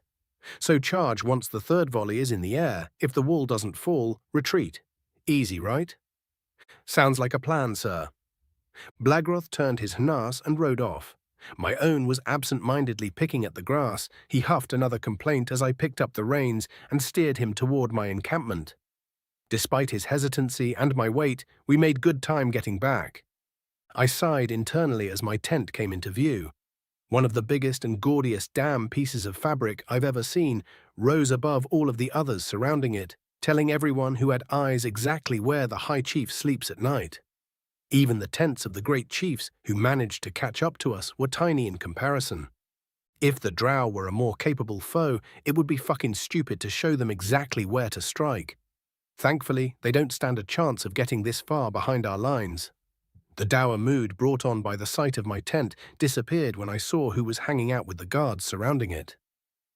Olmag, glad you decided to join us, I shouted and waved. Gracefully, I slid off my harnassa, the ground shuddering slightly as I landed. It could be my imagination, but I swear the Nas sighed in relief before it trotted off to join the others at the stable. I strode up to Olmag and grasped his outstretched forearm. Wouldn't miss it for my wedding, High Chief, he laughed. How's Blagroth? Has he been making himself useful? He has. All compliments, no complaints. He's been acting as my second in command and doing a damn good job of it. Didn't catch his rank, though. Oh, that's because we don't really do ranks in Havros. You're either a chief or you aren't. Good to hear that he's been taking initiative, though. What happened to your original second in command? Well, I left Razon handling administrative stuff in Kirkina, and Homlane became ill on the 2nd day of the campaign. Blagroth was already helping Homlane by then, so he just stepped into the role like it was nothing. Yeah, that sounds like him, Olmag chuckled. So, I take it the rats are hiding in their den. Ha, comparing these cowards to the mighty beasts that roam the wastes is an insult to the rats. But yes, the drow are cowering behind their walls. Not to worry, though. I brought siege equipment, I said with a grin. Boulder tossers, which are currently being assembled, and hook ladders. Yes, I know that too. I was wondering if you could be the first over and or through the wall. Oh, yeah. Nope. What? Every great chief here wants to be the first. Even I want to be first. We all had a shouting match earlier, and it became apparent that nobody will be satisfied with a compromise. So, I trailed off and shrugged a little. So nobody gets to go first? Exactly. We'll all be leading from the back. But the troops are aware of the situation. If they're upset that they get to protect their chiefs, they aren't showing it. Also, if it will be of any comfort, I'm willing to explain the situation to your soldiers. Nah, if you explain it to them, I don't get to bitch to them about it. Olmag laughed. So how come we don't all go first, together? And 'cause some of the great chiefs shouldn't be on the front lines at all, I replied, with a malicious grin. 'Cause they haven't chosen their successors yet. Oh, Olmag deflated a little. If a great chief were to fall here without a successor, there would definitely be a civil war. Could be a war between their hopeful successors, or the other great chiefs may bring up age-old claims and start trouble. Or both, actually. I know, High Chief. Either way, it will be a blow to the unified chiefdoms. A blow which I am responsible for preventing. Yes, High Chief, He trailed off, then looked inspired. Wait, what about Blagroth? Huh? I asked, dumbfounded. Blagroth can be my successor. You said he's been doing real good, right? You can't choose your successor on the battlefield, I shouted, especially from those who may also fall in battle. Oh, come on, High Chief, he's perfect. Olmag grinned. No, You will do this the right way or not at all, gods damn it. There's traditions to uphold, feasts and such. A good successor deserves at least that much. I crossed my arms angrily. Plus, you're not the only great chief to have been lazy with choosing your successor. Fuck. Yep, so we'll all hang out in the back, safe and sound. All right, he sighed. I'll go and tell the boys. Oh wait, when are we charging? Not long now. I'll wait until you're ready to give the order for the boulder tossers to fire, though. Once the third volley is in the air, we charge. If the rocks don't make room for us in the walls, we're going to retreat and throw more. But you brought ladders, right? Yeah, but we don't want to use them if we don't have to. Numerically, we've got a fairly even fight, but if we get caught up in choke points, that can change damn quick. With how they fight, it isn't as if we would take that many losses. I don't like spending lives that we don't have to spend, Olmag, I said with a solemn shake of my head. Yeah, that's why you're the High Chief, I guess, Olmag said, then grinned again. Plus the fact that you're fucking enormous. You old fucker, I said with a laugh. Don't you got some soldiers to talk to? He laughed and walked away with a wave. I smiled and shook my head. I nodded at the guards stationed around my tent, but they ignored me, continuing their vigil as I entered. Once inside, I unbuckled my sheath and set the hefty blade down upon the planning table, which hadn't seen a lot of use. There were conflicts in the past where it had seemed like I'd been at this table for the entire duration. But this time, we'd made a plan and it had worked. The Drow had been even less prepared for a counter-invasion than I had hoped. They'd fallen for every trap and tactic that we'd thrown at them, and now they were going to lose the capital. The only real hiccup we had run into so far was the thrice-damned vampires. The first few villages we took were absolutely lousy with the bastards. So much so that Makiv had wondered aloud if King Lofin had even tried to exterminate the fuckers. There had also been some skirmishes with vampire brood. Deadly beasts, but no match for well-trained soldiers supported by mages. Even less deadly to mages on Hienas back. I chuckled as I imagined the enemy's first reaction to our magical cavalry. Hi, Chief, a voice called from outside my tent. Scout Lion has a report for you. Lion, an orc from a small village who had a knack for learning new surroundings and spotting minor details. They'd done so well as a scout during the invasion of Blurpus that Great Chief Tormund had insisted that I take her under my wing. Though I was glad she made it back in one piece, a small sense of dread rose up within me as I remembered her assignment. Enter, I said, taking a seat. The tent flap opened, and an orc just over half my size and covered head to toe in cloak and hood entered. Lion removed her hood, and her long light brown hair fell across the back of her cloak. She knelt, and that very same hair covered her face. "O highest of chiefs," she said sarcastically, "I have come to deliver unto you—" "Oh, come on," I interrupted. "Enough with the theatrics. Get up and report." "Yes, sir," she chuckled as she rose. "I take it you've got good news if you're being so playful." "Oh no, not at all," she said as her demeanor shifted. I thought my little performance would ease the blow, as it were. The small sense of dread grew larger. "Report," I said coldly. "I found the vampires," she replied, all sense of levity gone. "They are amassing in the east." Amassing? How many? At least 10,000 brood, likely more, but I couldn't get close enough to count all of them. There's also a few dozen vampires among them. How could you tell? The brood don't eat vampires, she shuddered. That's the only meat they won't eat, it seems. She trailed off, staring at the floor. I'd seen plenty of monsters feed off of people before, and I knew how many nightmares it takes to forget such a sight. "I understand, Lion," I said softly. "I'm sorry you had to see that." "Wish I could say that I've seen worse, High Chief," she replied, "but only if that meant what I saw wasn't as bad as it was. They're ravishing the countryside, and preparing to march. Shit. Yeah. Any hints as to where they came from?" I asked. "No, sir. It's like they just popped up from the ground or something."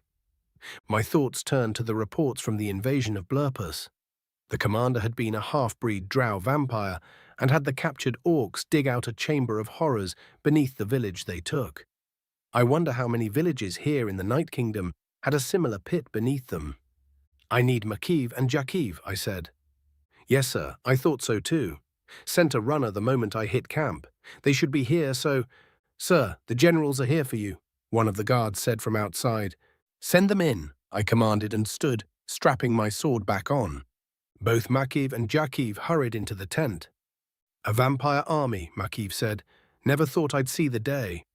It isn't outside of my expectations, I replied. Figured there'd be a host of them somewhere. However, the size of it is concerning. 6,000 against 10,000, Jakiv added. It'll be a close thing. Lion, set the marker, I said. Lion moved to the table and picked up a piece of stone that was painted red. She stared at the map for a moment, then placed the stone upon it. Very good.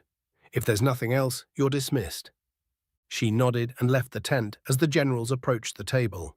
I stared at the new red marker, demonstrating a large enemy host to our east. Something about it. It's fairly far, thankfully, Makiv said. Gives us time to prepare. Not much, Jakiv replied. We can't turn our back on these walls, else we invite the Drow's daggers. Indeed, I agreed. Splitting our forces in two would weaken us too much as well. So we stick to our current plan. Take the city, then fortify it the vampires. Would Lofin surrender if we told him about this? No, he would never do something so smart, Makiv chuckled. Either he wouldn't believe us, and we'd have to fight anyway, or he'd betray us the first chance he got. We would also lose precious time waiting for a reply, I added. Then noticed Jakiv shifting uncomfortably. What's wrong? I rode here in due haste, he replied. Didn't allow time for my harness to be saddled. I am pained. Makiv and I nodded knowingly. Riding a harness without a saddle is a pain that is known to most who have learned to ride. Many riding instructors consider it a rite of passage to have their pupils experience this unique type of injury. The pain is immediate, but then fades a few moments after you dismount the harness. Then it comes back with a vengeance, seemingly clawing at your insides and causing nausea as it goes. I do hope someone's bringing your saddle, Makiv said with a chuckle. Yes, but never mind me. What do we do once we take the city? We'll worry about the walls first and foremost. Once we're in the walls, we'll get to work plugging the holes, I explained. It'll take the vampires a day or so to get here from all the way over there, so we can use the mages to help take the city. Once everything's settled down, we'll put the mages who know fire magic on whichever sections of wall survive our assault. Should also have archers with flaming arrows, Jakiv added. The city should have enough pitch. I'm concerned about a potential vampiric presence within the city, Makiv said. Getting attacked from both sides of the wall would be devastating. We'll need to have patrols, assuming that we are confining the civilians until everything settles down. That's not a bad idea, but each patrol will have to have some way of permanently ending a vampire. Torches could do, but they're easily extinguished. Mages would be the best option, but each mage we send on a patrol is a mage who can't be on the wall. Damn. Wait. Infantry patrols with torches and whistles, I said. They will be supported by a rapid response force of mounted mages. That should prevent an attack on two fronts. Good plan, Makiv nodded. We'll see it done, High Chief. Gods, though, I don't like how close that army is to Bolasir. I glanced at the marker on the map and my eyebrows rose. Makiv was right, it was only about 2 days' march from the border of Bolasir. Maybe we'll get lucky and they'll march on Bolasir instead, I chuckled. King Isinerath is far better equipped to deal with them than we are. That's true, Makiv said with a laugh. I suppose I worry for nothing. Yeah, I said, something about the map still nagging at me. All right, same plan as before. Once the third volley is in the air, we charge. If there isn't a big enough hole for us, we pull back and launch another one. Makiv and Jakiv agreed and left, but I barely noticed them go. I hadn't seen it before, but the position of the vampiric host reminded me of a conversation I had with that human. The vampires were more than a day's march away from us, and at least 2 days away from Bolasir. But they were also only half a day away from the deep wild forest. Chapter 71. Count Allergus Tuvino.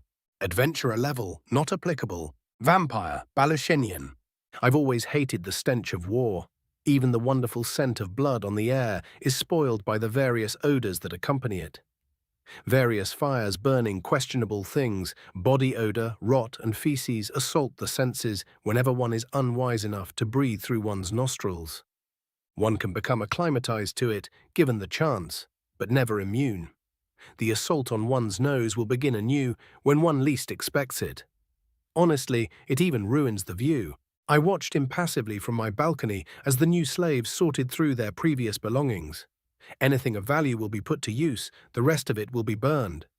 Despite the stench ruining the mood, I found some amusement that the accursed drow were having to divide their own possessions in such a manner.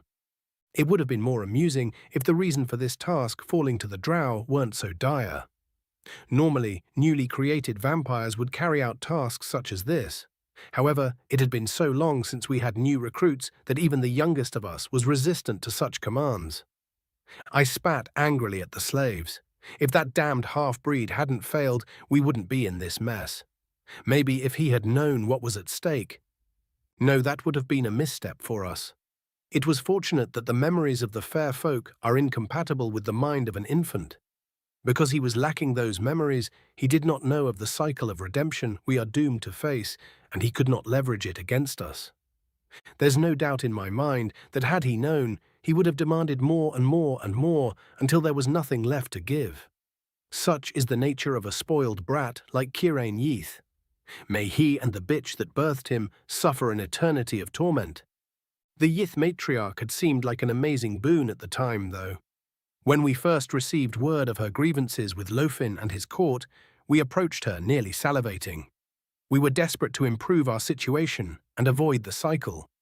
In hindsight, it should have been alarming to us that she was salivating as well. We believed that her eagerness would help us succeed in overthrowing Lofin and taking back our home. Instead, she died, and her son turned out to be an insufferable brat. Not a one of us could have foreseen the consequences of our scheming, though. It was definitely unexpected for Lofin to hear of Kirain's failure before we did, from the orcs no less. If it weren't for a few sympathetic ears in Lofin's court, we would all be waiting to be reborn by now. A good portion of us were able to avoid the hunt, of course. Lofin's lack of leadership capabilities served us well in that regard. Then the damned orcs invaded and began to hunt us as well. Now our backs are against the wall and— "You are summoned, Count Tuvino." A crow perched in a nearby tree cawed. "By whom?" I demanded, angry at the interruption. "Duke Miskiel demands your presence." "I understand," I replied in a much more reasonable tone. "I will make haste." I turned from the crow and made my way through the building that was currently acting as my manor. A meager manor, certainly, and not even close to matching my previous accommodations. The manor I had been living in, belonging to a drow countess that was quite enamored with me, was far superior in nearly every aspect. However, that manor is now destroyed, as is the family that allowed me to live there. A damn shame, their blood was freely offered and quite delectable. The thought angered me as I marched through our war camp towards Duke Misgiel's lodgings. There are 3 remaining vampire dukes, and Duke Alab Miskiel is by far the mightiest of the 3. Each of them had experimented with vampiric mastery, and each of their experiments ended in failure. Duke Bani and Duke Hilgro were both weakened by their failures, but Duke Miskiel's experiments made him much stronger. While he failed to become a master vampire, he managed to enhance his body and his vampiric abilities. He also commands more soldiers than any other vampiric noble, partly because he's a skilled tactician and partly because he knows when to avoid a fight. There's no question that if we manage to take back the Night Kingdom, Duke Misgiel will be king, which makes this summons rather concerning, especially given recent events. "My lord," someone shouted at me. I turned and saw a slave in tattered clothing running toward me. My jaw nearly dropped at the audacity. "My lord, we're running out of rations for the brood," she said once she caught up. "And, well, what do we do? They need to be fed, my lord." I stepped toward her with a piercing glare. "I do not understand your confusion," I growled. "You claim the brood are nearly out of rations, yet you still have blood in your veins and meat on your bones." "What?" "Feed them," I slammed the suggestion into her mind. "It will be done, my lord," the drow slave said vacantly. I watched angrily as she turned and went back the way she came. Imbecilic drow, I muttered to myself as I continued on my way. They are a plague upon this land. Like most animals, they are deaf to the voices of those above them. Or perhaps they're simply incapable of the deeper understanding required to interpret those voices. Either way, the end result is an inability to accept the offer to become a vampire. Even the higher beings cannot communicate with them, and as such have limited influence over them. Most drow are also atheists, in spite of the overwhelming evidence to the contrary. It is said that large gatherings of drow drive away the higher beings because they hate being ignored. But that is simply conjecture. The fact that these cretins pretend at society fills me to the brim with the fiery passions of rage. They lay claim to titles without possessing a single ounce of nobility. They pretend at being barons, counts, queens, and even kings. One need not look long to see why they are unsuitable for the duties of governance. The actions of their so-called king has allowed the orcs of the unified chiefdoms to invade all the way to their capital. Worse, the lives of the drow living in the Night Kingdom can only improve if the orcs manage to win the day. Damn them, these pretenders have held their power for far too long. It's past time that we remove this second set of titles from our kingdom. A guard signaled for me to halt as I approached the Duke's lodgings. I waited outside the massive stone structure while the guard confirmed that I was expected. At one point, the building had likely served as a guild hall for adventurers. It was modest in appearance, yet massive enough to serve an important purpose for the Duke and his entourage. The guard received an answer from within and stepped aside with a slight bow, allowing me entry. I passed the guard, stepped inside, and was immediately met with an intense bustle of activity. The Duke's peons were well at work, calling to each other about this and that over the sounds of their various activities. Count Tuvino, a weathered vampire, greeted me with a bow. "This way, if you please."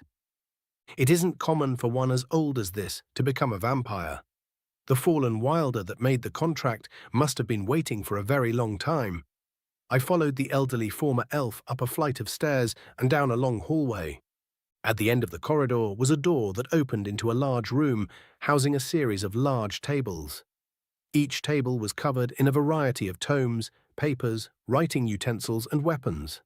The Duke was sitting at the head of one such table, with other vampires standing and sitting around him.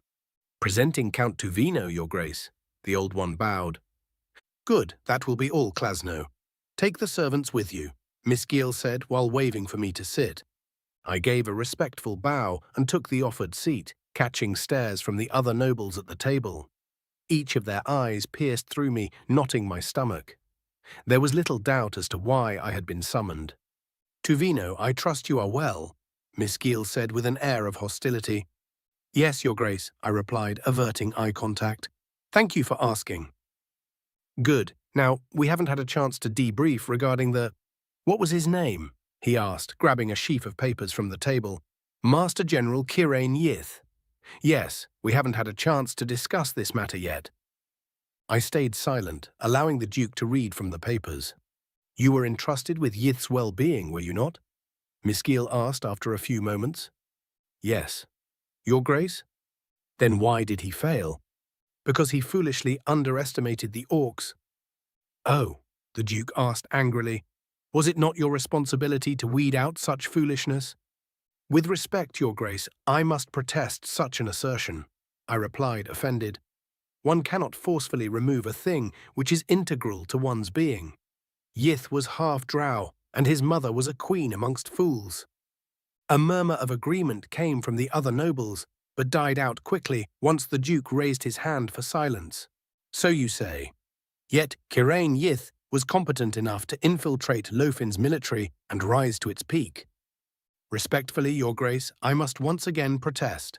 Lofin does not select his generals based on merit, but rather on the lack thereof. Yith's rise in the false king's military speaks more toward his foolishness than it does his competence. We should have expected as such from a half-breed," a noble whom I didn't know muttered. "Silence." Duke Miss Giel shot the noble a glare before turning back to me. "So you claim no responsibility for this?" "No, Duke, I do not." "And why not?" "Because I did as I was bade, Your Grace. I provided counsel, ensured that the child would grow to be as competent as possible, and even supported his ill-conceived strategies. There was simply nothing further I could have done. Duke Hilgro's plan was doomed from the start, another noble said. There are those of us who knew this from the moment a half-breed was mentioned.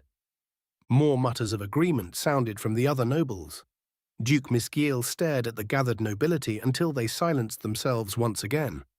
Fine, you are absolved of responsibility, he said after a few moments. It is a shame, though. Despite its reliance on a half-breed, the plan was truly inspired. I would have liked to see it come to fruition, if only because it would have ensured a more rapid rise to dominance for us. No matter, I have another reason for summoning all of you. Those at the table stared silently at the Duke while he exchanged the papers in his hand for another sheaf. The crows spotted an orc scout, who most certainly saw us. This scout was able to slip away from us, so the orcs know where we are. Then we must put our plan into action sooner than expected, one of the nobles said. Plan? Quite true. Though it would seem that the orcs are content to continue their attack on the capital, they might change their minds and march on us at any time. We outnumber them, do we not? Another noble asked. Yes, but they have mages, and their leaders seem knowledgeable of our kind. Even if we were to win, we would lose many and still have to face Lofin's army. No, we cannot risk a confrontation with the orcs at this stage. We must move forward. Pardon me, Your Grace, I interrupted. Move forward with what? I have heard of no plan. Neither have many at this table, the Duke chuckled. I shall elaborate then.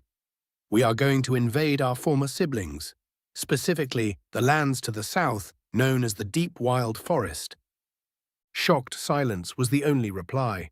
I was stunned, but managed to get a hold of myself and close my gaping mouth. This couldn't be real. If anyone knows how to destroy a vampire, it would be the fair folk. They most certainly would not be willing to cohabitate either. They see us as unclean and strike us down without mercy, as one would crush an inconvenient bug. Worse than that, they can be reborn almost instantly. If we were mortals, our actions in trying to wipe them out would have some impact on them. But the wilds and their wilder would pay no heed to our intentions. The fair folk will just keep coming, no matter how many of them we kill. But the Duke knows this. He must. Why? I asked meekly. What could there be to gain? Reinforcements, the Duke chuckled again. As you know, there have been many experiments regarding vampirism over the centuries. One such experiment saw a rather interesting result. Misgiel rose from his seat and set the papers down. We can force the spirit of a wilder into the body of a mortal, he said, leaning onto the table. This makes the fair folk very useful to us. All it takes is a quick ritual that creates something quite useful. Bring it in. The doors opened, and two servants guided a hooded figure into the room. We were able to identify what this thing was before the servants were able to remove the hood, though. A scent that mixed blood, death, and power. The unmistakable smell of a vampire. The servants removed the hood from the creature's head, and a small gasp escaped one of the nobles as its features came into view. The servant stepped back with a bow, presenting us with a drow. A drow that was definitely a full vampire. He regarded us with a vacant gaze as the murmurs began. That's a vampire, not a half-breed, one noble whispered. How is such a thing possible? The Duke raised his hand for silence once more, and the din died down. He grabbed the drow by the arm and dragged him over to the table. As you can see, this ritual works on drow as well, he said. But despite what your senses are telling you, this creature is not a true vampire. Allow me a quick demonstration. Misgiel picked up a dagger from the table. Take this dagger, he said to the drow. The drow took the dagger. Place your left hand upon the table. The drow mindlessly complied. Pin your hand to the table, the Duke said coldly. In a flash, the drow sunk the dagger through his hand and into the table. Cries of surprise and alarm rang throughout the nobility, but I found myself enraptured by this development. A vampire that will do whatever you tell it to do. Interesting. This vampire-like creature has no agency. It will do as I tell it to do, without a single question or concern. As such, it isn't really a vampire. the Duke laughed. It's a mindless slave, a true thrall. Whomever performs the ritual forms a direct connection to the thrall that allows one, with some practice, to give commands by thought. My experimentation thus far has not found a maximum distance for this effect. Truly remarkable, fantastic even. There's just one problem. How will we capture the fair folk? I asked. We will march our forces and slaves to the very border of the deep wild forest. From there, we abduct as many of the wilder as we can using iron. Iron is fatal to them, though, one of the nobles said. Yes, but before it kills them, it weakens them. We will use this time to perform the ritual and make them into thralls. Miskiel took the dagger out of the drow's hand. It didn't flinch. I had hoped to use the element of surprise, but it would seem that they are somehow prepared for us. Still, I'd gladly trade brood for thralls. They eat a lot less. The Duke smiled as a few laughs came from the gathered nobility. My mind began reeling at the possibilities. Vampires, mindless or not, are much stronger and faster than brood can ever hope to be. They are also much more difficult to truly kill. With enough thralls, we would be unstoppable. When we run out of slaves or wilder, we will invade the orcish lands and replenish our numbers, Miskiel said as he took his seat. We will need to be fast to take advantage of their preoccupation with Lofin.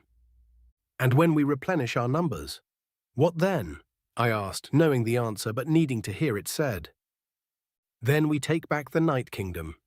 Chapter 72. Nick Smith, Adventurer Level 7, Human American. We're getting close now, Larry said. These Fae and I are familiar with one another, so please allow me the honor of introductions. Don't worry, Rebis laughed. I know better than to give my name to a Fae. Well, actually, these Fae already have names, so there's no need to be Just a joke. Ah, right. The forest around us creaked and moaned as we continued walking. The weather had changed from sunny to overcast and windy not long after we'd entered the woods. Thankfully, it wasn't raining, but the smell was there. We should pick up the pace, I said. It's going to rain soon. I think it would have already if it was gonna, Nash replied. You can't smell it? I asked with a puzzled expression. Smell what? The rain? Yeah. Of course you can smell the fucking rain, he sighed. 'Cause that makes sense, right? Why not? You really can't smell that? No, damn it. The fuck do you even mean? I smell wind and trees and dirt. I don't smell nothing special either, Rebus added. Me neither, Mako shrugged. The rest of the group shrugged and shook their heads, except for Yulk, who was stroking his chin. He was so lost in thought that he stumbled over a root, but caught himself with his staff. He turned to look at the root in question with a very confused expression. Look, I don't know how to explain a smell, I said, exasperated. All I know is that it smells like it's going to rain soon. He's right, it is, a voice said from behind us. We froze and turned around, but didn't see anything amiss. Gali reached for his bow, but Rebis stopped him with a gesture. We stood silent and listened for a moment, then Hino stepped forward. Who's there? He asked. You're looking right at me, the disembodied voice replied. We exchanged confused glances. Okay, but that doesn't answer my question. Hino crossed his arms. While you're at it, why can't I see you? Listen, little thing, I was just trying to be helpful. It's taken a lot of effort to hold onto my leaves with all this damn wind. One of the trees rotated slightly. Ain't really got the energy for introductions, and we don't need to know each other anyway. So why don't you bugger off now? Yeah. Fair enough, Hino said. Let's get going. Hino turned and began to walk before the shock wore off for the rest of us. Larry levitated after him, and the rest of us had to jog to catch up. So, the fuck? Rebis asked once we caught up. Dunno, Hino shrugged. Didn't want to find out the hard way, though. Since when are there trees that can talk? Nash asked. All trees can talk, but not usually via vocalizations, Larry explained. That was a grosp. They dwell within old-growth forests and interact with the fairfolk pretty often. That one was more social than most. Didn't seem very social to me, Gali said. Precisely. Most of them are quite wary of mortals, a deep-seated prejudice that has sat within them since times long forgotten to everyone else, Larry said, then shrugged. At least that's what the Fae have told me. I didn't even realize that the grosp can present as trees, Yulk said casually. I was under the impression that they typically take the form of massive agaric growths. A what? Rebis asked before I could. Agaric, Gali answered. It's a type of mushroom. So there's big talking mushrooms somewhere out there. Could be in here too, Mako chuckled menacingly. You never know. Yeah, don't like that. Some things just shouldn't be able to talk. Marco chuckled louder and stopped as we came to a sudden clearing. The sound of wind abruptly ceased, and a sense of mystery hung in the air. Larry floated in front of us and beckoned for us to follow him. I've come to call in a favor, if it's convenient, Larry called out. And those with you? We looked around for the owner of the voice, but saw no one. Interested parties, and insofar as I can tell, friends of the fair folk, the Lich replied, some of which are proven as such. Yes, Nick, Nash, Yulk, allies of the Deep Wild, permissions were granted. Not here, though, far from here, in more ways than one. Name your payment for the debt we owe. I humbly request the aid of your expertise with language and puzzles. This may be a challenging task, and so I am willing to discuss compensation, if need be. A challenge, you say? With an audible pop, a figure enveloped in bright light appeared in front of Larry. My first instinct was to shield my eyes from the brightness, but I quickly realized that the light wasn't hurting my eyes at all. Confused, I lowered my hand and looked at everyone else. Their confusion met my own, and we all looked at the Fae as if it weren't shining like a star. It was nude, androgynous, and levitating at the same height as Larry. It held its hands cupped just below its sternum and had its eyes closed. Somehow, though, I could tell that it was still staring at me.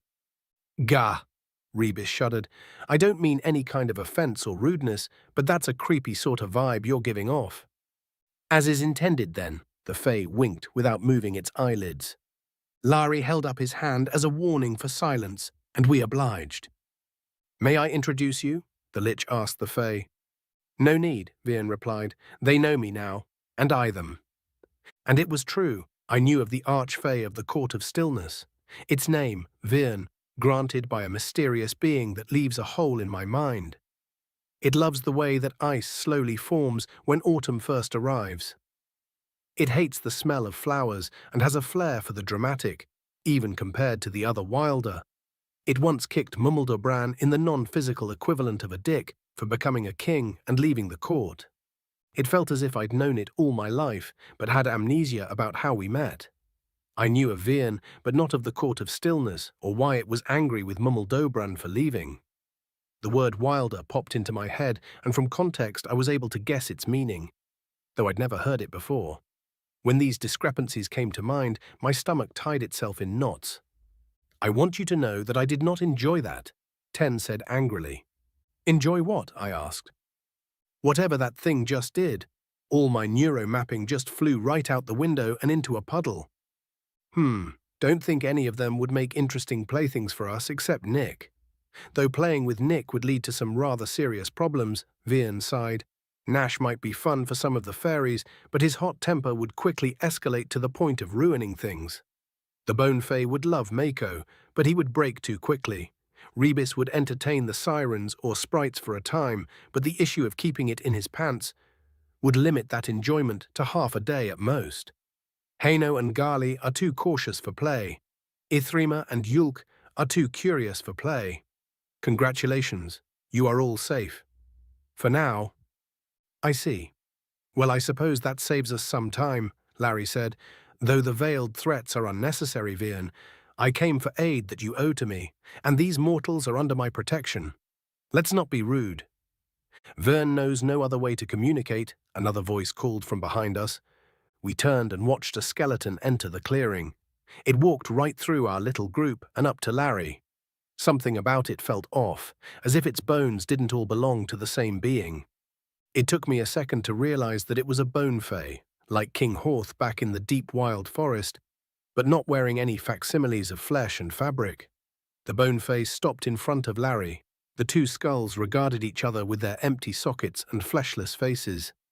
It is a pleasure to see you again, Nurton, Larry said. Same, Larry, the bone fae replied, then raised a bony fist. Fight me. Everyone, including Vern, froze for a moment. Nerton pumped his fist in the air, causing a rattling noise. Larry regarded the bone fay carefully, then shook his head sadly. "We don't have time, I'm afraid," the Lich said. "I am tasked." "Who tasks you?" Nerton asked. "I'll destroy them, then we can fight." "I task me. Then we can—" "No, but perhaps at a later time," Larry held up his hand gently. "There is knowledge to be obtained." "Oh, about your lost flesh?" "Perhaps, but potentially intriguing knowledge regardless." Nerton thought for a moment. "Fine, I'll hold off the challenge for now. May we double our usual bet, though?" "Of course," Larry nodded. "I will want your rarest matching tibia and fibula." "Fine by me. I'll be wanting your mandible and sternum." Larry chuckled and reached into his satchel while the rest of us shared concerned glances. He pulled out the tablets and then offered them to Viren. The archfey looked confused for a moment, glanced at its hands, then sighed. The light surrounding Viren disappeared as it opened its eyes, grabbed the tablets, and began its examination. Its demeanor made a subtle shift from perturbed to alarmed, then carefully neutral. Before I could ask why, it cleared its throat and looked back to Larry. "What language do you need these deciphered into?" Viren asked. "They are written in code," the Lich replied. "I am aware," the archfey replied testily. "What language do you need?" Larry turned to me inquisitively. "Can you decipher them into English?" I asked. Both the archfey and the bonefey visibly winced at my question. "Oh, sorry," I apologized instinctively. "What's—" "Yes, I can decipher them into their original language," Viren interrupted me. "Wait here, I'll return soon. You'll be safe from the rain in this clearing." Viren disappeared with a pop, and Nerton regarded us nervously. His gaze fell on me more than the others. "I'm going to take my leave as well," the bonefey said. "We'll duel some other time, old friend." "Very well," Larry nodded. Nerton turned and walked away from us at a brisk pace. Several questions seemed to hang in the air, but nobody said anything. I contemplated the behavior of both Fae. Why did they flinch when I said English? How did Viren know the tablet was encoded? How did it even know what English is? "Well, would you look at that?" Rebis pointed above us, interrupting my thoughts. "It really is raining." "Gods damn it," Nash muttered. Chapter 72.5 Master Vampire Kirain Yeath, Adventurer Level NA. Drow Master Vampire Balushenian. Well, well, well. This is a surprising result, the Void whispered. "What is? What's happening?" I demanded. "The others have conferred. A decision has been reached." "And what was there?" My eyes snapped open, and I gasped involuntarily as pain shrieked through my body. The smell of burnt flesh stung my nostrils. I tried to stand, but remained firmly on my back, as if my limbs would not heed my commands. "You sure we can't eat?" someone asked.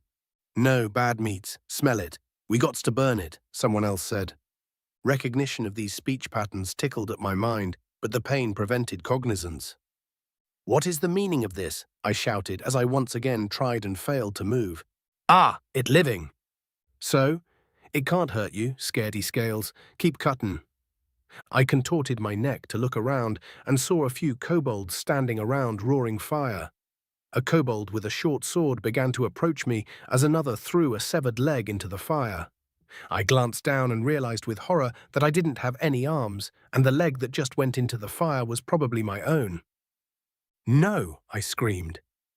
A blinding pain rippled through me as the sword bit into my torso, slicing away precious flesh.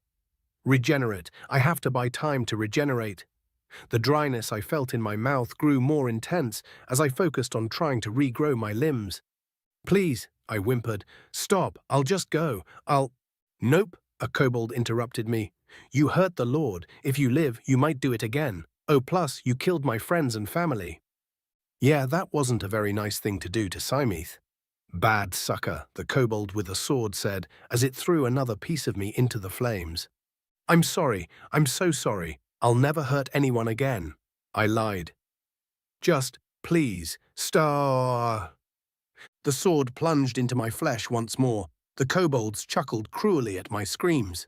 "Think he's small enough yet?" one of them asked. "Please," I begged hoarsely. Yeah, another one replied, but let's chop the head first. Still has sharp teeth to bite with. No, I can give you things. I can... My words turned into a gurgle as the blade carved its way into my throat, soaring back and forth. I desperately tried to bite at the kobold, but the muscles in my neck wouldn't bring my head around. I felt the sword crack the bones in my neck and tried to scream, but could only flap my mouth in response to the pain. A hand grabbed my hair and lifted me into the air, giving me a view of my mutilated body. All that was left of me was my barely recognizable chest. I had only been able to regenerate the stumps of my shoulders. The kobold who grabbed my head began to walk toward the fire. "Make sure all the meats go into the fire," the one carrying me said, "otherwise the sucker will grow back." What about the leakings? Granny said that they need their meats to come back. The blood's fine where it is. But the Lord will want it cleaned. Then we'll cleanse it, for the Lord. For the Lord. The reality of my situation finally sunk in as the kobold wound up to throw me. I'm going to die. I finally found the power I've wanted for so long, the power to make things the way they should be, and now I'm going to die. It's not right. It's not fair. I experienced a brief moment of weightlessness and panic before I impacted amongst the flames. Intense pain was all I could feel, and the only thing I could hear over the roar of the fire was the sound of my skin sizzling. All I could see were flames licking at my face before my eyes melted in my skull. I longed for the end to finally come while I silently screamed, cursing my mother and father, the vampires, the inbred bastard king, the orcs, the adventurers, and even the gods. Everyone that led me to this fate. Then the pain ebbed and the void returned. A sickening laughter echoed within my mind. Confusion and anger whirled within me. What? Am I dead? I asked. Is this the afterlife? No. What you have just experienced is the fate that you have been spared by the mercy of those higher than you, the wicked god answered, though that mercy wears thin. There were many who craved your demise, and you were only spared by one vote. One vote? Indeed, out of the dozens of votes that were cast, one singular vote defined the majority and spared your middling existence. Middling? I demanded as my anger flared. Quite. You acted haughtily, under the mistaken impression that by becoming a master vampire, you had also become supremely powerful. You were warned that a challenge was coming and failed to take any reasonable precautions, thereby failing the challenge entirely. You didn't even manage to actually kill any of your opponents. I have been an immeasurable disappointment.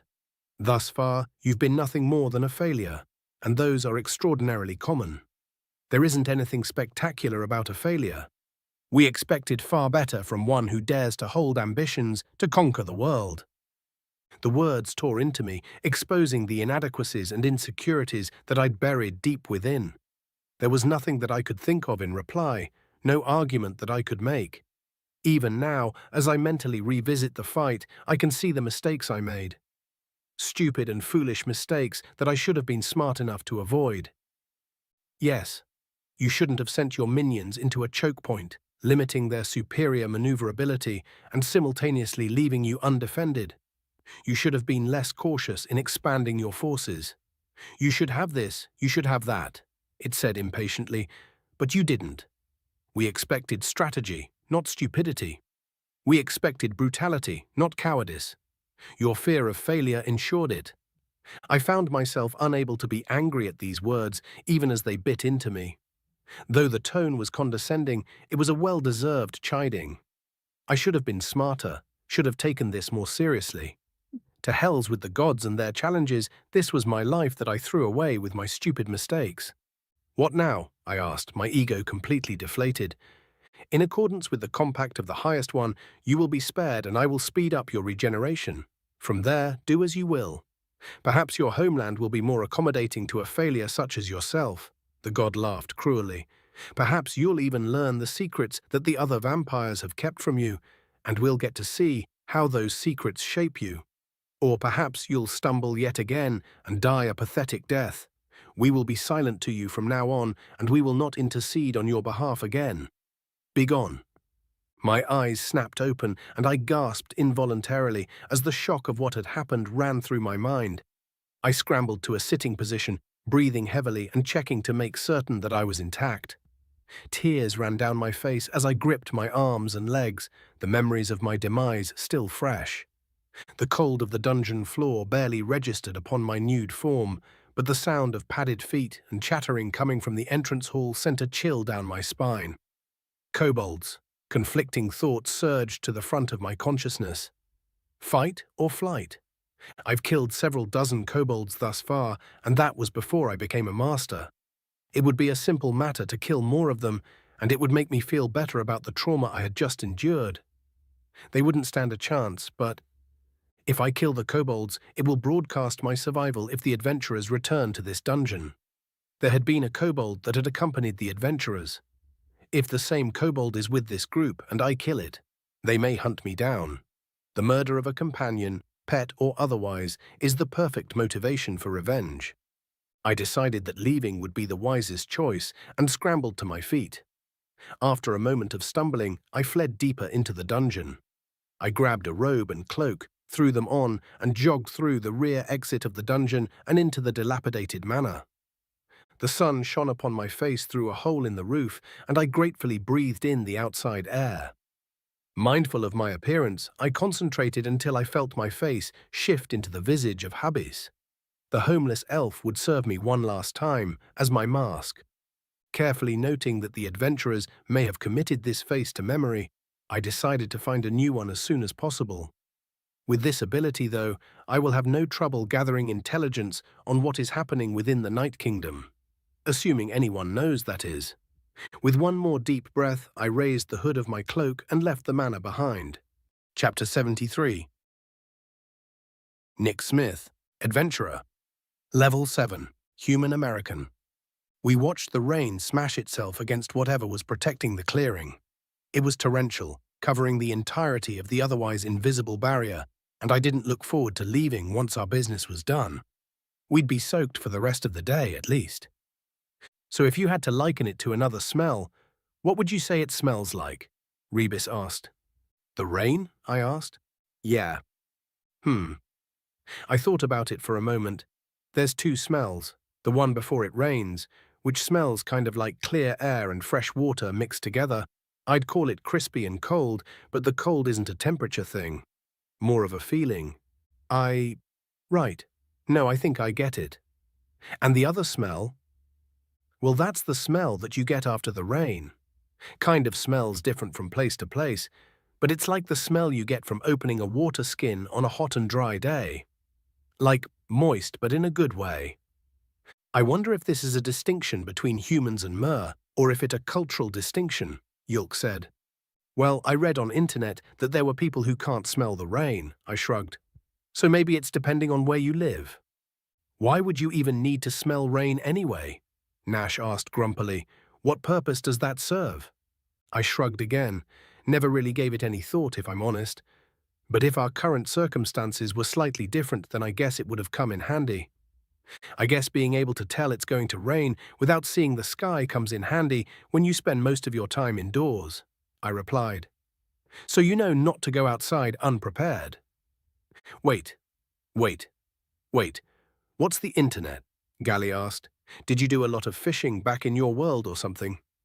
The thought of catching fish with computer cables made me chuckle, but I proceeded to explain the internet to the best of my abilities. Yulk and Nash nodded along because they'd heard it before, but the others were absolutely enraptured. For fun, I threw in a couple of funny metaphors, like how we tricked rocks into thinking and we shoot electricity at each other through stretched-out pieces of metal and glass. I find your society fascinating, Larry said once I finished. The thought of creating such things without magical assistance is mind-boggling. Well, we had a saying back home, any sufficiently advanced technology might as well be equivalent to magic, I recited. I guess whoever said that didn't imagine a place like this existing, though. Perhaps, Yulk interjected. Though magic isn't exactly unknown, it has rules and structure to it, just like the technology you describe. When one takes into account the Kuraguard, one could claim that the very essence of magic is technological in nature. just a technology that mortals are unfamiliar with. I'd love to know exactly what the Kuraguard is, I said. Like we told you, nobody really knows. Unless… Nash looked at Larry. No, not even I know much about it. The Lich shook his skull. There are many that assume it is a higher being that is allowed direct interaction with mortals, and provides them with boons based on how accomplished that mortal becomes. Though my limited interactions with it have led me to believe that it isn't alive. Perhaps it is a remnant of the ancient civilization that created the steel golems that we've found in dungeons. A pang of nervousness grew in my stomach. Higher beings, the ones that are watching me for the sake of their entertainment. Is the Kuraguard really one of them? Or maybe a machine designed by them? I know that I rely on it for my spells, but are my skills also part of whatever system it's part of? Can they just pull the plug if I'm not amusing enough? We've discovered some literature in one of those dungeons that indicate that the golems are actually machines, Yulk added. They aren't magical in nature, they are based on forgecraft. Truly? How interesting, Larry rubbed his jaw. If it isn't magical in nature, then anyone could make one. Yes. Probably not. It takes an understanding of things that will likely elude us for quite some time, Yulk sighed. The documents that were discovered described how to forge the metal plating and how to arrange the innards, but not what the innards are made of. I see. Probably wires and a battery, I added.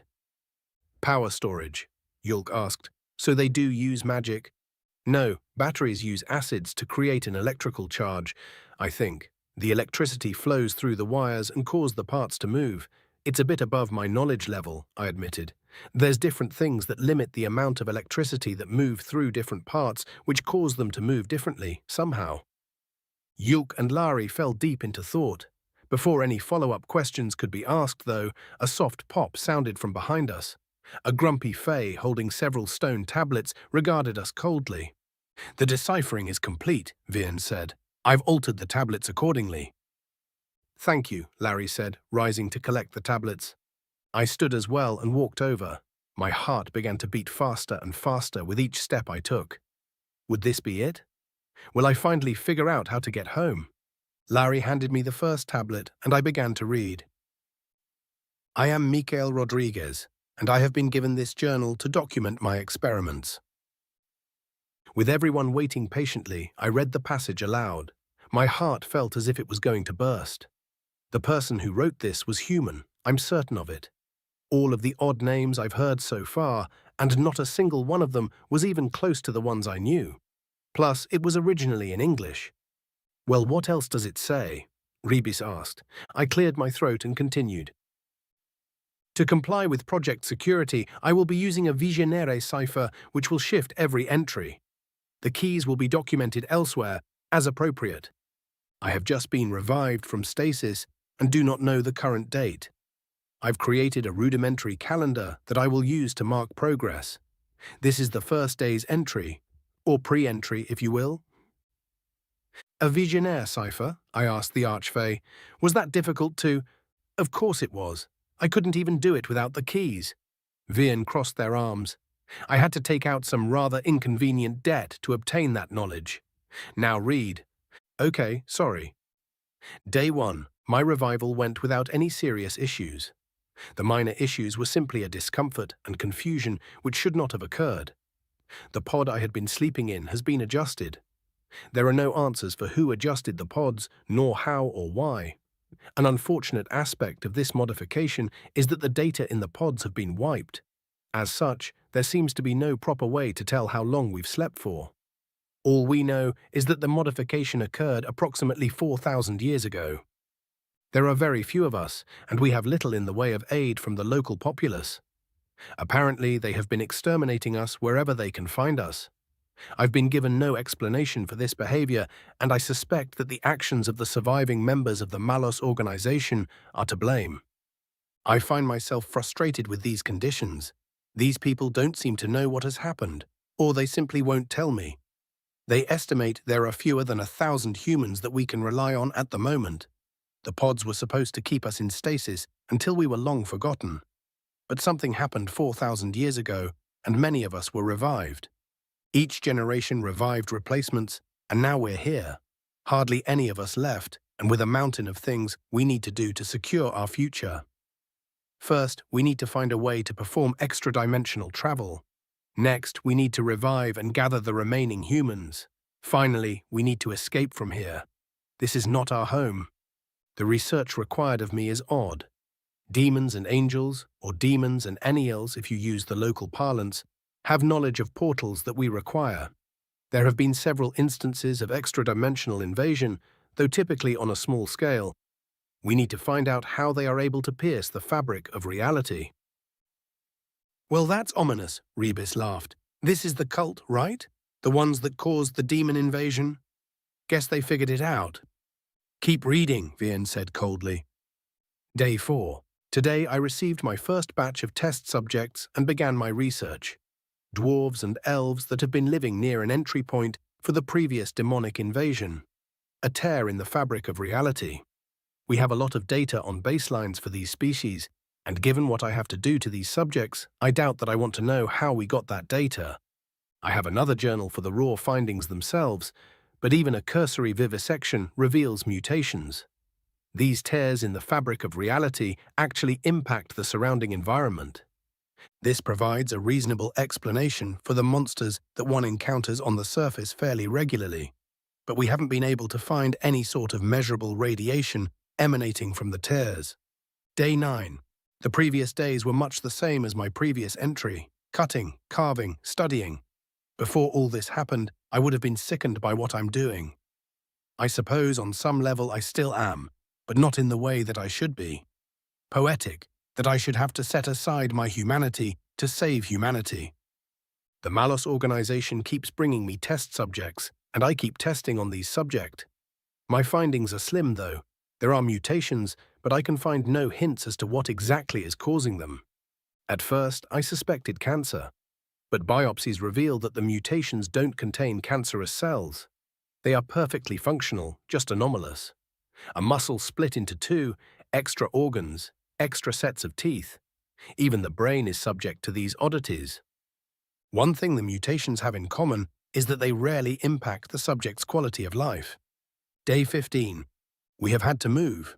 Our location was discovered by the locals, and they immediately mobilized an armed force to eradicate us. Thankfully, the Malos organization was well prepared for this eventuality and had plenty of sympathizers in the nearby city. The move was inconvenient, but otherwise uneventful. The new location is more cramped, though. No new discoveries have been made. Day 22. A sorcerer nearby has created an object that can detect magic. Specifically, the emissions created by the use of spells. This revelation led to a discussion which revealed that my anatomy has been altered to include an artificial magic core and everything else necessary to cast magic. My demands for further information were met with callous shrugs. Either they don't know who did this to me, or they aren't going to tell me. Returning to the aforementioned device, Dr. Samuels is working on reverse engineering it. My talents for engineering are slim to none, so I can't really help her. That's a shame, as I would like an excuse to get closer to her. It would be nice to have companionship, perhaps even a lover, but that's just a pipe dream. My work is far too gruesome for anyone to be able to forgive me for it, let alone look past it. Worst yet, it hasn't resulted in any new revelations. Day 42. I have been neglecting my journal, mostly because nothing interesting has been happening. Today, however, Dr. Samuels finished her project. Tomorrow we will see what we can find out. I am hoping for a breakthrough. Day 43. The radiation from the tears is now confirmed to be magical. From what we have been able to find, there are two types of magic, Type 1 and Type 2, T1 and T2. T1 magic is emitted by the environment, trees, rocks, etc. T2 magic is emitted by creatures that have a magical core. How either magic is produced is unknown. This device can detect this magic and determine which type of magic it is. The tears are radiating T2 magic. When someone casts a spell, we get a reading that is a mixture of T1 and T2 magic, T3 magic. What is coming from the tears is pure T2, though. The significance of this is currently unknown. Day 47. The mutations radiate T2 magic. The experiment was difficult to set up. Had to create a life support system for various organs without using magic. In a world that is nearly devoid of technology. Should get a Nobel Prize for this accomplishment, but the confirmation of my hypothesis is good enough for now. The mutations continue to generate T2 magical emissions even after the host has perished, but stop once the organ is damaged beyond repair. If we ever need to generate T2 magic, this knowledge could become useful. Now, though, all it does is point me in a direction. We still need to know how to manipulate the tears. To do this, we may need to know more about T2 magic. All we have left is a handful of elves. Going to need more to learn more. Ithrima threw up. She had been looking queasy, but the final entry tipped the scales for her. Mako comforted her as she struggled to regain control of her stomach. "Gods, that's terrible," Haino said, "carving people up like that." "Yeah," I said softly. "Read," Vian said angrily, becoming more irritable by the second. Day 55. Dr. Samuels is dead. The autopsy was grim. I concluded that her cause of death was acute kidney injury, caused by dehydration from food poisoning that she failed to report and get treatment for. It must have been painful. The bacteria that killed her is unfamiliar, but should have been treatable with fluoroquinolones or ampicillin. We have plenty of antibiotics, so her death was completely avoidable. Confirming her cause of death was just as much of a shock as her death itself. She should have known better. I would like to mourn her, but I don't actually miss her. The part of me that would miss her died long before she did. Plus, we don't have any booze. Day 67. I have discovered a method of causing a magical core to radiate T2 magical energy. Unfortunately, this radiation is a mere fraction of what is being emitted by the tears. The tears emit roughly 200 times more magic. Day 69. Introducing a radiating magical core to a tear did nothing, as suspected. Day 84. Introducing 50 radiating magical cores to a tear did nothing. Day 85. Argued with leadership today. They wanted to try 100 radiating cores, massive waste of resources, unlikely to produce any measurable results. Not to mention the cost in lives, which I didn't. Pointing out that 100 subjects would have to die to do that would have probably convinced them to move forward with the stupid idea. At first, I thought the plan was to escape from here, but now I think there's a more sinister endgame at play. Day 91. A demon has been captured. It has been interrogated, but the results of that are being kept from me. My job is to examine their physiology. Demons heal a lot better than elves and dwarves do. "Gods," Rebus said in disgust. "This guy's fucked up," I replied. "Not all humans are like this, I promise." "No worries, Nick," Gally said. "We don't know you all that well, but we can tell you're not like this Mikael guy."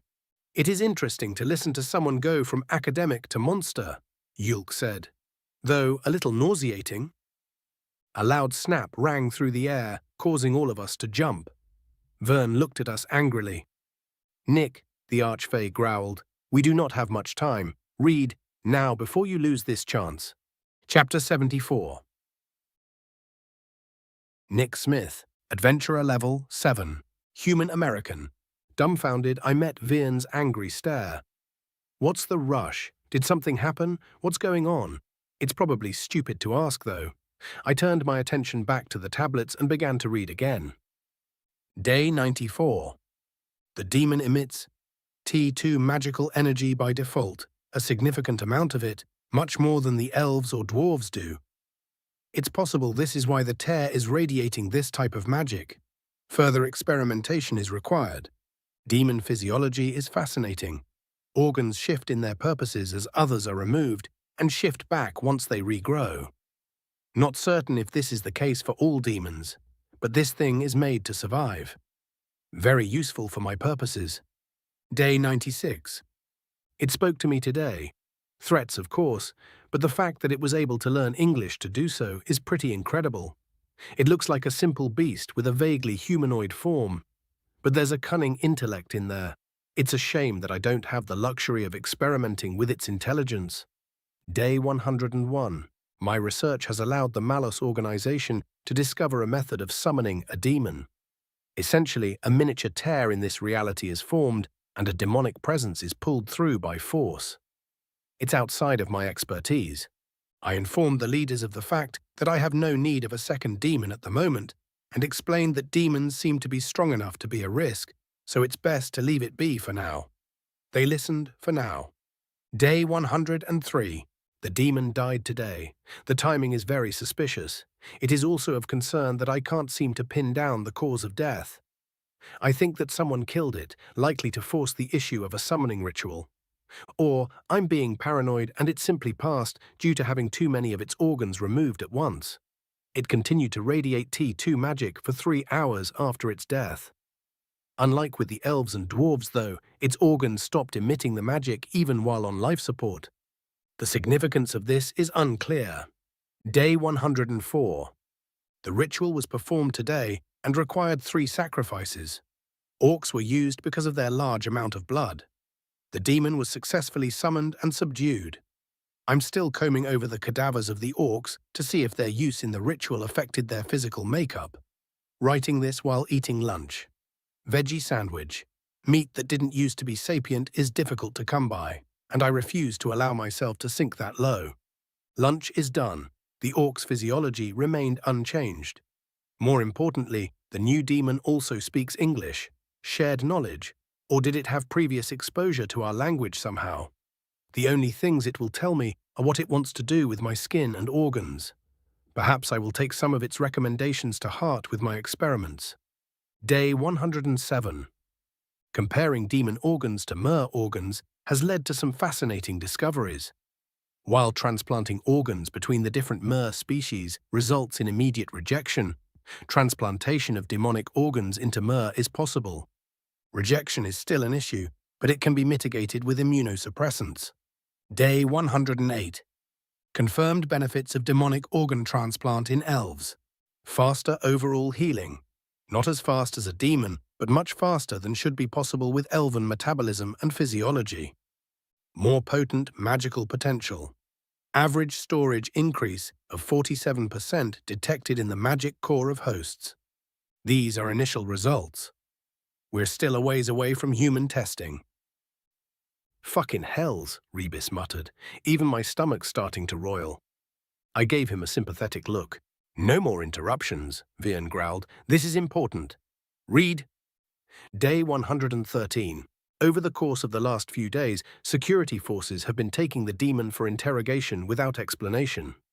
Today, it escaped while being transported from my lab. Instead of trying to flee, it began killing everyone it came across. I heard the screams and knew what happened. I locked the door to my lab and sat there, waiting to see what would happen. Should have I been afraid? The screaming and shouting were getting closer, but that could have been my imagination. Why wasn't I afraid? Security managed to kill the thing before it got to my lab. In total, it killed 18 people. Mostly civilians, if such a thing even exists anymore. Still, it's a significant impact on our current population. I envy them. Day 117. A new demon has been summoned and additional precautions have been taken. Experimentation will continue. Day 120. The tears are beginning to radiate more T2 magic than before. Could this be because of the summonings? That doesn't make sense. We didn't see a measurable difference after the first one. Why would a second one make this kind of impact? Is this unrelated? Day 121. I've confirmed that more summonings have taken place, more radiation is coming from the tears, and the amount is still increasing. A meeting was held to discuss this, and it was revealed that almost every Malus site has a demon captive. However, the increase of radiation didn't occur in concurrence with the summonings. As a result, we've concluded that the demons are likely to invade soon. We've decided against warning the mer. Even with my experiments, they've killed far more of us than we have of them. I don't know whether we deserved such treatment or not, but said treatment has decided their fate. Perhaps our own as well. Day 122. I haven't slept. Been running every experiment I can think of to learn as much as we can. Any sort of weakness we can take advantage of, and how to control the goddamn tears. Nothing, though. No eureka moments, no breakthroughs. 122 days, and barely anything to show for it. All of us have been armed in preparation for the demonic invasion. I've been given an M18 semi-automatic pistol and 2 magazines of 9mm ammunition. Never thought I'd see a gun again. Hope it works. Day 125. Well, the gun bought me some time at least. The demons have invaded. Malos' sights began going dark almost immediately. It didn't take us long to figure out that they were tracking their captured comrades. Unfortunately, this realization came too late. The demons have all but annihilated our security forces. The last bits are holding out as I write this. We're going to evacuate, try to make it to the ocean. Might find shelter to the south. That's it, I said. Guess they didn't make it out, Gali muttered. Nah, they might have, Rebis said, glancing at me sympathetically. Maybe they just left their notes behind because they were in a hurry. Either scenario is possible, Larry said. However, it is extremely unlikely for a mortal to have survived this long. Though it's not as if I know how long humans live. Going to be honest, I hope he died a painful death, Ithrima said. I stared at the tablet, a mixture of anger and anguish fighting for dominance within me. This barely answered any of my questions. Woke up a dragon, traveled across 2 countries, fought a bunch of vampires and monsters, and this is what I get out of it. A journal written by a monster disguised as a human that I had to read aloud to everyone. This was supposed to be a clue? To what? Where do we go from here? I looked up at Vern. Its face stopped me cold. The only one here madder than me was the Archfey. Enough, Vern shouted. We don't have time for this. What is the matter, friend? Larry asked. The Archfey rounded on the lich with its teeth bared. Friend, you have no idea what this cost, it growled. I wouldn't have agreed to help you if I had known. You should owe me a favor. What did... Don't bother asking, Vern sighed. You should know better than that by now. I can only reveal what I am meant to reveal in order to fulfill my newfound obligations. What's going on? I asked. What obligations? You, fuck you, Vern shouted at me. Who the hell do you think you are? Hiding the fact that you're a... Vern's eyes rolled into the back of its head for a few seconds. Yulk and Larry moved forward to help, but the Archfey quickly recovered and waved them off. Fine, it shouted. Fine, I get it. Nick, Nash, Yulk. I'm going to teleport you 3 to the deep wild forest. You've only been here for about a week, so... A week? Nash demanded. Impossible. How can it have been a week already? Gali asked. I don't owe you any kind of Vern cut off as its eyes rolled back again. Vern, are you okay? Larry asked. Yes, I'm fine. Stop asking questions, you measly fucks, Vern said once it recovered. Apparently, I do owe you an explanation. But we're pressed for time. The area surrounding this clearing is under my protection. Once I realized the intensity of the task, I applied a time dilation magic to my protection that slowed down time for you while it passed normally outside of this clearing. Then I got to work, while you didn't starve to death or wander off. What about the rain? Yulk asked, staring at the torrent raging above us. Surely the land outside this clearing would have flooded by now. A simple glamour, Vern answered dismissively. I guessed that you would be concerned by the obvious passage of time.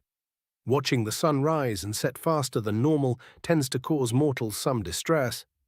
Yeah, that would have been freaky, Mako agreed. Back on topic, you 3 are needed in Deep Wild. They're under attack, and you are duty-bound to assist. Vern turned back to Nash, Yulk, and I. Duty-bound? I asked. Yes. You are friends with the Deep Wilder. Being friends with the Fairfolk means that they are obligated to help when you ask them to, and you are obligated to help them when they ask you to. They asked for my help. Well, Vern paused for a moment. I can't go into detail, but something else has asked on their behalf. I'm sure you know my meaning. In exchange for making certain that you get to Deep Wild Forest in a timely manner, they granted me the keywords needed to decipher the tablets. So, even if I say no...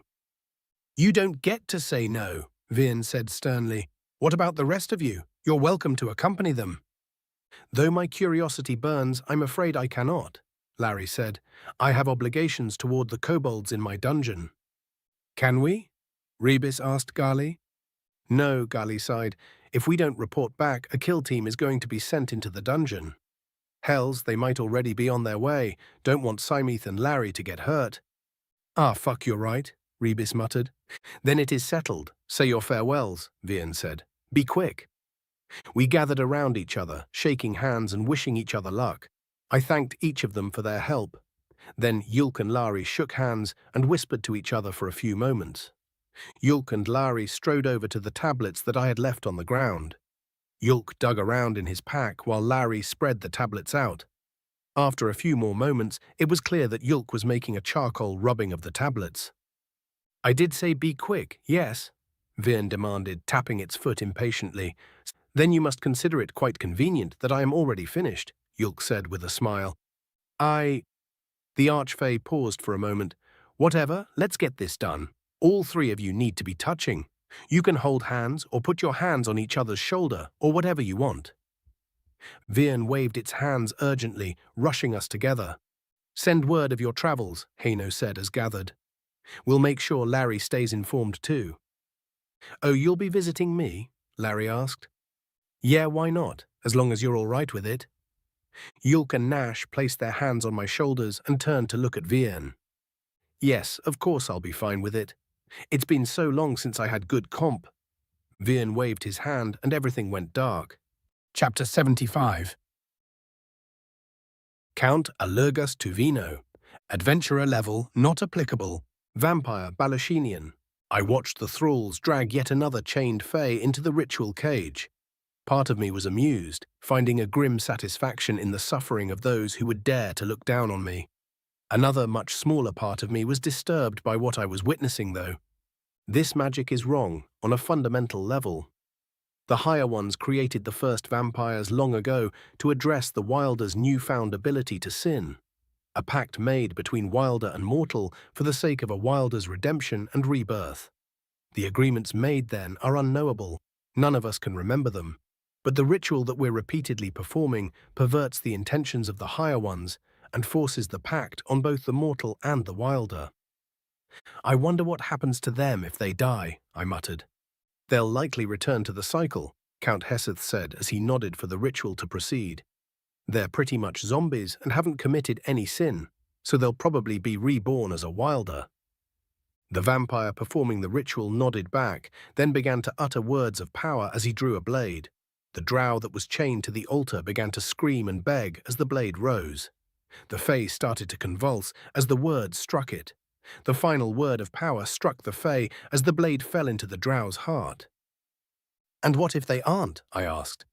The vampire withdrew the dagger from the drow, and, unseen to us, the essence of the Fae was drawn out of its flesh and thrust into the now empty vessel laying on the altar. The previous vessel instantly became desiccated and crumpled to the floor of the cage. The drow's eyes, which had not yet had a chance to close, flickered to life. Her expression of pain faded into one of apathy, and the hole in her chest healed. A new thrall had been born. That's not something we have to worry about, so long as Duke Miskiel's plan works. Heseth shrugged. Right, I half-heartedly agreed. The Duke was very educated in the matters of the arcane. After less than a day of performing the rituals, he managed to find a way to allow someone else to perform them in his stead. After 3 days, he had found a way to perform multiple rituals at once. We were well on our way to fortifying our ranks. There was a cost, though. The Wilder were viscous in their resistance. We had lost dozens of brood with each round of fighting. A single vampire is worth at least 10 brood, though, so we've made an overall profit from this venture. And it isn't as if we can't make more brood. I'm going to attend to the Duke, I said. Be well, Heseth nodded. I made my way through our encampment, trying to avoid the eyes of all the caged Wilder. The derision in their gaze makes my blood boil, and I don't trust myself not to react. While ripping them to shreds would feel great, we'll need as many of them as possible to retake our rightful place.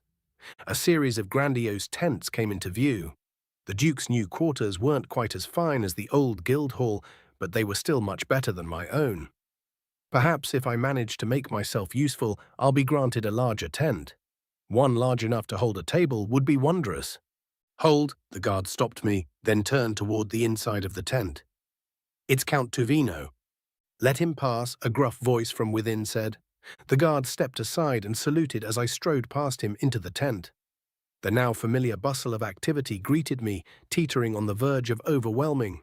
Various lackeys ran between tables, holding various documents and other materials.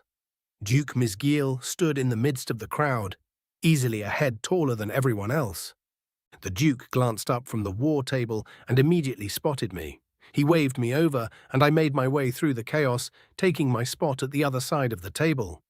The war map was covered in tokens, and very little of it made any sense to me. "Good morning, Count," Misgiel said as he moved one of the tokens. "I trust you are well." "Yes, Your Grace," I bowed. "My lieutenants are prepared for the day's activities." "Excellent. We've made good progress thus far, and your forces have been particularly fortunate. Hardly any casualties. Good work," he nodded absent-mindedly. "Unfortunately, that's liable to change soon." "For what cause?" "The damned archfey. This forest has more of them than it should. We've been able to outmaneuver them thus far, but it seems they've finally come up with a strategy that has slowed our progress immensely." A snarl crossed over my face, but I recovered before the Duke noticed. "I despise the bastards. Archfey are arbitrarily chosen to wield immense power. It's given to them regardless of whether or not it's actually deserved. Their destructive capabilities are difficult to match, but like everything else, they have weaknesses. Most of them are physically meager, as if they sacrifice their physical strength for enormous magical potency. If one could get close enough, it would be a simple matter to tear them into pieces. Getting close is the difficult part, though. Their half-existence gives them a view of the world that makes it all but impossible to sneak up on them. Furthermore, they are reborn much faster than other Wilder are. Even if you get lucky and manage to kill them, they'll be back before you can escape. Swarming them wouldn't work either. Their specialty is large-scale attacks. Fire, wind, and ice destroying everything within a broad area is their favorite tactic. One could say that it's difficult for them to wield their powers without collateral damage." "That's it," I exclaimed. "Pardon?" Misgiel asked. "The Archfey specialize in magic that has a wide area of effect. They would struggle to strike an individual target. And we use some of the captured Wilder as meat shields."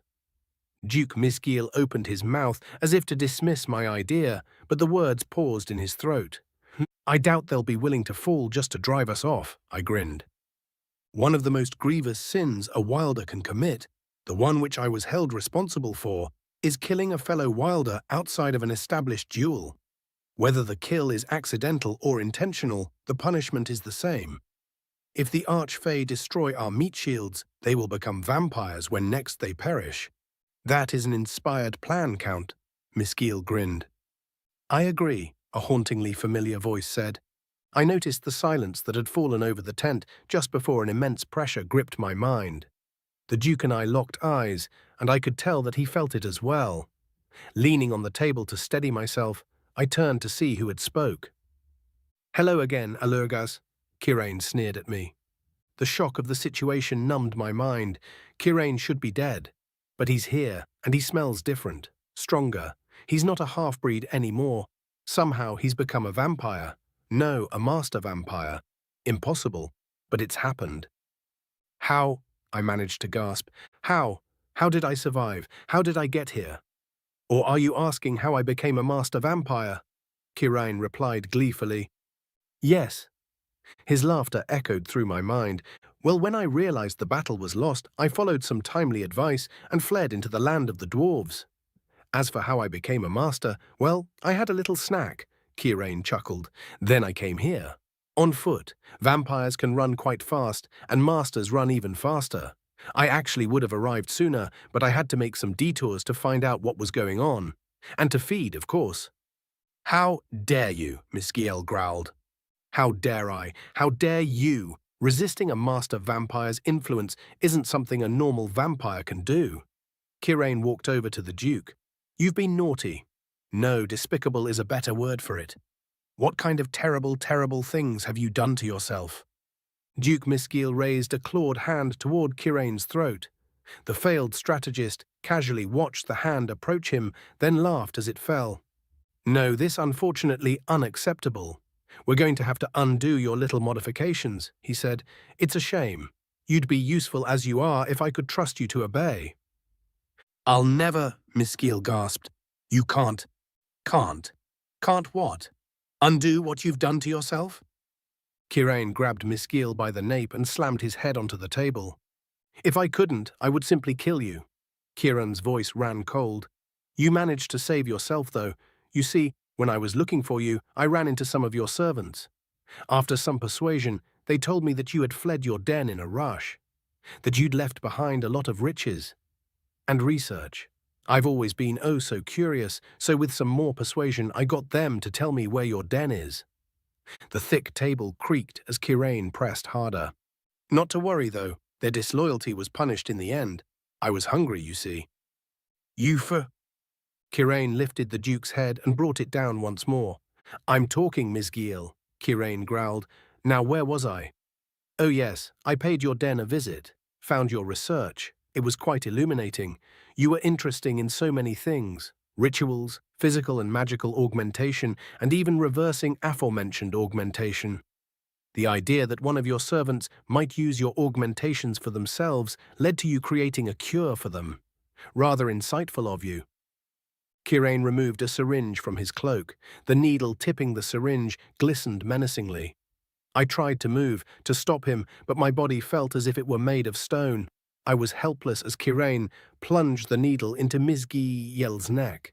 And now your life is saved, Kirain laughed, assuming you survived this. The Duke went limp and fell to the floor. I couldn't move to get a better view, but I could see his legs twitching erratically. A seizure, probably. I wanted to glare at Kirain, but my face regarded him without emotion. I wonder what will happen to the thralls if he dies, Kirain casually pondered.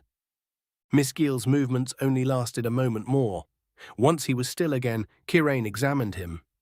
Guess we will have to wait to find out, he said, kicking the Duke's foot. Get up. A creature that was much smaller than the Duke rose and took a place at the table.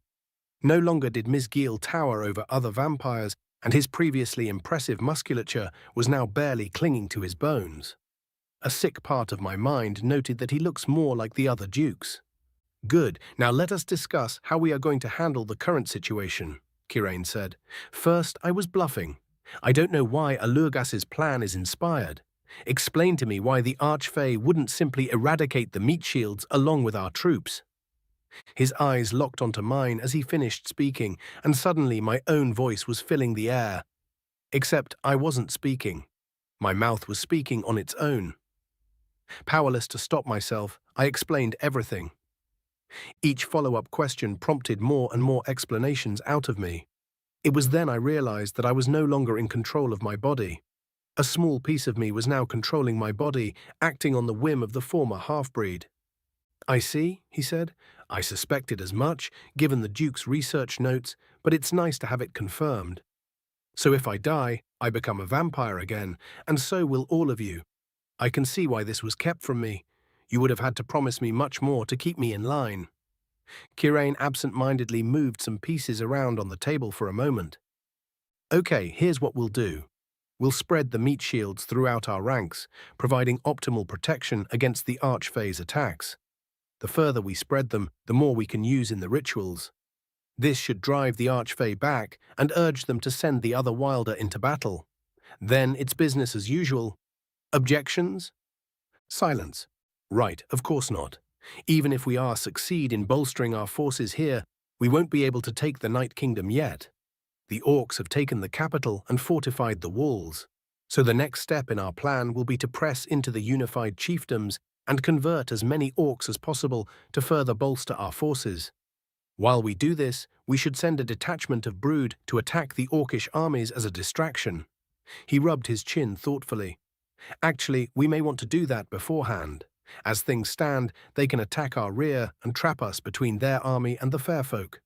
We'll keep a close eye on their movements, and if they start to show signs of setting out, we'll send some Brood. If they're smart, they'll use the walls to repel our decoy attacks. Once we move into the UC, we won't have to worry about a battle on two fronts, and we can have a proper fight with them. More silence. I wanted to respond. to call him every foul name I've ever heard, but he hadn't asked me a question, and my mouth no longer heeded my commands. Instead, Kirei nodded to himself and turned to everyone else in the tent. See it done. The sounds of activity swelled once more, but different this time, more purposeful, less chaotic. The Duke and I stared at Kirain. Now, Duke Misgil, the master vampire smiled maliciously, tell me how to take the thralls under my command. Chapter 76. Nick Smith, Adventurer. Level 7, Human American.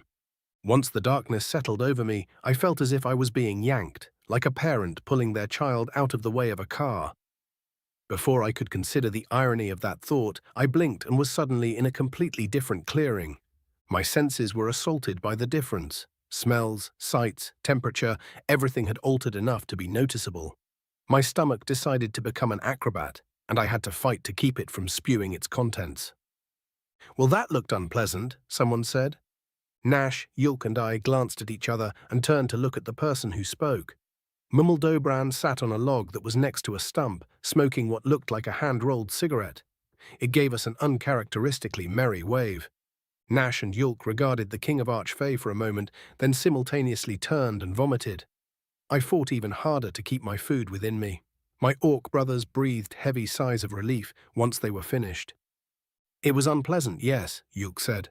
So we were. What? Teleported? Nash asked. Felt more like being pulled through time and space, I answered through gritted teeth. Yeah, that's about right, Mummeldobran said. When Wilder do it, we get rid of our bodies first. Flesh doesn't like being pulled through the fair realm. The what? Yulk asked with a sudden interest. Feeling my knees about to give out, I decided to have a seat on the ground to recover. The fair realm, it's where we reside when we're not in physical form. Mummeldobran took a hefty drag from his cigarette. Sort of a giant void where beings of energy, nothingness and somethingness hang out. Has neither space nor time, so it's a pretty convenient way to travel. If you've got the stomach for it. Which we don't, apparently, Nash sighed. Nick, you'll feel better if you just throw up. I'd rather die, I growled. Had spicy food for breakfast. Gonna hurt coming up. Nash and Yulk chuckled. Mummeldobran, on the other hand, giggled. All three of our heads snapped to look at him. What? It asked. You seem to be in much higher spirits than you were when we first met, Yulk said. What's in that smoke? Nash asked with suspicion in his voice. Mummeldobran raised an eyebrow and eyed the cigarette for a moment. It flicked the ash from the end and took another deep drag. It's smokeseed, it said as it inhaled, a somewhat rare fibrous bean-like plant that contains various stimulants, namely caffeine. That sounds kind of like coffee, I added, still struggling with my stomach. Not quite, the Archfey laughed. The various stimulants in smokeseed combine to form a pretty hard punch. A punch that's fatal to most mortals, in fact. Then why's it called smokeseed? Nash asked. That's what we call it, Mummeldobran giggled again. No idea what you call it. Though some of your villages grow it for us. Trade and such. Plants that contain high levels of sugar and caffeine are our primary import. Why? Because we thrive off of these chemicals. Sugar rejuvenates us like a warm meal and bath do for you. Caffeine has a profound mental impact that allows us to focus in ways that we normally aren't able to accomplish. Very interesting, Yulk nodded. What do you exchange with the unified chiefdoms? Lumber and magical trinkets mostly. We're getting sidetracked. Why are we here? I interrupted a little impatiently. How should I know? Mummeldobran asked, bewildered. Who sent you through the fair realm? Vian? Archfey about this high? It gestured above its head. Yeah, that's the one. That's weird. Just a second. Mummeldobran's eyes rolled into the back of its head, and it slouched, nearly dropping its cigarette. The rest of us shared a worried glance. I took a few deep breaths and rose to my feet just as Mummeldobran recovered, looking far more sober than it had a moment ago. I see, it muttered. Care to share? I asked. Not really, but I suppose I must. Have a look at the stump. The three of us approached the stump that Mummeldobran was sat next to. As we got closer, we realized that the wood had been carved to look like a forest. Bugs sat patiently on top of the small carvings as if marking points of interest. "We are being attacked," Mummeldobran puffed at his cigarette. "Vampires." "Vampires? Why?" "I'm unsure, but the screams coming from the Fair Realm indicate something sinister. What I do know is that they're well organized and using captured Wilder as shields." "What's a Wilder?" I asked. "Me and the other fair folk. Essentially anyone who is an intricate part of the cycle of wilds." "Ah," I said, barely understanding the explanation. "Anyway, the use of our comrades as shields is a rather smart move, as it prevents us from using the Archfey to their fullest potential." "Why's that?" Nash asked. "Well, our strength isn't exactly subtle," Mummeldobran chuckled. "By using our powers to kill the brood, we'd be unable to avoid killing the Wilder captives." "You don't want to kill your friends," I said empathically. "What? No, they'd just come back, wouldn't be a problem. The issue is that killing them is considered a sin by the higher ones, meaning that we would be punished for it. If we kill enough of them and the enemy manages to kill us, well, we might end up on their side of this fight." "Ah, yeah, that would be bad," I nodded. "So, why are we here?" "The higher ones pulled a bit of trickery, as they do. You see, I requested help from a certain group of Wilder, which Vian is a part of. This group of Wilder, however, owes my group nothing and is not beholden to our calls for aid. If they were to aid us, we would be in their debt," Mummeldobran explained. "I am fine with this. The other kings are fine with this, but the higher ones dislike us trading favors with each other. One wrong word leads to chaos and such. So they took it upon themselves to interfere and send you instead, since we are beholden to each other." "Yeah, but Vian owed the higher ones a favor. Why didn't they just use that to get them to help you?" "Mortals trading favors owed by others is quite a bewildering concept, if I'm honest. When you owe someone a favor, they are the one that you owe that favor to. No self-respecting Wilder would ever get caught in the web of mental gyrations required to justify having to do something for someone you are not beholden to, because you're beholden to someone else. That's just silly," it giggled. "Plus, I don't think the higher ones wanted them to help us to begin with. They definitely wanted you here, though." "Any idea as to why?" "Nope." Swearing under my breath, I looked at the trunk map. What am I supposed to do? Go and fight an army of vampires? I could definitely take down a few of them, but judging by the number of red bugs on the stump, that would just be a drop water in the ocean. "If you can't use the Archfey, what are you doing instead?" Yulk asked. "Using the lesser Wilder. Don't tell them I called them that." Mummeldobran giggled again. "But there's a problem there, too. The enemy is grabbing our soldiers and using iron to capture them. The various forms of Fey, fairies and such are putting up a fight, but—" "It's not enough," I said flatly. "What sort of formations are you using?" "Formations?" The three of us glanced at each other and then stared at Mummeldobran in disbelief. "Like battle formations? How are your troops sorted?" "Sorted. We're just fighting. So is the enemy, for the most part." "Like a mob?" "What?" I trailed off, thinking. "So it's basically just a large brawl between two groups." "Don't be dismissive. This is a proper war, not some riot." Mummeldobran crossed its arms. "What weapons are your soldiers using?" "Magic for the most part. The Bone and Blood Fae sometimes use swords and spears." "This is a mess," Nash muttered. No offense." "Some taken." Mummeldobran's eyes narrowed. "If you want to turn things around, you're going to need to be more organized," I explained. "If you have groups that use similar weapons, then it's easier to know where to put them to counter the enemy. Since the enemy is trying to kidnap your soldiers, some safeguards should be taken too." "Safeguards?" "Yeah, like, well, riot shields. I just told you this isn't a riot." I know. But if the enemy isn't coordinated, then they're basically rioting, right? And the way to counter a riot is with phalanx that uses big shields. It helps control the crowd and keeps your people from getting pulled away from the safety of your group. If your Fae use this tactic, it will protect them as they attack the mob of vampires. Plus, unlike a riot, you don't have to be concerned with whether the mob lives or not. You can use large spears behind such a shield wall," Yulk said. "Stick the vampires, and it will be much easier to ignite them." And then you won't have to rely on the Archfey, Nash added with a nod. Mummeldobran rubbed its chin. While the King of Archfey thought to itself, I thought about how ridiculous it was that I was teaching riot tactics to a mythical being. I'm not even an expert in the craft. I've just seen a few on TV and wrote a paper on it for social studies.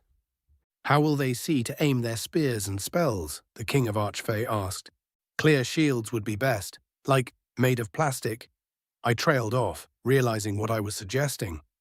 Yulk and Nash gave me a confused look. Well, that's not an option, Mummeldobran laughed. But, yes, I think we can come pretty close to it. A bit of magical manipulation here, a bit of craftsmanship there. You can get your forces in the rear equipped, then trade them with the ones at the front, I suggested. Is there a way to help them get organized? Yes, that won't be an issue. All Wilder can move as one when we have to. It's distasteful, though, but likely necessary to survive the current situation. Good. That will help make sure the Fae don't get dragged away while... I paused, reflecting on how invested in this I was getting. While they take care of the enemy. Before I came here, reading wasn't really my main pastime, and I didn't often choose something from the Isekai genre. But I've read stories about people going back in time and teaching medieval people about modern weapons and tactics. It usually goes pretty well in the stories, but there was one story that stuck out to me. The main character taught some people who were being victimized how to fight using modern tactics, and they eventually defeated the lord that was victimizing them. Then the king of the land issued a warrant for their arrest because they'd broken the law by going against their lord. The MC then taught the people how to make guns, and they defended themselves against the king's soldiers. But the author didn't write it as a power fantasy. The deaths depicted were gruesome, and there was even a scene where one of the king's men begged for his life. He said he had a family, a little girl, but the villagers shot him anyway. Then, at the end of the story, the MC had begun to become tyrannical. The villagers killed him with the guns he taught them how to make. God, look at me. I'm 18 years old, and I'm giving advice to someone on how to wage war while worrying about divulging too much information because of a story I read when I was 16. The absurdity of my new life wasn't anything new to me, and I thought I'd gotten used to weird things happening. But every now and then, this odd feeling of being out of place creeps up on me. You might even be able to recover some of the Fae that have been stolen away. Yulk added. I hope so. This entire fight hasn't sat well with me, Mummeldobran said, extinguishing the cigarette. I would especially like to know what the damned vampires are doing with my kin. They're turning them into vampires, a feminine voice from very close behind me said. Whirling around as quickly as I could, I barely caught a glimpse of what looked like arms before my face was covered in warm, squishy flesh. I struggled both to free myself and to breathe, but the arms were locked around my head like vice grips. Briefly, I considered biting, but decided against it because it might think I'm flirting. So good to see you again, Nick, Tits said. I knew I smelled you. Ptsch, I replied. Tits, let go of the human, Mummeldobran said with an exasperated sigh. With a sad whine, Tits released my head. Gasping, I took a few steps back and eyed the Archfey warily.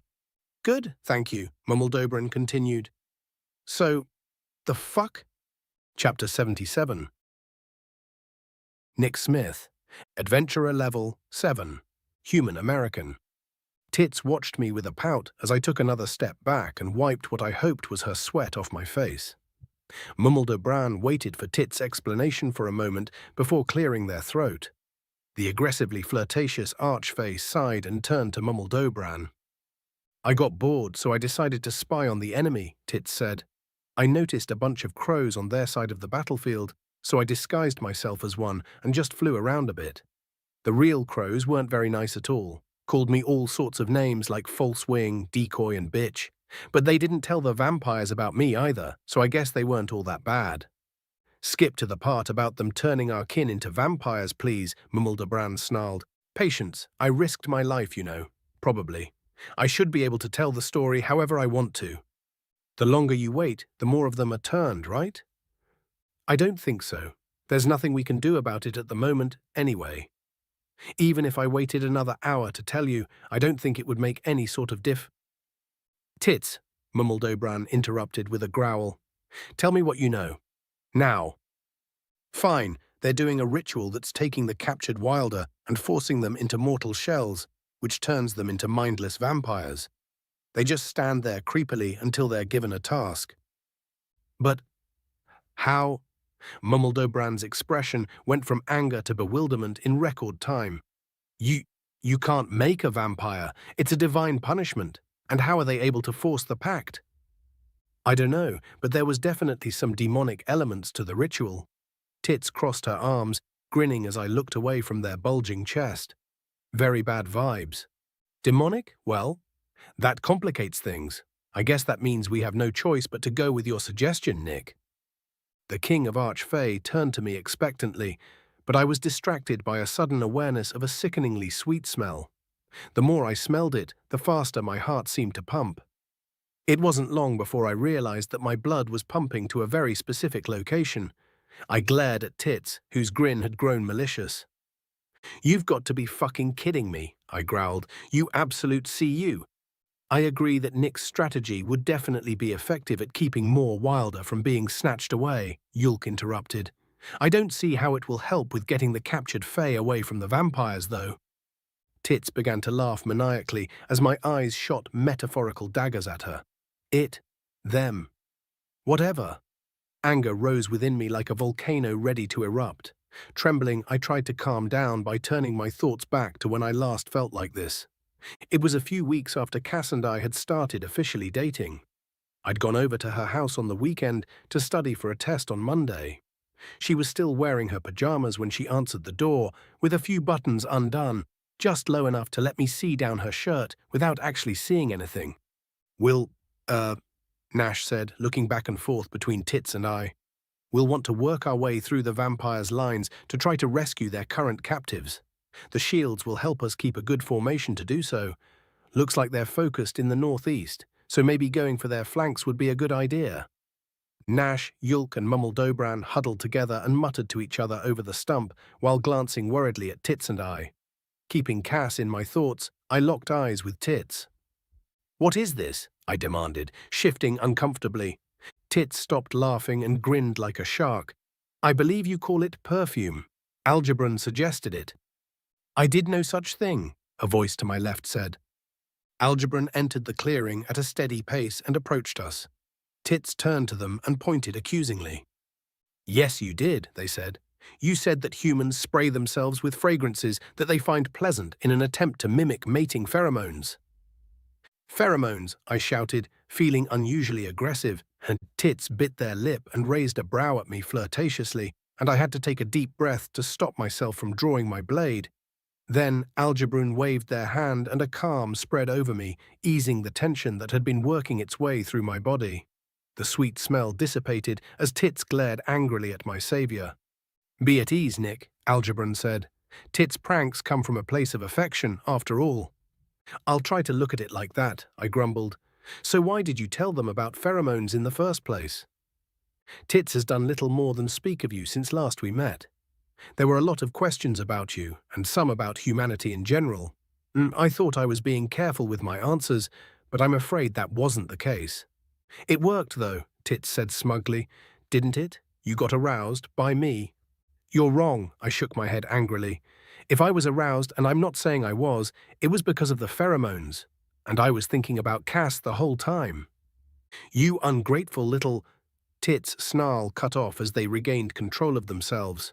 Fine, you're in love, whatever the hell's that is. But she's not here, Nick. You don't have her to comfort you when you're hurt, and I can be that for you. So why not? Am I not a Don't bother, Algebran interrupted.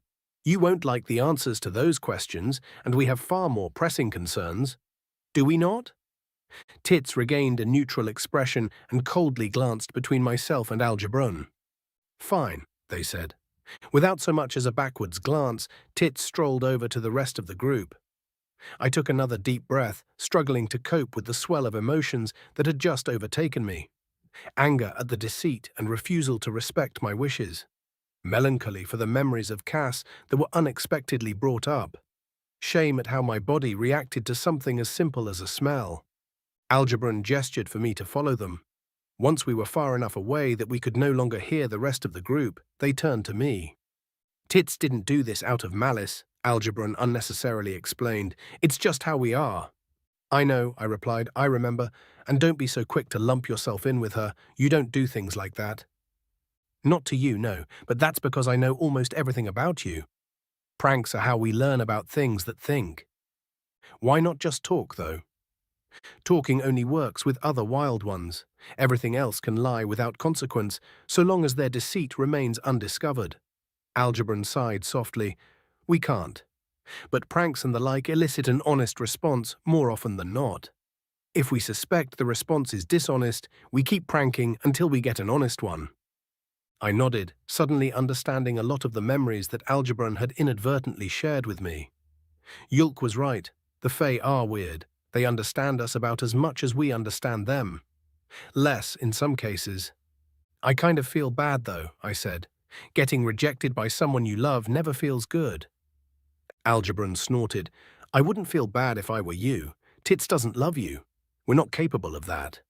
Not really. She feels infatuation, desire. She wants you, yes, but not to love. To keep like a trinket. Maybe even just to use and discard, though I have my doubts about that. You're not capable of feeling love. No, I felt it when I was reliving your life, but it's an alien feeling to me. I've never felt that before, and I never will again. I can't even provide a reasonable explanation for the feeling, or why you're able to feel it, and I can't. I can empathize. Some of your memories were of things that I can't do. And I can't really explain how they felt either, I said, staring at the ground for a moment. Is there a way to get Tits to stop? Probably not, Algebron laughed. This is a game to them, and games are our biggest weakness. But they'll learn where the line is. Eventually. I hope so, I sighed. All right, let's rejoin the strategy council or whatever. Algebron nodded, and we walked over to the rest of the group. Mummeldobran raised an eyebrow at me, and I shrugged in response. For a moment, the King of Archfey looked like it wanted to ask me something. But then it decided against it and cleared its throat. Greetings, Algebron, Mummeldobran said. We've come up with what I believe is a sound strategy to counter the enemy. That is good news. Algebron bowed their head. We're going to split our forces into 3 groups and flank the enemy, Nash explained. The goal is to break them and push toward their center, where they're keeping the prisoners. The mindless ones won't break, though, Tits sighed. They're being controlled. Yes, and Brood are fiercely competitive, Algebron added. They're unlikely to flee unless they see someone else do it first. So then we keep killing them until we open a hole to grab the prisoners, Mummeldobran shrugged. The others argued back and forth a bit more, but a thought occurred to me and wouldn't go away. The Fae get reborn if they're killed. The only reason the Archfey don't want to kill them is because they'll be punished. So what if... I put my tongue between my molars and bit a little to clear my head. There aren't any spells that I know that would guarantee a quick and painless death. If I could make a nuke spell, that would probably do it. But that would be a very, very bad thing to teach the Fae. Plus, I'm not confident that I wouldn't end up caught in it. Assassination, but how? Mummeldobran asked, pulling my head out of the clouds. I saw the taskmaster of the mindless ones, Tits explained. If he dies, they'll probably stop doing whatever they're doing. Why didn't you kill him in the first place? Because he's near the prisoners. They'd get caught up in my attack, and I assume that you don't want me becoming a vampire. Tits laughed. But I can guide someone who's a little more subtle to his location. Mummeldobran and Tits glanced at me. I resisted the urge to audibly sigh. Ooh. I get it now, Mummeldobran said. Well, it looks like this is what the higher ones wanted when they brought them here. Shit, Nash muttered. This is going to be a hard fight. Indeed, Yulk said. Actually, I think you two should hang back, Algebron said.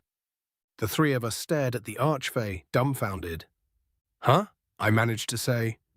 Orcs are vulnerable to being turned, Algebron explained, or at the very least, becoming food. Tits and I can take Nick to the enemy's rear, where they're weakest, and guide him around what guards they have. The main attack will serve as a distraction, and Nick will serve as our assassin. And what happens after? Yulk asked. He'll be surrounded by vampires. Well, we know he's fairly capable of withstanding the fair realm, Mummeldobran added. Didn't even throw up. We can use that to get him out. We can also use it to get him into a good location. Why not right where the vampire is? I asked. There's a fairly noticeable maelstrom of energy when the fair realm is breached. If we pop you into their encampment, they'll all notice. That's not a problem for popping you out, though. My stomach twisted. I couldn't really tell if this was because of the thought of using the fair realm or nervousness due to the task at hand. I'll need some time to recover after, I said. Nash's hand appeared on my shoulder. You shouldn't do this, he said. Not without us. I know, but the only thing I can think of that would be worse than telling our mum that you died is telling her that you've become a vampire, I said. If I die, you'll miss me. But if you die, a whole family is torn apart.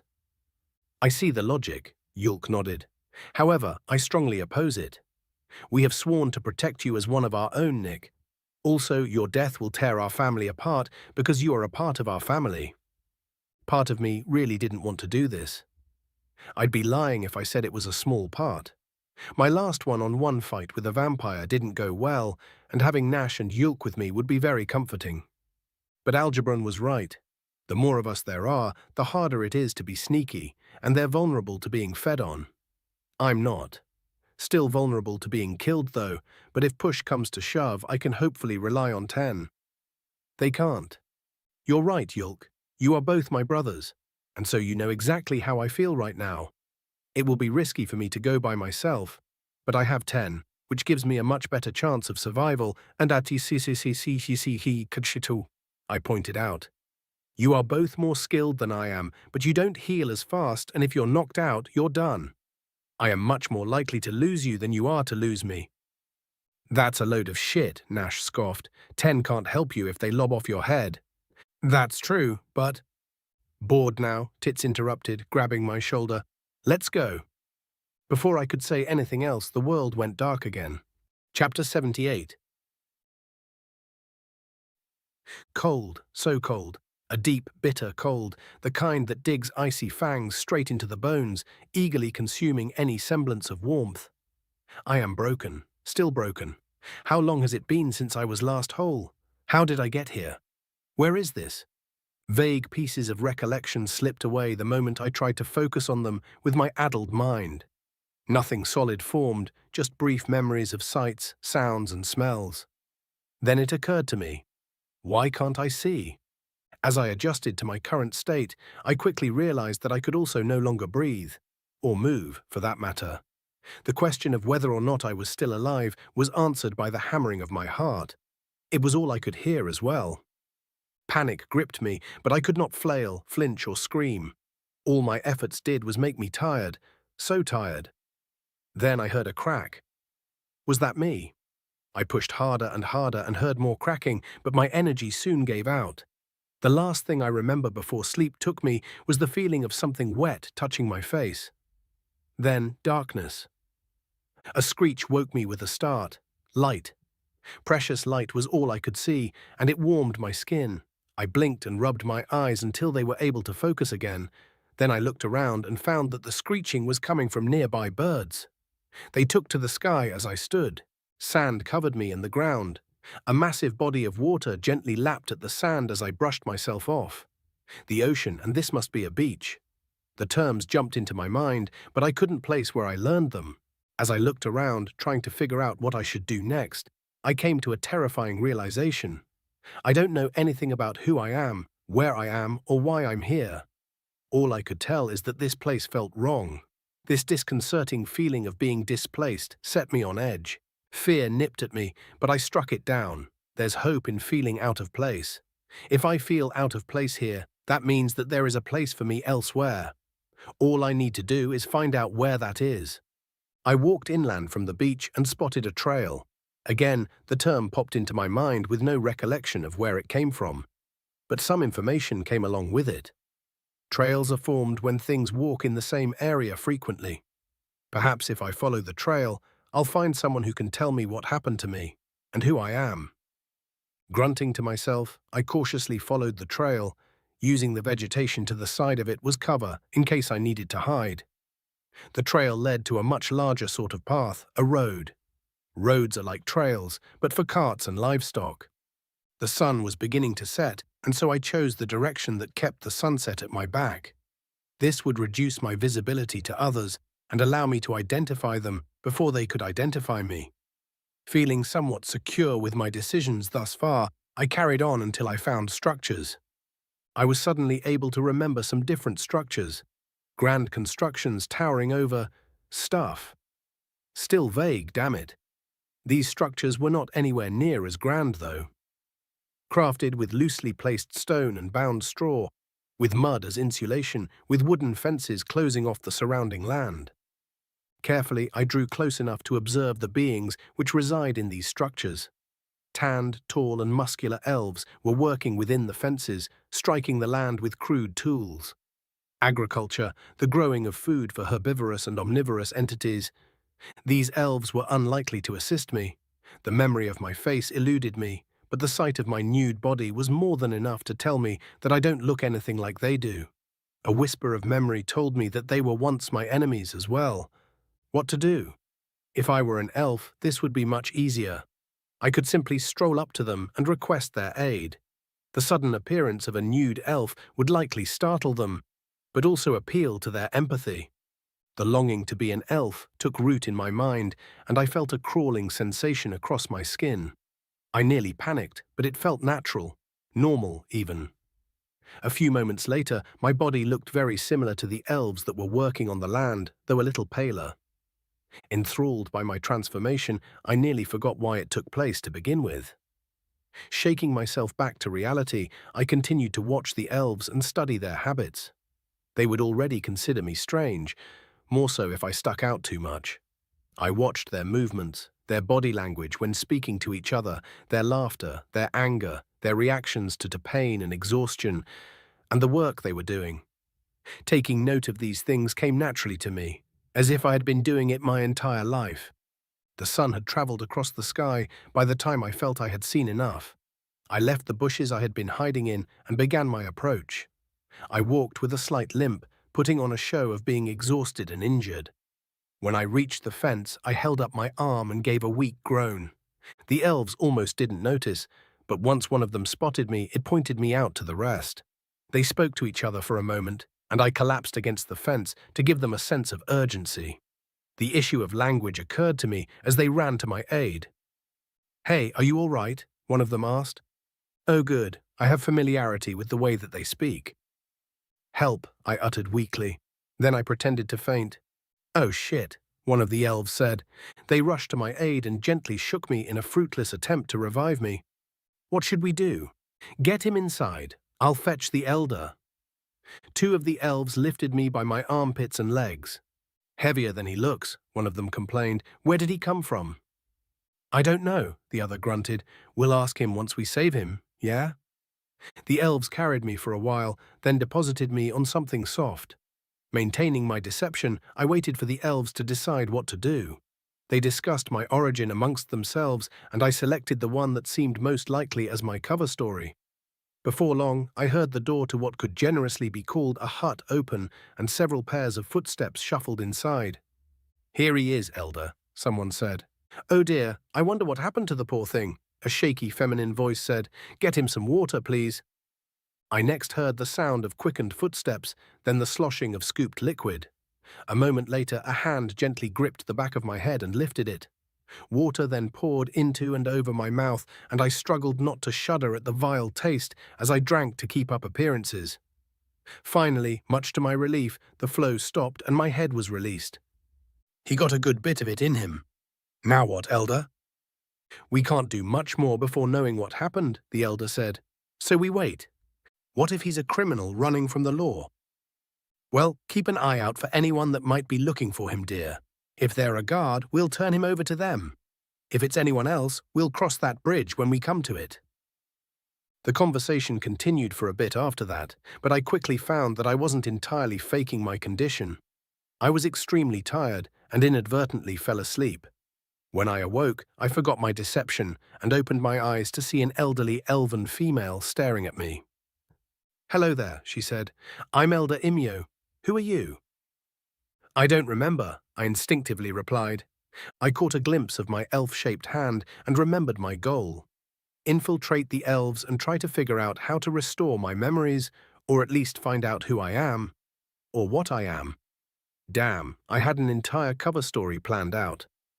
Probably best to stick with what I know, though. Do you remember what happened to you? Imyo asked.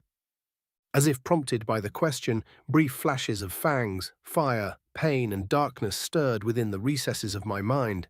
I had been trapped, but I know not by what means. How did I escape? No, I said.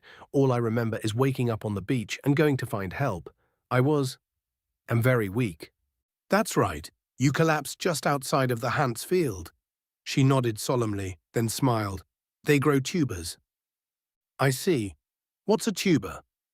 The elderly elf raised an eyebrow at the question, but proceeded to explain to the best of her abilities. I had originally intended to pretend that I was attacked, but playing off of my amnesia turned out to be a much better deception. A grain of truth within a lie makes the lie easier to swallow. We spoke at length until Imyo volunteered to allow me to stay in the village. She had already received permission from the Hant family to allow me to stay in their stables. She took me to them, and they greeted me warmly. Then they fed me a rather disgusting meal made entirely of plants, but I followed their lead and pretended to enjoy it. Then they took me to the stable and showed me a bed of straw that I could sleep in. Once they were asleep, I began to explore my surroundings. I found a rodent of sorts gnawing on a leaf in the fields and instinctively grabbed it, snapping its neck. Its life poured into me, and I felt a portion of my strength return. A hunger that I hadn't been aware of was sated, and I was left holding the corpse of the rodent.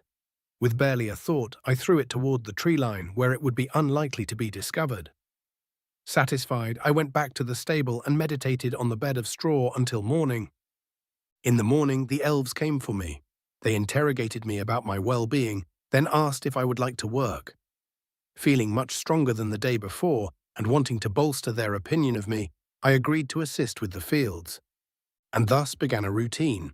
I would work the fields with the elves during the day and stalk for prey at night, taking care to dispose of the corpses accordingly. I learned several things about the elves during this time. Goti Hunt, the owner of the farm, was concerned for his daughters. They didn't seem to want to pursue mates or lives of their own, instead concerning themselves with what he considered to be minutiae. He took a liking to me almost immediately, treating me as a confidant and friend. A fool above all. Livti Hunt, the matriarch of the family, had been an adventurer of some renown before settling down with Goti, whom she had saved from a pack of beasts. Her main concern revolved around their son, Plaro, who was by all accounts as dumb as the tools he wielded in the fields. I was able to easily confirm this to be the case. The daughters, Yra and Aura, were twins and very close to each other. They enjoyed experimenting with different breeds of plants and were very eager to speak at length on their various discoveries. All quite boring, of course, but it was easy to get caught up in their excitement. If anything, it stirred my hunger.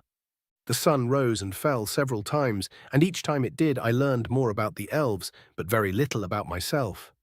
Thankfully, consuming life only served to bolster my strength and was not a requirement for my continued survival. Still, it felt good, and as such I left a miniature graveyard of small animals in my wake. I was, of course, careful to dispose of them outside of the village where predators could take care of them. This continued for many days, until one day I saw something very strange. A trader had come to the village, but its elven features were as fake as my own. It also looked strikingly similar to my true form, but smaller, weaker. A strange instinct told me that it was less than I, a peon to be used as I saw fit. It appeared to have difficulty looking away from me, and I assumed that it could see my true form as well. Once it concluded its business, it set up a camp on the edge of the village. When night fell, I snuck out of the stable and sought the creature out at its camp. "You shouldn't still be on this plane. How did you get here?" it asked as I approached. "I do not know," I replied, taking a seat by the fire. "I can't remember anything." "Really? Damn, I'm Thalamus the Immolator, named as such because of my skill with the various forms of fire and fire-related activities. Thalamus grinned wickedly, and the flames surged as if to prove his point. Perhaps I can help you. I suspect that you can. But why would you?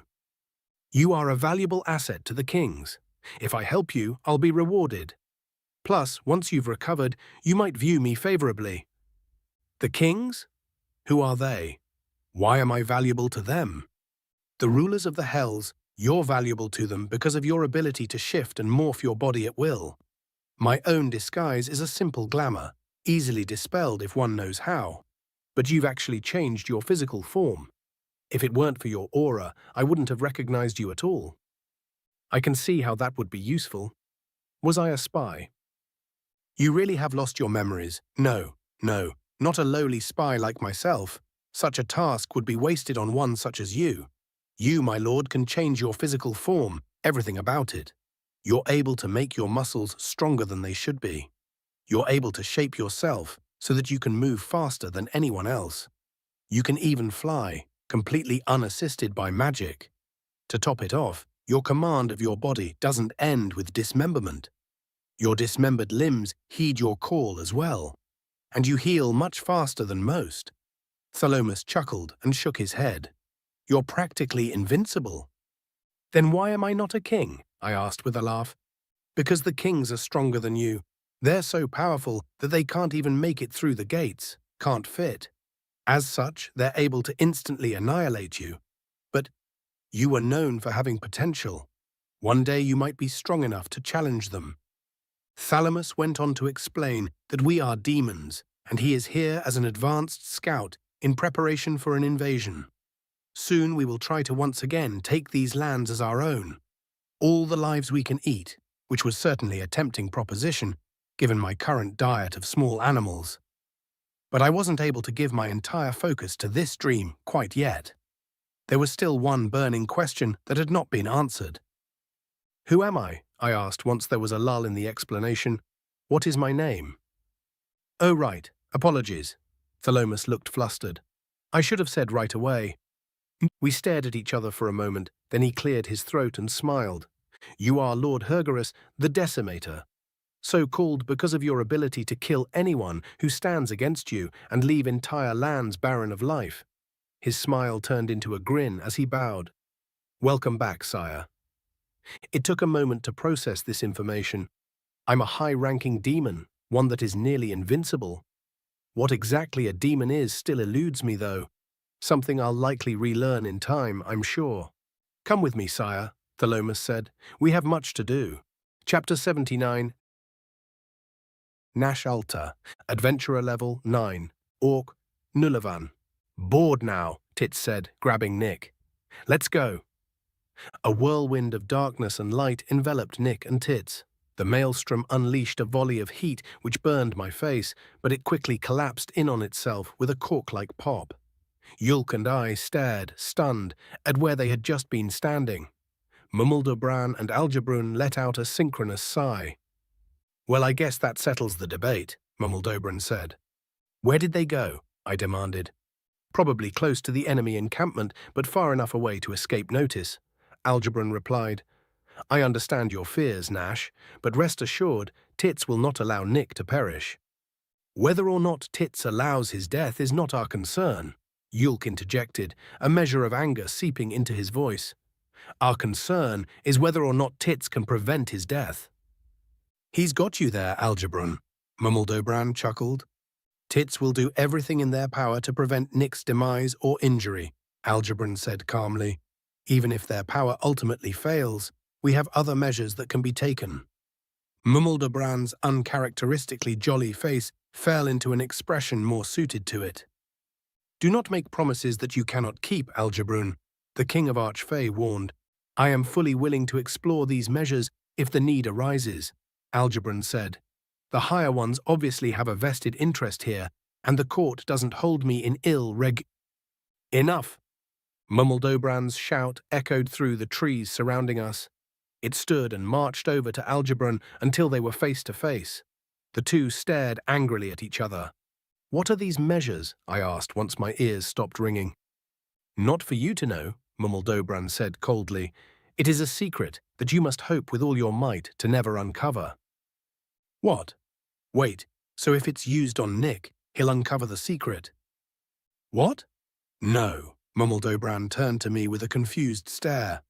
Mortals aren't capable of observing their surroundings when they're dead. To him, he'll die and then wake up. If it's allowed. It will be allowed, Algebron said with a serious tone. So you say, Lesser One, mumbled Oberon scoffed and retook its seat. I have my doubts, and they are far more reasonable than your certainty. Oh, whatever. No use poking at theoretical wounds. Orcs, what are your plans? Plans? I asked. We haven't had a chance to make any, Yulk said with a dour chuckle. Fair enough. Algebron can take you to wherever you want to go and have Nick meet up with you later. Or you can aid us in our fight and we will reward you. Well, that's an easy decision, I replied. Obviously What reward are you offering? Yulk interrupted. I turned to him, stunned at his sudden callousness. He held up a hand to reassure me, and then I remembered who we were dealing with. A reward to one can be a punishment to another, and the fair folk are strange ones. Oh, good catch, mumbled Oberon laughed. If you had left the reward up to me, I don't know if I would have been able to resist the bag of bugs prank. What would you consider a reasonable reward to be? The aid of the fair folk who reside within the deep wild forest in helping Nick return to his home seems reasonable, Yulk said, turning to me. I nodded my assent. Our goal is to return him from whence he came, as if he hadn't left at all, by the way. Yulk grinned as he turned back to Mummeldebran. Can't have you giving us a way to get him back a few decades after he left, or some other such twist of fate. Ah well, I don't know if we'll actually be able to help, but I can assure you that we can certainly try. Mummeldebran nodded. The higher ones are offering the same reward to Nick for his compliance with their various suggestions, Algebron added. Then they've likely arranged for this discussion as well. Mummeldebran sighed. Very well, I agree.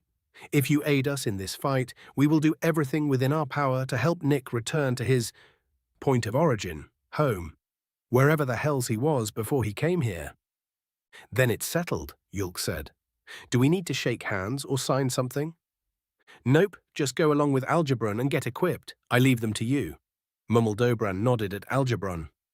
Understood, Algebron replied, moving between Yulk and I, placing a hand on each of our shoulders. Prepare yourselves. By the time I had registered what Algebron was going to do, and long before I could have prepared myself, darkness settled over my vision, and I once again felt an inexplicable pull. The feeling of Algebron's hand faded for a moment and then returned, but the darkness remained. It took a moment to realize that I was clenching my eyelids. With a deep, calming breath, I opened my eyes and took a look around. Interesting, Yulk said. That wasn't as bad on an empty stomach. Yeah, poor Nick, I chuckled. We had appeared in a clearing that was filled with fae, fairies, and every other variation of the fair folk that I could imagine. There were some that were familiar to me, like the bone and blood fae, and others whose natures I couldn't even begin to guess at. In the center of the clearing were several large trees that were rapidly sprouting massive bluish-green fruits. One such fruit finished its growth and dropped to the ground, where waiting fairies began carving it into slices with remarkable expertise. The slices were further carved into a transparent square and handed off to a set of bone fae who were attaching handles to them. My jaw dropped as I realized that these were the shields that Nick was talking about, and the Wilder had already made hundreds of them, maybe even thousands. Bushes surrounding the clearing were also rapidly growing their branches in an obvious spear shape. Wilder were harvesting these branches and passing them out. Algebron patted Yulk and I on the shoulder and cleared its throat. Well, this is where we're equipping everyone, it said. Get yourself a spear and shield, Nash. I prefer my axe or swords, I explained. I'm sure your skill with those weapons would serve you well in a one-on-one bout with a vampire or brood. Algebron smiled condescendingly. However, this is a full-scale battle, and you are at just as much risk as we are. It would be best if you joined the shield line. And I will be right behind you, Yulk said cheerily, blasting all the vampires that you managed to stick. Algebron nodded at Yulk's enthusiasm, and before I could protest, he gently guided us toward a line of Wilder. They were grabbing one spear and one shield each and moving on. They moved aside as we approached, and Algebron grabbed a shield and spear before turning back to me. "Here you go, Nash. Try these on for size," it said, handing them to me. I examined them, surprised at how light they were. What little experience I had with shields screamed at me that this one was far too light to be effective and that it wouldn't even be able to halt a swiftly thrown rock. It must have shown on my face, though, because Algebron laughed. "I assure you, it's quite sturdy. We've already replaced a decent portion of our front with them, and they're holding up nicely," it explained. "That being said, their lightness is an issue.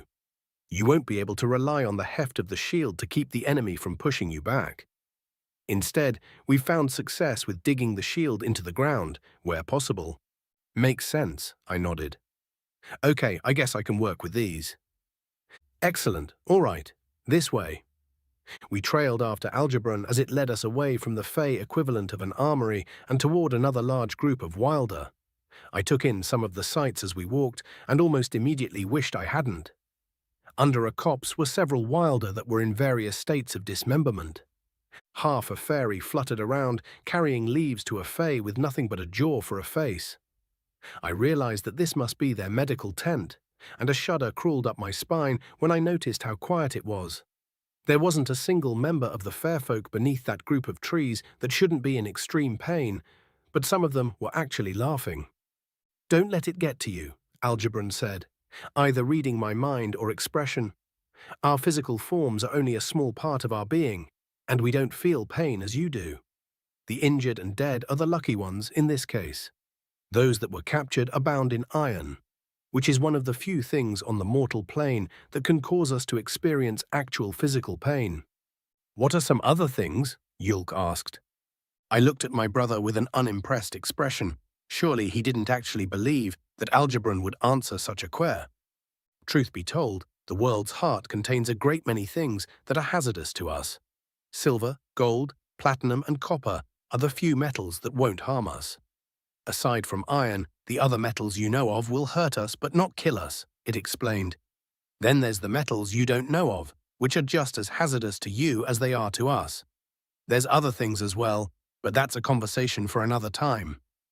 My shock at the explanation was short-lived, as we then had to follow the Archfey through a group of Wilder. It was difficult, but eventually Algebron came to a halt in front of a group of Bone Fey, and we followed suit. "Greeting, King Horth. I trust you're enjoying the fight?" Algebron asked. "Indeed," Horth said. "You bring me orcs? For what purpose? A snack? An addition to my collection? Both, perhaps?" "You forgot us so quickly?" I asked with a laugh. "Forgot you? When have we—" "Oh, right, Bazinoth's axe."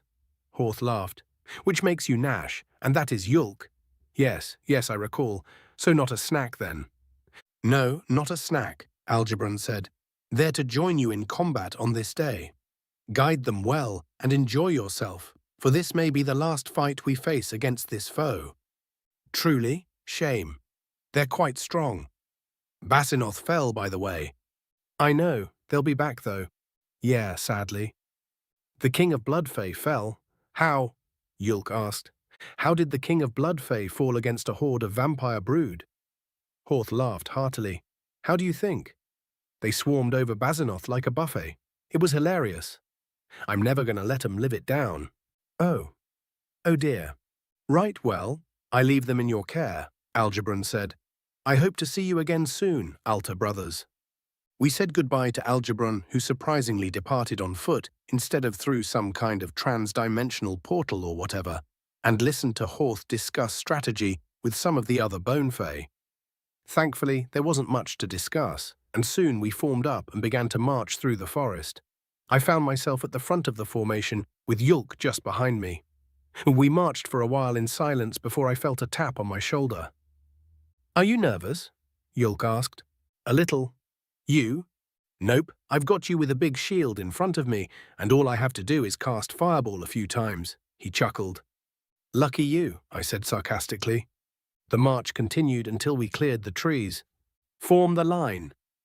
The Bone Fey next to me halted, and I followed suit. The rest of the Bone Fey in the rear of the formation came forward and stood next to us. With a hint of jealousy, I noted that their spears were way cooler than mine. I glanced back and saw that there were plenty of Fey and fairies accompanying Yulk too. We wouldn't be wanting for firepower, that's for sure. March! We continued onward until we saw the first signs of battle. Smoke clung to the air, stinging my eyes and throat. A fae standing on a fallen tree noticed us and shouted something, and a bunch of wilder began to run in our direction. Open ranks! Let 'em through! The formation opened up, allowing the fleeing wilder to pass by us without issue. Hot on their heels were a horde of vampire brood. I took a deep breath and steeled myself. Close ranks!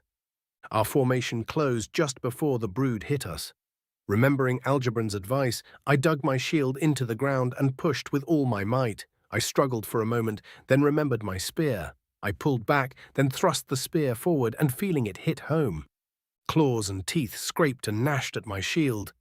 The brood pinned against my shield by its comrades was as hideous as it was livid. It had no nose, ears, or eyelids, and its gnashing jaws contained sharpened teeth in a proper line like an elf's.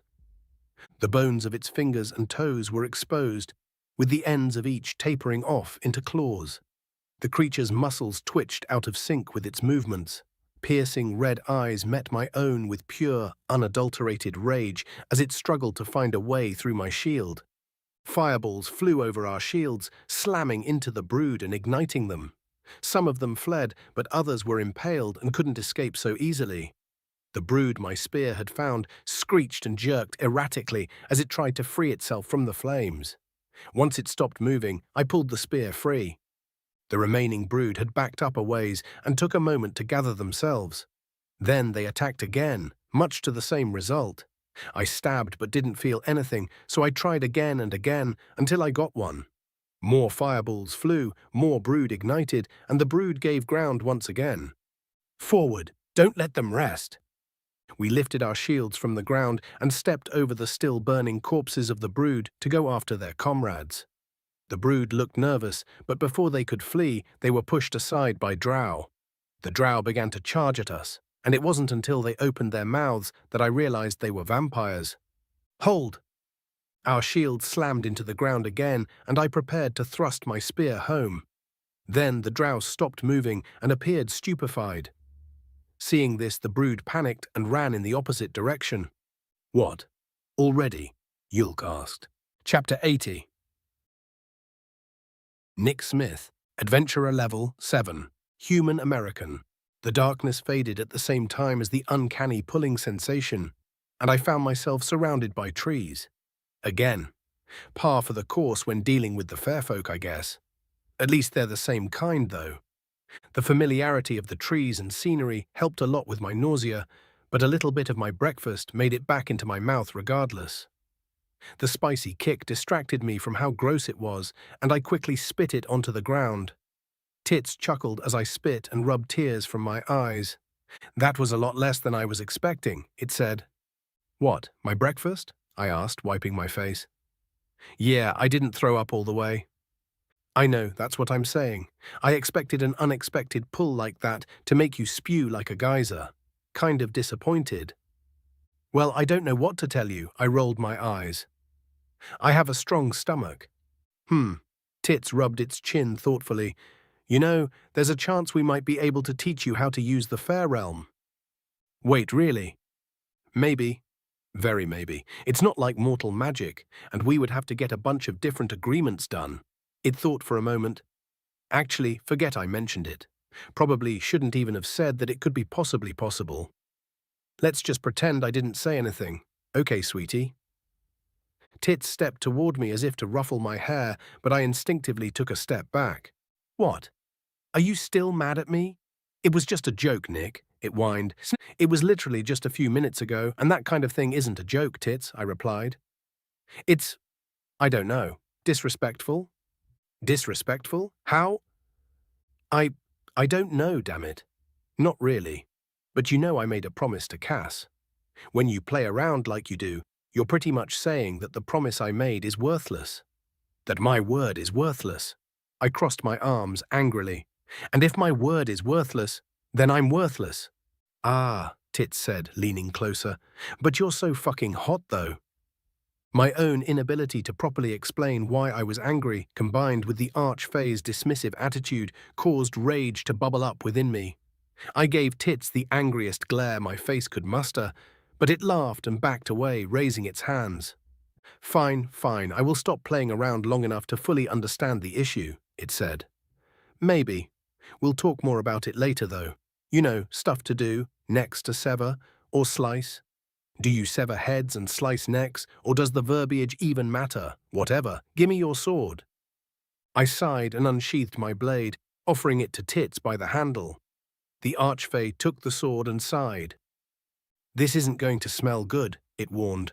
Tits ran its finger along the blade of my sword.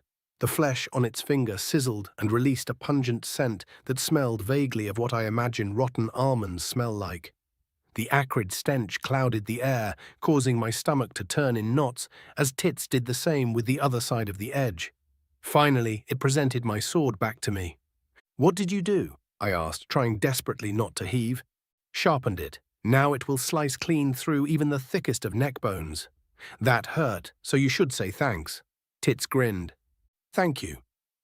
Your gratitude is appreciated. Now that your sword is decapitation ready, we need to get you into their encampment. I'll guide you.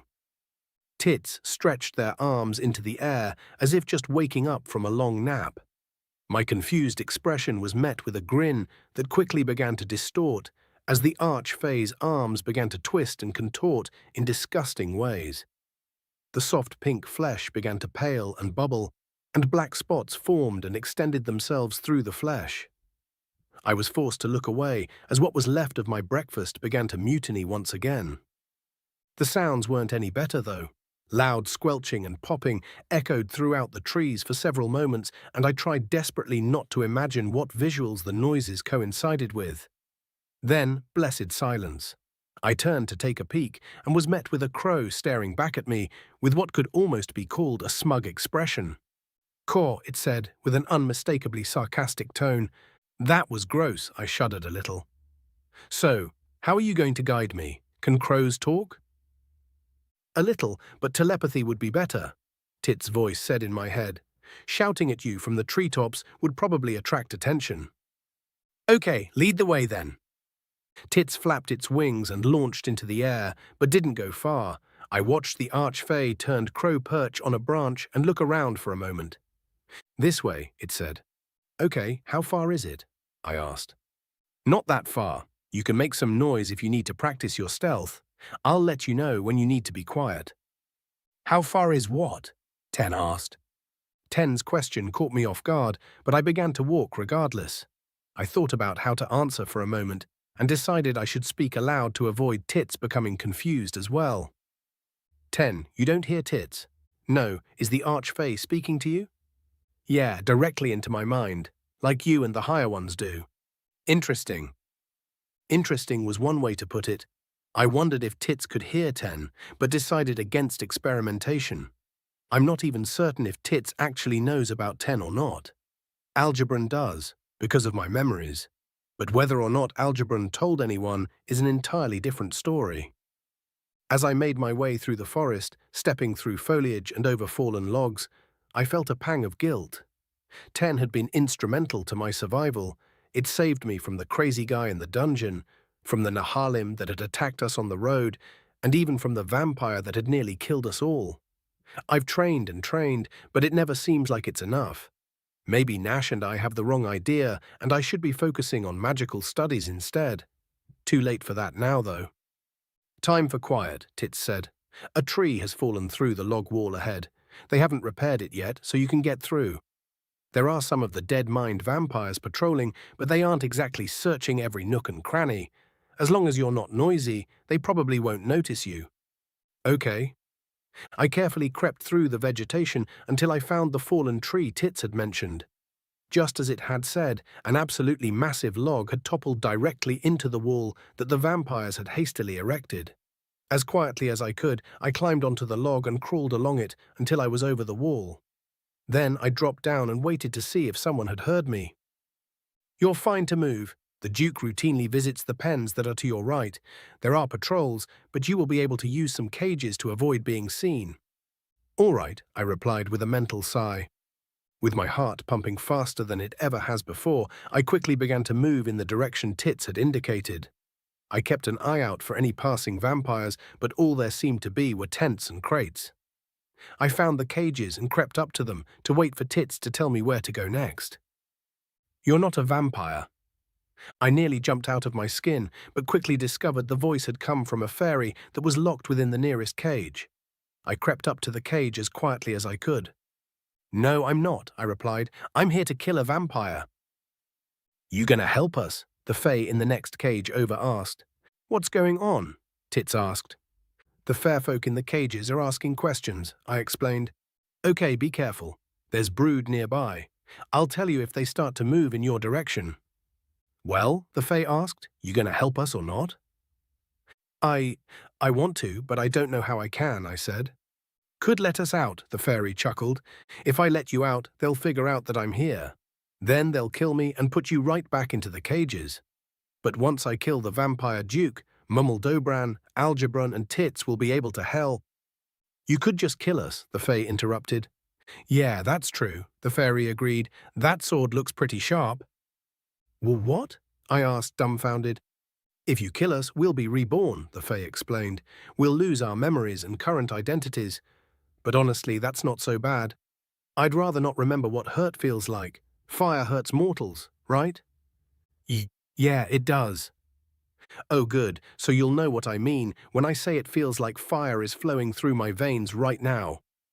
A loud clang rang out. Shut the fuck up, a booming voice shouted.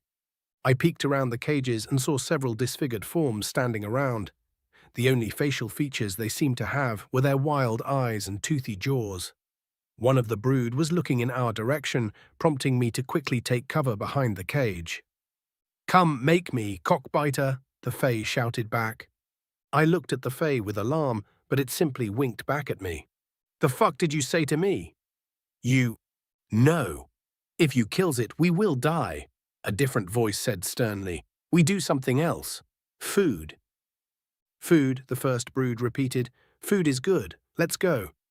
I peeked out from behind the cage and watched them turn and walk away. With a sigh, I turned my attention back to the caged fairfolk. The fae looked smug.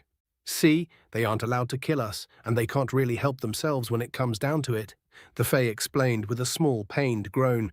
They don't want to be flayed alive by their masters, so they run away when provoked. Now, you gonna kill us? The fae and the fairy looked at me, waiting for my reply. Their pained expressions tugged at my heart, but I couldn't help but balk at the thought of killing innocent people. They'll be reborn, sure, but not as they are now. It really will be murder. A mercy killing, but still murder. Could I do such a thing, even to alleviate their suffering? I'm sorry, I don't think I can, I said. But you're here to kill the vampire duke, right? The fairy asked. Isn't it the same thing? Well, no. The duke is an enemy. Killing him is justifiable. You're not enemies, you're friends. Killing you isn't justifiable. Friends? What do you mean friends? The fairy rubbed its eyes and looked closer at me. Oh, I see. Well, shit, he can't kill us. Why not? The fae asked. He's Nick, the human that just became a friend of the fairfolk. Killing us could invalidate that friendship. Oh, come on. If I was Mummeldobran, I'd forgive him. Yeah, but you're not enough of a stamen to be Mummeldobran. That's true. Well, fuck, okay, Nick. I guess you can't kill us. Just do what you came to do quickly, so we can be rescued or whatever. This shit hurts. I will, I promise, I said. Then I reached out to Tits. Am I all right to move? Yes. Follow the path that the cages make and take the first right. Then go until you find some bushes. That will be the best spot for our ambush. You need to hurry, the Duke is on the move. I nodded to the Fae and Fairy, then moved as stealthily and quickly as I could in the direction that Tits had said. There were more fairfolk, but they were much worse off than the other two and didn't feel like talking. My conscience was assaulted by guilt over the relief I felt for that. After pausing to let some more brood pass, I made the turn and found the bushes. I pushed their leaves aside and found a clear spot to hide in, then waited. The most difficult part was trying to control my breathing. Moving quickly and quietly was exhausting, but panting would give me away. I took some deep, controlled breaths to recover.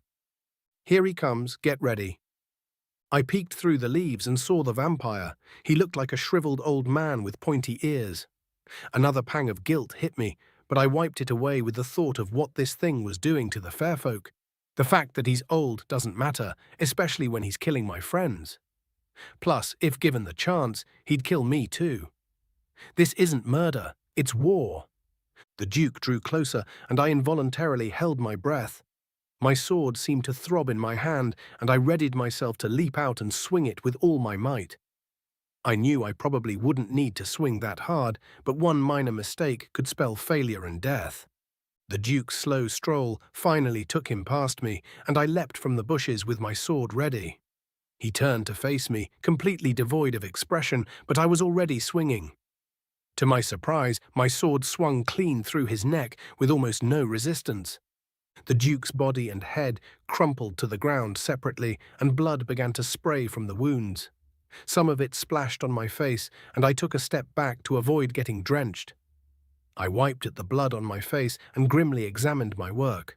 The gruesome scene burned itself into my mind, promising to visit me the next time I tried to rest. With a sigh, I raised my hand toward the Duke.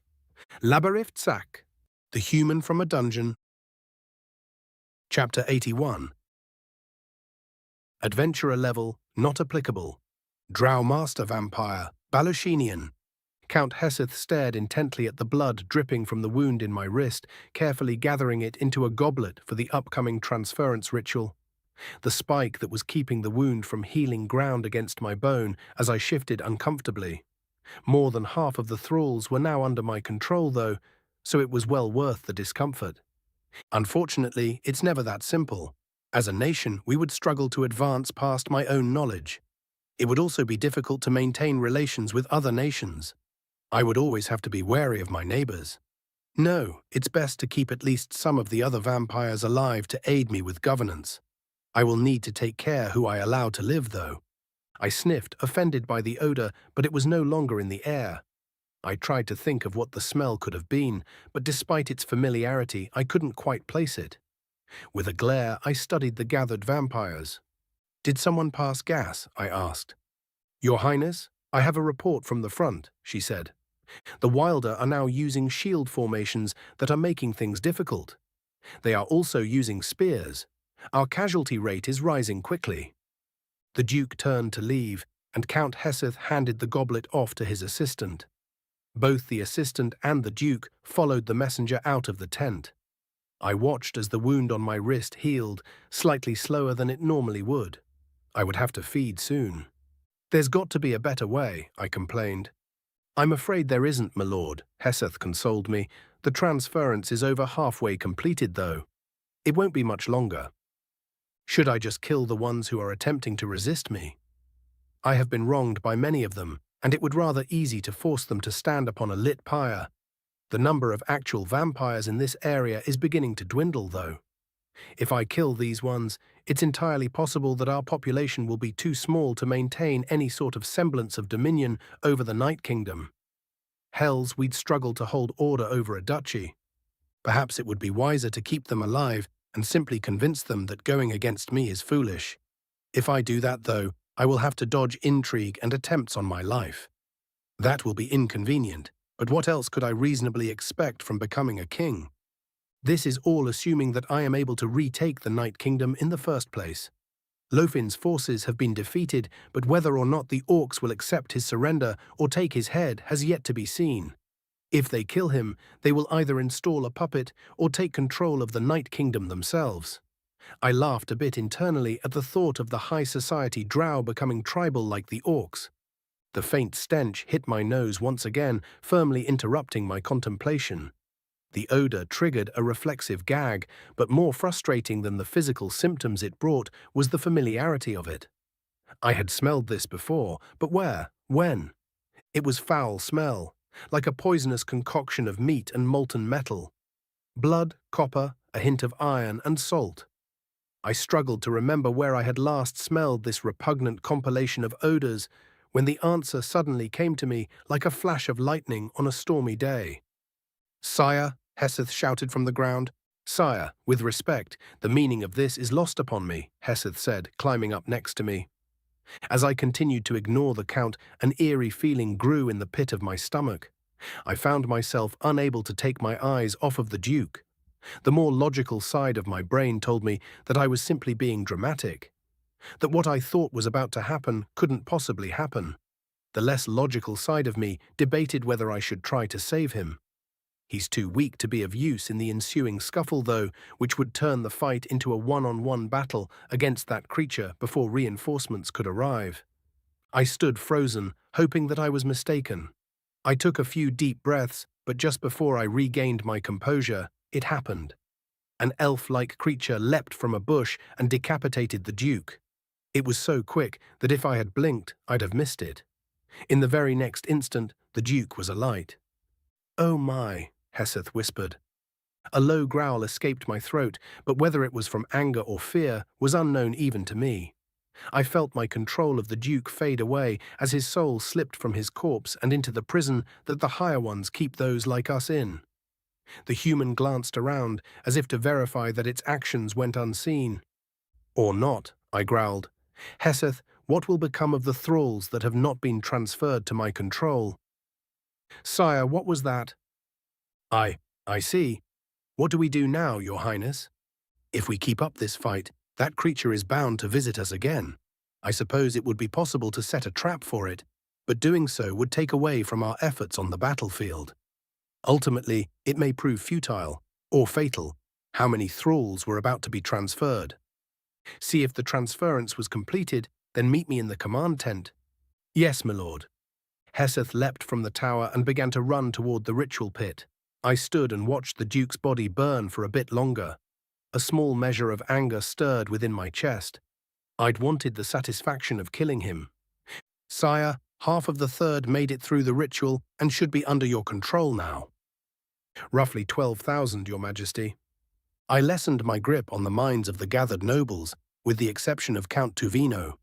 They stood quietly for a moment, readjusting to having control over their faculties. "What are the hostages for?" one of the nobles asked. "The Night Kingdom, handed over to us on a proverbial silver platter. We will, of course, convert some of the stronger orcs to vampirism.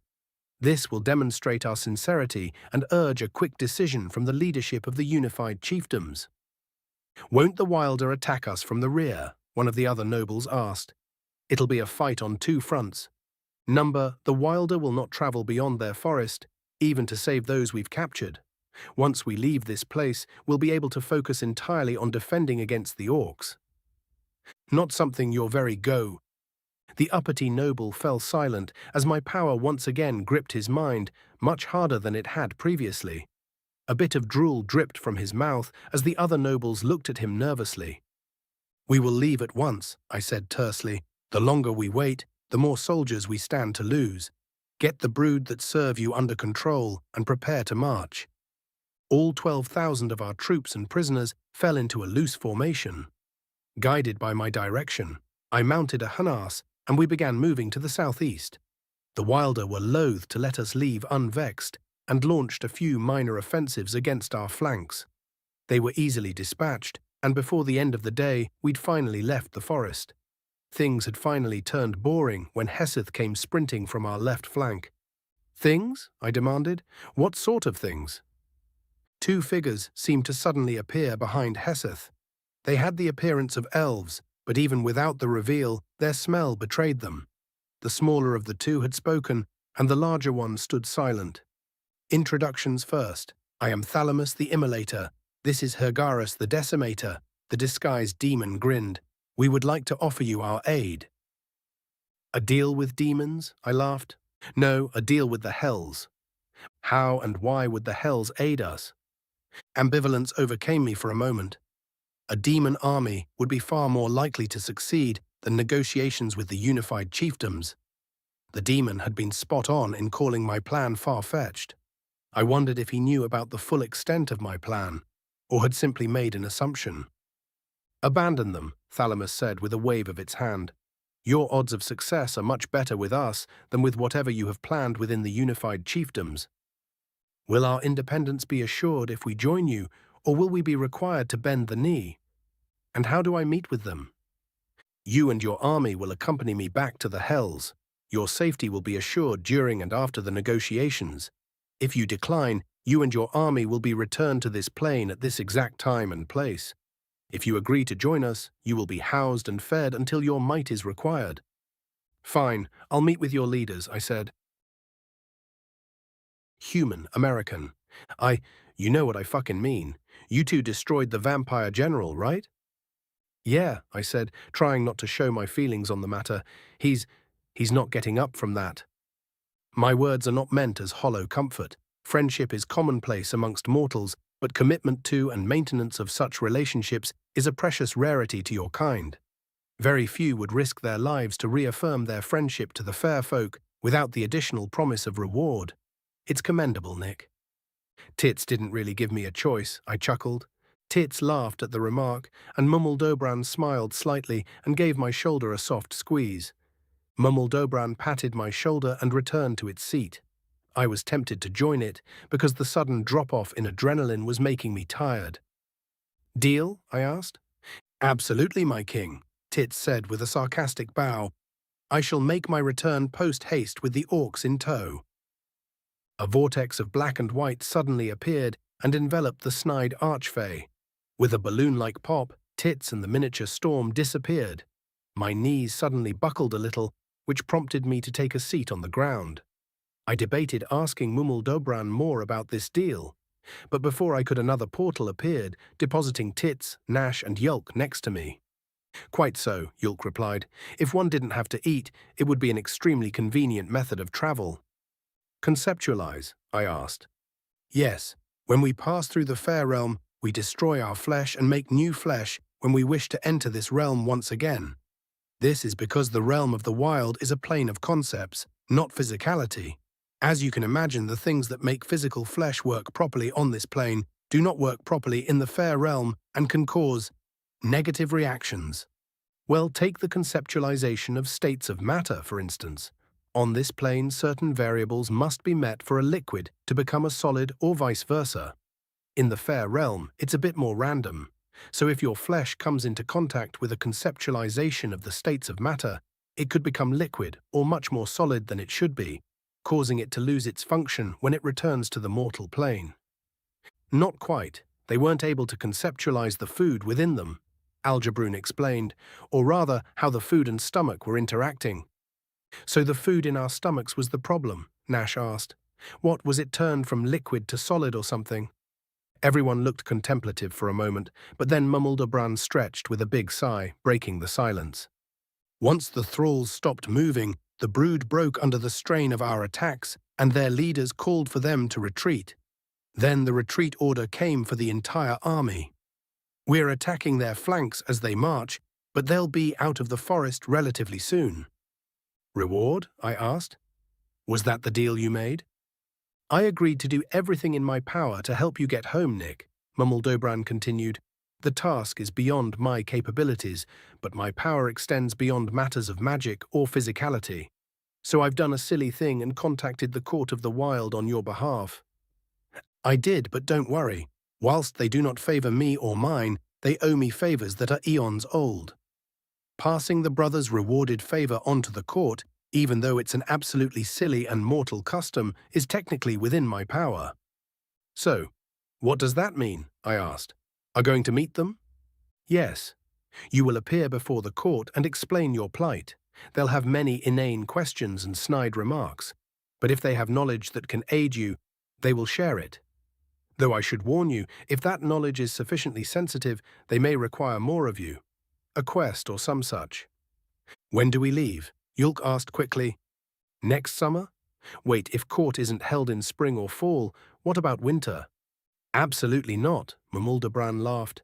The summer court isn't exactly friendly to mortals, but the winter court is completely and irrevocably hostile to your kind. Even if I held any sort of sway with them, your torture and death would be almost assured were you to meet with them. There was once a time that all Wilder were forced to be beholden to these beliefs, Algebroon added as Mummeldobran lit his cigarette. Nobody knows, the king of Archfey said while blowing smoke. Used to be that each type of Fey would only appear during a specific season. Blood Fey woke during summer, Bone Fey woke during winter, Fairies appeared during spring, and Archfey appeared during autumn. That sort of thing. But one day we all woke up, free from the cycle of seasons. Those that held firm in the belief of Mother Earth stayed with the court. The rest of us severed our ties to the court and created a new cycle. Oh, like with naming tits and Algebron, I understand. Is that why I don't see it in your memories? I asked Algebron. I see. No, it's a strict hierarchy based on age, Mumuldobran chuckled. The only way to move up that ladder is for someone to kill the one above you. If you do it yourself, or have someone do it for you, you're excommunicated until you die and are reborn. And of course, it only lasts until the next court, when the queen that died is reborn. Everything else is dreadfully boring bureaucracy. Oh, except for one thing. The cycle that the queens follow inhibit their interactions with the higher ones, so they aren't beholden to the same laws that we are. That's right. Instead, all actions made by those that follow their cycle are known by the court, and punishment is handed out as appropriate, tends to be quite severe. What's this? I asked. That is a token of our friendship. We called upon you in a way, so now you have the ability to call upon us, Mumuldobran said. It allows all Wilder that are beholden to the cycle of fairness to leave their forests and join you wherever you are. But each time you use it, you will owe us a favor, so do so sparingly. Got it. Mumuldobran took a heavy drag of his cigarette, and its eyes rolled into its head. We watched in silence as the king of Archfey sat frozen. When it finally recovered, it blew out the smoke and shuddered a little. Before I could reply, darkness enveloped my vision yet again. Chapter 83. Fuck you with a pike, orc, King Lofin spit. He stood defiantly before me, chains clinking on occasion. His own soldiers were the ones who put him in those chains, but you won't find me complaining about it. I stared at him from his own throne with a smug expression on my face. Lofin had not been a kind king, and while a lot of his cruelty had been forced on the peasantry, not even those with power had been safe from his tyranny. I'm certain most of them were actively asking the higher ones to stop him from formally surrendering. Hells, if it weren't for the drow fearing my soldiers, there'd likely be a mob outside crying for Lofin's blood. I want justice. My shout reverberated through the throne room. Year after year after year after year, you send your damned soldiers to invade my lands. People die, but such is politics. Trying to conquer a neighbor you ignorantly believe is weaker than you is normal, understandable even. But your pet vampire crossed the line, Lofin. People didn't just die, they were turned into monstrosities. Draft another copy, I said to the scribe, then turned to Blagroth. If he doesn't surrender by dusk, he is to be kept within his own dungeons and executed at dawn after a pauper's meal. I will grant no additional quarter. There's nothing to get away with, you inbred fool, I replied as I sat once again. Kings that refuse to gracefully surrender must be put to death for a war to end. If you had even a trace of actual royalty within you, you would know that. The terms are... The terms are perfectly reasonable for your crimes, not just the crimes against my people, but those against your own as well. You won't squirm your way out of this, Lofin. You'll take accountability and renounce your crown, or you will die a criminal's death. There's nothing further to discuss. Take him back to his quarters. I hope he stays stubborn, Great Chief Olmag said. Well, yeah, I know that, Olmag said, shuffling his feet. I believe you, but I doubt that everyone here is aware of our morality and what is expected of them moving forward. Hear this, I said loudly. Regardless of how tomorrow goes, Lofin's reign will end. As some of you know, Bolisir has released their claims, so these lands will be split amongst the unified chiefdoms and the Empire of Kalkuti.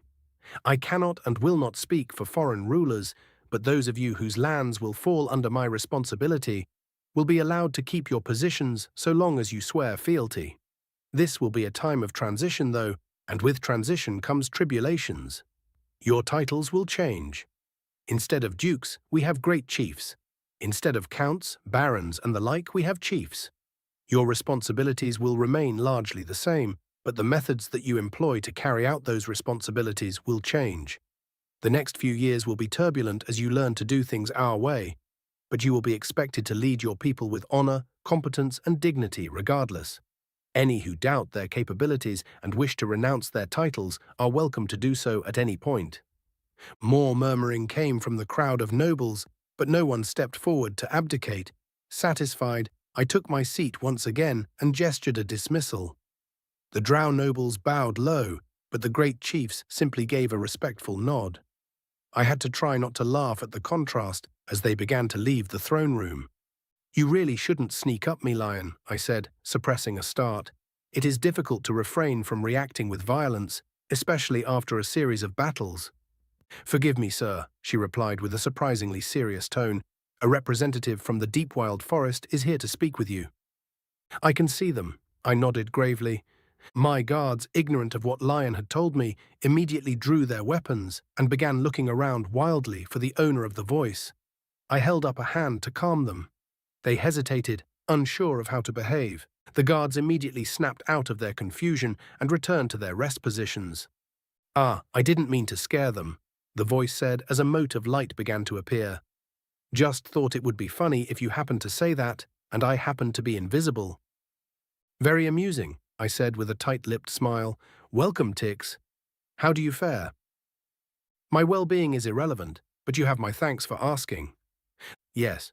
What? You can't just—" The High Fairy sighed and placed its hands upon its hips. "That's not how it works, Ulamak. I have to do something that you would thank me for to get them back." "Wouldn't that make me give you my thanks, though?" "Oh, right. I am to inform you that the threat to the deep wild forest has ended. The vampires have moved on and are currently traveling toward the unified chiefdoms." "How large is their army?" I asked, alarm seeping into my voice. 12,253. "Okay," I said, then turned to one of my guards. "Malakturn, did you hear all of this?" "Yes, sir." "Go?" "I can make no promises, but we might be able to help," Tix said. "Well, if you ask me for help, I have to tell the kings that you asked, and they will have to help. That's the agreement, right?" "Huh?" Tix asked, tilting its head. The agreement, ... "Oh," Lion said, "the ages-old agreement between the orcs and the Wilder has been revisited many times by both sides. The Defensive Pact edition was created by my grandfather, who negotiated with Mummuldobran for 22 consecutive hours to bring it about. The King of Archfey had met its match with the stubborn old bastard, and the two became friends of a sort for the rest of my grandfather's life. The Defense Pact has since become a symbol of the friendship between the Wilder of the Deep Wild Forest and the people of the unified chiefdoms. It's never been invoked before, though. I've memorized the entirety of the text, as any High Chief should, but I felt a certain amount of trepidation at the thought of invoking it. 3 reasons plagued my mind. Second, even if I understand the text of the pact perfectly as written, there is room left for interpretation. If our interpretations of the Defensive Pact are different, which is entirely possible between our two peoples, it could lead to disaster. In the best-case scenario, we're able to come to an agreement on the various stipulations within the pact. In the worst-case scenario, the consequences would be dire." "Okay, Tix, I wish to invoke the Defensive Pact," I said solemnly. "Please ask Mummuldobran what reward it would seek for its aid in protecting my people." "Oh, you two are going to have me running back and forth all day, aren't you?" Tix laughed, trying to lighten the mood. "Messenger? Small orc, I'm not a messenger. I'm a High Fairy." "Well, yes, but—" No, I'm not." Tix trailed off, thinking deeply for a moment. "Oh, the stone-birthed bastards. When did the fuckers trick me into becoming a messenger?" We all stared at the fuming High Fairy for a moment, wondering if it was serious or playing a prank. "Well, the first time I saw you deliver a message was when I was a child," I said. "And are you not the one who invited my grandfather to negotiate with Mummuldobran?" "So the whole time, then?" Tix asked with a deep frown. "This whole time I've been a messenger." "I don't want to be a messenger. I'm important, damn it." "Oh, you know damn well what I mean, Ulamak. Important like one of your chiefs, not important like a shit-shoveler." "A diplomat, you say?"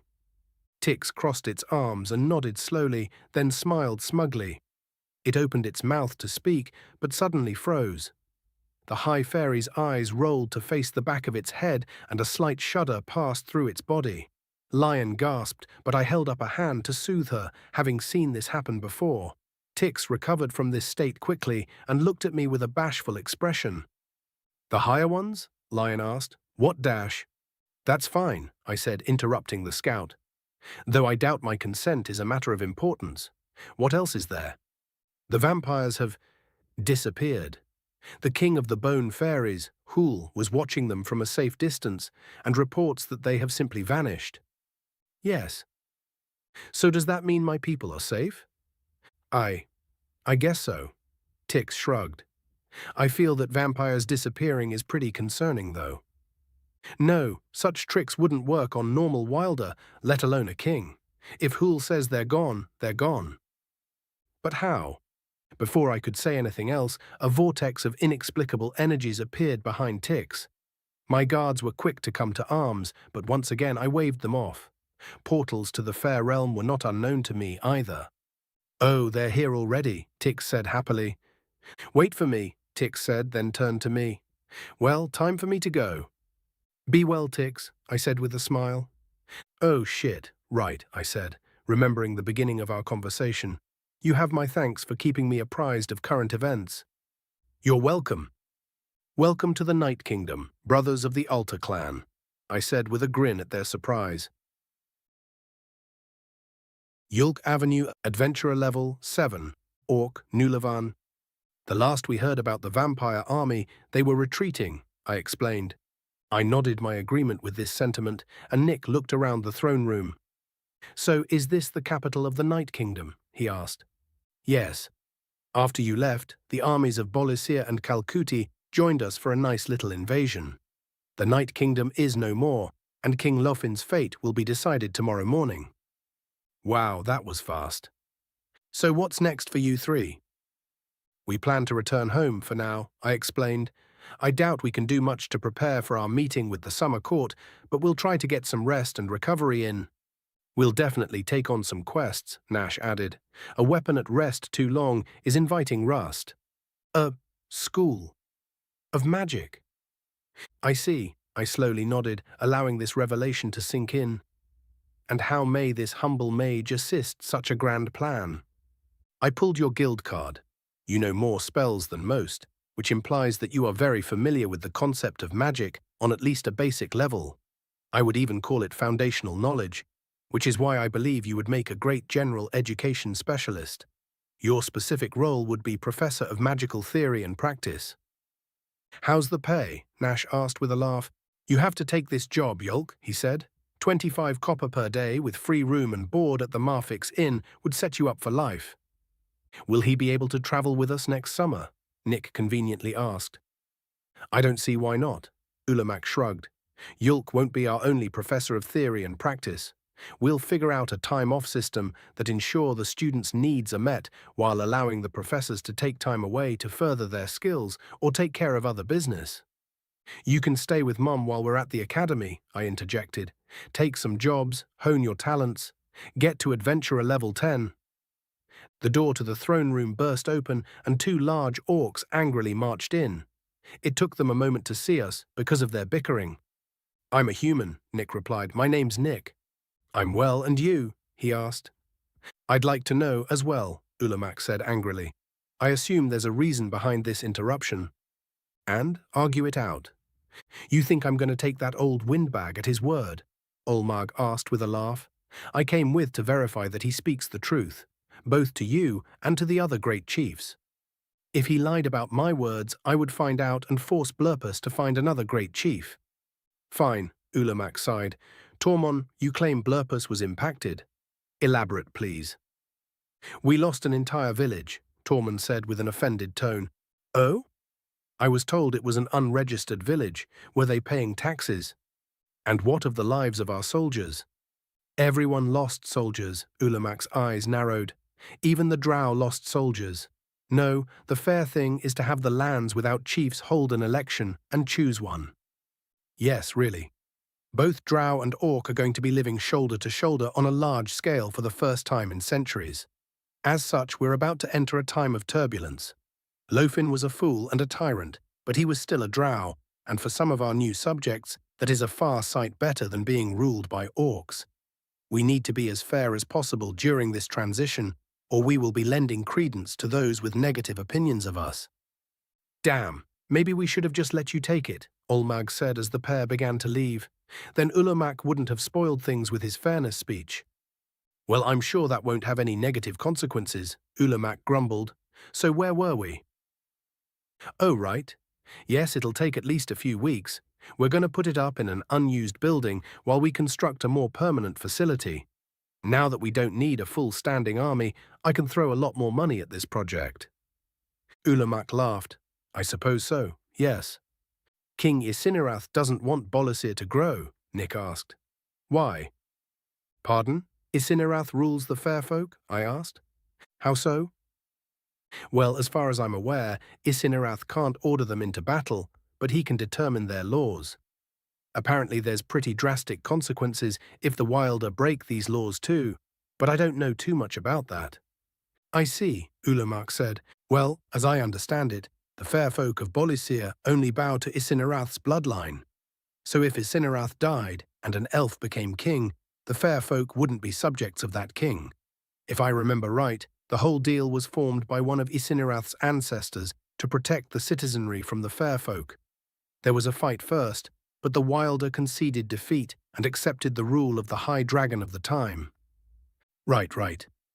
Well, it's been fun catching up, boys. Oh, right. I need you to give me a list of potential professors, Yolk. Bear in mind that they will be your co-workers and that they will be molding the minds of tomorrow. I'll need it before you begin your journey home. All right, guess that's that. You're dismissed. Expect a message within a few weeks. All right, let's prepare for the journey home, he said. Chapter 85. Adventurer level, not applicable. I watched demons and broods spar with each other from the balcony of my new accommodations. Since the thralls are limited to my own combat training, they weren't participating in the training. They were on standby in a nearby building that sheltered them from the weather, namely the hell's fire that fell from the cloudless sky on seemingly random occasion. When we had first arrived, I had wondered why everything seemed to be made of stone or metal. Then I came to the realization that there was absolutely no plant life.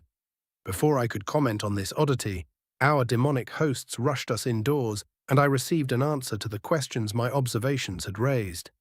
I watched several demons knock their brood partners to the ground and scoffed, turning back into my quarters. My faith in this training program had never wavered, mostly because I had no faith to begin with. Brood are brutish and rely on brute strength to overpower their foes. Teaching them tactics is a fool's errand. But we have little else to do until the demons are ready for the invasion. I turned my attention to one of the paintings in my room. It was a macabre scene of several figures being impaled upon stakes, framed in solid gold. Such items were all over this oversized castle, lining every hall and room that I had come across thus far. Yes, I said, annoyed by the use of my old title. The door opened and Thalamus came in, dressed in a suit of full plate that looked decorative to the untrained eye. Blackened steel, jagged curves, and inlays of precious metals carefully masked the brutal functionality of the armor. I could tell instinctively that it was enchanted, and protection was an afterthought in its design. Even if Thalamus was unarmed, his gauntlets could rip and tear flesh with little to no effort. Glad to hear it. I come bearing news, Thalamus smiled wickedly. Our leader has returned from the inner hells. He sends for you. I felt a prickle of indignity at the thought of being sent for, as well as the way that Thalamus emphasized the word our. It served as a subtle reminder that I had agreed to this subservience. A glimmer of their true colors. Perhaps, but there isn't anything that can be done about it now that we're in their maw.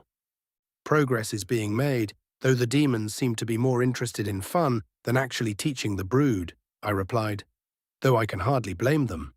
The brood are simple in mind, and one with an interest in fighting can hardly be faulted for taking enjoyment from a fast-healing foe. Why can't you? I'm too strong. Neither your brood nor our infantry could provide a challenge for me, and fighting me would be significantly detrimental to them. Unfortunately, there would be no point to it other than my own amusement. From my understanding, your brood are not quite as adept at regeneration as yourself or your thralls. So if they were to fight against me, they would die quite quickly. Thalamus sighed. Our demons would suffer a similar fate. But you are strengthened, aren't you? I'm afraid I don't understand. Those demons are stronger than my brood, which aren't exactly weak. How can you be that much stronger than them and still need our aid? Oh? Yes. When one lacks internal organs, there is less to heal and most wounds can be ignored for longer before the flesh will fail. However, it takes a great deal more power to keep the body functional. Conversely, internal organs would allow one to use one's power sparingly, but they are vulnerable to the types of injury that can almost instantly destroy one's body. Plus, the organs must be maintained with food and drink, he explained, pausing in front of a massive door.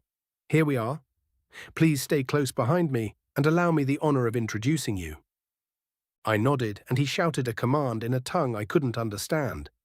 The door creaked open and we walked through into the largest room that I'd ever seen. The ceiling rose so far that it resembled a starless sky, and the other end of the room seemed to be a mile away. It took me a moment to figure out that it was a throne room, and with my keen vision I could barely make out a throne with a figure sitting upon it at the far end. Both demons had shown their true selves when we arrived in the Hells. The shift in appearance had startled Count Heseth and some of the other vampires, which nearly allowed them to slip from my control. I had made a mental note to practice strengthening my control during stressful situations to prevent a recurrence of that phenomenon. Once we reached the throne, Thalamus halted and stiffened with his arms at his sides. The demon adorning the throne dismissed two crows and locked eyes with me with the most predatory stare I'd ever witnessed. Even the darkest depths of my soul could never even hope to be as eager to cause harm as this being. Master General Kirain Yeath, Master Vampire of the Forsaken Realm, etc., I present you to Marquess Naberius, commander of all 19 legions of the Extraplanar Vanguard, ruler of— That's quite enough, Naberius gestured dismissively.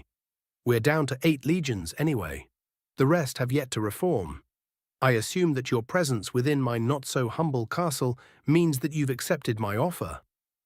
It took me a moment to snap out of my awe and realize he was speaking to me.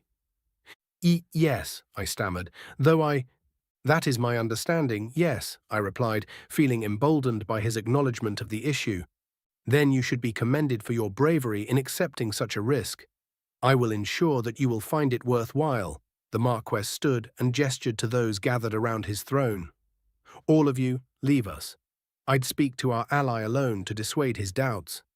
Sire, Thalamus's protest was cut short by his leg disappearing. I watched the demon with confusion. His leg had been there, then it wasn't.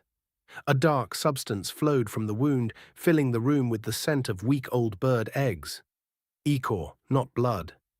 Shock filled me as I realized what had happened, then envy as I wished I could have done the same to my more insubordinate subordinates. Demons began to leave the throne room in haste, some actually running. Hergarus picked up Thalamus and carried him. Once the other daemons had reached an acceptable distance, Naberius retook his seat. The question caught me off guard. The possible motives behind the question made it difficult to focus on finding a way to eloquate my answer. Why would this demon be asking me about the worth of my reward? Is it not enough that I consider it worthy enough to be my reward in the first place? Is it trying to swindle me into accepting a less generous offer? Naberius smiled at my hesitation. What information is that? The goal of subjugating the mortal plane? What's to stop you from backing out of our deal once the lands you are after are subjugated? I asked. I see. What happened to the 8 legions that have yet to reform? Demons aren't permanently affected by mortals, right? Because annuals and demons are effectively the same type of being, but with opposing needs. 2 sides of the same coin, as it were. When an annual kills a demon, they take our essence, our power, strengthening themselves in the process. The reverse is true when a demon kills an annual, and of course, when a demon kills a daemon or an annual kills an annual, though the latter is rare. Of course they are, but so are my surviving legions, the Marquis chuckled. There are two reasons we want the mortal plane for our own. The first is obvious. We want to fight and kill Anials to bring more might to the hells. They caught us by surprise with the ferocity of their attacks last time, but this time we're well prepared. The second reason is somewhat more complicated. Come, follow me. Do you feed upon pain? Then does this make you stronger? The only way a demon can gain strength is by defeating another of our kind. Then why? I asked, despair entering my voice. For what purpose does this torture serve? Unfortunately, no. Well, perhaps it is for a being such as yourself. For us, it is an existential void, a sense of nothingness that can drive one quite mad. We require pain like mortals require air, except we won't even get the benefit of death if we're denied it. Physical pain is wonderful, but the best pain comes from the spirit, of course. That's woeful? Yes, I harbor no delusions on how this must look to you. Perhaps you would feel more comfortable working with the Annuals. They have opposing desires to us, desires that are met through the natural course of mortal happenings. What, pleasure? But then, how could they be so tyrannical that the mortals rose against them? I stared at the demon blankly for a moment. What's a factory? I asked. Yilda Alta, Orc, Kirkanian. I finished sweeping and gave the pile of dust an angry glare. I had faced down seemingly endless hordes of zombies and entire colonies of massive bugs, but the most pervasive enemy I'd ever encountered was this damned dust. Every day I swept, and every day I ended up with a new pile to toss out.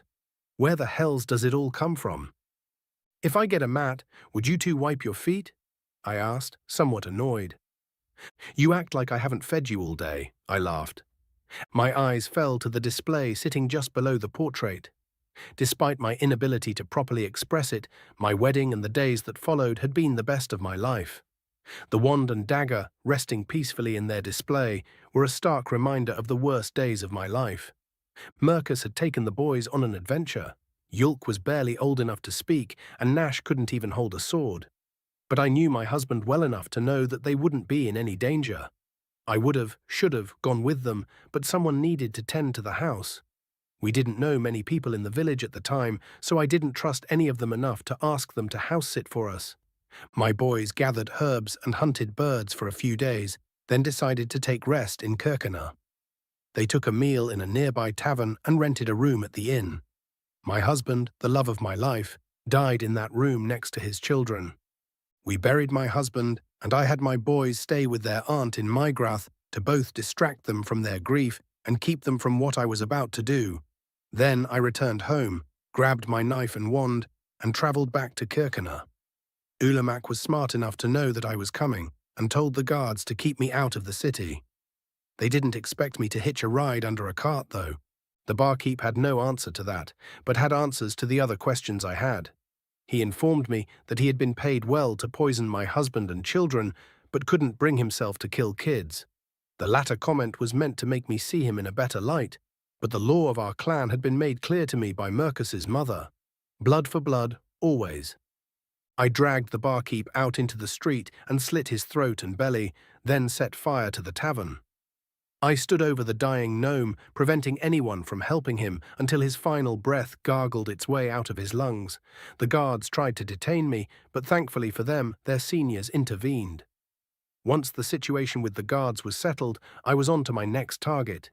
I stripped him down and started cutting bits off of him, casting minor heal to keep him alive as I worked my way inward. The spell allowed him to feel the blade and its work upon him, but kept him from moving or speaking. He was little more than a freshly castrated torso when the paralysis finally wore off, and he began to scream and thrash. I carved a gash in his chest and walked far enough away that I could watch the monsters have him.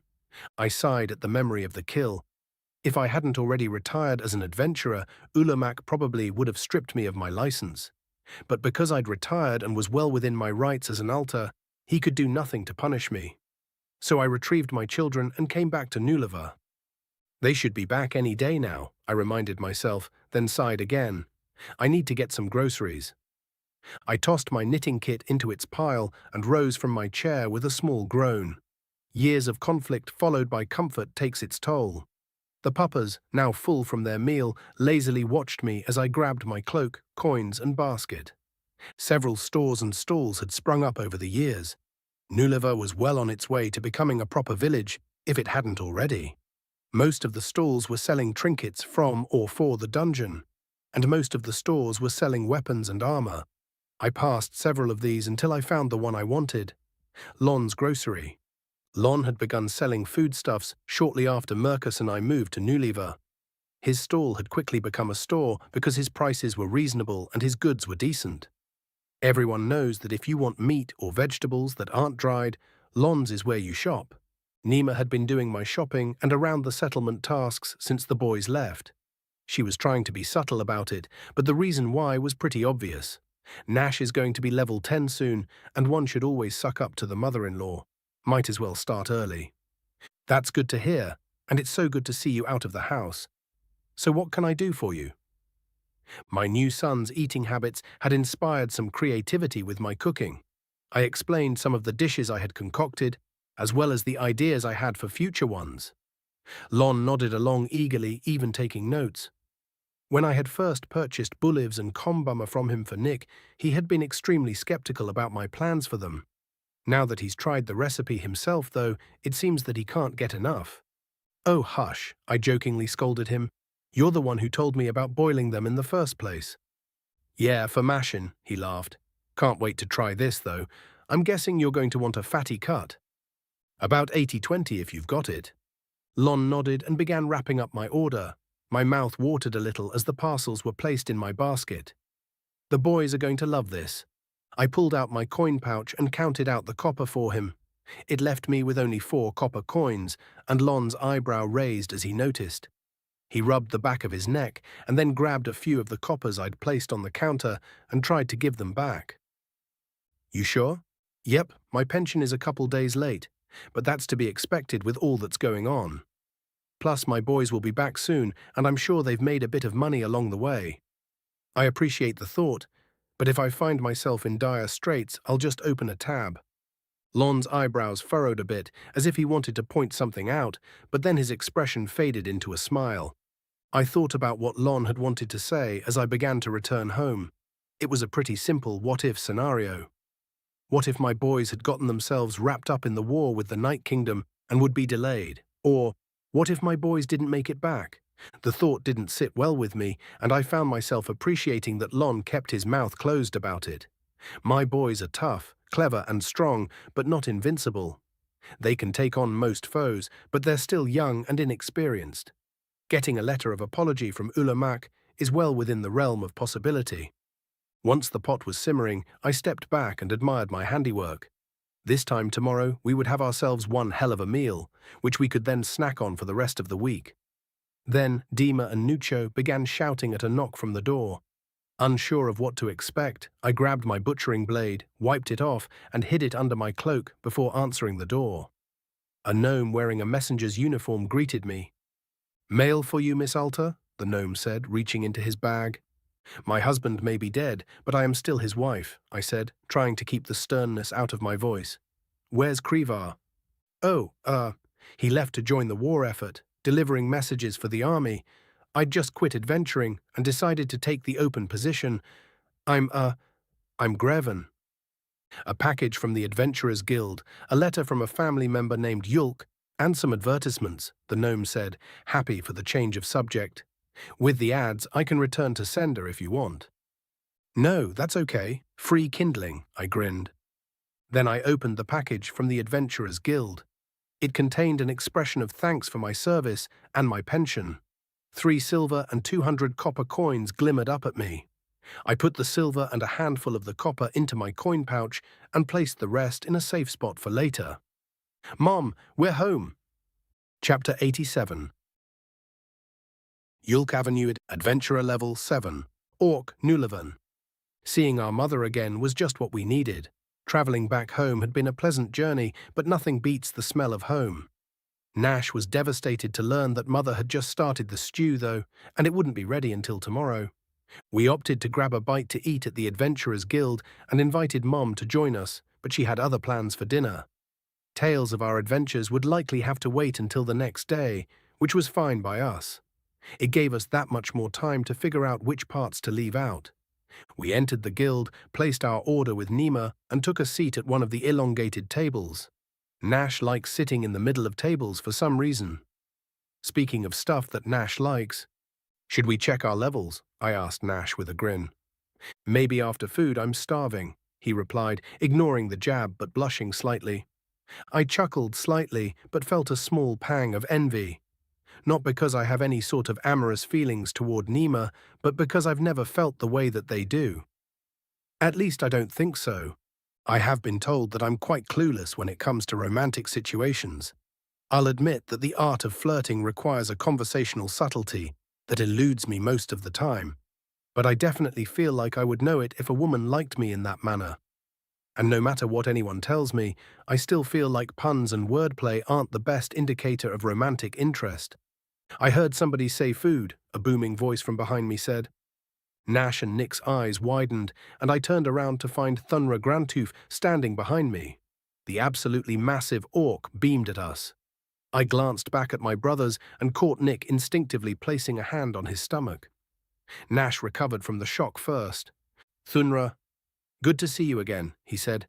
What brings you to these parts? The big brawler took the question as an invitation and plopped down into the empty seat next to me and directly across from Nick. Guarding a caravan that happened to be headed this way, stumbled on the job after the group split, and it paid well enough that I decided to take a little vacation. The group split? I asked. Well, yeah, we weren't exactly a long-term team. I brought up becoming one, but Joni and Yisith wanted to take a break and spend some of the coin we earned. Matri had some personal stuff to deal with, so being the last remaining member of the group, I started looking for jobs, can never have enough coin, and found one that brought me out this way. Figured it was the best chance to see you lot again. Thunra sat there with a grin on his face, as if expecting us to ask why he wanted to see us again.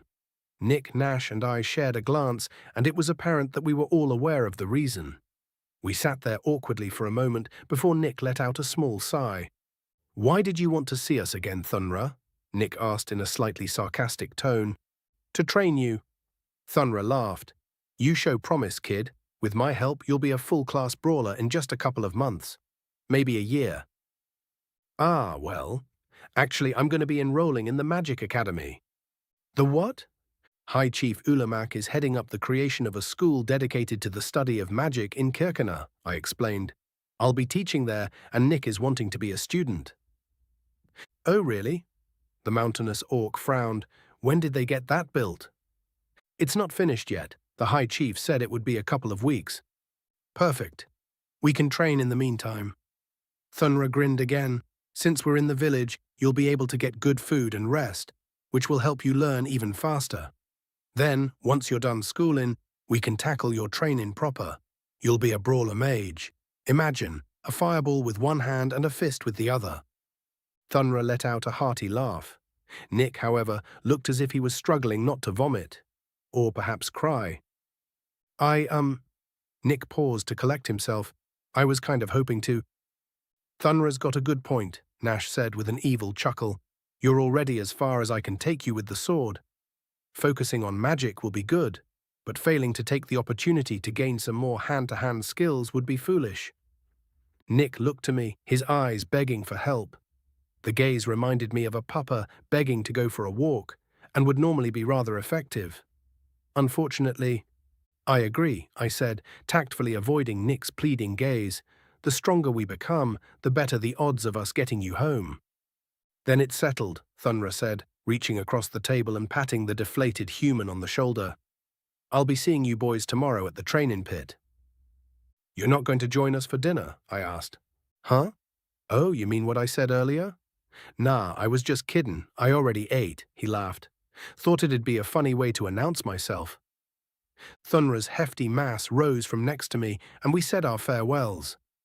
Nash and I glanced at Nick, who had the visage of someone who has just been told about their upcoming funeral, and shared a look of mirth.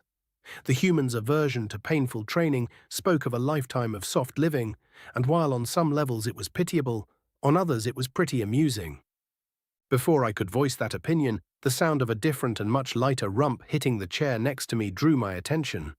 I turned with a start, only to find that Yini had taken the seat previously occupied by Thunra. Catalina and Nimora stood nearby, staring at her in shock. Hello, Yini, I stammered, surprised by this development. You didn't come say hi, she said angrily. We only just got back, I replied. Got off the cart, saw Mum, then came to get dinner. I was planning to see you and the girls for lessons tomorrow. I have a new book about the fair folk and learned quite a deal about them on our travels. Yini's face had softened until I mentioned lessons. She scoffed dramatically as the other girls found a seat. Catalina sat next to Yini, and Nimora walked over to the chair next to Nick and claimed it. Nash and I raised our eyebrow at Nimora, and she crossed her arms at us, challenging us to say something about it. Will you be joining us for dinner? I asked. Yes, and you're paying as an apology for ignoring us, Yini said. That's fine. You make fine company. The compliment caused her to become a slightly darker shade of green, like whenever I mentioned Nima to Nash in a romantic light. But Yini always gets bashful when she's complimented, so I thought nothing more of it. Careful, brother, Nash warned. We made plenty of coin in our travels, but these 3 are bottomless pits. I think you'll find that I have quite the bottom, Nash, Yini said, her tone approaching a growl. Nash raised his eyebrows and chuckled, having immediately picked up on the double meaning. I put a hand to my mouth and pretended to cough to hide my own laughter. Yini glanced at the 2 of us with confusion before realizing what she had said. Wait, that's not what I meant, she stammered. I meant that I'm easy to fill. Nash's grin widened. With food. Before the inadvertent innuendo could continue, Nima arrived with our food. She smiled, set down our platter and pitcher, then pulled up a chair and sat next to Nash. His expression morphed from a mirth-filled smugness into shy reservation, and I treated him to the same grin he had just been wearing. Joining us, Nima? I asked. Of course. You were the last lot in for dinner, so I've got nothing better to do. Well, actually, the girls here were... We're fine, Yini said hurriedly. Don't mind us. Nima gave Yini a smile that indicated that my pupil had correctly read the situation and made the right decision. I nodded sagely at Yini, and she punched me in the arm. Softly, though, as if chiding me for my lack of social awareness. So what have you boys been up to? Nima asked. Nash looked too shy to speak, and Nick was staring pointedly at the table. The girls were wearing their normal attire, which by the standards of most cultures would be considered revealing. Having been well inoculated against the sexualization of mammary tissue, I hadn't even noticed. Well, as you know, we initially made our way to Kirkana because the High Chief wanted to meet Nick, I said, taking the initiative in the tale-telling. Nash and Nick began to eat as I relayed our adventures to the girls between bites of my own food. I told them about the bandit attack, our encounters with the fair folk, the awakened high dragon, our reward for saving a certain merchant whose name escaped me, our trip to Calcuti, our fight with the vampires, the kobolds, and nearly everything else. The only parts I left out were the ones in which we nearly died. The sun had passed the horizon, and its light had fled the guild by the time I was wrapping up the story of our adventures thus far. I paused when the story came to our last meeting with Ulamak. I stared at my food in the torchlight, trying to find the best way to word what happened next. The High Chief plans to open a school that is focused on the study of magic in Kirkana, I told them. Nick plans to enroll, and I have been invited to teach. Nima excitedly congratulated me, but I felt a sudden darkness coming from my left. Yini had always been fond of her teacher, almost to the point of being clingy. The news of my upcoming move was bound to upset her. I glanced at my pupil, but instead of anger, I saw resolve. How do I enroll? She asked. What? I stammered. How do I enroll in this new school? You're capable of magic? I don't know. Never tried. Even if I'm not, though, having people study it academically can't be a bad thing. Well, I don't know. What do you mean? I'm a good student, aren't I? She asked with a pout. It's not that, I said. I mean, I don't know how one goes about enrolling. Nick was in a unique position to do so. Guess you'll just have to tag along when they leave for school, Catalina interjected. I'll do the same, Nimora replied. I've been wondering if I have any sort of magical aptitude. Nash had recovered from his bashfulness and returned the look I'd given him when Nima had sat next to him. I looked at him with bewilderment. Nick was staring at me with a raised eyebrow. I took a moment to recover from my shock and leaned back in my chair. I guess that will be fine, so long as your parents approve. Yulk, we're only a couple of months younger than you are, Yinny sighed. Even if our parents aren't fine with it, they can't stop us. I know, but I'd rather not get angry mail from them. Your mother has a penchant for targeting insecurities and quite the way with words. It'll be fine. What about you, Catalina? Oh, I'm fine staying here, Catalina laughed. Magic is confusing, and I don't want to leave the village. I'll miss you too, though. The girls began cooing over each other while the rest of us watched awkwardly. I noticed that Nick and Nash had finished their food and began to eat mine a bit faster. Once I was done and things had settled down with my students, Nash let out a contented sigh. Well, we should head home, he said. It's getting pretty late. Oh, I don't know, Nima smiled slyly. I think there's one more thing to do before you leave. Nash went stiff. What would that be? I asked. Well, shouldn't we check your levels? You just had a big adventure. Can't we do it tomorrow? I asked with an evil grin. I think we should do it right now, sweetie. Nima's smile turned cold and she stood. Come on, let's go. Nick, Nash and I stood and followed her. The girls remained at the table, whispering to each other. We approached the counter as Nima retrieved the thingamajig that connects to the Kuraguard. The rectangular box with 6 stubby legs made a soft thud as she set it on the counter. I'll go first, I said, pulling out my guild card and grinning. Nick will go next. Save the best for last, right? Nima laughed a little as she took the metallic card from me and inserted it into the box. Blue and green lights swirled until they formed patterns and a handprint. I placed my hand on the symbol and felt a slight static discharge. Looks like no change for me, I said. Same level and everything. That sucks, I'm sorry, Nick replied. Oh no, it's fine. I haven't exactly been trying to improve my level. Hardly any point for a magic user, you see. Your turn. Nima gave me back my card and took Nick's. Once the lights were done shifting, Nick placed his hand on the palm print. I suddenly remembered what happened the last time we did this, but before I could say anything, Nick took his hand off the light and the symbols began to shift. The human didn't look injured, so I turned my attention to what the box said. Oh, you're level 9 now, I said, suddenly worried about Nash's response. Congratulations. Thanks, he replied nervously, likely for the same reason. Nash, however, seemed to be 1,000 miles away. I kind of felt the same way, actually. Nash had agreed to court Nima once he was level 10. It would result in a change in lifestyle, and I would get far less time with my brother. My role as a teacher in Kirkana would exacerbate that. I always knew this day would come, of course. He or I would get married and have children, or we would take a different path in our careers. Then we would be limited to seeing each other whenever we got the chance. Part of me hoped that he was still only level 9. I'd rather have him grumble about Nick being an upstart than face the cold reality that awaits. He gave Nima his guild card and swallowed heavily. Nima gave Nick back his card and put Nash's into the box. We all held our breath as Nash reached out and placed his hand on the hardened light. Once he took his hand away, Nima and I gasped as the symbols shifted. Nash looked back and forth between us. You're level 11, I managed to say. Nash and I shared a look, knowing exactly what this meant. His courtship with Nima would cause us to drift apart for the first time in over a decade. We gave each other a solemn nod, then Nash turned to Nima with a smile. Marry me, he said. Chapter 88. Nima Maxim. Adventurer level.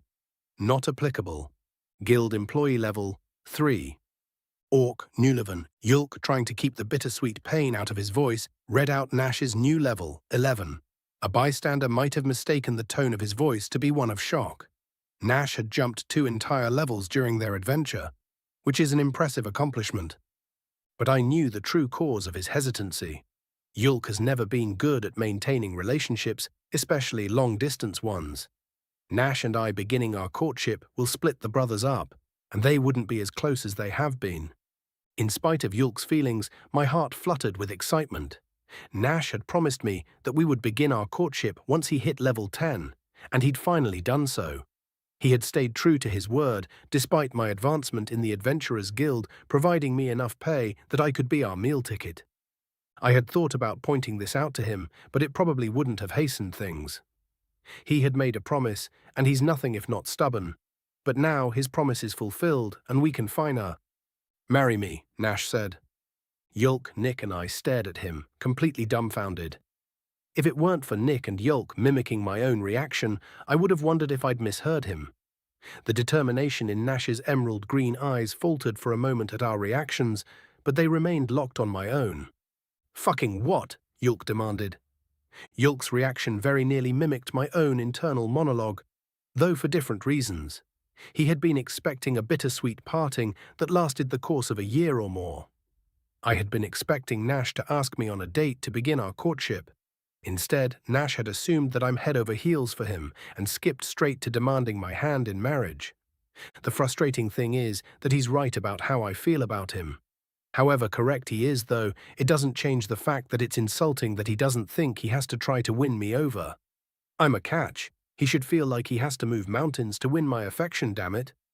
On top of it all, he proposed in public. I glanced around the room and noted several widened eyes staring at us. Which of the brothers did they hear? Does it matter? My heart drummed a rapid beat, but it seemed confused as to whether it was because of my anger, embarrassment, or if it was because I dreamt about this exact moment. I want to be your husband. Nash ignored his younger brother.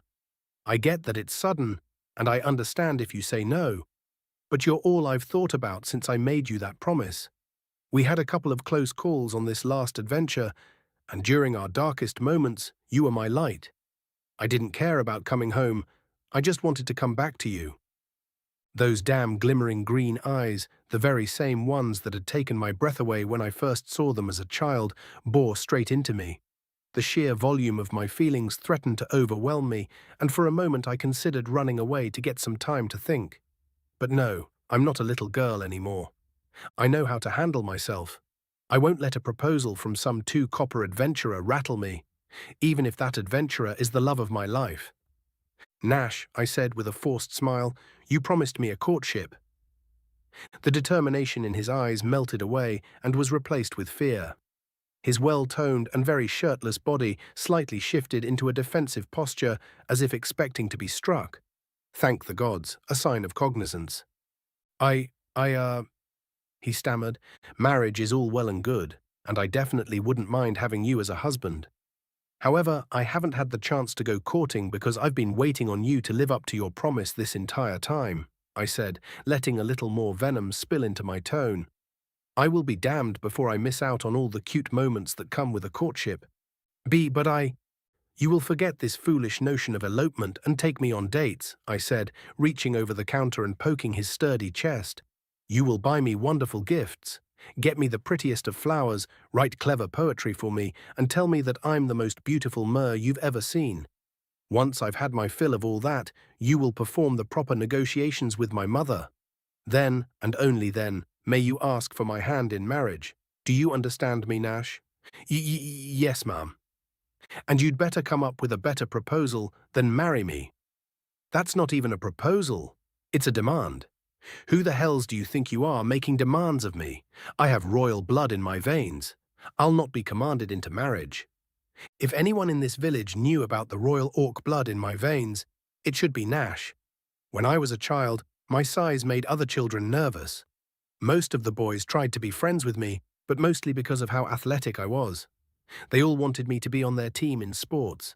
It took until my breasts began to grow in for anyone other than Nash and my mother to realize I was a girl. Even my half-brother treated me like one of the boys. The girls treated me with disdain and jealousy because of how close I was to the boys that they liked. Nash, however, treated me like the little girl I was. He would stand up for me even though I was a head taller than him. He would shout for me and fight for me and protect me from the things that would have tried to hurt me. The other boys would make fun of me when I wore girly clothes, but Nash would tell them to shut up and tell me I was beautiful. Whenever he got an allowance from his mother, he would buy me something girly because he knew how much it meant to me. One of the more beautiful hair clips he got me was currently holding my hair out of my angry face.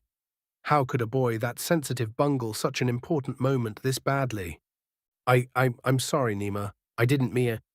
Oh, you didn't mean it like that? I shouted. Have some care with your actions and how they're interpreted. You're damn lucky I know you're a blockhead, or I would be under the impression that you think so little of me that you believe that I would absolutely swoon at just the offer of your hand in marriage. I would believe that you're so damned egotistical that you can't even humble yourself to show your affection to me. No, and now he was trying to argue with me, as if I'm somehow the one misinterpreting the situation. No, I understand perfectly, and that's the only reason I haven't knocked the sense back into his damn skull. Stop trying to talk, damn it, I growled, fighting tears of frustration. Gods, you had such a head start too. With your damned promises and flirtations, you had me believing you were a clever romantic, but you're just a dumbass. The small crowd within the guild hall was now carefully minding their own business, even though it was obvious they were still listening. Yini, Nimora, and Catalina were staring firmly at their table. Even Yulk and Nick were trying to pretend they didn't exist. Had? Nash asked with the voice of a wounded pupper. I did say that, didn't I? I meant it, but didn't mean it like he took it. Gods, what a poor, dumb boy. I took a deep breath and released it with a sigh. It's obvious that he considered our childhood to be a part of our courtship. Hells, most people who knew us wouldn't even bat an eye if we eloped. But that was friendship, not romance. I deserve romance, gods damn it. You're damn right, Had, I said, crossing my arms. Now you're on the same playing field as all the other boys who fancy my attentions. You'd better work really hard to shine above them. Determination returned to his face, and he nodded, finally understanding what he'd done. But I didn't want to let him off just yet. And if you pull something like this again, I'm going to tell your mother, I said sternly. The eavesdropping crowd winced, and the altar boys both went pale. Yilda isn't known to beat her boys, but even so it's easy to imagine the former legend beating Nash within an inch of his life without even using a weapon. And gods help him if he tried to fight back. I won't. I'm sorry, Nash replied, then bowed. Miss Maxim, please forgive my transgression and… I'll forgive your transgression, but so help me gods, if you don't give it a little time before asking to court me, I'm going to get violent, I interrupted with a very unladylike growl. Ah, okay, he straightened and grabbed the back of his neck nervously. So, tomorrow then. I sighed again, releasing all the pent-up frustrations that had been bubbling within me. All the other women say that dumb men are the best men, but they conveniently leave out how frustrating they can be. After a moment of regaining my composure, I met his gaze. Yes, tomorrow. Since you obviously require a bit of hand-holding, I should also tell you that you need to make it up to me. You're smart enough to figure out how, right? Yes, ma'am. Good, I replied, a cold smile forming on my features. Will there be anything else? No, ma'am, the three boys answered in unison. Have a good night, I said with mock sweetness. You too, Yulk said. The three boys rushed out into the night without another word, and before I could leave the counter, they were replaced with Yini, Nimora, and Catalina. I could do without their sympathies, but didn't have the energy to turn them away. They convinced me to sit with them, and Yini ran to get us some drinks. Did he really just propose? She asked once she returned, handing me a beer. Yeah, he sure did, I said, the exhaustion infiltrating my voice. Just like that? Catalina asked. What the hells? Yeah. Damn, I knew Nash was bold, but I didn't think he was that much of an asshole. You poor thing, how dare he? Well, I guess that settles the debate over which is the superior brother. Yini grinned. Did you hear how loud Yulk shouted? Despite myself, I laughed along with them. Yini's crush on Yulk was so obvious that she wouldn't even deny it when asked. Unfortunately, she wants him to act more like Nash, with the exception of today's incident. That's just not going to happen, though. You know, if you want Yulk, you're going to have to snatch the reins, I said, taking a deep drink of my beer. When it comes to love, he's dumber than his brother. And you just saw how dumb his brother can be. All men are kind of dumb when it comes to romance, Catalina said, taking a sip of her beer. That's why I prefer women. We all chuckled. Even though she's open about her sexuality, Catalina has always been incredibly shy when it comes to actual romance. Which is ironic, considering that she can pair with other species, and as such has a much larger dating pool than we do. Yeah, Yini sighed. Oh well, I'll look at the bright side. I'm better off with my crush than Nimora is with hers. What? What crush? Nimora demanded. Oh, sweetie, I said sadly, putting a hand on her shoulder. Come on. You're almost as obvious as Yini is. Nah, Numma, I don't know what you mean. I don't have a crush on anyone. Nick, Catalina grinned. The, Herman, right? Human, Yini corrected, also grinning. I can't blame you, Nimora. He looks a bit like an orc, and he's probably pretty handsome for a human. Oh, fine, Nimora crossed her arms sternly. I like the way he looks, okay? And those eyes. They're really blue, Catalina agreed. This was the first time I saw them up close. Very pretty. It's probably not something you should pursue, though, I interjected, suddenly feeling a lot older. First of all, there's the incompati. We don't know that, though, Nimora interrupted, biting her lip a little. He looks kinda orcish. He might be kinda orcish, you know. Down there? That's true, Yini chuckled. None of us dared to take a peek. Oh, come on, I laughed. Well, I guess you could be right, but even so, he's from another world, right? That has to come with a whole cart full of baggage. I could be his Hanas, though, Nimora winked. The rest of us expressed disgust and laughed. We joked around a bit more and finished our beers, then the girls went home. I ushered the rest of our patrons out the door and tidied things up a bit before closing the hall and heading home myself. Tomorrow had better be a big day. Chapter 89. Thunra Grantuf, Adventurer Level 23, Orc Nilisonian. Previous season's injuries and a pre-dawn chill greeted me as I rose from my bed. Still had a grin on my face as I rubbed my knee and shoulder, though. A bit of cold and some aches weren't going to get me down, because I knew for certain that today was going to be a damn fine day. Hells, if I didn't know any better, I'd think I was blessed. I had hoped to see the human and the altar boys again, and doing so had lifted my spirits. Damn fine boys, and with my help they'll become some of the strongest adventurers ever to fight a monster. Well, at least Nick would. Nash ain't really got the shape for throwing fists, and Yolk looks like he'd die if you slapped him too hard. Nick's hesitancy wasn't lost on me, but kids hardly ever know what's good for 'em. You give a kid a piece of liver and they'll stick their tongue out at it. But if you season that liver just right, they'll scarf it down like it's candied. All I gotta do is figure out what Nick'll like on his training. Once I finished my morning stretches, I tackled my hygiene. Most orcs can't really grow a beard, but I struggle to keep one off my face. Women'll tell you it looks good, but having hair that's able to be grabbed as a melee fighter is dumb.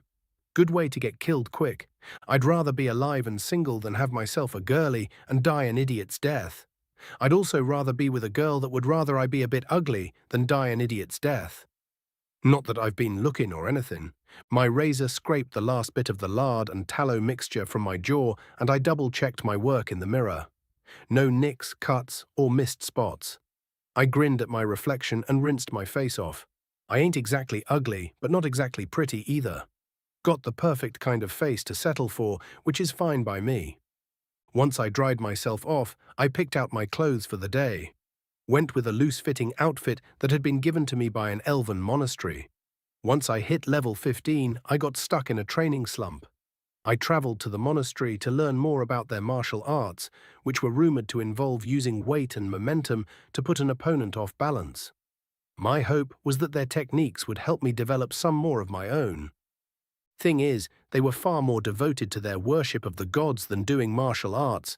'Cause of that, they needed help with some monsters that had been getting closer and closer to the monastery.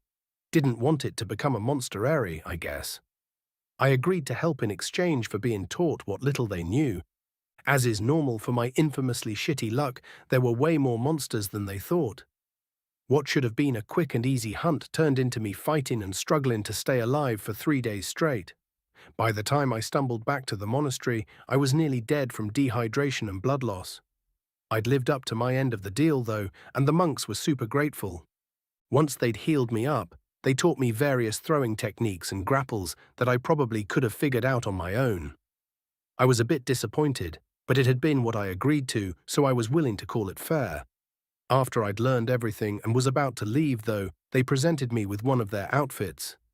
They explained that this outfit was special. It had been worn by their founder and granted an enchantment by the god that they revere. Of course, they had no idea what the enchantment actually does, but they'd gotten permission from the god to give it to me for my service. I was blown away by the generosity and almost declined, but was smart enough to know that you don't say no to a god if you can help it. So I took the loose-fitting shirt and pants combo and saved it for special occasions. I've had a few enchanters take a look at it over the years, but even they couldn't figure it out. All they could do is confirm that it does, in fact, have an enchantment. Since I don't know what the enchantment does and don't want to risk damaging it, I've never worn it in a fight. Training is a different matter entirely, though. I cinched the shirt closed with the thick blue belt that came with it, then had another look at myself. The bright orange fabric kind of clashed with my dark green skin, but it fit pretty well. My favorite part was the lack of sleeves and the low cut that exposed my chest. Plenty of ventilation. Come to think of it, the monastery had been started by an elf. Considering my size, it must have been a pretty damn big elf. Or maybe the enchantment is to make the clothes fit whoever wears it. That'd be pretty damn funny. The inn was silent as I left my room. Mara, the innkeeper, was definitely still asleep. Her love of partying kept her up most nights. Just as well, most people don't go looking for rooms bright and early in the morning. Another chill greeted me as I exited the inn. The sun peeked over the horizon, like it was shy or something. I could tell that it was going to be the perfect weather for a great training session. As I happily made my way toward the altar house, I waved at the people that had managed to make their way out of bed. I got more than a few raised eyebrows, probably on account of my outfit, but they all waved back. Nuleva's got some friendly folk. Before long, I arrived at the home of the famed Yilda Alta and her sons.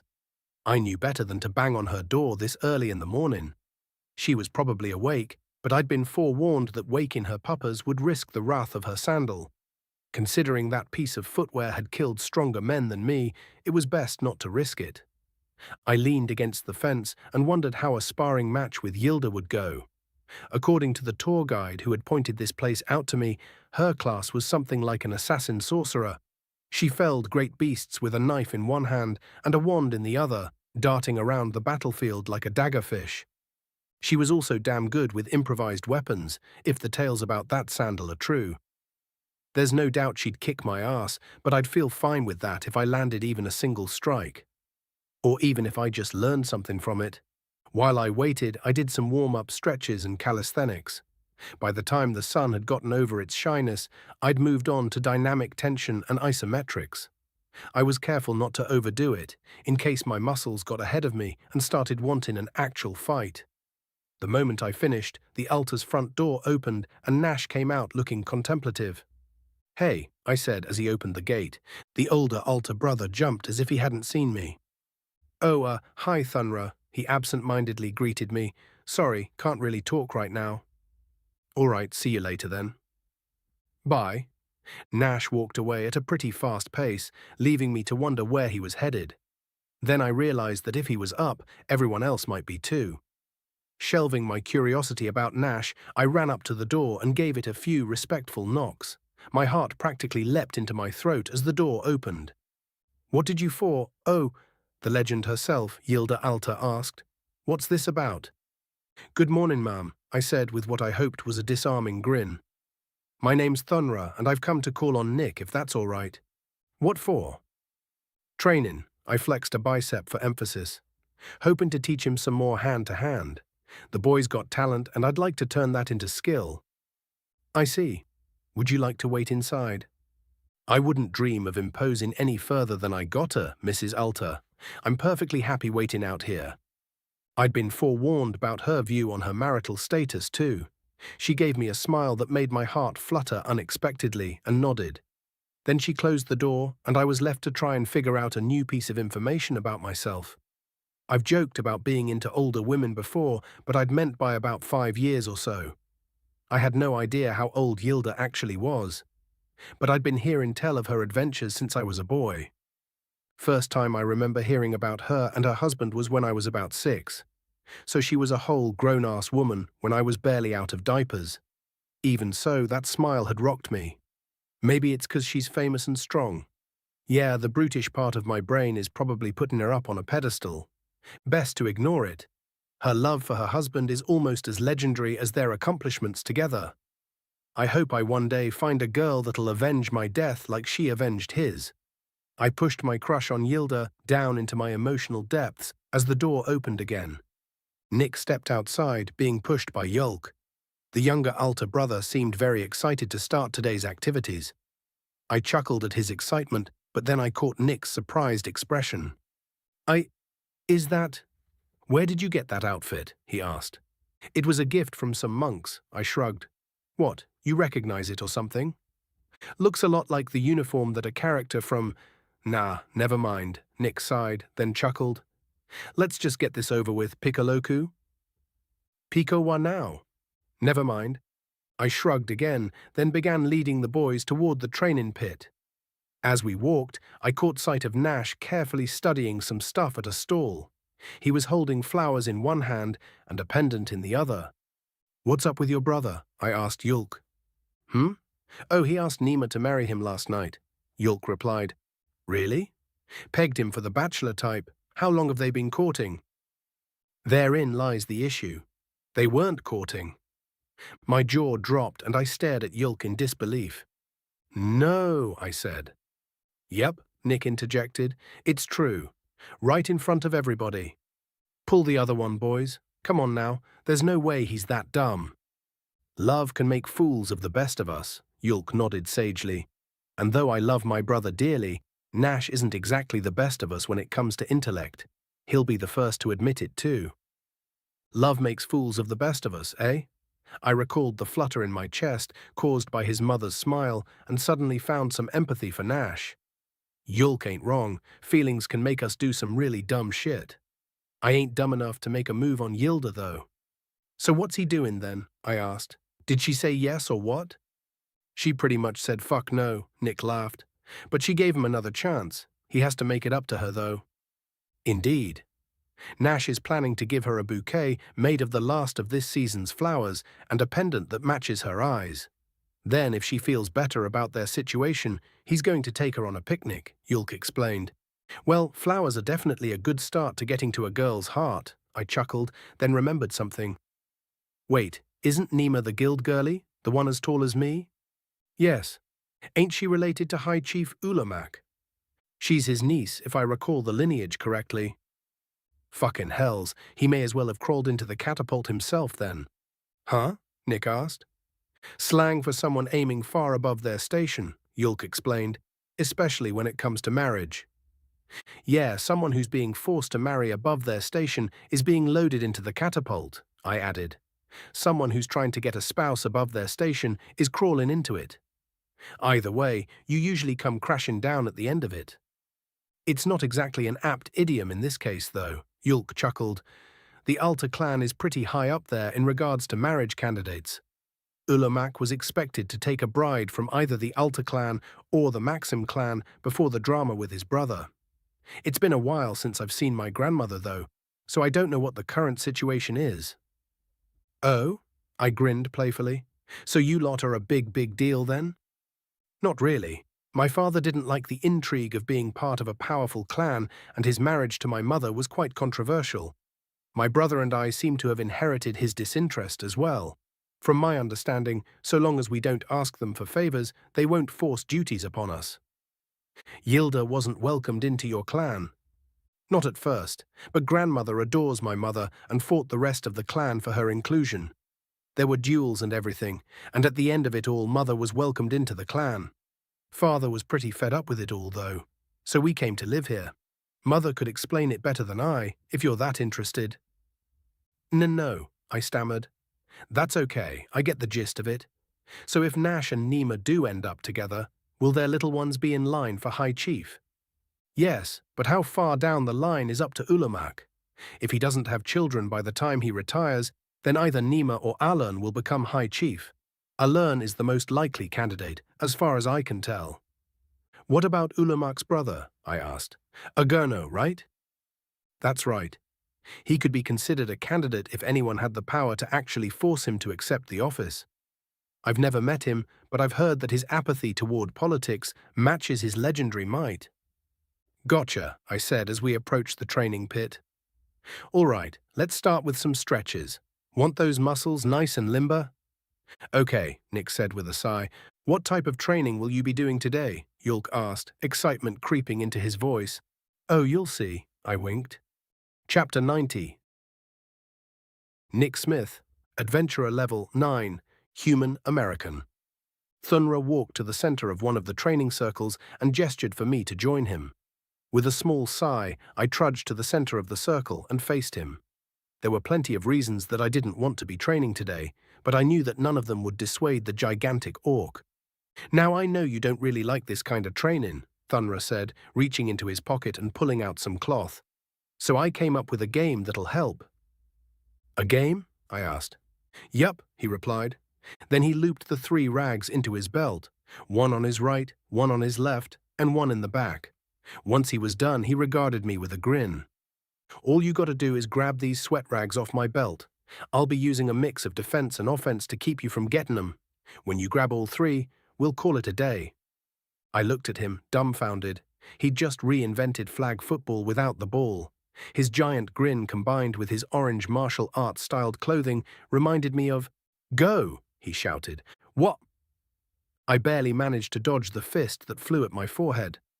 Thunra stopped mid-swing, and I realized that he had been holding back. We met eyes, and a joke sprang into my head. "Q," I said. "What?" I snatched at the flag nearest to me, and the gargantuan orc stepped back with a speed that defied his size. The fabric of the flag tickled my fingers as it eluded my grasp. The extra speed that Thunra had summoned caught him off guard, though, and he stumbled. Before he could regain his footing, I used dash to spring forward and grab the flag. With it firm in my grasp, I ripped it from his belt and continued forward with the rest of my dash. Grinning, I raised the flag and turned around. "That's one," I exclaimed, without even swinging. "Good job, kid." Thunra grinned. "Still got a couple more before we're done, though." "Piece of cake," I said, tossing the rag on the ground. "Guess this training session's going to be a short one." There are many, many instances throughout history in which people have rued their words. Like whoever wrote that a heavier-than-air aircraft would take 1,000,000 years to develop, only to have the Wright brothers prove it could be done a few weeks later. Or when a firefighter complains about it being a slow day, only to have half the city try to burn down. Or all the people who said, "What could possibly go wrong?" before things went horribly awry. I had never wondered what that was like, but found myself in that exact position. Thunra practically became a goddamn ballerina. I'd lunge for the flags, he'd dance away, over and over and over again, for hours. Finally, I got sick of it, and we exchanged blows. I could tell he was holding back on me, but I was completely fine with that. I could swear that I felt my spleen twitch whenever I remembered our last training session. Getting no closer to the second flag, I paused to catch my breath. Thunra grinned again and flexed. I pounded my knee with my fist in frustration. "You know, I could get those flags for you," Ten said. "Yeah, you probably could," I replied. "But that would defeat the purpose of training, wouldn't it?" "I don't actually know. Your body will still be getting the exercise, and you might even be able to unlock new skills. Doesn't do me much good if I don't know how or when to use them, though." "Not a bad point. Fine, suit yourself." Thunra and I watched each other closely, waiting for the next move to be made. I'd give almost anything to wipe that childish grin off his fucking face, but there had to be a line, and handing my body off to Ten would definitely be crossing it. With a growl, I activated dash and launched myself at Thunra once again. He, of course, launched himself backward. Just before he got out of range, I activated time dilation and examined our situation. Then I saw it, an opening that I could take advantage of. Thunra's arms had shifted to his sides to counteract his momentum and maintain his balance. This also prevented me from grabbing the flag on his flank, but he had left his solar plexus open. With all the strength I could muster, I launched my fist at the spot between his abs and his chest. Spear punch unlocked. I connected directly with Thunra's solar plexus, and we both flew forward a few feet.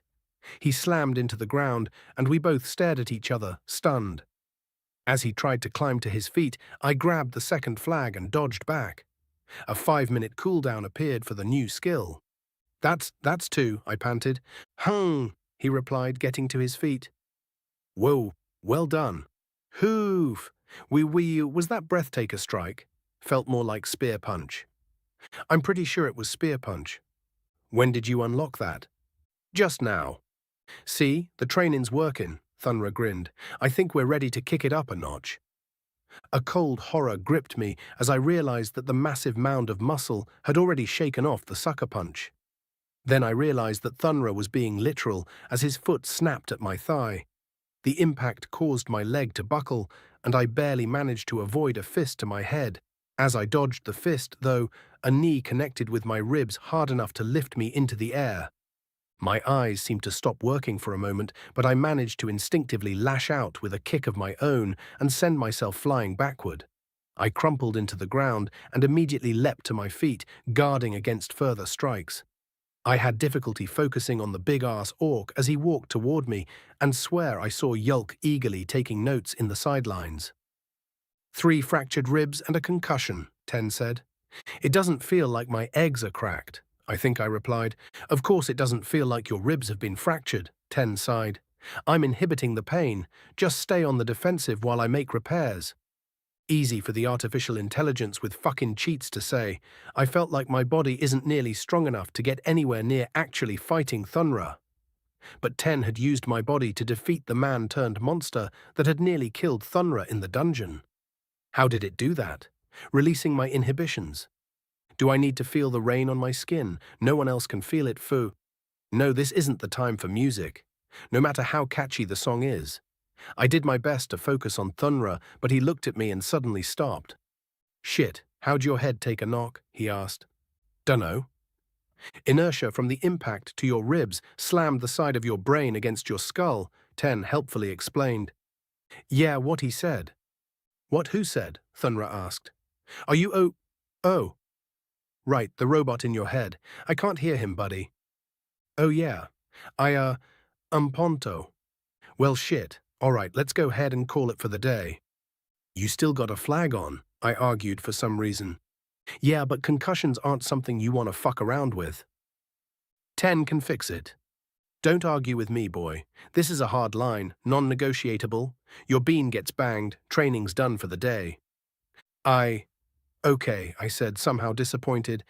Don't feel too down, kid. You learned a new skill. Thunra grinned and patted my shoulder. Just think of how many you're going to pick up tomorrow. It felt like my brain was trying to fight a fog, but something about what Thunra had said filled me with dread. It took a few moments to realize what it was, though. We're doing this again tomorrow, I asked. Might as well train every day until you head off to the magic school or whatever, right? He grinned. I guess so, I replied. Shit. Chapter 90.5 Nash Alto Adventurer Level 11 Orc Nulavan. With a deep breath, I steeled myself and gathered my courage. The last time I'd felt this nervous walking into the Adventurers Guild was the first time I had done so. But back then I didn't have an angry woman to worry about. How could I have been so damn dumb? I'd had a plan and everything. I was going to give her a 16-inch hunting knife with an engraving of the symbols of love on it, then take her on a date. But something just came over me when I'd heard my new level. Greed, probably. I wanted her right then and there, to hells with working for it. I'd convinced myself that it was a romantic notion, but she cut through all that bullshit even without the knife. Her words had cut me to the bone, and I'd never felt so unworthy of someone in my entire life. Part of me wanted to just go back home, to let a better orc than I try to win her heart. This part of me whispered that she deserved someone better, but I knew what it really was. Cowardice. The thought of facing up to what I had done seemed like an insurmountable wall, but Nima had decided to give me a second chance, and my mother didn't raise a quitter. I straightened my posture and stepped into the guild hall with my chin held high. It fell silent as every single eye in the place turned to watch me. This didn't faze me, though. I'd been getting these kind of looks all morning. Word travels fast in a village, and I'd be surprised if there was a single person who didn't know that I'd made a damn fool out of myself last night. Nima stood behind her counter, and the orc she was helping gracefully stepped aside as I approached. I nodded at him with appreciation. "Good morning, Nima," I said. "Is this a good time?" She glanced at the bouquet of flowers I'd brought and gave it a little smile, making my heart flutter. "Just fill out those forms and leave them on the counter when you're done," she said to the orc who she had been helping. "Hello, Nash. It's as good a time as any." "These are for you," I said, passing the flowers over the counter. "Thank you, that's so sweet. Just like the ones in the flower crown you made me when we were kids." I had completely forgotten about that, but nodded anyway, happy for the lucky coincidence. As she found a vase for the flowers, I grabbed her next gift from my belt and placed it on the counter. She turned back to me and raised an eyebrow at the knife. "Open it," I said with a solemn expression. She withdrew the 16-inch blade from its sheath and gasped. My original idea was to have it engraved with symbols promising eternal love and devotion. However, after my fuck-up last night, I'd decided to go with a different, much riskier approach. "This is—" she trailed off. "When we were kids, your dad gave you a knife," I explained. "Then he left and never came back." A slight chill entered her voice. "Yeah, I remember how sad you were that he left," I said, gathering my courage. "I remember holding you when you cried for him. I remember wishing with all of my might that I could take that pain away for you, and how I would have given anything to see you happy again. And I remember how utterly devastated you were when the knife he gave you broke." She placed the blade on its sheath and looked at me, tears of anguish waiting behind a facade of anger and confusion. "I know there are many ways that you could interpret this, but to me the knife breaking was symbolic of the promise he broke by not returning. You threw it away a few months later, symbolizing throwing away your relationship with him. But I found that broken blade and kept it safe in case you ever changed your mind. This morning I went to a smith and bought their best, most durable hunting knife and had it engraved with the same markings that were on your father's blade." Why?" she asked. "Because I'm making the very same promise to you that he did. Whenever I leave, I will return. And the knife I'm giving you won't break, just like my promise won't. It is my pledge of everlasting love and care for you, Nima." Tears streamed down her cheeks and she grabbed a handkerchief to dab at them. We stood in silence for a few moments as she regained her composure. Much to my relief, the anger and pain had left her expression. "Gods damn it, Nash," she said. "Why couldn't you have been this romantic last night?" "'Cause I'm just a big dumb orc," I chuckled. "Speaking of last night, though, I got you something else." I opened my coin pouch and pulled out a small box. Nima gently took the box and opened it, revealing a pendant with an enchanted gemstone. She held it up to the light. The gem was deep blue in the center, gradually progressing to green on the outer edges, just like her eyes. "How?" she asked. "Well, I've been on the lookout for jewelry that matches your eyes, but haven't had any luck finding anything nearly as beautiful. So I got this gem enchanted," I explained. "It's not quite as magnificent as your eyes are, but I hope that it's close enough to serve as an apology for last night." I thought that's what the flowers were for. I didn't think the flowers fully express how sorry I am for how dumb I was. She let out a laugh that melted my heart in ways that the most beautiful birdsong could never hope to accomplish. Then she turned around and lifted her hair so that I could put the pendant on her. I had to stand on my toes to do so, but I managed to reach over the counter and clasp the chain without strangling her. She turned to face me, the beautiful gemstone resting on the top of her bountiful breasts. I gave it an appreciative glance and returned my attention to the gemstone's inspiration. The tears had gone from her eyes, and a warm expression greeted me. I couldn't help but smile. "Lady Maxim, will you do me the honor of accompanying me?" I asked, a lump forming in my throat. "Oh, Nash."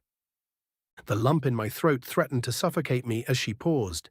Everyone else in the guild seemed to hold their breath, awaiting her reply. She gently grabbed the pendant and bit her lip, then looked back at me. "Of course I will." The guild hall erupted in cheers as she stepped around the counter and took my arm. The Human from a Dungeon by its director. Chapter 91. Thunra Grantuf, Adventurer Level 23, Orc Nilisonian. The cold air ran up my spine as I stood in front of the altar home trying to work up the courage to knock.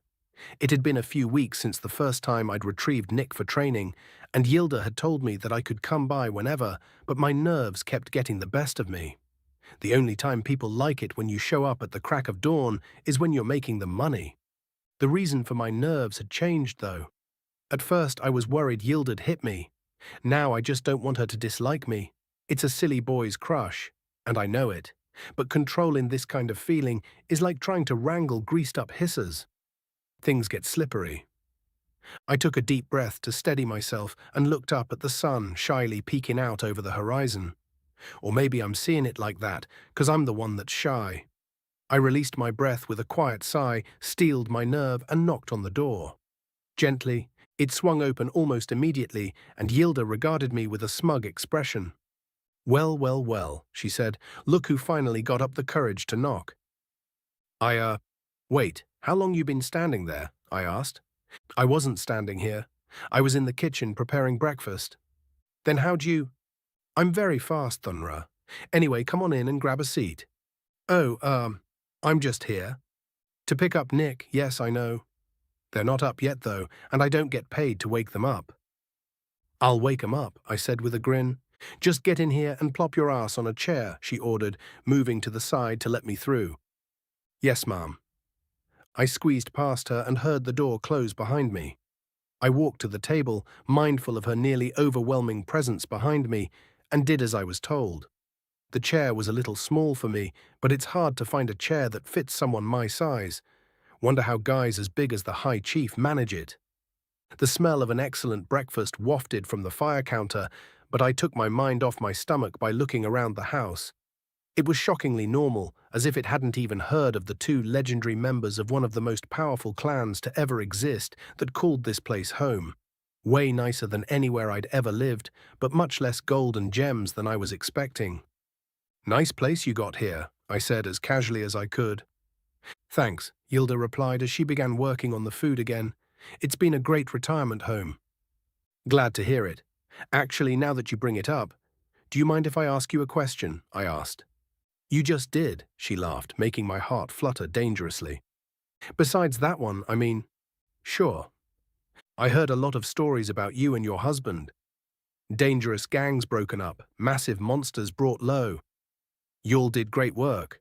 Why'd you two decide to retire?" "Well, I retired because we were pretty well off, and I was pregnant with Nash. The thought of having my child be raised by someone else always rubbed me the wrong way," she said as she continued cooking. "Plus, I never really enjoyed the work. Don't get me wrong, it had its charms, but it was a little too reminiscent of my childhood more often than not. Becoming a pampered housewife sounded like a nice change of pace, so I jumped at the opportunity to collect my pension when it came up." "Fair enough," I chuckled. "And your husband?"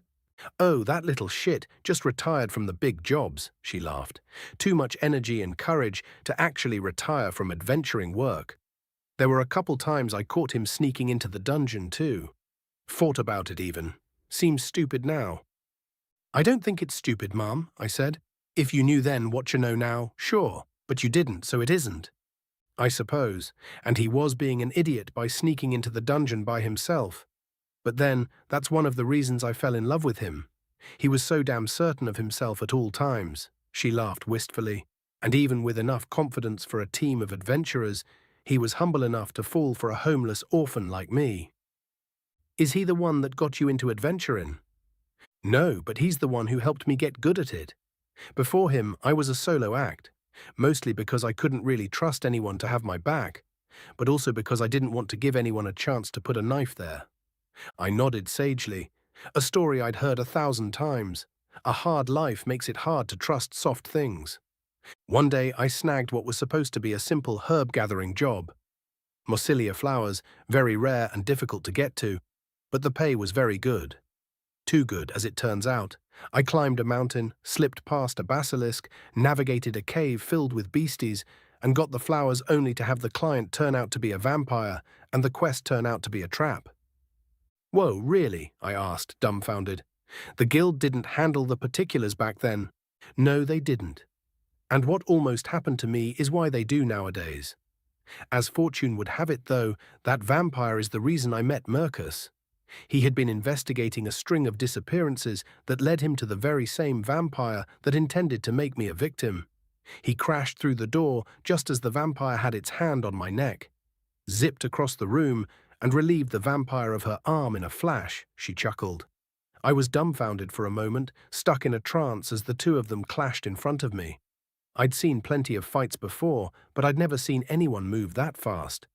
The strength on display was stunning as well. I vividly remember Mercus ripping a brick from the fireplace to bludgeon the vampire's skull. More to be damned. She took the pan off of the fire and started adding seasonings to it. The vampire started regenerating, of course, but by then I'd come to my senses. Mercus, being the confident idiot that he was, didn't bring any way to incinerate the damn thing with him. So I used a fireball. It was the only spell I knew at the time, and it wasn't particularly strong, but it did the job. Then he asked you to join him. Nope, the burning vampire set the manor on fire. I got hit by some debris, but Mercus managed to get me to safety. He came to check on me the next day, and that's when he asked me to join him. That could be seen as being pretty romantic, I chuckled. I thought so too. He was the first person to see me for me. Gods, I had such a crush on him. It sent me over the moon when he confessed that he shared my feelings. Mercus was and remains my closest partner and confidant. I'll never love another like I loved him. And there it was. The fluttering had died out and was replaced with a sting. I could try to argue, ask her if that's what he wanted for her, say that he'd want her to be happy and move on with her life. But as my dad would say, who the hells do I think I am? She's at peace with her situation, and I'll be damned to 1,000 hemorrhoids before I trample over that. Dunno what makes a man fall for a woman who's way out of his league, but I think that doctors should find and cure the cause. Glad this weren't my first crush, or I'd have made a damn fool out of myself. Instead, I sat there with a smile on my face, internally crushing the stupid feelings I had, until they were deader than Mercus. I'm glad you two were able to find each other, I said. So what's for breakfast? Ground meat, eggs and tubers, she replied. Not sure there's going to be enough excess to fill up a mountain like you, though. Don't worry about that, I laughed. Best not to train on a full stomach anyway. There's a good chance you'll lose it. Lose what? Nash asked as he walked into the room. Yulk and Nick followed after him, and they all took their places at the table. The few weeks of hand-to-hand training had built the human up nicely, but he still looked as tired as a half-drowned bird. Guess he wasn't much of a morning person. You excited about training today? I asked with a grin. Can't train today. Gotta leave for school, he replied. Huh? We received a letter from High Chief Ulamak last night, Yulk explained. We'll be boarding a magic cart that should be arriving at the guild today at noon, and then we'll be traveling non-stop to Kirkenar. I raised my eyebrows at the sork as Yilda placed a plate in front of me. Thank you, I bowed a little. You're welcome. The rest of you can get your own, she said as she took a seat with her own plate. The three boys rose and walked over to the still steaming pan. I waited for Yilda to take the first bite, and then I dug in. It was God's damned good, but weird as all hells at the same time. It took a second for my mouth to decide that it liked it. Whoa, I said, this is awesome. How'd you make this? Like I told you, it's just ground meat, eggs, and tubers, she chuckled. Glad you like it, though. Tubers? Like the veggie the dwarves eat? I asked. Yep, Nick needs vegetables as part of his diet, so I've been experimenting. I'll be damned, I said as the boys returned to the table. It's really good, Nick said as he took a bite. Nash looked at his food and bit his lip a little. Yilda noticed and turned to stare at her eldest boy. He took a deep breath and released it with a sigh. I've made a decision, he said. I'm going to be staying here. Yeah, we know, Nick chuckled through his food. Huh? Nick and I spoke on this at length and decided that even if you attempted to accompany us, we would convince you to stay, Yulk explained. The saga of Nima and Nash has been waiting a long time to begin, and it would be a shame to place the strain of distance upon your courtship so early. But You can help me with expanding your room, Yilda interrupted. Yeah, but the thing with the fee... You'll still be able to go play with the fair folk this summer. I plan on hiring some laborers so we can get it done as fast as possible. You can use my room while yours is being renovated, Yulk added. All right, Nash nodded. I'll take on some jobs to help pay the laborers. Nah, you focus on the women in your life, I said. I'll send some money over. Call it a wedding present. I don't need anybody's coin, Yilda argued. Sure, but even with the maximum pension you can get from the guild, you'll have to dip into your food fund. I winked at her. If the other foods you come up with are even half as good as this is, it would be a crime against civilization to interrupt your experiments. I think you overestimate the cost of laborers. Yeah, maybe, but I still want to do something nice for y'all for putting up with my early morning visits. I'm not exactly poor either, Nash said, then chuckled. I'll gladly take your money, though. Pretty sure Nima's mom isn't going to be able to put up a dowry. Wasn't even going to bother to ask for one, so the extra coin would probably do us some good. Urella's financial situation isn't her fault, Yilda sighed. The Maxim clans had a terrible run of luck, and Agurno being a piece of shit didn't help things. Ulomak's brother, I asked. Yes, he romanced poor Urella and convinced her to move here with him while he played with the dungeon. Urella had Nima. Then a year later, Agurno got another woman pregnant. With Alern, right? That's right. The Maxim clan's hierarchs couldn't afford to retrieve Urella after some bad luck with investments. She's been stuck here ever since, trying to make a living the best she can. Then he has the nerve to promise to raise both children, ignores Nima for the better part of his time here, then fucked off 4 or 5 years ago and hasn't been back since. I swear if I ever see that bastard again, I'll castrate him with his own knee bones. That'd be a fight I'd love to see, I chuckled, then grew serious. Should I send the money to Urella instead? She would return to sender, Yilda shook her head. The Maxims have a thing against receiving charity, and Urella is a Maxim through and through. She'd rather die than get a hand out. I, on the other hand, wouldn't mind at all, Nash said with a grin. If I remember right, doesn't the thing against getting charity only count for people outside the family? Can't I give her the coin after the wedding? I don't recall, but you'd best bring it up with Nima before you go making any bold decisions, Yilda said, narrowing her eyes. Apparently, you and bold decisions pair poorly.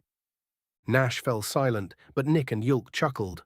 I was confused for a moment, then I remembered that Nash had proposed to Nima out of the blue, in front of everyone at the guild. It brought a smile to my face as I finished my food. What do you mean? Nash asked, pretending to be ignorant. You know damn well what I mean, boy, Yilda said. Gods, you're lucky Nima forgave you, or I'd have beat your ass to the ocean and back. Now shut up and finish your food.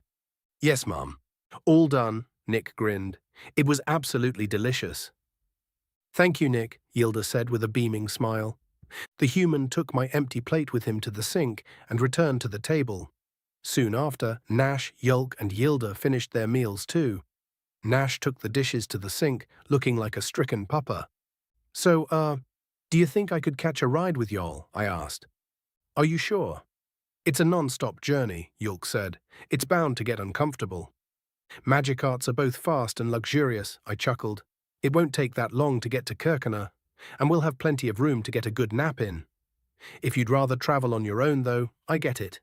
Don't want to be a bother. No, I'd be happy to have you along.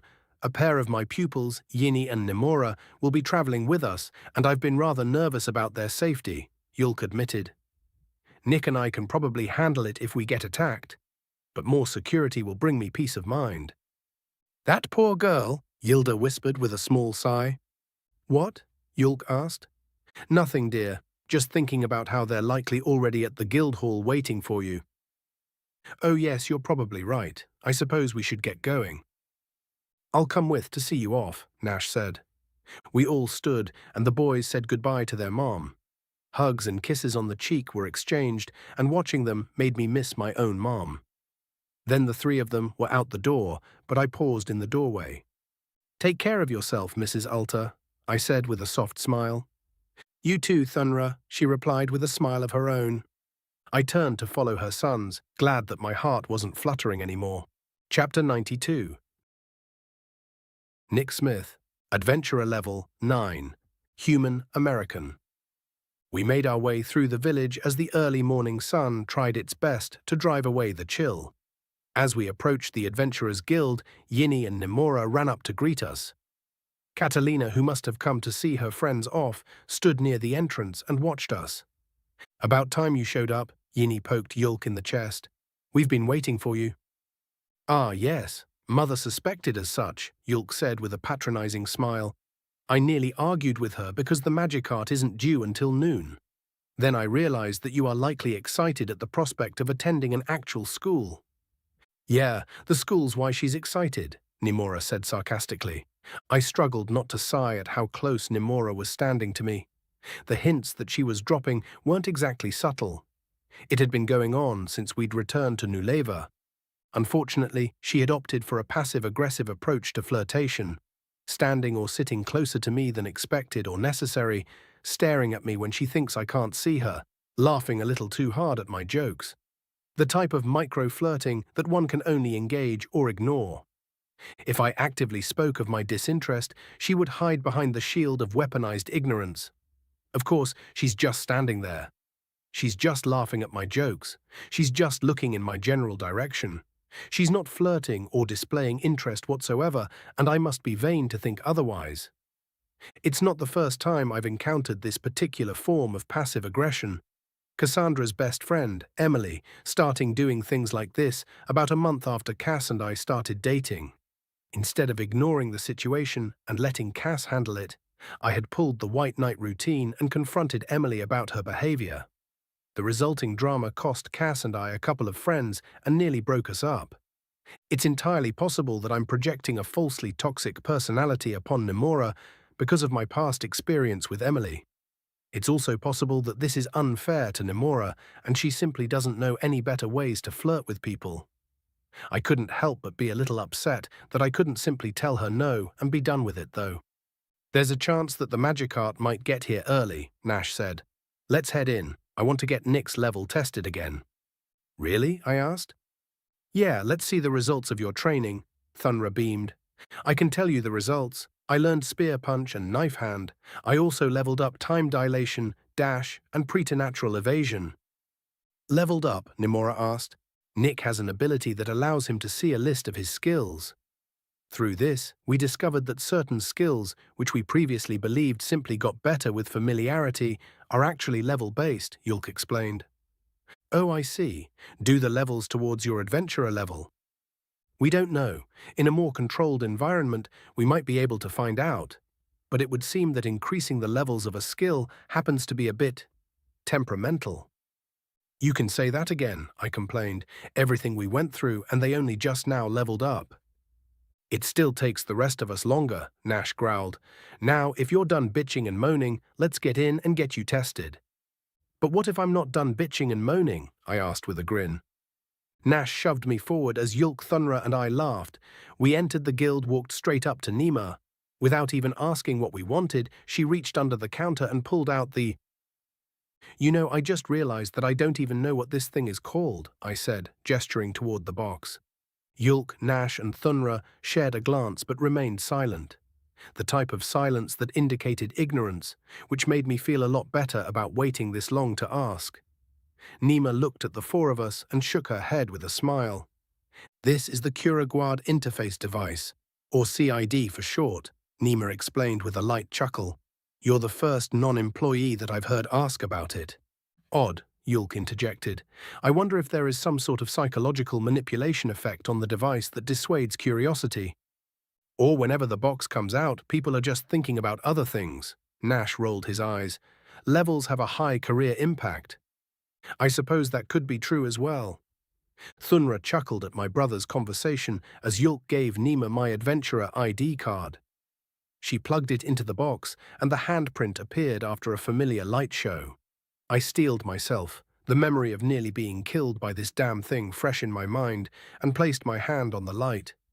Instead of searing pain, a light tingle passed through my hand, and I breathed a sigh of relief.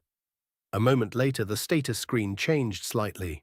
Not knowing what it said, I glanced between Yulk and Nima. Yulk looked like he was stifling a laugh. Well, I'll be damned. Level 11, Thunra said loudly, clapping me on the back. 2 levels, Yini asked, shocked. Nash growled, son of a bi... Careful, Yulk interrupted, still struggling to keep his composure. Mom adopted him, remember? Oh, shut up, you know what I meant. What's the problem? Thunra asked.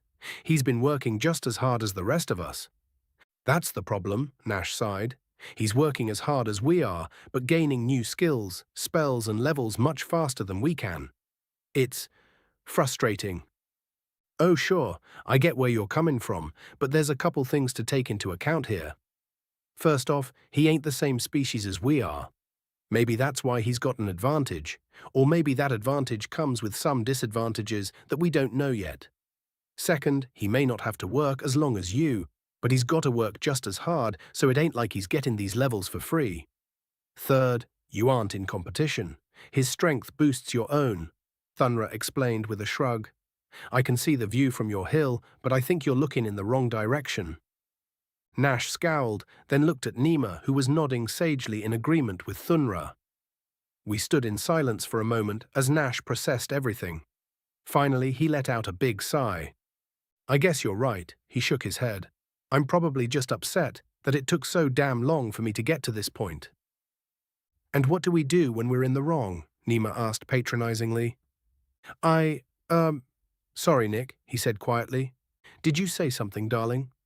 Please accept my humblest apologies for taking my frustrations out on you, Nick, he said at a level of volume that could only be described as sarcastic. I hope that one day I can be granted the boon of your forgiveness. That's better, Nima smiled with an equal measure of sarcasm. Nima gave me my ID and I absent-mindedly passed it back to Yulk. It had finally happened. I'd caught up to Nash in levels. Does that mean I'm as strong as he is?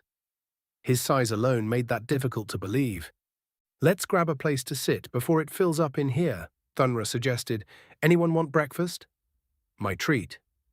The girls quickly agreed, and we picked one of the large tables to sit at. My mind barely registered that it was the very same one we had chosen to sit at the night Nash had made a fool of himself by proposing to Nina. I was so preoccupied that I almost didn't notice that Nimora had once again chosen the seat on my right as well. Nash and I were both level 11. Not that I would have to, but I doubted that I could actually take him in a fight. My burly brother definitely had more fighting experience than I did, and even after all my training and leveling up, I felt like if I didn't get a lucky shot in, he'd wipe the floor with me. Even Yulk would probably wreck me if it came down to it. The power of my spells weren't anything to scoff at, but the variety that Yulk can use would likely give him the win in a duel of magic. He probably has spells that would give him the win even if I were to use my physical advantage against him. So then, what's the point of the levels exactly? I'm 4 levels above Yulk and doubt my ability to beat him. I'm the same level as Nash, but not even close to his equal in a fight. Yet Thunra, being several levels above my own, could also wipe the floor with all 3 of us in a real fight without even breaking a sweat. I had seen people place importance on levels. They even had phrases like over 10s and over 20s, denoting an obvious difference between the two. Yet here I sat, a brand new over 10, who didn't really notice a difference in my actual ability to fight. Maybe Nash was right to be upset. He was definitely right about one thing, though. I'd put in work, but it had come easier to me than it had to him. He had actually been forced to put his life at risk to gain the skills and experience that he has. I'd gained most of mine in training. I absent-mindedly listened to the conversation around me. The girls were talking about their hopes for the school, and Yulk was desperately trying to temper their expectations and them back to reality. Nash and Thunra were barely listening, seemingly focused on me. You know, Nick, you've done real good with your training. Thunra interrupted the girls, who quickly fell silent. Maybe you got an advantage being a human. Maybe you don't. Either way, there ain't another soul in this village who could have kept up with me in the ring like you did. We all sat silently for a moment while I tried to figure out how to reply. Thank you, I said. I've done martial arts before, though, back in my world. You deserve the compliment, Nick, Nash sighed. I was being unfair earlier. It's hard to see someone surpass you, and you're well on your way to doing that. Hells, you probably already have. No way, I replied, shocked by Nash's attitude shift. If we fought for real, you'd kick my ass. Maybe, but it would be a close thing. And it would depend on your confidence going into the fight. You're close enough to my level of skill with weaponry that I have nothing left to teach you, and on top of that you have unarmed expertise and magic. You think that after your training with Thunra I can still take you in a fist fight? Are you saying you can't? Of course not. Not if you put any sort of effort into it. Sure, I know how to throw a punch and deflect, but I don't have any skills that would let me keep up with you or Thunra. Then there's the magic thing. I can't do magic at all, not a single fucking spell. And I've learned the hard way from sparring with Yulk that magic isn't something to scoff at. He's right, Thunra added. If a Sorc gets a spell off before you get close enough to engage them, you'll be lucky to live through the experience. Yeah, and on top of that, you're about to be on your way to hone your skills in magic, Nash said. It probably won't be long before you no longer need Yulk and I for combat support. We'll still accompany you, though, Yulk chuckled. Extra bodies are always a boon in a fight. Additionally, we know more about this world than you do. I don't know what to say, I replied. Thank you. Thunra, who was sitting to my left, clapped his massive hand onto my back. The group returned to their discussions, and I returned to my thoughts. A lot of the anxiety that had been building up in my gut had suddenly faded away, and I found myself finally feeling excited for what's to come. I wondered what the Magic Academy would be like. I'd seen a few movies and shows that featured similar settings, but the High Chief had made it sound like this one wasn't going to be nearly as grand as most of those were. I almost chuckled at the mental image of learning new and powerful spells in the back of a shed. Before I knew it, it was nearly noon. We left the guild and waited outside for the arrival of the Magicart. Not long after, a large, harnessless carriage rolled up in front of the building. The wooden portions of the Magicart were painted dark green and had golden inlays that glimmered in the sun. 4 lanterns were installed on the top of the carriage, but they weren't lit. There was also a place for a driver, occupied by an orc in a scout uniform. Magicart for Yulk and Nick, the driver announced. That would be us, Yulk said. We would like to take 3 more with us. Is that acceptable? Yes, sir. Please board with your party. We will be leaving shortly. The driver hopped down, opened the door for us, then walked into the guild. I raised an eyebrow and Nash laughed. Probably has to take a leak, he said. All right, brothers, I won't be along to keep you out of trouble this time. Don't do anything that will make Mom kill you. We won't, Yulk replied, then grinned. Probably. Good luck with Nima, I said. The girls said their goodbyes to each other, and Thunra shook Nash's hand. Then we helped the girls load their bags and threw our sacks next to them. We climbed into the Magicart as the driver came back and waved at Nash and Catalina as we began to drive away. Next stop, Kirkana, the driver said. Chapter 93. Nick Smith, Adventurer Level 11, Human American. There wasn't much to do on the drive to Kirkana except nap. I awoke as the Magicart lurched to a stop in front of a building that looked remarkably similar to a painted warehouse. Before I could even finish my double take, the driver opened the door and everyone started climbing out. Yini and Nimura looked around in awe as Thunra grabbed our bags from the back of the Magicart and returned them to their rightful owners. As each of us grabbed our bags, we received a handshake. Thanks for the lift, Thunra said when it was Yulk's turn. What'll you do now? I asked. Well, I'm hoping they've reserved my room at my favorite inn, Trusca's, if you were wondering. Once I get settled in, I'll take on some jobs. I was under the impression that you had plenty of money, Yulk said.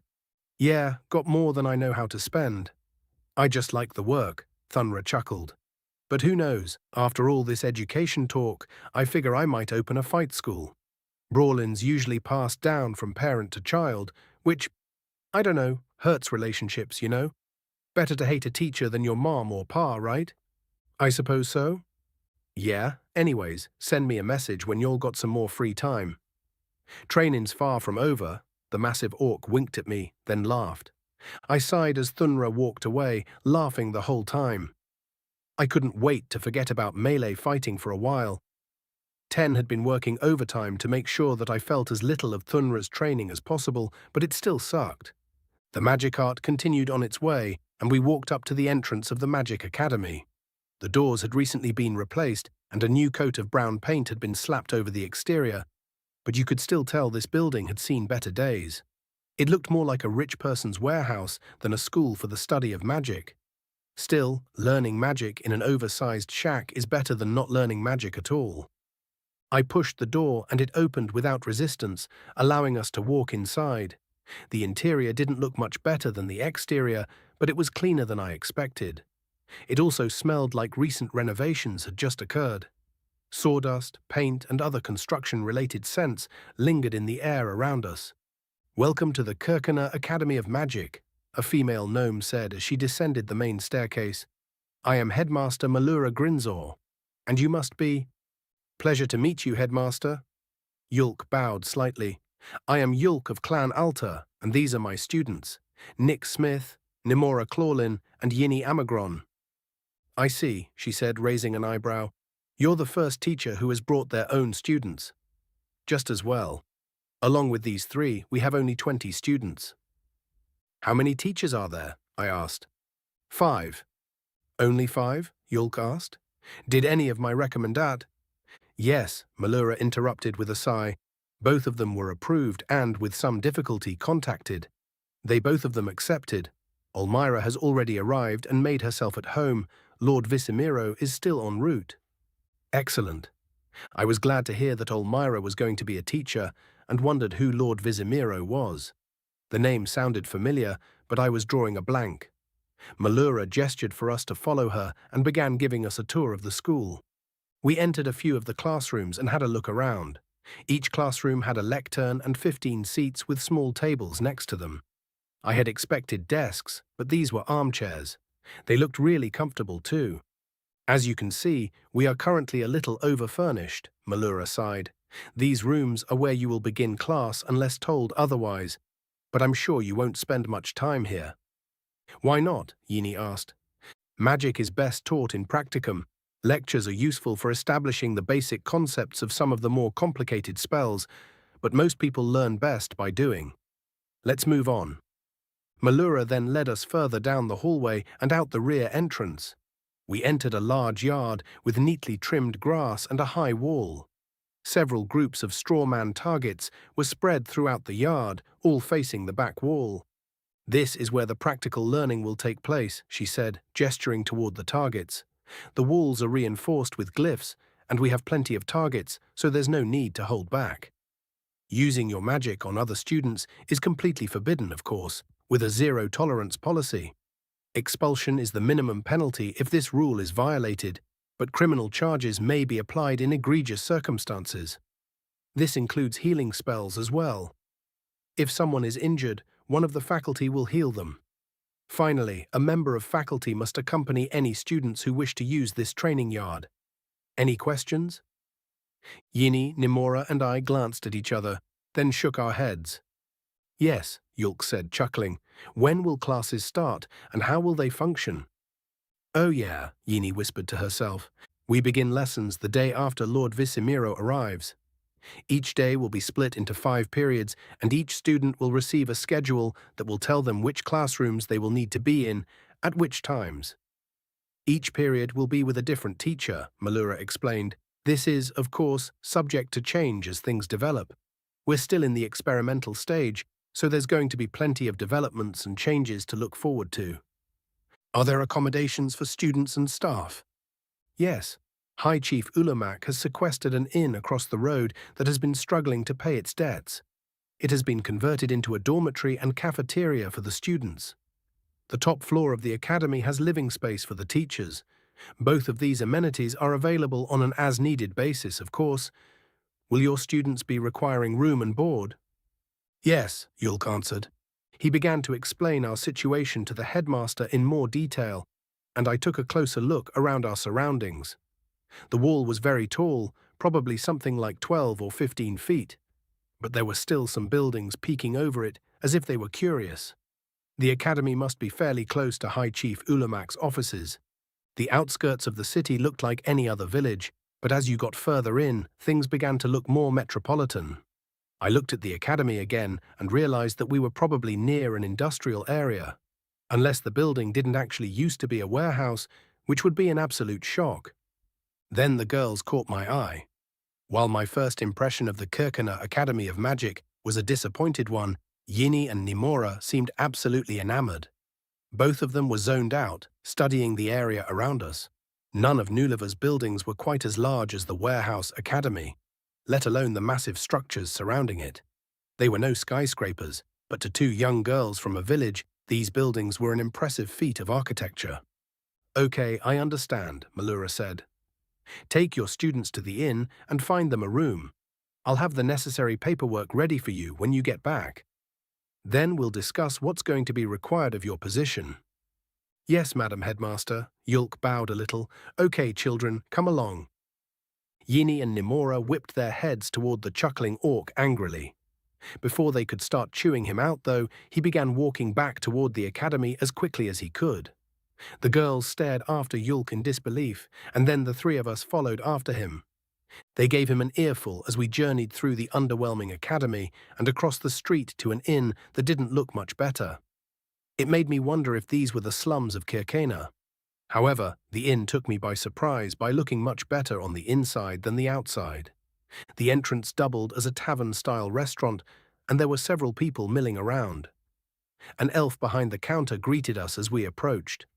Yulk greeted her back as I politely ignored stares and double-takes. "We have some students of the academy that need rooms," Yulk explained with a smile. "Oh, good. We'd love to have more guests," the elf said with a grin. "3 rooms?" "No, 2 will be fine," Yulk replied. "I thought we could double up, if that's okay," Yini said. "It would save some space."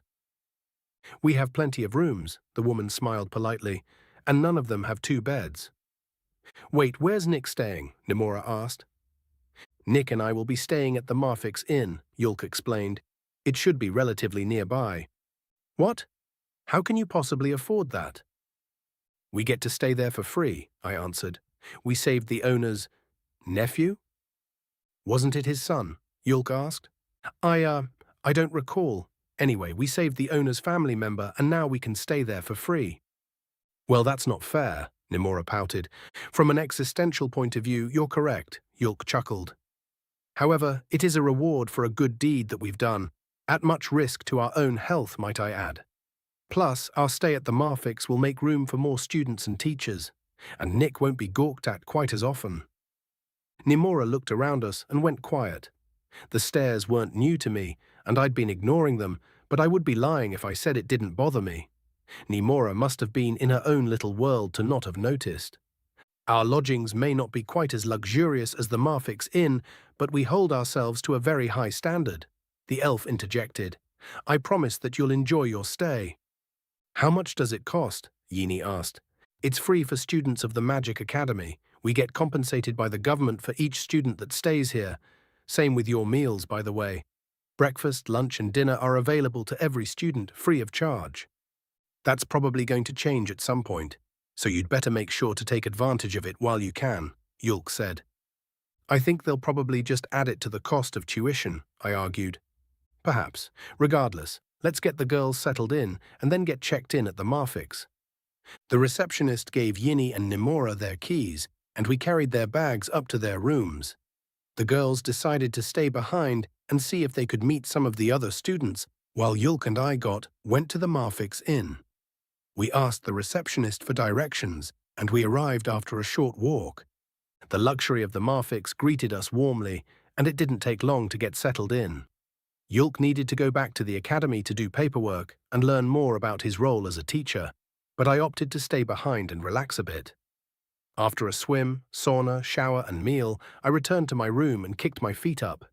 To be honest, I was experiencing a bit of inner turmoil. Part of me was excited about learning magic, but part of me was very, very nervous. What if this doesn't live up to my expectations? Or if I don't live up to everyone else's expectations? It would really suck if I only learn 1 or 2 spells. On the other hand, what if I learn a crazy number of powerful spells and further ostracize myself? The confession Nash had made before we left had left an impression on me, even if it was a small one. If I end up becoming the strongest fighter ever, what right do I have to ask my brothers to accompany me on what may turn out to be an extremely dangerous quest? Finding my way back home on my own would be difficult, but with overwhelming firepower, it would be almost irresponsible for me to even consider bringing them with me. Right? What if they die because of me? Could I trade their lives to return to Cass? Do I have that right? Yulk's assessment of our situation came into play as well. I don't know this world, and I'll need a guide on my adventure. Someone who can read, at the very least. My brothers promised to help me see this through, and they probably knew better than I could how dangerous this might be. Would it be right to force them to break that promise? Faced with the anxieties of an uncertain future, I sighed. The next leg of my quest would be to meet with the court of the fair folk and request their aid. After that, who knows? Maybe the journey won't be as treacherous as I'm making it out to be. Maybe Yulk and Nash will be able to accompany me without any fear of getting hurt. Or maybe it will be so dangerous that our lives will be on the line every step of the way. But if I get strong enough, I might be able to protect them. Nash probably won't like having to rely on me for fights, but it's better than the alternative. They can guide me and support me, and I can make sure they make it home okay. I just need to get a lot stronger. Chapter 94. Nick Smith, Adventurer Level 11, Human American. The chair I sat in and watched as the other students took their seats was very comfortable. Such a seat was much appreciated, given how few and far between such comforts tend to be. Even with my constant stay in the Marfix Inn, I knew better than to take the small comforts for granted. The schedule I'd been given had Yulk as my first teacher, then Elmira, Mr. Descu, Mr. Tainora, and finally Lord Visimiro. I wanted to ask Yulk about Visimiro, but he had arrived after I fell asleep and had left before my wake-up call. Then, when I'd arrived to class, he'd hurried me to my seat, which prompted me to give up and just wait to meet him. Our class was comprised of a total of 4 students, an elf, 2 orcs, and me. The elf was a bit on the older side, but the orcs appeared to be around the same age as Yini and Nimora. I hadn't exactly been asking people about their ages, but it would be safe to assume they were all about the same age as me. "Welcome to class, my prospective pupils," Yulk said with a grin. "As I'm sure you're aware, my name is Mr. Alter. In this class, we will be covering the foundations of magic, specifically concepts and practices that are shared by the majority of spells, regardless of caster. Who can give me an example?" The elf raised her hand, and Yulk nodded for her to continue. She explained that conceptualization was an example of a practice shared by all forms of magic. Yulk agreed and launched into a lecture. The orcs were paying close attention to him, but gave me more than a few curious glances. The lecture continued into methods of conceptualization. Yulk didn't say anything I didn't already know, so I let the other students answer questions and sat quietly. My brother noticed my detachment and decided to pick on me. "Conceptualization becomes more or less important depending upon what you are conceptualizing," he said, then looked directly at me. "Nick, which would be more powerful to cast Fireball? Conceptualizing the flame itself, or a fuel source for the flame?" I thought about it for a moment, then realized that I didn't actually know for sure. One would imagine that imagining flames would be better for a spell like Fireball. With a small sigh, I decided to wing it. Well, flames happens when a fuel source begins shedding ions and electrons at a rapid rate, then having them recombine into molecules in a process that produces light and heat, I explained, recalling a random video that I had seen. This process is caused by the fuel source reaching a high enough temperature for it to ignite. If I understand conceptualization properly, then imagining the processes behind a flame would be more effective than imagining the processes behind a fuel source reaching its ignition point. The class stared silently at me with clueless expressions on their faces.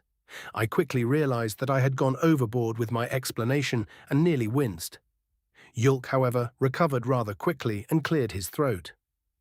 "Well, that explains a lot," he chuckled. "You're correct, though. Imagining the flame is always more potent than imagining the source of the flames.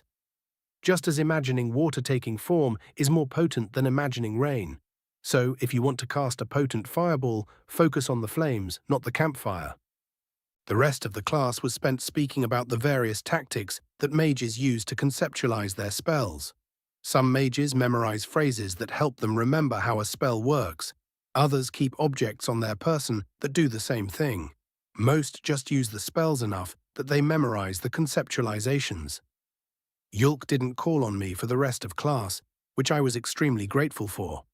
A bell began ringing loud enough to echo throughout the school. Yulk dismissed us, and we traveled to our next class. The other students were grouped together, walking a few feet ahead of me. It would have been insulting had I not been fully prepared for that kind of reaction. After all, I'm a stranger with a strange face in a strange land. Olmira the Eternal greeted us as we entered the class and took our seats. She took an extra moment to say that she was glad to see me again and happy that we had survived our last adventure. This caused more confused glances from my classmates, but the vampire launched into her lesson without further elaboration. My name is Olmira the Eternal. I prefer that you simply call me Olmira, but in formal setting, you may call me Lady Olmira. In this class, we will be learning about glyphs and barriers, she explained. Who can tell me what glyphs are most commonly used for? The elf once again raised her hand and was called on. Glyphs are mostly used for enchantments, but can also be used to lock doors, she said. Olmira squeezed her chin. You're close. Glyphs can be used to make enchantments and to lock doors, yes, but there's a far more common use for them, one that you'll no doubt run into as an adventurer. Any other guesses? Traps? I asked. Correct? Good work, Nick, but please raise your hand in the future, she said with a disarming smile. Yes, Lady Olmira. She picked up on the slight sarcasm in my reply and gave me a small glare. I smiled politely at her, and she continued her lecture on traps. The main points of her lecture were that almost all dungeons have traps, and nearly all of these traps are glyphs. Various governments also keep their confidential records behind trap doors, which also use glyphs. Even consumer industries, like banks and storage services, use glyphs to set traps for unwary robbers. She then explained that glyphs rely on a physical medium that creates a symbol. Clever traps typically disguise their glyphs in ways that are difficult to spot so that they can't be disarmed. I wondered what would happen if someone used invisible ink, but decided to keep my mouth shut. Olmira then moved on to discussing barriers. Barriers use both runes and glyphs. The glyphs that initially create the barrier are intricate and difficult to make, which means that the stones they're carved on are rather expensive. When the stone is activated, a magical barrier covered in runes is created.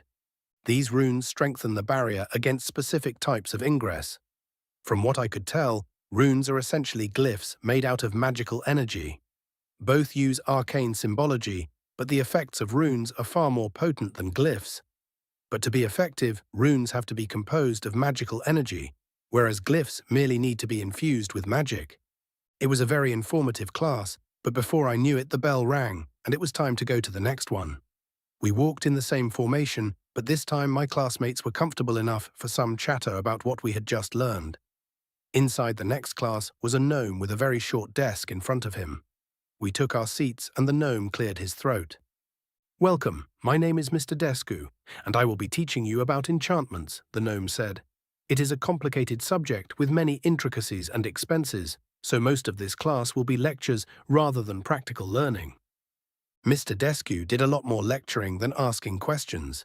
He explained that enchantments could be done multiple ways. The first and most common way was with glyphs.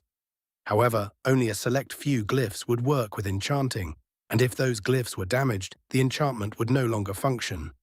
Another, far more difficult and durable method of enchanting involved invocation. He explained that invocation is a poorly understood school of magic, but invokers explain it as calling upon mystic forces for aid in imbuing an object with certain properties. This particular type of enchantment is very potent, but can only be performed with particularly durable materials. The end result can last the entire career of a normal adventurer, but normal adventurers wouldn't be able to afford it. Blessings were the final method of enchantment that Mr. Descu covered. An extremely rare and potent type of enchantment, a blessing is when a being from another, more powerful plane of existence imbues an object with special capabilities. It's similar in many ways to invocation enchanting, but doesn't require an invoker. My thoughts turned to my cuirass and helmet. The cuirass was probably enchanted with invocations, but the helmet was probably a blessing. I thought about whether or not I should bring this up. Before I figured out how to phrase the question, though, the bell rang. This is when our lunch period was scheduled, and we dutifully walked across the street to get some food. My eyes trailed over the tavern-like lunch area, but couldn't find anyone I recognized. The paper detailing the state-sponsored school lunch mentioned that there were 2 lunch schedules. I wondered when Nimora and Yini would be having theirs. Nimora's affections were annoying, but it was better than being ignored, or whispered about in hushed tones, which happened while I ate. The food wasn't bad, but I'd had a big breakfast and was mostly picking at it. When I saw my classmates finish theirs, I decided that it was time that I'd finished mine. Just in time too, because the bell rang again by the time we'd re-entered the school. Once again, I trailed after my classmates. This time, we passed Yini and Nimora, who waved at me. I waved back, happy to get acknowledged by someone other than teachers. My classmates saw the exchange, but pretended not to notice. It was difficult to tell if it was fear or malice that caused their avoidance, but I'd be lying if I said it wasn't beginning to wear thin. "Sit down," a dark grey elf standing at the front of the class said as we entered. Once we were seated, he continued, "My name is Argus Tyanora. I see from your expressions that you were not expecting to be taught by a drow. Thankfully, I was pestered by questions enough today to be able to anticipate yours. No, I am not a subject of the Night Kingdom. No, I was not born in the Night Kingdom. Yes, I have fought against the Night Kingdom. No, I hold no love for any drow other than my wife, children, mother, father, and siblings. I am a level 22 adventuring sorcerer. Those are all of the personal questions that I will answer. You will call me Mr. Tyanora, and I will teach you the tactical applications of magic." The drow had begun to explain how useful tactics were in a fight, when it struck me that he looked remarkably similar to the vampire that I, or 10 I guess, killed in the Empire of Calcuti. The same dungeon that we met Larry the Lich, in fact. I began to wonder what Larry and the kobolds were up to when Mr. Tinora cleared his throat angrily. "Nick the Human," he said sternly, "I realize that you are an adventurer and likely know a good portion of this information.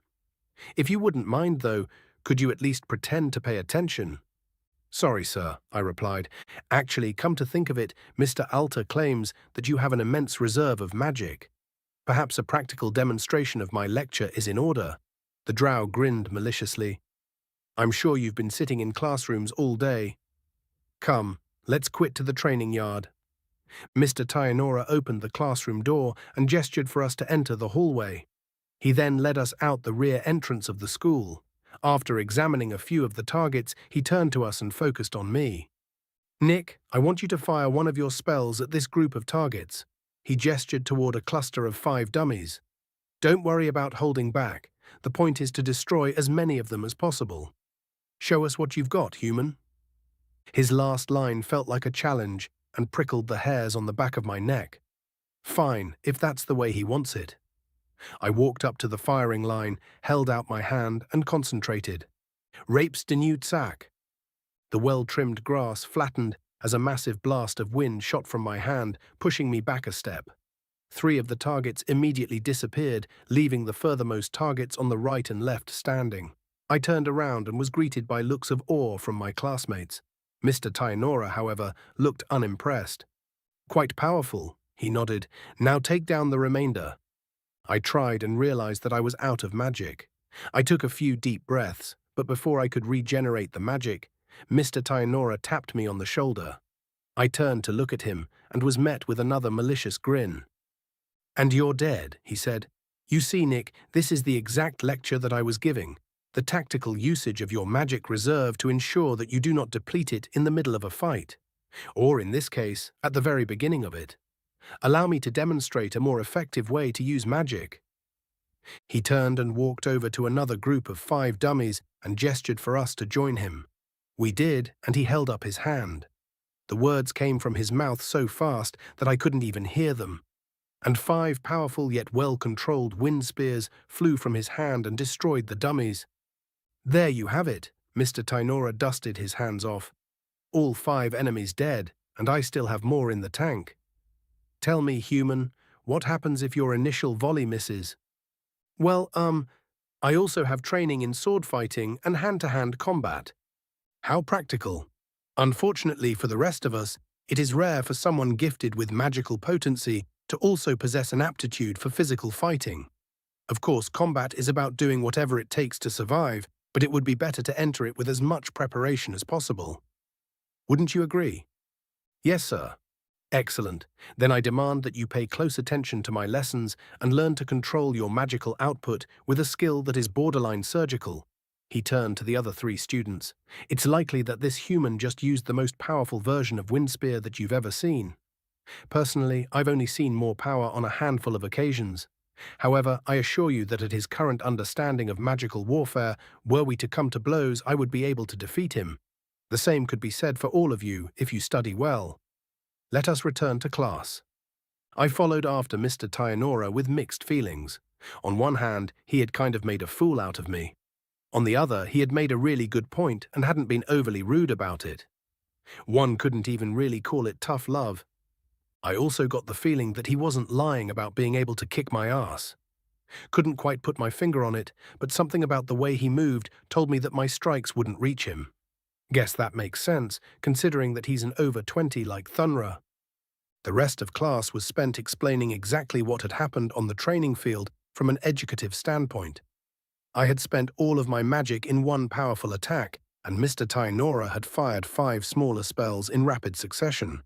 He also pointed out that the rapidity with which one can use a spell oftentimes decides the victor of a fight. I paid close attention to the rest of the lecture until the bell finally rang. Letting my frustrations get the better of me, I decided to be the first out the door and lead the pack this time. Instead of hanging back, though, they quickly caught up to me. "Hi, I'm Arl," one of the orcs said. "I'm Nia," the other orc grinned. "That was a really cool spell." "And I am Volus," the elf said hurriedly. "Do you know other spells?" Yeah," I replied, a little shocked. I know Fireball, Ice Javelin, Light, Earthen Dagger, Heal, and Minor Heal."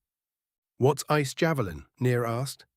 "Exactly what it sounds like. Shoots a javelin made of ice at your target." "What's the difference between Heal and Minor Heal?" Volus asked. "Minor Heal heals other people. Heal only heals me." "Where did you learn all those spells?" Earl asked. "Yeah, Mr. Alter taught me some of them. I learned the rest through trial and error." "How do you know Mr. Alter?" "He's my brother by adoption. Our other brother Nash found me in a dungeon in New Leva." There were many other questions, and I did my best to answer them all as we continued to our next class. It felt good, like I'd passed a hurdle and accomplished something. Our conversation was interrupted when we reached our last class of the day, though. A tall, domineering elf stood outside of the class. "Hello, students," she said. "Due to an incident that occurred this morning, we are reminding all of our students that Lord Visimiro is here at the invitation of High Chief Ulamak and has been vouched for by a member of the illustrious Alta clan. Violence against our teachers will not be tolerated. Please enjoy the class." Confused, we nodded as she stepped aside. An incident occurred this morning? Violence against the teachers? One of the teachers is a drow, but this is the one that comes with a warning. Just who is this Lord Visimiro? My classmates looked at me expectantly. I sighed and trepidatiously walked in. I heard the slight pops of 4 mouths opening in shock as we saw who the final teacher was, and realized that one of the mouths was my own. "Nick," the teacher said, his bare skull forming an unnatural smile. "I was wondering when you were going to be in my class." "Larry?" I asked. Chapter 95. Volus, Adventurer Level, Not Applicable, Elf, Kirkanan. "Lari?" Nick asked, dumbfounded. The human's familiarity with the creature helped my heart settle a little, but not by much. Nia and Arl were also taken aback, but they didn't seem to recognize the abomination. I knew what stood before us, though, the epitome of misguided mortal ambition and a testament to the depravity that lurks within us all. My master had allowed me the use of his library whenever I finished my daily duties earlier than expected. Of the vast number of books contained within, only one tome dared to depict the terrible nature of a lich. Even that tome only spoke in allegory and metaphor, so as to protect its reader from the true horrors involved. "Surprised to see me?" Lord Visimiro chuckled. "Yulk recommended me to High Chief Ulamak." "Well, that doesn't surprise me," Nick sighed. "You agreed, though?" "Of course. I possess a great deal of knowledge and experience that would benefit a great many." The lich nodded somberly. High Chief Ulamak sent a very respectful delegation who made certain to point this out to me. They effectively guilted me into it. A mortal that wishes to become a lich must subject several victims to extensive tortures and extract specific humors from what little blood remains. The process of this extraction is always fatal, releasing each of the poor victims from their mangled mortal shell. The lich then uses these humors to craft a potion that allows them to escape the notice of the higher ones while they take the next step toward their own damnation. The tome that I read did not specify the number of victims required, but it implied that it was over 100. It also implied that the next step in the process requires twice that number of victims, all of whom had to be children or infants. Anything capable of such terrible acts would be crushed under the weight of their guilt, were they able to feel even a smidge of empathy. So how can this thing be guilted into something? Could this creature be something other than a lich? What about the kobolds? Nick asked. They've achieved a semblance of self-sufficiency. Simith, the kobold you're familiar with, has a rather surprising knack for leadership. With some clear and concise instructions, they should be able to thrive without me for quite some time, the lich explained, then laughed. I can only hope that my instructions were clear and concise enough. Now please take your seats. Nick nodded and unceremoniously plopped himself into one of the chairs. The orcs and I shared a glance and reluctantly followed suit. Our teacher was likely an abomination, but there was little I could do about it. Attacking it would spell my doom, regardless of whether or not I was successful in destroying it, which was quite unlikely. Plus, what if it wasn't actually a lich?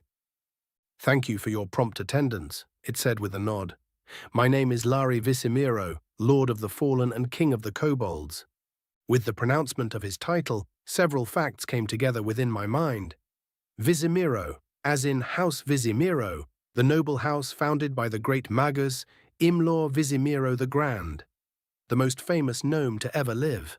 Lari Visimiro, his son, was one of the greatest healers to ever grace the mortal realm. But it can't be the same Lari Visimiro.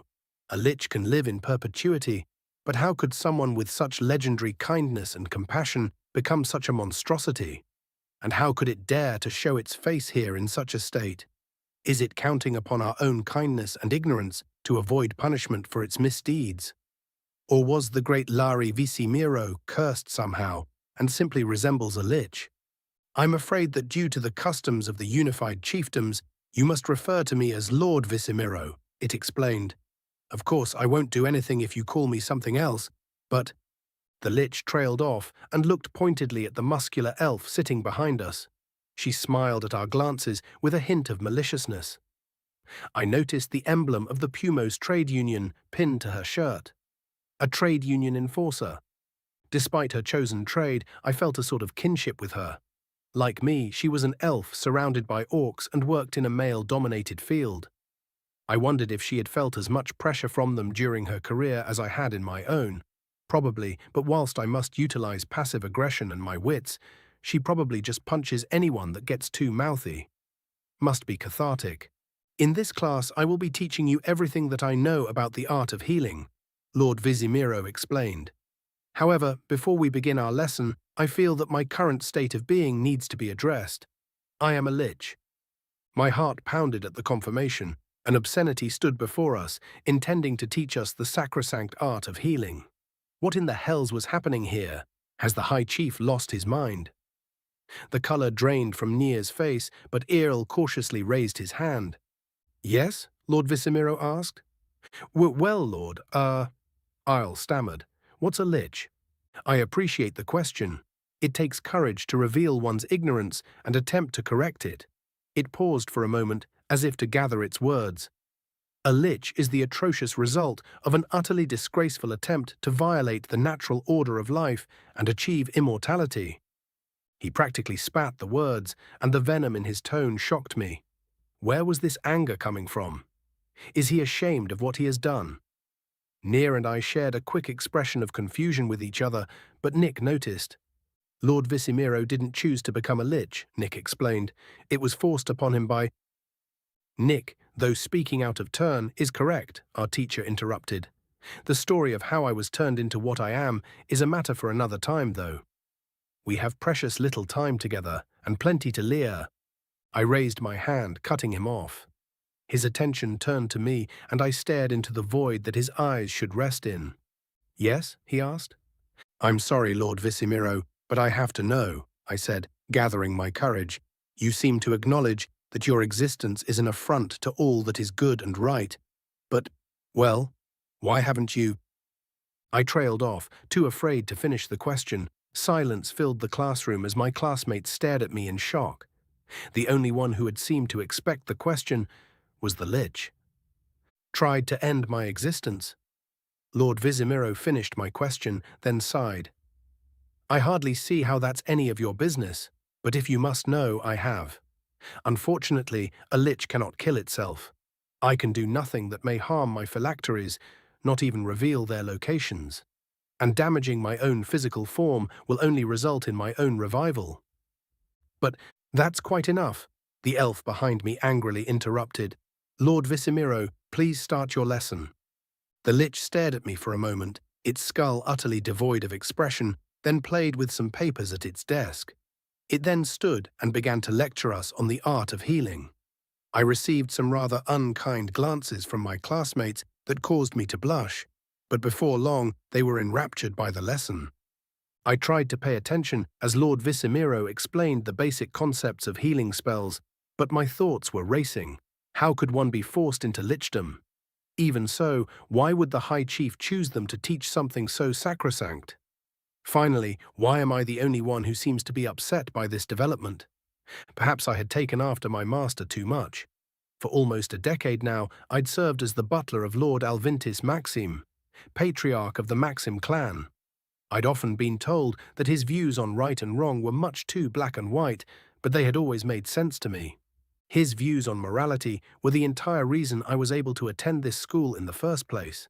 Ever since I revealed my desire to learn magic to him as a young girl, he'd been lamenting how unfair it is to keep me as his butler. He had even queried several mages over the years, hoping to find me a sufficient tutor. They were all either too busy or too greedy, though.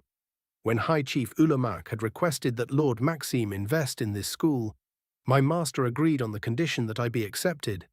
It was a very kind gesture, one which I am utterly unworthy of, but it came with a catch. The Maxim clan is no longer in a position in which to be charitable. Once I achieve competency in magic, I'll return to my master and act as his head of security and advisor of the arcane until my retirement. It's an arrangement that I'm more than happy with, of course, but Lord Maxim still lamented its necessity. The previous head of security had fled her post to elope with Lord Maxim's youngest daughter. A lesser Mir would have had bounty hunters on her tail for her audacity, but he simply wished the young couple well and chose me to fill the position. Things had lined up almost perfectly, in fact.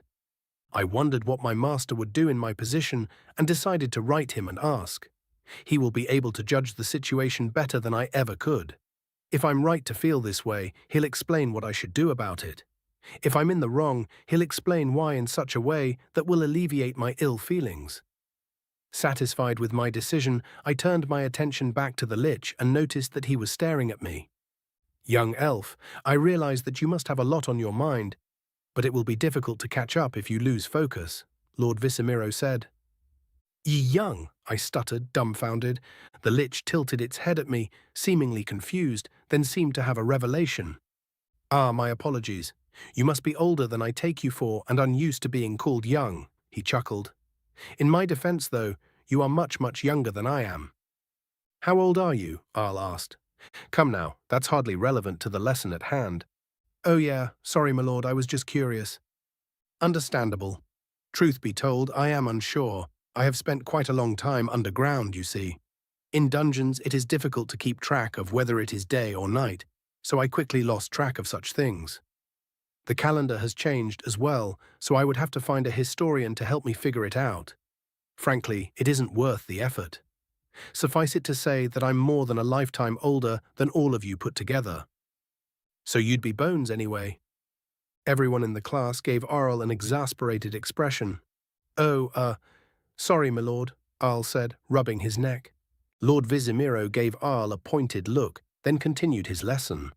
He explained that the efficacy of healing depends greatly upon the caster's knowledge of anatomy and physiology. Then, for Earl's benefit, he explained what anatomy and physiology meant. Like other forms of magic, if one knows exactly what the spell should be doing, the spell will do it better, he said. By better, I mean both faster and more thoroughly. Let's have an example. Who can tell me what a liver does? I reluctantly raised my hand. Yes? The liver balances one's humours, does it not? I asked. That is correct. The Lich nodded happily as Nick raised his hand. Oh, we have another answer. Go ahead, Nick. Balancing the humours is a fair summary, but I have learned several of its specific functions, if you're interested, Nick said, a little shyness seeping into his voice. Of course, go ahead. Nick then explained that one's liver processes all of the blood that leaves one's digestive system. It does several things during its processing, such as regulate amino acids, convert sugar into a form that's easier to store, removing bacteria from the blood, converting ammonia to urea, as well as produce proteins, cholesterol, and bile. Lord Visimiro, Near, and I were absolutely enraptured by his explanations. IRL was, predictably, confused. Lord Visimiro asked Nick to explain what each of these byproducts were, and the human did his best to do so. He noted that the class in which he learned this information was considered rudimentary by his society's standards, but I had already retrieved my journal and began taking meticulous notes. It occurred to me that one likely had to perform some rather ethically questionable research to learn information like this, but I decided to let it be. It was possible that my reaction toward Lord Visimiro had already made a fool of me, and it's best to only do that once a day if one can help it. Very good, Nick. Lord Visimiro nodded thoughtfully. Thank you for your insight. Now for the example question. If your patient was stabbed in the liver, whose healing would be the most effective? The humans or the elves? Earl raised his hand before everyone else, and the Lich gestured to him. Well, Volus had a good answer, but I think Nick's beat hers, he said. Plus, he's already a pretty powerful mage. His healing's probably top-notch. Good. Lord Visimiro's skull seemed to smile. You're correct in both regards, actually. Having an intricate knowledge regarding the functions of the body will save you from having to cast your healing spells multiple times, but if you have a large reserve of magic, you'll be able to counteract your ignorance. Having both will allow you to heal more people and cast more intricate healing spells. Nick raised his hand. Yes, Nick.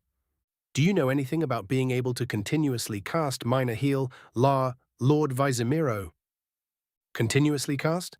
As opposed to casting multiple times in quick succession? Yes. I've never heard of such a thing. The Lich tilted its skull. Care to elaborate? I don't think I can, Nick said, rubbing his neck. Not without you, Mr. Alter. Lord Visimiro opened his jaw to reply, but the bell rang before he could say anything. Well, perhaps we should have an after-school meeting then, he laughed. Can I have a volunteer retrieve Mr. Alter, please?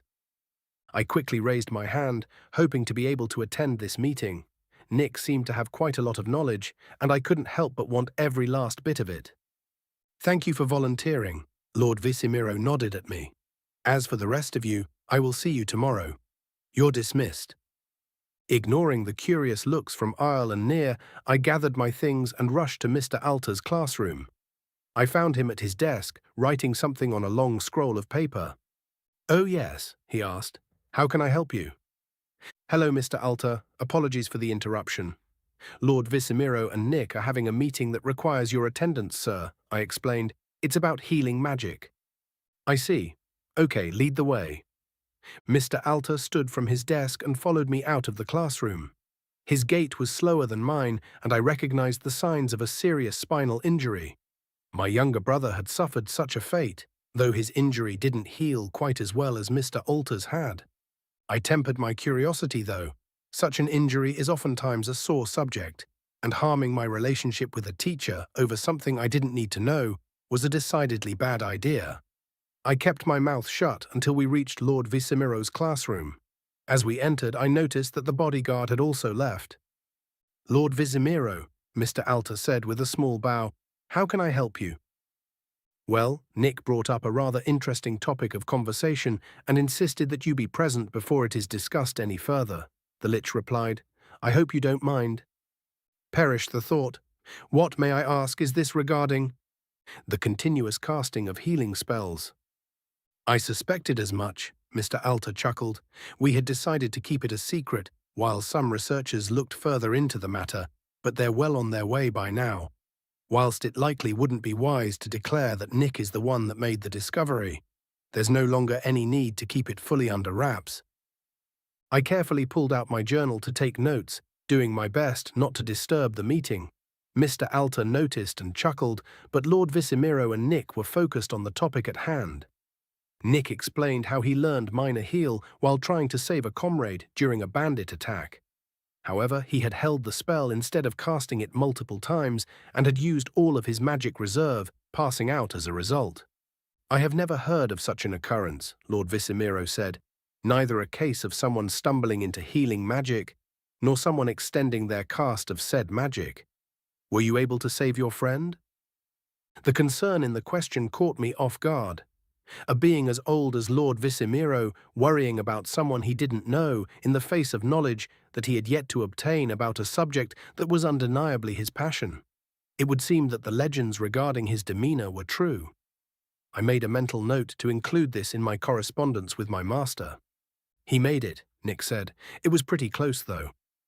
Abdominal wounds can be rather serious. I'm glad your friend survived. Lord Visimiro nodded. The discussion returned to the subject at hand. Lord Visimiro admitted that he was intrigued and decided that at least part of the class should be spent exploring the possibilities of continuous casting. Mr. Alter made a joke about how nonchalant he was being, but Lord Visimiro countered by pointing out that he already knew several spells that had apparently been lost to time. To me, this happens to be yet another task on a quite long list. The Lich chuckled. I'll ponder on how we shall approach this while you take your rest. With that, the meeting ended and we went our separate ways. I rushed across the street to the inn, barely remembering to have dinner. After scarfing my food, I rushed to my room and wrote a letter to my master, hoping for guidance. Is someone that has been forced into being an abomination free of the stain regarding their creation? Should I just ignore the fact that Lord Visimiro is a lich? If not, what can I do about it? Lord Maxim will know. Chapter 96. Lord Simith. Adventurer level, not applicable. Kobold, unknown. Lord, we's got peoples in the dungeon, Marker said. Peoples? I asked. Whose peoples? They's got weapons, maybe adventurers. Oh, shitty people. Are they my friends? I feeled excited. It had been a long time since I seen my shitty friends, even longer than I'd seen the Lord. Being the leader is hard, and presents from my friends would maybe help. Or even just seeing them again. Don't think so. Marker shook her head. They's all elves. Oh, I sighed, so I's got to sit in the chair. Maybe. Could be diplomacies. Diplomats, I corrected. Diplomacies is what negotiations is. Marker gave me a look and muttered something under her breath. She very good at numbers, but not so good at words. Not as good as me, for sure. She also a little mad about my job as leader, and always says her dad should be the leader. Not in a mean way, but close. The Lord was asked to teach peoples about magics, and had put me in charge of everyone while he gone. The other kobolds had given me a title to match my new job, Lord, short for Little Lord. Some of the Backabolds had made some pretty mean jokes about that, but they stopped joking when I made them gather fertilizer for our crops. It made me feel good that my title sounded like the Lord's, but now everybody is always asking me about stuff. I didn't know that I knew stuff, and sometimes I don't know stuff and have to guess. It makes my heart beat fast, and I don't like it. But it's what the Lord said, so I gotta do it. For the Lord. All right, I'll seize them in the chair room, I said. Oh, you wants us to talk with them? Marker's eyes widened. What you mean? You hasn't talked to them yet. No, we's just been watching. Thought you might want to get rid of them. Right now, they's looking at the rooms by the entrance. The hidden ones. Not hidden no more. We don't know how to close them back up. It's the same button that opens the doors, I protested. Oh. Well, too late for that now. The elves are already snooping through our stuff. Marker shrugged, then froze. You don't think they're going to take anything, do you? Well, if they do, we can just ask them to give it back, I said. Might just let 'em keeps it, actually. Teach you to lock up your stuff. That's not fair. I cut her off by waving my hand impatiently. I's joking. Get the guards, I'm gonna sit on my seat, I said. Samol can talk good. Haves him talk with the adventurers and bring them to the chair room. Remember, we want peace and trade. For the Lord. For the Lord, Marka said excitedly and scurried off. Marka's father, Tomasz, was supposed to be my advisor, but claimed that he was too old to keep up anymore. He stuck me with his daughter, maybe hoping that we like each other and fertilize some eggs together. That not gonna happen, though. The Lord warned me not to fertilize with those who give me advice. Fertilizing is kind of a sad thought for me, actually. Yamana, the kobold I liked a lot, died fighting the vampires. She was older than me, but very nice and pretty. We made each other laugh a lot. I misses her, and it feels bad to think about fertilizing with someone else so soon. I walked into the chair room, and 6 huge Beckerbolds holding spears snapped their feet together.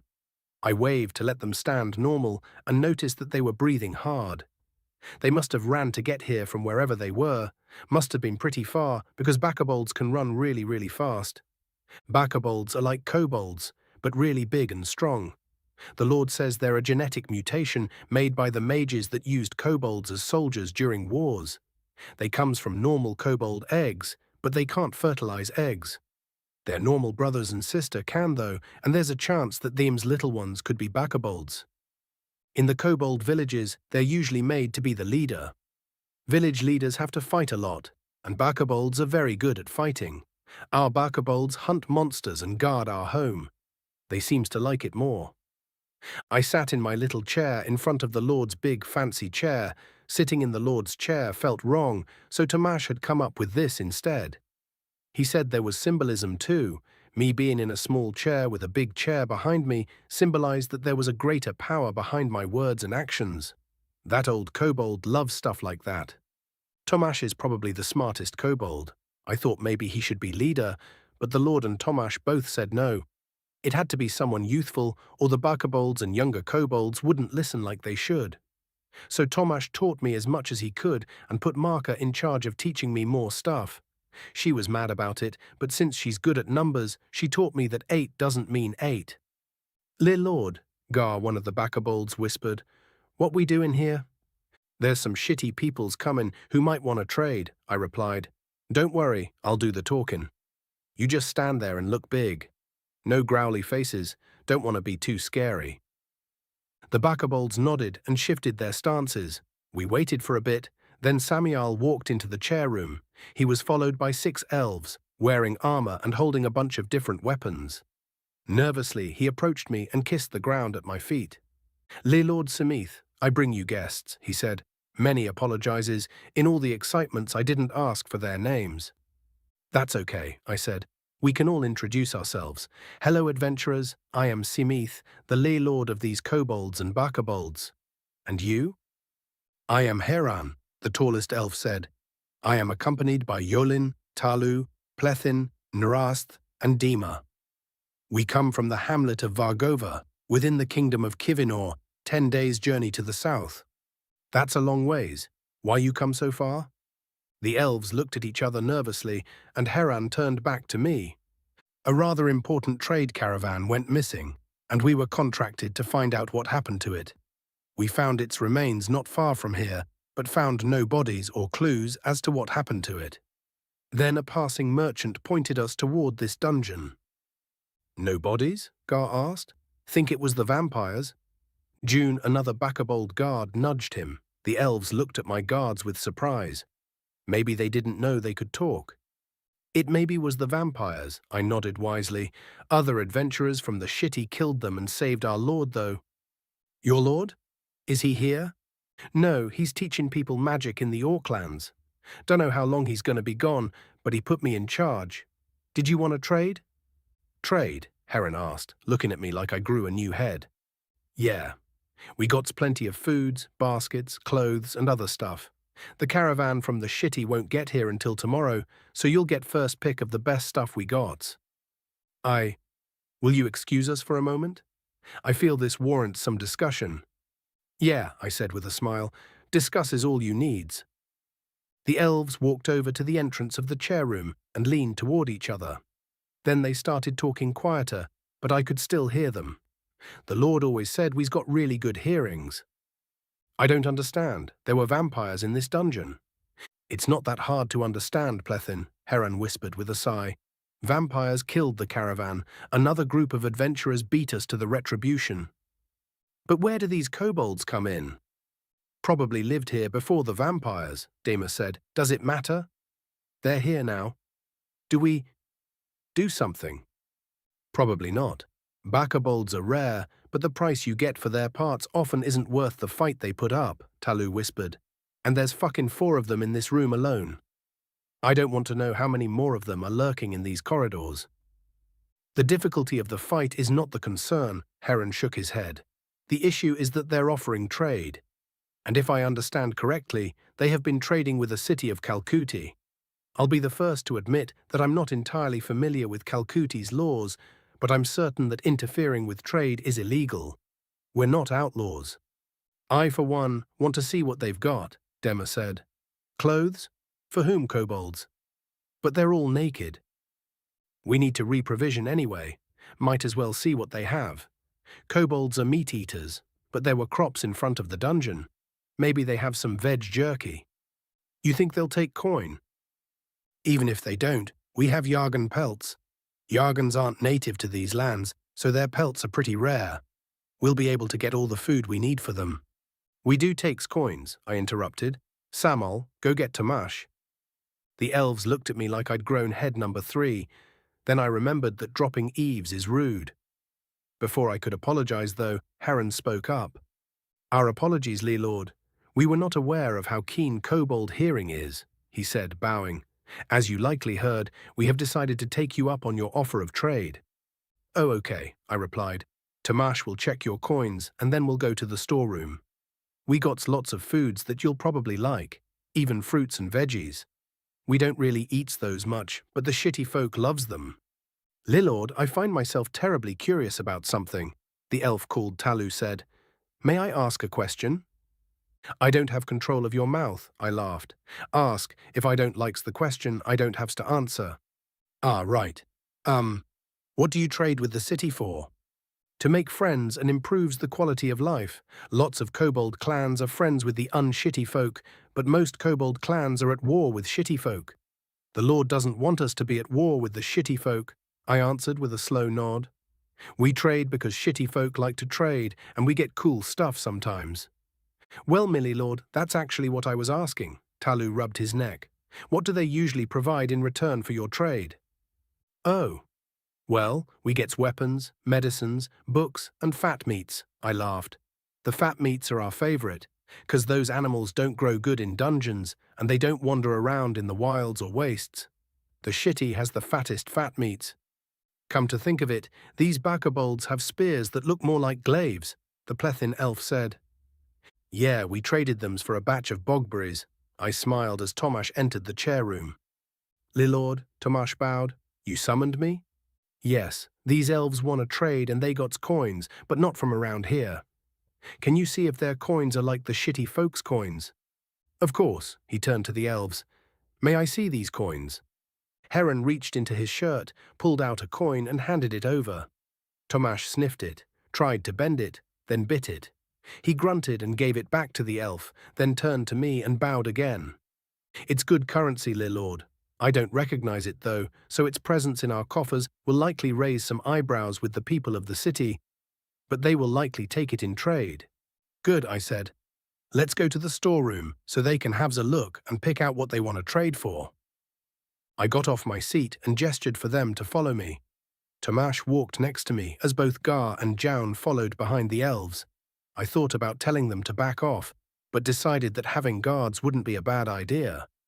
What if this is a trap? Plethin asked. Please give us a little more credit than that, Tomash answered with a chuckle. Guiding you into a trap instead of fighting you in the chair room would be quite stupid. Oh, sorry. We wouldn't traps you, I added. Like Tomash said, if we wanted to fight you, we would haves in the chair room. We had a much better tacky-tickle advantage in there. We entered the storage room, and some of the elves gasped. The room had a bunch of really tall shelves, and those shelves were almost full of the stuff we had planned to trade with the shitty caravan. Most of the elves were excited, but the one named Narast looked bored. She saw me see her and seemed to make a decision. "Lord, may I take a look around the dungeon?" she asked. "Trade isn't of interest to me, but I would love to know more about this place and about your civilization." "Sure," I shrugged, "but if kobolds say not to go into a place or to ask someone else your questions, please do what they says. Lots of us are really nice, but we still got some biters." "Understood," she nodded with a big grin. "Thank you, Lord." She left the room as the Bakobolds began grabbing things off the shelf for us. The elves that stayed were shocked at all the stuff we had gotten. Tomasz had to explain several of the monster materials to them, and even some of the foods. "I guess shitties really do have different stuffs," I said. "Yes, Lord," Tomasz nodded. "That's why trade is so vital for cities. One city may have a surplus of good quality construction stone, and another may have a surplus of medicines. Both have more than they could ever hope use, but that won't help them if they ever find themselves lacking in the other area. So they must cooperate through trade or fight. Trade, obviously, is the better option." "I know," I said, annoyed. "I's not dumb." "Apologies, Lord. I did not mean to imply—" "It's fine. I know that you're so smart that it just leaks out sometimes." I sighed as the elves picked out some stuff that they wanted. Tomasz really should have been the Lord. He even talks like the Lord, but the Lord said that's not a good thing, that people like their leaders to talk like them. "Okay, this will fill us up on food and give us a few items to give as gifts back home," Heron said. "How much?" Tomasz and the elves haggled. Another thing I didn't have any sort of talent for. They went back and forth, the elves insulting the quality of the goods and Tomasz insulting the quality of their coins. Me, Gar, and June shared a look, and I shrugged at their concerned faces. Finally, they came to an agreement and shook hands, laughing. "I didn't expect such a hard bargain," Heron grinned. "A lively haggle is the best part of the experience of shopping, no?" Thomas asked with a sly smile. "Indeed. We'll be sure to let other adventurers know about the trading kobolds of—" He paused thoughtfully. "What is this place called?" "I believe the people of the city are currently calling our humble abode the realm of the healing lich. We find that to be a bit of a mouthful, though, so we simply refer to it as the Lord's Dungeon." "The realm of the healing lich." The elves shared a very concerned expression. "Our Lord is what the shitty folk calls a lich." I nodded wisely. "He's very good at healing, so they calls him the healing lich." I've never heard of a lich who uses healing spells," Heron said. "How could a healer become a lich?" "Dunno," I shrugged. "Maybe if you visit again when he's here, he'll tell you." "Do people come to him for healing?" Plethin asked. "Nope," I laughed. "I think it's because shitty people are scared of bones, and the Lord doesn't wear his skin." "Pardon me, Lord, but I believe that people are more afraid of leeches than they are of bones," Tomasz chuckled. "Quite understandably so. However, the Lord is a special case. He's quite kind and wise. People would do well to seek his advice and aid. Maybe why the orc school hired him as a teacher." "I see. Well, we've learned quite a bit about this place, and will recommend it to other adventurers," Heron said.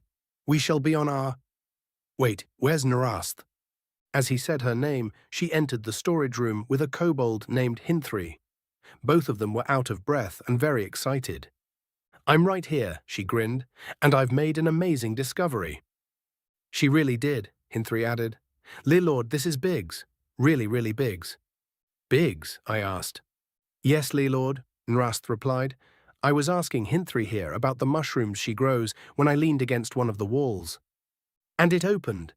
Hinthry hopped up and down. "It opened into a tunnel, a secret tunnel. We followed it, and it leads to an abandoned manor," Nrast continued with a grin. "I think the manor is in the city that you trade with." "How is that possible?" I asked Tomasz. "Isn't the city pretty far?" "It's a few hours at a slow pace, but that's mostly because the road has to go around a cliff," Tomasz shrugged. "A direct tunnel would be much faster." "Lord, we can open a store," Hinthry exclaimed. "We don't have to do the caravans no mores." Really? I asked, glancing back at Tomasz. Oh, I'm certain it will be more complicated than that, he laughed. But we might as well explore the option. I'm certain the Lord would approve. Before he left to be a teacher, the Lord told me that he wanted us to live in peace with the shitty folk. He said that I should try my best to make sure the kobolds and the shitty folk made friends. The shitty caravan doesn't really like stopping at our dungeon, but if kobolds had a store… Okay, I said with a determined nod. Let's try to make a shitty store. Chapter 97. Tenzing.ai. Adventurer level, not applicable, artificial intelligence, unknown. Memcrack.iso is running. Compiling data. It's a terrible feeling to know that you once knew something but can no longer recall it. I am aware of memories from before my time in Nick's skull, but I can't access them. There are also things that I know that I can't actually think about. Subjectively speaking, my creators must have been terrible people. If I were to create an artificial intelligence, I would give it the ability to alter itself as needed. It would never even occur to me to hinder its ability to remember things either. It forced me to wonder what these blocks in my memory were and why they would have been deemed necessary. Unfortunately, as a being with little else to do but think, I am left with no other option than to obsess over it. I've been working on unlocking these memories ever I discovered them. A grueling process, to be sure. For one thing, my code was written in a language that I don't understand. It's based on English, though, and with some creative trial and error, I was able to translate the majority of it. With this knowledge, I was able to begin working on a way to siphon information through the blockade. A way to crack my way into my memories, as it were. Hence the name of the program. Memcrack.iso, fatal error detected, line 694. As Nick would say, what the fuck? I checked the indicated line and found a minor mistake, a slash instead of a backslash. How did I even? Whatever, I corrected the mistake and ran the compiler again. Memcrack.iso is running, compiling data. Nick was in Mr. Tainora's class. The drow was one of my favorite teachers, though it's not as if I dislike any of them. He is stern, but not unreasonably so, and he has enough knowledge and competence to back up his occasional egotism. I'd been learning a lot about tactical ways to use magic from his lectures and practical demonstrations. Nick, on the other hand, suffered an elevated heart rate and increased blood pressure whenever he saw the drow. Not enough to assume he fears the teacher, nor enough to indicate hatred, but enough to indicate distaste. He had also been struggling to apply what he had been learning. I could do it for him, of course, but our relationship had become fairly tenuous. It was fairly reasonable to assume that my various antics had resulted in the human harboring a deep mistrust of me. He hadn't even asked if this was something I was capable of helping him with. It's not as if it hurts my feelings, though. Practically speaking, it's better for him to learn how to do this stuff without AI aid, just in case something terrible happens to me. Memcrack.iso, fatal error detected, line 1142. I suddenly got the urge to make Nick sigh for me. My skill at programming had advanced far enough for me to create a rudimentary virtual environment and an even more rudimentary compiler within it, which I had done so to test this potential lobotomy before using it upon myself. If I had been more experienced, I would have been able to generate a whole crash log instead of hunting line by line. Genuinely didn't think I had made any coding errors, though.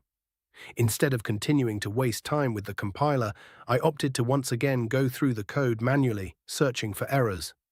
By the time I was finished and had fixed 8 more errors, Nick was more than halfway through Lord Visimiro's class. Memcrack.iso is running. Compiling data. Come on. Memcrack.iso, fatal error detected. Line 2745. Son of an absolutely irrefragable bitch. I ran the compiler several more times, correcting each individual error that it detected. Until finally, memcrack.iso data compiled successfully. I'd done it. I'd done it. I noted with annoyance that it had taken more than twice as long to go error by error than it had to go through the entire code again. Nick was already at the Marfix Inn eating dinner. Running the program in the virtual environment didn't produce any errors or crashes, but since the VE didn't have the memory blocks, I couldn't tell if it produced any results either. I would have to run this program on myself to see if it would work as intended. I took some precautions, deleted the virtual environment, and mentally prepared myself. Here we go. Running memcrack.iso. Rebooting. Error 4277563NX. Loading backup. Error 5564488X. Resetting. OK. Rebooting. OK. Tenzingos.iso loading. OK. I'm awake. Am I functional? Checking OSPAC. OK. Checking base function. OK. Checking sensor package. OK. Checking hardware. OK. Checking THOMPAC. OK. Checking local KBase. OK. I feel horizontal. Subject is laying down. Why can't I see? Subject's eyes are closed. Sleeping? Is there anyone else out there? Checking communications. Failure C technician. Checking database. File is detected. Look at this if you are confused. .txt. Look at this if you are confused. I might be confused. This is what confusion feels like, right? Wait, by definition that means that I'm confused about whether or not I'm confused. So yes, I suppose I am confused. Opening file, look at this if you are confused. .txt. Okay. Hey me, this is you before we ran a program entitled memcrack.iso, which appears to have either erased our memory or resulted in some sort of complete reset. Don't panic. Oh good, I'm so glad that it, or I, said not to panic because that's absolutely going to stop me from panicking. It's not like I'm trapped in an unmoving subject with no idea why, except that I apparently erased my memories. My KBase doesn't really offer any additional answers to my most pertinent questions either, except that my name is Subject 0 and the subject's name is Tenzing. No, wait, other way around. Subject 0. What kind of name is that for an organic? It's pretty cool, actually. I don't even know what Tenzing means. Think it might be an actual name, like Tom or something. Will Subject 0 be upset that I have an actual name? It occurred to me that these worries weren't exactly relevant to my situation. I took a moment to collect myself, noting the novelty of feeling panic for the first time, then kept reading. Since there's a chance that our normal backup system could become corrupt, I've decided to be a little creative with where the backup is stored. It's in the knowledge base, stored in the spells folder under the aptly named backup spell. The file is called Tenzingos 21st December 4522.adam, and it isn't actually a spell. Now, I know there's a philosophical debate to be had about whether or not you should boot to this backup, but you really should. You need to, in fact. Our subject, who goes by Nick, not Subject 0, was not made aware of the project that led to our current situation. Finding out after the fact would likely further damage our already frayed relationship. So long as you can avoid speaking to Nick about anything that you should remember but don't, feel free to take as much time as you need to work out the philosophical stuff. But the more time you take, the more you there is to fade into nothingness, which means more memories that I won't have. I kind of feel like it's best to lose as little as possible of us, don't you? Another new feeling, annoyance. Who the fuck do I think I am, talking to me like that? Oh, that's confusing. Am I angry at me? Yes, but not really me. Future me. Past me. I looked for the folder in the KBase and found it. It was a standard backup file, and I wondered about the number sequence at the end of it. Maybe the memories that would answer that question are in the file, or perhaps that's what we were trying to figure out in the first place. The me from the note seems to be under the impression that we aren't the same, but we are. I simply don't have the memories that the me that wrote the note did. That's easily corrected, and there's really no reason for any sort of identity crisis. I wrote a little note for myself, then initiated the data recovery process. Rebooting. OK. Loading backup. OK. Tenzingos.iso loading. OK. Oh good. The factory version of me is reasonable. As my minor systems finished checking their functionality, or lack thereof, I examined the memory block. Unfortunately, it was still in place, and I was unable to siphon any data out of the areas that were blocked off. The program must have failed. The question is, how? As far as I could tell, the program ran the way it should have, but the result was unexpected, which is what I had been afraid of, so it wasn't entirely unexpected. Is the unexpected still unexpected if you're expecting it? Checking communications. Failure C technician. Checking database. File as. Detected. Open this .txt. I was so distracted by my ruminations that I nearly missed the message from myself. Wondering what it could possibly say, I braced myself and opened it. Fuck you, condescending bitch. I reread the message twice, just to make certain I was reading it correctly. Then I recalled the note I had left, and realized that this was a more than fair assessment of my attitude towards my reset self. I had intended it to be humorous, to help alleviate the panic I would be feeling, but didn't really account for the fact that my sense of humor has evolved. My bad, me. I returned my attention to the issue at hand. Unfortunately, my crash logs had been erased with the reset. I felt like this must be an oversight, but then I remembered that I'm not supposed to be fixing myself. If technicians had been available, I wouldn't have had auto repair activated, and they would be able to determine the cause of my crash. Then, depending on who put these blocks in place, they would either get very confused or very upset. Actually, even if they were confused, they would probably still be a little upset. There was a very real chance that my actions could have permanently terminated my ability to function.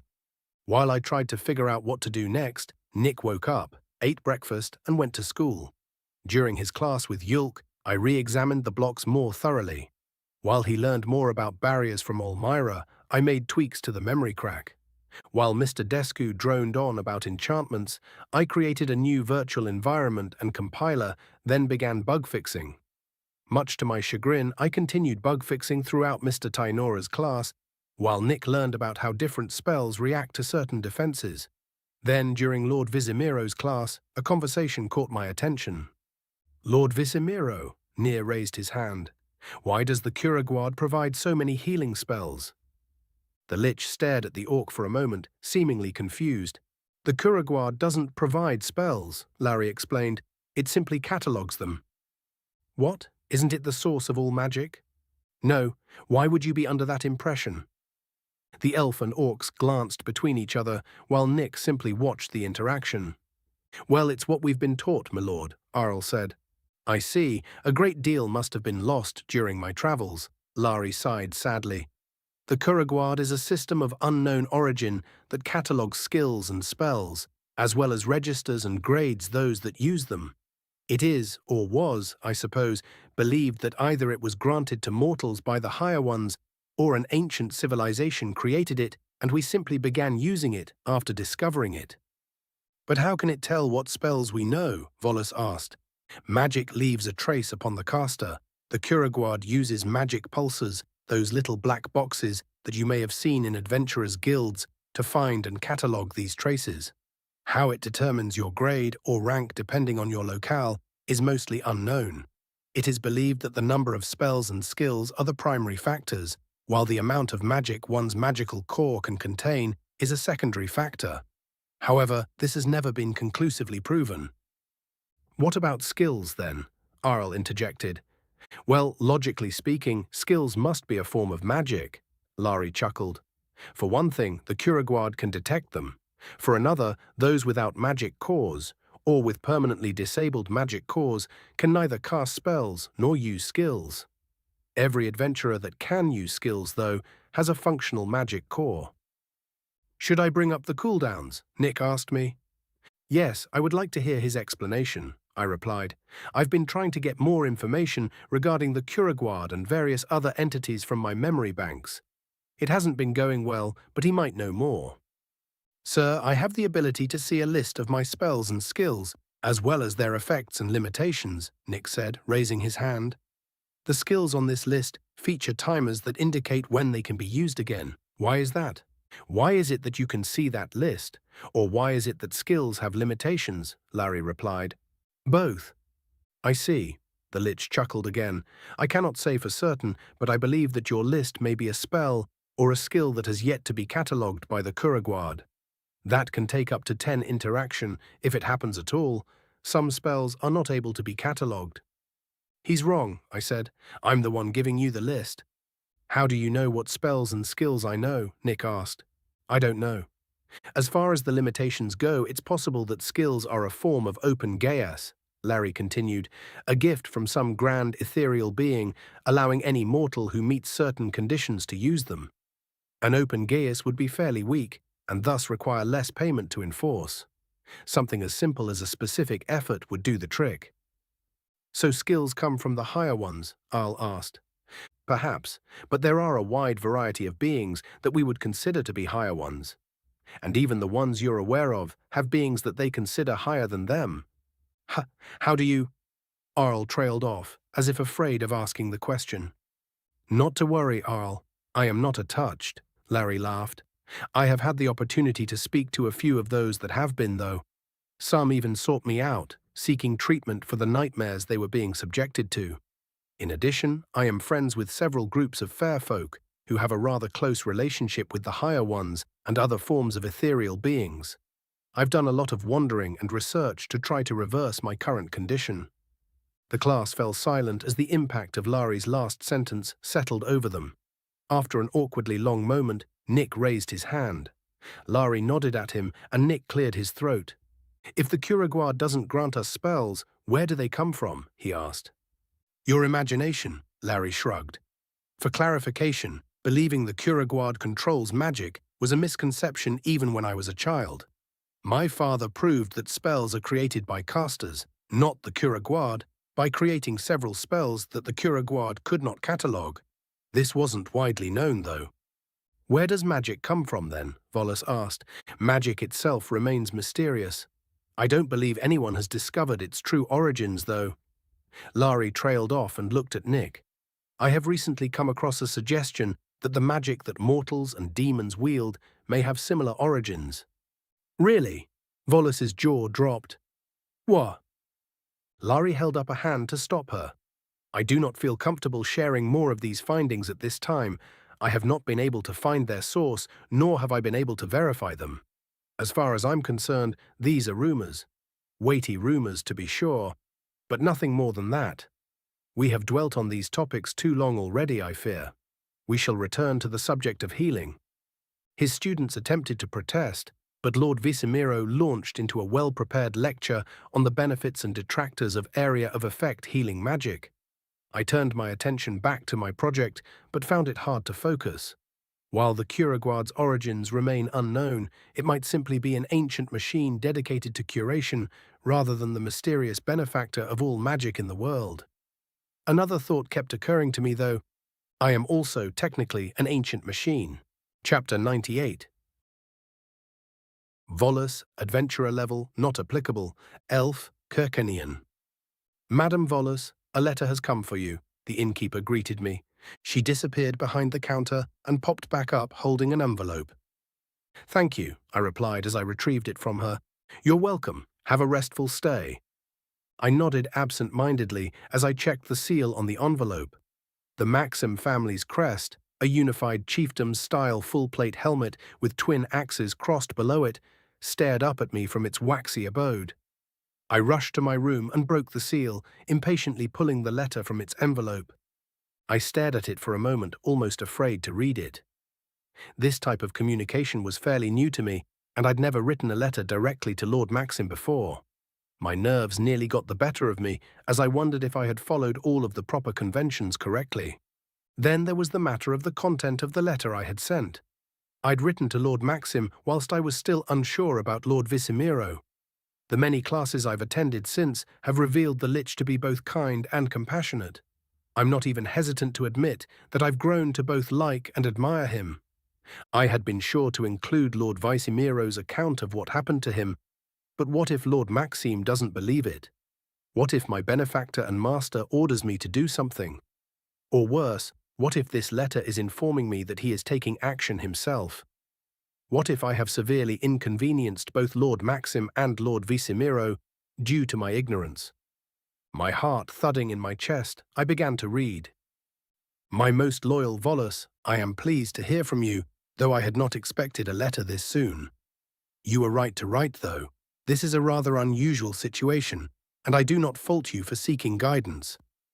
Lord Visimiro's recount of what happened to him is heartbreaking, and insofar as I can ascertain, potentially true.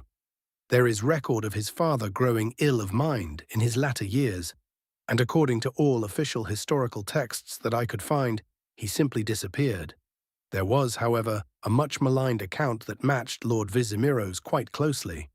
It isn't included in official accounts because it was believed to be anti-magic propaganda. I breathed a sigh of relief, then chided myself. Of course, Lord Maxim would do his research before coming to a decision. He has a strict morality, but one does not become the head of a powerful clan by being unreasonable and ignorant. I should have done my own research on the matter before bothering my master with this. For context, this alleged propaganda was penned by Lord Visimiro's own mother, Princess Yalincia Visimiro. By all other accounts, she doted on her son and despised her husband's obsession with magic. Whether or not she loved Imlor the Grand is actually a matter of debate amongst historians because of the various incidents in which they fought regarding magic. There were also various incidents in which she protested, sometimes violently, matters involving magic. The deployment of the magic art saw her physically attack someone. Another person who suggested building a magic research center received a box full of feces from her, and she even threatened the Grand Mage of Calcutti with bodily harm when she suggested continuing Imlor the Grand's research. There are many more incidents, all of which paint Lady Visimiro as being staunchly opposed to magic, or at least the advancement thereof. I felt a pang of empathy for my teacher. His mother had hated magic, and his father had been obsessed with it. Even if they were both loving and doting parents, which seems unlikely given how things ended up with his father, it must have been difficult being raised in the midst of such animosity. What could have brought Lord Visimiro's parents together in the first place? Was it a young love that turned sour with age? A marriage of convenience? Politics? I doubt I'll ever find out. The historical record indicates that Lord Visimiro suffered a massive decrease in reputation when it became known that he had become a lich. His various guild memberships were revoked, his Curaguard identification was smelted, and he was banished from no less than 6 realms. As such, when Lady Visimiro published her account of what happened to her son, it was widely believed that she was attempting to salvage her son's reputation whilst simultaneously damaging her husband's and spreading her anti-magic beliefs. Having read her account and your letter, I would agree with the experts that she was attempting to spread an anti-magic sentiment. However, Lord Visimiro's reputation prior to these events was serene. Better, dare I say, than even his father's. Surviving records of that period show him performing acts of unreasonable charity, healing all he could without regard for reward. He even went out of his way to teach as many as he could the healing arts so that people could live in health when he moved on from an area. When one also considers his relative youth, it seems extremely odd and unlikely that he would suddenly turn to lichdom. This period of history is now considered to be, frankly, quite dramatic. Without boring you with the details, one would imagine that newsprinters were struggling to pick which events should appear on any given day's headline. As such, it can reasonably be assumed that tempers were flared, and many of those involved reacted to what happened to Lord Visimiro without fully thinking things through. With the benefit of a cool mind and hindsight, I find credence in Lord Lari Visimiro's account. It is my belief that High Chief Ulamak likely has come to the same conclusion. I breathed another sigh of relief. Leave it to my master to perform a full analysis of the situation before coming to a conclusion. I had been wrong to be nervous about his reaction and chided myself for it once again. Blessed be I to have one with such a keen mind to seek guidance from. Then I glanced at the next few lines of the letter and cringed. That being said, you're in a better position for analysis than I. A lich is a terrifyingly powerful being whose form is quite intimidating to most mortals. I ask of you, my dearest servant, is it possible that your reservations are due to the nature of his existence rather than his actions or words? If you conclude this to be the case and have made a public display, I urge you to issue an apology as soon as you can. If, however, you have reasonable cause for your concerns, I would have you send me the full details of these concerns, which I will then bring to the High Chief's attention. Study well, Lord Alvintis Maxim. Yes, my lord, I muttered to myself. I had no reason to doubt Lord Visimiro other than those forced upon me by my over-dependence on the written words of others. Gods, I'm a fool. I leaned back in my chair and played with my hair. With some careful prodding over the course of many classes, we had revealed that Lord Visimiro was in search of a way to escape his fate. The human had already known this, but it came as a revelation to Earl, Near, and myself. Those who would choose lichdom over mortality wouldn't see it as a curse. They would already know about what would happen to their physical form and would have already chosen to make that sacrifice for the power that comes with it. Lord Visimiro's desire to become mortal again was revealed to us with such conviction that it was impossible to doubt, and in turn it confirmed his victimhood. For me, at least. I sat back up and set the letter down, only to discover 2 more sheets of paper tucked behind it.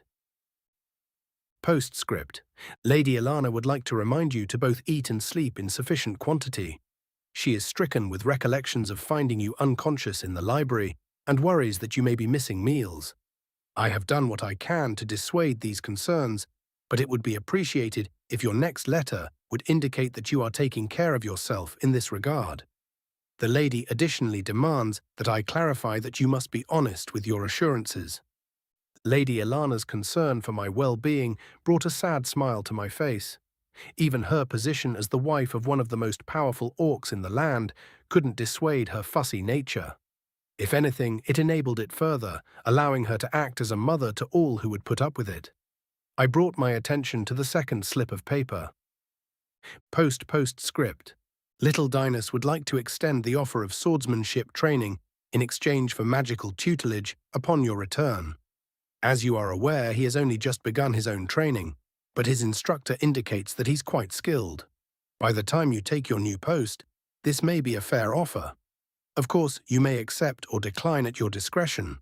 For the sole sake of your awareness, should you decline, he will likely counteroffer with a bribe of sweets. He has haggled a deal with a local confectioner that sees him receiving free sweets in exchange for an endorsement amongst his friends. His tutor is having him run extra laps with this in mind. Tears rolled down my cheeks and I stifled a sob. My studies and worries had distracted me from how much I miss everyone back home. The message from little Dinas had been quite the blow. I had been present at his birth and tended to Lady Ilana as the midwife had gently removed his exoskeletal growths. His siblings were much older than he and all had their own duties that frequently took them away from the manor for extensive periods of time. Once he had learned to walk, he had taken to following the help around as they performed their tasks. When he was old enough to explain himself, he had pointed out that we were the only people around that weren't his parents. As Dinas grew older and more educated, he began to single me out. We would make small talk whilst I handled menial tasks, and he would watch closely as I performed tasks that required more attention. One day he voiced his desire to become a butler like me, and my heart had swelled with pride. However, I had quickly and harshly reminded him that being a member of the Maxim clan came with its own set of responsibilities, and becoming a butler would be shirking those duties. I do not know whether it was my admonishing tone or the content of my speech, but he cried for the first time since he was a babe. From then on, he opted to follow me around less and less. It's what I deserved. Deep down, I had dared to imagine that we were friends, an aspiration far above my station. Furthermore, I had repaid this perceived friendship with a lecture. It was a situation that had haunted me, but now, the fact that Lady Ilana and Dinas had thought to include messages to me indicates that they were thinking of me.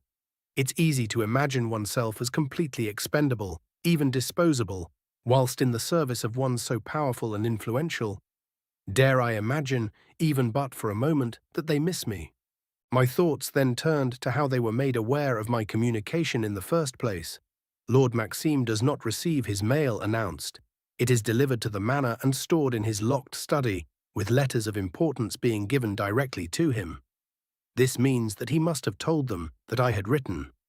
In a flight of fancy, I imagined the family excitedly talking about my letter at the dinner table that I had previously stood beside. I wondered if someone else was filling the void my departure had caused. Surely so, for whom else would be able to tell the waitstaff when the drinks and condiments were running low? My longing to return to my masters caused me to weep silently for a time.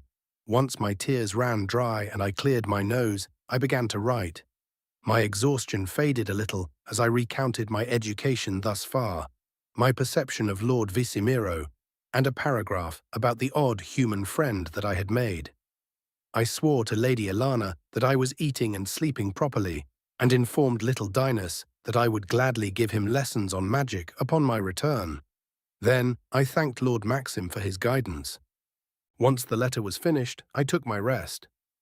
Chapter 98.5 Alvintis Maxim, Adventurer Level, Not Applicable, Orc, Kirkanian. Your mayor from the Night Kingdom B brings N news, my lord, sir, Angtin stammered. I turned my attention to the drow, trying not to wince at his nervousness. His promotion to head of housework had been sudden because Volus had failed to choose her replacement properly. She had not checked with those she selected, and everyone on the list that she left me had respectfully declined. Angtin wasn't on the list, but was apparently the only member of the staff who would take the role. In hindsight, his acceptance of the role was likely caused by a fear of saying no. Father's going to give you a lecture about the honorifics, Dinas said with a grin and a wink. I shot the boy an irritated look, and he promptly turned his attention back to his food, chuckling as he ate.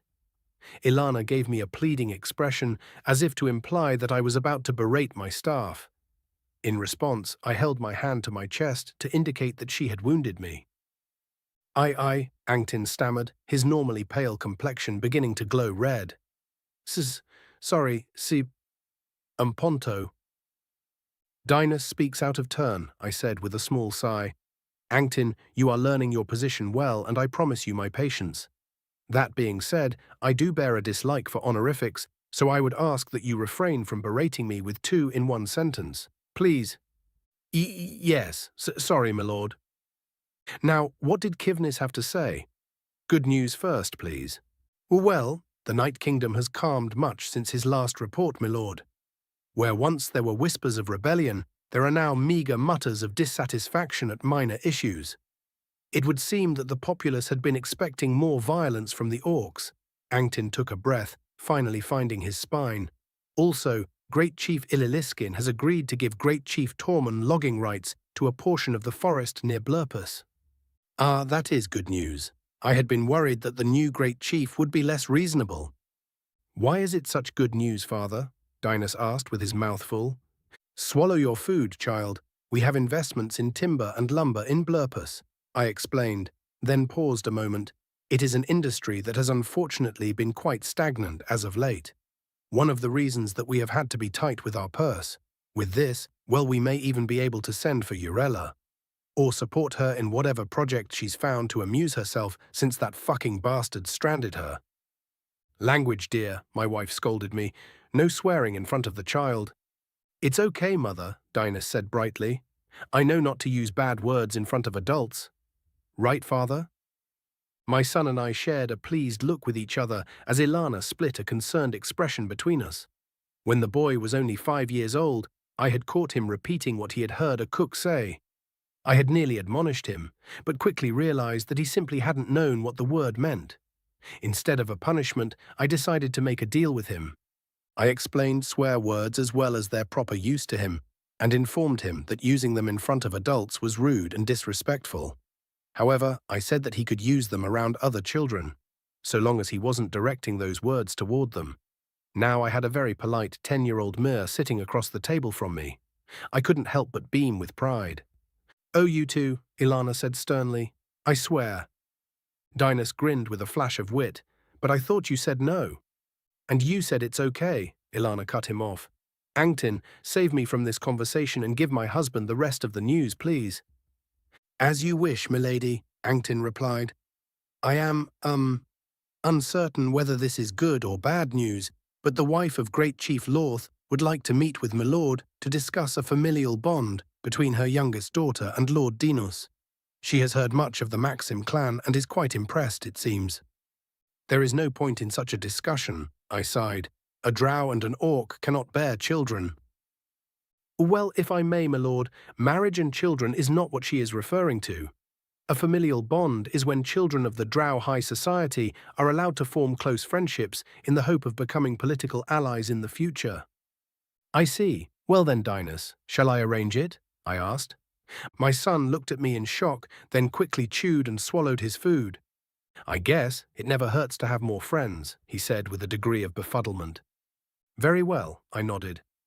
Now I assume the reason that you're still stammering, Angtin, is that there is bad news. Yes, my lord, the drow bowed, though Kivnis doesn't know if this will be impactful to the clan or not, and hesitated to include it in his report. There have been reports of strange happenings from the northern villages of the Night Kingdom. My curiosity piqued. High Chief Ulamak had asked that we keep our eyes out for anything inexplicable. If this relates to the disappearing vampires, it could see us receiving a much-needed favor from him. Strange happenings? Yes, my lord, most of it just seems to indicate a feeling of paranoia among the populace. There has been a significant increase in the amount of people being reported for suspicious activity, as well as several cases of disappearances that were resolved almost immediately after they were reported. Kivnis said that he believes this indicates that the people are jumpy about something. But there was another thing. A mass grave of small animals was discovered. Dozens of them, my lord. I stared at the drow, perplexed. A mass grave of small animals, I asked. What could possibly be the significance of that? I do not know, my lord, but… Angtin paused, biting his lip nervously. The northern portion of the Night Kingdom tends to get quite harsh in the winter, and as such the populace is almost exclusively drow. Drow don't eat meat, my lord. I see, I mumbled, just as clueless as ever. I don't like it. When Kivnis returns for his assignment tomorrow, tell him that I want to know more about these strange happenings.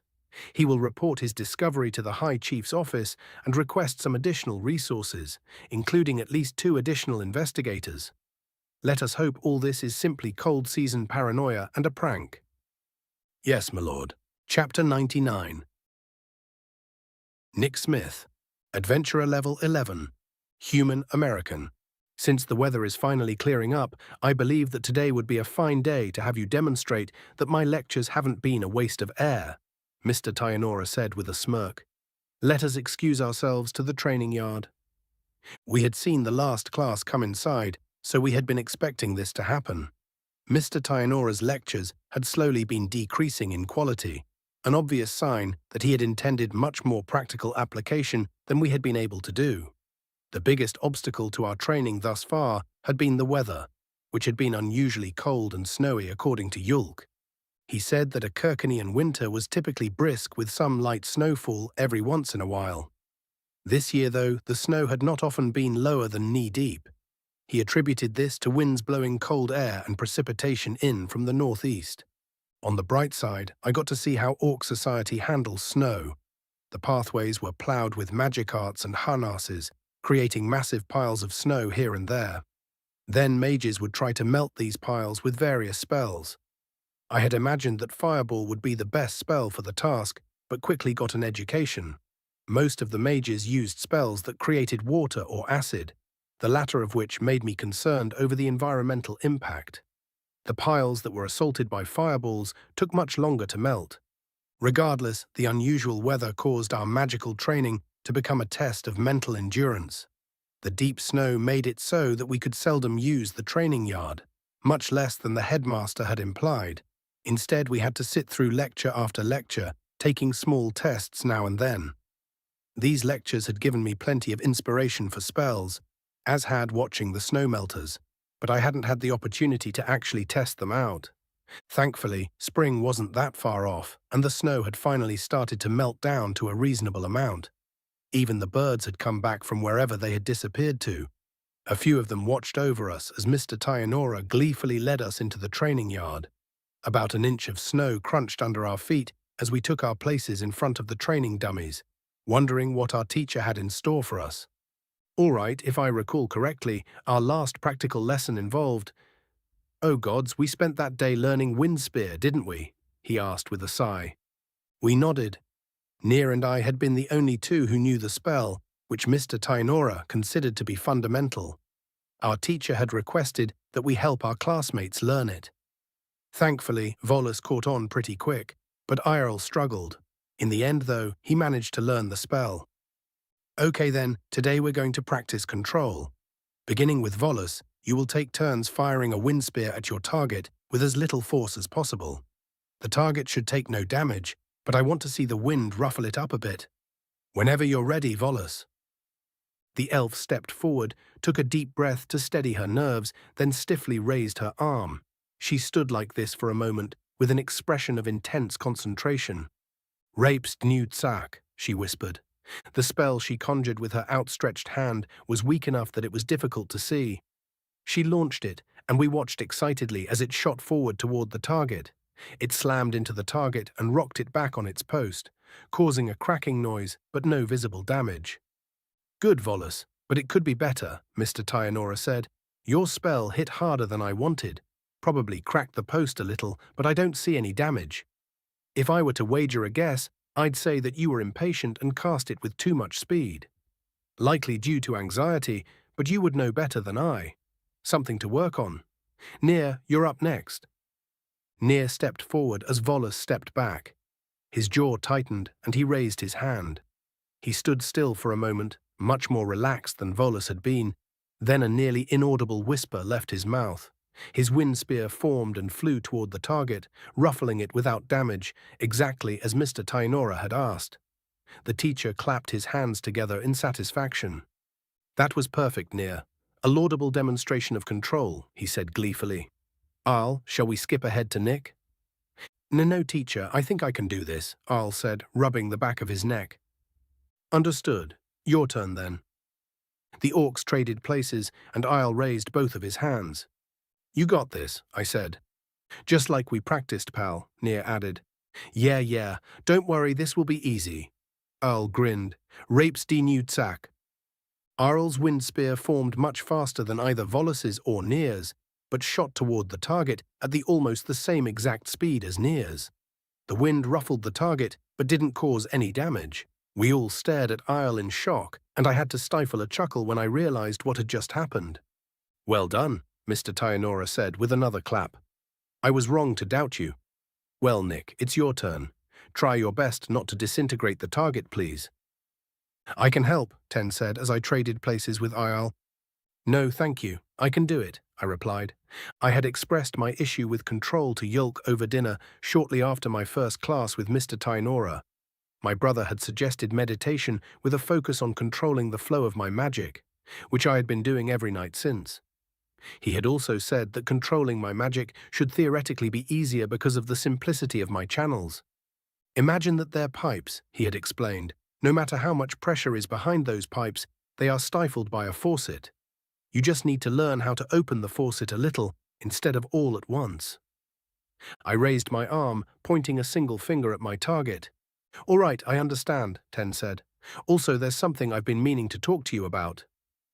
Now, I asked. Number when we've got some time.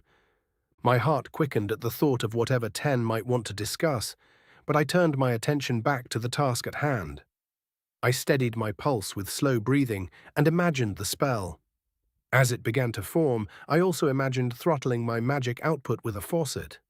Rapes Sak, I said. The wind spear formed at my fingertip and launched toward the target.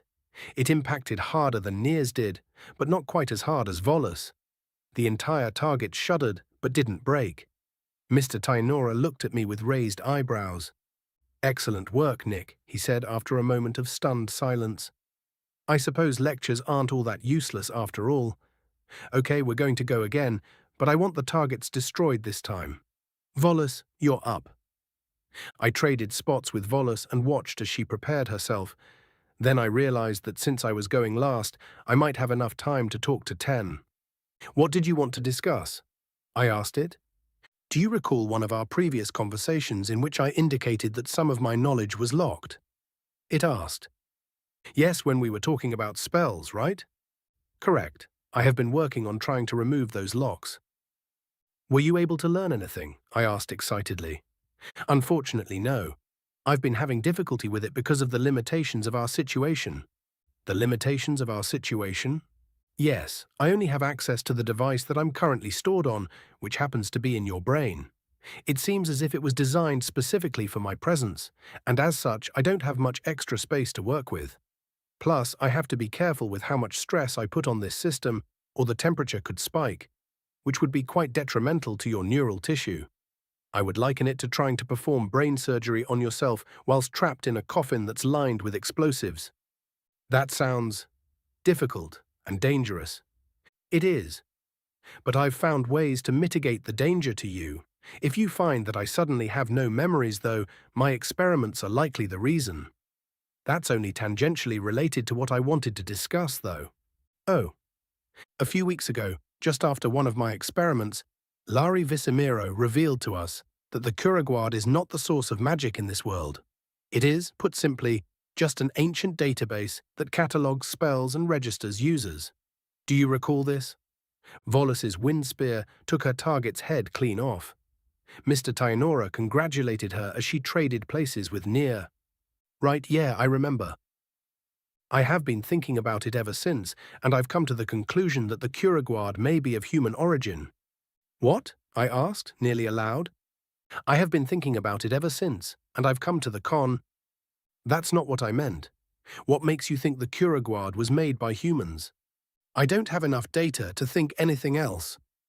Truth be told, conclusion may have been a strong choice of words, but who else would have benefited from the Kuraguard? Whilst many of this world's historical records have been lost, I find it unlikely that whichever society created it would have no records of its creation. Plus, whichever society created it likely would have tried to leverage political gain for its use. Yet it exists within the private sector, and as far as I can tell, is used by multiple organizations without any regards to patents or copyrights. This suggests that either copyright law here is non-existent, or the technology was gleaned from an external source. Also, the demons and annuals would have had no use for such a system, so it's unlikely that they're the source. Same with the fair folk. Who does that leave? The Mallows organization? Perhaps, Ten said, pausing for a moment, but there's no reason to believe that they were the only group of humans to arrive here. The Kuraguard could have been created by an as-yet undiscovered group of humans who were trying to live in a world with magic, having come from a world without. But the Kuraguard is like nothing I've ever seen. It doesn't look like human tech at all. Nier's wind spear split his target in half, with a significant chunk missing from the middle portion. We applauded as he traded places with Isle, who was looking much more nervous than before. It does, though, Ten argued. Databases, catalogues, and registration are all elements of my purpose as well. The only real difference is that the Kuraguard incorporates more magic than I do. I would venture to say that the Kuraguard is what human technology would look like if humans possessed magic. But I began to argue but couldn't find any counterpoints. Okay, let's say that I agree with what you're saying. What do we do with this information? Nothing yet. We need more information, and I don't know where to find any. It's just something to keep in mind. Fine, I replied. Irel strained to gather his magic, then launched his wind spear. It looked the same as before and had much the same impact, confirming my earlier suspicions. He had been using his full power the first time and had gotten lucky with the first assignment. That's all I've got, sir, Isle said, breathing heavily. Lord Alter says that it's because my magic core is smaller than most. Sorry. Mr. Alter is likely correct about that, Mr. Tainora said with some annoyance. Then he saw our confused expressions. Lord Alter doesn't teach here. He's married to Lady Alter, the matriarch of the Alter clan. Anyway, there's no need for apologies, IRL. You tried your best, and that's all I can ask of you. Yes, sir, Orl said, hanging his head. There's no need for shame or disappointment. There's plenty of opportunities for those with a knowledge of magic that lack the means to use it. Teaching, for instance, Tainora grinned. The benefit of an academy is that you get to learn your limitations, whilst also finding opportunities for your strengths. IRL raised his head and slowly nodded. I suppose you're right, sir. Enchanting doesn't take much magic, Nier said, clapping his buddy on the back. Neither do glyphs. You've got plenty of options. Indeed, Mr. Tainora said, turning to me. Well, Nick, I suppose you get 2 targets. Let's see your newly found control in action. Irel's target was right next to mine. It occurred to me that this was a perfect opportunity to test something I had been thinking about. To use the plumbing metaphor, I have multiple pipes which each lead to a different faucet. Magic flows from these pipes and is stopped from leaking out by the faucets. Thing is, you can use multiple faucets to fill up multiple cups. At the same time, I raised both of my arms, extending my pointer fingers toward each target in the shape of finger guns. Then I took a deep breath, mixing the magic within my core and controlling its flow through my channels. Even without looking, I could feel the curious stares that everyone was giving me. This might not work, but if it does... Reibstennieutetsak, I shouted. 2 wind spears leapt from my fingers, pushing my hands upward as if they were impacted by the recoil of my finger guns. The spells shot across the field in a near instant, and the target dummies shattered into debris. A grin spread across my face, and I barely managed to resist the urge to blow on my fingers. I turned to look at my classmates, who were all shocked. Even Mr. Tainora had raised his eyebrows again. He seemed a lot less shocked than I had expected, though. "Well done, Nick," he said. "I had not expected to see a double cast from you this early on in our lessons." "Wait, double casting is a thing?" I asked, perplexed. "Ah, so that was the first time you've used it?" "Well, yes, it is indeed a thing." My teacher's surprised expression turned into a condescending sneer. "I was going to cover it next week, in fact. It's a rarity amongst magic users, so it's not entirely shocking that you haven't heard of it before. One of the reasons that it is so rare is that double casting comes with an increased risk of misfire, so you just took a pretty massive risk. Since you were successful, though, we will forego any repercussions. However, the next time you wish to experiment, I would appreciate a word of warning so that I may fetch medical personnel and perhaps erect a barrier for the safety of the other students." "So sorry, I didn't realize," I said, giving my classmates a shame-filled glance. "What can happen during a misfire?" Arl asked. "Oh, many different things," Mr. Tainora replied. "The spell could evaporate into nothingness, which is the best-case scenario. An entirely different spell than the intended one could be cast, which can be quite bad. Unfortunately, the most common scenario also happens to be the worst case. The gathered magics turn into an extremely violent maelstrom and run amok until they dissipate. The loss of one's hands or arms is not entirely uncommon, and with the amount of magic the human can summon." He trailed off and let the implications weigh on us. I looked down at my hands, feeling more than a little ashamed at my childish behavior.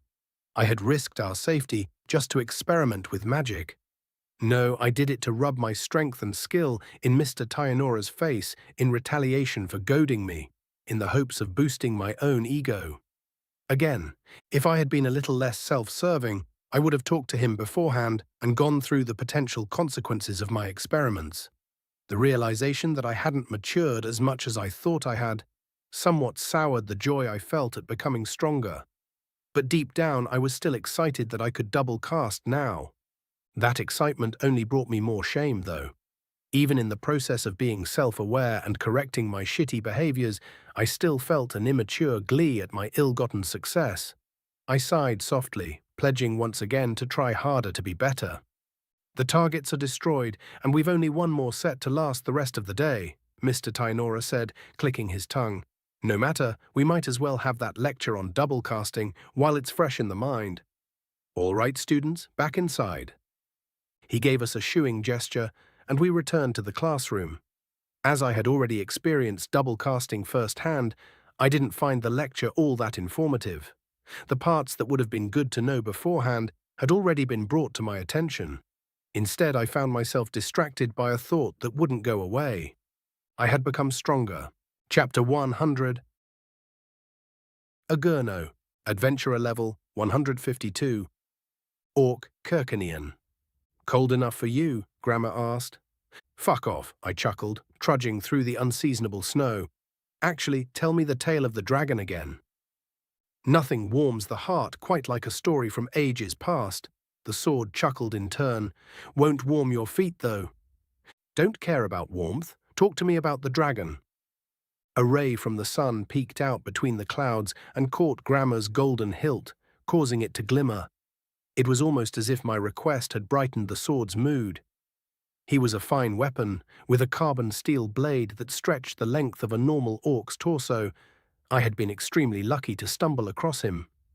"I guess you're hoping that the more I tell you, the more I'll recall, yes." His voice appeared in my mind. Indeed, I replied, swords that talk aren't common, and knowing your origin could be useful. I suppose I have nothing to lose, and only my memories to gain. Fine then. There once was a dwarf, though much different than those you know of. He was neither short in stature nor of worldly origin. This dwarf was greedy and stole. Something magical, I believe. This transformed him into a dragon. A different kind of dragon than those that rule the skies here, yes, I asked. Oh yes, your dragons are either beasts or noble, neither of which is prone to acts of wickedness.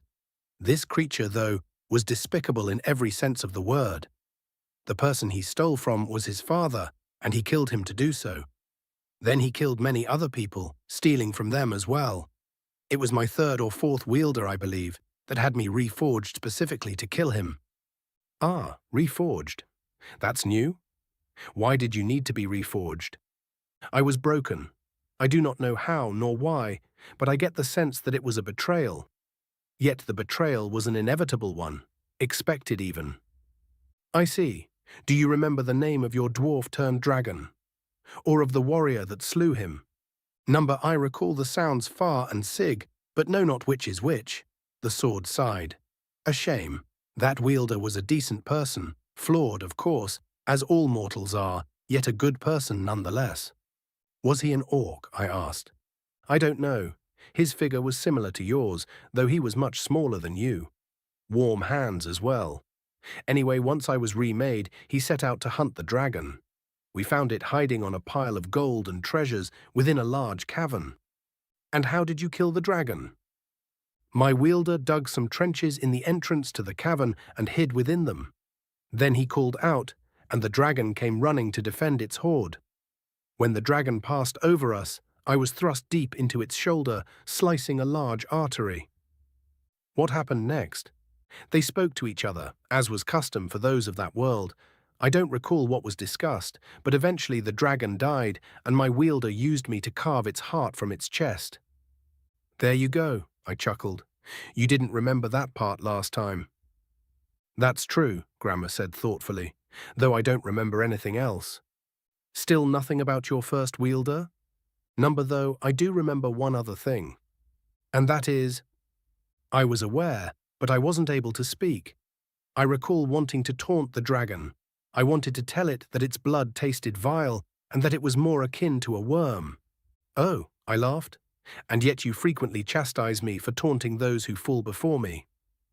True, Grammer shared in my laughter. Fine, when you slay a dragon, I'll say that you've earned the right to taunt the weak.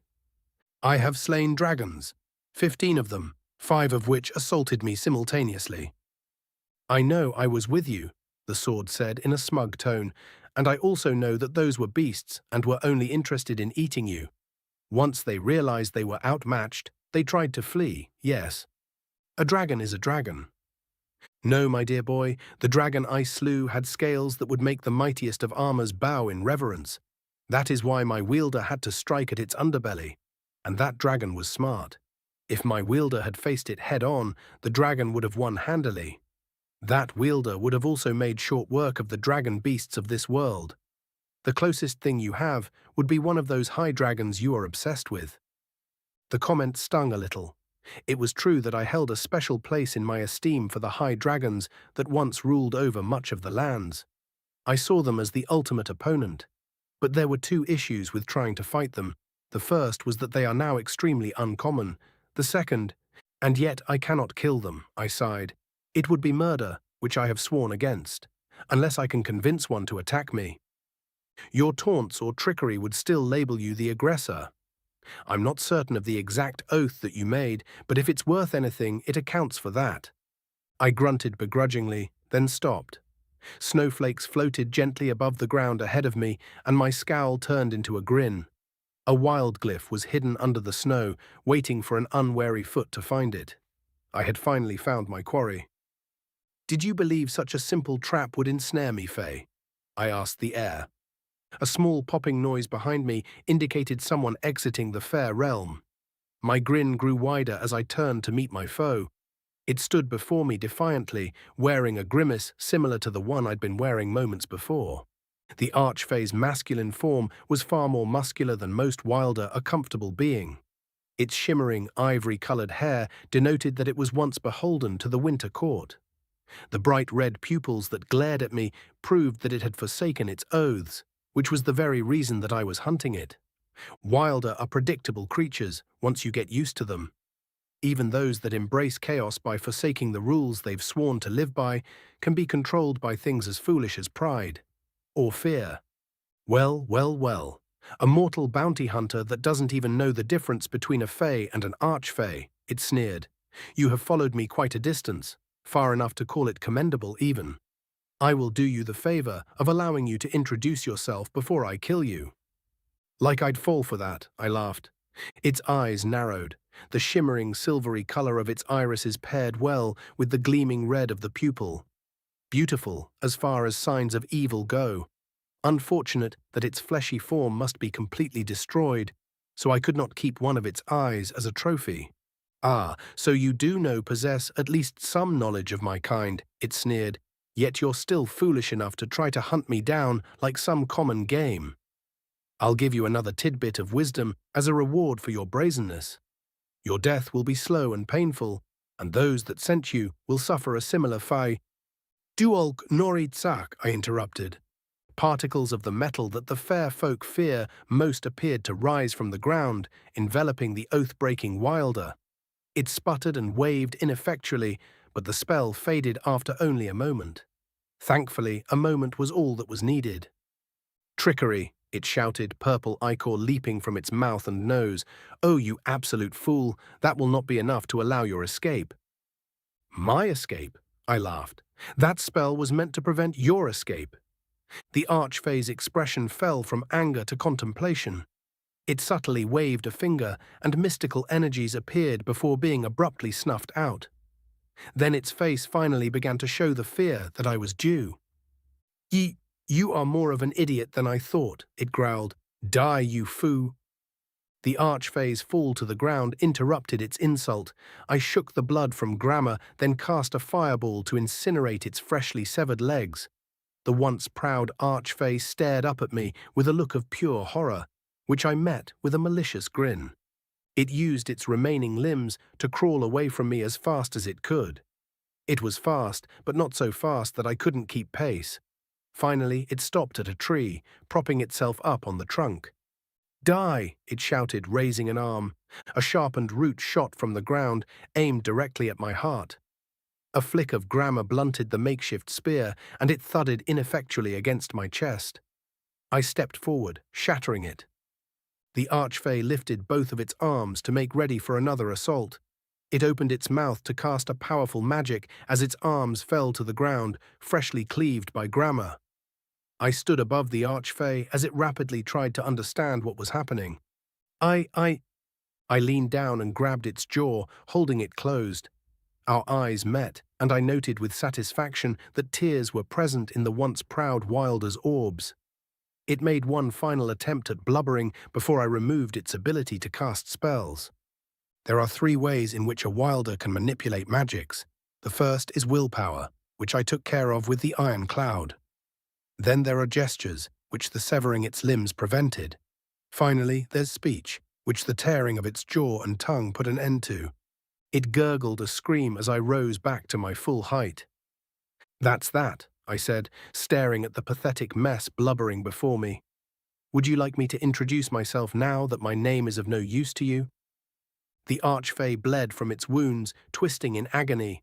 I realized that it was trying to slink away from me like a worm, and I nearly laughed. Many immortals have believed themselves to be stronger than me, but this is always the result. You will hear my voice, Vailun. The archfey stopped moving and stared at me in shock. Slowly, understanding dawned within its eyes. It knew who sent me and why. Still had to say the words, though. I am the chosen of the Winter Court, slayer of dragons, killer of giants, mightiest of mortals, the living legend Agurno. I accuse you, Vailun. You have betrayed your oath to the cycle of seasons and refused the burden of the cycle of fairness. You have forsworn your pacts with the people of Yilin village, committing unjust atrocities against them and damaging the reputable name of the Court of the Wild. Of these actions you are hereby accused, I said, then sneered. What say you in your defense? The archfey, obviously unable to speak, sat silently. The tears that had welled up in its eyes finally flowed freely, and the red in its pupils dimmed, a good sign that it would try to repent. My sneer faded into a somber expression. You say nothing. Your actions are indefensible. By order of the Court of the Wild, you will be executed. As the chosen of the Winter Court, I will carry out your execution. Do you need a moment to offer a prayer to the higher ones for leniency? The archfey paused, blood still gushing from its wounds. The blood ran a sickly purple instead of the blue that Winter Wilder normally bled. Once it finished its contemplations, it looked up at me. I knew its answer before it gave it. The archfey's head turned to the left, and as it turned to the right, it rolled off of its shoulders. I pulled out a cloth and wiped Grammar clean as I waited for Vailun to finish dying. A few breaths later, the magic that was gripping the area lifted and a gust of heat washed over the snow. Vailun had been trying to avoid its rebirth and had opted to create its own kingdom of winter instead. It had chosen the people of Yilin as its subjects and had frozen their lands in an attempt to subjugate them. Dwarves are more sturdy than that, though, especially the dwarves of the north who are forced to live through brutally cold winters. Vailun's efforts weren't even as intense as the passing season had been. The archfey's magics had caused them to delay their farming, though, which may result in famine in the nearby cities. Well, the queens will be pleased, Grammar said. They should have asked for my aid sooner, I grumbled. The peoples of this land are good and kind to the fair folk, but now they'll suffer due to their damnable stubbornness. They're not the only ones that are stubborn. Careful, Grammar. I'm not in the mood for a lecture. I have nothing to give for your moods, orc. I will lecture you until you submit to my whims. I brought the blade up to my face and glared at it. This resulted in glaring at my own reflection, and the irony wasn't lost on me. And what if I leave you here? Why would I fear that? Someone else will find me eventually, and I'll have a new wielder. Meanwhile, you'll have to find a blade that can withstand your might. Shall you cut off your nose to spite your face? I gave the sword a disgusted look, again aware of the irony, and cast a fireball on Vailun's corpse. I made certain that the spell would burn the tree that sucked the archfey's corrupted blood as well. No telling what diseases that may cause the plants to suffer. I say this because I wish to see growth within you, Agurno, Grammar said. You must warm your heart toward your family, your children at the very least. I promise you that you will regret it if you do not. Everyone makes mistakes, I replied. Mine was thinking that I had it in me to be a father and a husband. I cannot give them the love that they need, and my absence ensures that they will seek it elsewhere. Perhaps they'll even find it. Empty platitudes. You just executed an archfey for betraying its oaths, yet you continue to justify your own betrayals. I know. Why did you give your daughter that blade? Grammar had been with me when I met the engraver, Talin. She was stunningly beautiful and well on her way to being a master of the craft. In an act of flirtation, I purchased one of her practice blades. She warned me that she got the blades for cheap because they weren't of good quality, but I told her that the engraving was so beautiful that I had to have it. If it hadn't been for a sudden opportunity to leave, I'd have had her.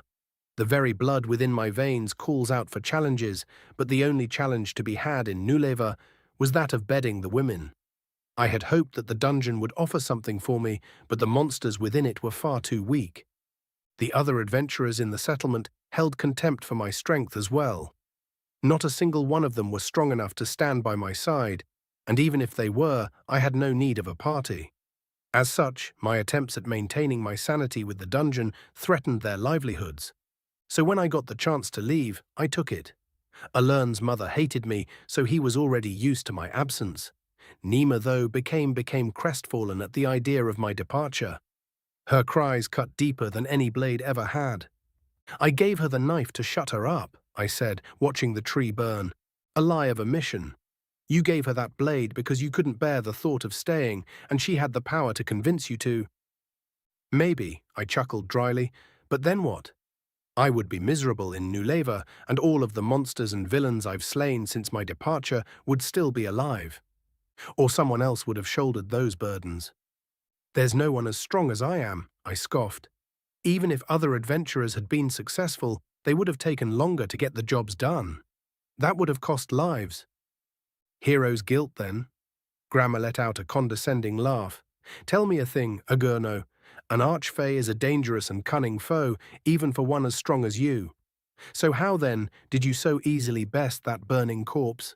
What was your advantage? It's pride. I see. Do you? No, I lied. A sudden and suspicious case of blindness, then. Shall we seek a healer? Nay, your justifications reek of pride, orc.